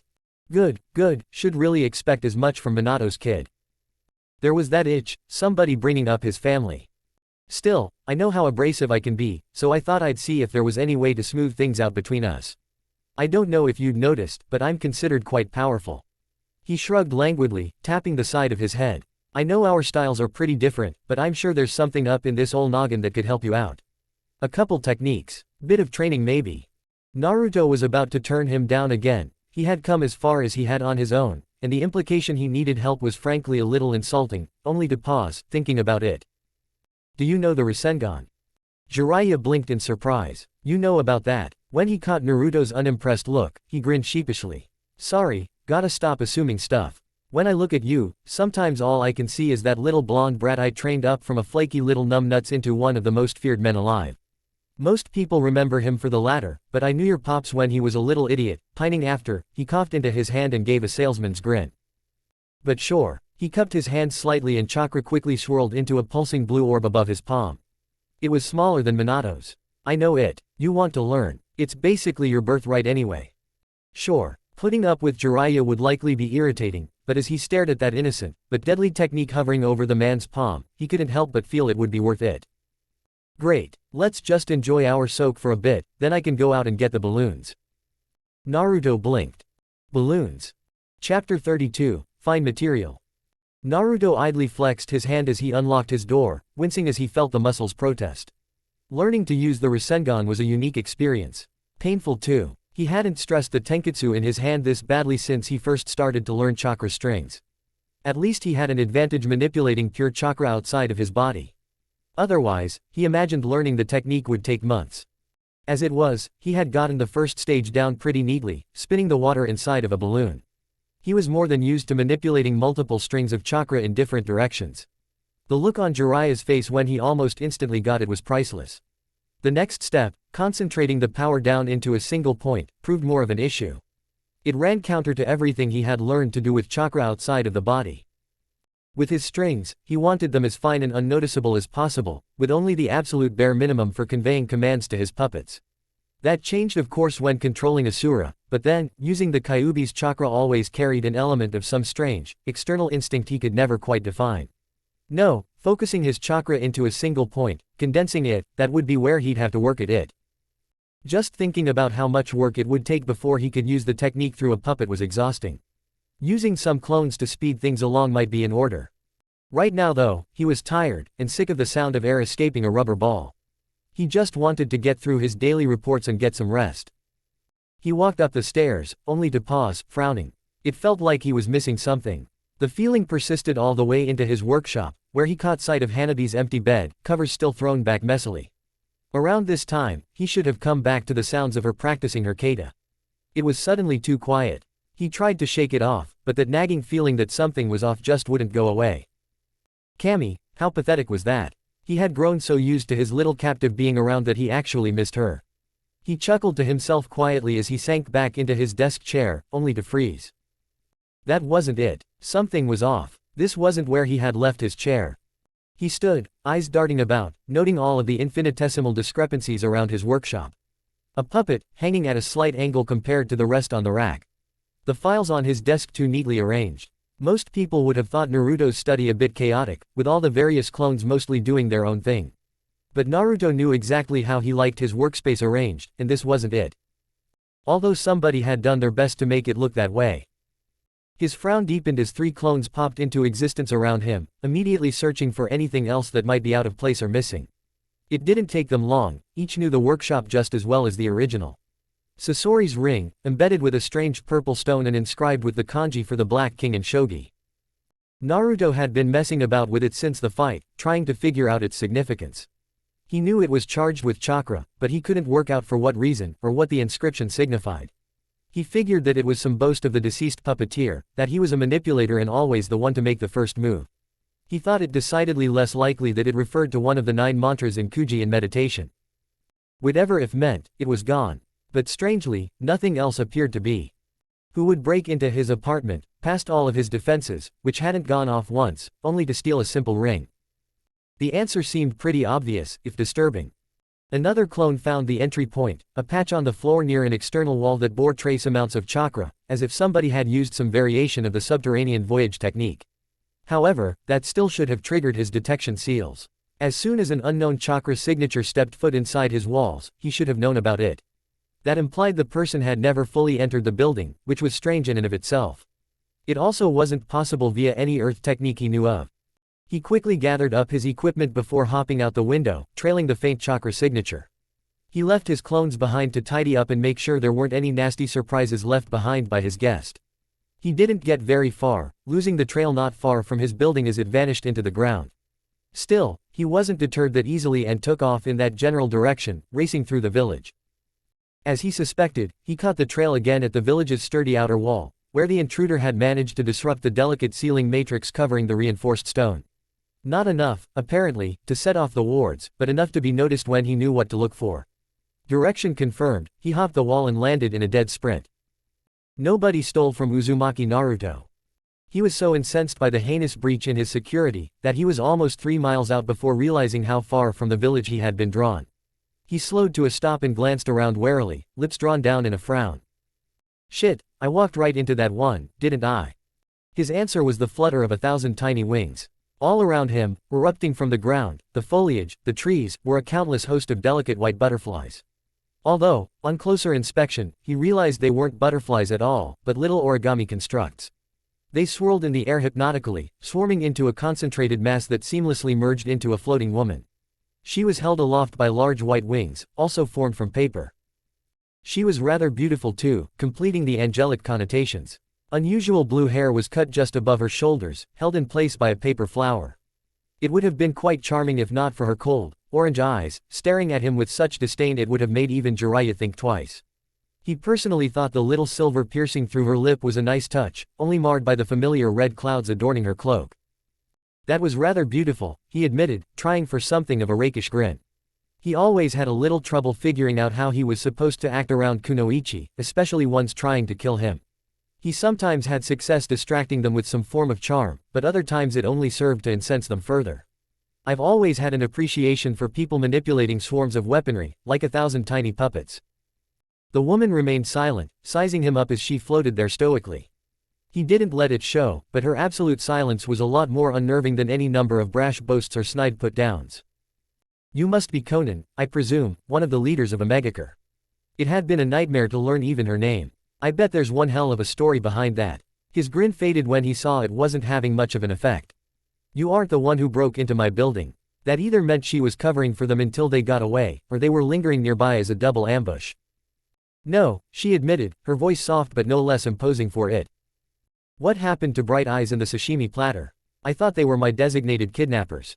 Admittedly, it was more of a presumption, considering a small group like the Akatsuki had only so many resources to collect the scattered and well-guarded Jinchuriki.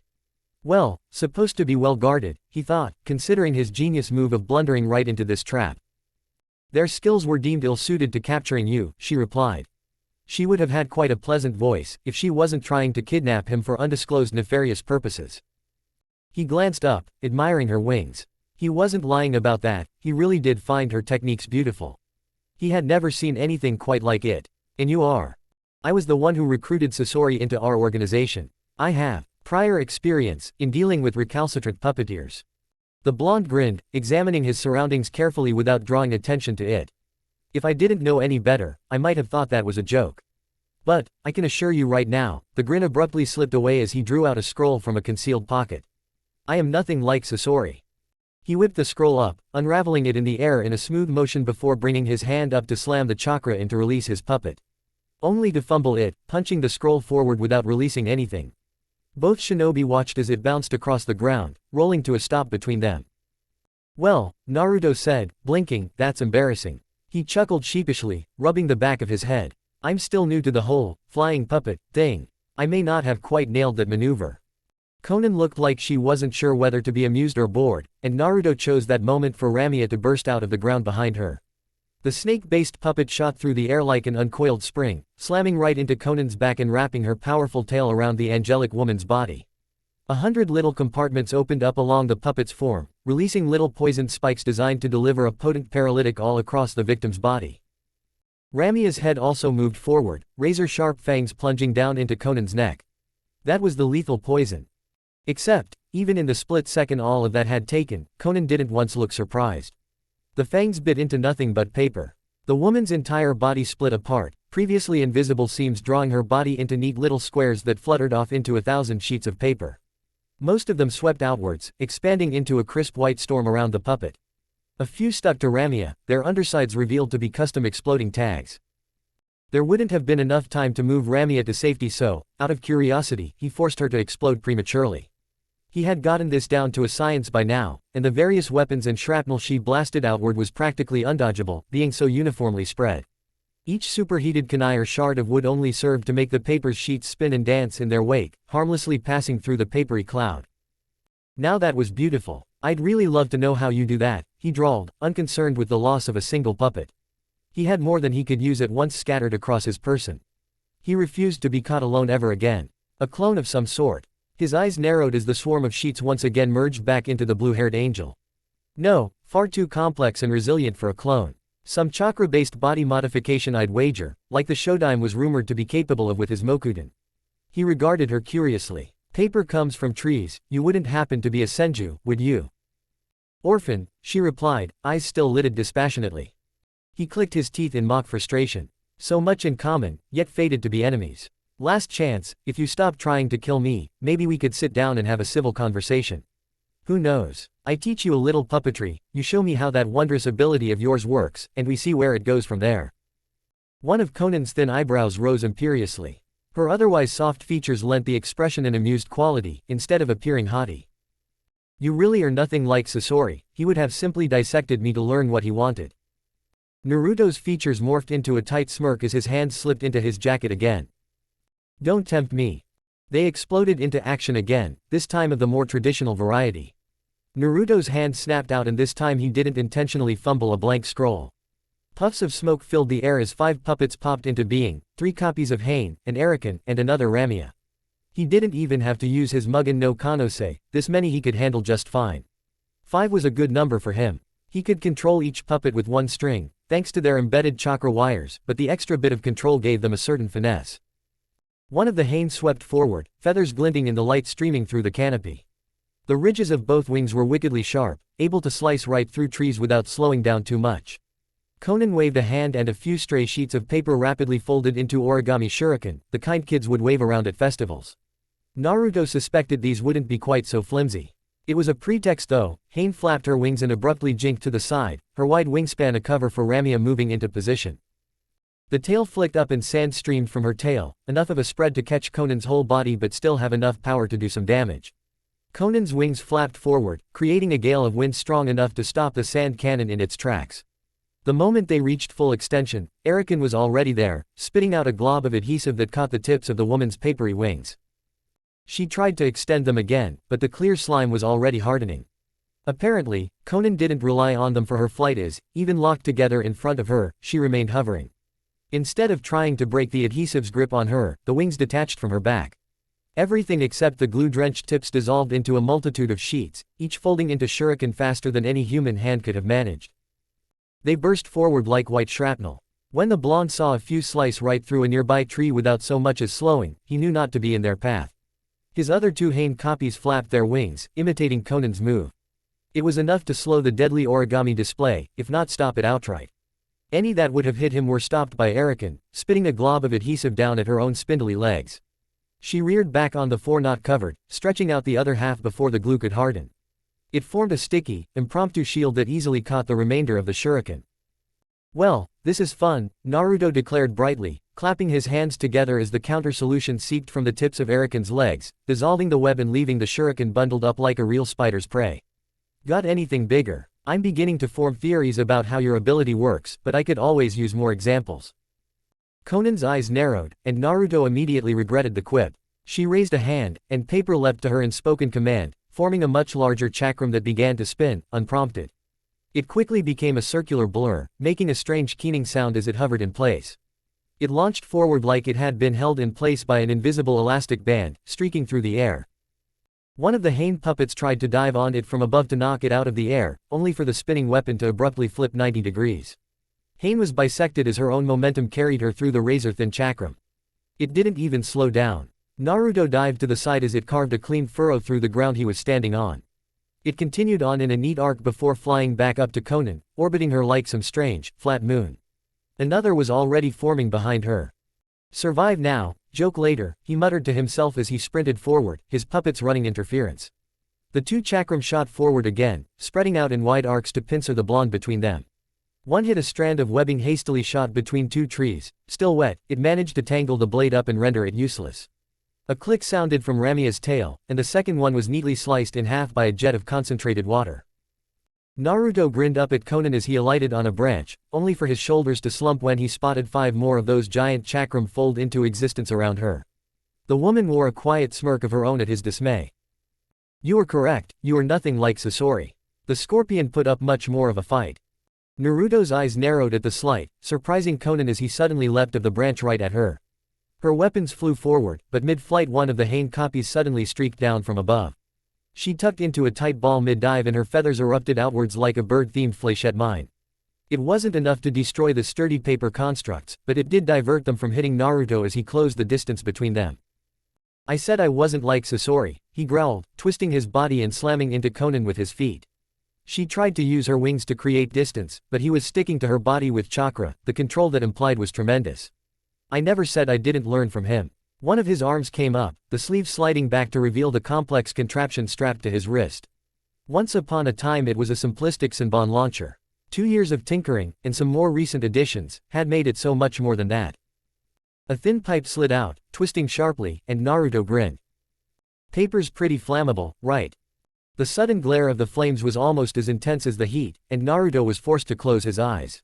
He held the white-hot stream of fire for a good 3 seconds, enough to reduce the fuel stored in the special, seal-inscribed wrap further up his arm by about half. Sasori's secret, it seemed, was twofold: the fast-acting aerosol-igniting agent he used as fuel, and the specialized mechanism that injected in oxygen. Naruto was still tinkering with the ratio. But from this test, he figured he was pretty close to Sasori's flames. He cursed as the distraction of the fire made him lose his control over the chakra, sticking him to Conan's stomach, landing in a crouch in the undergrowth below. He cursed again for his hand, now bearing an ugly red burn on the palm. Fuck, that'll teach me to use an untested prototype in the field. He refrained from waving it about, biting his lip as he wreathed the hand in green medical chakra. He made a mental note to add some more protections before he tried that again.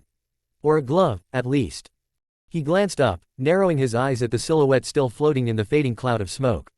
Conan barely looked injured, irritated more than anything. Random patches across her body were peeling away in sheafs of paper, a few smoldering pathetically. Not so flammable then. He supposed that was a bit of an obvious weakness. S-rank, he had to remind himself. Don't underestimate the S-rank kunoichi with the essentially unknown abilities. All he seemed to have accomplished was destroying her Akatsuki cloak. Although, he couldn't say he didn't appreciated the view. Conan apparently favored tight-fitting black leggings and a high-collared, sleeveless blue dress, a shade darker than her hair, unzipped at the front from the base to just below her bust. It revealed the 4 matching piercings around her navel, counterparts to the one on her lip. He didn't have long to admire the sight, as he remembered the very deadly weapons he hadn't quite dealt with. He jumped and the first chakram passed below him, but he wasn't really one for the aerobatics. The second nearly took his arm off, and might have if Ramia wasn't suddenly there, smacking at the side without touching the lethally sharp edges.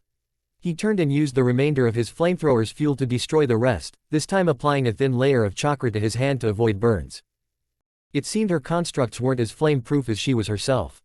Good to know, although the knowledge came a little late to save him as Conan recovered from the surprising assault.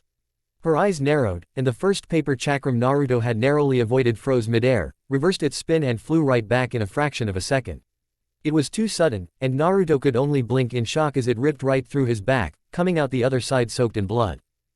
Oh, he muttered lamely, legs stumbling forward even as his torso fell the other way, cleanly bifurcated at the waist. Conan merely sighed, spreading her hands to form 2 new wings that flapped once, forcing the 2 halves of Naruto's body to flip over. Your substitutions are just as impressive as Itachi said. I might have believed the ruse, if not for his warning. A sigh seemed to echo from tree to tree, source indeterminable. Naruto burst into smoke, revealing Dami's severed halves in his place. Well, that kind of takes the fun out of it, doesn't it? Naruto called out, throwing his voice with chakra so it appeared to come from several places at once. How'd you know? You never visibly replaced the puppet you lost, she responded coolly, slowly rotating in the air. Once you made it known you could control 5 separate puppets, not filling that hole in your defense meant either an ambush or a substitution target. He clicked his teeth, the noise sounding distorted as it bounced around the trees. That's frighteningly perceptive, actually. I'll have to work on that when I get away from here. You believe you still have a chance of winning? Conan asked, eyebrow once again quirking in muted amusement. Better than most, I imagine, he called out, still scattering his voice. His puppets had retreated into the shadows. Conan couldn't keep them all within her line of sight, and they slipped away the moment she wasn't looking. Still, she was certain the blonde wouldn't go far. He had to be able to see his puppets to manipulate them with any skill. Still, I would really much rather talk about your abilities. The more I see, the more I'm entranced. He grinned from his hiding place, enjoying the momentary reprieve. Come on, I'm thinking some kind of gradual attunement with your chakra nature. Doesn't feel like a keke genkai, so I'd say you've slowly been shifting the essence of your chakra by working it into paper, creating a kind of spiritual muscle memory. Am I close? He whistled, sounding like an entire flock of birds at once. How long did that take? Years. Decades. That's the kind of commitment I can really come to appreciate. You remind me of my sensei, she replied, seeking out likely spots that would offer a good view, even if she were to move the arena. He was the type to try to charm women mid-combat too. Naruto's tone darkened slightly as he replied, don't mistake banter for charm. I ask because I've found it's often the easiest way to learn. If I have to pin you down like a butterfly to learn what I need to, I will. Conan's smirk vanished as her eyes narrowed. Konoha has succeeded in raising quite the monster, haven't they? Her wings gave a powerful beat and lifted her further into the air. She spread her arms, palms up, like a true angel offering forgiveness. Fortunately, I've been preparing to deal with a monster much more dangerous than you. From where he was hiding, Naruto blinked as he noticed the tree branch shift and writhe, sections of it splitting open along seams too straight to be natural. All around him, the forest came alive with movement as the very trees themselves seemed to turn themselves inside out. Thousands, no, hundreds of thousands of explosive tags, seamlessly blended with natural environment, attached to every conceivable surface as far as he could see. I apologize, Conan began, floating higher, if my trap seems messy to you. I understand that you puppeteers suffer the meticulous details. Unfortunately, I couldn't quite know when you would realize you were being lured into a trap, so I took the liberty of covering everything within a mile radius. She placed her hands together, making the ram seal appear elegant as she crested the canopy, flying ever higher. Naruto's fingers were already moving with a vengeance, calling Hane over to him to fly him out of this death trap, but he knew it was already too late. In a last-ditched effort he pulled a small scroll from under his jacket and flooded it with chakra, even as the first tags began to catch flame. He could only hope that the improvements he had made were enough. Conan observed her destruction dispassionately. Smoke still billowed copiously from the 2-mile-wide blackened swath of forest. No ninja save the Yondaime Hokage, and perhaps the Raikage, could have escaped in time. That trap had been the work of nearly 800,000 explosive tags. It wasn't the most she could bring to bear, her maximum was in the millions, but it was more than enough to bring down even a Jinchuriki. Han, the Five Tails container, proved that. She glanced to the side, noticing a few sheets peeling away from her wings. Maximum or not, that was an extremely exhausting move, and she was feeling the dip in her reserves. Jinchuriki were never to be underestimated. She allowed herself to fall on the air currents, more buoyant than usual thanks to the raging fires still carving up the forest below her. Konoha would be alerted, but she had some time before their first responders could reach them. She drifted over the blackened hellscape below her, observing the orange embers lazily drifting off the twisted, blackened charcoal that used to be trees. Nothing green remained in a near-perfect circle. She briefly wondered what her child self would say if she could see the absolute destruction wrought from that first simple act of folding paper. She had once sold her little origami flowers on the side of the road, making barely enough not to starve, and now she could do this. So much had changed. She spotted movement in the billowing clouds of smoke and ash, being carried up by their own heat and spreading out above her in a dark parody of a mushroom. Her eyes narrowed. Whatever it was much too large. Briefly, she worried that the Kyuubi had been released. Then it stood. It was a person, only, scaled up 100-fold. Even floating high above the blasted trees, the puppet towered a full head higher than her when standing. Naruto was perched unsteadily on its shoulder. It staggered, rocking the ground with a titanic footstep as its puppeteer breached the smothering layer of smoke, coughing. His jacket was blackened and smoldering, the entire right sleeve burned off to reveal the mechanism strapped to his arm. Light burns covered nearly every inch of exposed skin, but already those were beginning to peel, replaced by new, unblemished skin. He coughed again, spitting up ash and black phlegm through watering eyes. Shit, he croaked, throat raw and parched. That raises all sorts of interesting questions about your abilities, doesn't it? That's impossible, Conan said quietly, eyes narrowing. Naruto gave a crazed grin, spreading his arms wide. For a moment, he reminded the faux angel of Deidara. Impossible's just a word, and I'm the living antonym. He wobbled, nearly slipping from his perch atop Asura's shoulder. Even her titanic body wasn't enough to completely protect him from such a blast. She was mostly undamaged, the explosions only really managing to blacken her thick shell. It gave her an even more intimidating countenance. He coughed again, feeling as though he had swallowed a barbecue. Cammy, what an awful line. That blast must have rattled my head.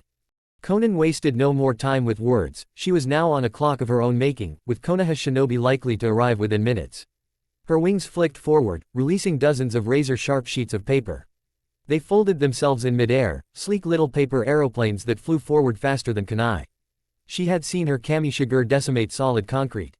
Asura merely lifted a hand, and the lethal barrage harmlessly thudded into her thick palm.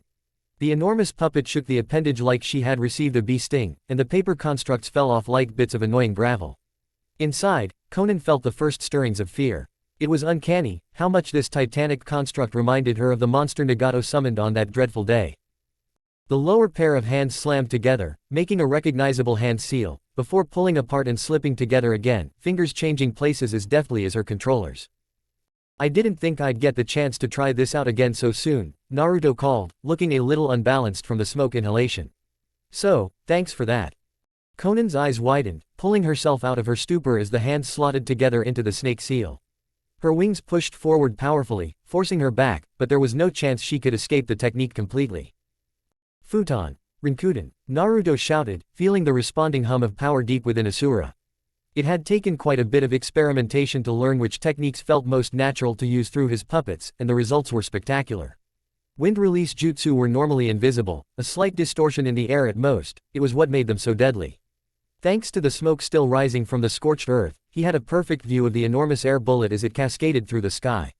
It twisted the smoke into a hazy black maelstrom, following behind like a vapor trail. The technique never hit Conan, it was too slow for that, but that wasn't the point. Jutsu on that scale caused destruction just by existing. The surrounding air was ripped into a frenzy by the passing of the technique, and it was a constant struggle for the kunoichi just to stay airborne against the contrasting currents trying to rip her out of the sky. She would have managed it, had she not forgotten about Asura's second pair of arms. The two hands slammed together like Kami's cymbals, creating a shockwave that almost rivaled the technique itself. Conan was trapped between them, dazed but not defeated. Her Shikigami no Mai protected her from that much. It did little for her though when Asura proceeded to cup her hands in an impromptu prison, raising them so fast the woman was forced flush against the tough, blackened wood. There was a moment of weightlessness as the balled hands reached the zenith of their arc, before they slammed back down with a vengeance. Naruto watched it all from his vantage, wary for even a single sheet of paper escaping from between Asura's clenched fingers. He saw nothing, even when the hammer blow slammed into the ground like a meteor. Had Conan been underneath that, it might very well have killed her. Actually, being inside that might have killed her. The sheer force of the blow would have been devastating, but the sudden deceleration could be just as lethal. He didn't really want her dead though. He wasn't lying when he declared his interest in her techniques. Asura stood sentinel as he dropped back into the smoky haze of the forest floor, landing at the edge of the strangely ridged crater Conan's unconscious body lay in. You chose a really, he paused to cough, scowling irritably. Kyuubi healing couldn't do squat for smoke inhalation. You chose a really bad time to try this, he muttered, climbing down into the hole. For the first time in a long while, I don't have my cute little conscience telling me when I'm doing something potentially morally reprehensible. He shrugged as he sealed her body in a scroll. Sucks for you.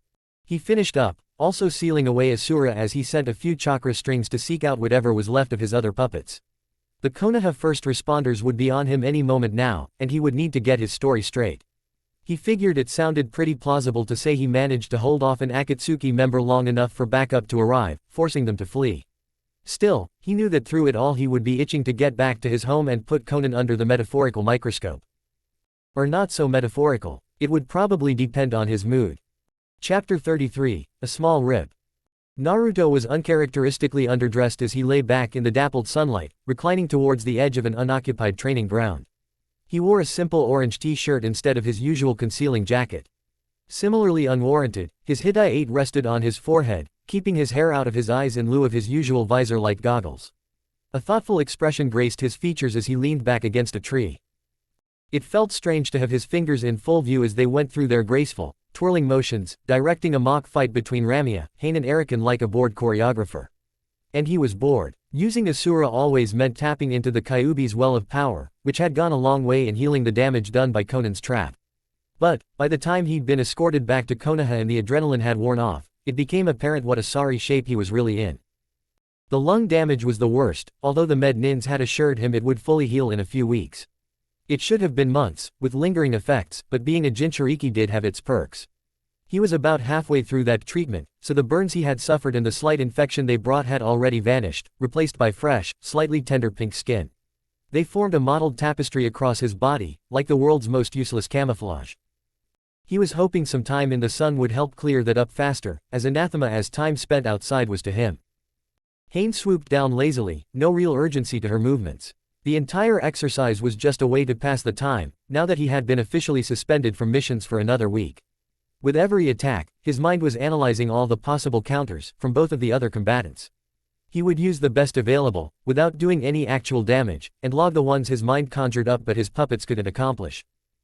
It was a tad dull, but it was better than endless paperwork at least.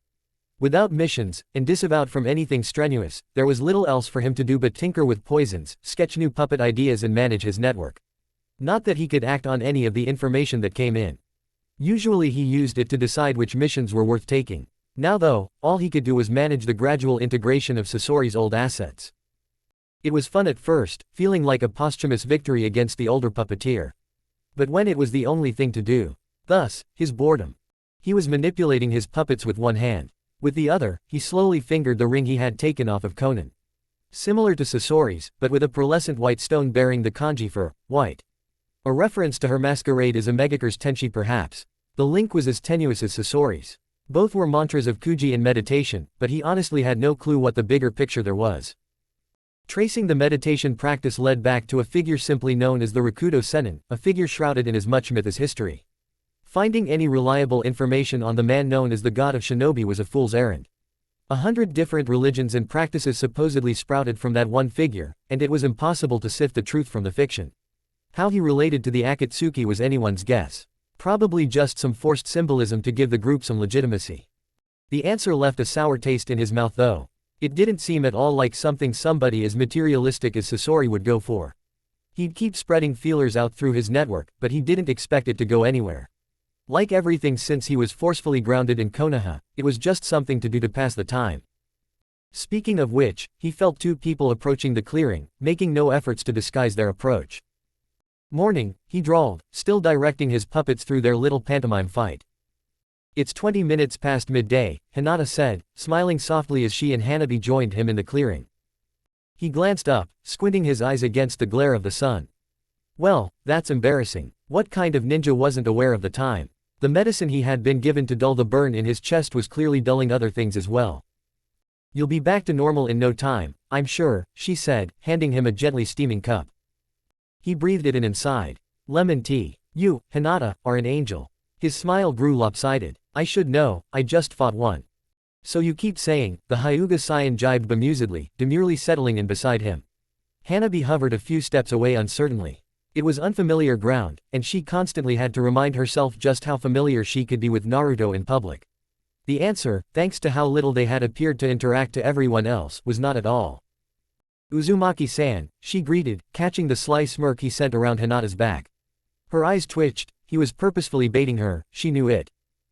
Hyuga-san, I've already said you can call me Naruto. And he also knew that proper discourse prevented her from accepting that offer, but he said it anyway just to aggravate her. She calmed down by telling herself it was the medication, but a nagging voice reminded her that it was definitely something he would do regardless. Your father has finally allowed you out of solitary.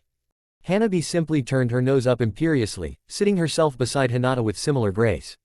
Her sister merely sighed amusedly at the antics. It had been all too common when Naruto had been invited over to the compound for tea. He had been pleasantly surprised by the occasion, thinking that tea ceremonies at the Hyuga's behest would be dry, officious affairs. It had actually been quite pleasant, and any missteps he had made during the proceedings had been neatly ignored. After the ceremony itself, they had retired to a more intimate space and shared polite conversation over some extremely delicious tea. No particular moment had presented itself for Hanabi to show interest in his craft, so they were still working on that. It simply ended up being a pleasant night, marred only slightly by the elephant hanging between Naruto and Hinata. It wasn't as though their last proper conversation had simply vanished from either's mind. Hinata simply seemed content to move past it and focus on her family.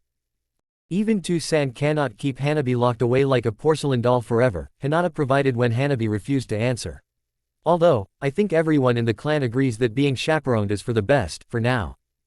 Not everyone in the clan, the younger sibling muttered, turning away to watch Naruto's puppets fight. Even with the movements slowed down and over-exaggerated, every action was flawless, effortless, enviable. That's actually part of the reason we came to talk to you today, Hinata continued, expertly ignoring the slip in decorum. Naruto had to bite back the flirtatious comment that was on the tip of his tongue. He really wore that mask like a second skin now. It wouldn't have been even remotely appropriate, or wanted. There's been a change in the clan. She looked as though she was suppressing her excitement with some difficulty. If this is an offer of adoption, I'm flattered, but... Hinata slapped his arm lightly, but chuckled all the same, glad for the break in tension. Father has been in talks with the elders. For years he has disliked how the family is divided, only heightened by Uncle Hisashi's death. Naruto was surprised. Hinata was openly airing the Hyuga's dirty laundry in front of him. The only reason she would feel comfortable enough to do that would be if it no longer mattered. These incidents, she glanced at her sister, who purposefully pretended she wasn't listening in favor of watching the show, have finally given him enough evidence to decry the current system. It is obvious that the purported reason for the caged bird seal is no longer enough. If even a clan heir is vulnerable to kidnap or... She swallowed, brow briefly creasing before she pushed through it. Or worse, then things need to change. Her smile was tremulous, but genuine. Father will be announcing the change next week, and will be the first to take the new seal.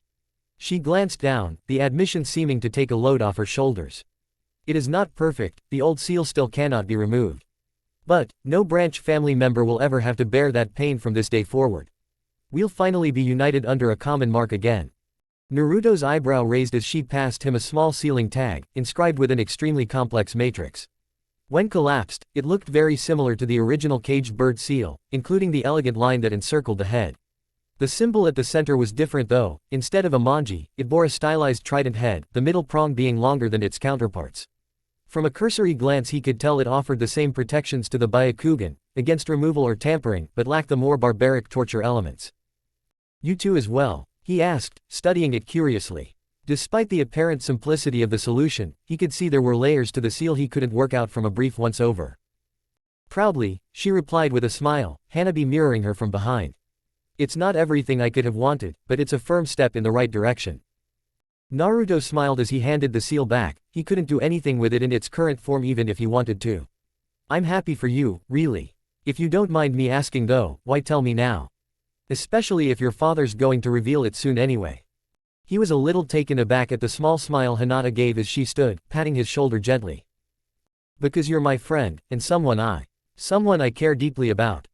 He wasn't sure what to say to that, but apparently he didn't have to be. Hinata glanced towards the mock battle that had finally come to a halt with their master's shock. I haven't seen her before, she said, inclining her head towards Hain. Relatively new, he explained, glad for the switch in topics. Hain, spelt with the kanji for wing. She laughed, examining the bird-based puppet with a tilted head. I don't think I've ever had the courage to tell you, but you're really quite bad at names. Her smile only grew at his indignant expression, not helped much as Hanabi burst out laughing behind her. But you have gotten much better at faces, I'm almost envious. She took the cup back from him with an impish smile. Try not to go too crazy from boredom, you're welcome at the compound any time. She made to leave, pausing when Hanabi didn't follow. Could you show me a bit more? The younger girl asked, doing a good impression of curious little girl as she looked towards the strange tableau of puppets, frozen mid-action. Hanabi, you shouldn't impose on Naruto-san while he's recovering, you know better. Before she could drag her sister off, Naruto caught on to what Hanabi was trying and raised a lazy hand, forestalling her. It's all right, I don't mind giving a little demonstration, it's not like I have much else to do. He grinned, flexing his fingers extravagantly as his puppets hurried into an orderly line, like a cast of actors waiting to come on stage. It actually feels rather nice to have somebody show some interest. He gave Hanabi a quick wink when Hinata turned to look at the puppets again. Hanabi used it as an opportunity to slip closer to him, looking down at his other hand suspiciously. What's with the ring? He blinked, he hadn't realized he was still idly flicking Conan's ring back and forth across the back of his fingers. Hinata turned back curiously and he wanted to curse. His official story was that the Akatsuki member had fled when she realized reinforcement would be arriving soon. Leaving her tattered cloak behind was one thing, but the ring that had been securely on her middle finger. Maybe, but he'd have to explain why he hadn't turned it in before now. Nothing, just a little puzzle I'm trying to figure out. Technically not a lie. It wasn't like he could say he had Conan sealed in a scroll back home, slowly siphoning off her chakra to try and work out how she manipulated paper like that. Well, he could, but he wasn't going to. Hinata still seemed curious, but wouldn't press further. Hanabi just continued to stare at him skeptically, no doubt recognizing its similarity to Sasori's ring. She couldn't say anything though, or risk tipping both their hands. She shrugged, content to shoot him knowing looks behind Hinata's back. Even knowing they were separated by miles, entire countries in some cases, every flickering projection in that dim cavern felt a phantom hand squeezing their neck. A god's anger was a cool, simmering thing that seemed to suffuse the air, a presence felt even through the communication technique. Nobody dared speak. Each had tasted a fraction of pain's strength during or after their invitation to the Akatsuki, none imagined they could compare to that kind of sheer power. Conan did not return. His voice hadn't changed audibly, still dulcet and commanding. However, where before his tone was an invitation to serve and avoid destruction, it was now a promise that every obstacle in his path would be obliterated. The Kyuubi Jinchuriki remains outside our grasp within Konoha's walls. Cold gray eyes swept the dank cavern, taking in each silhouette in turn, as if daring them to say otherwise. Nobody said a word, even Kisame didn't dare make a joke. This cannot, will not, stand. Only two Biju eludes, and after we are done with the Kyuubi, Kumogakure will fall as well. The time for working in the shadows is over, the time for the dawn to break has arrived. The silence that followed his words was thick and cloying, finally broken as a set of shark-like teeth grinned. Sounds fun. The silhouettes shuffled in place, but when pain did nothing they relaxed. Plenty of good bounties in Konoha. Plenty more heathens to sacrifice too.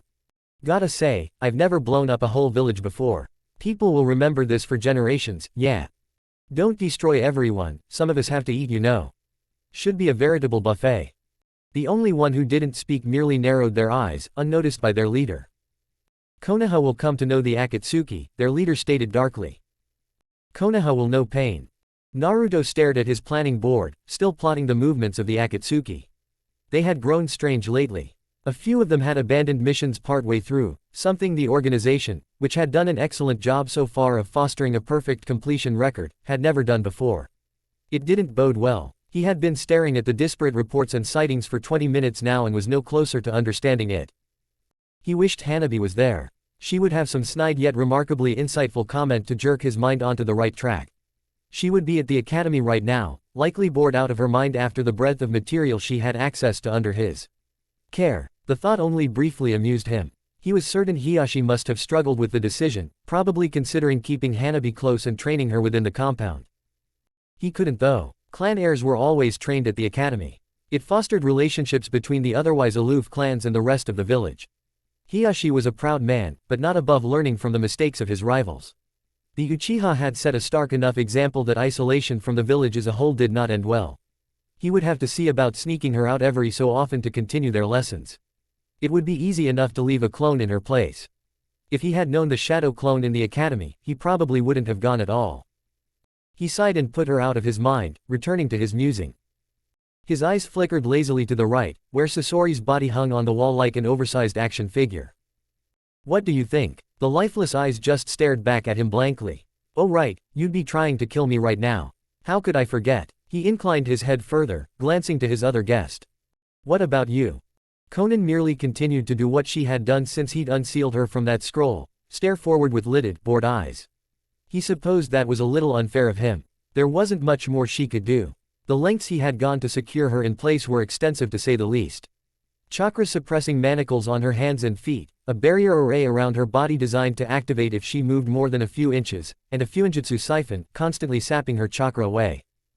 She wasn't going anywhere.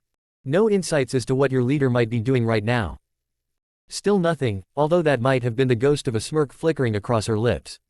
It was too easy to see what he expected to see. He might just be reading too much into it. That was the problem though.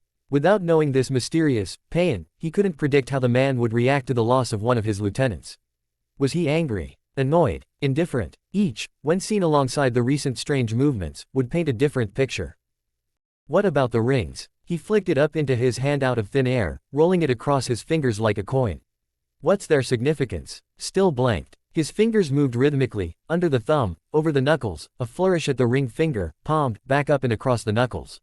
It was almost unconscious at this point. Well, at least your chakra isn't as reticent as you are.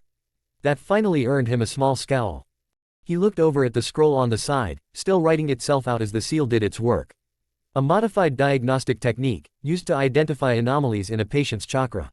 Naruto had played about with it, so the seal now worked comparatively, mapping how Conan's chakra was different to his. He hoped with enough practice, he could force his own to mimic. Certainly easier than the long way around, which would take decades.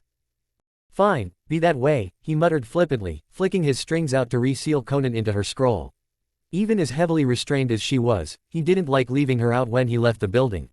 He pocketed a few things, even in Konoha, it paid to be prepared, had hopped down the central stairwell. 5 stories, and his legs didn't so much as shudder. Sometimes, he could just pause to appreciate how awesome it was being a shinobi. The streets were quiet. There had been a number of small celebrations over the last week as the rumors spread that the war was effectively over. Many were recovering from those, enjoying the sharp contrast of victory tinged with hangover. He walked slowly. Hanabi wouldn't be out of the academy for another 20 minutes, so he could afford to make his gait leisurely. He got a few looks, but nothing like when he was younger. It reminded him that he had really done very little to change his reputation within the village. He was no longer known as the irritating prankster, having channeled his creative energies elsewhere. Still, there was nothing he could do to wipe away the lingering resentment for the beast contained inside him. Absence, it seemed, had dulled the blade, but not sheathed entirely. He rarely ventured out of his building when home, and when he did it was to training grounds or the Hokage's office. Clones did all of his shopping and, while they were indistinguishable from him, it was different. The memories he received from his clones were strange things. Crystal clear, he could always remember everything his clones learned as if he'd done it himself, but muted. The emotions of their memories were blunted, as if felt through thick clothing. He'd forgotten what it was like to be stared at like you didn't exist. Like you were less than nothing. Only this time, he didn't grin back like a loon, pining for even a scrap of attention. He knew better now. Few people deserved his consideration, and only his own validation was worth anything. The Hyuga standing at the gates, for Hyuga did not lounge, was unfamiliar, but he had clearly been told about Naruto. The blonde was waved into the compound with barely a glance. He wasn't sure if he would ever get used to that. As a kid, walking past the various clan compounds had been like walking past the walls of heaven. He would always imagine all the lush things inside, shared by big, happy families. Age had brought clarity to his childish fantasies, and he knew things weren't nearly so idyllic, but those images were still burned into his subconscious. He made for one of the gazebos the Hyuga preferred their guests to wait in, only to catch a familiar head of hair coming the other way. Naruto, this is a pleasant surprise, Hinata greeted with a smile. She was in her mission gear, either going out to train, or heading to the Hokage Tower. Here to entertain Hanabi with another performance. You can't be that bored, can you? Naruto considered his words carefully, weighing his choices. He had wanted Hanabi to examine the ring, but this could work too. Actually, I came to see you. She hid it well, but there was no mistaking the slight flush that entered her cheeks, followed by the hint of self-recrimination that followed. I was hoping you could tell me something about this. He raised the ring before she could sink too deeply into that particular line of thought. Glad for the distraction, she took the ring and observed it, turning it over in her hand. This is the ring from the other day. I thought you said it was a puzzle. He raised his hands defeatedly. Clearly one too complex for me. She smiled, thinking back to the first time Naruto had shown any interest in her, helping with the Hokage's little challenge. Well, I can't say I recognize the style, or the significance of the inscription. With a pulse of chakra she felt her vision shift, expanding and crystallizing into the monotone world of the Byakugan. Instantly, 1,000 lives filled her view, and with practiced ease she filtered them out, focusing on the little gemstone ring. It's charged with chakra, most I don't recognize, and a little bit of yours. Naruto blinked at that. He had been actively avoiding channeling any of his chakra into the ring, afraid it might be some way for the Akatsuki to track its members. Looks like the stone passively absorbs chakra from people that hold it, but only a little. I've seen something like it before. Her eyes returned to normal as she looked up at him. Is it part of a set? Yeah, how did you know? She smiled softly. As a wedding gift, my father bought my mother a pair of stones. If you channeled chakra into one, the other would warm, no matter how far apart they were. And this ring is similar. She nodded, reactivating her dojutsu and focusing in on the ring. I can faintly make out the connections, 9 of them, all going off in different directions. You can see where the others are? Naruto asked, excited. If Hinata could locate the other Akatsuki members in real time. Well, he wasn't sure what he could do with that information, but he was sure he could come up with something. Not quite, the connection gets too weak at that kind of distance, but I could tell you the direction. She frowned suddenly, turning her head toward the village. Naruto didn't notice, mind racing with the possibilities. Just the direction wasn't perfect, but it was something. By moving Hinata about and getting the precise direction, he could probably triangulate the various members' locations. It wouldn't work too well if they were moving, and he'd need some seriously accurate maps. Actually, the more he thought about it, the more difficult it became, and his train of thought derailed as he realized Hinata was waving a hand in front of his face. Sorry, I was miles away. What was that? I said, one of the rings is in the village. He froze, blinking stupidly. What? She nodded, pointing off towards the center of the village. A long-haired man in a patterned cloak. She looked disturbed. Something is very wrong with his chakra system, and it looks like he's mutilated his hands and stomach with. She trailed off, disgusted. No, they're little mouths, infused with a kind of chakra I don't recognize. Naruto's mind was racing a mile a minute. That perfectly matched his description of Deidara. Akatsuki's bomber was in the village. Why? How? The pattern on his cloak, is it clouds? When she nodded he cursed, audibly, making her take a step back. Hinata, is there anyone else in the village wearing that same cloak? She looked conflicted. Naruto, you know I'm not supposed to use the Byakugan like that within the village walls. It's an intense invasion of privacy. It's important. She might have refused, even for him. The Hyuga took that rule very seriously, but the intensity in his eyes convinced her he wasn't lying, and she cast her gaze out again. She could only shake her head though. I'm sorry, there's just too many people. It would take the whole clan to locate a target like that in such a densely packed location. He clicked his tongue irritably. Fine, then you need to get to the Hokage as fast as you can. Warn him the Akatsuki is in the village and whatever else he could have said was abruptly cut off as both were thrown from their feet, the ground lurching beneath them. It was followed not a second later by the shockwave, a wall of air that rattled the traditional walls of the Hyuga buildings. It wasn't alone. He could feel them, the tremors though the ground paired with great plumes of smoke rising into the sky across the village. He wasted no time finding his feet, knowing Hinata had done the same. Go, Hokage. He called through the tinny whine clinging to his eardrums, already moving himself. He was up and onto the rooftops in seconds, easily catching sight of Deidara. The man was making no effort to hide himself, standing atop the tallest, most centralized building in the market and laughing as another blast shook Konoha. He was waving his hands, directing the explosions like a demented conductor.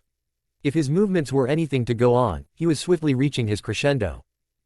Something small streaked into the air from his hands, trailing soot and smoke behind it until it disappeared into the glare of the sun. It didn't stay that way for long. Naruto followed its flight all the way to its zenith, still sprinting across the rooftops. Right at the very apex of its flight, the thing expanded rapidly, growing outward until, from his angle, it almost eclipsed the sun. It was vaguely humanoid, with a great bulbous body and 2 wing-like protrusions. Naruto's urgency increased as he spotted Deidara climb aboard some kind of pale dragon-like creature and fly off, quickly. He jumped between 2 rooftops and tucked into a roll, bringing out Asura's scroll and unraveling it mid-jump. The huge puppet emerged from its cloud of smoke already running, taking in great strides what would have taken Naruto precious seconds to cross. Pain swooped down from behind, picking him up in her talons to give him an aerial view, so that he didn't accidentally crush anyone in Asura's mad dash. The bomb fell, and the titanic puppet was there to catch it just in time, clapping 2 great hands on either side. For an agonizing moment nothing happened, and Naruto feared it had been a decoy. But midway through that thought, the bomb detonated. Asura's hands, built from Shodai-grown wood, strengthened by his special resin, and reinforced by the artificial chakra system running through the puppet's body in long, sinuous cables, just about contained the blast, at a cost. Asura staggered back, smoke billowing from the stumps that used to be her upper set of arms. The shockwave still managed to shatter all of the windows in the vicinity, but it could have been a lot worse. He directed Hane to drop him off on Asura's shoulder, breathing heavily from the exertion of that dead sprint, and looked around. He spotted Deidara not too far away, circling the skies on that strange clay-like creature of his. The former Iwa Nin was yelling something at him, but was too far away for Naruto to make out what. The swarm of miniature dragons he sent the puppeteer's way was a much clearer message. Asura had just begun to bring her arm around to swat them out of the sky when a crackling streak of lighting did the job for her. Kakashi landed on Asura's other shoulder, hand buzzing with the barely restrained energy of his signature Reikiri, and the chubby clay dragons dropped out of the air, reduced to an impotent white goop. "Good catch," he greeted cheerily, flexing his hand as his technique faded. "Sorry about your puppet." Naruto shrugged, although he was inwardly pissed. It took a lot of effort to fix Asura. He had only just gotten done fixing the damage Konan had inflicted, and this was way worse. "Better her hands than a chunk of the village," he muttered, turning his attention back to the fuming Akatsuki member. "I'd ask that you stay and help, just like old times, but I think your talents would be better suited elsewhere." Naruto couldn't help but agree. Everywhere he looked, small pockets of chaos were erupting around the village. Shinobi were already responding, but if Naruto's fears proved true, most of them were just throwing themselves into a meat grinder. The Akatsuki were here. Chapter 34, Pulling Apart. Naruto hit the ground running, bursting out of the cloud of smoke Asura made as she was resealed into her scroll. It would be no good fighting to protect the village, if he only ended up accidentally crushing half of it in the process. As much as he wanted to double back and help Kakashi, or streak off to fight a different member of the Akatsuki, he knew his duty was to make sure certain key locations were secured. Firstly, the academy. It had nothing to do with Hanabi. Not one bit. The streets were flurries of activity beneath him. Civilians hurried in well-practiced drills towards the shelters underneath the Hokage monument. Konoha had just come out of a period of intense war, and while the village itself remained largely unaffected throughout, its people were more than ready to rise to the occasion. Chunin and Genin helped speed the process up, aiding those too old, young or sick to make it to the shelters themselves. Junin swept the streets, doing much the same as him and rushing to secure key locations such as the Hokage Tower, the Anbu headquarters, a few fallback command posts, the hospital and, of course, the academy. The Chunin instructors would be doing their part, but there was very little they would able to do against even one Akatsuki member. He figured their target had to be him, for the Kyuubi, but one didn't simply waltz into a ninja village, pluck a target up at leisure, and casually stroll out again. Their goal would be mass chaos, to stir up as much of a distraction as possible while he was extricated. In that case, his job was to make that as blindingly difficult as possible for them while Konoha pushed back the tide. No matter how powerful the Akatsuki was individually, there was no way they seriously thought they could defeat an entire hidden village by themselves. He had to put an asterisk on that thought as the ground quaked beneath him. In the distance he spotted an enormous surge of water blast outward from a random point in the village. Like a contained typhoon it swelled, forming a staggeringly large dome of water that showed no sign of bursting. It had to cover a good eighth of the village. The Akatsuki might not be able to defeat the village, but they could very well wreck it with the right techniques. There was no warning. He was running across the rooftops and glanced away for a second to observe the water technique. Then, he was blinking stars out of his vision, weakly trying to pull himself out of the wall his body had cratered on impact. Something had hit him like one of those newfangled trains from Yuki no Kuni, slamming into his side out of nowhere. He hadn't seen a thing, so it was either fast, or invisible. He wasn't sure which was worse. Shinra Tensai. He rolled forward just as the wall behind him, along with most of the building it was attached to, was utterly pulverized. He had no idea what that technique was, pretentious as it sounded, but he didn't want to get hit by it again. Spots still swam across his vision as he shakily found his feet, looking up at the 6 individuals wearing Akatsuki cloaks in front of him. None of which he recognized. "You guys been on a recruitment drive," he muttered, trying to stall for time while his head cleared from that impact. Keen eyes picked out as many details as they could, from the individuals' matching orange hair, to the similar but distinct piercings that covered their faces. No, entire bodies by the looks of it. Most notable, were the steely ringed eyes each bore. Clearly a dujutsu, familiar, although Naruto wasn't sure why. He couldn't say he recognized it from anywhere. "Kyuubi Jinchuriki, you are coming with us." It was the middle one that spoke, with the spiky hair not dissimilar to his own, and the 3 black bars through his nose. "See, that presents something of a problem for me," he replied, flexing his shoulders until they popped. Maybe not 100%, but as close as he was going to get after being blindsided like that. "Because I don't want to." "You have little say in the matter," the apparent leader of the little posse stated, regarding him dispassionately. He had the same kind of cool detachment Conan had, which was the first clue. The second was the ring, only the one speaking wore it, which meant the other 5 weren't full members of the Akatsuki. He assumed. The last clue was the sudden realization of where he recognized those eyes from. His reading into the symbolism behind the rings, inscriptions, the relationship of Kuji in meditation to the Rakuto Sennin. All 6 of these men had the Rinnegan. "So, you're the mysterious Pain," he drawled, keeping his voice level to disguise his internal panic. How is that possible that 6 people had a dojutsu that most people considered a fanciful myth? He considered for a moment that they were brothers, but immediately dismissed it. The matching orange tresses were clearly dyed, he recognized the subtle signs in all but the leader's hair. Likewise, the matching yet visually distinct piercings implied a visual aesthetic, not any kind of kinship. How could he not recognize it, as an artist? Somebody here was trying to cultivate an image, one of inhumanity and intimidation. He couldn't deny the results. Still, something about that revelation nudged something in his mind, something that just didn't want to click into place. He might have got it if his thought processes were allowed to reach their inevitable conclusion, but Pain had seemingly grown tired of even this much talking. Pain raised his arm and 6 puppets burst into action, moved into position as Naruto feebly stalled for time. He would like to believe he had made something of an art of that, but he suspected that this man simply had an extremely high opinion of himself. From what Naruto saw next, it wasn't undeserved. One Ramia burst from the earth at the feet of the long-haired one, with a diagonal bar through his nose. She coiled up his body in an instant, biting into his neck and injecting enough poison to give a boss summon pains. Likewise, the hundreds of little needle points scattered across her scaly body should have ensured he was paralyzed from the constriction. His expression didn't even change as he flexed his arms, making enough room between his and Ramia's body to find purchase and physically rip the puppet off him. A thin black bar dropped from his sleeve and he jammed it into Ramia's chest. The moment he did, Naruto felt his control over the puppet vanish.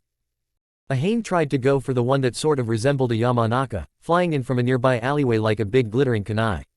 It was fast, but not fast enough. Something big, feathery and ugly swooped down from above, hidden in the glare of the sun. It speared right through Hane's body with a beak that looked more like a giant organic drill, before opening its mouth and mercilessly ripping the puppet in 2. An Arakan went for the other spiky-haired one, with the square, weathered face. Despite the fact that the angle should have been perfect, and there was no way he should have been able to see the silent glob of acid as it was launched from the shadows, the man still moved deftly to the side. He turned and darted forward with terrifying speed, grabbing the spider-themed puppet by the throat and crushing it. What acid spilled on his hands from the broken puppet's body didn't so much as faze him. Another Ramia went for the bulkiest of the 6, with slicked back hair and a round face that almost resembled an Akamaiki. She didn't even get the chance to constrict him. The moment she touched his cloak, the puppet went limp, her chakra drained away. The hane he sent after the one wearing the beige head shawl didn't fare much better. Like the spiky-haired one, he seemed to notice her coming without ever seeing her. His arms rotated back at improbable angles and he caught the puppet by the arm joints, before proceeding to rip Hane's wings right off her. With the leverage he had, that should have been impossible, and all without so much as turning his head. At least those puppets touched their targets. The Ramia that burst out of the ground behind Pain didn't so much as brush his robes. The hand he had been raising splayed out, and Ramia hit an invisible, expanding orb of pure force, caving in on herself from her and its momentum combined. If she had been organic, it would have been positively gruesome to watch as she was crumpled like an old plastic bottle. Well fuck, he muttered as he saw his ambush effortlessly rebuffed. 6 puppets instantly destroyed, and he had only caught a glimpse of each of their abilities. Your resistance only prolongs the inevitable. Pain intoned blandly, as if that hadn't just happened. Naruto's mind raced a mile a minute, analyzing what he had seen.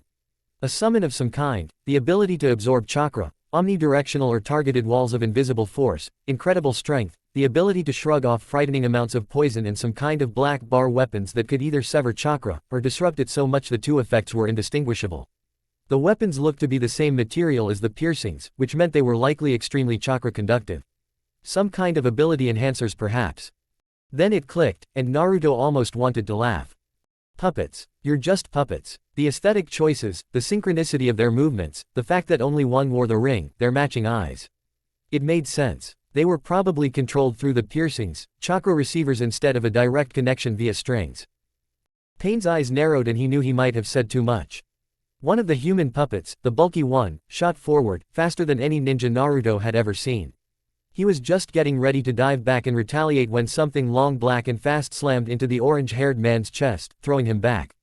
A figure landed between Naruto and Pain, proudly brandishing his enormous staff and glaring at the man that had dared attack one of his shinobi. Our fight is not with you, Hokage, Pain said, seemingly unconcerned that one of his puppets' chests was completely caved in by the Sandame's adamantine staff. The body in question just lay there, limp, and hopefully down for the count. Hand over the Jinchuriki and the Akatsuki will withdraw. The old man merely smiled at the self-proclaimed god of a megakure, looking years younger and alive with battle. In my old age, I've found that the compromises I have had to make only weigh more on my shoulders as the years go on. I'm an old man now, and my shoulders are very heavy. You really think I'm going to add to that burden, for the likes of you? His features twisted into a scowl as he spun his staff once, planting into the ground as solidly as any physical wall. You attacked the wrong village today, and I will ensure you regret it. Kisame couldn't wipe the grin from his face if he wanted to. He never felt more alive, more whole than when he was in the thick of a fight. It was a blissful state, silencing the world with Samahata's joy resonating alongside his own. He swiped the living sword in a large arc, catching a chunin just a little too slow to avoid it. The look of panic when his body crumpled around the sword, sliced in a dozen places by the jagged scales, was brilliant. He used the kid as a human projectile, swinging Samahata like a bat and launching the chunin at one of his comrades. He used the chakra Samahata had absorbed and flashed through hand seals, his fingers easily conforming around the hilt of his weapon in well-practiced motions. Suiden, Sukoden no Jutsu. The waters around him leapt to his command, congealing into living bullets that immediately rocketed off after the shinobi around him. They had made a mistake confronting him on his territory. Atop or inside his water dome, he was unstoppable. Dynamic entry. He brought his blade up just in time, and he still staggered under the force of the blow. Samahata protested at the treatment, chittering in agitation as their attacker used the sword as a point of leverage to flip back and land atop the water. Haha, most impressive my fishy adversary. The man was a sight. Green spandex, orange legwarmers, and a shiny black bowl cut that, against all odds, managed to match his large, bushy eyebrows. You are destroying much of my beloved village, so it is up to I, Konoha's green beast, to put a stop to you. He punctuated the introduction with a blinding smile and an equally garish thumbs up. Kisame scowled, feeling some of Samahata's anger at being used as a stepping stone bleed over. He was going to enjoy killing this one more than most. Kakuzu walked through the streets slowly, barely having to tap into the power of his other hearts. His iron skin technique was more than enough for the pitifully weak shinobi that had tried to ambush him. These toddlers masquerading as ninja wouldn't know a true ambush if they lived to half his age. It had been a long time since he had last been in Konoha. Not since the mountain that backed it was just that, a mountain. Personally, he found the Hokage monument to be decadent and wasteful. Perhaps it was just Hashirama's smug face staring out at him from the rock. His Jongu threads lashed out from his arm, ensnaring a fleeing chunin before mercilessly ripping him in two. He probably wouldn't even find any decent hearts on this excursion, although he supposed the potential bounties might make up for it. He wondered who would pay better for dead Konoha shinobi, Iwa, or Kumo. As much as he loathed working with the snake, Orochimaru would also pay well for a few of these bodies. He took another step, or at least tried. His body was frozen, although he noted that his Jongu was still able to ride freely within his body. I knew the Nara when they were just a group of deer hunters, he commented idly, unable to even turn his neck to look at his captor. Hashirama's forests destroyed the plains their deer used to roam, so he offered your family a place in his new village. Fascinating, the dark-haired teen drawled as he slunk out of the shadows, followed by a waif of a Yamanaka and an Akamaiki with his clan's typical girth. I'll ask my dad about it after we make you leave. Probably. Kakuzu suppressed a grunt as he felt something stab through his back, missing his lighting heart by a few inches. He didn't feel the telltale tingle of Raiden chakra, so it was wind. Powerful too, to get through his domu. Sarutobi Asuma, 35 million ryo. He grinned, slowly turning his head to look at his attacker despite the Nara's control. You're a worthy hunt. Hidan breathed heavily, quick, excited gasps in sync with his hammering heart. This slaughter was grace, it was beauty, it was divine. The river of blood he left in his wake would wash the sins from 100 heathens, a beautiful ribbon of scarlet for his lord Jashin. He brought his scythe around again and another fool was caught between the gleaming red blades. A divine artifact he had stolen from his cult. No blood would congeal on the metal, allowing it to constantly run in ruby rivulets across the steel. He finished his movement, whipping around in a flourish and decapitating the man as easily as a farmer threshed his wheat. That was what he was, a harvester of human lives, all of them offerings to a greater purpose. A kunai slammed into his shoulder and he moved with the force, turning it into a spin that allowed him to slice another chunin's leg off. All the while, he groaned his pleasure at the exquisite sensation of pain. He ripped the weapon out of his shoulder and threw it back at his attacker, a woman with raven hair and eyes the most beautiful shade of blood red. She avoided it easily, her lovely eyes narrowed into a scowl that only heightened her beauty. Hidan would have gladly welcomed a kunoichi like this into his cult, if he hadn't killed them all. Instead he settled for a lecherous grin as he spun his scythe in hand. I'm going to take extra pleasure bathing in your blood. I wanted ya to know that. He shot forward, and aimed to spear her through. His usual method with Junin was to catch a drop of their blood and go through with the full ritual, but for this one, he wanted to know if her insides matched the beauty of her outside. He swung his scythe forward, and it passed through nothing but air. The woman vanished, scattering on the breeze in a swarm of little red petals.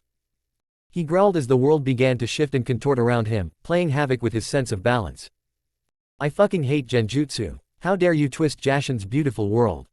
He pulsed his chakra, breaking through the false illusion just in time to see an enormous fist descending on him from above, belonging to an equally giant man with a mane of spiky red hair. Ah, fuck. Deidara bit back the curses on the tip of his tongue as that infuriating cyclops once again neutralized his C2 dragons. He felt like he had gotten an extremely unlucky draw with the man who used a powerful Raiden technique as his first resort. Nobody was supposed to know that his explosives could even be neutralized, and he had gotten the guy who knew dozens of Raiden techniques. His hands dug into his clay pouches and his palm hands got to work, molding the reactive substance and imbuing it with the unique property of his chakra. He threw his hands out and grinned as the clay transformed into sleek white birds. He always made sure his creations were beautiful, it made their faded impermanence all the sweeter. The copycat ninja dashed through hand seals at an impressively blistering speed before throwing his hands out like he was casting a net. In a way, he was. A buzzing mesh of electricity spread out from his hands like a fisherman's weave, and would have caught all of the birds in their suicidal run if Deidara didn't detonate them in advance. He used to the smoke screen to have his dragon turn sharply in the air, whipping its tail in a quick arc. 3 balls of clay flew forward like bullets, bursting apart into hundreds of tiny clay spiders. He would like to see the silver-haired bastard deal with all of them. He made a valiant effort, using a repertoire of different Raiden ninjutsu Deidara hadn't even known existed. In the end though, it was simply too much, and a few spiders managed to latch onto his clothes. Not one detonated though, as the man gave a cheeky wink and burst into a cloud of static. A clone. Deidara suppressed a wordless scream of frustration only to gasp as a hand burst through his back, still crackling with potent lighting. His look of shock quickly morphed into a grin as he turned, skin already losing color as Kakashi found he couldn't retrieve his hand. His Reikiri might have neutralized his clay clone, but he had done nothing about the dragon they were both riding. Katsu. Itachi moved around the outskirts of the village. He knew his eyes would be invaluable to Pain's efforts in capturing the Kyuubi, which was why he was as far away from the main conflict as possible. Saying that, Pain needed nobody's help with anything. The man might not have been the god he claimed to be, but there was no denying he was quite possibly the most powerful shinobi alive. Itachi was almost certain that the man could single-handedly demolish Konoha if he wished, and he severely hoped that he wasn't pushed to that point. Because then Itachi would be forced to stop him. And he wasn't sure if he could. He half-heartedly batted away the various shinobi that were unfortunate enough to run across him. Mostly, he just left them trapped in a genjutsu that would keep them occupied or unconscious for the next few hours. Hopefully they were far enough from the center of the village that they wouldn't be crushed by whatever wave of destruction Pain unleashed. He sighed, pulling himself away from such pessimistic thoughts. Konoha was strong. It was united. It would not fall easily. Most importantly, Uzumaki Naruto had a tenacious spirit to live. Pain would not find his village so easy an obstacle to overcome. But Uzumaki Naruto was not the reason Itachi was here. Itachi. Almost precisely on time. He had been making his chakra felt in subtle ways for the last few minutes. Most wouldn't have been able to sense it, or discern it from the surrounding chaos. Sasuke wasn't most. Little brother, he drawled, adopting a well-worn mask of indifference that pained him no less than the first time he donned it that horrible night. I don't have time for you. Why don't you run away and live? Last I remember, you were quite good at that. He barely had the eyesight left to see Sasuke's expression twist into a snarl, before his brother forcibly reined himself in. Somebody had been teaching him emotional control, good for a shinobi, but Itachi needed his brother angry. You're going to pay for what you did, Itachi. There was an iciness to Sasuke's tone. This wasn't the hot-headed anger of youth, this was a cold, focused fury that would only make him stronger. Itachi allowed a small smirk to flicker across his lips as he felt the subtle weave of a genjutsu settle over him. Too elegant for Kakashi, it seems his little brother hadn't wasted any opportunities to grow stronger. He wondered how Yuhi Kurenai's techniques would fare when enhanced by the Sharingan. You think you can make me do anything? You are still the little brother here, Sass. His eyes widened only fractionally as he saw the illusory copy of himself he had left in Sasuke's sightline be engulfed in wicked black flames. The light might have nearly left his eyes, but they weren't blurred enough to miss the pinwheel that now spun lazily in his brother's eyes. You once told me, Itachi, that I would never be powerful enough to defeat you. Not until my eyes matched yours. The cost of my Mangekyo was a friendship I will never get to experience because of the darkness you threw me into. Sasuke's scowl deepened as he turned, looking through the 4 different layers of genjutsu and directly into his brother's eye. So, like I said, you are going to pay for what you did, to our clan, to our family, and to me. Naruto had never seen the Hokage fight before, but he would never forget it. In his youth, Hiruzen had simply been the kindly old man in the funny hat. Then, he was the man who doubted him, who drove a knife into his ambitions. Even when he was old enough to truly appreciate what being the Hokage meant, he could never imagine that smiling old man alongside battle legends like the 1st, 2nd and 4th Hokage. Every old man was young once, and in those moments, fueled by his desire to protect his subordinate, Hiruzen moved like a young man again. 2 of the human puppets dashed forward and the Hokage smiled. Styling yourself so rigidly on the paths of samsara was an audacious mistake, he said, striking up with the adamantine staff and catching the effeminate, long-haired one on the chin. It wasn't that the old man was faster, or better coordinated, it was just that he could predict where they would be and simply aimed there in advance. A Sharingan of experience, if not genetics. Ninjendo, the human path. The only realm in which one's soul can leave the cycle of samsara. I suspect getting too close to that one would be ill-advised. The movement continued up and Hiruzen used the weight as a counterbalance to flip his body back. The staff abruptly extended, throwing the Hokage up into the air and over the top of the buzzsaw that cleaved the air he left behind. The staff snapped back to its original length, and Hiruzen allowed it to spin, grinding it down solidly on the back of the Kaldpath's head. There was a strange metallic crunch, and the puppet body staggered to the side. Shirato, the Asura path. The realm of demons that wage war on the gods, their bodies constantly shifting to become the perfect weapons. Perched atop the staff like his monkey namesake, the old man grinned, wrinkled hands whipping through hand seals faster than the eye could follow. He paused on Tora, taking a deep breath in as the drill-beaked summon careened down at him from above. Just before it struck, his hands abruptly switched to Hubby and he breathed out. The name of the technique was lost behind the roar of the flames.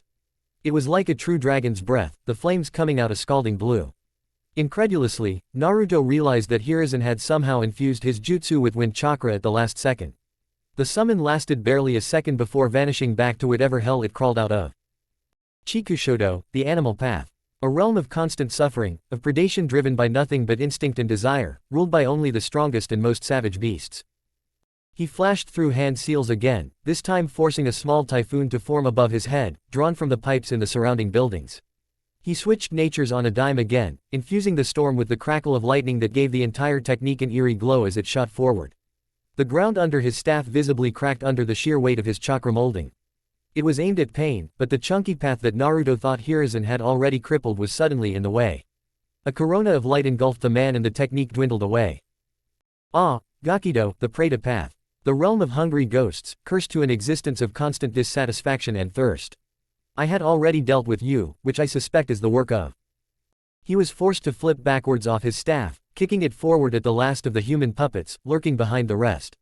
Pain interposed himself between them, raising a hand to blast it back, only for the staff to burst into smoke. Enma, boss of the monkey summons, leapt right over the invisible blast of force and landed like a lead weight on the square-jawed Path's chest. He brought his hands above his head and smashed them down, cracking the earth with the force of the blow. Don't tell me Hiruzen, Jigokudo, the old monkey growled, giving a faint smile, the Naraka path. That's the one where all karma is absolved, and things can only get better, right? That would make this one the healer of the group, if they stick to the pattern. The Hokage nodded, keeping a wary eye on Pain himself. Which makes you Tendo, the diva path. A self-styled god, are you? I know a little something of that myself. He raised a hand and Enma flew back towards him, once again in his staff form. I don't mean to lecture of course, but they don't call me the professor for nothing. His slight smile diminished when, around them, the various paths began to pick themselves up, not looking much the worse for wear. Despite the crushing strength of Hiruzen's attacks, he had done little to actually damage any of them. Yes, Sarutobi Hiruzen, Pain intoned as the paths fanned out, surrounding the pair of them. You were once called the god of shinobi, a title only shared by 2 others in history. I'm afraid that Konoha will now know a new god. Both of your observations are correct, these bodies are mere vessels, emissaries come to usher in the word of pain. He raised a hand, expression never stirring from his cool indifference. I believe I have a lesson of my own to impart to you, Professor. Bansho Tenon. His hand shifted slightly to the side and Naruto's eyes widened as an invisible force grabbed him bodily and yanked him forward. He threw chakra strings back to latch onto the wall behind him, but they might as well have been wisps of cotton for all they slowed him against that inexorable pull. Pain withdrew another of those black rods from his sleeve and Naruto could see him imminent impalement with a morbid clarity. His body slammed right into that spike, driving it all the way through and out his back. He jerked once, before falling limp, the hinge around the puppet failing as Dami's chakra was disrupted. The chakra of the explosive tags lining the inside of the puppet on the other hand. The blast was powerful enough to send everybody in the intersection staggering back, slamming Pain himself into a wall so hard his body left an imprint. Never thought I'd be able to use that trick on a god, Naruto called out, throwing his voice to a disorienting number of places as a dozen of him suddenly appeared in the surrounding streets. Each one only paused a moment to make sure Pain had seen him before grinning, turning on the spot, and sprinting away as fast as possible. Pain's bodies weren't fooled easily, and the Rinnegan easily saw through the shadow clones to the original. All six took off after him, only for Jigokudo, Tendo and Chikushodo to get cut off as a building collapsed in front of them. If you think I will let you run freely within my village, here's and started, dropping down in front of the three paths, Enma raised defensively, you are sorely mistaken. Chapter 35, Widening Tear. A building exploded behind him as Naruto dashed down an adjacent street. He hoped that the smoke and dust would cover his sudden change in direction, but it was a slim hope at best. Anything that one Pain saw, the rest did too. He found that out the hard way when he tried to double back and ambush one. It only earned him a nasty burn up his left arm. The one that the Hokage had called Shirato was one to watch out for. Naruto wasn't sure if the human puppet thing had a limit on what it could transform its body into. And he didn't particularly want to find out. Right now, it was at least predictable, preferring to pepper Naruto's general location with slim black canisters that exploded on contact with any surface. Naruto wasn't even sure he could get a ceiling tag to do that. Too many variables for it to be worth it. That one wasn't even the worst. Gakido, or the Preta path, Naruto admittedly wasn't that familiar with old Ninshu philosophy, was proving to be a nightmare. Its ability to drain chakra from anything close to it was proving extremely difficult to work around. The other one chasing him, Ninjendo he believed, didn't appear to have any kind of outward ability to speak of, although, the Sandame's warning to not let it get close echoed in his mind, but was just as fast, strong and tough as the rest. It also wielded those extremely annoying black rods that apparently all of them could make. One scratch and anything chakra-based went haywire. Naruto didn't exactly have the luxury of engaging in any kind of elegant or evasive taijutsu with his puppets, not when one was trying to blow him up, and the other was attempting to drain him dry. Puppets filled the streets around him, attempting to lay traps as best they could in their limited time frame. He had a good map of the village in his head thanks to the many clones he had sent on various chores, but working off pure memory alone proved near impossible, and the fact that the Asura path had no qualms blowing up any potential landmarks wasn't helping. He was using the technique he had developed to see through his puppet's eyes, but the vision he got through them was limited at best, and he had never used it on so many at once. It was like trying to watch 5 different screens at once while somebody threw kunai at you. Actually, that sounded positively easy in comparison. He turned another corner and dived forward, sliding across rubble-strewn ground. Gakido was only a few seconds behind, rounding the corner with a singular kind of intensity. Ramia, from the next street over, launched a small canister into the air. It promptly exploded outward, briefly filling the sky with blinding light. He hoped that would prevent the other two from seeing as Erikan emerged from her hiding spot, body turned. Long, thick strands of adhesive shot out from her spinnerets, rapidly forming a glistening barrier across the street. The Preta path was no fool though and stopped before his momentum could force him into the trap. Naruto wasn't an idiot either. He pulled the chakra string connected to the tag he had dropped mid-dive, now directly behind Gakido's feet. The blast was hardly damaging, but it had enough force to slam the human puppet into the web. Naruto grinned, only for the expression to twist as he rolled backwards, narrowly avoiding the hum of a buzzsaw opening his throat. Shirato's permanent, manic grin taunted him as the cowled path stalked forward, other arm shifting into a nasty-looking cannon of some kind. Ramia exploded through a wall, showering the Asura path with debris. Pain's body turned to swipe at the puppet, but now that Naruto could bring his full concentration to bear they seemed evenly matched for speed for once. Although, that probably had more to do with Pain's concentration being split between two battles. He glanced over just in time to spot Ninjendo cutting the Preta path out of his webbing with one of those damned black rods. He forced Ramia to spin, tail whipping out like a battering ram to slam the Asura path to the side. It created a gap in their line that he immediately capitalized on, jumping onto Ramia's tail and practically surfing her as she slithered off again, beginning the chase anew. If he didn't think of something to break the stalemate soon, he was going to quickly run out of tricks. Hiruzen shifted to the side, neatly stepping around another invisible blast of force. 5 seconds, that appeared to be the minimum recharge period before Pain could use the technique again. He had the bruises on his chest to confirm that little experiment. He swung Enma forward, willing the staff to extend at the peak of the arc. He aimed it at Tendo, and the man naturally moved to the side, but at the last minute he forced his weapon down, digging it into the ground. He willed the staff to contract again and was thrown forward from the abrupt shortening. He released his grip and flew through hand seals, neatly mirrored by the shadow clone that had managed to circle around the Naraka path. Kaiten, Karyu Enden. The dragon of pure flame flew true, and would have struck Jigokudo at the same moment as his clone's wind technique if the ground beneath the path didn't suddenly burst open. The flames were fanned into a blistering vortex, but their only victim was the hideous centipede summon the animal path had conjured up. He hadn't yet seen the limit of what Chikoshodo could summon, and right now it was increasingly looking like it was whatever he wanted. He landed just in time for a monstrously large rhinoceros to come barreling in from his left.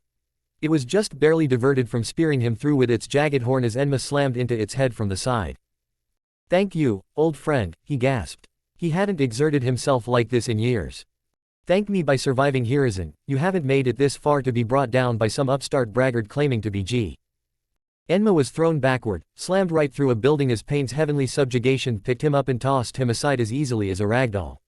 Hiruzen didn't miss a beat, pivoting and throwing out a handful of shuriken. His old partner wasn't so brittle that such a blow could put him down. Shuriken Kage Bunshin no Jutsu. The flying weapons multiplied in an instant. 5 becoming 20, becoming 100. Pain simply drew one of his chakra rods and deflected any that got close with contemptuous ease. "Is this all you have for me, Hokage? Old monkeys and brittle metal. You were once called a god yourself, but age has crippled you." The Sandame smiled, bringing his arm up as the adamantine staff flew back into his hand. "On the contrary, age has given me much perspective, wisdom, and the pleasure of seeing new generations rise up to surpass their predecessors." His eyes glancing up was the only warning Pain received as a shadow rapidly grew over his form. "Kuchios, Yutai Kuzushi no Jutsu." Gamabunta slammed down on top of Tendo's body like a meteor, scattering dust and debris in every direction as his full 200 tons of weight cratered the ground. One of Pain's summons lurched forward, a grotesque panda that looked to be sculpted from rock, but the enormous toad summon merely lashed out with the equally massive Tonto at its side, slicing it clean in two. "Sorry to be late, sensei," Jiraiya called with his trademark grin, sliding down off Gamabunta's back to land beside his former teacher. "These ugly bastards are all over the village, and I've had to summon Kennen, Hero to put 'em down. Left me a bit light on the old tank. Your timing is as immaculate as ever, Jiraiya." The white-haired super pervert cracked his neck as he observed the other two paths watching them warily. "So, these are the guys that took down Hanzo. Don't look too tough."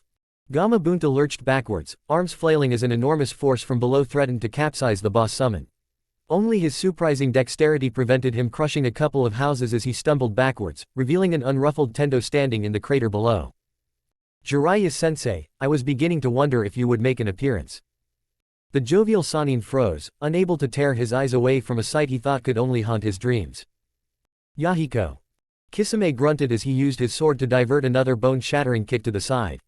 There was no blocking these blows, he was afraid even Samahata might crack under this kind of force. It had already lost some scales when the bull-cut beast in front of them had tapped into the 5th gate. Guy was now on the 6th, and was all the more terrifying for it. He moved like a one-man hurricane, and Kisame loved every moment of it. He hadn't faced an opponent this good in years. Itachi was always fun for a quick spar, but his Uchiha companion was always the subtle, slippery sort, never one for a direct fight. This was what Kisame lived for, ever since gutting Fubuki and grabbing his destiny by the handle. He roared his approval and dived forward, slamming another roundhouse to the side and continuing the sweep of his sword, bringing it around to shave into Guy's back. Samahata barely brushed his flak jacket before his foot touched the water and the man vanished again in a burst of pure speed. Kisame felt something in his arm groan warningly as the green beast's foot brushed it. Samahata fed him some chakra to heal it, but his sword was beginning to run low. Even on the rare occasions he did manage to brush Guy, Samahata barely stole any chakra. Whatever technique the man was using, it seemed to internalize all of his energy. Another brutal kick spun him around and he scowled. Fighting was fun, but getting kicked around wasn't. He dived forward, spearing into the dome of water below him like it was air and speeding off down into the depths. The familiar tingle of Samahata merging with him, lending him its power directly, enveloped his body as it shifted into something more shark-like. He turned in the water, looking up in time to see Guy leap into the air. He had expected the man to follow him with his typical fist-first approach.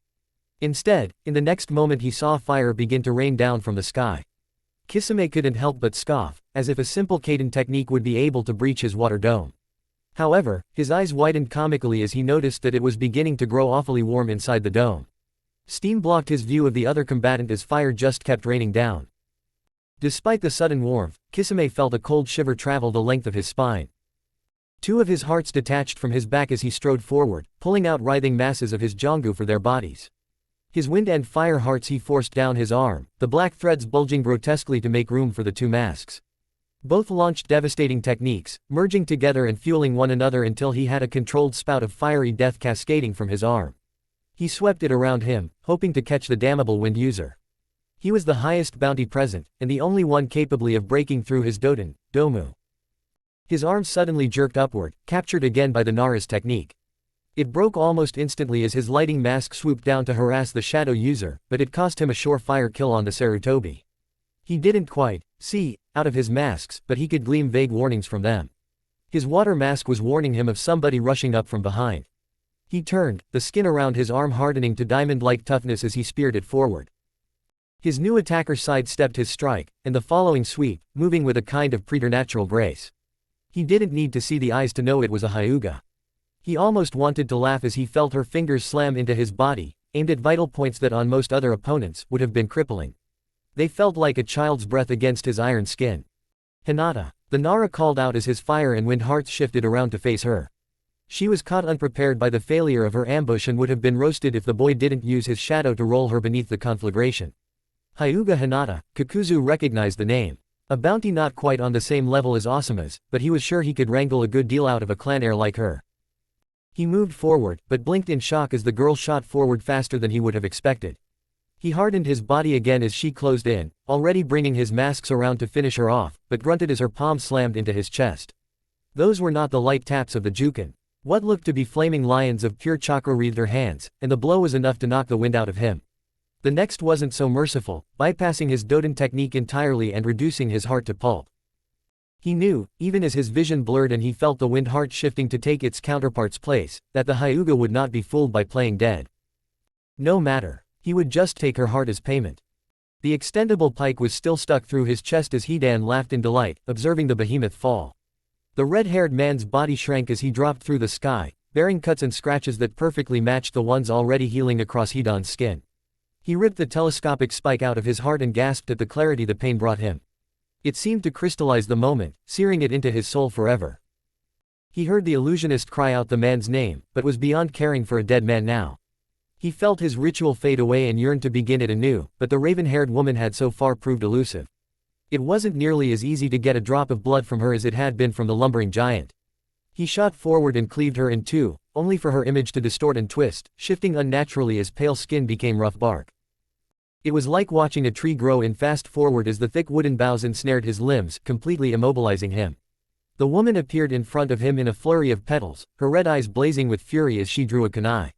He so wanted to see that intensity twisted into terror and pain, before vanishing as the light bled from her eyes. Before she could come closer with the ninja wire in hand, he bit down hard on his tongue, managing to sever the very tip. The pain shattered the genjutsu and he lurched forward, unrestricted. He nearly had her, scythe coming around in a beautiful arc of red, but more wood grew in to grab and pull at his body, once again bringing him to a stop. A mover IWWU Scion. He snarked through the blood pooling in his mouth. Fo Yumiquive. He still had enough mobility to bring his scythe back around, slamming all three blades into his stomach. The pain was ecstatic, but the branches didn't vanish. This one's not an illusion, a masked figure snarled as he dropped from a nearby roof, already flashing through hand seals. The branches around Hidan's body constricted, twisting his arms until they snapped. Even through the pain he kept his grin. Owl make a goob hacrifith. Katsu. Another building exploded outward, walls scattered across the neighboring streets and a beautiful plume of smoke wafted up into the sky. Even so, Deidara saw the telltale streak of silver that told him his foe hadn't been similarly scattered with it. Another flock of clay birds rained down on the slippery copy nin, jinking madly to avoid the flurry of lighting ninjutsu he sent up at them. Blast after blast cratered the ground and Kakashi somehow avoided them all. Sometimes it was speed, sometimes it was just a clone, every time it was infuriating. The cycloptic Junin couldn't escape him though, not with the reticule over Deidara's left eye constantly tracking him. Finally, he grinned as Kakashi sprinted right into his trap. The man darted inside a roofless building only to find the walls coming alive. Thin, almost papery centipedes of clay scuttled out of every crevice, rapidly entwining around the man until all you could see of him was that infuriating Sharingan eye. How Deidara hated that eye. His dragon swooped lower so he could get a better view, but paused in its descent. Deidara's vision blurred ever so slightly around edges and he immediately pulsed his chakra, his pupil dilating as he had trained it to do. The genjutsu shattered and he leapt to the side just in time to prevent a lightning-sheathed hand spearing through his heart. He gritted his teeth against the pain as it instead cleaved right through his shoulder, nearly taking the arm off. He rolled with the momentum, allowing himself to drop from his mount even as it bloated obscenely behind him. The explosion buffeted his body as he fell, but his good hand managed to spit out a wad of clay that broke his fall. He rolled to his feet and released a wordless shriek of frustration at the injustice of the Sharingan. First Itachi, now this clown. He was going to destroy them all. He was going to destroy everything. Sasuke had improved. The little pining child that had so often asked him to help with a new technique was gone. Itachi felt the twangs of pride and melancholy reflect dully off his steely facade. His face could show nothing of his emotions. Not the joy he felt when he saw the depths of Sasuke's power in the crackling lighting around his brother's hand. Not the despair that threatened to overwhelm him when he thought how little he had to do with that growth. Their dance was an elegant one, a movement between two partners who knew each other intimately. Their fighting styles were similar, if diverging in different directions. Itachi had always been a prodigy at whatever he tried, it just came naturally to him. He had mastered the Uchiha stances to perfection, then found them wanting. He altered them, making them better suited to his subtler nature. Sasuke had never finished his training, Itachi had stolen that from him along with everything else. He had taken the half-learned kata of his taijutsu and made them his own. Experience fighting through a war had been his teacher, letting him know what worked and what could be discarded. Through it all he had built up a large repertoire of techniques, primarily ninjutsu, that he seamlessly blended into his fighting. Mostly Raiden techniques, although considering the fact that he had been fighting mostly Kumo nin, that was to be expected. A stroke of good luck, as from the strength of his jutsu, Sasuke appeared to be lightning-natured. It also allowed him to do things with the Chidori that its creator could never have dreamed. Where Kakashi had improved its power into the Reikiri, Sasuke had focused on the shape manipulation and made it a truly versatile technique. He was a true-born Uchiha just coming into his prime, and to his older brother, it was a sight to behold. And it still wasn't enough. Itachi diverted the teen's sword to the side almost contemptuously, slipping an explosive tag on the underside. He had wreathed his hand in the faintest coating of Fudan chakra to dampen the buzzing edge of his brother's blade, then used it to take a swipe at Sasuke's eyes. It was an incredibly ingrained reflex that had Sasuke ducking back hastily, instincts to protect his dujutsu overriding everything else. It was something he would have been trained to compensate for by their father, and Itachi exploited it ruthlessly as he used the moment to weave another genjutsu. Sasuke had come far, but he had so much farther to go. Naruto dived through the window of a burned-out house, ripping the tattered remains of his jacket off and tossing it to the side. The moment he felt the human path follow him he substituted with it, simultaneously releasing the explosive seals inscribed on the lining. Paranoid what now? The blast rocked the already hollowed-out house and Naruto was forced to roll out of the way of a support beam as he sprinted out through another window. The Asura path was waiting for him on the other side, but so was Ramia. The heavy puppet burst out of the ground and grabbed Shirato's legs before pulling down, burying him up to his waist. A distraction, giving him a few seconds at best. Hane swooped down and he leapt up, grabbing onto an outstretched talon and using it to propel him up onto the adjacent roof to continue his mad dash. It was in sight now.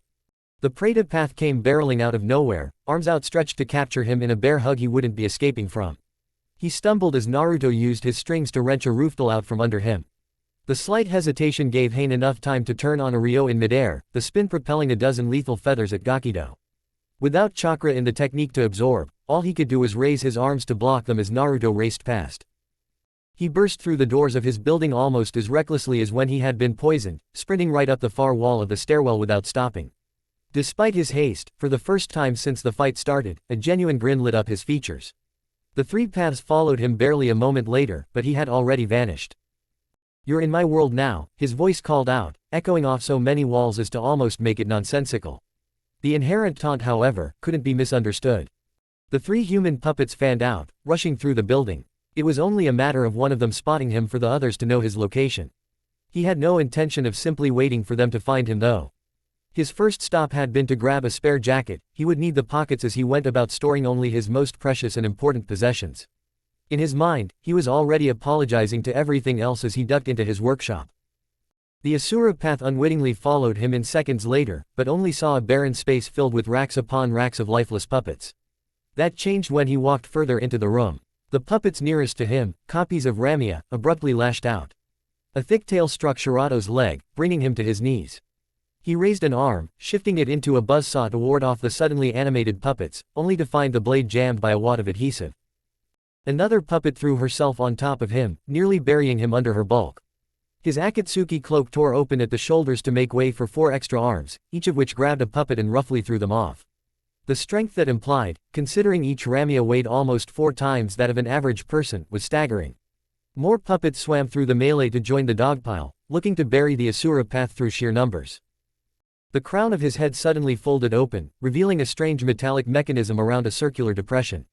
It glowed warningly for only a moment before every puppet was blasted back, the crack of it resonating through the entire building. Using the moment of reprieve, all 6 of Shirato's arms shifted into something else. Another buzzsaw, a humming blade, a cannon with no visible ammunition, 2 poles crackling with electricity, something that looked like a vacuum cleaner and web of prehensile cables formed from distended fingers. Standing there, crouched low to the ground like a cornered animal, it looked the very picture of death. Naruto had timed it to perfection, as at that moment the human path rushed in. Chakra strings lashed out, connecting to key joints across Shirato's body. Naruto didn't waste any time even trying to contest his will against pains and immediately flooded his connection with the Kyuubi's chakra. Soin, Jyasu, he ground out through gritted teeth, once again contesting 2 powerful wills in a battle of dominion. He had learned his lesson though, shunting the Kyuubi's power out of his body as quickly as it was called forth. It proved too much for the human puppet and the Rinnegan in his eyes winked out, replaced by a slitted red. Foreign information suddenly swarmed in Naruto's mind as the basics of the Asura path's abilities became known to him. The human path was caught unawares as its supposed ally suddenly turned on him, a buzzsaw coming around to slice his arm off. He tried to leap back, but was overtaken by a net of wire-like fingers that held him in place as the chakra cannon charged. Naruto didn't hold back, using all of the chakra pain had so helpfully provided and shunting it out in one titanic burst. A shrill whine filled the air as the room was bathed in white, and when he next looked, Ninjendo was simply gone. Just in time too, as Pain finally managed to reassert his will over Shirato, a little too late. In that moment's hesitation between the shift and control, the Asura path was completely vulnerable. 10 different water cannons charged up as one, and when they were through, little remained of Shirato but sparking mechanical limbs. Naruto wanted to allow himself a grin of satisfaction, but couldn't afford to as the Preta path came barreling into the room. He charged right through the crowd of puppets, causing them to fall limp just from sheer proximity. The blonde snarled, he was by far the most annoying of the paths. He ducked out his hiding place, dropping his henge that made him look like a common dummy, and sprinted back across the room. He avoided Gakido's grasp by inches to jump out the adjacent window, catching himself on the far wall of the stairwell. He held himself there a moment, muttering a brief apology, before backflipping to land in a crouch at the base of the building. The chakra strings he had been latching onto the walls before his leap all pulsed as one, discordantly excited against Naruto's irritation at what he was being forced to do. He barely dived through the outside doors before the entire building summarily imploded. Strategic explosive seals brought the entire structure down in a controlled demolition designed for maximum damage to anything inside, without damaging any of the surrounding buildings. He rolled to a stop on the street, rubbing at where a few stray bits of rubble had struck him. So, his calculations hadn't been perfect, but close enough. The entire building was just a smoking pile of debris, tons of concrete neatly piled in a rough heap. Absorbed that, he muttered impudently, taking in the sight of his home in ruins for a final time before turning to go back and assist the Hokage. He had barely taken 2 steps before he felt the familiar sensation of weightlessness followed by the harsh wake-up call of being slammed into unyielding masonry. He groaned lightly as he picked himself out of the wall, turning a watery gaze to where Pain stood, just now lowering his arm. "I warned you, that struggling was futile," he said. Even now, his voice didn't waver. "Destroy as many of my bodies as you like, they are replaceable." You do not face a man, or an army. You face a god. The only action you can take, now, or later, is to succumb. Naruto chuckled as he staggered to his feet, cracking his shoulders. The aches were beginning to pile up, but he couldn't afford to show any of it. Killing Sasori clearly didn't do the Akatsuki's research any favors. If you'd brushed up a little better, you'd know that I'm really bad at giving up. He briefly wondered where the Hokage was, and how Pain had managed to get away from him. Thankfully, his worries were assuaged as he noticed a thin staff extend up into the sky some distance away, fending off a huge summon that looked like a giant, skinless bat. Pain's eyes narrowed as he raised his arm again, a chakra rod slipping into the other hand. Bansho Tenon. Naruto flew forward, limbs flailing behind him, but this time he was prepared. At the last moment he substituted with a hangdami. Suddenly, it wasn't Naruto impaled on that chakra rod, but Konan, complete with the perfectly straight seams across her skin that flaked off into illusory sheets of paper. Naruto wasn't sure what to expect from that move, banking on anything from indifference to a moment of hesitation. What he hadn't expected was for Pain's eyes to widen as the orange-haired man froze in place. He looked totally stunned, even as Konan's image wavered and shattered from the disrupting nature of the chakra rod. Naruto was never one to turn down a prime opportunity though, and Asura's enormous fist slammed down right on top of Tendo, buffeting the puppeteer's clothes with the shockwave. There was no playing it safe with this one though, and the hand rose again, replaced by Asura's other fist in a brutal ground punch that deepened the crater. Right, left, left. Asura's fists descended again and again, only speeding up as they got into the rhythm of it. Ground-shaking strikes that threatened to throw Naruto back from the sheer force of the blows. He should have been paying more attention. His only warning was the sudden disappearance of all of Pain's summoned animals across the village. The seventh blow descended, and froze in midair, held back by a curtain of invisible force. Pain slowly picked himself up in the center of the 6-foot depression. His cloak was practically falling off his body, ripped and torn against the slim spikes driven into his body. Far from the cultured, implacable gaze that hadn't been so much as stirred throughout this entire invasion, Pain now wore a mask of cold fury. Already intimidating Rinnegan eyes were intense and steely, almost appearing to glow as he raised a hand directly upwards. Shinra Tensai. It was a cold, harsh whisper, but a whisper that seemed to brush all of creation aside as everything around the man was blown back indiscriminately. Naruto barely saw Asura's body arc up into the air, like a toy tossed aside by a child, as his own perspective tumbled helplessly along with his body. He hit something, feeling his neck twist uncomfortably as his vision swam. It snapped into focus in time for Pain to step into view, staring down at him with eyes that seemed to burn through the blonde. Those ringed eyes narrowed and Pain's lips twisted in irritation. He raised his arm to the side and the real Naruto suddenly flew out of his hiding spot. No more tricks. Seconds stretched out into minutes as the wind was blasted from Naruto's lungs. A searing pain screamed at him distantly, somewhere to his left. Hazy eyes watched something limp flying away from them through blurred vision, trailing glittery arcs of crimson. There was a disconnect between mind and body, all of it feeling like a dream. Then he gasped, and the cold knife stabbing into his chest sharpened the image back into reality. He was roughly slammed into the ground, and it was only when he instinctively sought out a nearby puppet with his chakra threads and nothing happened that he realized what had happened. Pain had cut off his left arm. The pain itself was muted by adrenaline and fear, and the chakra rod that was promptly driven into his side felt like an ordinary punch. The substitution he had instinctively been attempting with Dami's battered form was smothered in its crib as his chakra control went haywire. Those had been annoying when they disrupted his puppets, actually having one in him was a different story entirely. It was like he was aware of his entire chakra network for the first time in his life, but it was locked away behind an impossibly thick sheet of glass. What had once flowed freely and nimbly to his mind's whim, powerful, but directed, now felt like a sluggish soup, tantalizingly out of reach. There was pain too, his will imbued in the rod feeling like a boulder pressing down on his chest. Underneath all of that was an enormous pressure Naruto knew all too well. Enough struggling, Pain growled, the first hint of emotion in his voice since this entire debacle began. See the futility of your resistance. He stood, confident in the chakra rod's ability to keep Naruto from doing anything. I have already won. Konoha falls around you, and Kumo will soon follow. Your petty struggles are merely the flailing of a child, unable to grasp the larger picture. Naruto coughed, a trickle of blood escaping the corner of his mouth. All the same, he grinned. You really like the sound of your own voice, don't you? Pain's eyes narrowed and he stepped forward, pausing when Naruto gave a choking laugh. Wouldn't do that. Won't learn where Konan is. Naruto wasn't really expecting Pain to fall for it, but after seeing his reaction to the hanged puppet, he had to try. The slight hesitation was all he needed, and Pain's eyes widened as flaming orange strings of chakra lashed onto his body. As somebody I once respected said, Naruto choked out, revealing the bloody chakra rod in his hand, a real puppeteer isn't defeated while there's still a body left to control. He lurched forward and stabbed the sharpened spike right through Pain's stomach, already feeling his control over the path waver and break. The rod brought him up short again, now practically flooded with Naruto's chakra as he had been shunting everything he could into it during Pain's speech. The gamble, that the disruption of control could work both ways, paid off. Damn, he closed the distance in the precious seconds Pain spent fighting his own body and slammed the rasengan into the corpse's back with the force of a train. Naruto didn't let up, feeding the puppet chakra until his hands spasmed from the exertion, willing that Slim wouldn't form to keep drilling down with the technique until it burst out Pain's chest. Only when the rinnegan faded from the man's eyes did Naruto allow himself to fall back, lacking the strength to even catch himself with Dami. He panted on the ground, feeling the adrenaline slowly fade away, replaced by the aching throb coming from what used to be his left arm. He glanced at it and winced. It was severed neatly at the shoulder, and the sight of the bloody stump wiggling like that nearly made him sick.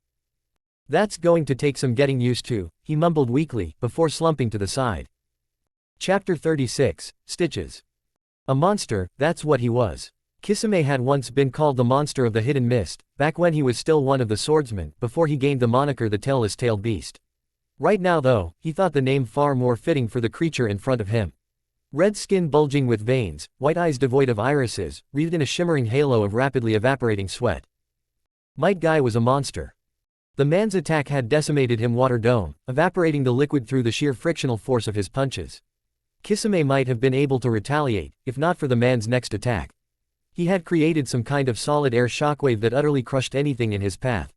Kisame had done the smart thing in that situation, and avoided the technique at all costs. Easier said than done. The self-proclaimed green beast was still looking for him, and likely only hadn't found him yet because he was fully merged with Samahata, indistinguishable from the sword itself. He urged the blade to scuttle forward again, slowly but surely making his way towards the wall.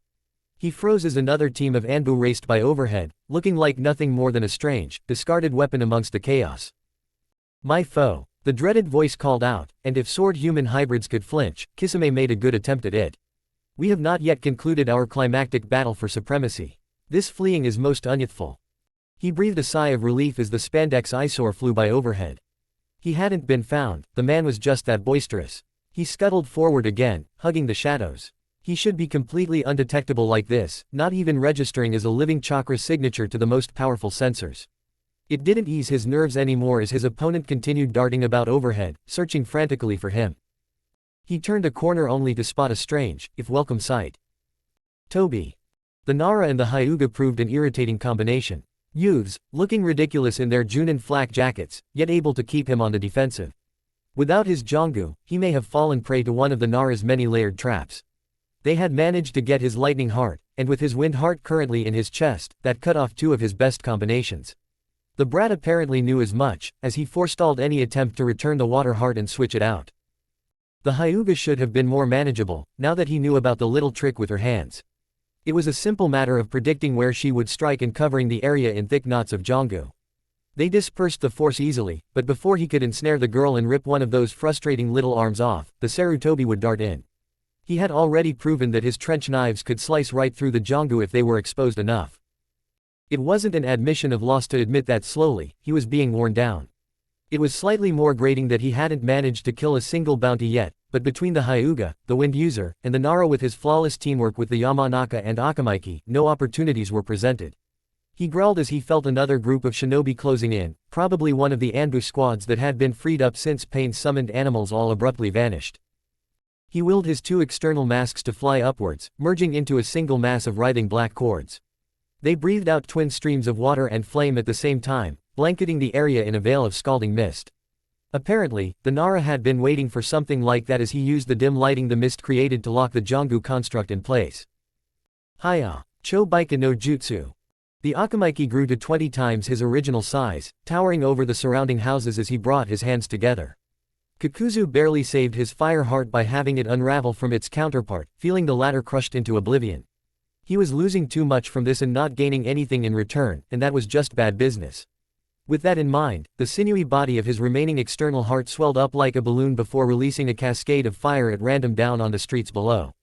Using that as cover, Kakuzu sprinted away. A tactical retreat. He barely rounded the corner when he felt somebody place a hand on his shoulder. He hardened his skin and pivoted in order to crush their chest, only to feel the entire world begin to distort and swirl, swiftly consumed by darkness. He spat out a bloody curse, quite literally more blood than words.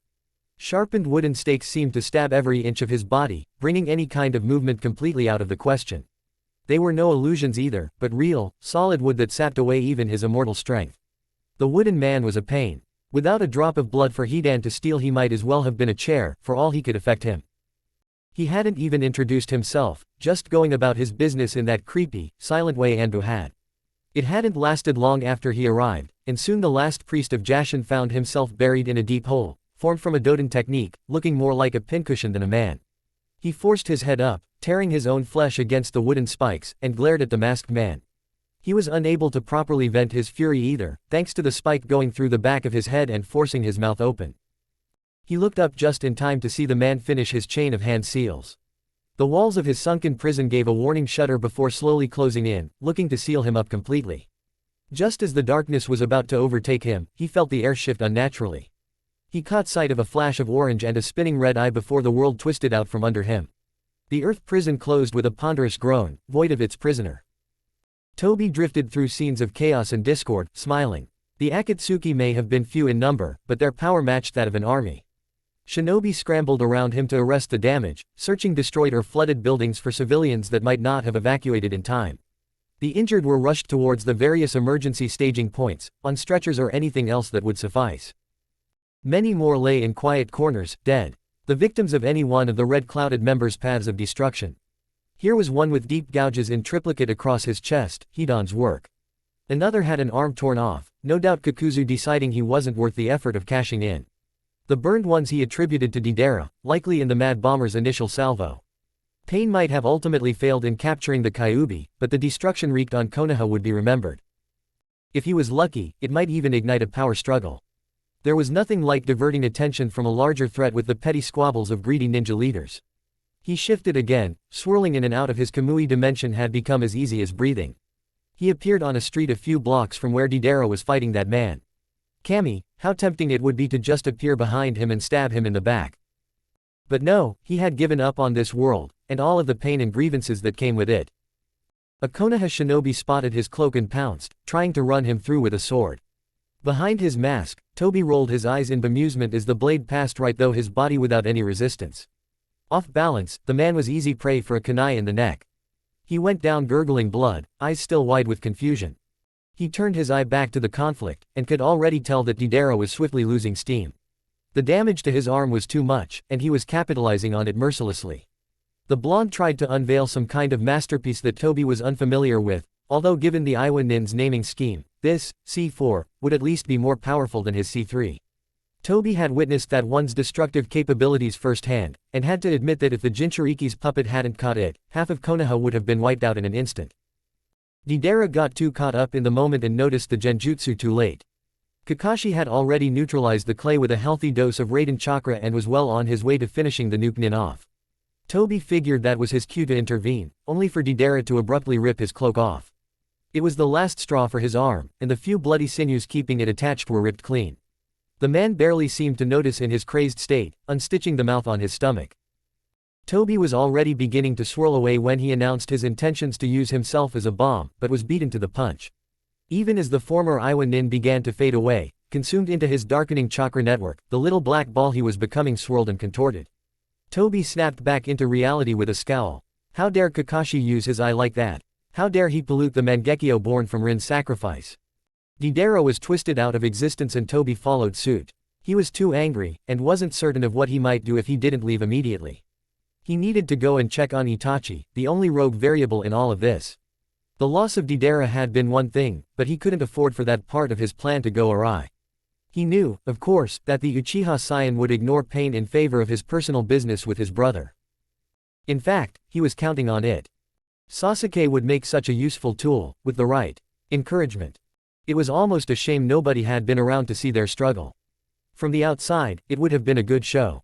In the thick of it though, Itachi knew that a single misstep would spell disaster.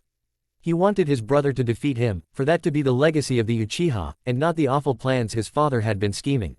It couldn't happen quite yet though. For one, there was still that blight on his brother's shoulder, that little sliver of the snake. He wasn't entirely sure what happened in that forest 3 years ago, but he could make an educated guess that it was Naruto who had sealed the curse mark. A mixed blessing that, if Sasuke didn't know about it, he couldn't be tempted into its use. But, it also meant that it would be extremely difficult to remove subtly. Then there was the other problem, but he was working on that. A streak of black fire consumed his illusory copy, and he allowed the genjutsu to fade. It revealed him reclining against a tree almost casually, although he was in fact on the other side of the clearing. Does your vision fade, little brother? How bad has it become now? You seem well versed in the Mangekyo's prowess, but what cost have you deemed sufficient for that power? He allowed something of a mad grin to alight in his clone's lips. It was an expression he would never willingly make, too maniacal. The light in my own eyes is nearly gone, consumed by the Sharingan's price. He could tell that rankled Sasuke. It was an aggravating thought that Itachi still seemed so far ahead of him even though he was practically blind. But you share these eyes, don't you, little brother? You've read the message on the tablet too. Sasuke tensed, and Itachi instantly knew he had. It wasn't he kind of knowledge easily forgotten or ignored. And you know then, why I encouraged you to gain these eyes. Because only another Mangekyo can restore the light to my own. Yours, little brother. Sasuke started, having been so caught up in Itachi's speech, he hadn't noticed how close his older brother had come until Itachi lifted his fingers inches from his forehead. He swiped up in a panic, Chidori instinctively flowing down his blade. The Itachi he cleaved through was just another illusion though, and the real one appeared from behind, engaging him in a rapid back and forth with a kunai. It didn't last long from there. His little monologue had properly spooked Sasuke, as it was designed to do. He had specifically crafted it to conjure up the worst imagery in order to get under his brother's skin. A panicking shinobi didn't last long in a fight against even an equal opponent, and Sasuke was still far from Itachi's equal. He deftly avoided an overextended parry and was suddenly behind the younger teen, cutting the back of his legs. It was nothing that wouldn't heal given a bit of time, but for now it completely removed Sasuke's mobility from the equation. He stalked forward slowly, perfectly in step with the younger Uchiha scrabbling backwards. It was only when Sasuke's back brushed against a tree did they both pause, the sound of clapping breaking through the tension like glass. Bravo! Toby called gleefully. I haven't seen a drama this good since the last Princess Gale film. He cocked his head as both Uchiha turned to look at him, one coolly, the other without comprehension. Oh, don't mind me. Please continue, I believe we were just getting to the good part. Madara, Itachi greeted icily. What do you want? Sasuke glanced up at his brother in confusion. No true Uchiha would miss the name of their most famous, or infamous, ancestor. Oh, nothing much. Although, I do have to argue against the waste of such a. He glanced at Sasuke and the teen jerked as he caught the Sharingan spinning slowly in the mosque's single eyehole, natural young talent. I don't suppose you would mind handing him over. I'd be remiss in failing to teach a young Uchiha the true power of our clan, don't you think? This is not your business, the exile warned, eyes narrowing. Toby, or Madara, simply laughed, striding over without a care. Oh, but I disagree. I have big plans for young Sasuke here, once we get a bit of truth in him of course. The single visible eye narrowed as Madara's tone suddenly darkened. And it's not like you could stop me, Itachi, you can't hide from my eyes. The disease has almost reached full term, and I'd bet you're struggling to even stand right now. His eyes seemed to glow in the evening light. How long do you have left after that much exertion? Days. Hours. Itachi continued to glower, but didn't refute him. In truth, the pain was nearly unbearable, and he had been forcing back coughs for the entire fight. Not so much as an ounce of it passed his stoic facade. So no, I believe I'll have a little chat with young Sasuke-kun. Perhaps it's his light that is better served being rekindled. He turned, setting a hand on Sasuke's shoulder and the younger teen immediately began to twist and distort. Itachi struck. It happened so fast that Toby could only stare down at the glowing orange sword emerging from his chest with a wide, disbelieving eye. Itachi had waited so long for this exact moment, never once revealing the powers of his Susanoo to the man he suspected wasn't Madara, but knew to be almost as dangerous as. The sword of Totsuka was his secret alone, not another soul alive knew of its powers to seal away just about anything. All he had needed was a single moment of vulnerability, when Madara thought he had won and couldn't use his intangibility. So Itachi had practiced, and practiced, and practiced at releasing his Susanoo in a fraction of a second, all at the cost of his eye's deteriorating condition. All for this moment. Itachi wore his first genuine smile in years, one of grim satisfaction, as he watched Madara, or whoever he was, be drawn back into his Susanoo's gourd, cursed to wander in a drunken stupor for eternity. He felt something warm trickle down his cheek and knew it was blood. The strain of his Susanoo was too much for his overtaxed body. His legs gave out, but he knew he still had to sell the act. He clawed his way forward, looking deep into Sasuke's eyes with a crazed fervor. Your eyes are mine, little brother. His breaths were coming in sharp gasps now, and he had almost reached Sasuke's leg. Only mine, Sasuke. His shuddering arm finally gave out, darkness encroaching on his vision as he implanted one last genjutsu in his brother, granting Sasuke one last gift, and ensuring his hatred.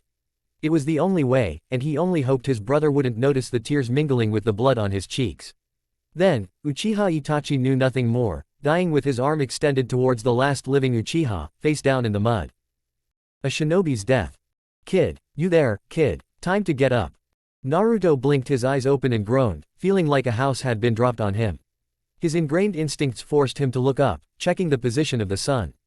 No more than 5 minutes since he fell unconscious. Since he looked down at his arm, or what used to be his arm, and felt bile rise in his throat. He forced it back, and looked away, feeling lightheaded. Something was pressed into his hand, a blood pill. He swallowed it without protest and immediately felt it getting to work, taking the edge off how cold and weak he felt. When he finally felt up to it again, he looked back down at the stump of his former limb and grimaced. What the hell have you put on my arm? Something brown and slimy had been slathered over the wound. It seemed to have staunched the bleeding, but it smelled like rust and animal guts. Toad oil, and be glad about it, Jiraiya said as he pulled the blonde to his feet. That stuff's got incredible restorative powers. How incredible? Naruto asked immediately, only to see Jiraiya wince, regretting his words. Not that incredible. Sorry kid, even if we found your arm, there's not a medic in this village that could reattach it. He rubbed the back of his head. Maybe Tsunade could. No use dwelling on what ifs. Something unfamiliar passed across his features. Guilt. Naruto didn't have the energy nor the temperament right now to try and decipher someone else's emotions. He fumbled a moment, having attempted to reach into his jacket with the wrong arm. He glared at it a moment before using his good arm to grab a soldier pill. Kid, I'm not sure you should. Naruto ignored him and popped the food capsule into his mouth, sighing as he felt the pain ebb away, replaced by a sudden surge of energy.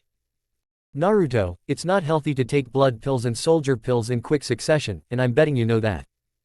Yeah, well, you know what else isn't healthy. The irate blonde shot back. Losing an arm, but I guess we're trying all sorts of things today. Now hurry up. It hasn't been too long, so we might still be able to catch up. Catch up? What are you talking about kid? The Akatsuki are gone. They up and vanished a few minutes ago. Pain. Who else would I be talking about? He had to be nearby to control his puppet bodies, no more than a mile away by my guess. This might be our only opportunity to catch up to him. He was already moving, sliding uncertainly over the rubble and trying to get used to his new balance. Naruto, kid, don't push yourself. Naga, pain's probably long gone by now, if you just. He was brought up short as Naruto suddenly rounded on him, poking him in the chest.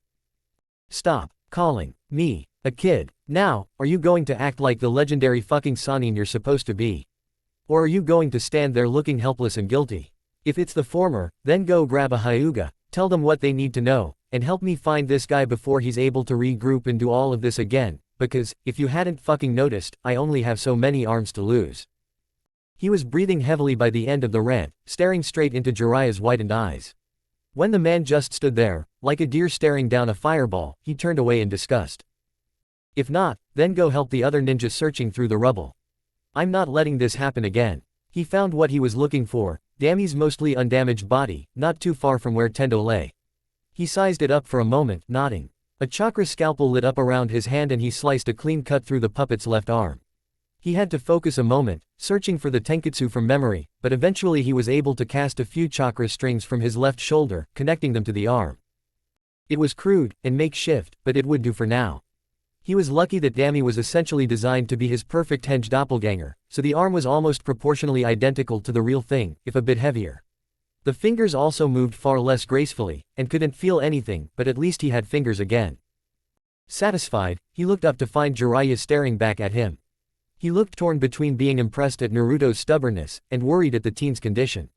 Not entirely unfounded, as Naruto was essentially running on a cocktail of adrenaline, righteous indignation, and drugs right now. This is almost certainly going to come down to a fight. Naruto, do you even have puppets left? He wilted under the teen's flat stare. Okay, dumb question, you always seem to have puppets. But I'm not joking. If that's who I think it is out there, then we'll be in for a damn hard fight. Harder than this? I doubt it. If I know one thing about puppeteers, and I know a lot about puppeteers, it's that we all hide behind our puppets for a reason. If this guy's using proxies, he motioned to where Tendo's body still lay unceremoniously, then he's doing it because they're stronger than he is. That, or he's afraid. Either way, I'm not backing down. Or you. The toad sage hesitated for only a moment before shaking his head, his face twisting into a mask of grim determination. Fine, I'll grab the nearest Hyuga and go, but just me. Nobody else needs to be put at risk for this. Naruto scowled. Like hell, this guy tried to kidnap me and rip the Kyuubi out of my stomach. Then he took my arm. Whatever personal thing you have to settle here, I don't give a shit. I'm going. He crossed his arms somewhat awkwardly, still getting used to the lack of sensation from his left hand. Now, hurry up and find a Hyuga before my pills wear off. Naruto wasn't a big believer in providence, or fate. Still, he thought it was one hell of a coincidence when Jiraiya met him at the village wall with a familiar head of violet hair. Guess who I ran into? The white-haired man greeted, blustering past the discomfort he still so clearly felt. Hinata didn't pay any mind to his unusual exuberance, flashing a quick smile at Naruto before motioning outward, into the woods. The person you were looking for is still close, I can still see their lingering chakra in the air. She hesitated a moment. He's the one who caused all this. Their leader. Then she glanced down and her eyes widened. Naruto, your arm. He forced himself not to look and just waved her off with his good hand. It's nothing. Come on, if he's still close we might not have much time before he gets away. He darted up and over the wall, forcing the other two to follow him. Hinata quickly fell into step beside him, sending furtive looks at his makeshift prosthetic as she guided them further into the forest. He wished Jiraiya could have found literally any other Hyuga. He didn't really need this right now. I said I'm fine, Hinata. He tried for a nonchalant grin, but it must have come off strained. You know how good I am with limbs, I'll be able to whip up a new, better arm in no time. Well, as soon as he sorted out the mess of his collapsed building. Damn, he had almost managed to forget that. He glanced back across at her, noting that her concern seemed to have shifted. What's wrong? She glanced down as she ran, lips twisting. So many people. I passed so many dead people. I thought I was used to it, from the war, but I recognized so many of them. So many innocents. She looked up at him, and he was genuinely surprised to see tears gathering at the corners of her eyes. How could somebody do that? Why would somebody do that? Jiraiya chose that moment to fall into step, face uncharacteristically grave. His name is Nagato, and before we confront him, there's some things you should know. It only took about 5 minutes sprinting to reach the cave where Nagato had chosen to base himself. Naruto was right, he was less than a mile out from the village, in a hollowed-out depression beneath an enormous tree. That was enough time for Jiraiya to fill them both in on the basics of his history with the man. The little kid he found in Aim no Kuni bearing a set of legendary eyes alongside 2 other orphans, his decision to stray and train them, eventually hearing that they had died. Naruto wisely kept quiet about the fact that he still had Conan sealed in a scroll in his jacket. It was Hinata who gasped first, catching sight of the man long before either of them. When they descended into the cavernous hollow, Naruto could see why. Nagato was a shell of a man. He was dangerously emaciated, with thin, papery skin stretched over his prominent ribs. His sunken cheeks were nearly covered by a mop of dull red hair, and he was only kept upright by some kind of huge machine that covered his lower body, acting as a set of large, crab-like legs. Naruto thought it impressive this man was even still alive, what with the dozen or so chakra rods plunged into his back like some obscene parody of a porcupine's quills. For a man claiming to be a god, it looked like a strong breeze would bowl him over. The only thing even remotely intimidating about him was the set of steely ringed eyes that, even with his invalid's body, gleamed with intense energy. Those same eyes regarded each of them carefully as they emerged into the dim hole, lit only by a few streaks of light filtering in through the roots above. Jiraiya-sensei, he rasped. Come to finish me off. I assure you that, even with this frail body, I will not go quietly. Answers Nagato, Jiraiya replied, a pleading edge to his tone. I just want to understand what all of this is about. What happened to you 3? Last I heard you were dead, and now I find you've been leading the Akatsuki. Speak for yourself, Naruto growled, pointing his wooden arm at the cripple. I am here to finish you off. You attacked my village, tried to kill me, and succeeded in taking my arm. Nagato sneered at him, apparently a great deal more expressive than his commandeered bodies. The Jinchuriki. You have no idea what plans you derailed with your infantile struggling. Naruto just glared right back, baring his teeth. His usually top-notch self-control had been thoroughly trampled on by a mixture of trauma and exhaustion. He wanted nothing more than to kill this bastard, go home and start rebuilding everything he had been forced to destroy. He would have come alone, if he thought he could actually do it alone. As it was, if Jiraiya wasn't on board, there was probably little he could do in his state. The man in question lay a hand on his shoulder, giving him a similarly pleading look. Please Naruto, let me handle this. When the blonde begrudgingly acquiesced, he turned back to his former student. What plans, Nagato? What could all of this have possible been for? Rinnegan eyes narrowed for a moment, before softening slightly. Peace, sensei. Exactly as you taught us to strive for. Exactly what Yahiko championed every second we fought against Hanzo's tyranny. Exactly what the Akatsuki has been striving for since its inception. Peace. Hinata whispered, no longer able to keep quiet. You call that unnecessary slaughter peace? There was an unusual heat to her tone, and Naruto realized that he might not be alone if he decided to go over Jiraiya's head on this. How could you justify killing so many innocent people? She didn't even flinch when Nagato turned his full attention to her. And how many died when Konoha and Kuma waged war? Shinobi preach that they keep civilians, customers, out of the line of fire. But tell me, what happens to the farmers when their fields are burned down to cripple a daimyo's income? What about the merchants forced to take unguarded, bandit-strewn roads because a bridge was too important of a supply route? Don't talk to me about innocent lives, you, a Hyuga. What do you know of starvation, or living out in the cold because two people whose faces you will never see decided that a particular strip of land was worth drenching in other people's blood? He pulled one of his arms out of the machine with a wet squelch, only to slam it down in front of him. I was trying to create something real, something that would last. Not the fantastical piece of your book, sensei, but something that could actually be achieved. Through death and violence? Jiraiya asked, torn between sadness and disbelief. Through understanding, Nagato shot back. Only people who have experienced pain can understand the need for peace. With the Jinchuriki, I could have created a weapon powerful enough that even a single use would have united the world in a shared understanding. That's not peace, Nagato, that's fear, Jiraiya stated, voice still twinged by sadness but with a steely undercurrent. And then what? You're no god, you can't live forever. What happens when somebody else gets a hold of your weapon? What happens if it's used again? You think I'm so short-sighted, sensei? I fully intend for the weapon to be used repeatedly. Jiraiya actually took a step back in shock, and the man continued, heedless. I understand human nature, the intrinsic greed and avarice that holds us back. People will forget their lesson. Pain will fade into memory. Then the weapon will be used again, by somebody who doesn't understand, and it will create a new piece. A constant cycle, with only a few thousand lives lost in an instant, painless death.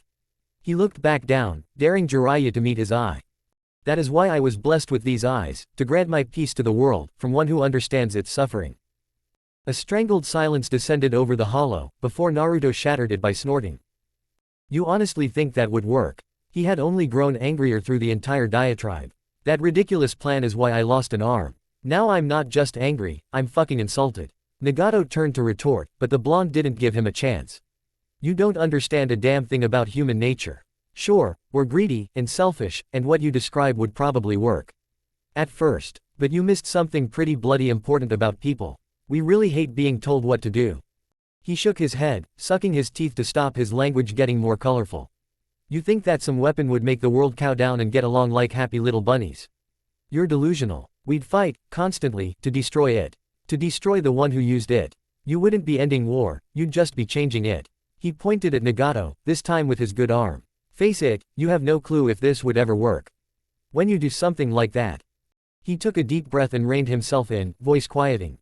When you do something like this, you can never see all the possible consequences, and you certainly can't control it.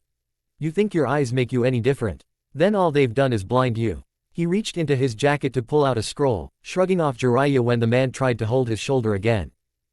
Please Naruto, this doesn't have to come down to violence. No, sensei, Nagato called out, glaring at the blonde with a singular intensity. I think it does. It's clear that you will never understand my vision. You will never understand the responsibility I bear. He pulled his other arm out of the machine, folding his hands together in a ram seal. Hasn't enough blood been spilled today? Jiraiya pleaded. Naruto rolled his shoulders with a cold scowl, Hinata slowly settling into her taijutsu stance beside him. Nagato was the one to make the first move though, slamming his hands down in front of him. Kuchio's no jutsu. The cloud of smoke that erupted around him was large enough to rival a boss summon, but the creature that emerged was no giant toad. It had the proportions of a human, but with stone-gray skin and an elongated, blindfolded face. 9 eyes bulged gruesomely from the stony cloth, 2 of them closed. It crouched around Nagato protectively, nearly filling up the confined space with its bulk. It seemed to hover there uncertainly for a moment, before it looked down at the 3 shinobi and screamed. It pounced forward, large enough to crush them with each of its huge hands. The space was filled with another explosion of smoke, and something was there to meet it. Asura's hands locked with the creature's, managing to hold it back despite its immense strength. She was badly damaged already though, half her chest caved in from Tendo's final attack, and the wood of her arms was letting out protesting groans. All Naruto needed was a moment though, and he and Hinata both rushed forward. His right arm came up, releasing a gout of concentrated flame from the refined mechanism strapped to his arm. It splashed harmlessly against a barrier of pure force, but was a good enough distraction for Hinata to leap over it, descending with her fingers aglow with chakra. 4 more arms burst from Nagato's shoulders, imitating Shirato with their mechanical nature. 6 arms were more than enough to bat away every attempted Juken strike. Despite his frail, weakened appearance, Nagato was extremely fast. One of the extra arms lashed out, catching Hinata by the wrist and roughly throwing her back across the hollow. A chakra rod followed her, formed from thin air by another arm and thrown in a fraction of a second. It was caught mid-air and slammed back into Nagato's chest. The emaciated man lurched forward, blood spraying from his mouth. He blinked in confusion, staring down at the black rod sticking out of his heart, before glancing up at Jiraiya uncomprehendingly. "I'm sorry Nagato, but you've gone too far." Jiraiya let go of the rod, catching his former student as he fell back, no longer supported by his machine. "Sensei, I tried, sensei," Nagato murmured weakly, blood pouring from his wound. "Yahiko, I never meant to." "I know Nagato, I know," the older man whispered back softly, slowly letting Nagato's body lie back as his eyes drooped. "And I'm sorry, for not being there for you 3, like I should have been." But Nagato was already gone, dull eyes staring forward at nothing. Jiraiya closed them with a hand, letting his own shut for a moment in a silent apology. Above them, the creature Nagato summoned froze, before vanishing in another cloud of smoke. Jiraiya breathed a long sigh before standing up and turning back to Naruto and Hinata. The latter had her head lowered respectfully, even if she didn't quite understand why. The former was observing Jiraiya, and the way the red tattoos under his eyes had lengthened inexplicably. "You two should head back to the village, there's going to be a lot of work to do after all of this." He took a deep breath, glancing back at Nagato's body. "I'll deal with everything here." Naruto wanted to question him about the sudden sense of power that was slowly fading around the Sannin, but Hinata took his hand, leading him away. "Come on," she said with a weak attempt at a smile. "They're going to need all the hands they can get." He hesitated, before allowing himself to be led away, leaving the older man to his mourning. Even he wasn't that tone deaf. He tried for a somewhat lopsided smile himself, although he was certain it looked as hollow as it felt. "Yeah, because if I have anything, it's a lot of hands." Chapter 37, Faint White Lines. Konoha was as it ever was, bustling with life and sound and vibrancy. A newcomer would scarcely be able to imagine the scenes of devastation that plagued them 2 years ago. The signs were there, if you knew where to look. Buildings, scattered across the village, that were clearly much newer than the rest. Seams crossed the streets where craters had been refilled and packed over by wagons and feet. Mostly though, they faded into the rest of the historical patchwork Konoha had become over the decades since its inception. Hanabi breathed it all in with a contented smile, alone for the first time in what felt like forever. For over 2 years she had to suffer under the watchful eye of a chaperone, constantly ferrying her everywhere outside of the compound. Finally though, her father had relaxed his overprotective hand and allowed her to make the trip to the academy by herself. Today was the exception, because today she became an adult. It had been admittedly awkward at first, being a year older than the rest of her peers. Her isolation was threefold, as a newcomer intruding on pre-established social cliques, as the high and mighty heir of a noble clan, and as that girl who was kidnapped. She had heard plenty of rumors that she was actually a Kumogakure spy, or that she was some kind of disgrace to her clan for being a year behind everyone else. They were a child's suspicions, and as much as Hanabi wanted to say she was above them, they cut deep. She had made no friends in her class, and quickly silenced the doubters by rising to the top of the pack in everything. It hadn't taken long for her proficiency to be noticed, and soon she was moved back to a class of her own age group. She had thought things would be different there, and should have known better. Children were children, a year hardly made a difference. She was still the outsider, the weird one, and always would be. They expected her to be the cold, aloof clan child. She gave them exactly that. She rose to the top of that class too, quickly slated for Rookie of the Year. The victory had been a hollow one. She missed the brief companionship she had found before being kidnapped by Naruto. Not that she hadn't forgiven him for that ages ago. Hell, she missed her old captor too. Naruto had been a near constant face around the compound ever since her miraculous return. But he was a Junin, and a busy one, and he was often out of the village for weeks at a time. He was out right now, she believed, somewhere in Kiri. Since the Akatsuki invasion, Konoha had undergone a long period of redevelopment, and part of that was strengthening ties with their latest ally. They proved to be a great deal more welcoming than Suna had ever been, and joint operations between the two villages were almost commonplace now. Both were villages in recovery, and both had a great deal to benefit from one another. One day she would convince Naruto to introduce her to Terumi Mei. As the first female Kage, she was an inspiration to Kunoichi everywhere. Supposedly an unrivaled beauty and a powerhouse to boot, Hanabi wanted to see if the stories matched the reality. Especially after she found out the truth about Senju Tsunade and what the legendary slug princess had been up to all these years. That was a kick in the stomach if there ever was one. She passed through the ever-open doors of the academy, only closed when the village was under attack. She had hunkered with the other students here when the Akatsuki had come, longing to go out and help, but knowing she would be as much use as a lead feather. The thought hadn't been all that comforting when she had finally seen Naruto a few days later, picking through the ruins of his home and down an arm. Now she didn't cower, she inclined her head up and carefully arranged her features into a bored mask. When people passed her in the corridors they occasionally gave her a glance, but, even lacking her intimidating shadow, none attempted to greet her. It was much the same in her classroom, where she picked out a spot in the second row and brought out a book to read. People quietened when she entered, but swiftly ignored her existence in favor of their chittering excitement over finally becoming genin. At the thought, her hand instinctively sought out the Hitai 8 wrapped around her neck, a little tribute to her sister. She wouldn't dare wear it on her forehead and obscure the Fuinjutsu proudly inscribed there. It would somewhat defeat the point of the Gilded Cage seal, as it had come to be known. Her reverie was broken as Iruka swept into the room, beaming happily up at the assembled class. An average shinobi, as they came, but an engaging teacher that seemed to genuinely care about his students. He swept through the obligatory congratulations, and with a knowing smile moved on to what they had all been waiting for, the team placements. Bit of an unusual situation this year, he started, eyes glancing Hanabi's way, what with the Rookie of the Year also being the Kunoichi of the Year, so the team placements were a tad more unpredictable this time around. This time, the Hokage has decided that Team 7 should be those students who came last, first and middle of the pack respectively. So, if Hyuga Hanabi, Asashiki Hayato and Megumi Aoi could stand up, your sensei is. Hanabi had already stopped listening as a familiar mop of blonde hair strode into the room, piercing blue eyes surveying the room before landing on her with a smirk. It took her a moment to realize her new teammates were staring at her strangely and, as demurely as possibly, she rose and quickly moved to join them. Naruto escorted them out into the hallway, still wearing that infuriating smirk, and led them away from the other prospective Junin sensei lined up outside the door. Finally, out of sight of everyone else, he turned and clasped his hands together. Well, this should be fun, he greeted with uncharacteristic mirth. I'm Uzumaki Naruto, and, well, it remains to be seen if I'm going to need to remember any of your names, so I'm not going to bother asking. Hayato snorted, resting his hands up against the back of his head with an unconcerned smirk. An aggressively average shinobi, only really excelling in genjutsu, he was one of the louder voices that Hanabi had learned to tune out. Your scared tactics don't work on me, dude.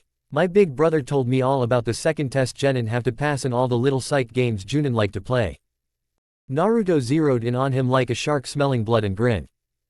Well, dude, did your brother also tell you that I don't give a crap what he thinks he knows? He took a step forward, and despite his swagger, Hayato shrank back slightly. And, that if I say you three aren't going to be ninja, you won't. TCH, the boy muttered. Whatever. All the same, he looked decidedly paler than before. Aoi cut in, raising her hand shakily. It was really no wonder that she had been the dead last this year. Most of the class were convinced she didn't even want to be a ninja. She had the constitution of a leaf in autumn and could barely hit a stationary target. The only thing she had going for her was fairly decent chakra control, and even then, her clones always came out a bit shivery. What did he mean about a second test? Simple, Naruto replied, turning to her with a decidedly less predatory look. It reminded Hanabi of the times he would go into what she had affectionately dubbed, lecture mode. The academy test is there to determine if you have the skills to become genin. My test is to see if you know how to put those skills to use. Shoot, dude, Hayato snarked, gaining some of his bravado back now that he didn't hold Naruto's undivided attention. We'll ace whatever test you've got planned. Well, can't fault your optimism, the blonde drawled. I'm supposed to give you a day to get ready and acclimatize, but I don't really want to waste any more time than I need to if you guys aren't worth it, so I'll see you lot in training ground 11 in half an hour. He stood there a moment, eyebrow raised expectantly, before shooing them all. Well, go on, get. The other two scattered immediately, leaving Hanabi staring up at him with her arms crossed over her chest. It was a stance more than a few brave academy boys recognized to be wary of. Naruto just looked down at her and grinned. Surprise, he offered, waving his hands with a flourish. You said you were in Kiri, on a mission. Well, it wouldn't have been much of a surprise then, would it? She huffed, before allowing herself a small smile. Surprise or not, it was at least a pleasant one. She would be lying if she said she wasn't worried about who her sensei would be. Would they be like everyone else, holding her at arm's length, or assuming she was already far enough ahead that she didn't require their attention? Would they be wary of her father, and formality get in the way of proper learning and mission experience? This seemed better. She knew Naruto would be none of those things. How did you even manage this? He shrugged, with that coy smile she knew meant he was enjoying louting the secret over her. He did the same things when she asked about technique he knew she wasn't ready for. I pulled some strings. She forced a grimace to hide her smile. That was terrible. She relaxed a bit and stepped back, taking him in. Junin-sensei, huh, I guess it kind of suits you. That was honest too. Naruto was an expert at hiding or subverting his own emotions, but even she could see the signs of excitement about him. He really had changed since the Akatsuki attack, and not just in attitude. Nearly 18 years old now, he practically towered over her diminutive 4'7". Gone was the bulky, concealing jacket. He instead wore his flak jacket over a padded, sleeveless shirt that she knew contained many hidden pockets. Hanabi had once thought he did it to show off his prosthetic arm, and it certainly made an impactful image. A dark gray designed to blend with shadows, it looked like uncovered muscle with thick, segmented joints much more flexible than their organic counterparts. She knew that under her Byakugan it would practically glow with light. It had almost as many artificial tenketsu as the entire rest of his body. Lately though, she had wondered if it wasn't a subtler statement. He no longer used long sleeves to cover up the movements of his fingers. Some might have called it cocky, or a challenge. Secretly, she thought it was just a sign of confidence. No matter what airs Naruto put on, it was no secret that every step of his career had been met with adversity and doubt. People had never really believed he could do what he had done. This was a sign he no longer cared. He was a puppeteer, the best alive. If anything was a challenge, it was that. He arched a stately eyebrow. Who said anything about Junin-sensei? You still have to pass my test. She shot back, unconvinced. Although as he continued to stare at her, expression not so much as quivering, she felt a stirring of unease. You're not serious, are you? His lips quirked ever so slightly as he leaned forward. Am I? His eyes flickered to the window. 23 minutes, you're wasting valuable preparation time. Her eyes widened, and she immediately turned to sprint off in the direction of the training grounds. In her haste, she missed Naruto's small chuckle.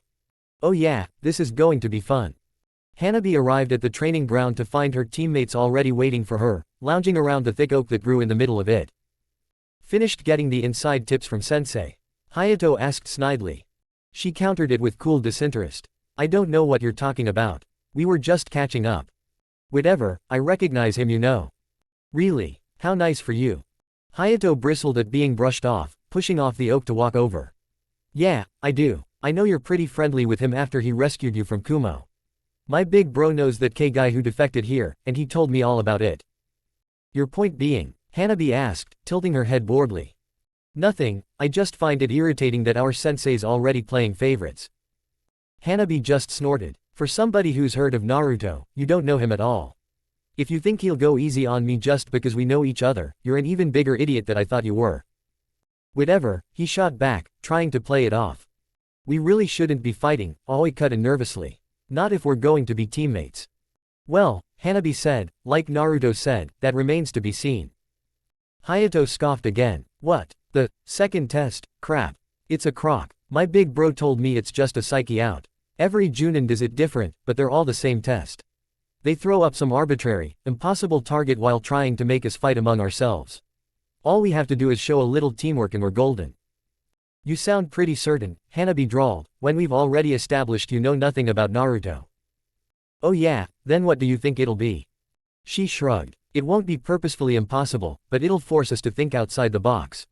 You're right though, he probably will try to split us up, and working as a team will be in our best interests. I know personally how strong he is, and none of us will stand a chance alone. Saying that, we should be okay as long as he doesn't decide to use. Use what? Naruto asked, appearing behind the three without warning and making all but Hanabi jump. She was too used to his propensity for the theatrical by now.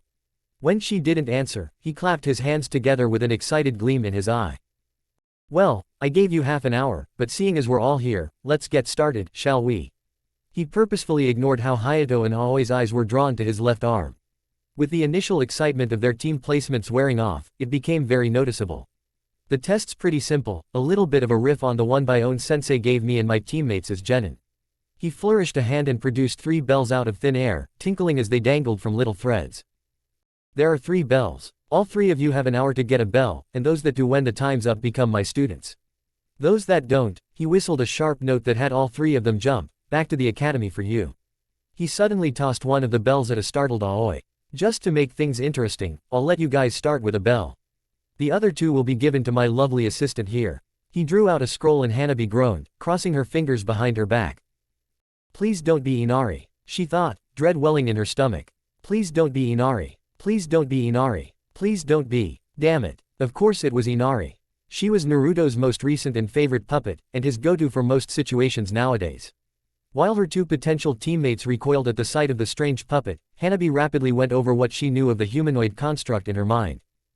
It was probably Naruto's most human combat puppet, except for the 9 fluffy tails emerging from the base of her spine and the 2 pointed fox ears emerging from her white hair. She was dressed in scandalous silks designed to draw the eye to her human and inhuman aspects in equal measure. From the natural tan to her skin, to the way she balanced on the balls of her feet, as if emulating digitigrade legs, she was by far Naruto's most beautiful and unnerving creation to date. And that was only skin deep. She was the culmination of Naruto's knowledge on puppet crafting so far. Those gentle curves of resin-treated skin hid artificial muscles, reversed engineered from Sasori's designs and improved upon until they were nearly 3 times as strong as their human counterparts. Likewise, a fine, artificial chakra system threaded those muscles in a somewhat twisted parody of nature. Naruto had even included a skeletal facsimile, and many Hyuga had remarked on how easy it was to mistake her for a human at first glance. Except she was much more than that, as the chakra system extended to her tails too. All 9 of them were like bright beacons to Hanabi's second sight, filled to the brim with chakra wires. Naruto had never fully explained Inari's abilities, preferring to keep a few things secret, even from her, but she knew each tail served a separate purpose. One, at least, was a refined cannon, able to rotate out its ammunition between water, sand, fire, and a few other surprises. Naruto had stopped using her when sparring with Hanabi. While normally, she would have taken that as a slight on her abilities, in this case she could let it slide. She was just glad she didn't have to get trounced by that monster anymore. She never could last more than a minute in any kind of serious spar.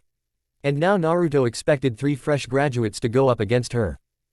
Sure enough, he tossed the bells up into the air and 2 of Inari's tails whipped out to catch them on their tips. Hanabi knew that inviting silkiness was a trap of its own. With a thought, each individual hair could harden like a Senbon to become a lethal projectile, or turn the tail into a spiky mace. Apparently, that particular inspiration owed itself to Jiraiya. As if Hanabi didn't have enough reasons to dislike the jovial pervert. Right, Naruto cut into her thoughts with a grin. 3 bells, 1 hour. Any questions? Aoi raised a shaky hand and was promptly ignored.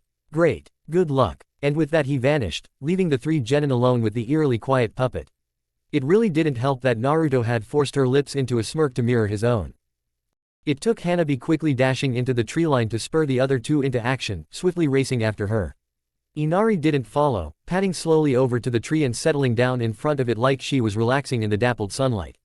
The bells tinkled with each step, glinting tantalizingly at them from the tree line. I told you, Hayato hissed from her right. Told you it would be a teamwork test. How do you figure? She snapped back, still trying to puzzle out Naruto's use of his strongest puppet. Was it aimed at her? She was the only one who understood the significance of that uncanny figure. Perhaps it didn't even matter. Naruto could use any puppet and still beat her, so why not his favorite? The bell he gave us, it's supposed to make us fight amongst ourselves. The obvious easy target instead of fighting a Junin. Why else would he give it to the dead last? Aoi glanced down, fidgeting with the little silver bell, but didn't contest the point. Now all we gotta do is make a token showing of teamwork against that thing. He averted his eyes as Inari's gaze drifted past their position, soulless black orbs that seemed to look everywhere and nowhere all at once. Alright, Hanabi drawled, what's the plan, our most gracious leader? Hayato shot her a glare, but didn't bother rising to the bait. Way I see it, you know this guy best, so you should run interference on that. It's a puppet. Whatever. I'll stay back here and offer ranged support with kunai, leaving Aoi to make a swipe for the bells.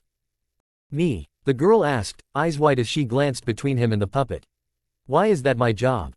Because if you were throwing the kunai, me and Hanabi would have to constantly watch our backs. Hanabi and I, the Hyuga corrected absently, not even bothering to argue on Aoi's behalf. She was a terrible shot. Whatever, he hissed, motioning with his hands. On 3, break. The other two dashed off, and Hanabi was left by herself. She contemplated going out there herself, but decided against it. She still didn't know what game Naruto was playing here. Instead, she withdrew a slender scroll and quickly unfurled it, releasing its contents in a puff of smoke. She may have been nowhere near Naruto's level, but 2 years was nothing to scoff at. This was still technically a prototype puppet, not fully field-tested, but she figured the element of surprise might be all she had over her unconventional teacher. Unconventional was certainly one way to describe Kasai, as the puppet walked onto the open field. Well, not so much walked, as glided. With a vaguely feminine silhouette, it could almost be called humanoid. If you squinted really hard. In reality, it was more gaps than puppet. A collection of blackened wood parts stitched together from a lattice of web-like chakra wires. The only recognizable features were the two bulky hands hanging at its sides, something that could have been a feminine chest, and a hollow, cup-like face that looked like someone had scooped out the top half. It was only when Hanabi forced chakra to race through the criss-crossing wires faster that the design made sense. Blue flames of chakra filled out the body of the puppet, giving it an actual outline amongst the jagged edges. It was a strange side effect of the fricative nature of chakra passing too quickly thought the conductive wires that Hanabi had decided to turn into a full concept. It was her small victory, as even Naruto couldn't do this. His chakra was too thick, too potent to get up to the required speeds. He could probably brute force it with the Kyuubi's chakra, but she still counted it as a win for her. Kasai hovered out onto the field, and Inari tilted her head. It was Naruto humoring her, emoting his curiosity through the puppet. That's new, he mused, pitch-shifting his voice up into a more feminine register and throwing it so it sounded like it came from Inari. Kami, it was creepy when he did that, it made the puppets feel that much more alive. Surprise, she called out, throwing her own voice and his own words back at him at the same time. She knew it was a mistake when Inari gracefully unfurled, standing up with a smirk only to sink into a purposefully mocking imitation of the Jukin, hand raised out in a beckoning gesture. Kasai did her best, Hanabi did her best. Being little more than a bundle of circuitous wires framed by a few jagged pieces of sturdy wood, Kasai was extremely flexible and difficult to damage.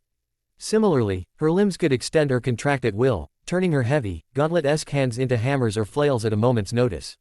Inari, on the other hand, was simply everywhere at once. Where Hanabi tried to strike, a deceptively powerful tail was already there to harmlessly flick it to the side. A hail of kunai flew from the forest, and Inari didn't so much as pause in her fast-paced taijutsu bout. Two of her tails flicked up and batted them away like a cat might an irritating fly. Hayato might as well not have thrown anything at all. It certainly wasn't the distraction they were banking on, and Aoi was already sprinting out of the tree line. In a last-ditch effort, Hanabi forced Kasai to lurch forward, the blue flames vanishing from its body in an instant. The entire puppet seemed to open up, chakra wires folding back to form a human-shaped, net-like shell that enveloped Inari. That was Kasai's true purpose, enveloping its opponent like a suit, so that Hanabi could capture them. A potent contact poison laced the inside of the shell-like sections, which was meant to subdue the person inside, not that it would do anything to Inari. For a vain moment, Hanabi even thought it might work. Aoi made a grab for the bells, only for the tails to swish out of the way, carrying their little silver prizes out of reach. Kasai hadn't exactly been designed for people with more than human limbs, an oversight in retrospect, considering the oddities of the shinobi world. Then, suddenly, the tails, bells and all, vanished entirely, and it was Hayato inside of Kasai. He only had time to yelp in surprise at the sudden dislocation before his eyes went hazy and he was knocked unconscious from the cocktail of drugs soaking his skin. Cursing, Hanabi didn't even bother letting him out, instead using Kasai to run him back over to her position, Aoi in tow. Only then did she release him, jabbing him with a senbon coated with the antidote. He awoke with a start, blinking confusingly before scowling. What the hell was that? Inari, Hanabi started, only to catch herself, the puppet substituted with you. What? It can do that? He glanced at Aoi. Can it do that? The girl looked just as disbelieving. But, in the academy they taught us you couldn't substitute with another person unless they let you. Not unless you can completely overpower the natural sheath of chakra that covers every shinobi, Hanabi muttered. She should have seen that coming, and trust me, Naruto is more than powerful enough to do that to a fresh academy graduate. That his puppets could was a separate issue, but she had found that a good rule of thumb was that if he could do it, it was safe to assume his puppets could too, probably better. What had caught her off guard was the fact he had substituted through the natural chakra field of Kasai. He was still so far ahead of her, and it was grating when he pulled stunts like this. So, what now? Aoi asked, voicing what they were all thinking. Hanabi just shrugged. We keep trying. With every 5 minutes that passed, Inari scratched another long line into the bark of the oak tree. There were 11 lines scored into the wood, their time almost up. The 3 graduates stood panting in front of the puppet, Aoi bracing herself against her knees while Hanabi and Hayato stood more upright, although no less tired. Nothing seemed to work on the puppet, or at least, they weren't strong, fast or powerful enough to make any of their plans work. With 2 minutes to go, Naruto chose that moment to appear behind his creation, grinning at the 3 of them. Well, home stretch. At this rate, it's only going to be Aoi who becomes my student. So, what are you two going to do? He hefted a small egg timer, now on its last minute, that ticked with each second they lingered. Hanabi glared at the blonde, and he grinned right back, daring her to make a move. Nice. Try, Hayato growled between pants, but you won't make us turn on each other da. Whatever else he might have said was lost in a strangled gasp as a senbon lodged in his back, twin to the one sticking out of Aoi's arm. Both fell to the ground, unconscious, and a tired Hanabi walked over to Aoi and rustled in her pockets until she found the bell. At that moment, the egg timer let out a shrill buzz. Congrats, he called, clapping slowly. Took you long enough. You couldn't have done that an hour ago and saved us all the bother. So it was a trick. She yelled irritably, inwardly relieved. It had been a bit of a gamble at the end there, weighing Naruto's personality against Konoha's value on teamwork. Of course it was, he said, as if it were the most obvious thing ever. Can you really see me with a team? I petitioned the Hokage to take you on as an apprentice, and this farce, he motioned to the 2 unconscious teens, was the only way he would agree. Now I can say they failed to meet my standards and still take you on as a student. Honestly, I thought you would work it out sooner. I suspected, she muttered churlishly, crossing her arms over her chest. But sometimes it's hard to tell with you. Besides, maybe I just wanted to try my hand at going for the bells. You always told me to use every resource available in a fight. She motioned to Hayato and Aoi for emphasis, then frowned. Still, it's a little harsh, isn't it? They might have made genin if it wasn't for me. She didn't particularly like either of them, but Aoi was at least earnest in everything she did, and Hayato was a passable ninja. Naruto waved off her concerns. Don't worry about that, the whole, back to the academy, thing is just a scare tactic for motivation. Konoha isn't in such a hurry to throw away talent. Genin who fail the second test, unless it was spectacularly, or the Junin spots some bad traits, get put on the reserves list. They're placed provisionally on Chunin teams and a few Junin take turns getting them up to speed until they can take the exams.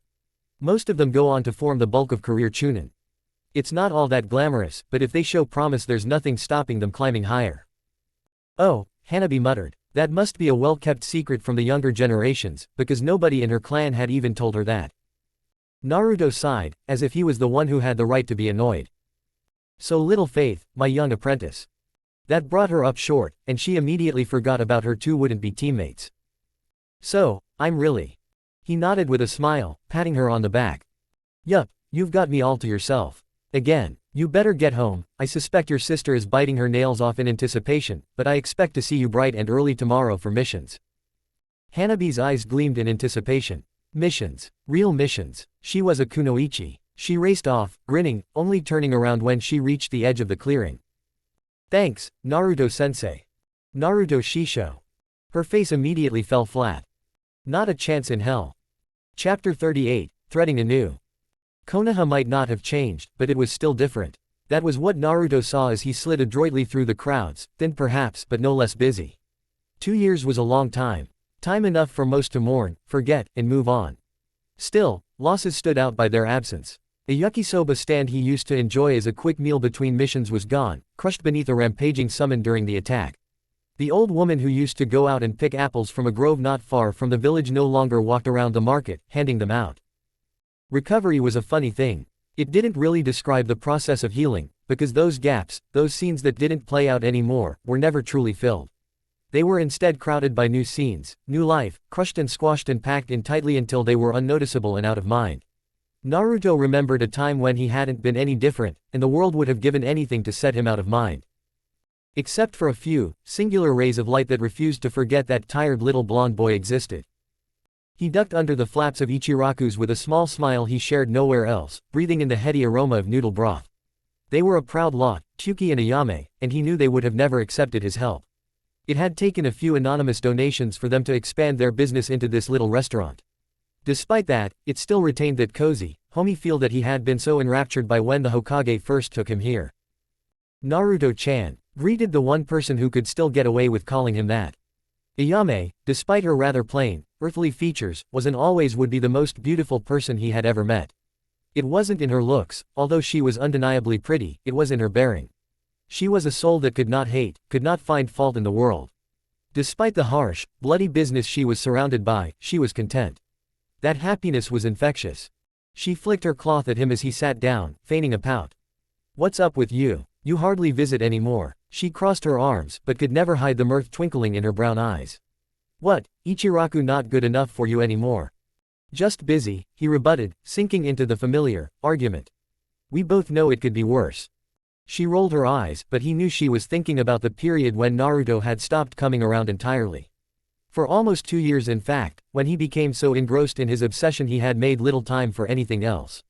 It took Sakura's death to jar him into coming back, seeking comforting familiarity, and these people had welcomed him in like it hadn't been a day. He still wasn't sure he deserved that kindness. "Sure thing, Mr. Big Responsible Junin-san," she mocked playfully, calling into the back for his usual order. "Got it," came the muffled reply from the kitchen. "And tell Naruto he doesn't visit enough." Ayame gave him a pointed look, before returning to her other customers and leaving him to his thoughts. The fingers of his left hand tapped a melodic tempo against the counter, only pausing when he noticed the looks he was getting. For once though, it wasn't because he was the Kyuubi Jinchuriki, it was his arm. For a time, after he first lost the limb, he had tried to make prosthetics just like his old arm. It quickly became apparent that no matter how superb the simulacrum, people always noticed anyway. There was just no capturing the texture of real skin, or the way light played off the fine hairs on a normal limb. People always noticed, so he instead gave them something to look at. As he reached up with it to catch the bowl of ramen thrown his way, he smirked. Things changed all the time, and it only made him gladder that some things never changed. As he ate the ramen, not devouring it as his younger self used to, but savoring it, he thought of what else had happened since the Akatsuki's assault. He wasn't lying to Ayame, he had been busy. First there was recovery, getting used to his prosthetic. As miraculous as chakra could be, he never truly regained feeling in his arm. He knew when he was touching something, and could approximate how much pressure to apply, but it wasn't quite the same.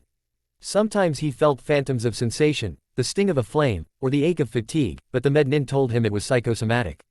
All in his head. It took a long time to get used to that, longer still to work his puppetry through the arm. Nowadays he was just as, if not more proficient with it than the original. But sometimes he wondered. After that it was missions. Lots of missions. Konoha was always busiest after a time of distress, as they projected their unbroken strength out into the world. It was a good thing the rest of the continent was still crippled from the war, in one way or another, or they might have had more to fend off than a few prying feelers from Iowa. Kiri helped the newly recovered village on its own path to recovery, and more than happy to intertwine their newly established friendship into something more deeply rooted. Showing Haku around Konoha had been novel, Zabuza, less so. Finally, things had settled back into their normal, quiet routine. Normal for most at least. Thanks to his own ill-advised machinations, Naruto had spent the majority of his career before that point embroiled in a war of his own devising. The relative quiet that followed the Akatsuki's attack was, in comparison, quite boring. Business as usual, as it turned out, was a lot of escorts, political, intrigue, and cleanup. He had dialed back his missions to only the most interesting and pressing, such as assassinations or dealing with rogue nin. It left him a great deal more free time to spend on his various projects, such as his spy network. It had taken a huge hit, organizationally, after the attack. He had tried to save as much as he could from his old building, but there was only so much you could grab when perused by 3 Rinnegan using corpse puppets, and much had been lost. He was still recouping some of those assets to this day. Luckily, he had a lot more interesting projects to keep him occupied around that particular tedium, refining his puppetry for one. However, his work in continually upgrading and refining his own prosthetic arm had also stirred a newfound interest in artificial reproduction of biological functions. Ever since his discovery of human puppetry and his instinctual revulsion of the practice, he had always thought that puppets should strive to emulate the living, instead of reducing the living to puppets. That line of questioning had led him to some curious results. He sighed as he finished off his bowl, before placing his money on the side. "Just the one?" Ayame asked with a teasing smile, leaning over the counter in a display that many young men would have paid a lot more than the price of ramen to see. "I remember a certain little blonde boy who used to guzzle down our ramen by the bowl." "And don't doubt I still would," he shot back. "But ramen's got to be a treat now. Too much salt raises the blood pressure, makes my arm ache." One of the reasons he loved Ayame was that, even saying something like that, she didn't look at him with worry or pity. She just tilted her head to the side, scrunching her lips up cutely. "You should have said, I'm sure between me and Pops we can whip something up. The Super Naruto medicinal low-salt special, or something. Don't trouble yourself for me," he muttered, scratching the back of his head. Hadn't they already given him enough trouble? Chuki scoffed as he emerged from the kitchen, expertly working a batch of dough with one hand. "For our number 1 customer. Don't be ridiculous, Naruto-kun. I've been looking for a new challenge anyway." He pointed a large wooden spoon at the boy. "Don't think that only you ninja have their goals to reach. So, you better be sure to come back soon and give our latest creation a taste." Naruto shook his head, unable to beat down his smile. "Sure thing, Ji-san, I'll even bring my little apprentice along." The old man's eyes lit up. "Introduce a new generation to the wonders of ramen, I like the way you think." Ayame's eyes were gleaming for a different reason. "Apprentice? Ah, my adorable blonde fluff ball is getting all old on me. Can't wait to meet them." He chuckled at the ensuing goodbyes as he ducked out of the stand. He stretched for a moment in the fading sunlight, before disappearing in a flicker of motion. When he reappeared, he was standing outside a rather nondescript house towards the edge of the clan grounds, a rather simple 2-story affair that he couldn't have even dreamed of living in when he was a poor orphan scrimping by on his monthly stipend. Of course, the house itself was simply where he lived. He barely made use of it, save for the bedroom, kitchen and study. Most of his work went on beneath the house itself, in a series of sub-levels. He had bought the plot and quite a bit of the surrounding property after the Akatsuki attack. Some powerful jutsu had rendered much of the ground a smoking crater. It made the property itself cheap, and made building the complex below the house extremely easy. It only took a little more excavation to get it to his standards. He stepped inside the hall and tossed his flak jacket on a nearby peg, pressing down hard on particular panel of wood and pulsing chakra through his foot. Without losing stride, he jogged down the steps that opened in the floor before the trapdoor closed behind him, seamlessly flush with the surrounding planks. It led down into a single large room, reminiscent of his old workshop, although a great deal more organized thanks to both experience and the benefit of prior planning. This was where he got most of his work done and included his desk area for his more sensitive projects, the rest relegated to the study upstairs. It also housed his new library, still not up to the standards of his old collection, and a space where he played about with new puppet concepts. A few doors led off to his lab, where he fiddled with poisons and messier exploits, a practice room, a storage room, and a few others of varying importance. The only thing missing was a big room, but if he was honest with himself, he hadn't gotten much use out the old one after completing Asura. In all, the new space was about half the size of his old building, but much more efficiently used. It was a nice setup, and it was just about starting to feel like home. He nodded to a clone, reading in the corner, and settled down into his workstation. Leaning back, he allowed himself a small reprieve to bask in the best day he could remember in a while. Nothing lasted forever though, and he quickly settled back into his work, leaning forward to prod a strange, suspended orb hanging just above his desk. It was unmistakably a human eye, although larger than his hands clasped together. It was also, to those who would recognize the distinctive lack of iris or pupil, quite clearly a Hyuga eye, although not a natural one.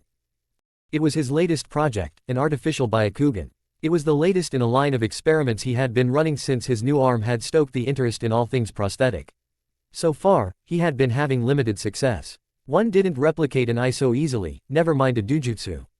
However, a few months ago he had reached a small breakthrough, realizing after repeated tests with Hanabi that the Byakugan wasn't an eye at all. It was actually closer to a sort of chakra sonar.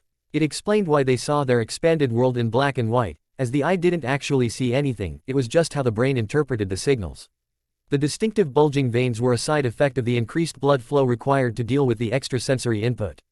It was actually a good thing Hyuga didn't see the Byakugan world in color, it would likely give them aneurysms. Although, as he had later found out, none of this was unknown to the Hyuga. This was a case where Naruto's natural predilection for secrecy actually worked against him. That wasn't to say Hiashi was happy that Naruto was trying to develop an artificial version of his clan's greatest strength when he found out. That had nearly resulted in an incident. It had taken a rather comprehensive and binding agreement that anything Naruto learned during the development of the prosthesis be kept strictly secret and shared only with him. It had actually taken Naruto's insistence that this was in fact beneficial to the Hyuga to even grant him that much. Being a well-known clan, many had thought to devise ways of besting the Hyuga's famous dujutsu, most of which involved blinding in some manner. It resulted in a lot of half, or fully blind Hyuga. They were the lesser-known shame of the clan, cared for by the branch members. Most recovered in a limited fashion, at the well-compensated discretion of the hospital, but not always completely. It had been dubbed the White Depression by the Mednin, the injured Hyuga's inability to cope with such a limited and restricted world without their prior visual prowess. If Naruto could create a working prosthetic, he could return that expanded scope to a not insignificant portion of the clan. It was a somewhat hasty and contrived explanation, but if Naruto had learned anything by then, it was that the quickest way to gain Hiyashi's favor was to appeal to the man's sense of loyalty to his family. Thankfully, it had worked, and Hiyashi had allowed Hanabi and Hinata to aid him in his study, as well as keep an eye on him, if he knew the Hyuga patriarch as well as he thought he did. Naruto didn't particularly mind. For once, he really had no untoward motives behind this. It would be amazing if he could crack the dujutsu, giving him the tantalizing prize he had nearly sacrificed his soul for. Right now though, it was just an infuriating side project, involving a lot of anatomy textbooks and experimenting with fluid densities. He looked past it to the large board that took up most of the wall space behind the desk, the spiritual successor to his old planning board. It held a number of different projects scattered across its loosely organized surface over the past 2 years, but only one that persisted. Tracking down and eliminating the remains of the Akatsuki had been his overarching goal ever since getting his life back in order. A number of profiles lined the right-hand side, replete with large bingo book images, 6 of which were crossed out in thick red lines. Pain, of course, was dead. Jiraiya had confirmed it the next time they talked, having destroyed Nagato's body so it couldn't fall into the wrong hands.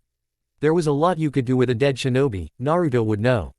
Still, he rested a little easier knowing that the Rinnegan was just a myth again. Sasori didn't even bear mentioning, although Naruto was quite happy when he had found one of the man's many bodies had survived the destruction of his building, sealed in a scroll. Likewise, he had confirmed accounts of Deidara and Itachi's deaths during the attack itself, by Kakashi and Sasuke respectively.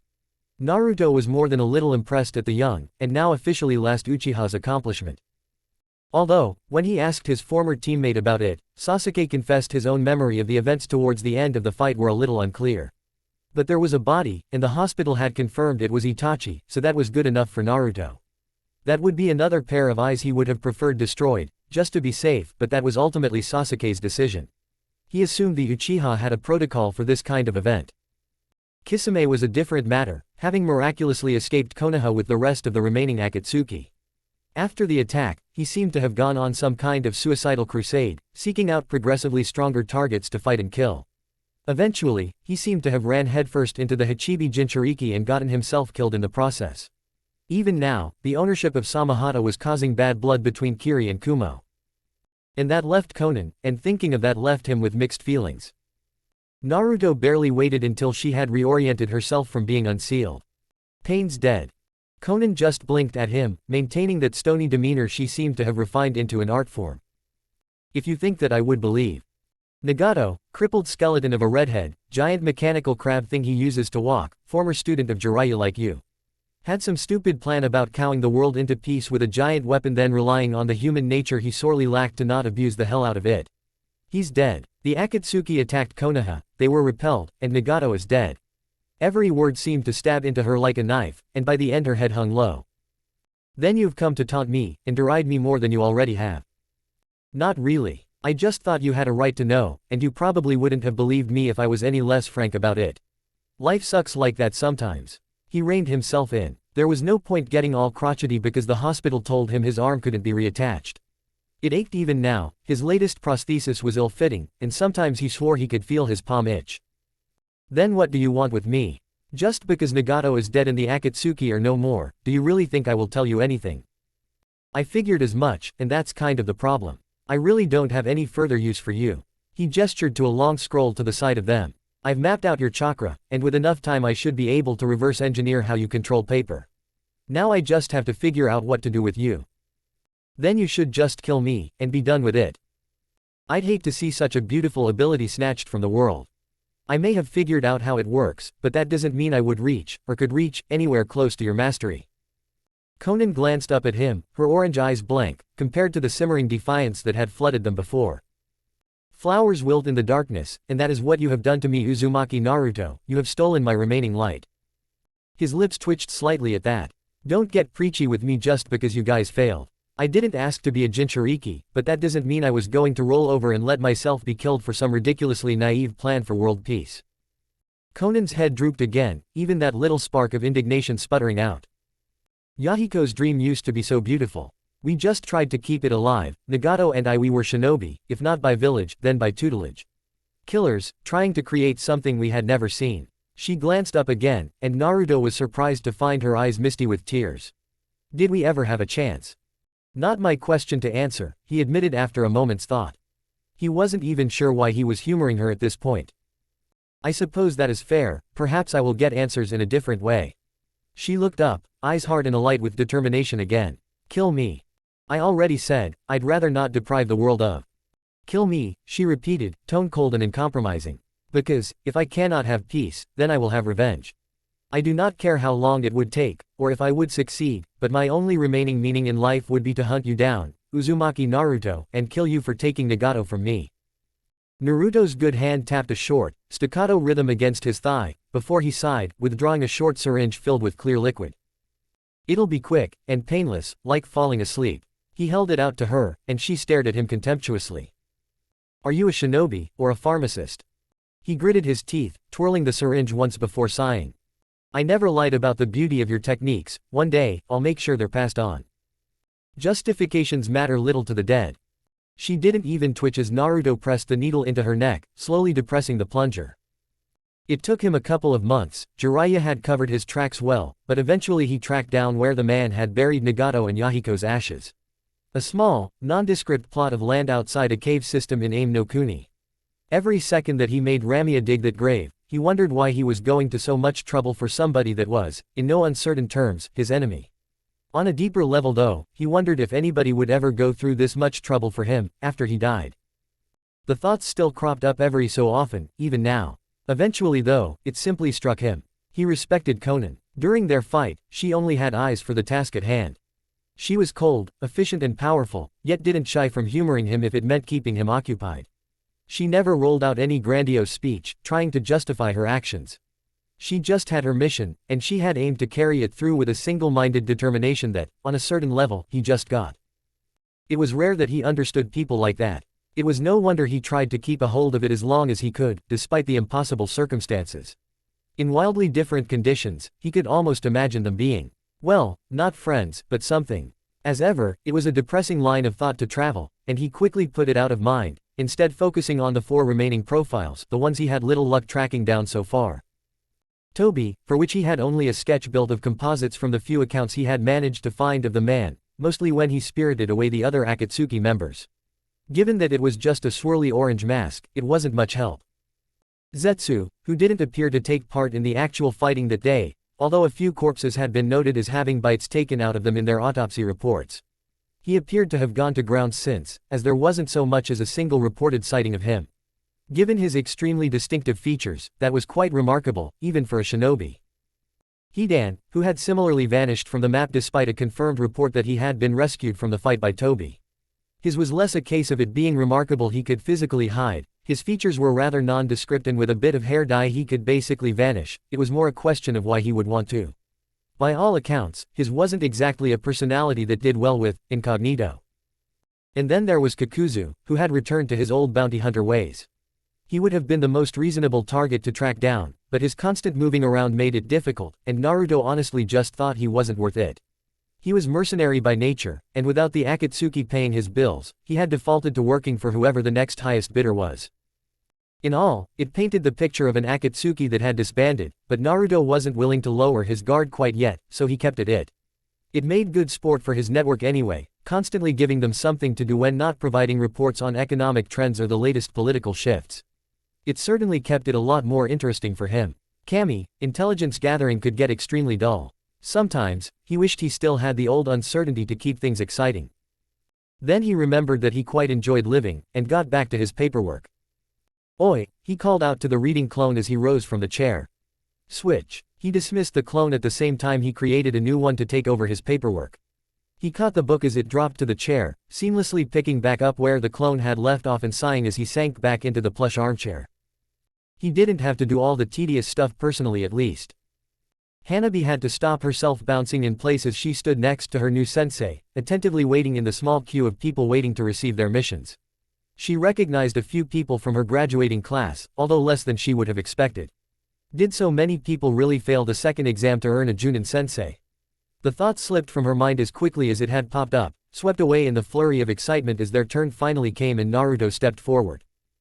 "Exciting, isn't it?" The Hokage greeted jovially, leafing through a small sheaf of mission dossiers. "I must say I do rather get caught up in it myself when this time of year comes around." Nostalgia, Hanabi hazarded, feeling unusually bold today. "Oh no," the Hokage waved his hand airily. "I'm afraid the missions process was quite different when I was your age." First worldwide shinobi conflict, Naruto explained. Under the personal tutelage of the Nadaime Hokage. I can only imagine. "Yes, well, I think I much prefer it this way," Hiruzen said. "And you're in luck. There are plenty of good D ranks left for the picking." He motioned to a nearby Chunin, there specifically to order the mission dossiers for the day. Naruto remembered that job, having had to suffer it himself a few times. No Chunin envied that position. "We've got supplies that need delivering between a blacksmith and the armory, a number of renovation projects, and," he paused as Naruto raised a hand, looking to the Hokage. "That won't be necessary, we'll take AC rank." The Hokage sighed, tapping his pipe against the table as if he knew this was coming. Hanabi suddenly felt she knew the reason Naruto had purposefully kept them at the back of the queue until all the other genin teams had been and gone. "Naruto, we already had this conversation when you first asked me about becoming a sensei." "Good, so we don't have to go over the points again. I agreed that I would evaluate a full team, and if they failed to meet my standards, I could take Hanabi on as an apprentice. I even got Hiyashi's explicit permission. Your only stipulation, if I recall, was that I couldn't simply brush off the rest of the team. Do you feel I did?" The Sandame's fingers drummed against the desk testily. "No, your report on each genin's individual failings was more than extensive enough, thank you." "Then what's the problem?" "The problem, Naruto, is that this sets a problematic precedent. D ranks are supposed to ingratiate the village with the shinobi population while acting as vital team-building exercises, which the other genin will be able to get on with just fine, and if you hadn't noticed Hokage-sama, Hanabi has no team. I assure you that our teamwork will be more than adequate for AC rank mission." Hanabi was astonished at how polite and reasonable Naruto could sound when he was essentially disobeying the Hokage in front of a room full of the man's subordinates. "I'm here to teach my student, not babysit her through chores whose main functions are no longer relevant." Yes, Hanabi knew why he had asked her to wait. Doing this in front of the Hokage was towing the line of insubordination. Doing it in front of the other genin teams would have been trampling all over that line until it was a smudge on the ground. The Hokage put his pipe down, never a good sign for anybody who knew the man's mannerisms, and steepled his fingers. "Fine, you have your C rank, Naruto. However, if I find so much as a single reason in the ensuing report that your student was either unprepared or overwhelmed, you'll be on D ranks for a year." His measured glower couldn't match Naruto's grin as he snatched the dossier off the top of the C rank pile. "My student, you wish," and with that he turned and swept out of the room, Hanabi hesitantly trailing after him. She caught up to him a few paces outside the office, examining the folder. "You have no idea the pain I've just saved you," he said as she fell into step beside him. "D ranks are the hell of a genin's young life. But, while your academy friends are off getting their faces mauled by demonic cats, we'll be escorting a young noble from the capital to an embassy in the land of fangs. How's that? How can you stand up to the Hokage like that?" He paused, glancing down at her with a bemused expression. "Stand up to him? Where did you get that idea? You think I could get anything from the old man if he didn't let me? He just had to put up a convincing counter so it didn't set a bad precedent." For even that much I know he's already scheming up a way to get back at me. Then why did it? It's a matter of knowing when it's worth pushing. In this case, it was. He grinned as he slapped the manila folder with the mission details. Only the best for my apprentice. Hanabi smiled to herself as she followed along after him, feeling a warmth spreading through her chest. Plus, D ranks really suck. Chapter 39, Patches. So, what do we know about the Land of Fangs? Naruto asked, reclining against the back of the ornate palanquin as it trundled west along the thick highway that almost cut Hai no Kuni in two. Hanabi sighed, forced to walk behind the litter as there was only pace for one person and it was apparently Naruto's prerogative to call Junin privilege. It had been nothing but questions since they had left the capital, new escort firmly in tow. Longtime neutral principality to the west of Aim no Kuni, in a constant state of feuding with the Land of Claws. Serves as one of the buffer states between Iwagakure and Sunagakure.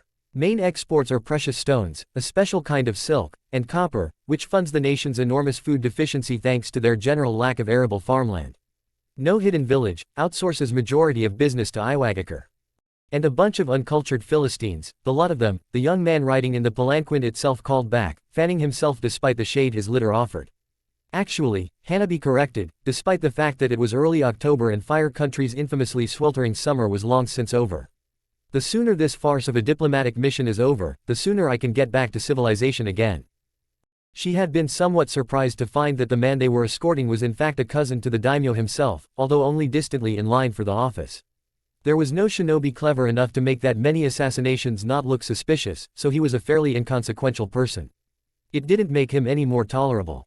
Just 18 years old and he was already comfortably settling into the snobby disdain that made nobles the bane of a ninja's career. It didn't help that she drew unconscious parallels between him and Naruto, being around the same age. It was a stark commentary on how very differently life could turn out for people, if nothing else. There must have been some reason you were chosen for this assignment though. She asked, hoping to strike up conversation so that Naruto couldn't continue to pepper her with various socio-economic questions. She appreciated that he wanted her to be prepared for anything, but unless they ran into a madman threatening to destroy Fang Country's gem mines to destabilize the delicate economic balance they shared with their tenuous neighbor, she wasn't sure how much of it was strictly relevant. I am not assigned to do anything, child, the teen huffed, waving his fan more forcefully. But for your information, Daimyo-sama simply understands to entrust these affairs to the best people he can. It can be truly burdensome to be this brilliant, you know. I'm sure, she muttered back, already regretting her decision. Naruto smirking at her knowingly was not helping. Although, the noble mused, tone turning conspiratorial as he leaned back slightly, never turning around of course, it wouldn't do to make eye contact with the help. Between us, it's fair to wonder what the daimyo is thinking these days. The palace is practically aflame with rumors of the strange decisions he has taken to as of late. I mean really, a political envoy to the Land of Fangs. We haven't spoken so much as a word to those swine in decades. Just about when the feud between them and the Land of Claws began, if I recall correctly, Naruto drawled absently, keeping an eye on the surrounding forests. The young noble seemed thrown by the observation for a moment, before recovering with a tactful sniff. Precisely, such petty border conflicts are far beneath our notice. And the fact this envoy might be construed as tacit approval of one side over the other in this conflict has, I'm sure, been taken into account by Daimyo-sama, the blonde continued. After all, it is well known that the daimyo of Tsuchi no Kuni has been endorsing the Land of Claws for a few years now. The flutter of the fan paused for only a moment before it resumed its steady sway. Of course, and I don't particularly care for your insinuation, Shinobi-san. Naruto immediately affected a humbled tone that clashed horribly with his bored, dispassionate features. It wasn't like the noble was looking. I intended no offense. After all, you yourself said that Daimyo-sama has only chosen the very best as his representative in this delicate affair. Any implications on his state of mind or in his choices was purely unintentional. The noble huffed acceptingly, ego soothed. Although Hanabi couldn't help but note that Naruto hadn't actually denied the implications.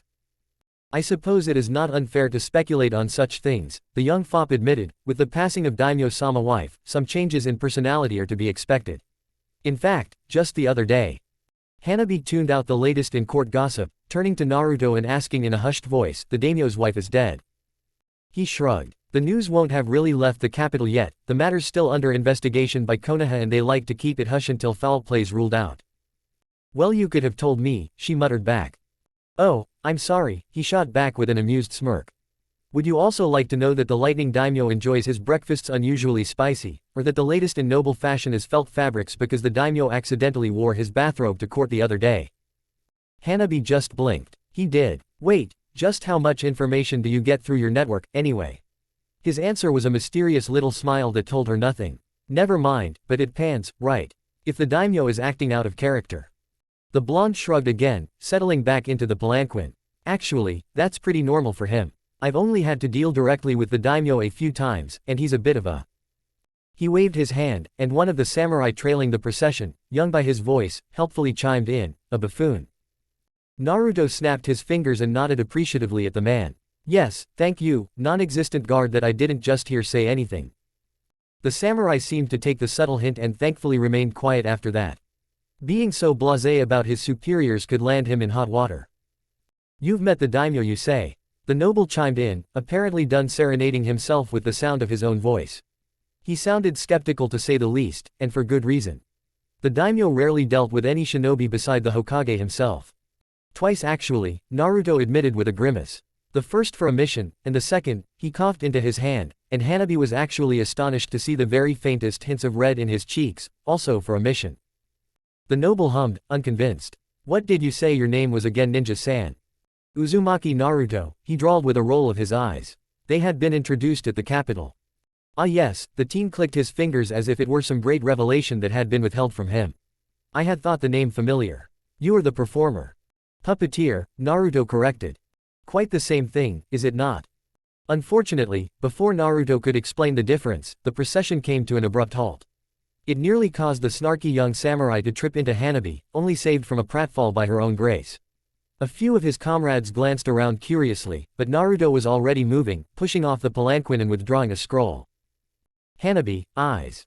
She activated her Byakugan and blinked, surprised at how quickly their ambushers had managed to surround them. She had been checking every 5 minutes after all, and her vision now covered almost half a kilometer in every direction. That also implied a certain awareness of her ability and the interval with which she was using it, which was troubling in and of itself. 10 of them, Chunin at best. Those estimates were of course based off their relative chakra levels. Those became somewhat difficult to judge around Naruto, who burned with enough light to make everyone else seem like genin in comparison. At her declaration, the blonde flexed his hands once, grinned, and looked at her as if to say, well, what are we waiting for? She felt her own excitement bubbling up, despite the odds, and quickly withdrew Kasai from a compartment hidden in her voluminous kimono sleeves. A cheerful yellow affair with orange highlights and tied with a deep red obi, over the top of equally red, skin-tight shorts. She wasn't sure how attached she was to the look yet, having tried a few different outfits at the onset of her genin career. The blue flames of her puppet roared to life as Inari poofed into existence, the elegant fox-based puppet making her feel self-conscious about her own, simpler design. She tried to put that out of her mind as she moved towards the first of the attackers, all of them aiming right for the palanquin. The first thing she noticed was a complete lack of headband on any of their ambushers, persons. Likewise, they seemed to be doing their absolute best to conceal their identities with dark hoods, bandanas and eye makeup. She took all that in as Kasai approached the first of them, pulsing brightly with her controller's excitement.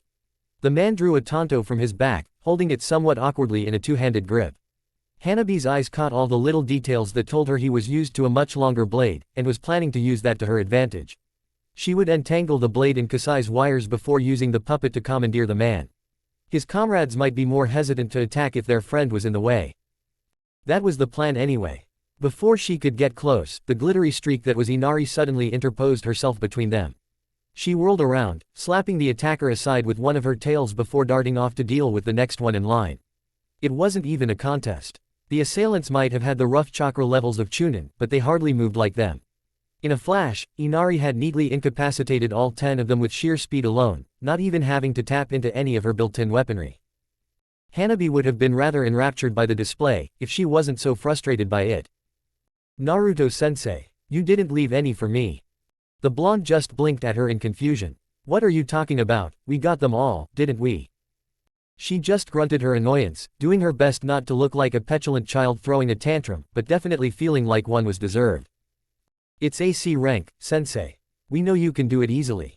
How am I supposed to learn anything if you just deal with everything for me? I'm your sensei, it's my job to protect you. Why would I put you at unnecessary risk? You just don't get it, she muttered, walking off to check the area for any more ambushers and muttering about overbearing sensei. Naruto turned to the samurai that had spoken up before, eyebrow quirked. I'm not being overbearing, am I? Sensei are supposed to protect their students, I thought that was how it worked. The samurai in question seemed a bit like a deer staring down a jutsu, raising his hands uncertainly. Well, I don't really know how shinobi do things. He seemed to shore up some more courage when Naruto didn't immediately bite his head off. But with the samurai, such behavior would be seen as counterproductive. To coddle a soldier is to ensure they are killed later down the line. My Shisho always said that he would train us so hard, and put us in dangerous situations, so that when the enemy attacked it would be easy in comparison. So, you're saying I should let her fight people she might not be ready for? The man shrugged. I guess so, but isn't it also the sensei's job to have faith in their students? The blonde hummed thoughtfully at that. It rang of truth, similar to how he had treated himself as a kid, always throwing himself into the worst situations, or failing at creating them. Except, he was trying so hard to get away from that cold, callous person he had been. Was dipping back into that side of him for the best here. The logical side of him knew that moderation was probably key, but he wasn't so sure he could dip in and out of those dark waters so flippantly.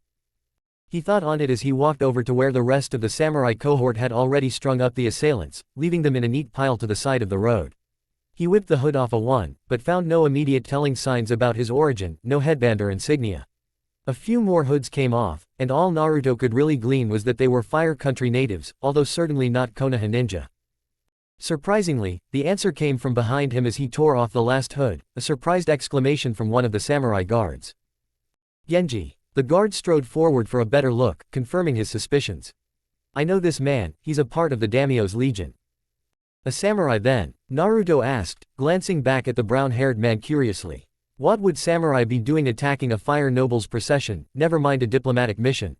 His mind immediately ground through who might benefit most from this particular envoy not reaching its target, but came up blank. Noble politics could be pretty damn opaque, and for all he knew this was just a personal grudge. More than just the daimyo commanded the legion named for him. What do we do now? The befuddled man asked, staring down at the bound man with an indecipherable expression. Naruto's answer was to have Inari pick the prisoner up and sling him over her shoulder, walking him into the tree line. Simple, we get some answers. The guard looked uncertain. He's a samurai, ninja-san. Whatever you do to him, he won't talk. Naruto just smiled, letting his canines peek through. We'll see. Naruto found Hanabi, totally not sulking, at the front of the procession. Despite her Byakugan being active, she didn't so much as turn to him when he approached. I'm guessing you interrogated one of our attackers. What is it now? Off to go deal with everything again and leave me here to guard the prissy ponce in the palanquin. You were right, Naruto admitted, taking the wind out of her sails. I should have let you test yourself against a few of the attackers. She turned with a roll of her eyes. It's not just that. It's all the questions, the constant lecturing. It's treating me like some kid who doesn't know what they're doing. It's the fact that you haven't even let me try. One of the things that made being your captive so tolerable was the fact that, despite my imprisonment, being with you actually felt like being free. I was free to learn what I wanted, train how I wanted. Now all of a sudden you turned into my father. I might as well be back at the compound. I already said you were right, don't push it. He sighed when she leveled a glare at him. It might have been intimidating, if she wasn't a good foot shorter than him. Look, I admit I was being a little overbearing. For the last couple years I've been doing my very best to make up for all the shit I pulled when I was younger, and sometimes it feels like no matter what I do, it won't be enough. I don't even know how many deaths are on my hands, unintentionally or not, because of that war. He ran a hand through his hair, uncomfortable sharing this much. It just wasn't something he did. Because of it, I haven't been treating you like a student. I've been treating you like somebody under my protection, like a client. But I know the best way to keep you safe, is to make sure you can protect yourself, and constantly getting in your way isn't going to do that. He rubbed his nose, smiling bemusedly. Kami, sometimes I wonder if Kakashi actually knew what he was doing when he was so blasé about our training. His head dropped back down and he made sure to catch Hanabi's eye. Look, bottom line is that, for as much as being a student is new to you, being a teacher is new to me too. We're sort of learning how to do this at the same time, so I admit, I don't really have all the answers. All I know is puppets, and an increasingly long list of ways to kill people. And a lot of not so useless trivia about just about everything thanks to your ambiguously complex spy network, Hanabi added in, throwing him a bone. He smirked and nodded. And that? I'm sorry too, I just saw you protecting me like that and it made me think of how overprotective my family can be sometimes and I probably overreacted a bit. You're a good teacher, but I get that you're used to controlling every little detail and having a loose variable like me must be frustrating. The blonde waved his hand airily. I wouldn't say frustrating, he smirked when he caught her flat stare.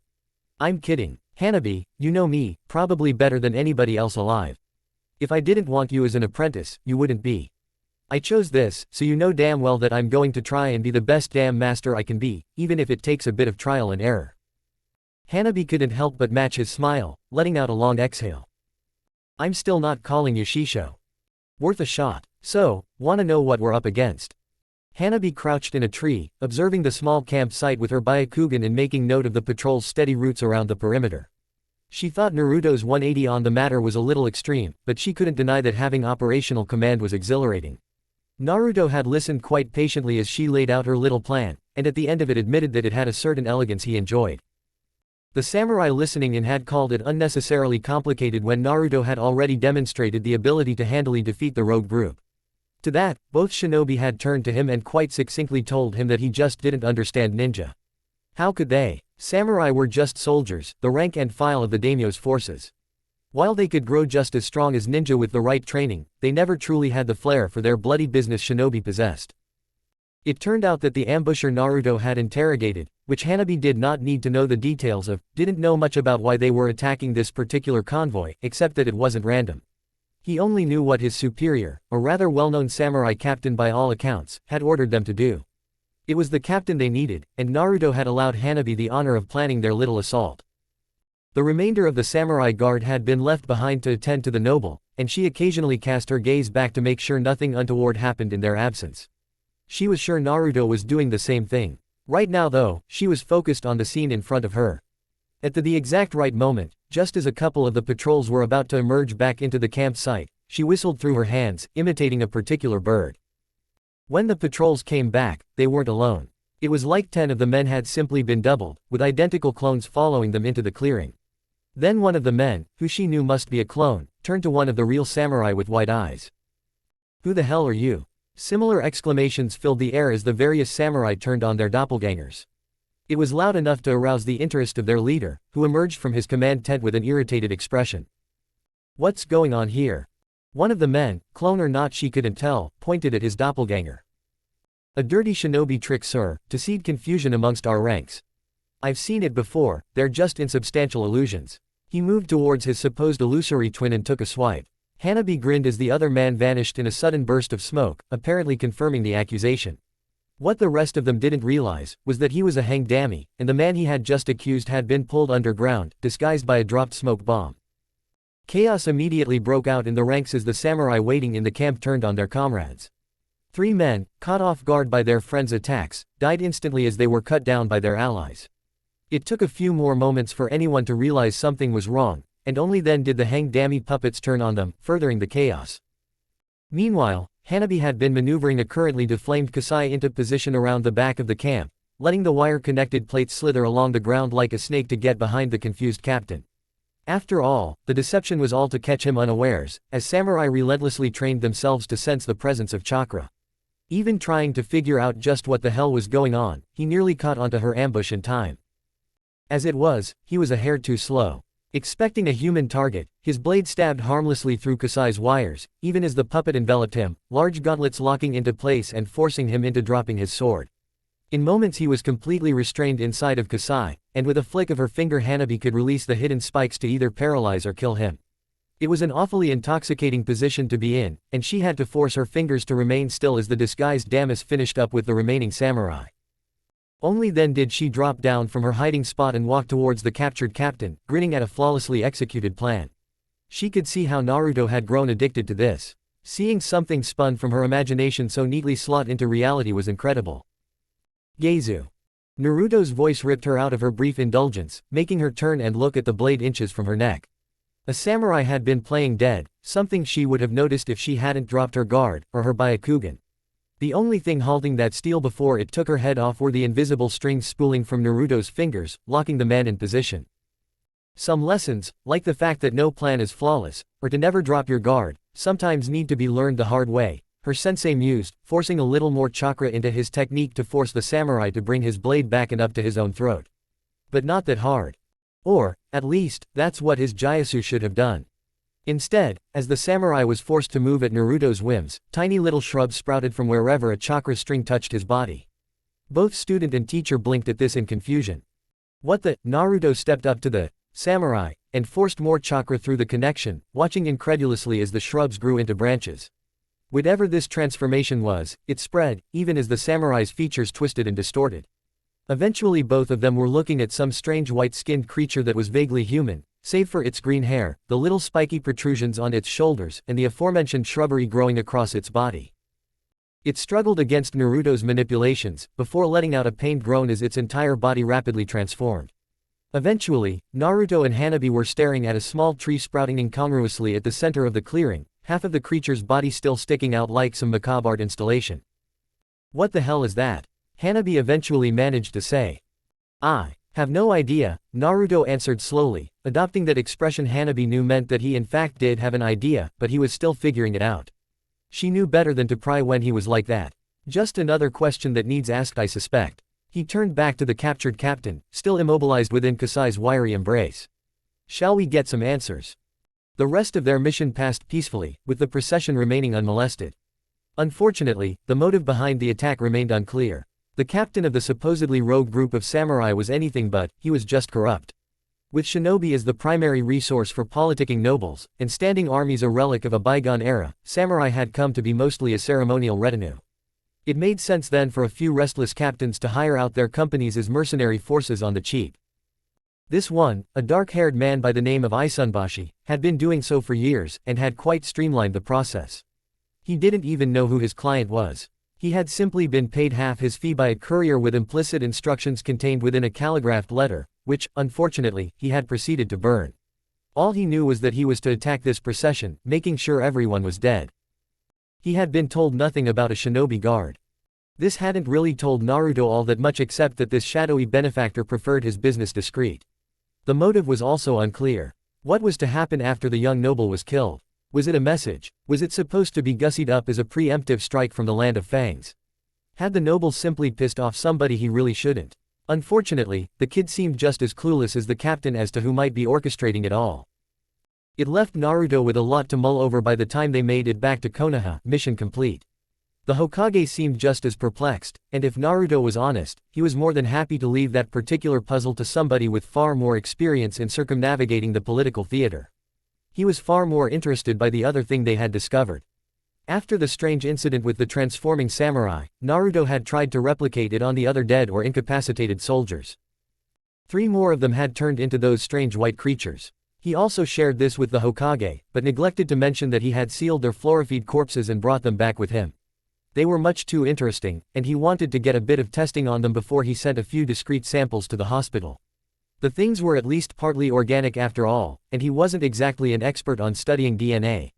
Unless it was ways of twisting it into balls of yarn through judicious use of poison. He walked through his doors, still deep in thought on the matter, absently tossing his flak jacket onto its peg. Already he felt the sweet pangs of sleep calling to him. It had been late when they made it back, and his stomach was full of celebratory ramen after taking Hanabi out to Ichiraku's to commemorate their first C rank. Hopefully the first of many, if the report was adequate for the Hokage. He pushed his fatigue to the side and descended the steps to his workshop, trying not to yawn as he collapsed into his desk chair. Thankfully, the sudden rush of information crowding his head, as the clone he left behind to deal with his paperwork popped, instantly snapped him awake. Nothing interesting to note, although a few previously innocuous notes that might have drifted past him before suddenly stood out. The young noble's words on how differently the daimyo had been acting echoed in his thoughts. Ever since the man's wife passed, taking with her the demonic cat that was the bane of a young genin's life, he had been making more savvy decisions. He had chalked it up to a mixture of grief, and his advisors being able to act without catering to the man's asinine vanity. He couldn't help but agree with that young samurai's assessment of their nation's leader. He really was a buffoon. The limited interaction he had with Ponce was more than enough, and the only direct recognition he had received in that regard was a summon to the capital, addressed to the puppet ninja. More than anything it was galling, because Naruto had finally earned a kick-ass epithet. And nobody used it. What was the point of being called Tashi no Naruto in the bingo book, if he was just going to be that puppet guy? Putting the vexing notion of spoilt nobles and their disregard for basic shinobi courtesy, he leaned back in his chair with a yawn, having mostly processed the information from his clone. As he stretched, he caught sight of the list of remaining Akatsuki, particularly the blank sheet he had in place of Zetsu's image. All he had to go on for that one was Sasori's words that he was some kind of plant creature, and, apparently, a cannibal. He had entertained the possibility that what he had accidentally stumbled upon was Zetsu himself, but dismissed it. For one, he had recovered multiple of whatever those things were. Secondly, he deemed it unlikely that a member of the Akatsuki would be so pitifully weak. Far more plausible, his brain supplied, was the idea that they were a form of clone technique. But then, what kind of clone died? All Bunshin techniques were simply weak copies, lasting as long as the chakra that supplied them, and enough damage always destroyed the elemental medium. He hoped his analysis would bring him some answers, or failing that, the hospitals, but he knew better than to work on a sleepy mind and hauled himself back out of his chair.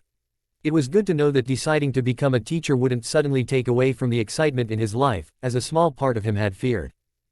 Although, whether or not that boded well for him remained to be seen. Chapter 40, A Second Hand. Thoughts of strange plant men eventually faded into the background as the months ground on. Little other evidence turned up, and Naruto couldn't glean anything from the samples he tested other than the fact that the cells reacted with chakra to transform into plant life. The only thing even remotely close to it would be the Shodai's Mokuton, but unless Senju Hashirama procreated with a tub of white sludge, he was stumped.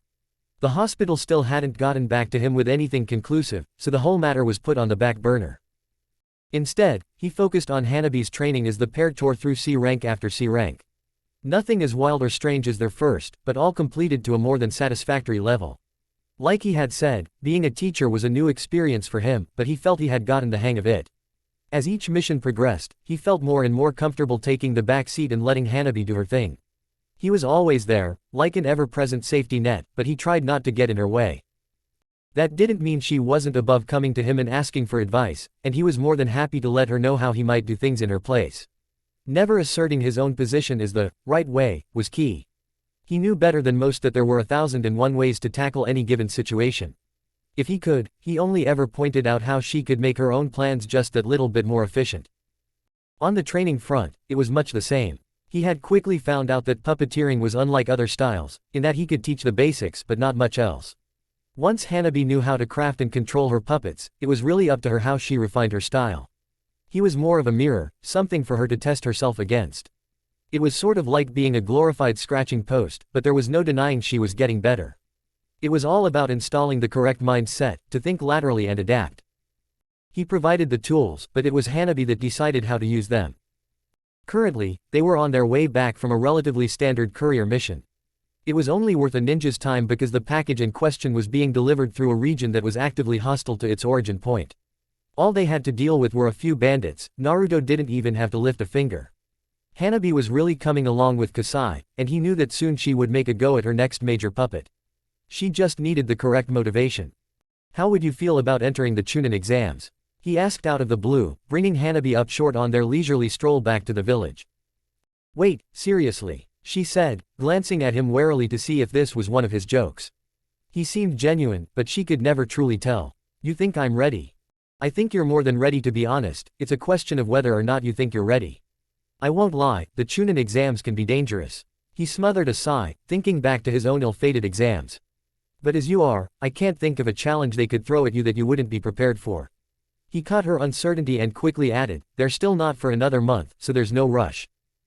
I thought you needed to be in a team to participate. She asked, clearly avoiding an answer. You do, but there's a system for that. Teams don't make it though the exams after all, individuals do. Teams that had a member promoted get paired up with similarly stranded applicants. Ebisu actually approached me about having you fill in the gap on his team. With Udon and Moegi, she knew them distantly, they were in the year above her in the academy. Now that she thought about it, she vaguely remembered Konohamaru bragging about his promotion. I suppose that could work. Despite appearances, the two weren't pushovers, although she wasn't used to operating in a team of peers. You'd have a bit of time to get used to them beforehand, Naruto offered as if reading our mind, with a quick amendment of, if you want, of course. So that would be it for us then. That's how it works, right? I become a Chunin and you stop being my teacher. He surprised her by placing a hand over his heart, giving a crocodile pout. I didn't know you felt that way, Hanabi-chan. Are you trying to get rid of your dear sensei already? She slapped him on the arm irritably. Shut it, idiot, I thought you were the one trying to get rid of me. He rolled his eyes in exaggerated exasperation. Hanabi, you're not just my student, you're my apprentice. There's nothing stopping us continuing our training after you're promoted. Hell, have you seen the way Jiraiya acts around the Sandaime? Sensei once, sensei for life. Oh, she muttered abashedly. The blonde snorted. Look at you, acting like you might not have anything left to learn from me. As long as I'm still kicking, I'm going to be the undisputed master of puppetry. He grinned as she just hit him again, avoiding his eye. Shut up, I get it already. So it's not as big a deal as I thought it would be. She glanced up, having recovered some of her dignity. So where are they being held this? She trailed off, noting how Naruto's grin had vanished. She barely had time to yelp in surprise as he pushed her back, throwing her across the road and out of the way of the enormous snake that bust from the earth. Naruto may not have been the fastest shinobi around, but his reflexes were superb, and his natural instincts for danger were nothing to scoff at. He kicked off the snake's lower jaw and launched himself into the air above it, observing it carefully as it continued to ride its way out of the ground. He did the calculations in his head and smirked, bringing his arm up almost lazily. The latest iteration of his wrist launcher was a sleek contraption of matte metal, hooked onto a thick, fingerless glove on his right hand. The various different ammunition came from the flexible black cloth that wound its way up his right arm in a spiral. The coloring was to hide the countless seals scrawled up its length that allowed the entire mechanism to function. He flicked his wrist and a small tube, no wider than a Ryo coin, jutted out from the device. With another thought, it immediately belched out a white-hot stream of fire that turned blue at the source when Naruto increased the intensity. The snake let out a horrific squealing noise as its body was engulfed in flame, killing it so quickly that it didn't even have a chance to return to its summoning realm. And Naruto made no mistake, it was definitely a summon. He had seen some big snakes in his day, but nothing natural could grow to that size and sustain itself. The question remained then, as he landed back on the blackened grass, of whose pet this was. Unless he had done something heinous to Mitarashi Anko without being aware of it, there was only one other snake summoner alive. Coo, that didn't even force you to use one of your puppets, a soft, almost effeminate voice called out that sent a chill down the spine of everybody present. How disappointing. I suppose I'll just have to try harder, won't I? Naruto turned calmly to the source of the voice, stepping between it and Hanabi without thinking. You know, I always expected you would have some kind of sibilant hiss in your voice. Or is that a bit too cliché for you, Orochimaru? The snake Sanin chuckled to himself as he slipped out of the shadow of the tree line, golden eyes eyeing up Naruto with an unmistakable glint of interest. So quick with the wit, aren't you, Naruto-kun? You remind me a great deal of Jiraiya. Naruto's lip twitched at that. I damn well hope not. I prefer not getting myself beaten up every other day by irate women. You shouldn't be so quick to dismiss my former teammate. Orochimaru countered. As much as it galls me to admit, he is an incredibly powerful ninja. His slitted eyes seemed to zone in on the blonde, widening along with his smirk. As are you, I see. I hadn't expected you to be so proficient with the chakra strings that you could manipulate your puppets without moving your fingers. Now I understand how one such as you was able to deal with my old partner. An abnormally long tongue darted from his mouth to lick along his lips. Thank you for that, by the way. The Akatsuki was ever so much a nuisance. He shifted languidly in place, glancing down at the ground with an amused smile. Are we really going to continue with this? I can see the trap you're setting all too clearly. Naruto looked up again, irritated at his apparent transparency, only to start in shock. Orochimaru's golden eyes had shifted, morphing into the familiar red pools of the Sharingan. Do you like them, Naruto-kun? I suppose I owe you my thanks in that regard. Once I struggled so vainly to capture myself a suitable host and obtain these Sharingan eyes, but with the dissolution of the Akatsuki, I found a much more elegant solution. It's incredible what friends can do with one another, isn't it, Zetsu-kun?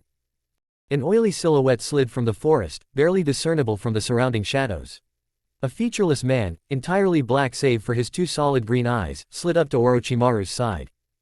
I believe we agreed to keep my presence undetected, Orochimaru, he rasped in a dark, unnatural voice that didn't seem to originate from any human vocal cords. Now where's the fun in that? The pale Nuke Nin drawled slowly. I much prefer to lay all my cards on the table, like these absolutely sublime cells you provided me with. To reduce the immune rejection to 0%. Why, I couldn't have done it without you. Then stop wasting time and fulfill your end of the bargain. Zetsu hissed impatiently, his form seeming to shift at the edges to match his anxiety. All in due time, Zetsu. I do believe Naruto-kun has something to say first. No sooner had he started talking than a figure slid out of the ground from behind, parting the earth like water. Inari was grace personified, already spinning around with wicked claws extended. Orochimaru easily caught them on a kunai, grinning widely with excitement. There was a shriek of metal as the two clashed for a fraction of a second before Inari twisted her body, bringing her foot up as if to axe kick the snake Sannin. Instead, in a feat of inhuman dexterity, she kicked down and used the momentum to slam her tails down on Orochimaru's guard. The ground under his feet immediately cratered, and even Zetsu was pushed back from the sheer force of the shockwave. Orochimaru looked unperturbed, still grinning. Oh yes, this is quite marvelous. I had been wanting an excuse to test these magnificent eyes and I believe you will do just fine. Inari continued her movement, an arched foot touching the ground for just long enough to find purchase before vanishing in a flicker of movement. Hanabi could only watch on, agape at how fast the fox puppet moved. She had never seen Naruto use her to such an extent before, and for the first time truly understood how outclassed she was by her sensei, and how easy he took it on her in training. The nine-tailed construct was a blur of motion, only visible when she clashed with Orochimaru as a streak of white or a scatter of sparks. Despite that though, it seemed nothing she could do would slip past the pale ninja. His eyes were similar blurs, tracking the puppet wherever she went and preempting her lightning-fast strikes. Naruto had a look of intense concentration that Hanabi had never seen before, fingers moving in barely visible flickers of motion. Inari suddenly struck low, flattening her body against the ground as a clawed foot lashed out with enough strength to take Orochimaru's knee off. The slippery nuke nin moved to deflect it, only for one of Inari's tails to bristle. The kunai lurched out of his hand, sticking to the tip of the tail. He was instead forced to jump back, but the moment he left the ground, and therefore his leverage, Inari was on him. She launched forward, pouncing like the animal she was based on, with her arms extended to either side. When she swung them together, the fingers detached, connected to long file-textured prehensile cables, a mechanism carried forward from Ramia. They would have ensnared Orochimaru, if the man didn't launch his tongue out to ridiculous lengths, wrap it around a tree and use it to pull himself out of harm's way. Another of Inari's tails bristled and the tip instantly whipped around to track the man, spewing a rapid-fire stream of Sanban that seemed to form an unbroken silvery streak in the air. The trees behind the Sannin were completely shredded as his ducked and dived around the deadly hail, always just a step ahead of the next needle. But that wasn't the purpose, they were just corralling him in a certain direction. He passed by the tree that a clone had laden with explosive tags, but a moment before Naruto could set it off, Orochimaru slid into the ground, vanishing and re-emerging next to Zetsu again. He didn't so much as look ruffled by the entire exchange. My, he said, eyes shifting back to their usual golden hue, you have grown strong haven't you, Naruto-kun? That was most informative, for myself. These eyes have already picked apart the weakness in your construction. Each tail holds a separate function, but you can only use one at a time, no. Naruto just flexed his hands, moving Inari back over to his side as watched the Sannin warily. It's only a weakness if you can take advantage of it. Although it was true, each of Inari's tails held a chakra system, but only one could connect to the rest of the puppet at a time, otherwise it became overloaded. He could still control all of the tails at once, just not their hidden weapons. So far, it hadn't become an issue, and he'd hoped to overcome the limitation before it did. Too true, Orochimaru admitted with a smirk. But I find my interest waning, I believe I already have everything I need. Zetsu turned to him, eyes narrowing. What are you talking about, Orochimaru? You promised me the Jinchuriki. Oh Zetsu-kun, the pale ninja drawled, patting the featureless figure's shoulder consolingly. You should know better by now who to make deals with. You see, I am far more intrigued by you. The inky creature made to respond, only to find himself completely immobilized. The entirely black nature of his body hid the seals snaking their way across his form, completely freezing him in place. All of this was just a distraction to catch you off guard, and it appears to have worked wonderfully, don't you think? Orochimaru smiled, rubbing his tongue across his canines. Ever since the Akatsuki, I have been just dying to know what made you tick.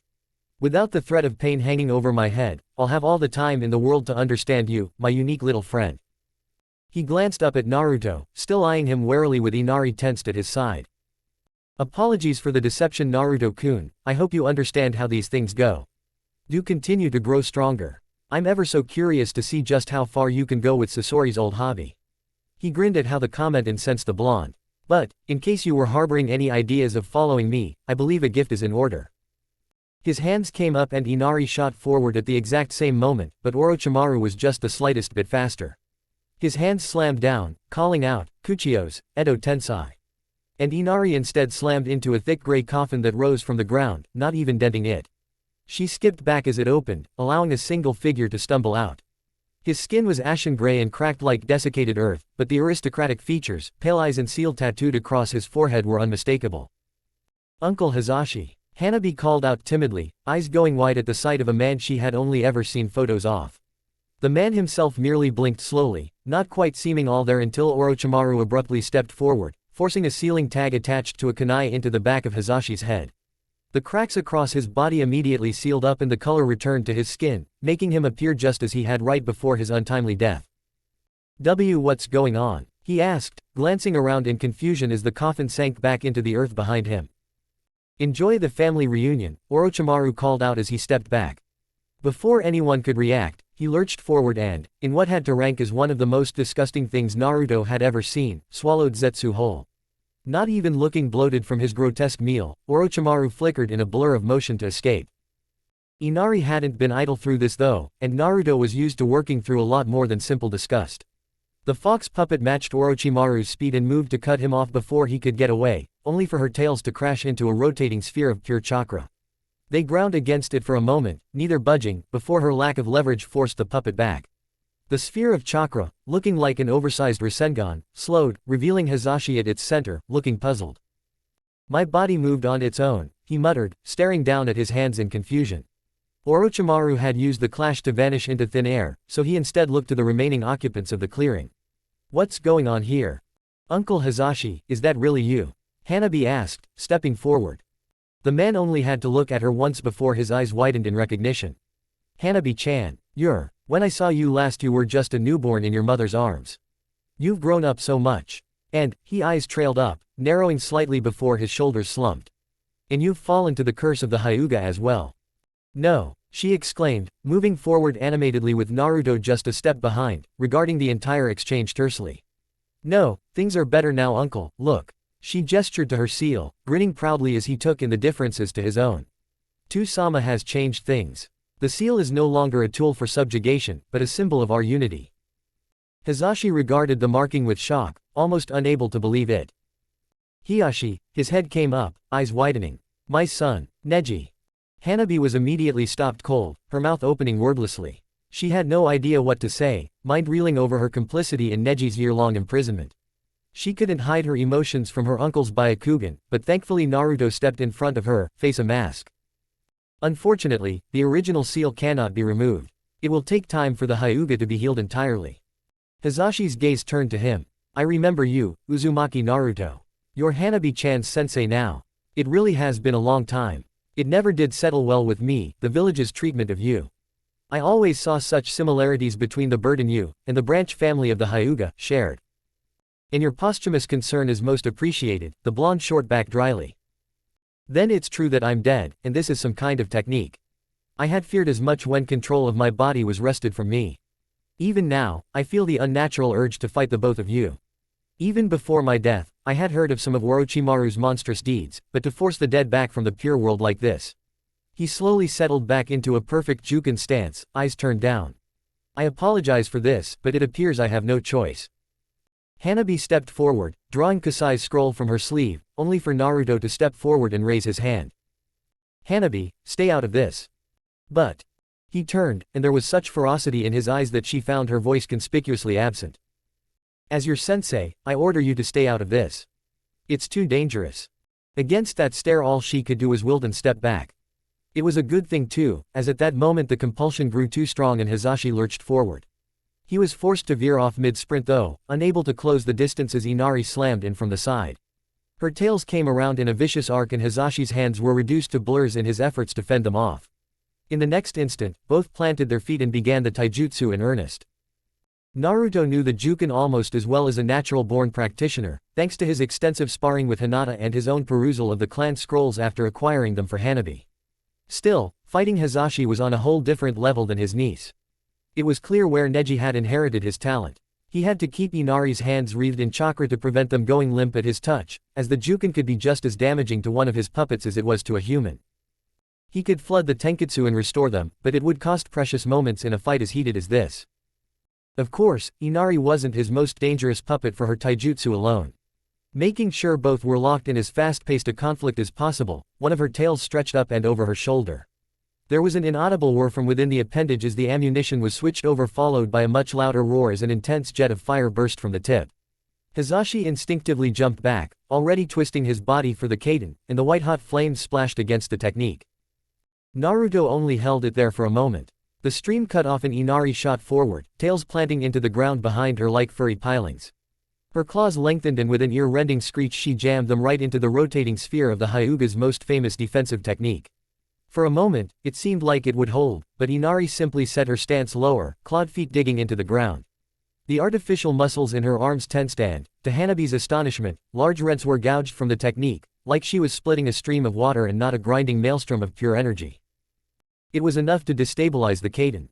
Hisashi was thrown back and out of his own technique, surprise evident on his face as Inari pounced through the lingering wisps of chakra. Her tail speared forward, impaling the formerly deceased Hyuga across his body at key joints. "Uncle," Hanabi called out in alarm. Hisashi just smiled at her though, turning his head and nodding thankfully at Naruto as Inari carefully set him down again. "Thank you. I can scarcely imagine the pain it would have caused me to fight my niece." However, he blinked in confusion when he didn't feel any kind of release. Instead, white flakes of what looked to be ash began congealing across his form, healing wounds that should have been fatal. He stood, looking as good as new, and resettled into his stance with a troubled expression. "Just what kind of technique is this? I don't even feel tired from using the kaiden twice in quick succession, and now I heal from mortal wounds." Naruto just grimaced as Inari readied herself again. "A troublesome one. Let me help," Hanabi said, staring at her revived uncle with consternation. "I said no," Naruto growled forcefully. "I have this. I just need to take my own advice and think laterally." So, he couldn't kill Hisashi, clearly, and from the comments he made, he had an extremely large pool of energy to draw upon. Perhaps the healing was limited. What would happen if he destroyed the entire body? No, it was better to assume that if he could heal from mortal wounds, nothing was off the table.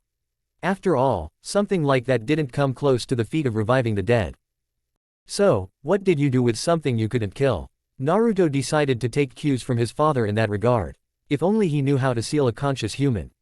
Before he could finish his thought, he saw a blue blur streak forward. Kasai shot across the road, leaving a wispy trail of chakra flames in her wake. A few feet from Hisashi it curled into a ball before throwing its body out again, exploding in a wave of blue fire. Hisashi was forced to look away as his Byakugan's vision was overloaded by the blast of pure chakra. Hanabi used the hesitation to get Kasai close, slipping around her uncle's Juken with the familiarity only a Hyuga could possess. Hisashi wasn't defenseless though, and struck out with a deeply ingrained precision of countless years' hard training. However, he was unused to Kasai's sinuous form, the chakra wires composing its body slipping around his attacks as the puppet latched onto his body bit by bit until he was entirely encased inside, once again immobilized. Hanabi panted at Naruto's side, smiling defiantly. Expelling so much chakra from Kasai at once always drained her, but she knew just how blinding it could be to a Byakugan from that range. She turned around to Naruto, still grinning. "See, I told you I could." "Hanabi, be careful," Hisashi called out. "I can still Jukenho, Ikigekishin." Kasai exploded outward, the individual sections ripped from their chakra wire tethers and scattered across the road. Before Hisashi's feet even touched the ground he was flying forward, extended fingertips practically glowing with chakra. "Get back," he called out, unable to fight the Edo Tensei's compulsion. But Hanabi was frozen in place, shocked at the brutal destruction of her puppet and the sight of her uncle barreling down on her.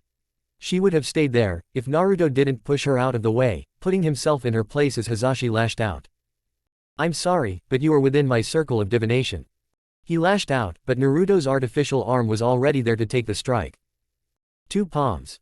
Naruto's reflexes were good enough to take the blows on the prosthetic. 4 palms. Both of them became blurs of motion as Naruto was forced to take a step back, face knotted in concentration. 8 paw. That was as far as Hisashi got before Inari slammed into him from behind, hitting him first with one tail, then another on top of that, then another, until all 9 tails struck him atop one another in rapid succession.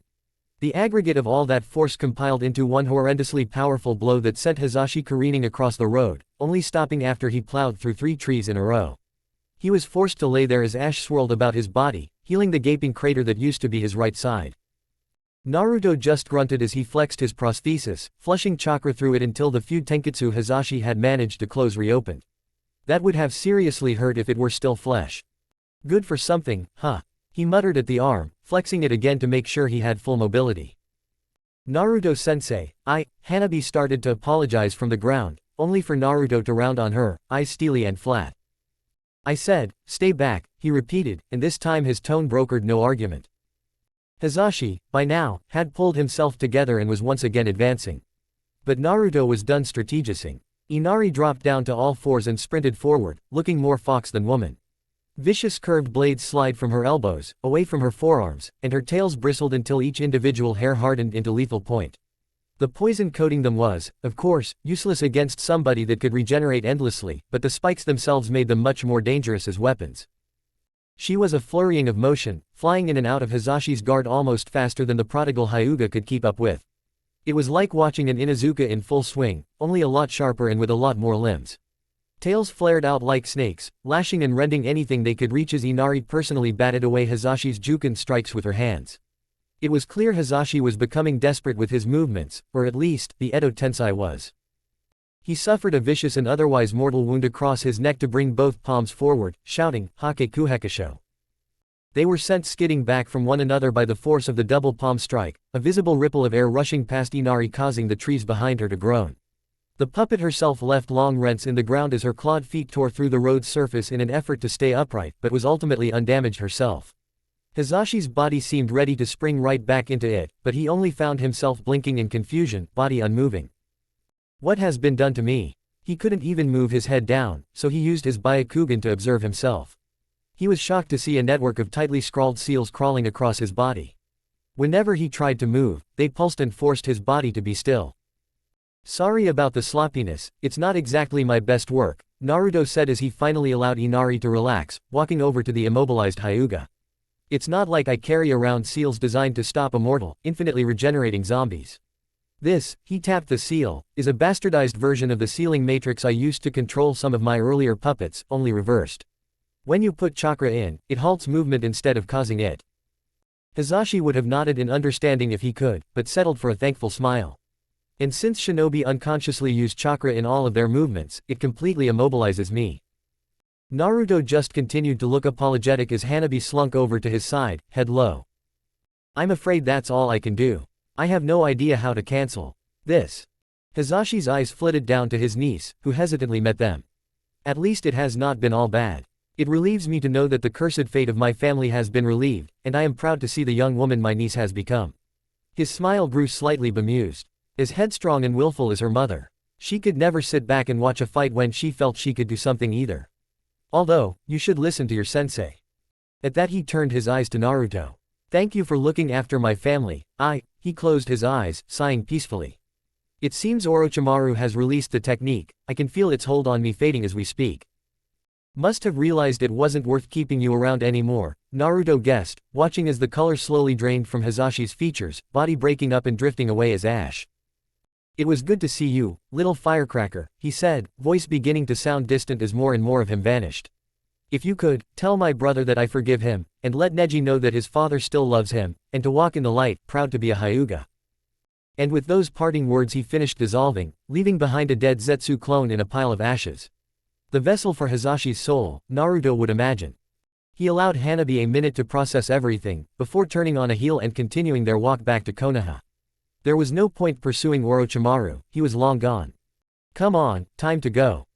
Hanabi hesitated a moment before turning and trailing along behind him without a word. Chapter 41, Dyed Red. The remainder of their trip back to Konoha was made in terse silence. Occasionally, Hanabi would make as if to speak, only to find the words dying on her tongue as she looked up at Naruto's back. He hadn't so much as looked at her since the encounter with Hisashi, simply striding forward at that same, measured pace. She couldn't even lose herself to the sweet tedium of sprinting through the trees. It seems he wanted to deny her even that, allowing her to stew in her own miserable thoughts for the entire journey. It broiled and simmered inside of her the entire way back, finally reaching ahead when they came within sight of the gate. She hurried her step, overtaking him, only to round on him, looking up and forcing her to meet his eye. Just say it already, I know you want to. She might have preferred some anger, or disappointment. Instead, he just regarded her coolly. What do you want me to say? That you disobeyed me, that you didn't trust me, that you endangered yourself despite my assertions that I had things in hand. Each accusation stung much worse than the hundreds of times they had circulated through her mind. I just wanted to help, to do something, she muttered, beginning to lose her grit, but still forcing herself to meet those cold blue eyes. Hanabi, the only way you could have helped her was to stay back and let me work. And that's why I couldn't. She shot back, throwing her arms up angrily. Later, she would be mortified at allowing so much emotion to bleed through so close to the gates, where they might be heard and this could get back to her father. Right now though, she couldn't care less. Because it was just work to you. That was my uncle, my family. And he could have killed you. Naruto shot right back, bringing her up short with the slightly heated edge to his own voice. Is that what you would have wanted? Being killed because of some misplaced sentimentality? You would have wasted all that effort I poured into you, because you couldn't recognize how outclassed you were there. Hanabi physically recoiled from that. Is that all I am to you? Some project you've sunk a bit of effort into? Her head lowered slightly, brow creasing. You haven't changed at all, have you? When you said you'd come to enjoy the mask, I thought you were joking. But, you don't even get it, do you? You think you're trying to do good now, but you don't even get what good is. You're changing the subject, Naruto growled back, eyes narrowing. This is about your lack of trust in me. Hanabi, we've already had our conversation about overprotectiveness, so when I tell you that you need to stay back, it's because I genuinely believe that it's too dangerous. Don't you get that? I do, she whispered quietly, looking up at him strangely. I really do. Because I see now that you don't care at all, you're just motivated by numbers and guilt. I'm just an asset you find more valuable than most because of how much work you've had to put in. Do you even care about teaching me? Am I just some kind of experiment? Before he could respond, she turned and ran off towards the village, making him grit his teeth in irritation. He forced himself to take a moment to calm down, running a hand through his hair and staring at the sky. It took that much to make him realize how his words may have come across in the heat of the moment, and he sighed. He couldn't let things stand like that, and made to go after her, only to walk right into something. And bounce right off. You, the woman growled, and Naruto suddenly found himself grabbed by the front of his flak jacket and lifted off his feet with almost contemptuous ease. He had never met Senju Tsunade before, but he had to admit that the descriptions he had heard were spot on. Blonde hair in twin ponytails, a green jacket bearing the ironic kanji for gambling on the back, a small blue diamond on her forehead, and, of course, her enormous. Tsunade cinched the blonde higher before slamming him roughly into the dusty road, cratering the ground. When the dust cleared though, all that lay in the depression was the shattered wooden remains of a humanoid puppet, causing Tsunade to blink in confusion. From behind, her companion shifted from foot to foot anxiously, glancing between her mentor and the destruction she had already caused. Lady Tsunade, you can't just attack Konoha shinobi like that. I agree, Naruto muttered as he walked back onto the road from the side, dusting off his jacket. Somewhat strange introductions aside, is there something I can help you with, Senju Tsunade? He gave her a once-over, but far from most gazes that lingered on the legendary slug princess, his was purely analytical. I think I would have remembered getting into your bad graces, and as much as I'd love to get to the bottom of this, I really have something else I need to do right now. The older blonde's lips twisted into a snarl as she stepped forward. Like hell you're just walking away after what you did. Naruto humored her, knowing from a few reports how much damage this woman could do when incensed. Or drunk. Right now, she looked more than a little of both. And what exactly did I do? There could be any number of answers to that, some of them even legitimate. He only lingered because he genuinely couldn't think of a reason why Senju Tsunade of all people might be angry with him. My grandfather's cells, she growled, eyes narrowing. Or did you think the hospital wouldn't tell me somebody had come in asking for an analysis of Senju Bloody Hashirama's tissue? Ah, well, that certainly explained some of the stranger properties of what he had taken to calling the Zetsu clones. He was somewhat miffed that the hospital had gone over his head. Contacting the nearest biological relative was standard procedure when these things happened, disturbingly common in the shinobi world thanks to bloodline theft, but he had thought he had enough sway within the hospital to at least be warned. He put a hand to his temple, feeling a headache coming on, but he knew there was no getting around this. At least for once he could legitimately say he had done nothing wrong. Mostly. Fine then, let's go get this sorted, he muttered, pinching the bridge of his nose. That at least seemed to take the wind out of Tsunade's sails. She hadn't expected such a lackadaisical answer when she had received the letter saying a sample of her grandfather's DNA had turned up in the hospital's labs. It had brought back all too familiar memories of similar news informing her of Orochimaru's betrayal and all of the sick, twisted things he had done. Grave robbing was the least of it, and she couldn't help but compare the two. To find the blonde in front of her not the least bit concerned with the revelation was. Actually kind of disappointing. She had been itching for a fight, so much that she had actually come all the way back to Konoha. That didn't make it any less painful when she found herself back under her sensei's kindly smile, standing in front of his desk like the last few decades hadn't happened and she was just a kid again, waiting to be admonished for yet another stint of property damage. Tsunade, Hiruzen greeted, smiling broadly as if this were some pleasant surprise she had sprung on him by practically throwing Naruto through his office door. Well, probably Naruto, the kid had already evaded her grasp twice with those damnable puppets. She snorted at the act, as if the Sandame had probably known she was here hours before she came within sight of the village walls. What do I owe the unexpected pleasure? Her eye twitched. Apparently, there's been some kind of misunderstanding that needs clearing up. And I'd like to get that over with as soon as possible so I can get back to my life. She shot a withering look at Naruto when the younger blonde scoffed. Got something to add, runt. He turned a skeptical eyebrow up at her. Firstly, he was 5'8", and had what appeared to be a good 4 inches on her. Secondly, what? Your glamorous life of drinking and gambling away whatever respect you managed to gain in your career. He turned to the Hokage, already irritated at having to deal with this farce. I agree though, can we just get on with this? I haven't done anything wrong and I have something I really need to deal with. Tsunade smirked, it wasn't a pleasant expression. What? Your little student running out on you in a huff. Naruto just turned to her without flinching, lips twisting. The sight hit a little close to home, did it? Or did the fact that this is the first time you've been back to the village you deserted 2 decades ago slip past you?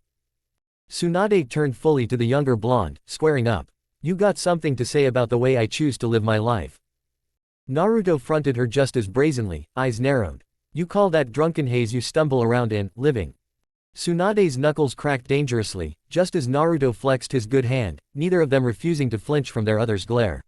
The pressure in the room was stifling as the slug Sanin brought some of her impressive aura to bear, her chakra pressing down on the occupants like a physical weight. It was only when Naruto began matching it with a trickle of the fox's power that Hiruzen slammed his fist on the desk. Stop this, the both of you. His hard, commanding voice cut right through the tension like a knife, causing both shinobi to flinch involuntarily. I have enough genin coming through this office every day without having 2 of my strongest ninja acting like children. His gaze drifted between the 2 of them. Tsunade, I understand your reasons for how you choose to live better than most, but in my office I expect you to act with a shred of the maturity I know you're capable of. His gaze flickered to the puppeteer. In Naruto, just what has gotten into you? The blonde forced himself to take a deep breath before nodding, abashed. Sorry, it's been a long day. Tsunade's lip twitched, like she wanted to make a comment, but a single glance from her former sensei was enough to stop it cold. With the stifling pressure in the room lifted, much to the relief of Shizune, Hiruzen nodded, spreading his hands diplomatically before waving off the concerns of the Anbu that had leapt down to his side defensively. Your immature dispute aside, I believe we can start to get to the heart of this matter.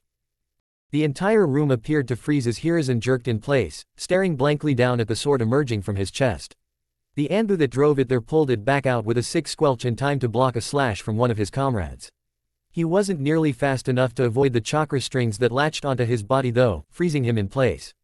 Naruto had done that more on reflex than anything else, having been staring at the Hokage in blank shock. The other Anbu guards on the room tackling their traitorous comrade to the ground finally dragged him out of it and he rushed forward, catching the Hokage as he fell to side, convulsing. A quick check of the injury revealed what he suspected, poison. A strong one too by the looks of things. Somebody like the Sandame, even as old as he was, wouldn't be reacting nearly this badly to most of the concoctions Naruto could have come up with. Medic, he called frantically, knowing such a lethal injury was well beyond his own meager medical skills. He wanted to kick himself when he realized just who he was sharing a room with. However, when he turned to look at Tsunade, he found the woman completely frozen. She was staring down at her hands, lightly spattered with the Hokage's blood, and was currently shivering and hyperventilating. Well fuck, the world's greatest medic, and quite possible the Sandame's only hope here, was apparently hemophobic. Shizune rushed to his side instead, hands wreathed in green chakra as she worked to stabilize the Hokage, who appeared to already be going into shock. It was clear that the young woman was completely overwhelmed though, despite her calm, professional movements. It gave the Sandame time though, time enough for Naruto to stand up, cross the distance and solidly deck Tsunade right in the face. It felt like punching a steel wall, and if he hadn't used his prosthetic, Naruto might have dislocated his wrist. Still, it managed to knock the woman on her ass, finally breaking her out of whatever shock she had lapsed into. Her first reaction was surprise at being struck, a sentiment matched around the room by the various guards, before morphing into anger. She didn't get much of a chance to vent it before the young blonde was in her face, eyes hard. "Get your ass in gear, woman. Your sensei is dying over there." Thankfully, that simply fact seemed to override all else, and Tsunade quickly scrabbled over to Hiruzen's side, practically pushing Shizune out of the way. She was only working on the man for a few seconds before she grunted in frustration. "I don't recognize this poison. It's counteracting my efforts to heal him." Her eyes widened slightly as Naruto dropped down next to her, producing a portable field kit from one of his many scrolls and quickly taking a swab from within the sandame's wound. Ugly black lines had begun to crawl outward across his skin, only held at bay by Tsunade's practiced hand. Naruto worked as fast as he could beside her, analyzing the poison against reagent after reagent, his brow increasingly furrowing. Tsunade was right. He didn't recognize this poison either. It was unlike anything he had ever seen before. Hell, it was unlike most of the stuff he was working on. The complexity alone was tremendous, and more pressingly, was interfering with his abilities to narrow down the vector. Frustrated, and noting the Hokage's rapidly demising condition, he threw caution to the wind and worked on a hunch.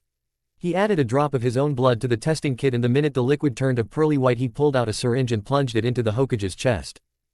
"What the hell did you just do?" Tsunade cried, using her mystic palm to try and figure out what the Hokage had just been injected with.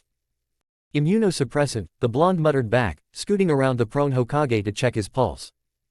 "Are you trying to kill him faster?" Tsunade growled. She would have reached across to grab the teen if she wasn't finger-deep inside the village's leader, trying to reconnect tissue that was actively resisting her healing techniques. "The poison's animal-based, partially synthetic, specially designed," he explained, counting in his head as he kept track of the man's pulse. "It's not the problem, it's just a vector for some kind of enzyme coded to his DNA." His theory was supported by the total lack of reaction with his own blood, and confirmed when a moment later the Hokage visibly stilled, breathing and heart rate returning to something resembling normal.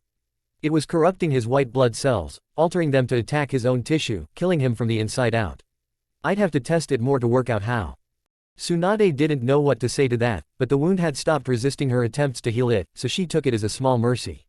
"That's not the same thing as a cure," she noted after she had the chance to think on what he'd said, still working furiously to close over the stab wound.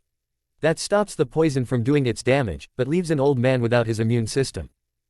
"But it buys us time," Naruto countered. It was a double-edged sword. It saved the Hokage in the immediate, allowing the more pressing wound to be dealt with. Hokage or not, he would still bleed out from being stabbed clean through the chest, but left him at extreme risk of infection or disease while they worked on a more permanent solution. In the meantime, scowl on his face, Naruto vaulted the Hokage's desk to look at the anbu restrained on the floor.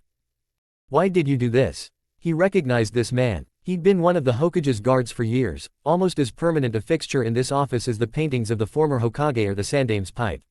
His mask had been taken away, revealing a rather unassuming face with mousy brown hair and a light scar under his left eye, currently glaring back at the blonde defiantly. "Fine," Naruto growled, flexing his hand menacingly. "Don't say, I think I'd rather pull it from you any," he trailed off, zeroing in on what appeared to be a small twig emerging from the man's shoulder. Eyes widening in realization, his hand shot out once again, latching chakra strings to the assassin. Before the eyes of everyone in the room, he twisted and writhed in place, skin going a chalky white as his distinguishing features melted away into a bland, formless white humanoid. "Zetsu," Naruto growled, only for his eyes to widen further at the implication.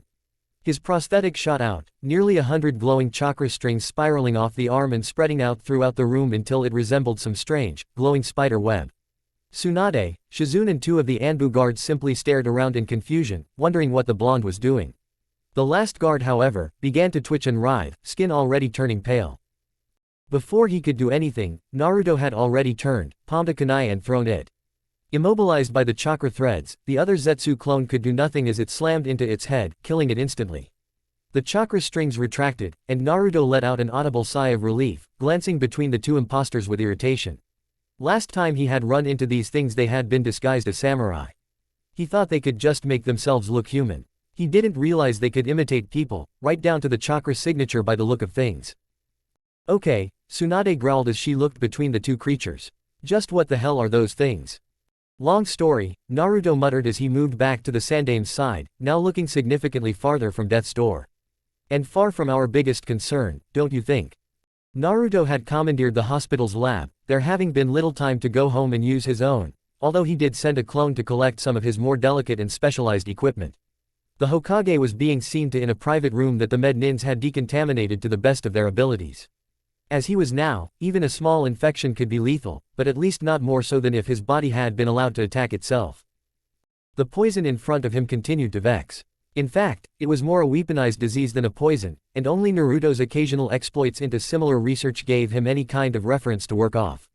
Saying that, he had never gone through with any of them. They were far too convoluted and complex when a simpler poison sufficed more often than not. Now he was starting to see the benefits.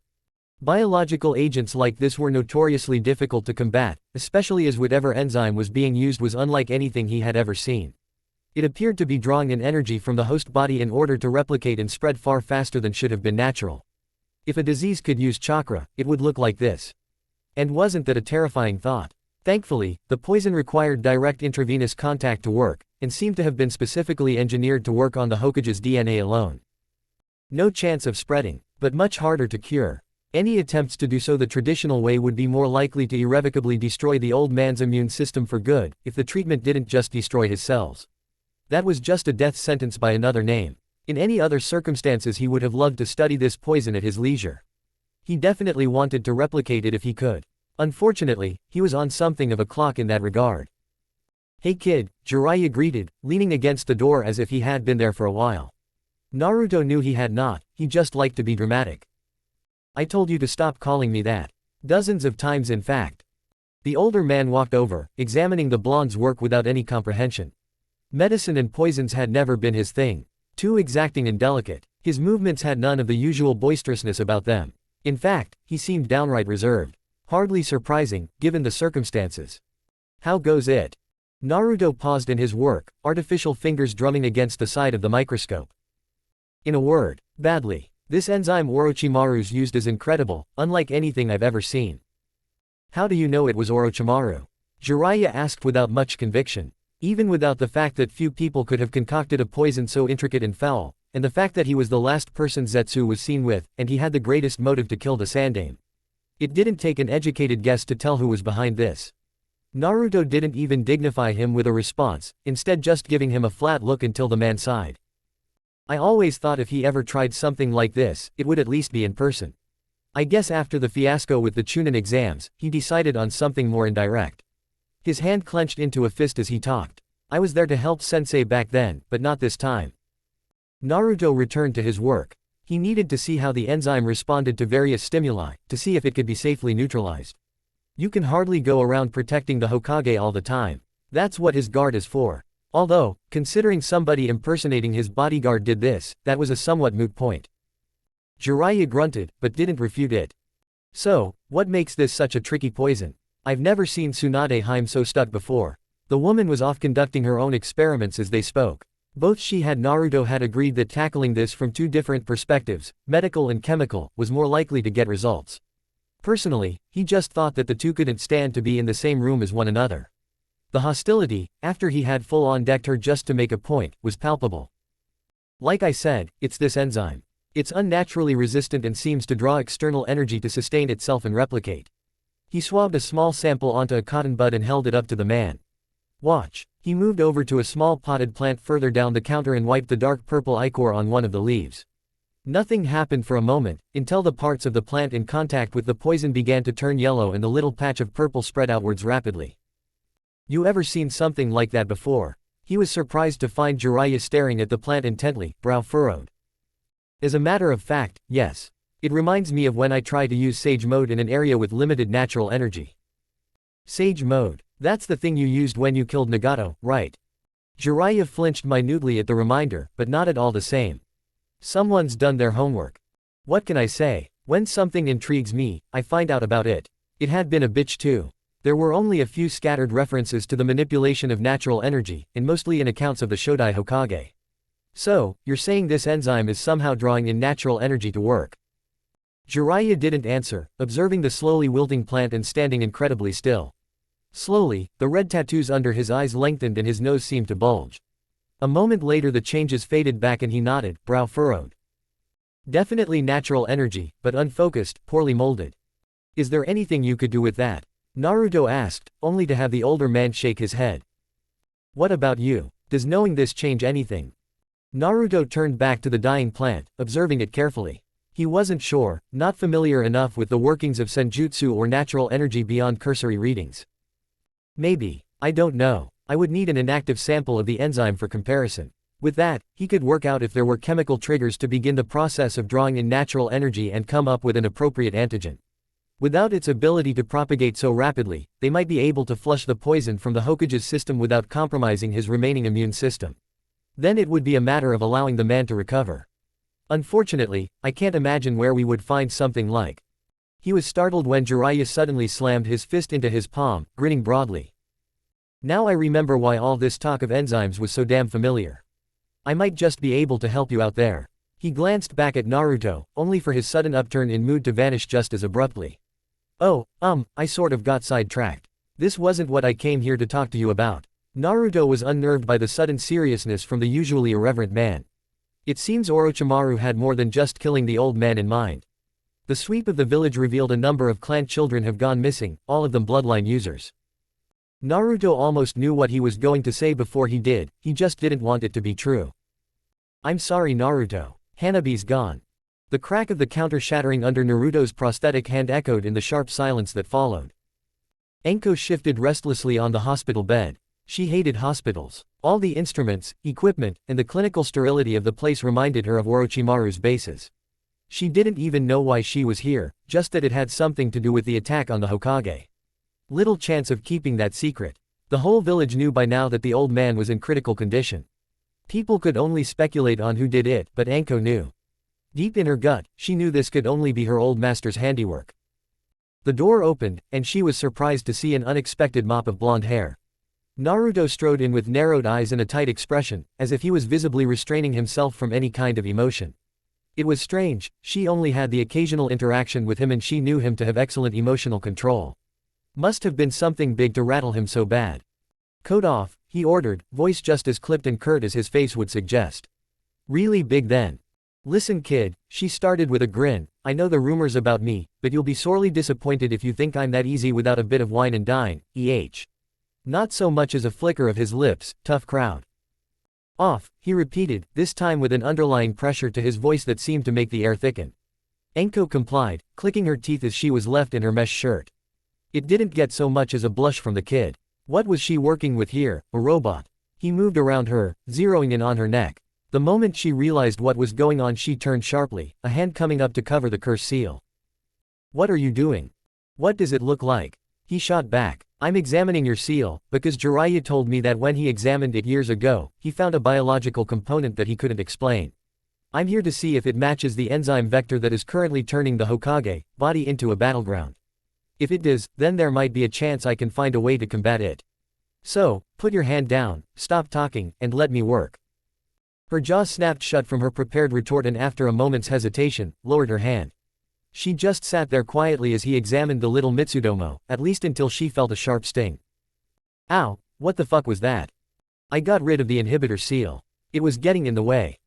Enko's eyes widened slightly. Every other time her seal had been examined, none of them had so much as touched Jiraiya's evil sealing Shiki, and this kid had just removed it altogether. A moment later Naruto clicked his teeth irritably.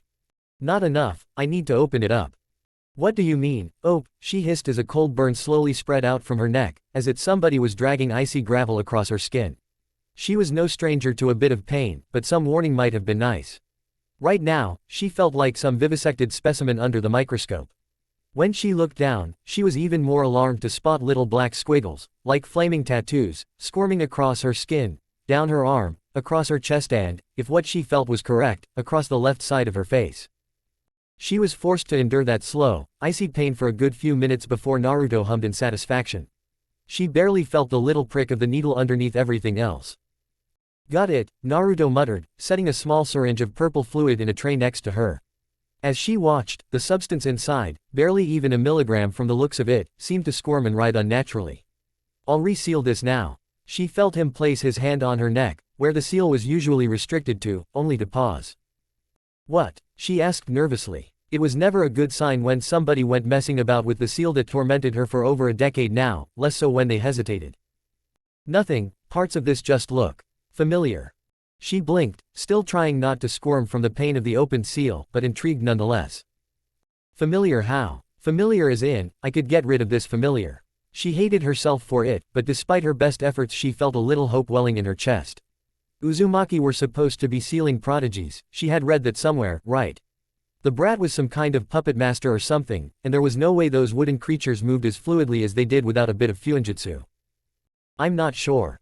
She briefly felt something like paper press against her neck, then with a twist of his hand, she felt the seal spiral back inwards. It left an itchy tingle on her skin. Then came the cold tickle of an ink brush as he reapplied the evil sealing shiki.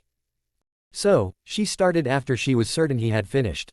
Got everything you needed. Her voice came out with less venom than she had intended, she felt drained from the whole procedure. That remains to be seen. Good, she turned in place and tried to lamp him one right between the eyes, only to find her fist caught by his strange, gray hand, his icy blue eyes drilling into her. Don't do that. She returned the look with similar heat, scowling. I don't like feeling like some test subject to be experimented on. So, when you come in here, acting like Orochimaru 2.0 and expecting me to just take everything you do lying down, I'm damn sure going to knock a couple reminders into that blonde dome of yours. His eyes merely narrowed. Don't compare me with him. Don't act like him then. What exactly do you have to be angry about right now, huh? I'm the one who just had to go through a game of Operation, playing as the board. The cold veneer finally cracked as Naruto abruptly turned on the spot and punched the wall, sending cracks spidering through the plaster and leaving a fist-shaped impression when he pulled the arm back. He just stood there, taking deep breaths, before straightening back up and grabbing the syringe. I don't have time for this. My apprentice has just been stolen away, and there wasn't a damn thing I could do to stop it because the man who kidnapped her is damn near untraceable. What I can do, is find a bloody cure for the poison killing this village's leader. So, if people would just shut up, get out of my way, and let me do this, I could. He was interrupted by a bell tolling throughout the village, 3 long, deep notes that seemed to brush all other sounds to the side. It left a smothering silence in its wake and, as one, the entire village seemed to take a deep, expectant breath. The Hokage was dead. Chapter 42, Sharpening the Needles. Jiraiya found Naruto exactly where he expected the teen to be, back in the hospital's labs, poring over some notes on the counter. Burning the midnight oil, he asked with a ghost of a smile. He couldn't muster up the energy for much more than that. Naruto turned and glanced out the window, noting the fact that it was well beyond midnight. He had completely lost track of time, and had the shadows under his eyes to prove it. Well, more so than usual anyway. He turned his attention to Jiraiya instead, getting a good look at the man. He looked tired, lacking any of his usual upbeat attitude. Naruto supposed that should be expected after watching his sensei, one of the greatest shinobi to ever live, die in his hospital bed like a frail old man. Ninja shouldn't go out that way. The Hokage shouldn't have gone out that way. Tell me you're not still working on the antidote, are you? The man asked, glancing at the equipment to Naruto's side. No, the blonde admitted, earning a sigh of relief from the man. I finished that hours ago. Still too late to save the Hokage, but his pride wouldn't allow him to not go through with it anyway. He was right. Examining the inactive form of the enzyme, after confirming it was a mutated strain of the one used in the Sandame's poison, had revealed exactly which chemical receptors he needed to block to restrict its ability to absorb natural energy from the environment. 47 minutes, that was the difference between Sarutobi Hiruzen living and dying. Why torture yourself like that? Jiraiya asked. The knowledge that his sensei could have lived, if they had known better, if they were faster, if the decontamination of his room was more thorough, any number of reasons, was nothing but a burden. Naruto didn't answer, turning back to the notes on the counter. Jiraiya suspected the only reason he hadn't gone home yet was because he was too absorbed in whatever he was doing to make the effort of actually walking back. He moved to look over the teen's shoulder, only to sigh. I'd recognize those seal notes anywhere, and kid, if you're trying to figure out a way to remove Orochimaru's curse seal, you'll be pulling more than one all-nighter. He should know, that damn Mitsutomo had given him restless nights for weeks after he first got his hands on it. It looked like Naruto had made a copy of it when he had Enko's opened up, although strictly the design without any of the functionality. I'm not trying to remove it, the blonde muttered irritably, gesturing absently to a section of the design that had caused Jiraiya nothing but consternation in the past. I'm trying to figure out why this part seems so familiar. Can't help you there, kid. Orochimaru and I are probably about level when it comes to Fuinjutsu, but we went in very different directions. While I focused on the more practical aspects, sealing, explosives, trying to replicate the ungodly prodigious work of his student, he was always more interested in the Abstract. And that's exactly how he would describe the function of the cursed seal, because no matter what angle he approached it at, the damn thing made no sense. Did I ask for your help? Naruto said, just as one of his clones hopped through the window and deposited a small pile of papers next to him. Jiraiya knew that look. He had worn the same expression after he heard about Naoki's death and the Kyuubi attack. It was the look of somebody who was going to work either until they got what they wanted, or they fell to exhaustion. He also knew, if the kid was anything like him, that there wasn't a damn thing he could say to break Naruto out of it. What's that? He asked, referring to the sheaf of papers Naruto was now absently leafing through. Naruto only shot him a disgruntled glance for a second before getting back to it, probably realizing that Jiraiya wasn't going to take the hint and leave. Various Fuinjutsu shiki I've collected over the years that I either haven't had time to examine fully, or deemed unimportant. He knew that he had seen something like this before, he just couldn't pinpoint where exactly. Wait, Jiraiya interjected suddenly, looking down at the papers. Go back, what's that one? Naruto found the correct sheet and lifted it out of the stack, examining it closely. One of the seals on Sasori's body, inscribed inside his torso around the socket that connected him to his last biological component. I had assumed it was some kind of interface at the time, but couldn't figure out exactly what it did. Now that he got a second look at it though, he was certain that this was what his mind was attempting to draw parallels with. He set it down beside the copy of Anko's cursed seal and scrutinized the two side by side, Jiraiya grabbing a chair to join him. It's not identical, the older man mused, but see there, that matrix of kanji, that should be the interface between conscious and subconscious chakra molding. He'd seen similar seals used in extremely complex traps that could replicate certain jutsu. But it's been altered. It's still an interface, but between what and what?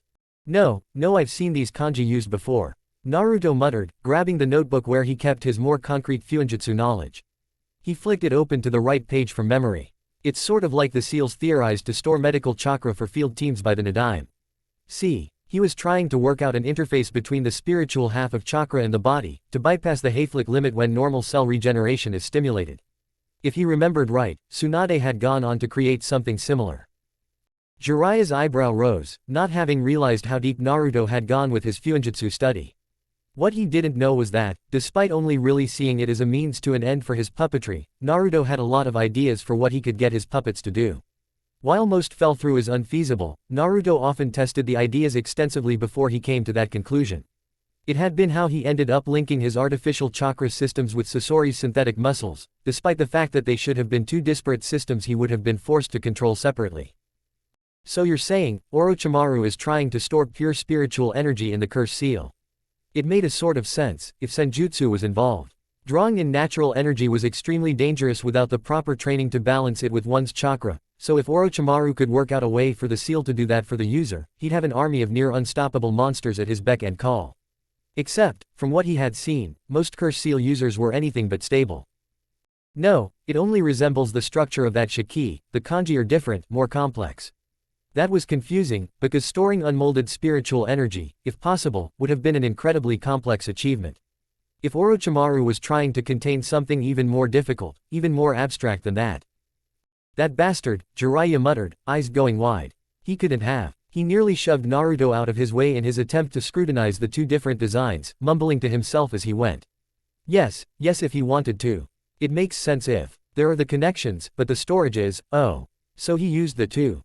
He slammed his hands down on the table, grinning more fiercely than Naruto had ever seen him, eyes practically dancing with triumphant anger. I've got you this time, you bastard. I'm not a rental service you know, Anko grumbled, once again stripped of her coat so that Jiraiya and Naruto could poke around her seal. As if that hadn't been annoying enough without the world's greatest self-proclaimed super pervert in attendance. She had already caught him staring at her mesh-covered breasts more than once, and they had barely begun. Good, because we're not paying you, Naruto shot back absently, checking and double-checking the designs Jiraiya had spent all night drawing up. For the work of a single night, they were incredibly impressive. Naruto might have been widely read in Fuinjutsu, having dabbled in a little of just about everything in the course of his study, but he couldn't deny Jiraiya's expertise in what the man was good at. Doesn't mean you won't be compensated though, the older man piped in merrily. There was an edge to his mirth though, one that Anko recognized all too readily. She shared that same expression when she was about to get some rightful revenge. Considering she was the subject of their current ministrations, it didn't fill her with comfort. How would you like to help track down Orochimaru, Anko? More than I want a lifetime supply of dango, an invitation to the Hyuga compound for one of their tea ceremonies, and the flexibility to eat myself out. Both Jiraiya and Naruto paused what they were doing to stare at her strangely. What? I like tea ceremonies. Neither of them were willing to touch that with a 10-foot pole and wisely moved on. So, what's this about anyway? I thought it was pretty established that Snake Face was slipperier than a buttered eel. Nothing we've ever done before has worked to track him. She would know, ever since being abandoned with this cursed hickey she had been tailoring her skills towards tracking and pursuit to the point where she was probably more reliable than an Inuzuka nin dog. Yeah well, Snake Face finally made a mistake. It turns out that he left an imprint, of sorts, in the curse seal that, with a bit of finagling, we can use to track him down directly. Naruto scoffed at that. It was certainly one way to put it. Jiraiya had decided it was best not to let Anko know that Orochimaru had essentially severed off a piece of his own soul and stuck it in her neck. For what reason, Kami only knew. It was a lucky break for them though. A lot of advanced Fuinjutsu relied on sympathetic properties, which was why Shiki used for sealing tended to be odd-numbered, so the chakra wouldn't get into a resonance pattern and bring the entire matrix down. Likewise, barrier seals tended to be even-numbered for precisely the opposite reason, so that the resonating chakra could grow stronger with limited input from the user.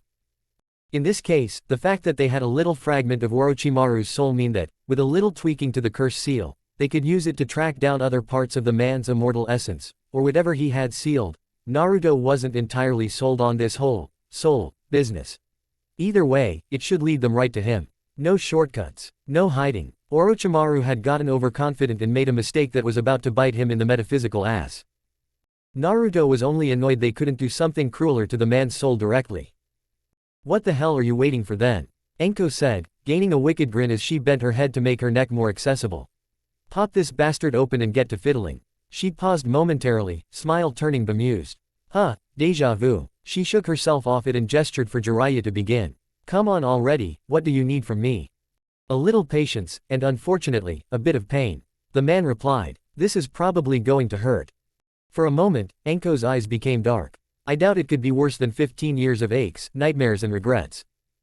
Naruto hopped down off the counter and clapped his hands together. Only one way to find out. He exclaimed with forced mirth. When he got flat stares from the other two, he shrugged. Wrong atmosphere. Mission protocol became somewhat blurry in the absence of an acting Hokage. That was to say, such a thing had never happened in the history of Konoha. Tobirama was slated to be the Nidaime long before his brother's death, and Hiruzen was chosen just before his own sensei's untimely demise. The Sandaime had been there to pick the reins back up after the Yondaime sacrificed himself, but hadn't designated another successor before finally succumbing to his wound. In that regard, it was rather unclear as to who exactly was in charge until another Hokage was chosen, which would take time. The Anbu commander already had his responsibilities, and Shikaku was picking up the slack of the paperwork, much to the Nara's chagrin, but neither were cage material. Tsunade had left the village almost the moment Hiruzen passed, bars across the village letting out sighs of relief, so, as the last remaining student of the Sandaime, Jiraiya was unceremoniously tossed into the spotlight. He utilized his newfound and entirely unwanted power to authorize this little excursion. By anyone's consideration it was a rather small hunting party, considering their quarry. Too many though, and they risked tipping their hand. Plus, Konoha had once again been thrown into overdrive to project their stalwart strength in the face of their leader's death, and few were available. This was how Leaf Ninja mourned, by living up to the memory of their leader. Still, it was filled with skilled Anbu operatives that had prior experience dealing with Orochimaru's various abominations, as Jiraiya assured them that any base of his former teammates would be swarming with, as well as Naruto, Anko and the man himself. It wasn't strictly professional to allow operatives with a personal vendetta on such a mission, but neither of the three were feeling all that professional as Anko led them into a small humid grove, deep within rice country. She hissed in pain, rolling her shoulders in an attempt to alleviate the steady ache that only grew as they approached her former mentor. Whatever Naruto and Jiraiya had done to her seal, it essentially made it more painful the closer they got to another fragment of Orochimaru's soul. Right now, it felt like it was trying to burn a very stylized hole through her flesh, and the thought made her grin despite the pain. He's close. He had to be. Any further and the pain would be debilitating. Jiraiya obliged her by channeling a little chakra into the seal that was inscribed around her curse mark, relieving the pain. They didn't need it anymore. Jiraiya lifted a hand and the Anbu immediately spread out to locate the entrance. It didn't take long to find. Orochimaru was nothing if not predictable in his arrogance. A large boulder had been lightly sculpted to resemble a yawning snake's mouth, easily overlooked if one didn't know what to look for. The small team filtered in, now with Jiraiya taking point. He knew Orochimaru the best and knew what to expect from the man's bases. Occasionally they were forced to stop so that Jiraiya could deactivate certain security measures that would have given them away. From near the back of the group, Naruto was impressed. He wasn't certain he would have found some of those. It was a last-minute reminder of just who they were dealing with here. While he knew that he was strong in regard to the village's pecking order, he knew that any fight with Orochimaru would be nothing less than a difficult slog, win or lose. But that wasn't why he was here. Jiraiya motioned for the group to pause, and the Anbu immediately spread out in well-practiced formation around the simple wooden corridor. Naruto thanked Kami. The endless stop and start through the monotonous chevron-patterned halls had been getting appallingly dull. They hadn't even run into a guard of any kind yet. Utilizing one of his own hairs, hardened to steel-like strength, Jiraiya expertly picked the lock off the first door they had come across, set into the side of the corridor across from a simple candle-lit alcove. It turned out their caution was for nothing, as it turned out to just be a well-lit but unguarded laboratory. Naruto filtered in last, leaving a couple Anbu out in the corridor, and raised an eyebrow at who was strapped down in the middle of the room. Enko was grimacing to his side, doing her best not to look, and for good reason. Hidan, because he knew that man's appearance off by heart after staring at his picture for 2 years now, lay on a metal table in the middle of the sterile operating theater. His entire chest cavity had been opened up, held apart by 2 large metal clamps.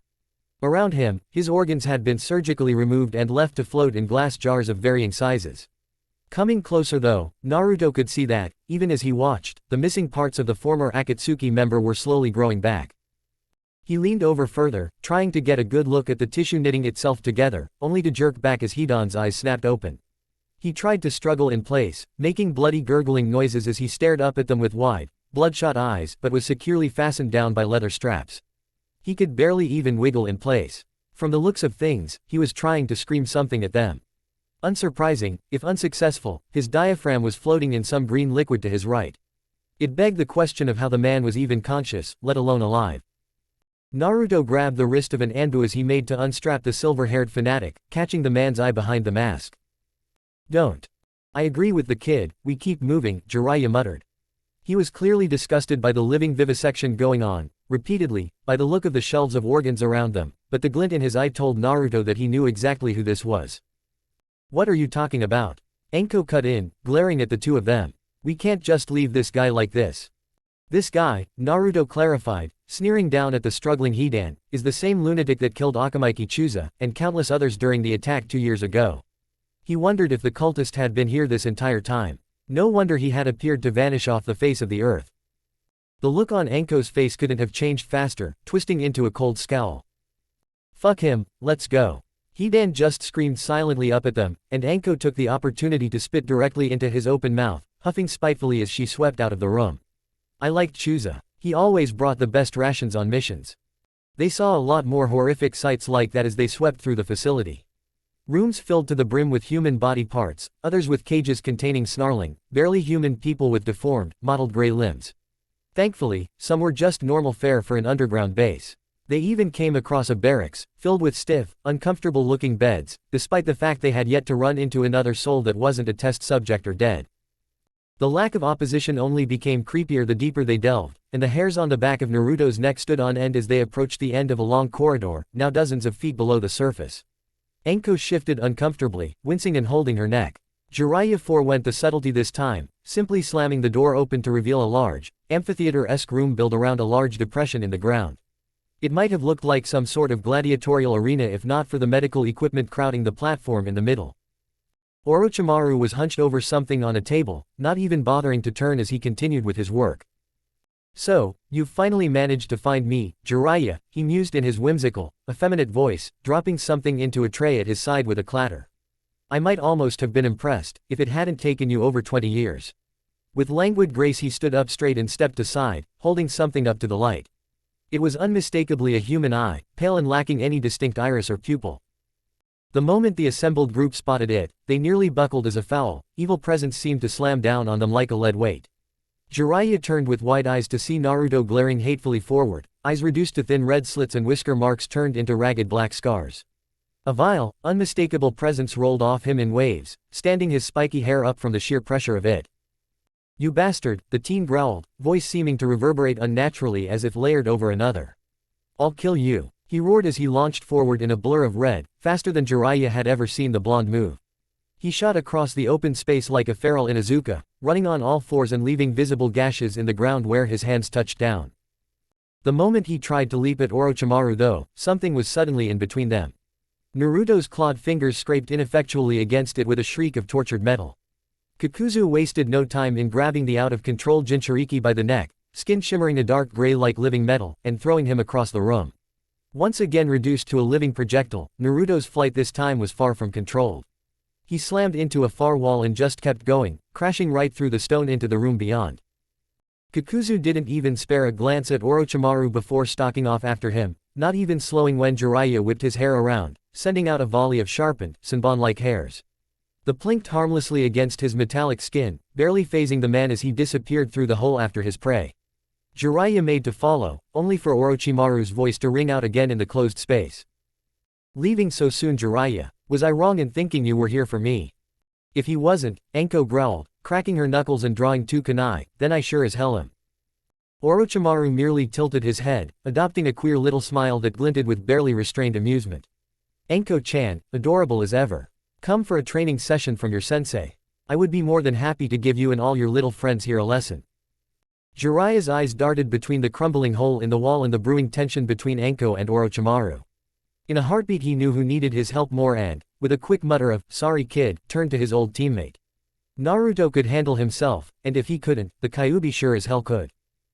Naruto's hand curled into a fist as he lay in the rubble his body had made going through the wall. Sharpened nails, more akin to claws, dug little cuts into his palm that healed as fast as he could make them. He took a single long, deep breath before exhaling back out. With it went the oppressive atmosphere shrouding him, and his features slowly returned to normal as he picked himself up. Kikuzu appeared to have thrown him into a large, open space with balconies rimming the walls. It reminded him of the preliminary arena from his Chunin exams, and from the blood staining the ground and walls, he assumed it had a similar function here. Thanks for that, he said as he stood back up, cracking his neck. I wasn't thinking too clearly, and I'm going to need all my faculties to put you in the ground. Kikuzu sneered from behind his specialized headwrap, picking his way over the debris strewn across the floor. You should have continued using the beast's chakra. This will be much too short otherwise. Funny, Naruto mused as he threw his arm out to the side, unraveling and unsealing Inari in one smooth motion. I was thinking something similar. Kikuzu observed the fox puppet dispassionately, sizing up the lithe figure that was nearly as tall as he was. Apparently satisfied, he cracked his fingers noisily and smirked beneath his covering.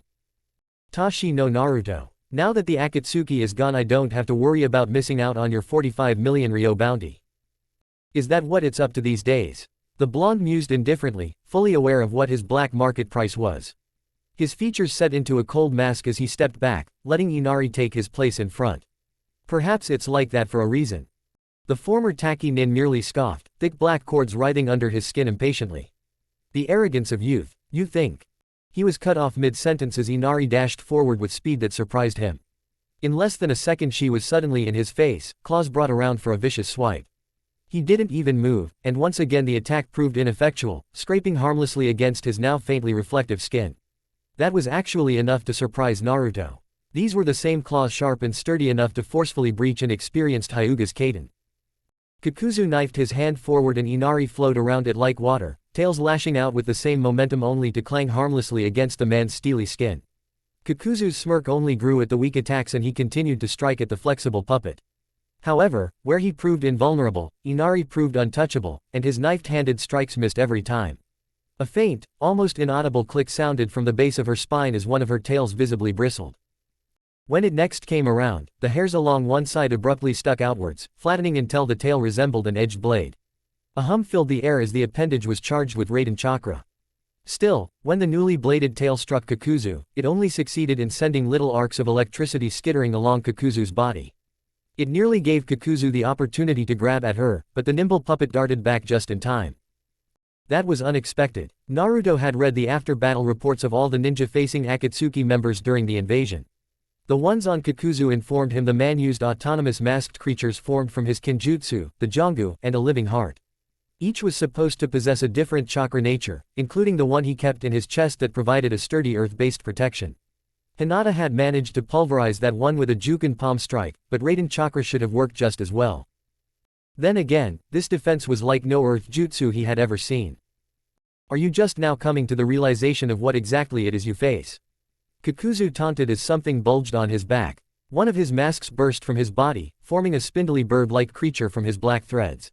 It speared through the air directly at Naruto, bulging grotesquely around what should have been its neck.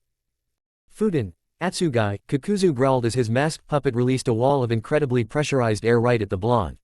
He wasn't defenseless though, and in a flash of white Inari was back at his side, a different tail bristling. Her clawed hands flashed through hand seals before drawing back, miming the action if not actually breathing in. Kaden, Gokaku no Jutsu, Naruto responded as Inari breathed out an enormous, red-hot sphere of flame. The moment it struck the wind technique it swelled past its already ridiculous size, turning white and slamming into Kikuzu's side of the room with the force of a train. The blast rocked the facility, making the lights flicker for a few moments before the dust began to settle. Kikuzu walked out of the smoke without being so much as singed. Even his clothes were undamaged. But that wasn't the point of the demonstration. We can play the jutsu game all you like, Naruto called out with a smirk, but anything you throw at me, I can return with the superior element. As if to demonstrate, 4 of Inari's tails bristled in turn, crackling, smoldering, becoming damp, and darkening one after the other in a quick cycle. He had read up on Kikuzu extensively, and was certain Inari could match his elements blow for blow. His other puppets could use any jutsu he was familiar with but only with his own proficiency. Inari was different. Each of those 4 tails was imbued with a different elemental affinity, using the same technique he had used to get down how Conan's ability worked. Each contained a limited amount of elemental chakra, true, but only limited in his terms. Each had more than enough for dozens of jutsu of their respective elements before needed to be refilled. The only element left out was wind, because he had that covered himself just fine. You sound quite certain, Kikuzu said, his other 3 masks ripping themselves free of his back and forming into strange, ill-defined creatures. But you are not the only one to have grown and learned since that assault. His smirk turned vicious as the largest of his creatures walked forward, resembling a grotesquely overweight bear on its hind legs. You think I am in Orochimaru's employ for the sake of it? The porcelain mask resting atop the mass of black threads opened, the air around it already shimmering from the heat haze. Naruto prepared Inari to counter with a water technique, only for his eyes to widen as the mask abruptly sprayed out a gout of liquid magma, leaving a trail of molten rock across the ground that forced him and his puppet to dive in opposite directions to avoid. No water technique was going to overpower that. Yoden, Kazan Funka, Kikuzu muttered with a superior grin. Orochimaru pays me well, but my true reward is the powerful hearts he provides. You stand no chance Jinchuriki, I am your superior in every way. No, Naruto muttered as he rolled back to his feet, making sure Inari hadn't been hit. She was steady, but he didn't want to test her against actual lava of all things. What you are, is pissing me off. An expectedly childish response, his opponent called back, crossing his arms confidently. Now, try not to melt too much, I need your face recognizable for the bounty office. Chapter 43, Stitched Up. The room was beginning to resemble the inside of a volcano, more than a secret arena in an underground bunker. Naruto had managed to sequester himself up in one of the shadowy corners of the room, replacing himself with a hang dummy at first opportunity, and he was still feeling the immense heat. It seemed to roll up from the rivers of molten rock below in sweltering, unbearable waves. But he had trained himself for this, okay, not precisely this, but similarly difficult situations, and didn't move a single muscle save for the subtle twitches of his fingers. It was all in how realistic he made Dammy's movements look. He made the puppet stumble ever so slightly on more difficult leaps and dodges, keeping the hanged features expressive always. Likewise, when Inari went out of Dammy's line of sight, she became just that little bit less dexterous. Never enough to put her in serious danger, but enough to be noticeable for a well-trained eye. If Kikuzu ever tried to take advantage of it, and if he was smart, then he would be in for a nasty surprise, because in this position Naruto had unparalleled sight over their impromptu battlefield. Of course, keeping up a convincing act wasn't his biggest problem. Yoden was not the rogue ninja's only surprise, as evidenced when the skinny masked creature zipping about the room like a particularly persistent insect let out a sudden stream of bright white lances of energy. Each of them crackled like a Raiden technique, but moved like flexible beams of light, curving across the room in their attempt to divert Inari away from Kikuzu. Rantan, Reiza Sakasu, the man intoned blandly, eyes tracking the nimble puppet's progress as she sprinted around the walls of the room. The floor had become much too dangerous save for a small circle of untouched, hard-packed earth at Kikuzu's feet. While Inari was trying to avoid those, his hanged facsimile was similarly on the move, racing away from what looked to be a miniature sun that chased him unerringly. Naruto had never heard of Scorch Release, but the techniques it produced were quite terrifying, and also the reason he was hiding up in the corner. Where that little ball of intense heat touched his puppet, not a lot seemed to happen. It mostly just charred there, skin a little without doing any damage. On something alive, on the other hand, it was extremely dangerous. One of those moving orbs of pure heat had gotten within a foot of him, and it cost him most of the hairs on his right arm. He didn't want to know what would happen if he actually allowed one to touch him. Instant mummification from extreme dehydration did not sound fun. Thus, Dami was forced to avoid it with the same fervor he would have. Both puppets were really being put through their paces, with the Storm and Scorch hearts corralling them around the room until they could be dealt with by either Kakuzu's wind or lava hearts. All the while, the man himself stood idly, never having moved from where he began, arms crossed over his chest and wearing a confident smirk. And that was exactly how Naruto wanted him to feel. The lances of laser-focused electricity stayed right on Inari's heels, leaving the stone of the walls glowing red with their passing. In a sudden burst of speed, the puppet leapt off the wall, aiming for a precariously small patch of still unmelted ground. The lava heart immediately moved in to capitalize by removing that single stretch of sanctuary. However, at that moment Naruto forced Dami to stumble slightly, putting him off balance as he flailed over a thickly flowing stretch of magma. It caught Kakuzu's full attention as he spotted the chance to get rid of the puppeteer and cut out the middleman entirely. The Scorch and Wind hearts converged, trapping Naruto, with nowhere else to go. Distracted, he barely noticed as Inari's graceful arc was thrown to the side slightly by a sudden blast of diffuse sand from one of her tails. It nudged her over the lumbering form of the lava heart. Before Kakuzu could realize his mistake, the air was filled with the crackle of his Storm Heart's laser circus shearing a clean hole directly through the porcelain mask that protected his lava heart. There was a strange squelching noise as the behemoth of writhing black cords abruptly unraveled, most of it falling limply into the surrounding lava. His anger at the loss was only compounded when Dami was destroyed, revealing the duplicity. "I wonder," Naruto called out, making his voice echo in a disorienting manner, "how many hearts until my 45 million's not worth it anymore?" He punctuated the taunt by forcing Inari into a blind rush at Kakuzu, a rasengan swirling to life in her palm. Having lost his otherwise most damaging heart, Kakuzu directed the Wind and Scorch hearts into her path. Similar to his old Wind and Fire hearts, the two of them together could create some devastating combinations. Meanwhile, the Storm heart began blindly firing arcs of deadly light up into the ceiling to try and catch the real puppeteer out. "It matters little, Orochimaru can always provide other hearts, he will reward me most generously for delivering your body." The man's oddly colored eyes narrowed as Inari's target shifted to the Wind heart now in her path. "Although I think I shall keep your heart for my own. Not to use, but so I can have the pleasure of crushing it in my palm." Inari leapt forward with extreme speed, arm raised out in front of her. Both of the Jongu puppets in front of her appeared to be breathing in, prepared to fill the room with an unbearably hot firestorm that was sure to destroy the puppet and smoke Naruto out, if the blind firing Storm heart didn't get him first. Except, Naruto wasn't hiding in the ceiling anymore. Knowing this was going to suck, he dropped down from his vantage directly above the Scorch heart, disguised by a particularly violent discharge from the Storm mask. He landed on the strange creature's back, putting his full body weight behind the blow and suddenly forcing the porcelain face down and into one of the many streams of lava still flowing across the ground. Porcelain, even reinforced by chakra, was no match for molten rock, and the heart inside went up in a hiss of foul-smelling smoke. Just in time for the Wind heart to discharge its technique. No longer bolstered by the Scorch heart, it wasn't an instantly lethal jutsu, but the power of it still threw Naruto clean across the room, skin now liberally dusted with shallow scratches. Inari was similarly thrown backwards, although with less damage, but in midair managed to angle her tail and spray out a powerful stream of water where Naruto would land. Instead of instantly catching alight the moment he touched down, he instead just landed on some very hot rock, suffering what would probably be a nasty burn on his right arm as he rolled back to his feet and dashed over to the relative security of the wall. Kakuzu let his displeasure be known with a rumbling growl, the only outward sign of his frustration aside from the tensing of his arms. That was 2 hearts he had lost already, to some 18-year-old brat with a couple of dolls. It didn't matter to him that this was the same teen who killed Sasori, and had only improved since, because he should have been able to kill the macabre Sunanin too. They were all just children to him, upstarts that didn't realize how outclassed they were.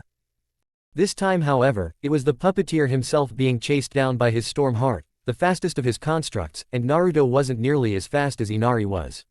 Focused as he was on finally eliminating the pest, he barely noticed as Inari jinked around the wind mask, a rasengan once again swirling into her palm. He sent the mask after her, firing nearly invisible bullets of air in rapid succession, but he knew it wouldn't catch up. As much as it galled him, Naruto's puppet was faster than his own Jangu constructs. Instead, he simply allowed his defense to envelop his body, skin turning a shimmering gray. The little spiraling ball of energy slammed into his stomach and ground uselessly against the diamond-hard defense of his kotan, Munkakaku Moto.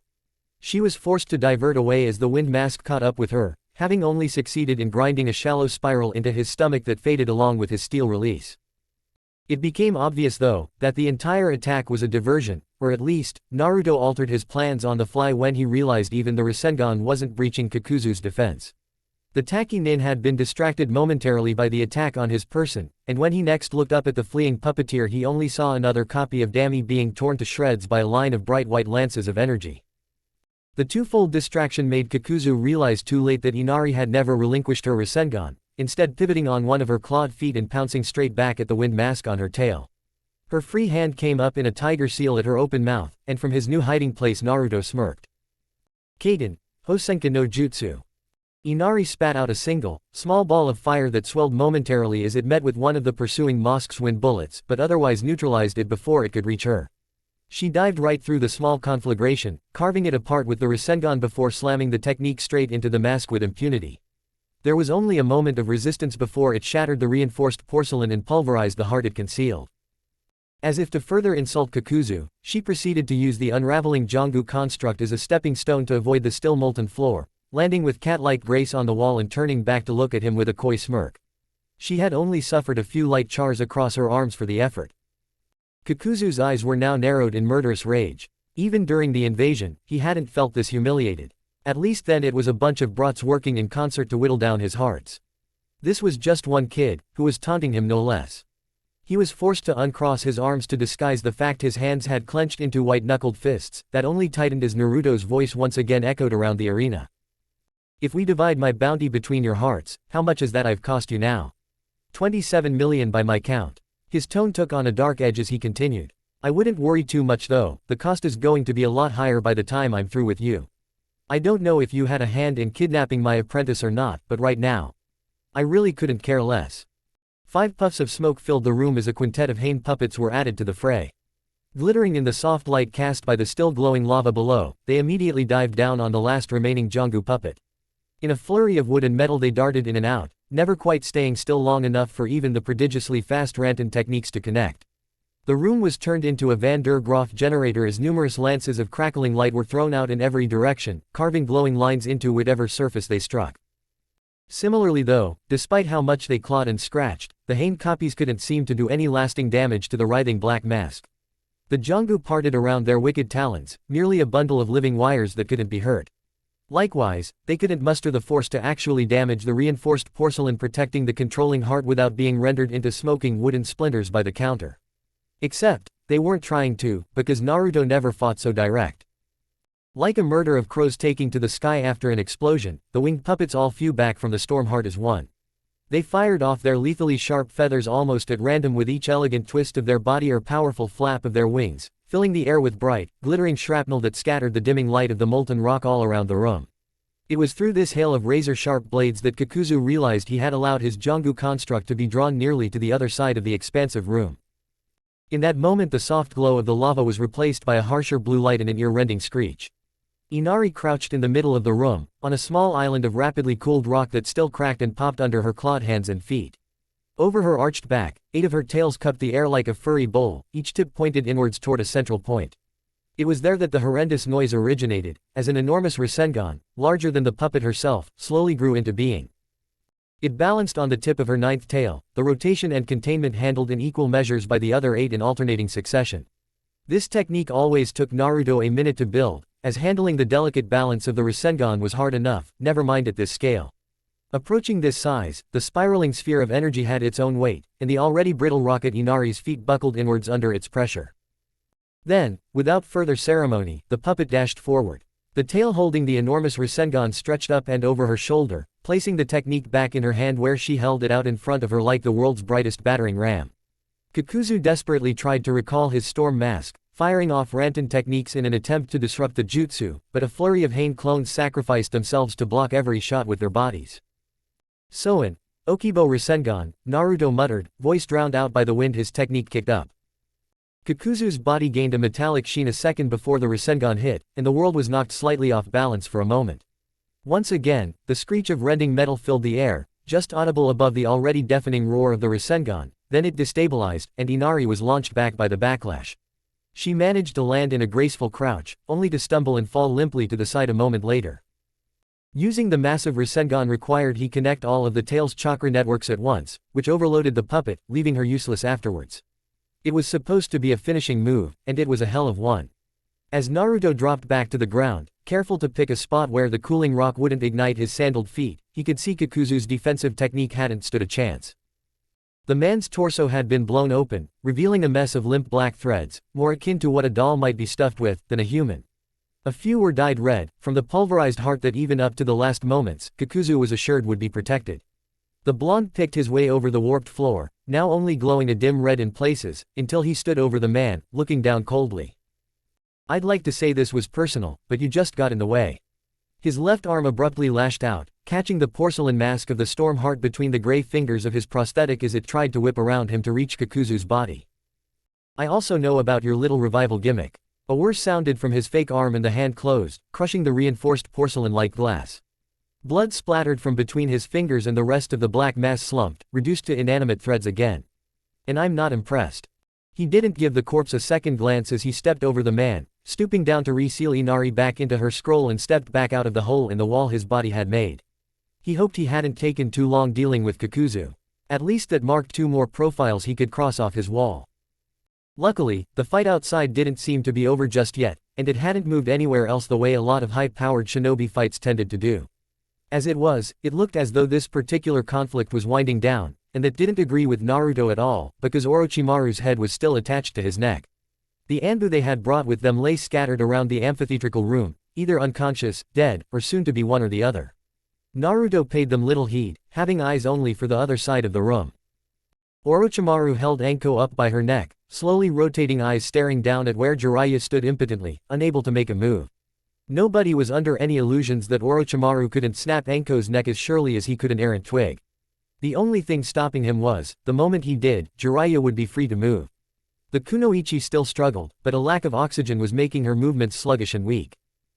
"Ah Naruto, so kind of you to join us at last," the snake Sannin drawled, red eyes flickering over to the blonde's form as he moved across the room.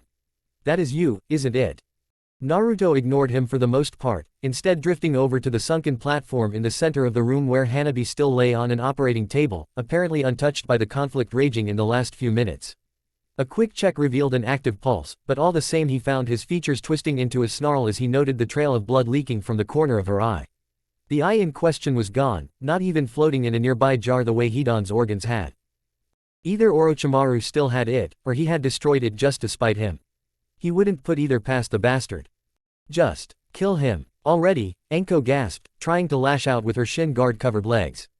They might as well have been kicks from a toddler for all Orochimaru paid them any heed.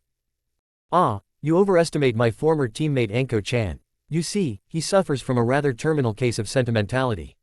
As long as he even deems there's a slight chance of saving his comrade, he won't make so much as a move toward me." Spinning red eyes narrowed in mirth as a humorless grin spread his pale features. "No, not even after orchestrating our sensei's death. Not after all the sickening, morally reprehensible, dare I say evil things I've done, he won't move so much as a muscle, the naive idealist he is." His Sharingan flickered to the side. Our resident puppeteer on the other hand. Jiraiya's eyes widened, his hair suddenly flying out to the side and hardening into an impenetrable barrier just in time to catch a hail of lethally fast Senbon on a direct course for Orochimaru's neck. They skittered harmlessly off his needle Jizo, and when the spiky wall of hair finally retreated back towards its owner, Orochimaru had already vanished.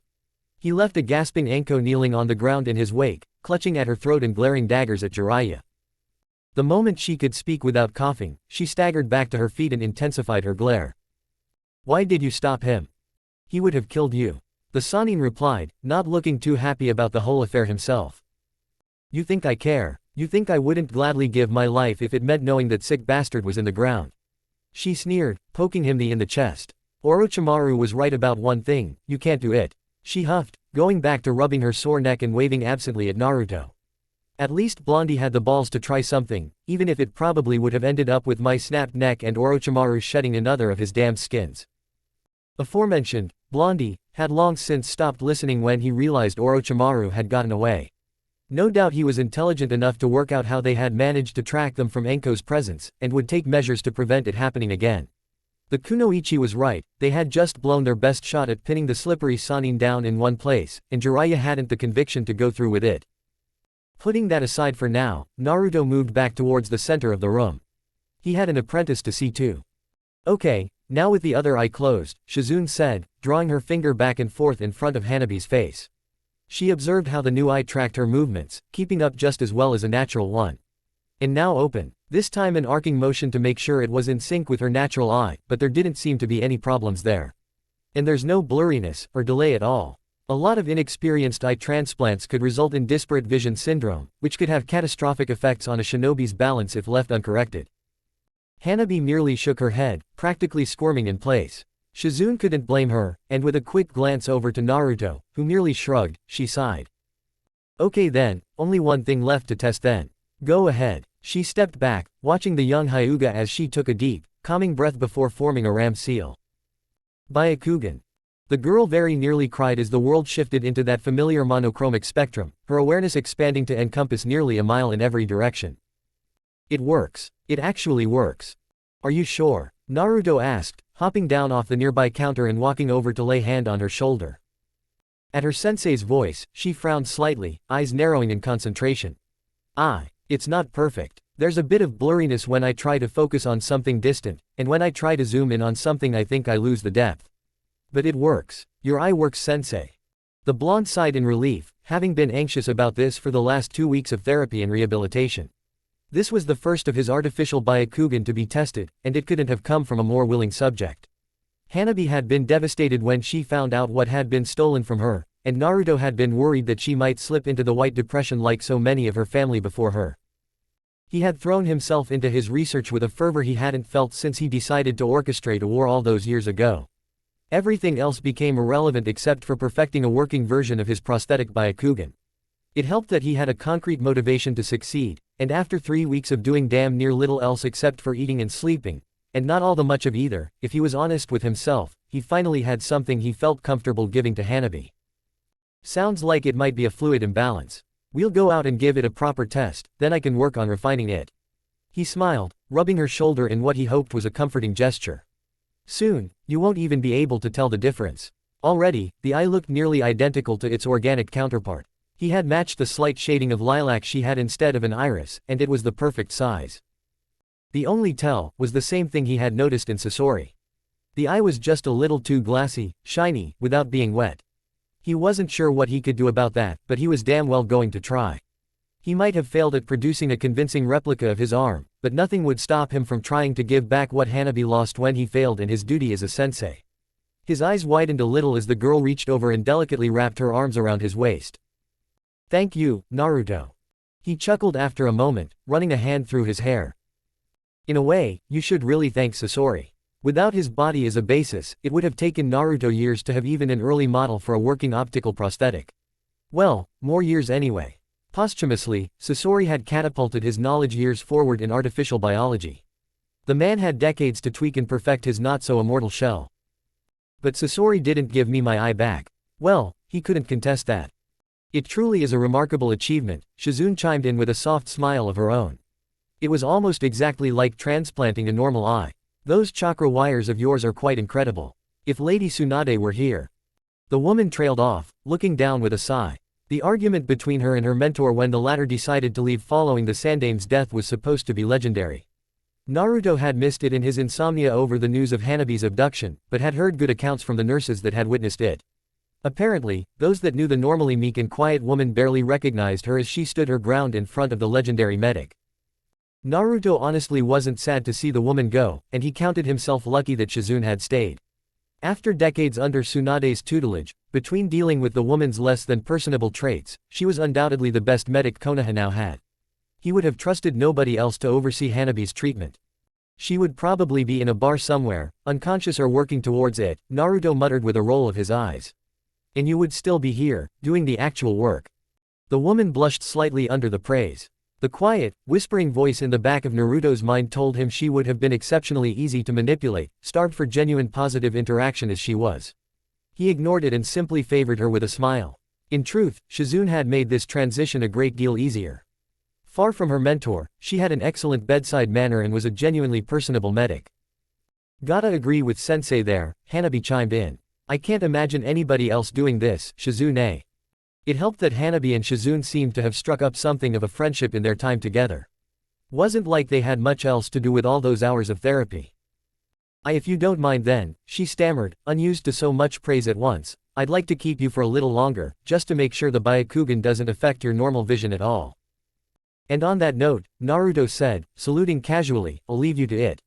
I'll have another look over the design tonight and see if I can't figure out why things are a bit blurry. See you for practice tomorrow then. Hanabi called after him, their heated argument before all of this went down all but forgotten. He was beginning to worry she had become a bit too attached as of late, but could let it slide for now, after everything she had been through. Sure thing. He backed out of the small hospital suite with an indolent wave, only to bump into somebody just as the door closed. You know, usually it's me grinding on the guy's lap, but if that's what you're into. A familiar and unwelcome voice purred over his shoulder. The blonde sighed, debating turning around at all.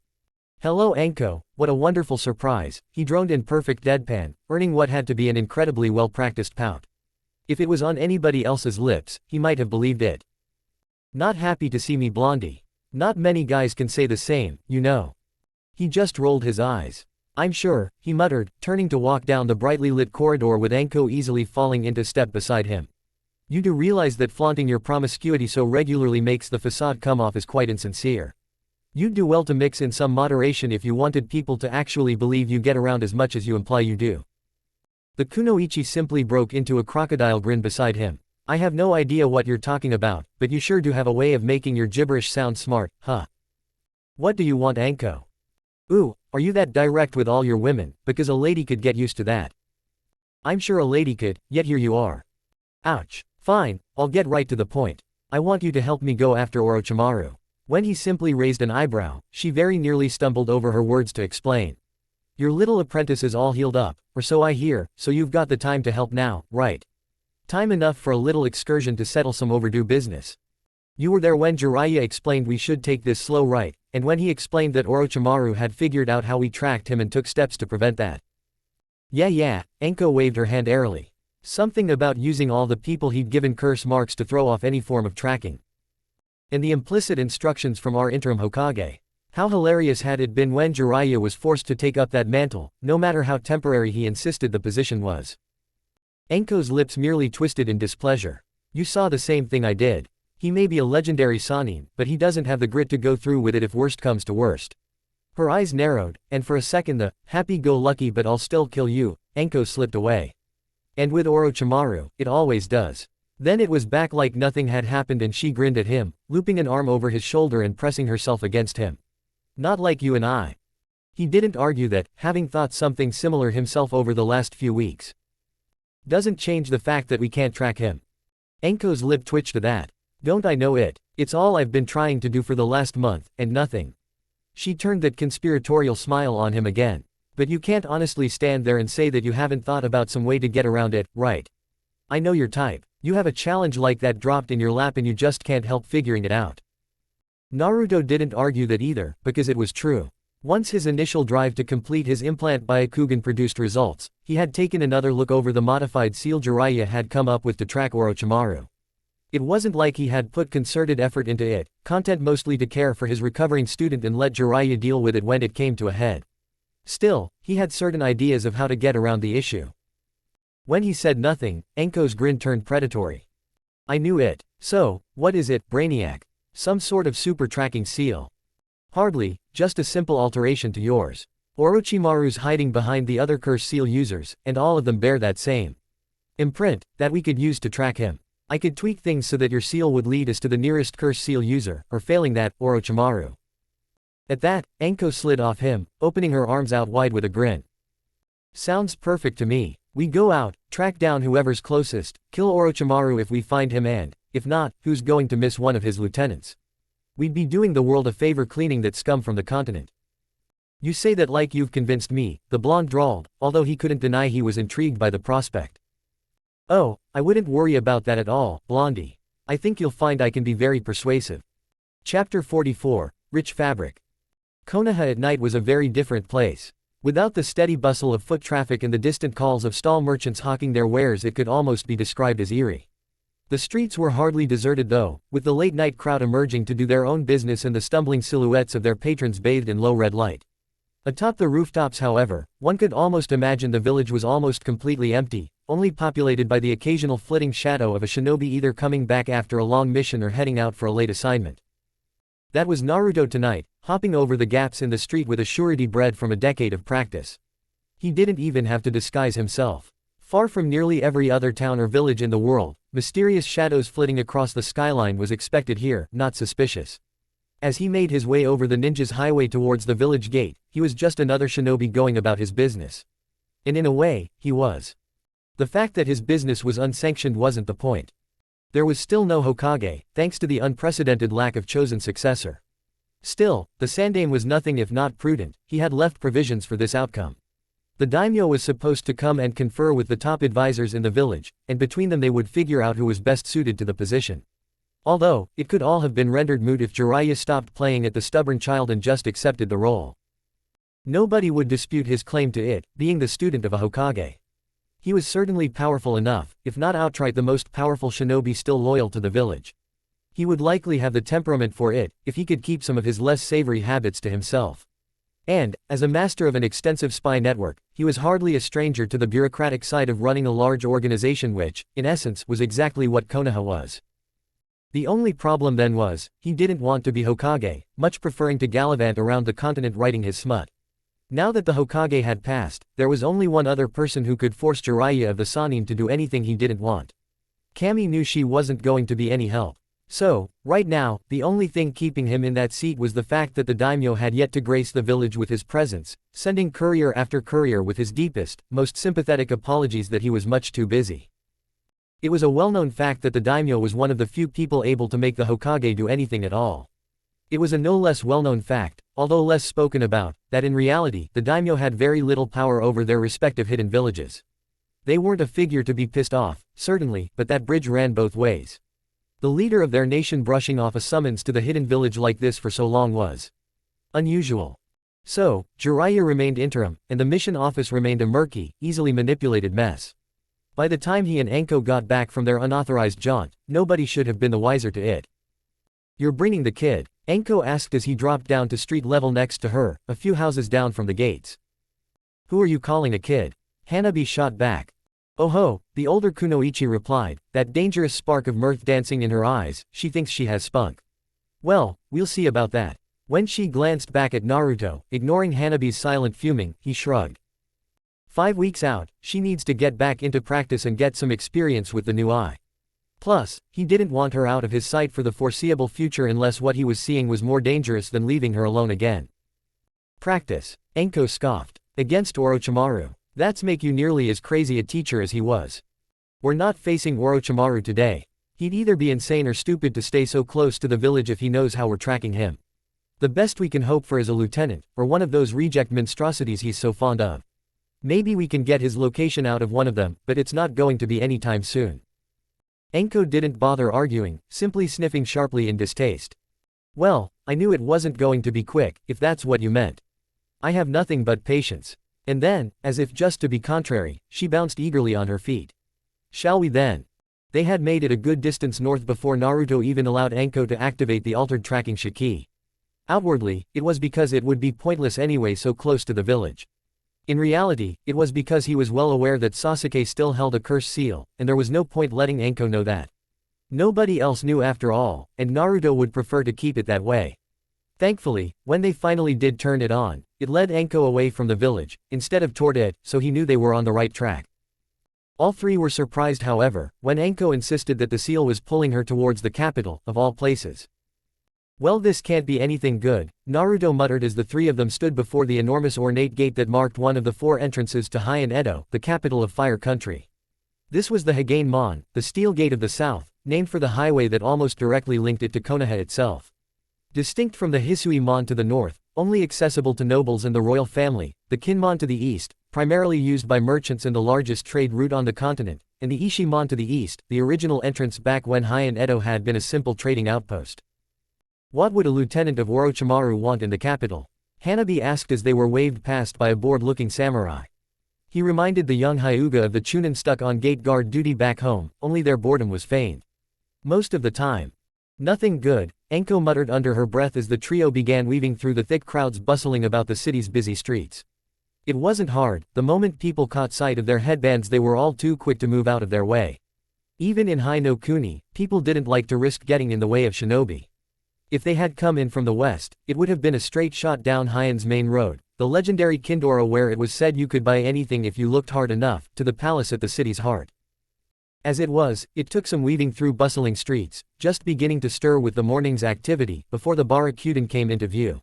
Like a monument to the continent's most wealthy nation, the Rose Palace stood above the surrounding buildings like a pale pink beacon of opulence.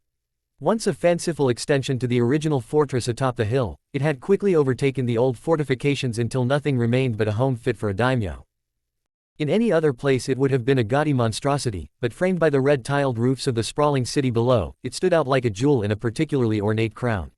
Thanks to the pale pink quartz it was constructed from, all of it imported at great expense, when the light of the sun struck it just right, namely, at sunrise and sunset, it bathed the entire city in a warm glow, like a reminder of the daimyo's watchful gaze. The numerous ranks of samurai at the palace's gates only helped to reinforce the image. Thankfully, their forehead protectors were better than a signed invitation, and the trio was waved past just as easily as at the gates. Despite the apparent oversight in security, Naruto knew that the moment they were spotted a message had been sent to those that needed to know. Fully aware of this, he paused in the impressive courtyard that, even at this early hour, was a flurry of activity. Beside him, Enko was practically wilting in pain, gripping her curse seal with a shaking hand. Figuring that was as accurate as they were going to get, he obligingly reached over and deactivated the tracking seal, letting the kunoichi slump in relief. Hanabi was looking around behind him. She had been to the capital before, but never to the Barakuden itself. Hiyashi had lost much of his interest in external politics after his wife's passing. Although Naruto considered that wisdom, as opposed to indifference, considering what he knew of court drama. I'm guessing that if Orochimaru's agent being in the capital was bad, that them being here is even worse. She guessed in a hushed voice.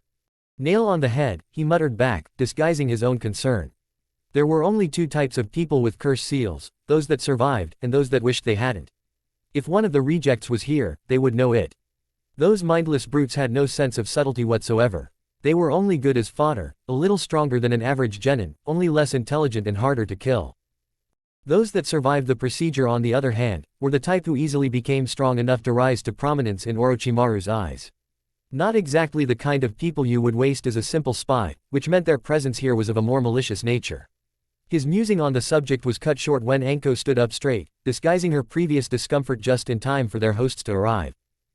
3 of them, flickering in like ninja, but all marked with the distinctive gray sash of the 12 guardians.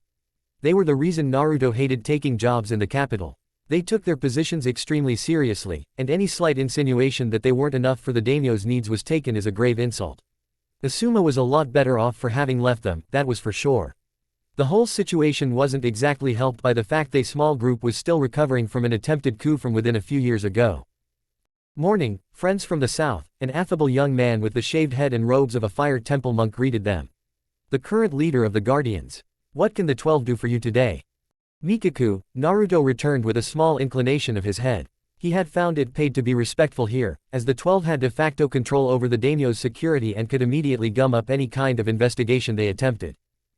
Ah Naruto, I was wondering when we would see your face again, the man said with a knowing smile. No need to ask why you're here, of course. Although, it's a bit early isn't it?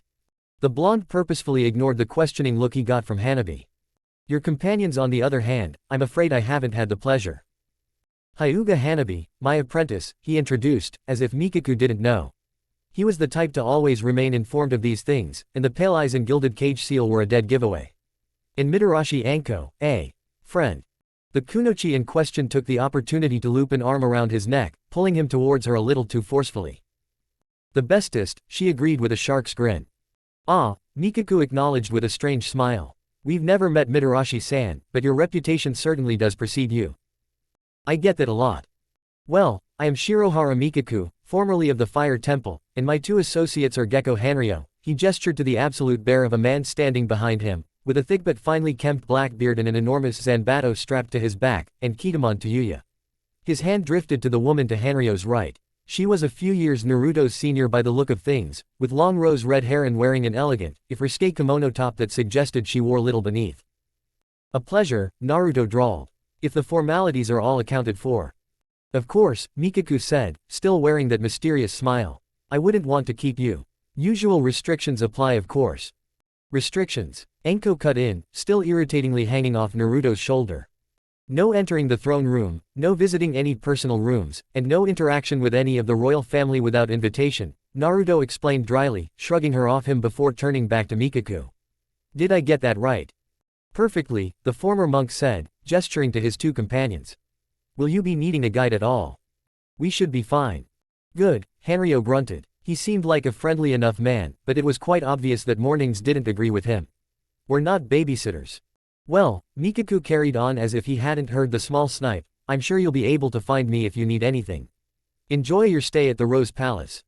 Not for too long I hope, Yuya muttered off to his side.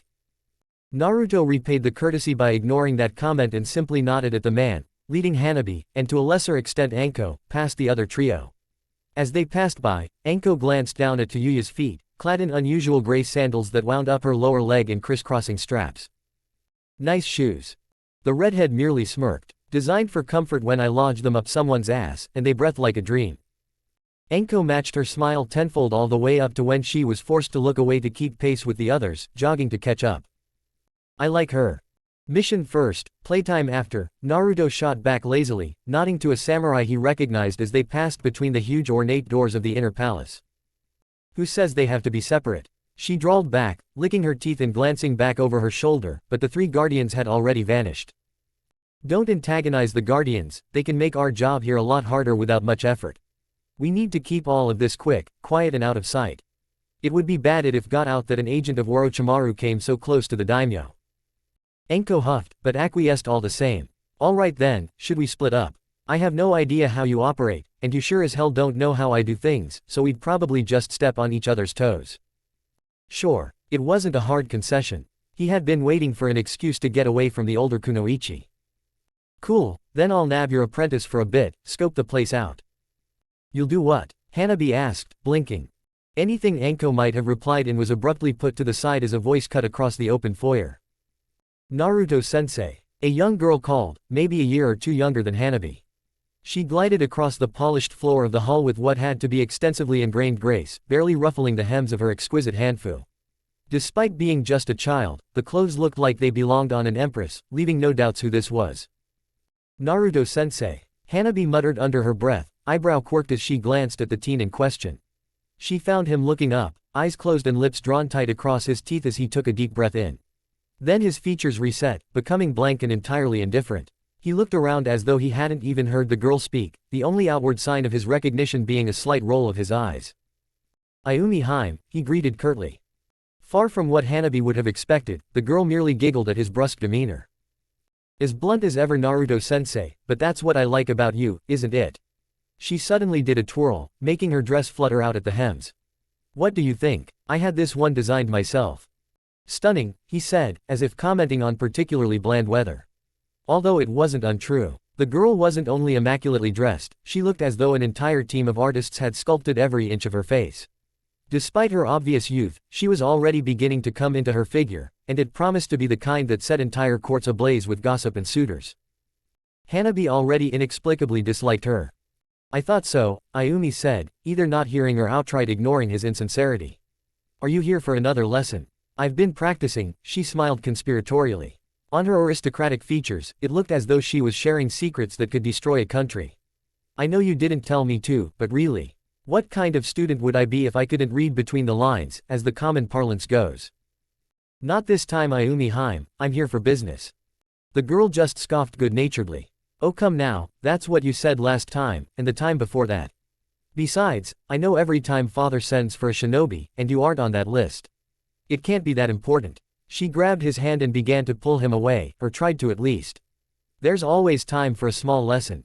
Oh, I have so much to show you, I think you'll be really pleased with my progress, and then there's Sensei. Hanabi finally asked, loud enough to cut off Ayumi's little spiel. It was enough to grab the other girl's attention, bringing her around with a small, dignified cough. Ah, I apologize, Ayumi said slowly, taking in the other two with a curious eye. In my excitement, I seem to have neglected to notice your companions.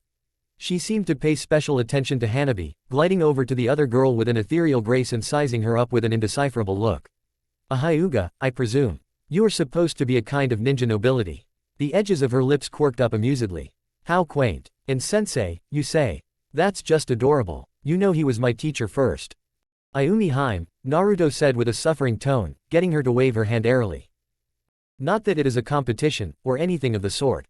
I am merely pointing it out as her senpai. She seemed to taste the word, luxuriating in it for a moment before finding it to her liking.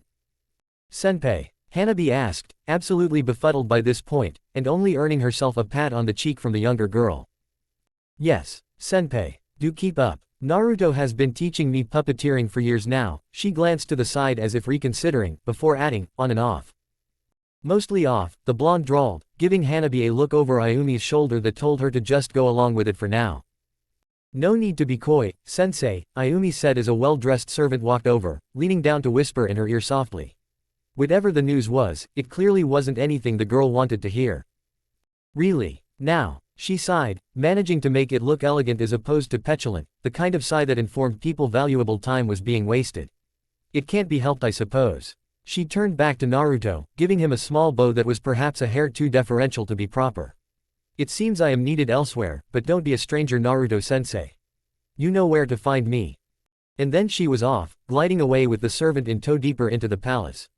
She walked with a confident gait that only a noble could have in a setting this absurdly opulent, and, like every noble Hanabi had the displeasure of meeting, she left only infuriation and irritation in her wake. The only caveat in her favor was that it seemed entirely unintentional, although Hanabi wasn't sure if that was better, or worse. Well, now that's out of the way, Naruto said, attempting to move right on only to be held in place by the combined curiosity, and implicit demand in Hanabi's case, of his companions, stares. Fine, if you must know. He pinched the bridge of his nose and let his eyes quickly glance around to make sure he wasn't overheard. After the Akatsuki incident, it got out that I was involved heavily in the defeat of their leader. That kind of thing tends to draw the fleeting attention of the nobles, the daimyo especially. He's the kind of man that enjoys throwing a party for whatever reason he can think of. I'm not of the mind to be throwing away easy connections, so I attended. I figured his interest in me would be as temporary as everything else. He sucked his teeth. Unfortunately, his daughter, who you have just made the acquaintance of, thought to make a big deal of it. She seemed to think that the leader of the Akatsuki couldn't be such a terrible threat if he was defeated by dolls, of all things. I didn't take particularly well to that, but I also knew that pissing off the nobility wasn't in my interests. I thought if I just ignored her, she would lose interest and go bother somebody else. Ah, Enko cut in with a saccharine grin. See, now that's how I know you're a virgin blondie, because you don't get how women work at all, do you? Naruto's eyes narrowed, but he didn't refute her. It turned out that after a life of having her every whim catered to her, ignoring her only had the opposite outcome. If anything, she only became more interested in me. I thought I'd humor her a bit, show her a bit of mundane puppetry to sat her curiosity, but now she has some twisted idea that I'm her sensei. I thought you said you only ever had 2 missions in the capital, Hanabi accused. I wasn't lying. It's just that the second happens to be of an ongoing nature. It really was rather irritating too, as Ayumi was actually a very intelligent girl and would make a savvy leader. Which was good, because without another heir, she was slated to be the next daimyo. And of course, Enko smarmed again, giving him a Cheshire grin. The girl is clearly only interested in puppetry, and nothing else from the young, dashing war hero who isn't a toting bootlicker like everybody else she has to deal with. Naruto just shot her a glare that seemed to bounce right off her. It's not exactly relevant to our current mission, is it? Except, even saying that, he knew it was untrue. If he wanted to get a feel for the palace and how things might have changed recently, Ayumi was probably his best bet. She wasn't just bright, she was perceptive too. She had spent her entire life soaking up the subtle nuances of court life, and if anybody could spot something out of place, it was her. Sure thing, stud, the older Kunoichi said, already guiding Hanabi by the shoulder. We'll just leave you to your puppetry lesson. The blonde sighed, but didn't bother arguing, instead looking down at Hanabi. If you, he tapped the side of his head, near his eyes, make sure it's out of sight. People here know what it means, and won't appreciate it. To Anko, he merely glared at her. Don't antagonize the guardians. She acted wounded, hand over heart, as she led his apprentice away by the shoulder. Hanabi shot him one last look, seeming conflicted, before shrugging out of the older woman's grasp and falling into step beside her. Naruto rubbed his temples before heading off towards the servants' quarters. He still had a few veins to tap before he had to resort to anything unpleasant. So, Anko started up as soon as they had passed out of sight of Naruto. First visit to the Rose Palace, huh? I remember mine. Could hardly stop myself stealing everything that wasn't nailed down. Shoving your wealth in people's faces like this should be criminal. Says the trained killer, Hanabi muttered absently, not really paying attention. Ouch, you are your master's apprentice, huh? Isn't that a little cynical for a fresh genin? Is it any less true? Anko just clicked her teeth with a grin. Didn't say that, she mused, treating Hanabi to a more intrigued look. The Hyuga had experience with those types of expressions, and knew to cut off any line of questioning before it could begin. So, you've been here before. I thought Mikaku said you two hadn't met. Just because he's never seen me, doesn't mean I've never seen him, Anko offered mysteriously, only to shatter the mystique with a lopsided grin. But nah, I came here a way back, a little younger than you. Never got a taste for all this political by play the way your sensei did. You think he enjoys this? Naruto had only ever shown blatant distaste in the goings-on of the nobility, considering it trivial and irrelevant. You think he doesn't? Anko shot back. I saw the look in his eyes, and I know his type. Ninja like him, they love this stuff. He's a schemer, and the kind of secrets and intrigue that go on behind closed doors in places like this are like a fine wine. Naruto-sensei doesn't drink. Anko's eyes gleamed. My point exactly. Everyone has a vice, and I'd much rather trust a pervert or an alcoholic than somebody who doesn't appear to have one. The two lapsed into silence at that, and Hanabi took the opportunity, away from any obvious means of being seen, to quickly tap into her Byakugan. With the prosthetic, her sight still wasn't perfect, but her natural eye seemed to make up for the shortcomings of its artificial counterpart, for the most part. Limited to the palace grounds like this, it was like nothing had changed. For a moment, she familiarized herself with the feel of Anko's curse mark, then cast her gaze out wider to try and find something like it. She had no luck before another court functionary came into view and she was forced to deactivate her sight. So, Anko began again. What do we think of our young daimyo to be? What, her? Hanabi sputtered, caught off guard by the sudden tangent. She seems just like every other noble I've met. Anko hummed noncommittedly. Because I'm sure you've met a ton. Enough, Hanabi argued. It certainly felt like it. In times of peace like this, it was more often than not nobles who needed the services of shinobi. I wouldn't be too sure. There's a fire under that veneer. The older woman mused. Hell, if she's anything at all like her mother. Well, this country could use somebody like her after all the asinine decisions her father made over the years. Old man Sandame must have had a hell of a time keeping him from doing any permanent damage. Her mother, really. Hanabi thought of the rather corpulent woman that came by Konoha every few weeks or so to reclaim her runaway cat, now deceased as she understood it. Madame Shijimi was her stepmother, Anko explained, preempting her thoughts. You should have seen Lady Amiyuki, now there was a woman with the full package. Brains and beauty. What happened to her? Died while our little princess was still young. There was a big hurrah about it at the time, a lot of finger-pointing and foul play implied, but nothing proven. Supposedly, she was having a little extramarital tryst with one of the guardians. With what I've seen of the daimyo. Couldn't blame her. Then again, that might have just been the court rumor mill at work. Can't trust a word that comes out of this place. Noted. But yeah, if Ayumi inherited even half of her mother's best traits, Hino Kuni will be in good hands. She glanced down at Hanabi slyly, nudging her slightly. Might not be the only thing she's inherited from her mother, given the way she was eyeing Blondie. You can't be serious, Hanabi grouched defensively. She's like 11. She didn't like the way Anko was smiling at her. Weren't we all once? Wouldn't be the first to fall for the broken ninja, hoping to fix him up and bring out the warm, kind-hearted soul behind the stoic facade. Or, for all I know, she's just into older guys. She shrugged uncaringly. It's not like it matters, Hanabi said. Naruto-sensei isn't the kind of person who would pay her any attention like that. Oh ho, Anko chortled, flicking the younger Hyuga under her chin. Is that a little spark of the ugly green beast I see? And I ain't talking about guys spandex clad behind. Hanabi merely turned away without dignifying her with a response. It had nothing to do with the light dusting of red on her cheeks. Listen kid, from me to you, I'd try and curb the girlish crush while you can. What would you know? About being infatuated with an older, more powerful shinobi that also happens to be my mentor. More than you know, kid. The surprisingly honest admission was enough to knock Hanabi off balance. There was none of the usual playfulness on the kunoichi's features as she spoke. It was kind of unnerving. So, with Orochimaru. Enko glanced down at her with a sad smile. He's a monster. But the best monsters never look like one. Stop doing that, Hanabi growled suddenly, taking a step away from Enko. Stop comparing Naruto-sensei to Orochimaru. They're nothing alike. I'm sure they're not, Enko said, again in that noncommittal tone. But trust me, when you said Blondie wouldn't be interested in a girl like Ayumi, you weren't wrong. But that's only because he ain't interested, period. Some people are just like that, and you gotta learn to recognize it before it crushes you. Hanabi sniffed dismissively. You act like you're some expert on people. You don't know Naruto at all. Nobody knew Naruto, not like she did. Not an expert, Enko sighed, running her fingers through her spiky, fanned-out ponytail. Just somebody with experience.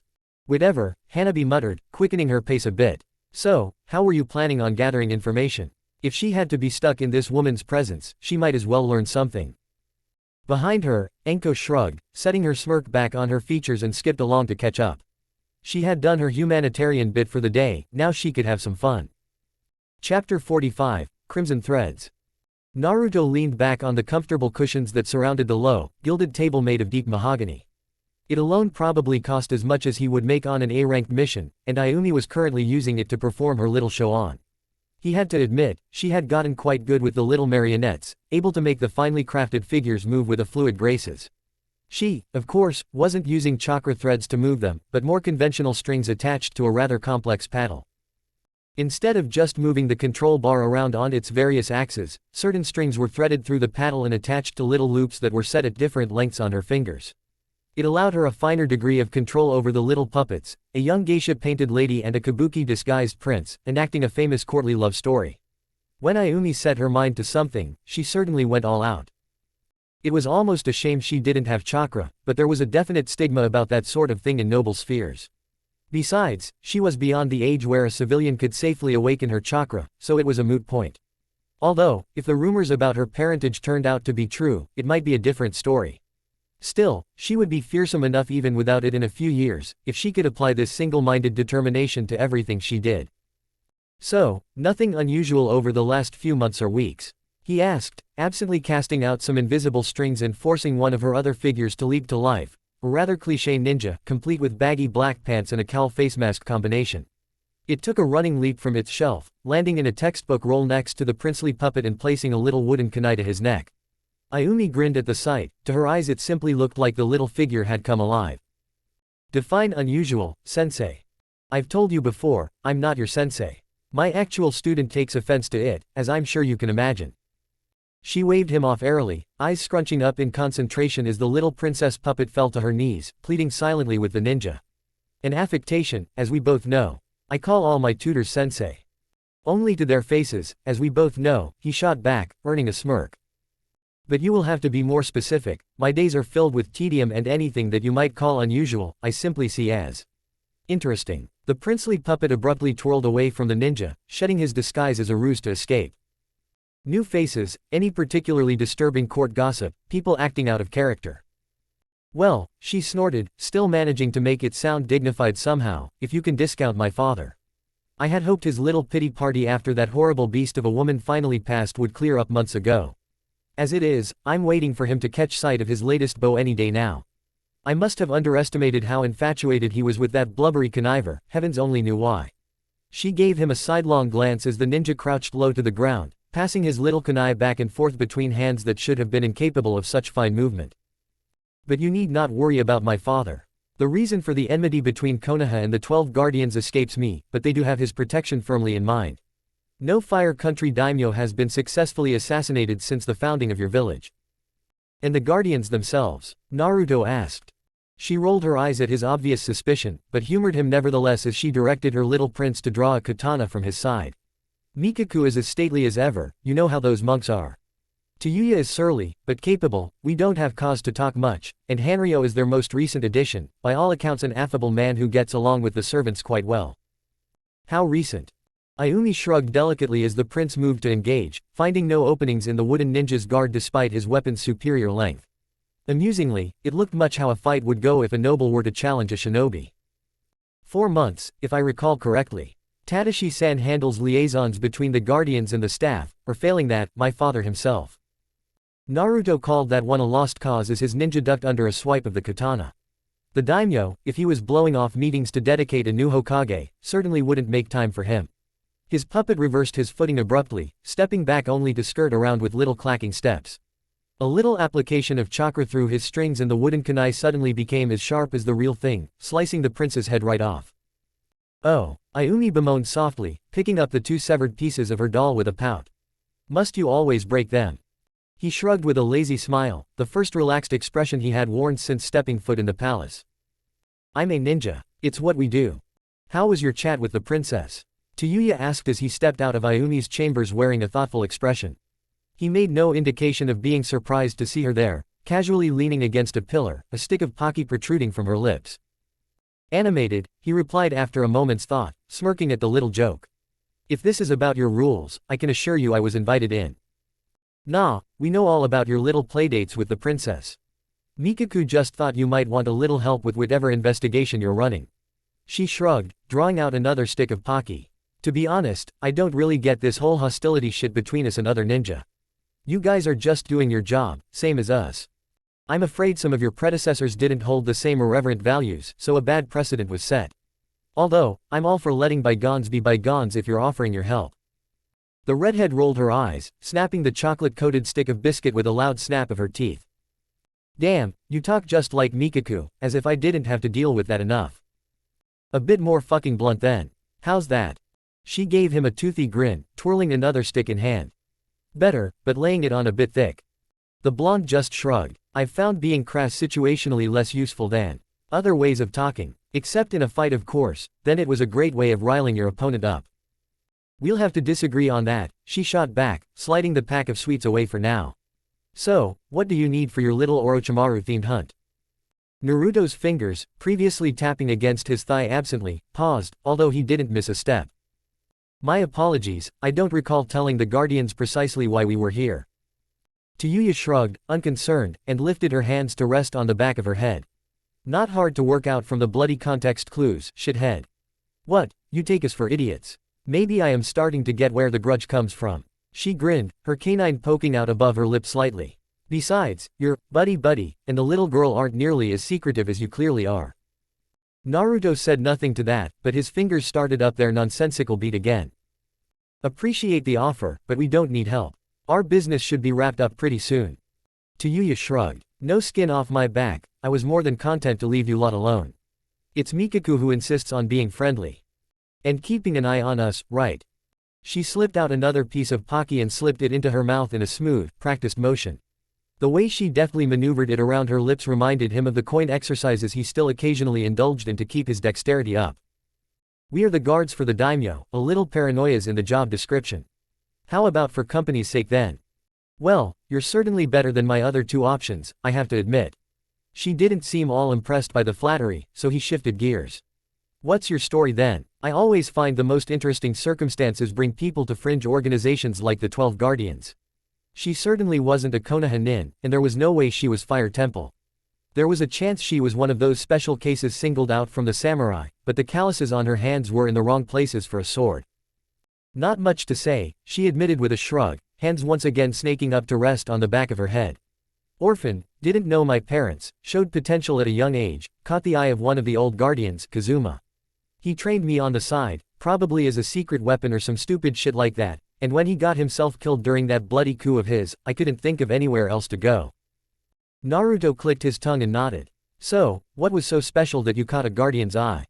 His head lolled to the right as he glanced around with an airy smile. No offense. Much taken, she replied easily, but I admit, I wasn't much. I was a skinny little shit living off the streets, but I had this old wooden flute that I'd had for as long as I remember. Used to play it for whatever scraps I could get, and drew a much bigger crowd than I ever deserved. Turned out, I was unconsciously using chakra to enhance the sound. Kazuma passed by one day and realized what I was doing, and the rest is fucking history. I'm guessing that's why I don't see any obvious weaponry on you then, genjutsu user. Her smirk grew. Obvious, being the keyword there. She surprised him by reaching into her cleavage and withdrawing a long metal flute, elegantly engraved with tiny twisting patterns of thorns. Long enough, curiously, that it shouldn't have comfortably fit flush against her stomach. Not the most accessible storage, he pointed out, not too ruffled by the obvious attempt to fluster him. She chuckled, spinning the instrument between nimble fingers. I haven't been interrupted yet. Can't imagine why, he drawled. So, care to hear a tune? She asked, spinning the flute for effect. I've been told there's nothing quite like one of my melodies. His lips quirked in amusement, but he shrugged all the same. Can't exactly say I'm one for music, but sure, why not?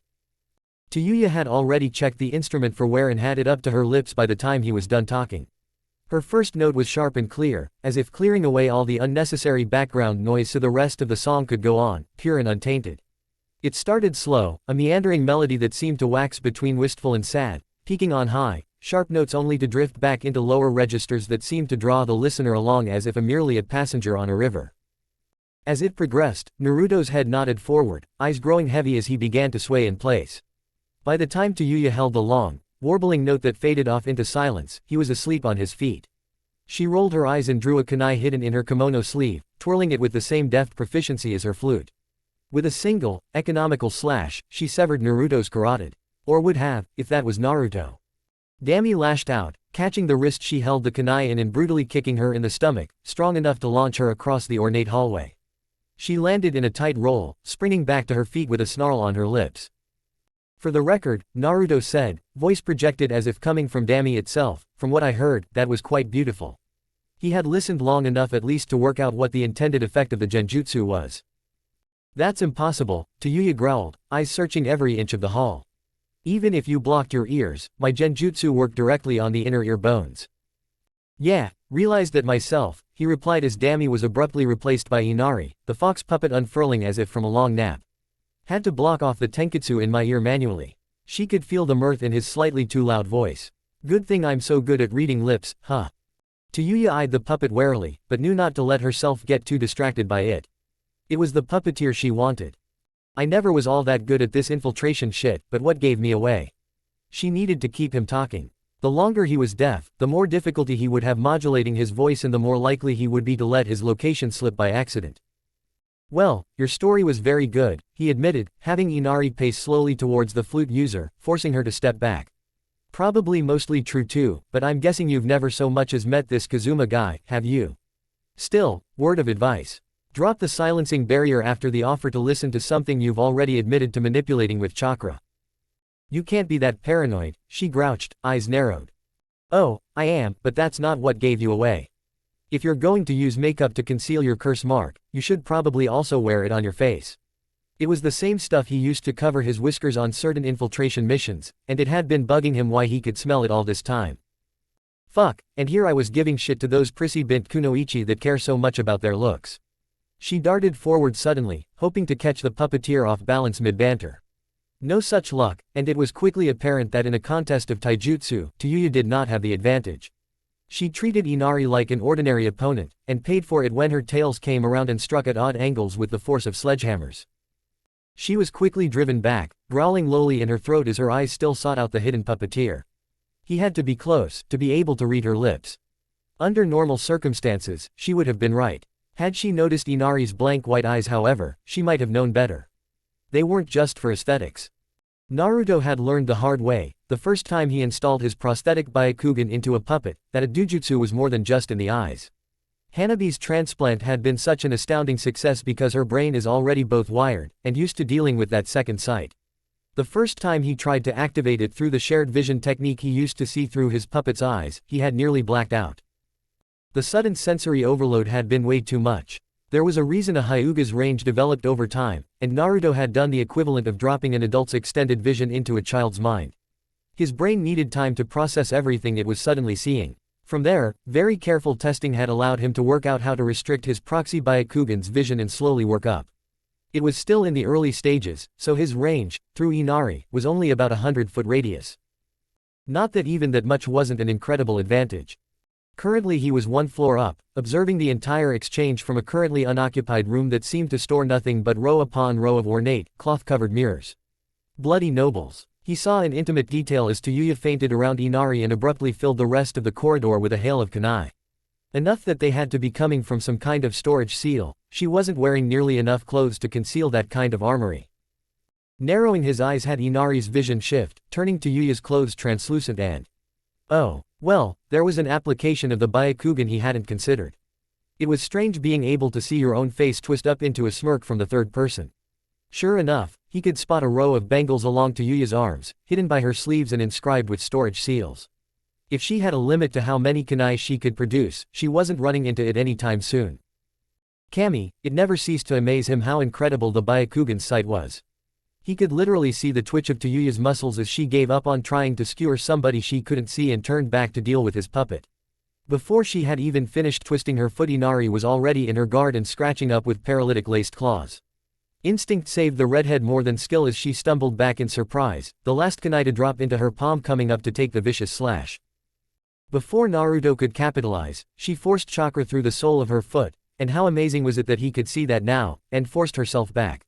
Naruto had to force himself to stop marveling at every little detail that came up in his newfound visual prowess and focus.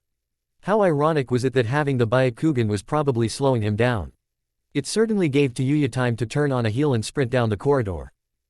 Naruto cursed softly, moving along with Inari to pursue. She had likely figured out, through a flawed presumption, that however he was observing her, he would have to move to keep up. If he was a full-blooded Hyuga, she would have been completely wrong, as he could have conducted this fight from halfway across the city. As it was, his second sight was still limited enough that she could easily escape his field of view by simply moving further into the palace. Not that she knew that, she was probably just hoping to ambush him once he revealed his location. Luckily, he was more than used to being able to focus on two separate figures moving in tandem, so both his actual body, and Inari, were able to keep up as she fled through the corridors. Also fortunately, Inari was faster than her. She found this out when the fox-based puppet literally sprinted along the wall to overtake her, stopping her from going any further and making this fight public. He wasn't going to fall for that trick. He was under no illusions as to what all of this would look like if anybody else caught on they were fighting. She was the credible one here, and as far as anybody else was concerned, he was attacking a member of the daimyo's personal guard. She tried peppering Inari with another barrage of kunai, this time glowing with the telltale crackle of Raiden chakra, but Naruto simply connected her foot and tail and batted them away with the wind-sheathed appendage. Each of them could extend to cover just about her entire form, and she had 9 of them. A flexible defense was always better than a solid one. It was clear the maneuver was more a hopeful distraction though, as Tayuya used Inari's brief immobilization to slam her hand on the floor. He didn't need to read her lips to know she was summoning something, although what exactly was not readily apparent. Inari tried to cut her off with a hail of rapid-fire senbon, but in the time it took her tails to switch, the redhead had pulled her flute back up to her lips. Even with the Byakugan, Naruto was surprised when a set of oversized samurai armor, old and decorative, but no less well-made, leapt out of its alcove in the wall to intercept. Surprised, because he saw no chakra in the armor itself. Though, if he strained his eyes, he could see Tayuya's begin to fill the corridor, emerging from her flute in irregular ripples that likely coincided with the notes she played. Naruto was both deaf, and a floor above her, so he couldn't tell. The hollow samurai drew its long nodashi and set itself in a picture-perfect kenjutsu stance. It wasn't alone, as 2 other sets of armor hopped out from where they had been on display. One of them was actually forced to smash its way out of a protective glass case, which told the blonde that this was an ambush of opportunity and not planning. "How do you like my doki?" Tayuya called out, still uncertain of where Naruto was hiding. "They can possess anything I command to become my perfect, unkillable soldiers." Naruto felt a shudder pass down his spine at the knowledge he was effectively fighting ghost-possessed suits of armor. Damn childish phobia cropping up now of all times. He thought he had gotten past that. Still, unkillable or not, if these doki had nothing to possess then they should be effectively impotent. That in mind, he forced Inari to crouch low and brace herself as the trio of doki moved to encircle her. It turned out that her summons were much faster than Tayuya herself. Inari didn't even had time to finish the hand seals for the Fudan jutsu she was preparing before the 3 foe samurai lurched forward, crossing the distance in a flash. If they thought numbers would overwhelm her though, they were sorely mistaken. 3 swords met 3 equally tough tails, locking them in place just as her fingers locked on the Ryu seal. "Fudan, Atsugai," he muttered to himself as a compact dome of wind burst out from Inari's body. He had seen how dangerous that one could be after fighting Kakuzu, and it didn't disappoint here. In the cramped environment of the hallway, it threw the suits of armor back like a slap from Kami. One was immediately dashed against the wall, the entirely ceremonial chest plate caving in. The other two were sent flying down the hallway in either direction. Something was ejected from the destroyed suit of armor. Something that even the Byakugan couldn't see. Or, perhaps he couldn't see it because of the Byakugan. Knowing that it functioned as a sort of sonar, it was possible he couldn't see Tayuya's doki because they were essentially intangible. They certainly didn't have any chakra, which was disconcerting all on its own. As it was, all he could make out was a slight shimmer to the air. He was so focused on trying to make out any details, he almost missed the suit of armor sneaking up on him. He sank through the floor of the room, dropping down into the corridor below, just as its blade impaled the space he had been occupying. Tayuya smirked at him as he landed next to Inari, still keeping her flute up in case he tried anything. "It's amazing what you can do with sound, isn't it?" she said, or rather, Naruto read from her lips. Some type of sonar to flush him out then. Must not have thought he could operate from so far away if she had waited this long to use it. Speaking of, he unlinked his sight from Inari's to confirm his hypothesis about the doki, only to regret it.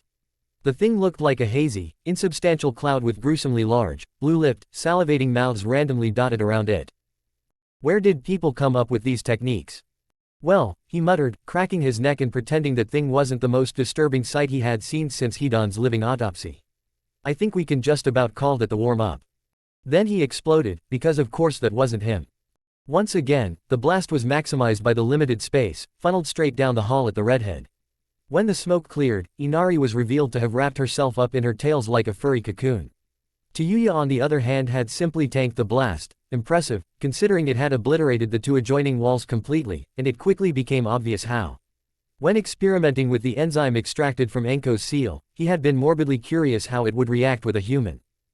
The result, apparently, was darkened skin and sclera, black, tattoo-like markings under the eyes, golden irises and, of all the things, horns. 6 impressive growths around and atop her head, like no animal he had ever seen before, more like short, twisted elephant tusks really. What it did for her beyond the aesthetic became apparent when she blew a sharp note of her flute. That he actually heard. He had to check to make sure the tenketsu around his ears were still blocked. That was genuinely impressive. It was more than just music though, as evidenced when one of her still-armored doki suddenly launched itself at his new hiding spot, camouflaged against the skirting where the wall met the ceiling. It was a lot faster now, but Inari was still quicker. She moved so fast it almost looked like she body flickered between them, tail up in preparation. The suit of armor made a good try of trying to slice the jet of water with its sword, but steel that was never meant to see action was no match for chakra-enhanced, pressurized water that could cleave thick metal walls. More concerning, after Inari contemptuously slapped the suit of armor into the ground with her tails, crushing it irreparably, was the angry ghost snaking through the air towards him. Already somehow knowing it wouldn't work, he angled the jet of waters up at it, only for it to pass through harmlessly. He quickly vacated his hiding spot, not wanting to find out what happened when one of those mouths got a hold of him. Instead, he put to use the tactics so many had tried to use on him before. Go for the puppeteer, not the puppet. Easier said than done when he was forced to dodge the doki while Inari beelined for Tayuya. He couldn't even use the Byakugan, because then he couldn't even see the damn things. It also turned out that the curse seal transformation did wonders for not just Tayuya's musical ability. Inari attempted to finish things from afar with a quick volley of heavily poisoned senbon, that promptly skittered off of Tayuya's skin like she was made of steel. The sight nearly made him trip over. He had seen those senbon embed a few inches into solid rock. The girl grinned at the sight herself and met Inari's charge head-on. She wasn't just tougher in this form, but faster, stronger, and had better reflexes. This time, she was able to essentially match Inari in taijutsu, if not overpower the puppet. It really didn't help that Naruto's attention was further divided by the appearance of her third armored doki, which of course went straight for him. It should be repeated that Naruto, while fit as a Junin, was not a very physical ninja. What he was somebody who played to their strengths. Namely, unpredictability. Tayuya was not expecting when Inari was suddenly replaced by Naruto, the two of them substituting seamlessly. She had been aiming a kick for somebody much taller than he was, and might have been able to compensate if he didn't already have his arm up. As it was, she was caught completely unprepared when his wrist sprayed out a jet of white-hot fire. Right at her face. He held the stream for a good 3 seconds before cutting off the fuel and leaping back at the same time, wary for potential retaliation. It never came though, and it was apparent why when he saw that, aside from a slight char to the neckline of her kimono, she was entirely unharmed. The bold smirk she wore told him she already knew this would happen, and was clearly why she hadn't pressed the advantage of surprise. It seemed she was the type to taunt her opponent with her apparent invulnerability. Shame he hadn't been aiming for her face at all. She immediately launched into a rapid melody with her flute, only to pause, blinking in confusion. Behind Naruto, except for the one in armor that Inari had stuck to a wall with Arakan's old webbing, Tayuya's doki were listlessly floating in place, completely unaffected by her music. The blonde didn't even need to be able to hear it to know why. He hadn't been aiming to roast her, being familiar with the durability-enhancing effects of senjutsu from what little he had been able to get out of Jiraiya on the subject. Instead, he had aimed for her flute. It was clearly made of something special, as a normal metal flute would have simply melted under that kind of heat. Still, the thin instrument was now extremely hot, as was any air inside of it. Apparently not enough to destroy it, but certainly enough to warp any sound it might have made. In the exact moment the redhead figured out what had happened, Inari switched places with Naruto again, a swirling orb of energy held above her palm. Tayuya practically curled around the rasengan as it was slammed into her stomach. Inari lifted her arm, girl and all, making sure the jutsu continued to grind into her senjutsu-enhanced skin, before slamming her back into the floor. Curse seal or not, cracking solid marble like that would knock the wind out of anybody, and Naruto didn't waste the opportunity. Inari pounced forward, sinking her elongated canines into Tayuya's neck. Just to be safe, Naruto didn't stop pumping in the sedative until the reserves in the puppet's neck were completely depleted. If that wasn't enough to keep her down, there was no amount of drug that would. It was, thankfully, and soon enough her horns retreated and her skin had returned to its naturally pale hue. Just in time for Mikuru and Hanryo to come barreling around the corner. Naruto took one look at the unconscious girl at his feet, as well as at the destruction around him, before cursing in his head. I can explain. Chapter 46, Unraveling. Neither of the guardians looked much in the way of wanting an explanation. While Mikaku was still examining the scene, his training as a non-confrontational monk superseding any ideas of retaliation he might have, Hanryo was already drawing his sword and advancing, scowling deeply. I knew you were going to pull something like this, he growled. He wasn't the type for theatrics like twirling his blade for intimidation, he was the type to keep walking forward until he was close enough to cleave his problems in two. You have that shifty, scheming look in your eye. Naruto restrained himself with scoffing. As if the mountain of a man had a leg to stand on when his own teammate had been a traitor. Not that he would be believed if he tried to explain any of that. He had found that people's first assumptions were a hard thing to overcome. Any kind of backpedaling now would just be an admittance of weakness in the face of new odds. To somebody like Hanryo, that was as good as an invitation. Thankfully, he didn't have to. At that moment a trenchcoat-clad blur spun into view, landing a brutal kick on Hanryo's side. On a normal man, it would have thrown him into the wall, probably with a few cracked ribs. When Anko continued her spin to ricochet off the guardian, landing next to Naruto, she found she had barely knocked him off balance. Fuck, that was like kicking a boulder, she complained, favoring her now non-bruised foot. I kind of wish you hadn't done that, Naruto complained softly. If anything, it had only made the guardian less likely to see reason. I felt I got a pretty good feel for the situation and acted upon my own impeccable judgment. She pointed down at Tayuya's unconscious form on the floor. One we're looking for. She gestured broadly to Mikaku and Hanryo. Friends who don't know and are pissed off at us. At that moment Hanabi rushed into view, panting from what looked to be a dash from the other side of the palace. Sorry, sensei. I tried. To stop her, she was forced to pause and catch her breath. Kunoichi she may have been, but the Barakuden was a big building, with a lot of convoluted switchbacks designed specifically to harry an invading force. Mid-gasp, her eyes widened and she leapt to the side to avoid being bisected by Hanryo's sword. She would have been too slow, the man was clearly Junin level with a swing strength to match Zabuza, if Naruto hadn't reacted the moment the guardian's arm even twitched in his apprentice's direction. Inari was there in a flicker of motion, pulling Hanabi aside with her tails and lashing forward with a closed finger palm strike. If Hanabi hadn't been bundled up in the puppet's tails, she would have recognized it as the Hyuga's Hake Kusho. It caught the unprepared guardian in the solar plexus, lifted him right off his feet, and sent him careening back down the corridor. He skidded to a stop at Mikaku's feet, causing the monk to narrow his eyes. That's fine, Naruto said as Hanabi was released from her furry prison. I think that ship has sailed anyway. Show off, Enko muttered. I have seen that technique before, Mikaku interrupted, gazing at the trio of shinobi curiously.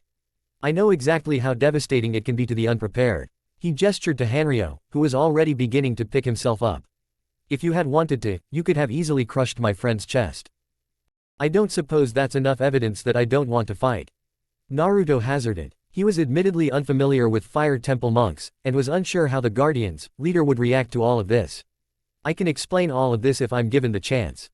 I am afraid that is no longer up to me, the man replied solemnly, sinking into a grounded taijutsu stance.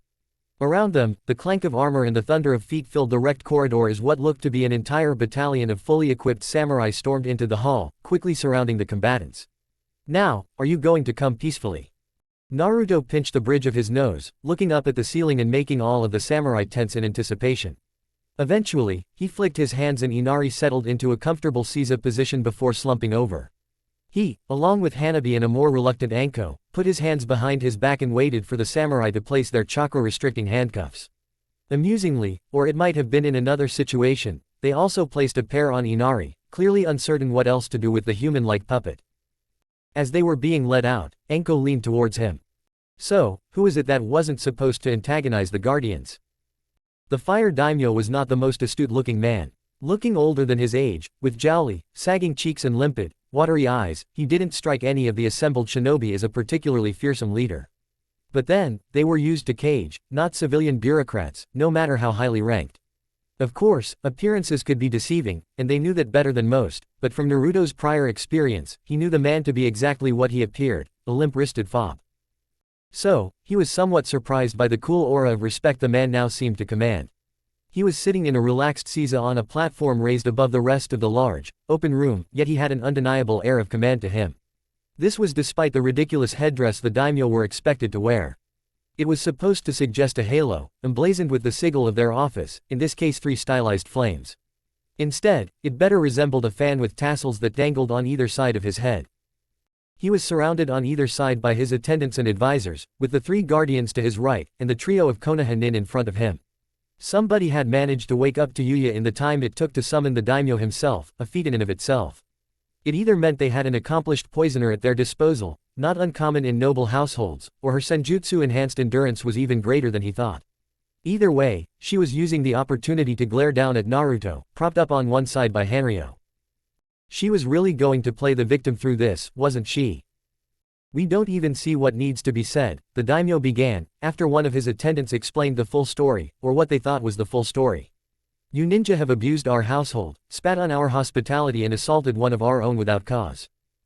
Respectfully, Naruto cut in, surprising a few of the other nobles in attendance that he would have the audacity to talk back to the daimyo. Your own attacked me first. The man's eyes narrowed at the slight. And now you lie to protect yourself, like the lowly criminal you are.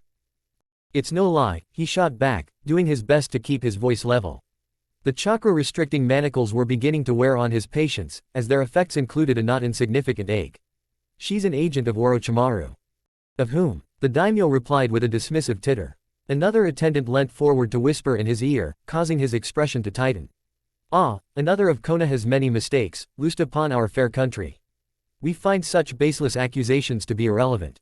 Kitamon to Yuya has been of our guard for over a year now, and her service has been nothing but exemplary. Exactly as an infiltration agent was supposed to be, not that Naruto expressed this out loud or even expected the man would understand such a concept. Then she shouldn't mind having the makeup on her neck removed, to reveal the curse mark there. The what? Another whisper from an attendant. You would try to slander and assault one of my guardians, over a tattoo. From where she stood, Naruto could see to Yuya level a smirk at him, slightly out of sight of her 2 colleagues. It's not a. Naruto's explanation was cut short as the large doors to the stately room where the daimyo held court swung open, revealing an irate Ayumi. Father, what is the meaning of this? She quickly took in the scene, most notably the bound and prostrate form of Naruto. What are you doing to my sensei? Ayumi, you know better than to interrupt a session of our court, this matter does not concern you. It does when you accuse Naruto-sensei of whatever this is. This man and his compatriots have attacked a member of the Guardians and caused untold damage to our palace. Then I'm sure he has a good reason for it, the girl shot back with equal vigor. Oh yes, some mummery about a conspiracy, traitors and the like. All very suspect, and we will not have you fall prey to any more of his machinations. Machinations. He was teaching me puppetry, not conspiring to overthrow the country. The daimyo's eyes simply narrowed. Ayumi, you speak out of turn once more and you shall be punished. That was like a slap in the face for the young princess, and she physically recoiled. Out of turn, she whispered quietly, and for good reason. Even the court nobles were dumbfounded. The daimyo had never spoken so harshly to his daughter before. Naruto glanced up in time to spot Tayuya's smirk deepen, vanishing just as quickly before it could befall any scrutiny. An insidious thought crept into the back of his mind as it began reviewing the entire situation rapidly. Your behavior is unbecoming, and we wish you out of our sight until this whole business is concluded.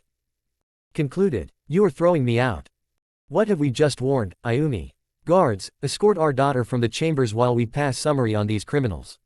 We think summary execution the most apt for such heinous breaches of our infallible law. No, Ayumi yelled as a samurai grabbed her arm, after some hesitation. Wait, acting on what he hoped was more than just a hunch, Naruto abruptly stood, instantly earning himself a circle of katana pointed directly at his neck. If this is the last time I will see Ayumi Haim, might I be granted one last lesson to impart? The daimyo's features, briefly startled by the sudden rise, twisted in a mask of bemusement. We hardly think. Thanks, Naruto said, continuing blithely on without paying the daimyo much regard. It's about an important difference between chakra-restricting cuffs and chakra-suppressing cuffs. You see, we use the former back in Konoha for our criminals, because it forcefully prevents the combination of spiritual and physical energy to create chakra. Around him, the swords leveled at his throat wavered as the samurai looked between one another in confusion. What we have here, he wiggled his hands behind him, simply force the chakra in somebody's body to cycle endlessly, preventing it from being used in any other way. Thus the indeterminable ache it caused. Both equally good at what they do for keeping somebody from using their chakra in a dangerous manner. By now the daimyo had gotten over his indignation at being cut off and had simply moved on to confusion, like his underlings. Do your misbegotten ramblings serve a purpose? Like I said, it's a lesson. The catch is, that chakra-restricting cuffs rely on a forced loop to restrain the chakra within the body, up through the coils, down the arm, through the cuffs, back up the other arm and so forth. So, if that loop were to be forcefully broken for whatever reason. At this point, Tayuya's eyes widened at the implication, but it was too late. Her eyes drifted down to Naruto's artificial arm and her mouth opened to call out a warning. It was Naruto's turn to smirk. Too slow. His prosthetic detached from his shoulder, and from the stump, a dozen chakra strings launched outward towards the daimyo. Innumerable things happened in that next second, but suffice it to say that when Naruto next cracked his eyes open, clenched shut in anticipation of retaliation, his head was still attached to his shoulders. Although it had been a close thing, Hanryo's Zanbato quivered in the air an inch from his neck, only held back by Mikuru's hand on his arm. That implied enormous strength for somebody of his slight stature. Hanryo, look. The leader of the 12 guardians gestured to what everybody else in the room was staring at, Agape. The daimyo, although it was clear now that he was not, had transformed, growing thick branches wherever Naruto's purposefully visible chakra threads touched. The rest of him soon followed, becoming a familiar, chalky white creature that gave a rictus grin before finally freezing, looking half buried inside the tree that now improbably grew in the innermost sanctum of the Rose Palace. Naruto wasn't done yet though, and in that moment of distraction Inari lurched forward, having been helpfully carried in by their samurai guard. He hadn't just cast chakra strings at the daimyo. She leapt up smoothly, tucking her legs through her arms, shoulders twisting in a way a human's could not, and used her feet to push down on the chakra cuffs until her wrists popped out. If she had been human, that would have been excruciatingly painful. As a puppet she didn't so much as make a sound. Instead of leaping toward the daimyo, she sprinted away, right at where Tayuya was fleeing across the room. Her tails lashed out like whips, capturing the redhead's wrists and ankles and promptly lifting her off the ground, where she struggled futilely. Further gasps echoed around the room as she tapped into her curse seal, dark skin, horns and all.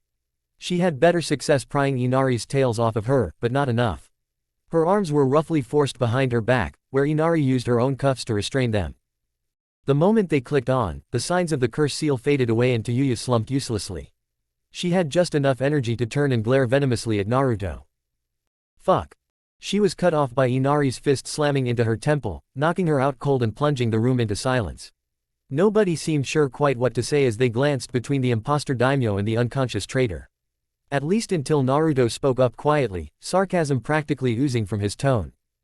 Sure, he muttered, leaning down somewhat awkwardly to try and pick up his prosthetic, still attached by the wrist to his other arm by the cuffs. Nobody help or anything. It was fair to say that the daimyo's court was in something of an uproar after it was revealed that the country's leader had been killed and usurped for who even knew how long. Best estimates, from when the daimyo first started acting out of character, said at least 7 months. Naruto figured it coincided with the death of his consort, Madame Shijimi. At the time that had been declared as a natural death, No foul play, but if the daimyo himself had been replaced, then it wouldn't have been difficult to cover up. After something of an exhausting day, the blonde chose to sit out on the inevitable hornet's nest of politics that started up the moment people worked out what happened. It would take some time for things to settle, and then he would see if anything interesting had been shaken loose. He wasn't alone in wanting to be away from the political vultures. He, his companions, and the remaining 2 guardians had sojourned to an empty antechamber with Tayuya's bound and unconscious form in tow. So, Mikuru began, his congeniality strained by the day's revelations. I believe we should begin with apologies, both for our former teammates' actions towards you, and our insinuations thereafter. Beside him, Hanryo grunted dismissively. I'm not sorry. When Mikuru gave him a look he frowned. What? It's not like we knew she was a traitor. Whose word were we supposed to take? Tayuya's, or some village ninja I've never met?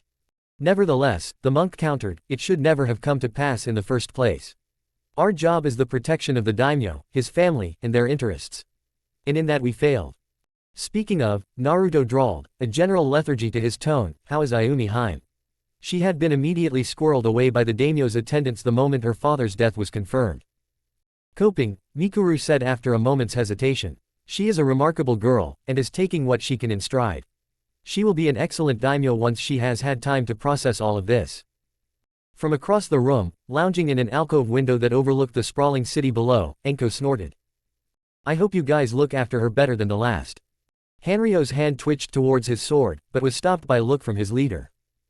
That is partially deserved, the responsibility for Tayuya rests solely in our hands, but must you deepen the wound so unnecessarily?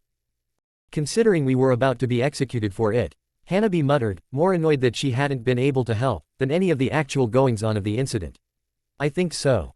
Please, Naruto shot back with a lazy smirk, as if I would let you get executed. What about me? Enko said with mock indignation. The blonde glanced at her before shrugging uncommitted ly. Some losses are unavoidable. Enko spat out the window, making Mikuru wince at the breach of decorum. Yeah, because you had it so in hand back there, Mr. Last Minute Save. What would you have done if they were chakra-suppressing cuffs, huh? The blonde shrugged, leaning back on the chair he was resting in. Then it wouldn't have been me they caught at all. Chakra suppression wouldn't work on Dami, because the puppets didn't mold the chakra themselves. The kunoichi hummed, unconvinced. You've just got a plan for everything, don't you? Just about, he shot back, swiveling to face Mikuru. Speaking of plans, Tayuya. The bald monk frowned. She remains in our custody of course. She will need to be questioned and appropriately punished as a rogue member of the Guardians.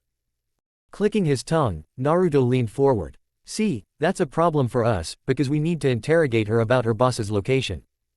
I would be more than happy to allow you to sit in on the questioning, Mikuru tried to offer, only to have the blonde shake his head. Considering this entire expedition wasn't exactly on the books, they couldn't afford to be held that long. We might also need to examine her curse seal, and considering she attacked a Junin of Konoha, I have grounds to argue she belongs under our jurisdiction. Not to mention, Enko interjected with a smirk, that we're the reason you guys ever even found out about her little ploy. Hanryo slammed a meaty hand down on the table, nearly cracking it. She might have been a traitor, but she was a guardian. She stays with us. That's a lot of red in your cheeks, big guy, Enko mused, slinking down off her perch to meander over to him. Had you booked as a straight-laced sort of fellow, not the revengey-wise sort. She paused a short distance from him, sliding elegantly onto the table and languishing there like a snake in the sun. She only had eyes for him though. Except that's not the anger of a teammate's betrayal, is it? It's deeper. She pouted, running the back of her fingers up his cheek. Oh, you poor man. She led you on, didn't she? No wonder you were so swift to come to her defense. He slapped her hand away angrily, but the damage was done. Mikuru turned to him, brow creased. Is this true, Hanryo? The larger man grunted and looked away, but didn't deny it. See, Enko pointed out, we can't even trust you guys to be objective, can we? Not with the jilted lover over there. Be that as it may, Mikuru tried to retort, only to be cut off as the door to their small chamber opened up. Tayuya goes with the Konoha ninja. Mikuru immediately turned, dropping down with Hanryo to kneel on the floor. Daimyo-sama, they said in unison. Naruto likewise gave small inclination of his head. Ayumi Haim. The young girl sighed in relief, the commanding tone she had used slipping away in favor of the overwhelmed young girl she was, as opposed to the sudden responsibility that had been thrust upon her. Thanked Kami, somebody treating me normally. Treating us normally. Her shoulders slumped. That's going to take some getting used to. You'll manage, the blonde said, in a tone that didn't so much as suggest anything else could be true. It was enough to make the clearly exhausted girl smile. It looked like she was being held up by strings at this point, which was no surprise considering an entire country had just been dropped into her lap. She glanced down at the still kneeling guardians, looking uncertain. You can, rise. They immediately did so. If nothing else, they couldn't be faulted for their training. And you may also leave us for the moment. Both nodded and made to leave, with Hanryo only hesitating for a moment in the doorway to look back at Tayuya's unconscious form. You guys should start to head out too, Naruto said, looking at Hanabi and Anko. It's probably best if I talk to Ayumi Haim alone. And miss out on the show. Anko replied, bemused, only to have Naruto stare her down. For somebody nearly half her age, he could be intimidating when he wanted to be. Fine, spoilsport. She hefted Tayuya onto her shoulder and led Hanabi over to the door where the girl, like Hanryo, hesitated. Don't worry, Naruto said with a reassuring smile. I'm not going to get into any fights or get myself arrested while you're gone. This time. Smiling weakly at the joke, she followed Anko out into the hall, leaving Naruto and Ayumi alone. The moment the door clicked shut he glanced over at the girl, watching her shoulders slump and the full weight of the situation show on her face. So, how are you really? He found Anko and Hanabi waiting for him in the entrance hall of the palace getting strange looks from passers-by. That was likely due to the strung-up guardian still resting on Anko's shoulder, like some kind of prize catch from a hunt. Only the lack of samurai intervention, and their forehead protectors, stopped anybody from doing anything rash. That wouldn't have ended well, knowing Anko's personality. So, the kunoichi greeted brightly as he approached. What did you and our new daimyo discuss? And why would I tell you that? Because you love me, she hazarded, blinking her eyes coquettishly. She gave it up pretty quickly when he simply quirked a brow at her. Because you're an incorrigible gossip. All that earned was a deadpan stare. No, you're right, wrong shade of blonde. How about because I won't stop bugging you about it all the way back to Konoha? That was a more believable threat. It was nothing that important, just making sure she was okay. This time it was Hanabi's turn to raise an eyebrow. Since when do you check if people are okay? She's an 11-year-old girl who's just been thrust into one of the most demanding positions in the country, and Cammy knows none of these jackals are going to take it easy on her. He was maladjusted socially, not a sociopath. Contrary to popular belief, he did have shreds of empathy in him. When Hanabi was around. Plus, it doesn't hurt to make inroads with our latest daimyo. There it is, Anko drawled, hefting Tayuya on her shoulder and turning to head for the exit, curiosity apparently sated for now. Was beginning to think I'd misread you. I also reminded her about the daimyo's appointment in Konoha. He hadn't forgotten how long that had been put off already and how much turmoil, probably intentional, now that he had a better understanding of what was going on, it had already caused in Konoha. So, she'll probably be visiting in a few days. What? Anko asked in bemusement. You suddenly got plans to become Hokage. Cammy no, he didn't need a target painted on his back like that. Yet, I'm going to try and nail Jiraiya into the position. Now that he had the ear of the daimyo, that might very well be possible. Besides, Jiraiya could bitch and moan about it all he wanted, but he was undeniably the best person for the job. The fact that it would be hilarious and absolutely the best comeuppance for all the irritation the man had given him over the years was just a bonus. Anko seemed to agree, as she burst out laughing at the thought. Naruto let her drift a little ahead, motioning for Hanabi to stay back with him. I think you would make a good Hokage, she muttered once she figured they were out of earshot of the older kunoichi. That's flattering, but I really wouldn't. Not right now at least. He might make a good tactician, or advisor, but being Hokage was more than that. It was about caring. He was still trying to make up for everything he did when he was younger, and somebody so mired in the past wouldn't be cut out to think for his own future, let alone that of an entire village. But that's not important, I was going to ask if you could do me a favor. The girl blinked, nodding readily. He felt a bit bad for manipulating her. It was a little obvious she was so eager because she felt like she hadn't done anything worthwhile on this excursion, but it was for a good cause. When Ayumi comes to Konoha, I want you to try and befriend her. She couldn't have recoiled faster. Her? Why? He actually blinked at the vitriol. He knew ninja tended to hate nobles, but he didn't think Ayumi had done anything to offend Hanabi that personally. Because it's always a good idea to be in the country's leader's good graces. She still looked skeptical, so he decided to hammer it home. And, she's a young girl who's just lost her father, and is surrounded on all sides by people who not only want to manipulate her to their own ends, but have much more experience doing so. In that kind of situation, she could do with somebody able to be honest and frank with her. That you're around her age is a plus. She hesitated a moment, before nodding slowly. The appeal to her morals was always going to work better than simply laying out the practical angle. It was probably where they differed the most. I'll try, but I can't promise anything. She is the daimyo after all. It wasn't like she could just casually strike up a conversation. All I ask, he said with a grin, purposefully irritating her by rubbing her hair. Now come on, we've got some loose ends to clear up.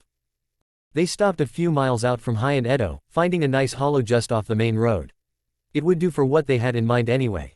Naruto produced a syringe of stimulant and plunged it into Tayuya's neck without any fanfare. Her eyes immediately shot open, to an almost crazed degree, as her limbs all spasmed violently. It took her a while to calm down, longer still before she could level a poisonous look up at the blonde. The fuck you shoot me with shit? She was cut off by a sandal across the jaw, snapping her head around suddenly enough to make her choke on her words. None of that now, Naruto muttered. I didn't wake you up to hear your colorful vocabulary. Now, shall we begin? He took a step forward, only to find an arm in front of him.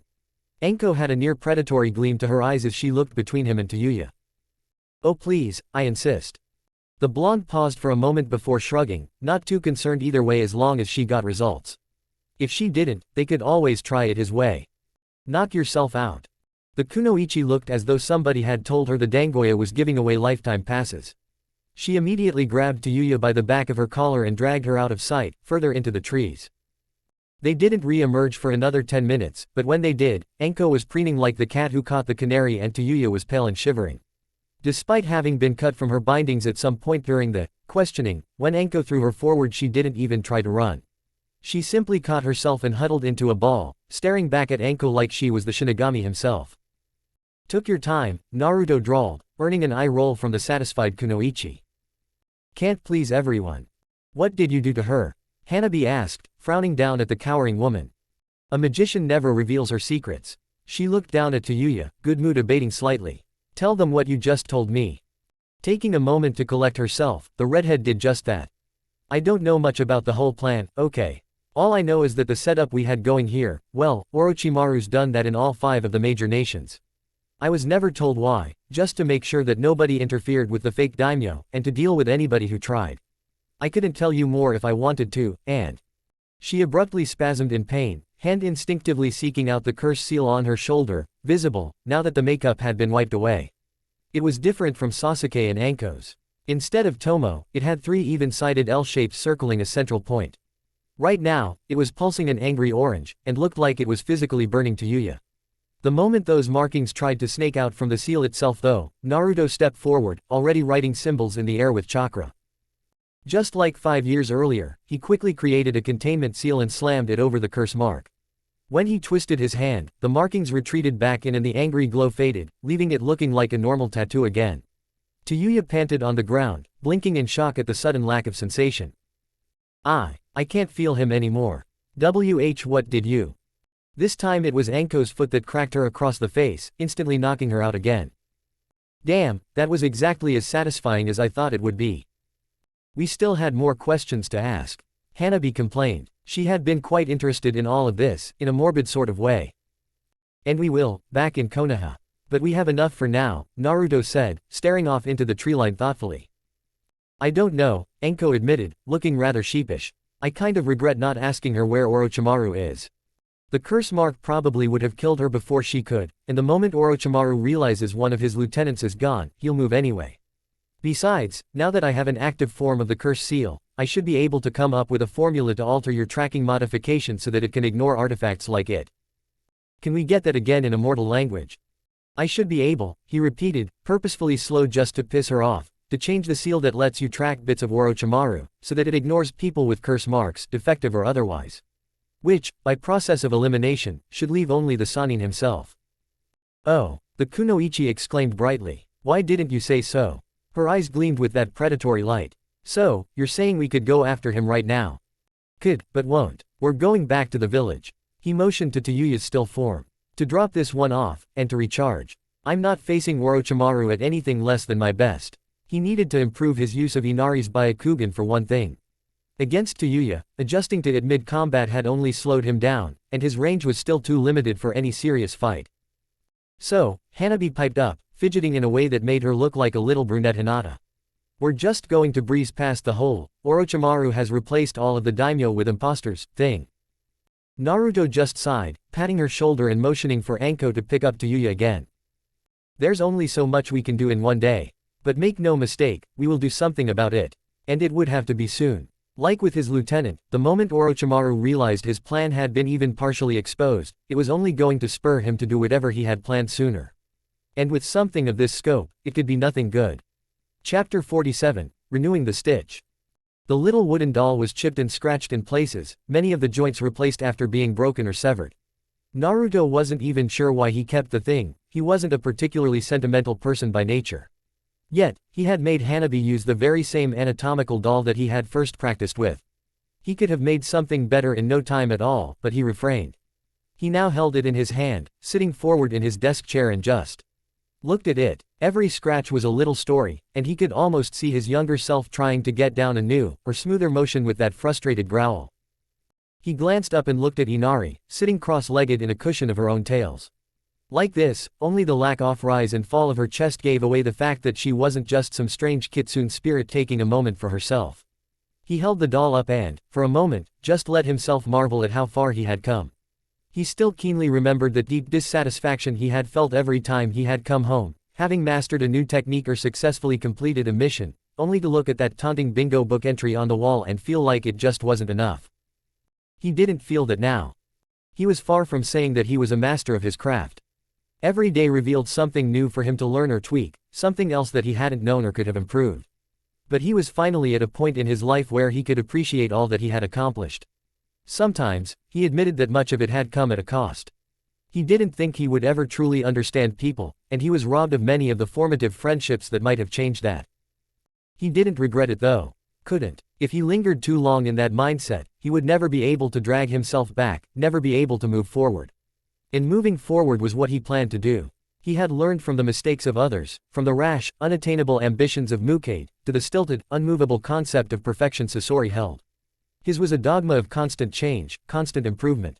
Nothing was sacred, nothing was perfect, but nothing was impossible. He glanced at the clock, still not quite time. He stood, setting the doll down and moving over to the window. He had chosen this plot mostly because of the cheapness of the land and the convenience of the crater that used to be his sub-levels. An unintended benefit was a rather remarkable view of the Hokage monument from his upstairs study. It was unchanged for now, but from what he had heard down his grapevine, the chief sculptor was already hounding Jiraiya to get his measurements. Ayumi had come through, naming Jiraiya the Hokage despite the man's blustering self-deprecation and what looked to be a surprise entry into the running from Shimura Danzo. Naruto hadn't even thought about that, but was certainly glad he had inadvertently nipped it in the bud. He would be the first to point out what a terrible Hokage he would make, but he couldn't imagine a worse outcome than that old warhawk getting the hat. Nothing would have been more antithesis to the values Sarutobi Hiruzen had lived and died for. The scaffolding would probably go up within the week, after the announcement was made, and after Jiraiya got over his childish moping, of course. The small, wistful, sentimental voice, that allowed him to keep that battered old doll long after its use was through, firmly wished he would be around to see it. With that thought in mind, he glanced at the clock again, noting that it was time. He was as ready as he was going to be. Konoha seemed quieter than usual as he slipped along the rooftops, as though the entire village were holding its breath. It allowed him to make good time, and soon, at the agreed-upon time, he was dropping down into the street that ran adjacent to the outer wall, the opposite side of the gate this time. It wouldn't do to become predictable, especially now that the village did once again have a Hokage. He wouldn't have personally described their actions here tonight treasonous, mostly because he didn't think anybody would shed a tear if they were successful. If they weren't, well, he would probably be dead, so who really cared? The recriminations he was dreading would be from his apprentice, when she realized he had gone out and done this without her. There wasn't a chance in hell though that he would put her in that sort of risk, not after last time, and especially not when he wasn't certain of his own success. Damn, Anko needed to show up soon. The longer he just stood here in the dark, the more his thoughts turned introspective and pessimistic. We can do this, he muttered under his breath, leaning further back into the awning of the nearby house so he would be less conspicuous to any passing Anbu up on the wall. You know, a familiar voice piped up from an alleyway to his right, talking to yourself is supposed to be the first sign of madness. Anko seemed her usual self as she drifted out of the shadows, grinning impetuously. Still, it seemed less genuine tonight, like she lacked the energy to make the facade truly stick. I appreciate the vote of confidence though. I assume that means you're ready. As I'm going to be, you. Her grin gained a darker edge. Oh, I've been ready for this for nearly 2 decades now. Got myself strapped up with explosive tags and everything. He genuinely couldn't tell if she was joking or not, and took a step away from her just to be safe. He begrudgingly had to admit that he was at least becoming somewhat used to the woman's antics, if nothing else. She glanced at the wall, but he shook his head. They couldn't go yet. Now that the village was mostly back up to its organizational standards, they couldn't leave the same way they had before. They had to time it properly, missing nin style. When he felt somebody else approach, he wondered if they wouldn't have been better off trying their luck. When I caught you sneaking off, Sasuke said, dropping down from a rooftop, I thought it might be for something more interesting than a midnight tryst. His eyes belied the joke, looking at both Naruto and Anko searchingly. Pretty boy, Anko greeted exuberantly. What a pleasant surprise. We weren't expecting company, but I'd be more than welcome to a little menage a trois. Ignoring that disturbing mental image, Naruto turned to his old teammate. What are you doing here, Sasuke? His tone wasn't particularly accusing, he would have been something of a hypocrite if it was, just tired. They didn't need the interruption, tonight of all nights. I think I'll skip the whole, isn't that what I should be asking you? Shtick, because I think it's pretty obvious what you two are up to. I want in. A blonde and violet eyebrow quirked in almost perfect unison. You want in, Naruto repeated blandly, not even doubting that Sasuke could work out what they were up to. It wasn't like Anko and he had many overlapping interests, and when he wanted to be, the last Uchiha could be damned perceptive. Why? He shrugged. I could tell you something about former teammates sticking together, and that's part of it, but we both know that you wouldn't particularly care. Hell, I don't have to give you an answer, I could just sprint back to the Hokage's office and stop this little plan in its tracks. I don't want to, because like I said, I want a crack at Orochimaru myself. What did Snake Face do to you? Anko asked skeptically, giving the teen a once-over. Naruto on the other hand knew there was a perfectly good reason for Sasuke to want to kill Orochimaru, he just shouldn't know about it. I heard he has Sharingan eyes. I want to know how, where he got them, who from, and if he has any more. Those belong to the Uchiha, and I won't have him running his sick experiments on them. Kid, Anko started, only to glance at Naruto and realize that particular condescension wouldn't cut it. Sasuke, right, grave robbing is sort of the least of my sensei's former crimes. Good, he shot back, then you should be able to come up with all sorts of excuses for me to put a kunai between his eyes. Anko glanced at Naruto, only to see the blonde shrug. He didn't particularly care if Sasuke came. Hell, the Uchiha was a strong shinobi, and the help would probably be appreciated. The only reason they weren't bringing more people was so that Jiraiya didn't find out and try to axe their plan before it could happen. Their thoughts on that matter hadn't changed at all. Jiraiya, when it came to the choice of dealing with Orochimaru or protecting somebody, a choice the Snake Sanin was more than willing to take advantage of, he would hesitate every time. Fine, looks like you're up, duck butt, Anko acquiesced. Naruto hadn't even noticed when Sasuke had activated his Sharingan, but they were narrowed now. Don't call me that. Those same red eyes abruptly flicked to the wall. If we want to successfully get out, we need to move, now. Naruto was glad that their new method of tracking Orochimaru implicitly ignored curse seal users, thanks to the vital information Yuya had provided. Otherwise, having Sasuke in their illicit little party would have rendered it entirely useless. His curse seal was still undiscovered, and Naruto fully intended to keep it that way. He still wasn't certain why Orochimaru had placed a piece of his soul into the seals, although his working theory was that it offered him some form of control over their recipients the more they used it. He looked forward to uncovering all of its secrets at his leisure after the man himself was dealt with. And, if the worst came to the worst and Orochimaru could exert some kind of leverage on his two companions. Well, Hanabi had handily displayed that a Senbon in the back is hard to plan for when it comes from somebody you trust. It wasn't like he hadn't already planned for fighting Orochimaru alone, if that's what it came to. These were the thoughts that swirled in his head as the group steadily made their way south, seemingly towards the enormous bay that, even further south, curved into the peninsula that became the Land of Tea. Considering the fact it was bordered by 4 different countries, there was no official name for the large stretch of water.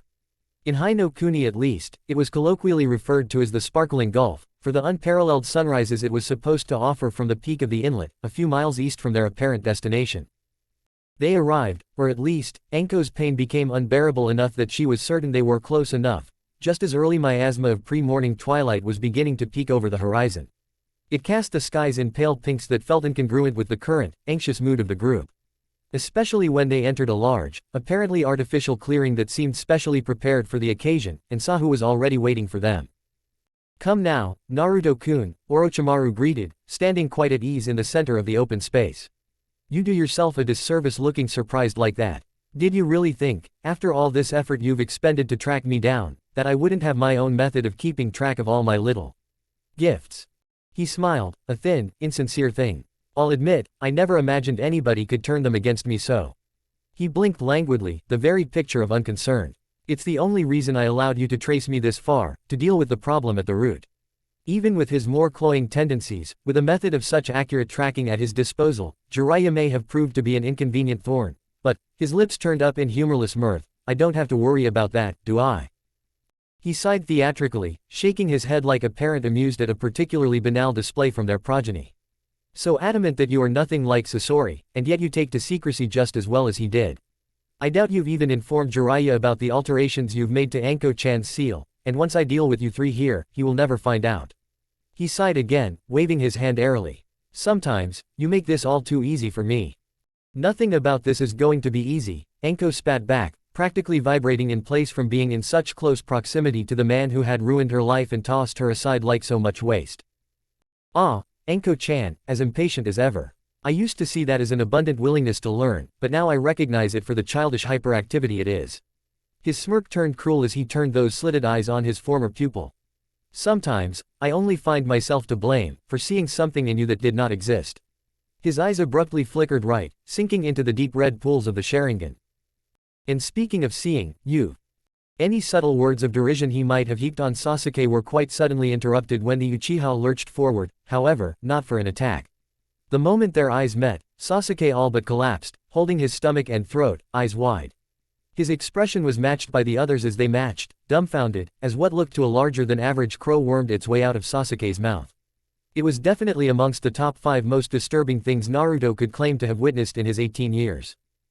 It only got stranger when the bird turned its head, still halfway out of the Uchiha's throat, and revealed the slowly spinning Sharingan implanted in place of its left eye. Except, instead of the traditional black tomo, it bore a design not unlike a warped, 4-pronged shuriken. Orochimaru seemed to recognize the significance of the design before either of Sasuke's companions, but was too slow to look away in time. He froze, the condescending mirth draining from his face as his shaking hands came up in a shivering ram seal. The veins in his neck stood out as he seemed to try and resist the compulsion with all of his being, but could not. Slowly, one by one, his hands were forced through a long, complicated series of hand seals before finally resting on Hitsuji. "Juinjutsu, Kai," he hissed through gritted teeth, entirely against his own will. It seemed only with these magical words that the compulsion was lifted, entirely too late for him to do anything about it. Sasuke and Anko fell to their knees, eyes bulging and mouths opening in silent screams of pain. They couldn't even muster a scream through the agony erupting from their necks. Both of their containment seals, visible or not, broke instantly, the inky script shattering like glass. Beneath, the Mitsudomo designs writhed as if sharing their host's distress. They pulsed a sickly green, twisting and contorting as though trying to rip themselves free of the skin they were branded on. It wasn't far off, and as Naruto watched, the cursed seals bulged outward, expunging an oily black ichor that instantly evaporated into a dark smoke. With that foul miasma went the seal itself, draining of color, and finally of substance, until all that remained on Sasuke and Anko's neck was a slightly swollen, pale patch of skin resembling the former design. In time, that too would fade. Both had been entirely unable to move throughout the experience, and when it was finally done they both fell forward, slumping into unconsciousness. The crow fluttered down to land by Sasuke's side, cawing through the silence that descended. Then, out of the blue, it burst into black flame without so much as a squawk of protest. In seconds it was nothing but a pile of pale ash, still burning with that evil-looking flame. Orochimaru chuckled, the gesture not quite reaching his eyes as he glared balefully at the little ash pile. "I almost didn't believe it when I had heard Itachi-kun met his end at his brother's hand, but now I can be sure of it. Nobody else could thwart me like that, even from beyond the grave. It seems that my sin, above many, was underestimating him." His eyes gleamed, torn between respect and outright fury. To use Uchiha Shisui's Koto Amatsukami, just to free the brother he supposedly hated. It seems our Itachi was far more complex than I gave him credit, and far more vexing than I feared. He cracked his neck and stood straighter. It didn't look like the entire experience had been all that pleasant for him either. No matter, the curse seals can be remade. Spinning red eyes flickered to where Naruto stood, unable to make heads nor tails of the baffling situation that left both of his companions insensate, yet apparently freed from the curse seal. Which only leaves us only with our present matter. Naruto found the man's snake epithet to be more appropriate than ever as he suddenly rushed forward, legs apparently fusing together into a literal snake's tail that allowed him to slither across the distance in the blink of an eye.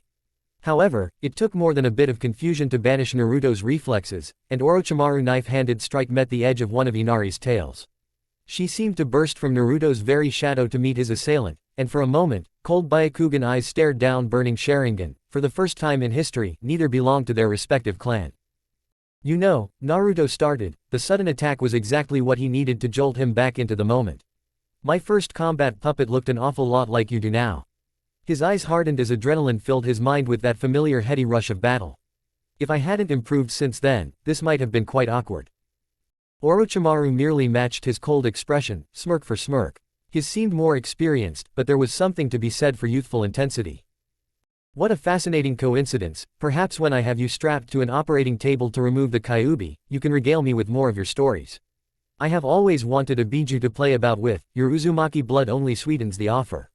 He tried to press forward but, to both of their surprise, it actually appeared that Inari was physically stronger than the Sannin. The artificial muscles in her stomach tightened and the tails whipped out, throwing him back. As if there was some twisted mirror between them, both rushed through hand seals at precisely the same moment. Fuden, Daitapa, came their twin cries, and two identical gusts of unrestrained wind slammed into one another. The trees on either side of the clearing creaked warningly, their trunks bowing back against the combined force spilling out on both sides until both techniques ran their course, canceling out neatly. I am a scientific man, by nature. Orochimaru started up as the two returned to eyeing one another, both waiting for the subtle changes in their opponent's chakra that would signal an attack. So, I believed the novelty of these eyes would wear off, after a time. In truth, their capabilities only continue to amaze me at every turn. Funny, Naruto responded with a bemused smirk, the veins around his eyes bulging ever so slightly. One of Inari's tails flicked backwards and released a jet of water into an empty patch of ground, carving through it like it was butter. The real Orochimaru appeared nearby, eyes narrowed, as the tail swept lazily around the clearing, shearing right through the man's mud clone. On that point, we agree. Ah, Orochimaru sighed in what could be mistaken for wistfulness. If only I had discovered you sooner, you might have actually made a worthwhile apprentice. It actually saddened me slightly when I was forced to flee the Akatsuki. If nothing else, I got along with Sasori quite well. I will have settled for eliminating you here and ridding myself of the future headache. Is that your plan with the daimyo? The blonde drawled as Inari shot forward, engaging the Sannin in, to them, a rather lazy bout of taijutsu. Eliminating people that are a nuisance to you through the official channels. Anybody else watching would have barely made out two blurs going at it. Orochimaru's impossible flexibility was a perfect match for Inari's extra limbs. Oh, how endearing it is to see you fumble around in the dark, looking for schemes that simply don't exist, the man taunted, grinning as his eyes catalogued Inari's every movement, growing faster and more confident with his attacks with every passing second. I am a very simple person, once you come to understand my motives. Because, the fact is, I simply want everything. Every jutsu, every technique. I want to understand it all and become a perfect entity. And the daimyo? Naruto asked, brow furrowed. Orochimaru took the opportunity to intensify their fight, whipping around wildly like his arms were his moniker's namesake. I wish for them to declare war on one another, to throw the nations into not just a shinobi war, but a world war. Then, when they are in the thick of their conflict, I will have the cage of the 3 remaining major villages assassinated by their most trusted confidants, just as I did my dear sensei. Why? The pale-skinned man pouted, chakra scalpels buzzing to life around his hands and forcing Inari back on the defensive. Come now Naruto-kun, do I even need to justify myself to you? After all, on this, we are of like mind. The insincere expression twisted into a thin smile. I loved your work along the Shimo border, truly economical work. If it hadn't disrupted some of my own plans in the area, I would have been notably impressed. Naruto's expression immediately hardened, and a thin coating of wind chakra suffused Inari's hands, countering the Sannin's technique and putting the fight back on more even footing. Oh, don't be that way, Orochimaru said. I won't tell. But really, calling me out for starting a war. A little hypocritical, no. Inari's attacks only increased in intensity. How many people died, do you think? For your ambition. For a cause they thought they understood. For nothing more than your own vanity. The man's red eyes narrowed. I hope that is the you that I'm fighting, because the weak, regret-filled Naruto that has been trying so hard to make up for his so-called mistake will find a shallow grave in a contest with me. Really, I had far more respect for you when you were honest with yourself, instead of pretending at being moral, at being good. I quite think that particular ship sailed when you condemned thousands to a messy end, for no better reason than your own bid for strength. The man's eyes glinted as he began to press back, moving faster than even Inari's extra limbs could keep up with. Take all the paltry missions you like. Save your clients. Help people with businesses. Try and extend aid to those in need. We both know that you can never truly make up for the ill you have caused.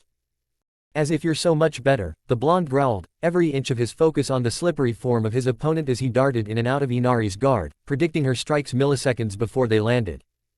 Oh, but I'm not. I'm a sick, twisted individual that wishes to create worldwide chaos simply so that the Jutsu of the major clans become ripe for the picking, so that these eyes can record all sorts of jutsu in a war the likes of which this continent has never known. What I am not, is a lie, a thin veneer that could crack at any moment and allow all sorts of evil things to spill forth under the slightest pressure. You're a monster. And it must infuriate you, to see yourself in me, mustn't it? You can play at being good all you like, Naruto-kun, but in the end, we both know what lurks under that shallow mask. A hollow thing, that doesn't even fully understand what good is. Oh, you see it around you, even follow in the footsteps of others. My sensei, your father. But do you understand, I wonder? I don't think you do. I think you're so broken, so stunted, that the only way you can convince yourself that you can be good, is to lock your true self somewhere deep inside. His eyes seemed to spin faster, the Tomo-like little black koi, swimming in a pool of blood. What would do it, I wonder? What would crack that vault? Your apprentice, perhaps. I confess, I was never too interested in Sasori's techniques, but I believe I picked up enough that I could do some good work with the girl.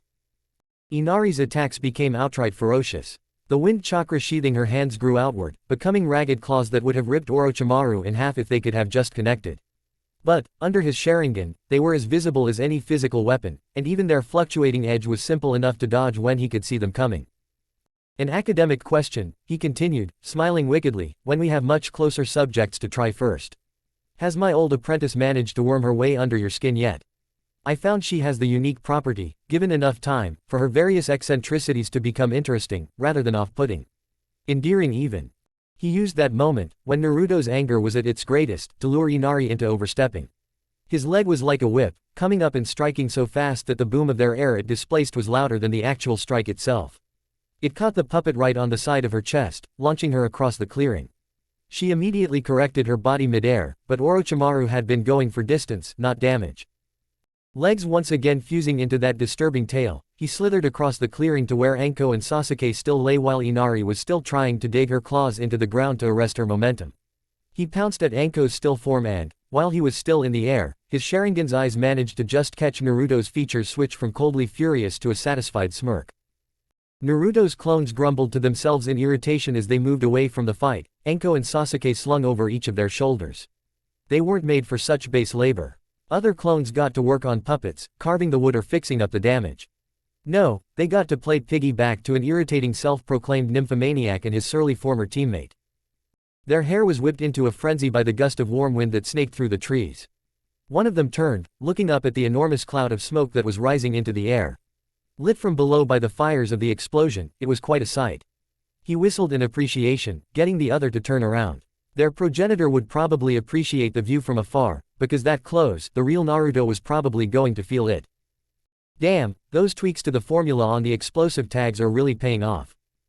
Naruto waited until the waves of scalding air stopped buffeting him to lower his hand away from his eyes.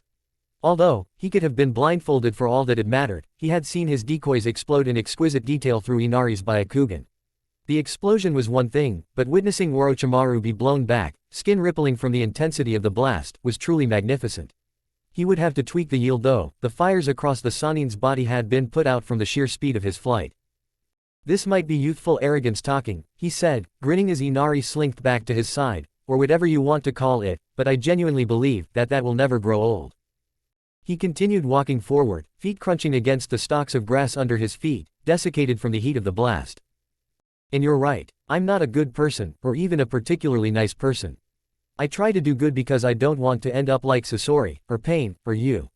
I do it, because all of you have been kind enough to show me a glimpse of my future, and show me what a monster I could be. And you know what? The world doesn't need any more monsters. But unfortunately, we keep cropping up, because nature is balance. He was forced to stop by a sudden rush of wind attempting to bowl him over. He recognized the signs of something huge being summoned to the battlefield. Sure enough, when he craned his head he saw an enormous purple snake lift its head above the treeline, framed in ominous silhouette against the rising sun to the east. It stared down at him with slitted golden eyes, a perfect match for its summoner's natural color. He simply stared back, daring it to strike as he drew a slim scroll from one of his flak jacket's pockets. And sometimes it creates a monster, to kill another. Chapter 48, Bringing It All Together. For a creature of his size, Manda could strike just as fast as any snake. Inari just barely threw Naruto into the air before the boss summon's fangs sank into the ground where he had been standing.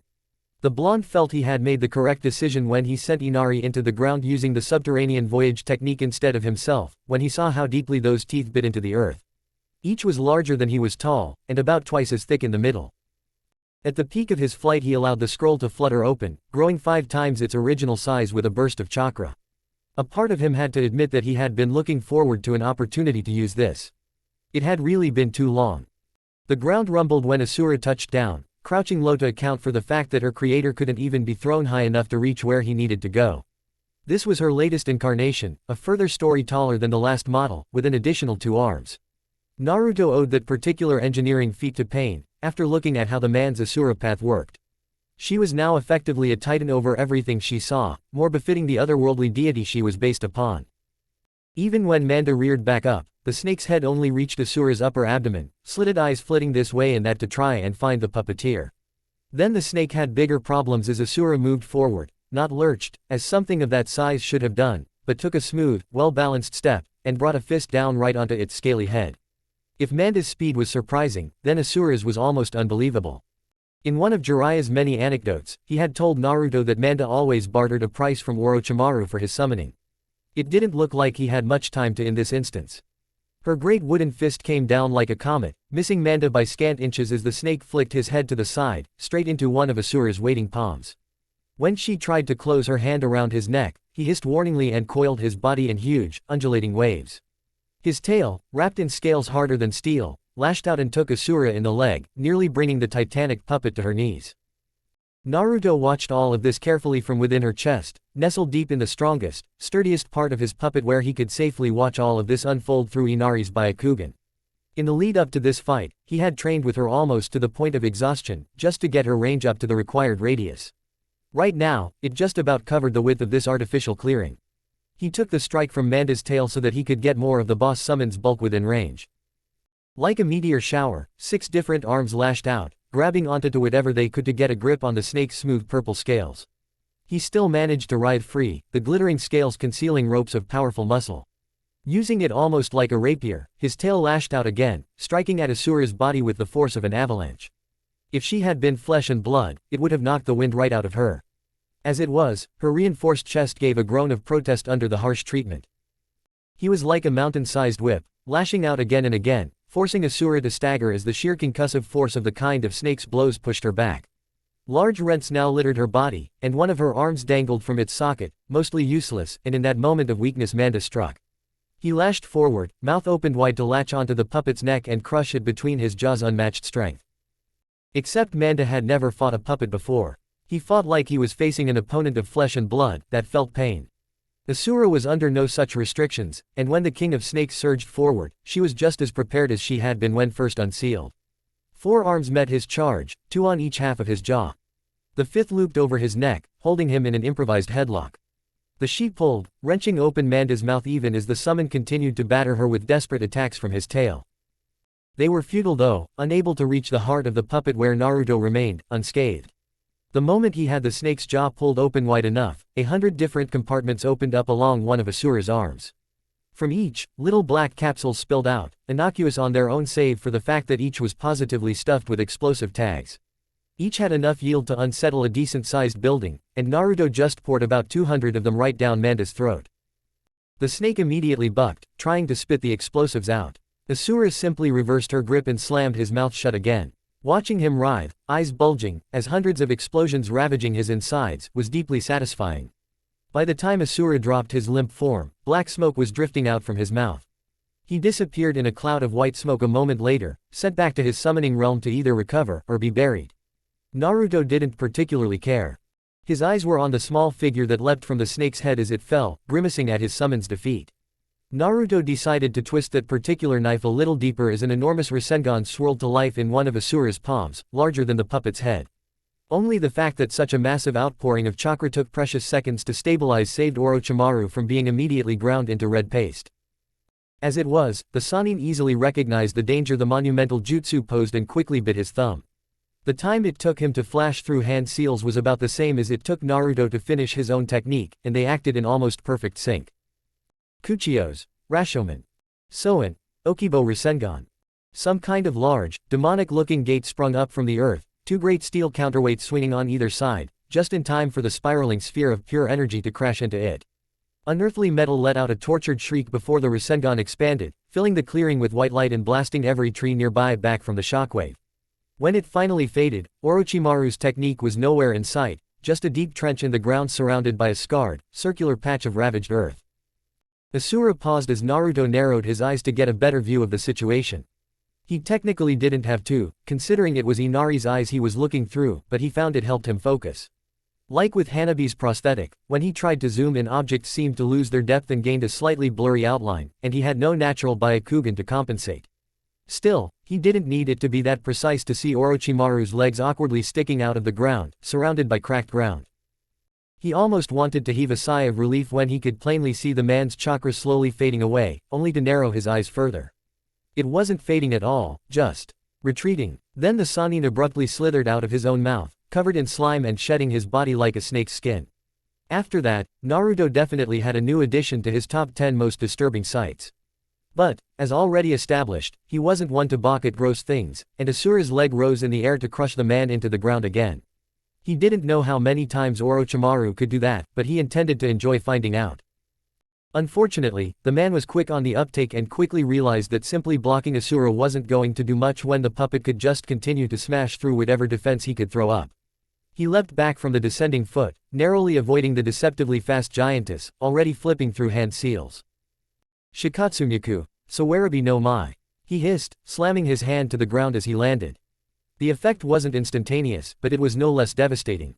The ground rumbled for a moment before sprouting hundreds of enormous spikes of what looked like solid bone, each of them wickedly sharp and tall enough to reach up to Asura's knees.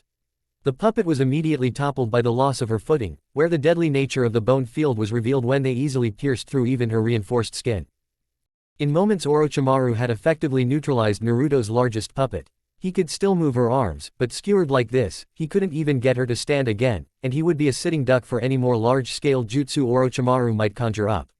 The blonde climbed out, standing on her chest and glaring at the Sannin as he balanced on one of his bone spikes. "Do you like it?" Orochimaru called out, smiling in satisfaction at toppling what he deemed to be his opponent's strongest puppet. "A gift from one of my most loyal subordinates, now serving me in the only way left that he could. Such a remarkable bloodline, able to directly control." He was rudely cut off by Inari's tails to the side of his head, sending him flying through his own forest of bones to slam into one of the rib-like spikes. "I really don't care," Naruto muttered, having already gotten the gist from the huge field of bone spikes they now resided in. Inari herself perched atop the spike Orochimaru had been standing on, crouching slightly so that her eighth tail could reach up over her shoulder. As it did, it lengthened out, segmenting in places to reveal interlocking metal parts underneath that crackled with energy. The fur around the very tip of the tail peeled back, revealing a circular hole that was now glowing with light. The chakra cannon discharged with a crack of displaced air that slowly faded into a low hum that had the hairs on Naruto's arm stand on end. Another innovation he had pain to thank for. Despite his use of the rasengan, he never would have imagined using pure chakra as a weapon like this. Draining, but damnable effective considering the bone spike Orochimaru had been embedded in was now gone, as were the 5 behind it. Seems somebody took more from their fight with pain than a renewed appreciation for their right hand, The Sannin drawled, only looking mildly annoyed at the blindsiding as he sank out from one of the spikes. The fact that he could apparently do that was somewhat worrying considering where Naruto now stood. He decided it would be better if Orochimaru didn't figure that out, if he hadn't already, and directed Inari to press her attack. She shot forward, bouncing off the spikes of bone like a living pinball before converting that momentum into a spinning kick. Not at Orochimaru, but at the spike his body was emerging from. Her foot connected with a crack and snapped the tip of the spike right off, apparently surprising the Sannin that had been in the process of sinking back into it. He was instead forced to dart out into the air, where Inari refused to allow him to make contact with the bones again. She made liberal use of the unusual terrain to continually bounce up at Orochimaru to harry him with brutally powerful attacks. Without leverage, there was little the Sannin could do except block, and each blow only launched him back into the air, away from the relative safety of the bone field. Eventually, he got tired of being batted about in the air like a hacky sack and managed to grab one of Inari's arms. Her clawed fingers curled in, raking across his forearm, but he either didn't feel or didn't care about the poison that laced them. He twisted his body and tried to use the momentum to throw her to the ground, but the fact that he had a grip on her meant the same was true in reverse. When they both fell towards the ground, her tail snapped out, catching a few of the bone spikes on their way down and bringing them to a stop. Now fully trapped and suspended above the ground away from his escape, Naruto forced her to clench her hands as hard as she could, hoping he could snap the Sannin's arms right off. Not a fan of this plan, Orochimaru opened his mouth disgustingly wide, revealing a snake that had seemingly crawled up his throat. More worryingly, the snake's mouth was also open, to showcase a long sword blade stored inside. Inari only just got her head out of the way as the weapon abruptly extended forward, cutting a small gouge into her neck. That was actually surprising, as Naruto hadn't detected wind chakra around the weapon, and normal steel shouldn't have been nearly enough to damage Inari's skin. Surprising enough, apparently, for Orochimaru to twist out of her grasp, using the sudden recoil of his sword contracting to flip himself up so that he could use Inari as a stepping stone. That proved a mistake when a compartment in her abdomen opened up to reveal a specialized storage seal. It released a cluster of Senbon like a mine, spraying the air above her with the deadly projectiles. Thinking quick, Orochimaru once again extended his sword, intending to both skewer Inari and use the extension to push himself even higher. The moment before it connected though, the previously invisible chakra strings connecting Inari to her puppeteer suddenly flared like little orange streaks of fire through the air. Inari was sent crashing into the ground from the force of the blade, but she was far from skewered. Orange light wreathed her hands where she gripped the sword, holding the tip a few scant inches from her chest. The moment she hit the ground, the sudden reversal indeed forced Orochimaru higher into the air, only for Inari to twist her body to the side. She had intended to simply snap the blade. There were few materials a Kyuubi-enhanced Inari couldn't break with her bare hands, but apparently whatever weapon this was, it didn't break easy. Or bend, apparently. The moment Inari turned, the entire length of the sword, like it was a rigid pole, swerved 90 degrees. Thanks to the handy conservation of angular momentum, this meant that Orochimaru was slammed into the ground from about 50 feet in the air very fast. The plume of dust from his collision with the ground nearly reached as high as he had been, and hadn't fully settled by the time Inari darted through the bone forest after him. He had managed to make a small clearing in the sea of white spikes, and from the look of the disturbing empty skin lying nearby, he had been forced to use his regeneration technique again. The man himself stood on the other side of the impromptu clearing within a clearing, standing still and grinning up at the puppet. Standing very still. Too still. Naruto's eyes widened and the chakra string he had been subtly working towards Asura flared orange with the Kyuubi's chakra. One of her great arms lifted into the air, palm splayed as numerous little compartments opened up along its surface. Dozens of little canisters sped out, launched like cannonballs to cover the clearing. These weren't explosives though. The moment they hit the ground, they burst open, spreading a thick green gas into the air.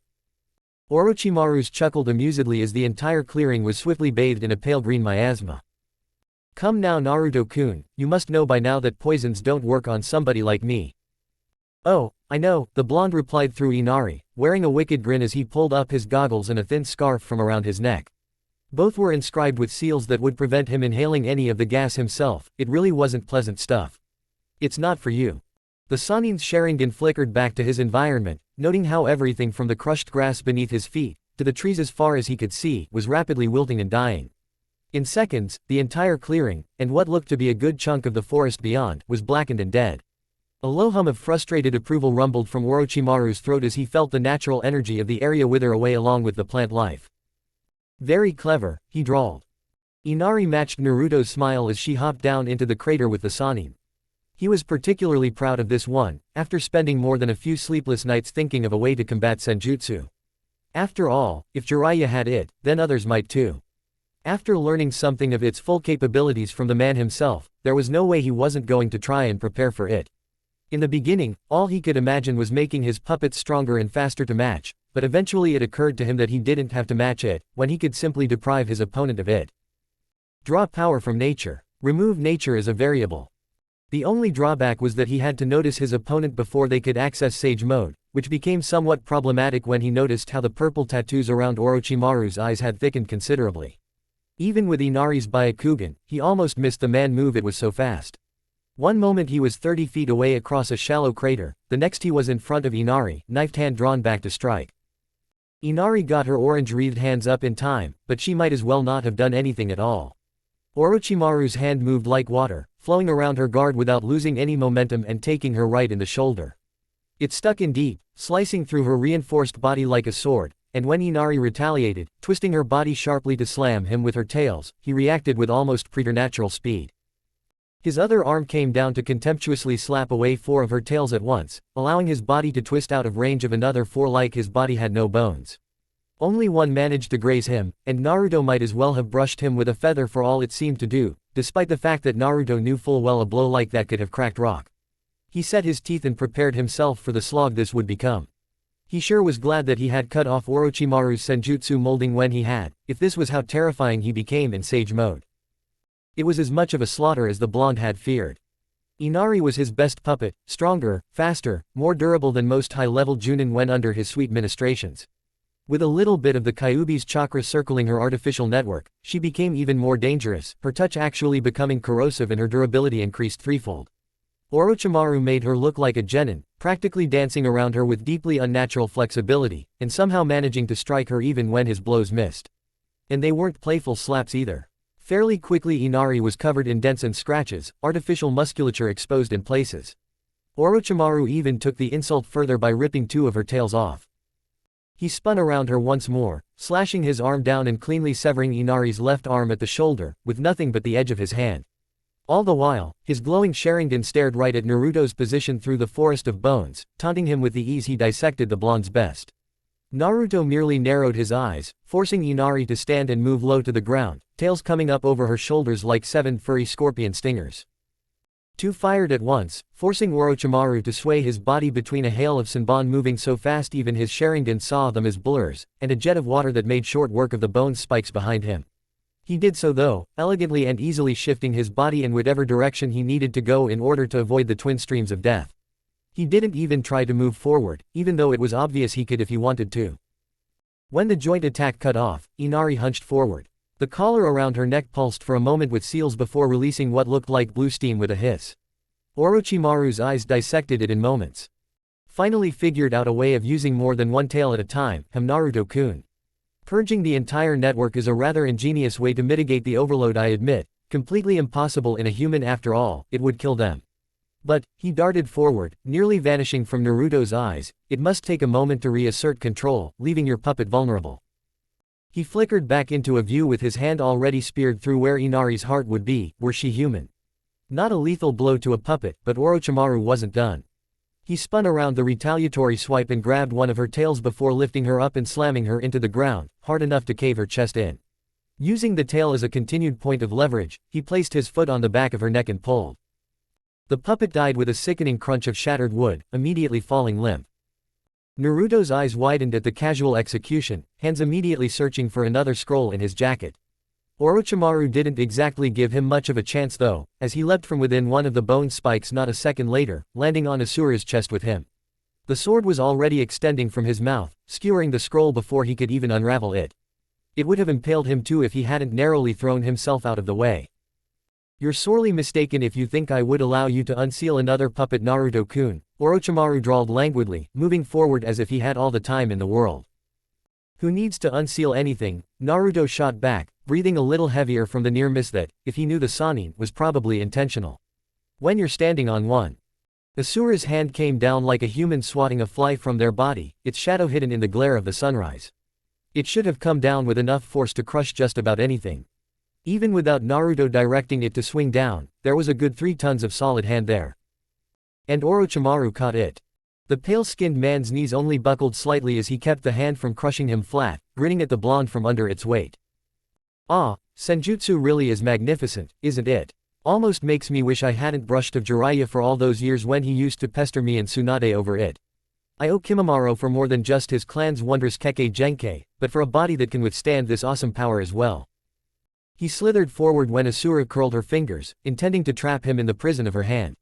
It closed on nothing but air, and Naruto rapidly backpedaled, his own fingers working frantically. Compartments along Asura's chest opened up, spewing kunai, senbon, explosive canisters, and just about anything else that might cause the Sannin damage. Orochimaru dodged them all with an impossibly liquid grace, completely untouchable as he closed the distance between them, spinning red eyes locked on Naruto's panicking blue.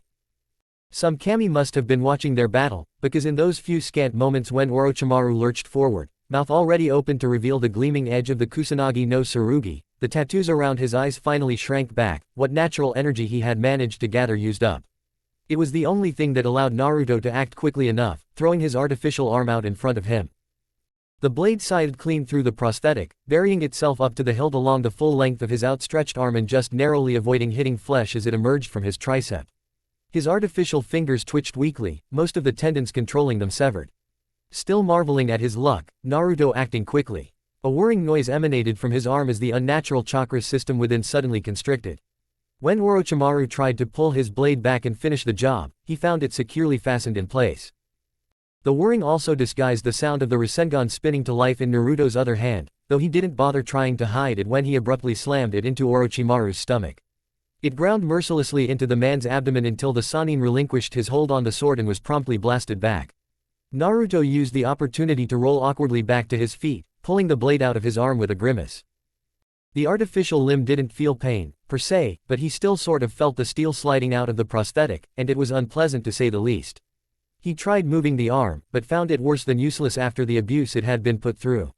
With a sigh, he allowed it to detach from his shoulder and fumbled awkwardly for a scroll in his flak jacket, still holding the sword. "Always have spares," he mumbled as he unsealed the replacement limb and used chakra strings to pull it into position. "Ironically, you helped me learn that lesson, in the Chunin exams." Orochimaru was a little busy vomiting himself a new body, so Naruto took the opportunity to examine the sword in his hand. It was incredibly light and extremely well balanced, with a faint pearlescent sheen that seemed to shift like the blade was coated in poison, but there was no actual liquid on the sword. He gave it a few test swings, but Kenjutsu was never his thing. Instead, he chose a random direction and threw it as hard as he could, quickly losing it in the forest of bones surrounding them. Hopefully, if it was lost to him, it was lost to Orochimaru too.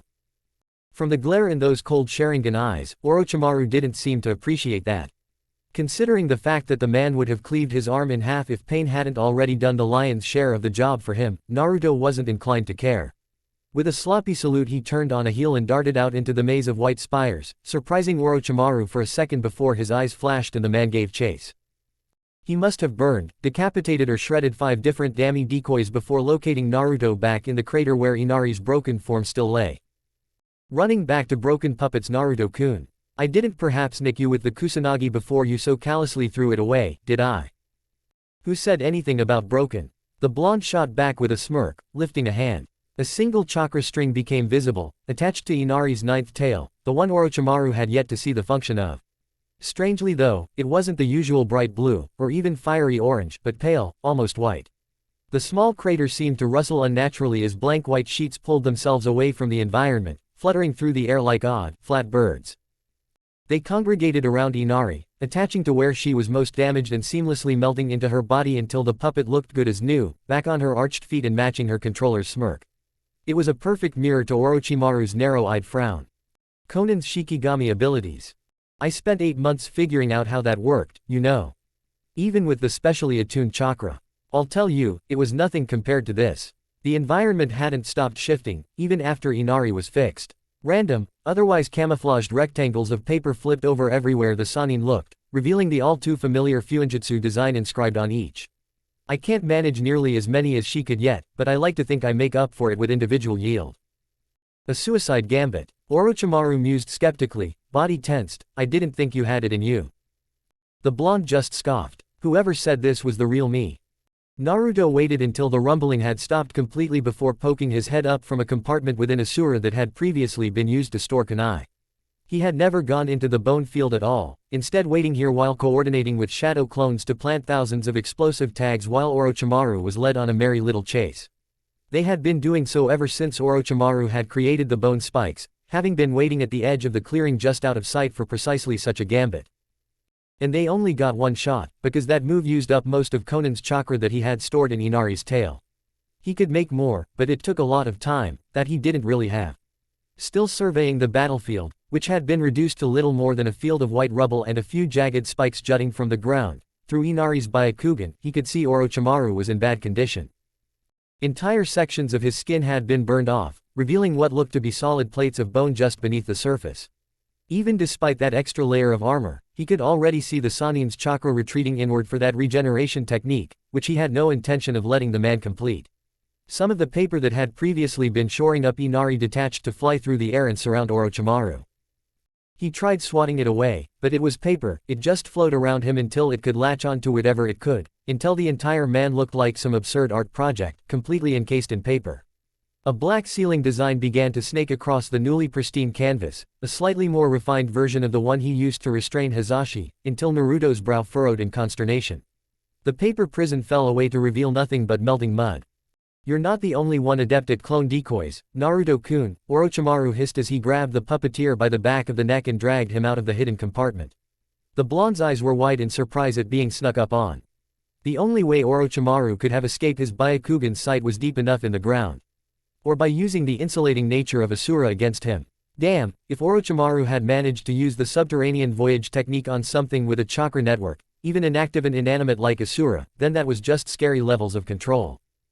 Ah, he choked out as snakes emerged from Orochimaru's sleeves to bite into his neck, dispelling the henge around Dami. But adept isn't mastery, is it? Orochimaru didn't even have time to scowl before one of Asura's hands came down on top of him, scraping him off the puppet's chest before slamming him into the ground. This time he didn't have the benefit of Sage Mode to hold it back.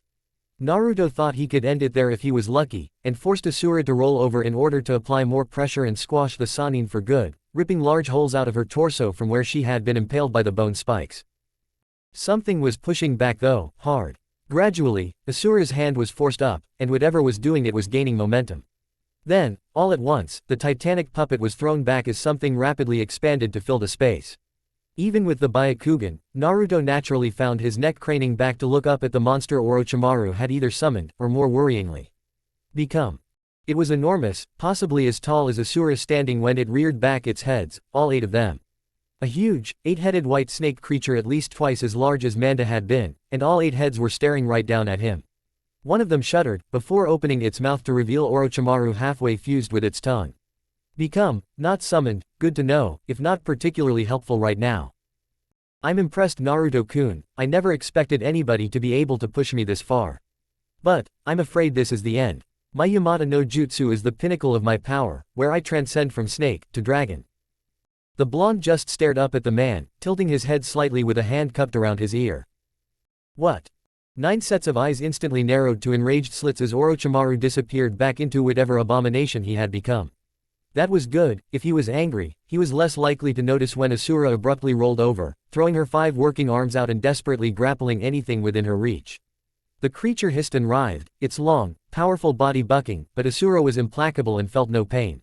Even when it lashed out with viciously fanged mouths and ripped great rents out of the titanic puppet, she didn't let go.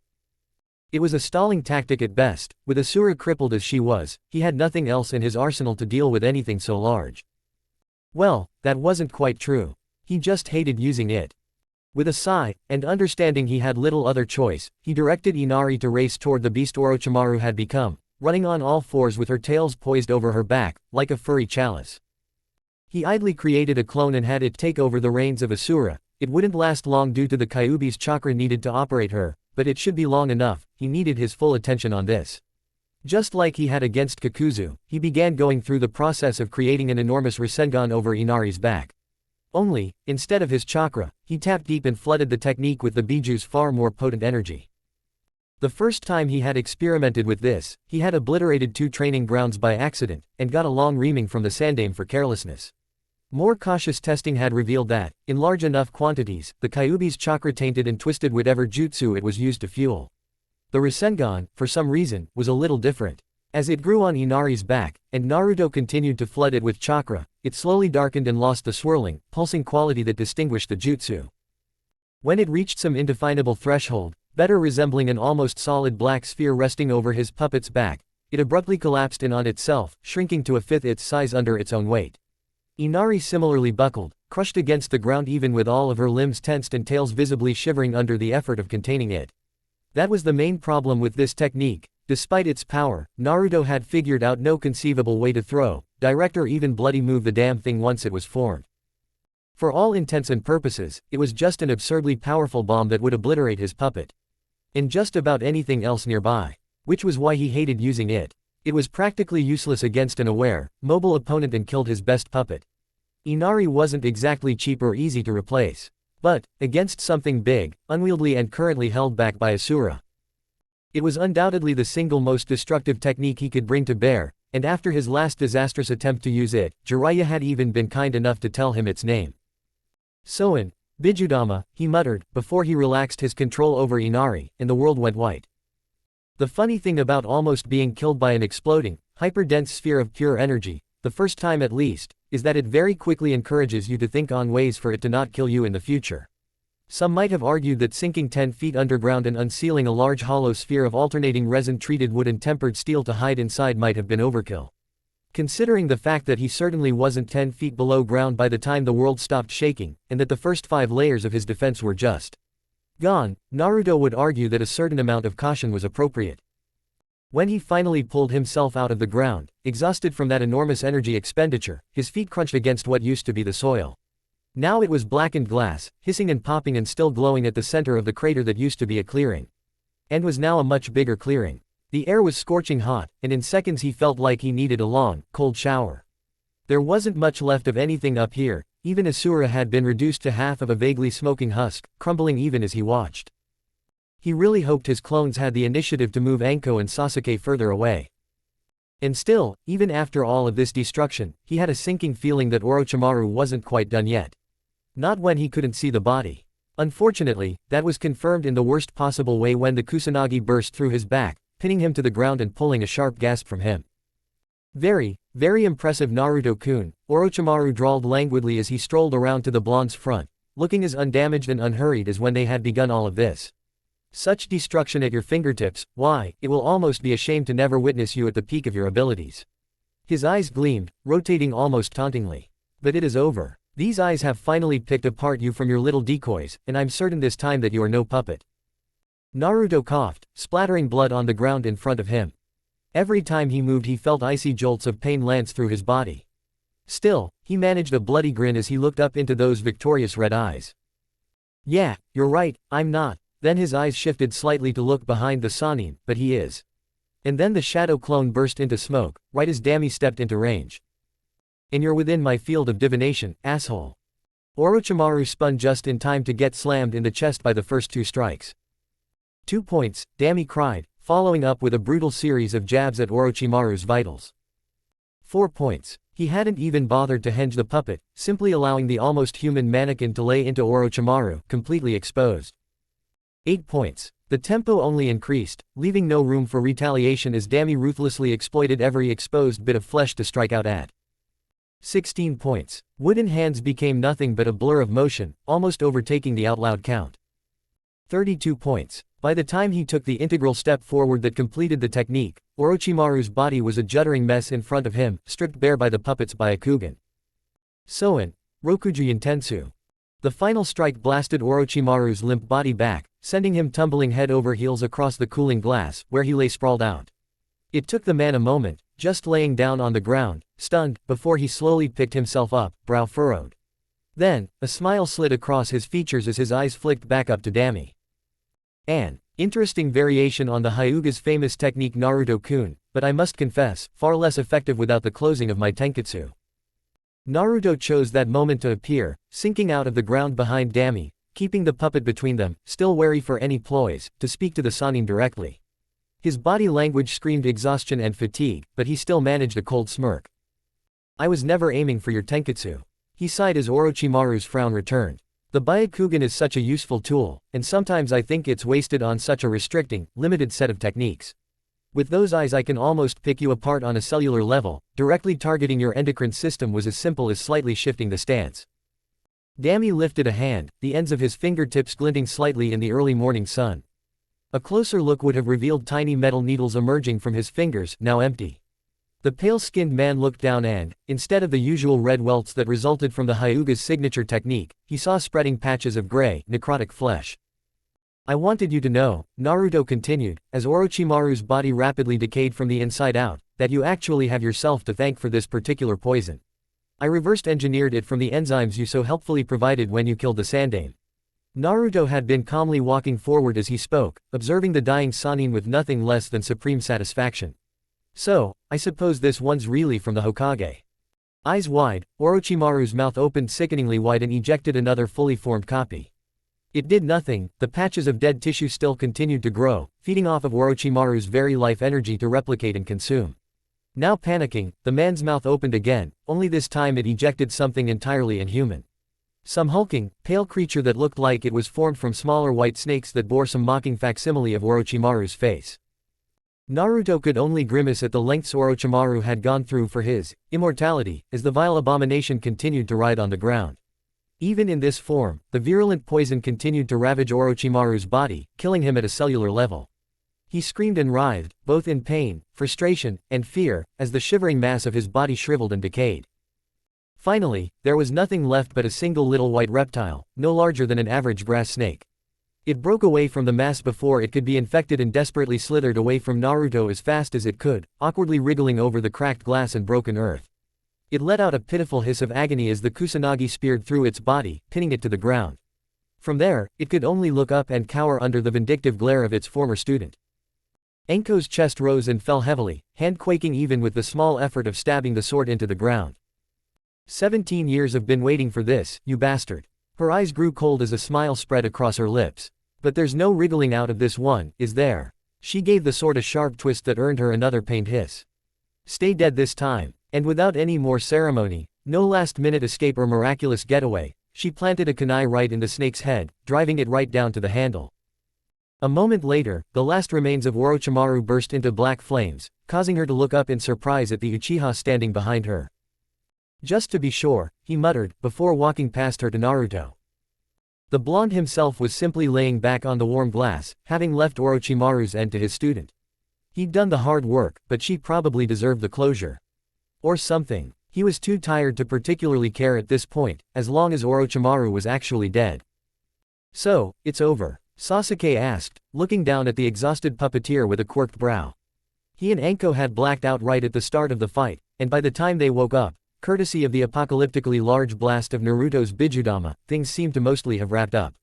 All they had to show for it was a dull ache in their neck and a deep weariness that didn't quite match up to Naruto's mental and physical exhaustion. I sure as hell hope so, he muttered, letting his head fall back, because I'm shit out of tricks to throw. That's it, bottom of the bag, nothing left. My pockets are officially empty. Seriously. He paused, shrugging weakly. Okay, so I had a couple more tricks. Sasuke just took another look around the clearing, the blackened glass now sparkling in the sunlight streaming over the treetops to the east. We're definitely having a spar at some point. That at least managed to pull a chuckle from the spent blonde. He raised a hand and gave his former teammate a lazy thumbs up that even Shikamaru would have been proud of. Sure thing, it fell to his side, limp, just as soon as I can move again. Chapter 49, Epilogue. It looks good, Naruto said as he and Hanabi walked into the mission office. He grinned as Jiraiya jerked in place, having been hunched over the little crystal ball that the Sandaime used to play about with. "Ah-wah," he greeted eloquently, blinking as he looked up at the pair, half scowling, half abashed at being interrupted. Eventually, he followed Naruto's eyes out of the large panoramic window behind his desk that overlooked the village. More specifically, to the latest addition to the Hokage monument, proudly grinning out at Konoha in the mid-morning light. "Are you kidding? They got my nose all wrong," he muttered petulantly, thumbing it for emphasis. "Ain't no way some rock is gonna catch my manly handsomeness." Although, even saying that, there was no disguising the slight smile he wore when he saw his own face up there, alongside his sensei and his student. "Whatever," the blonde drawled, motioning airily with his hand to pull Jiraiya out of his nostalgia. "So, a mission I'm guessing." Jiraiya continued on smoothly, after coughing into his hand. "What'll it be today? B rank, if you would." Jiraiya simply clicked his fingers at the nearby Chunin, getting him to rifle through the dossiers until he found something appropriate. "Going hard, huh? That's gotta be the third this week." "Yeah, well, I sort of promised," the blonde admitted slowly, glancing down at Hanabi. She was doing her best to avoid his gaze, staring forward stoically and only moving to step forward and take the offered mission. Chunin exams coming up and all, figured it would be best to make sure she can handle anything. Hanabi just huffed, grabbed the folder, gave a respectful nod to the Hokage, turned on a heel and smartly strode out of the room. She didn't give her sensei so much as a second glance. Still giving you the cold shoulder, Jiraiya offered with a crocodile's sympathy, he was loving it really. She'll come around, Naruto replied without much conviction. Nearly 3 months since he had defeated Orochimaru, and Hanabi was still brushing him off for not telling her what he was doing. As if he would ever take her somewhere that dangerous, not that she particularly cared for the logic of the situation. Eventually, he waved his hand dismissively. Speaking of women coming around, you managed to track down Tsunade yet? Jiraiya's grimace was all he needed as an answer, but the man motioned to the little crystal ball on the desk anyway. It might go a lot better if you'd just tell me how this thing worked. Sarutobi-sensei must have told you something. The blonde merely smirked. It depends, are you going to use it properly, or to peek into the hot springs? Jiraiya couldn't have hidden his perverted blush even if he wanted to, prompting the Chunin to roll his eyes. Don't answer that, the Chunin shouldn't have to hear their Hokage lie like a 5-year-old. So mean, Naruto. Being Hokage is a lot of work you know, which I still blame you for by the way. He scowled at the blonde without much menace. Still don't know how you managed that, but I know it was you. He sighed, thumbing his nose. You just had to drop this in my lap during one of the biggest ongoing political crises in recent memory, huh? All this fake daimyo business would be turning my hair prematurely white if it wasn't already. His shoulders slumped and his lower lip quivered. And you won't grant an old man his creature comforts in his twilight years. Naruto's lips twisted together. Don't do that. It's something the Sandaime would say, and on you it just looks wrong. Jiraiya gave the evil eye to a couple Chunin that broke out in sniggers at that. Whatever, brat. Just get out and go scrape up to your student until she forgives you. One of these days I'll make you the Hokage, and see how you like it. Naruto snorted as he gave the man a mocking salute and sauntered out. Good luck with that, the daimyo actually likes me. He closed the door behind him before Jiraiya could get his last comment in, grinning at the small victory. It wasn't like Jiraiya hadn't had him on the shit list for the past few months ever since he found out what he, Enko and Sasuke had done. Although, he was far less concerned with the older man's opinion of him, than he was with the young girls that was waiting for him in the annex just outside. He sighed at Hanabi's purposeful avoidance of his eye, simply walking off as soon as he joined her, passing him the folder that she had no doubt already read. He'd have to think of something to break the ice soon. Still, Jiraiya's words drifted through his head and briefly made him wonder how he would be as a Hokage. It didn't last long, and his previous thoughts on the matter still stood. He wouldn't be a good leader, didn't have the compassion for it. He would make a good advisor though, or spymaster. Hell, he had effectively taken up Jiraiya's old job ever since the man settled into the chair. For a moment, he glanced down and regarded his apprentice curiously. His gaze apparently lingered long enough to garner her attention, and she looked back up at him, meeting his gaze for the first time in what felt like days. What? She was a little surprised by the bright smile he gave her, patting her shoulder fondly. Nothing, just imagining how you'd look wearing a certain hat. He made sure to ruffle her hair, ignoring her glare with an irreverent smirk. Don't worry too much about it, yet. He walked off, and it took a moment for Hanabi to get over her surprise and remember that she was supposed to be angry with him. Oi, what's that supposed to mean?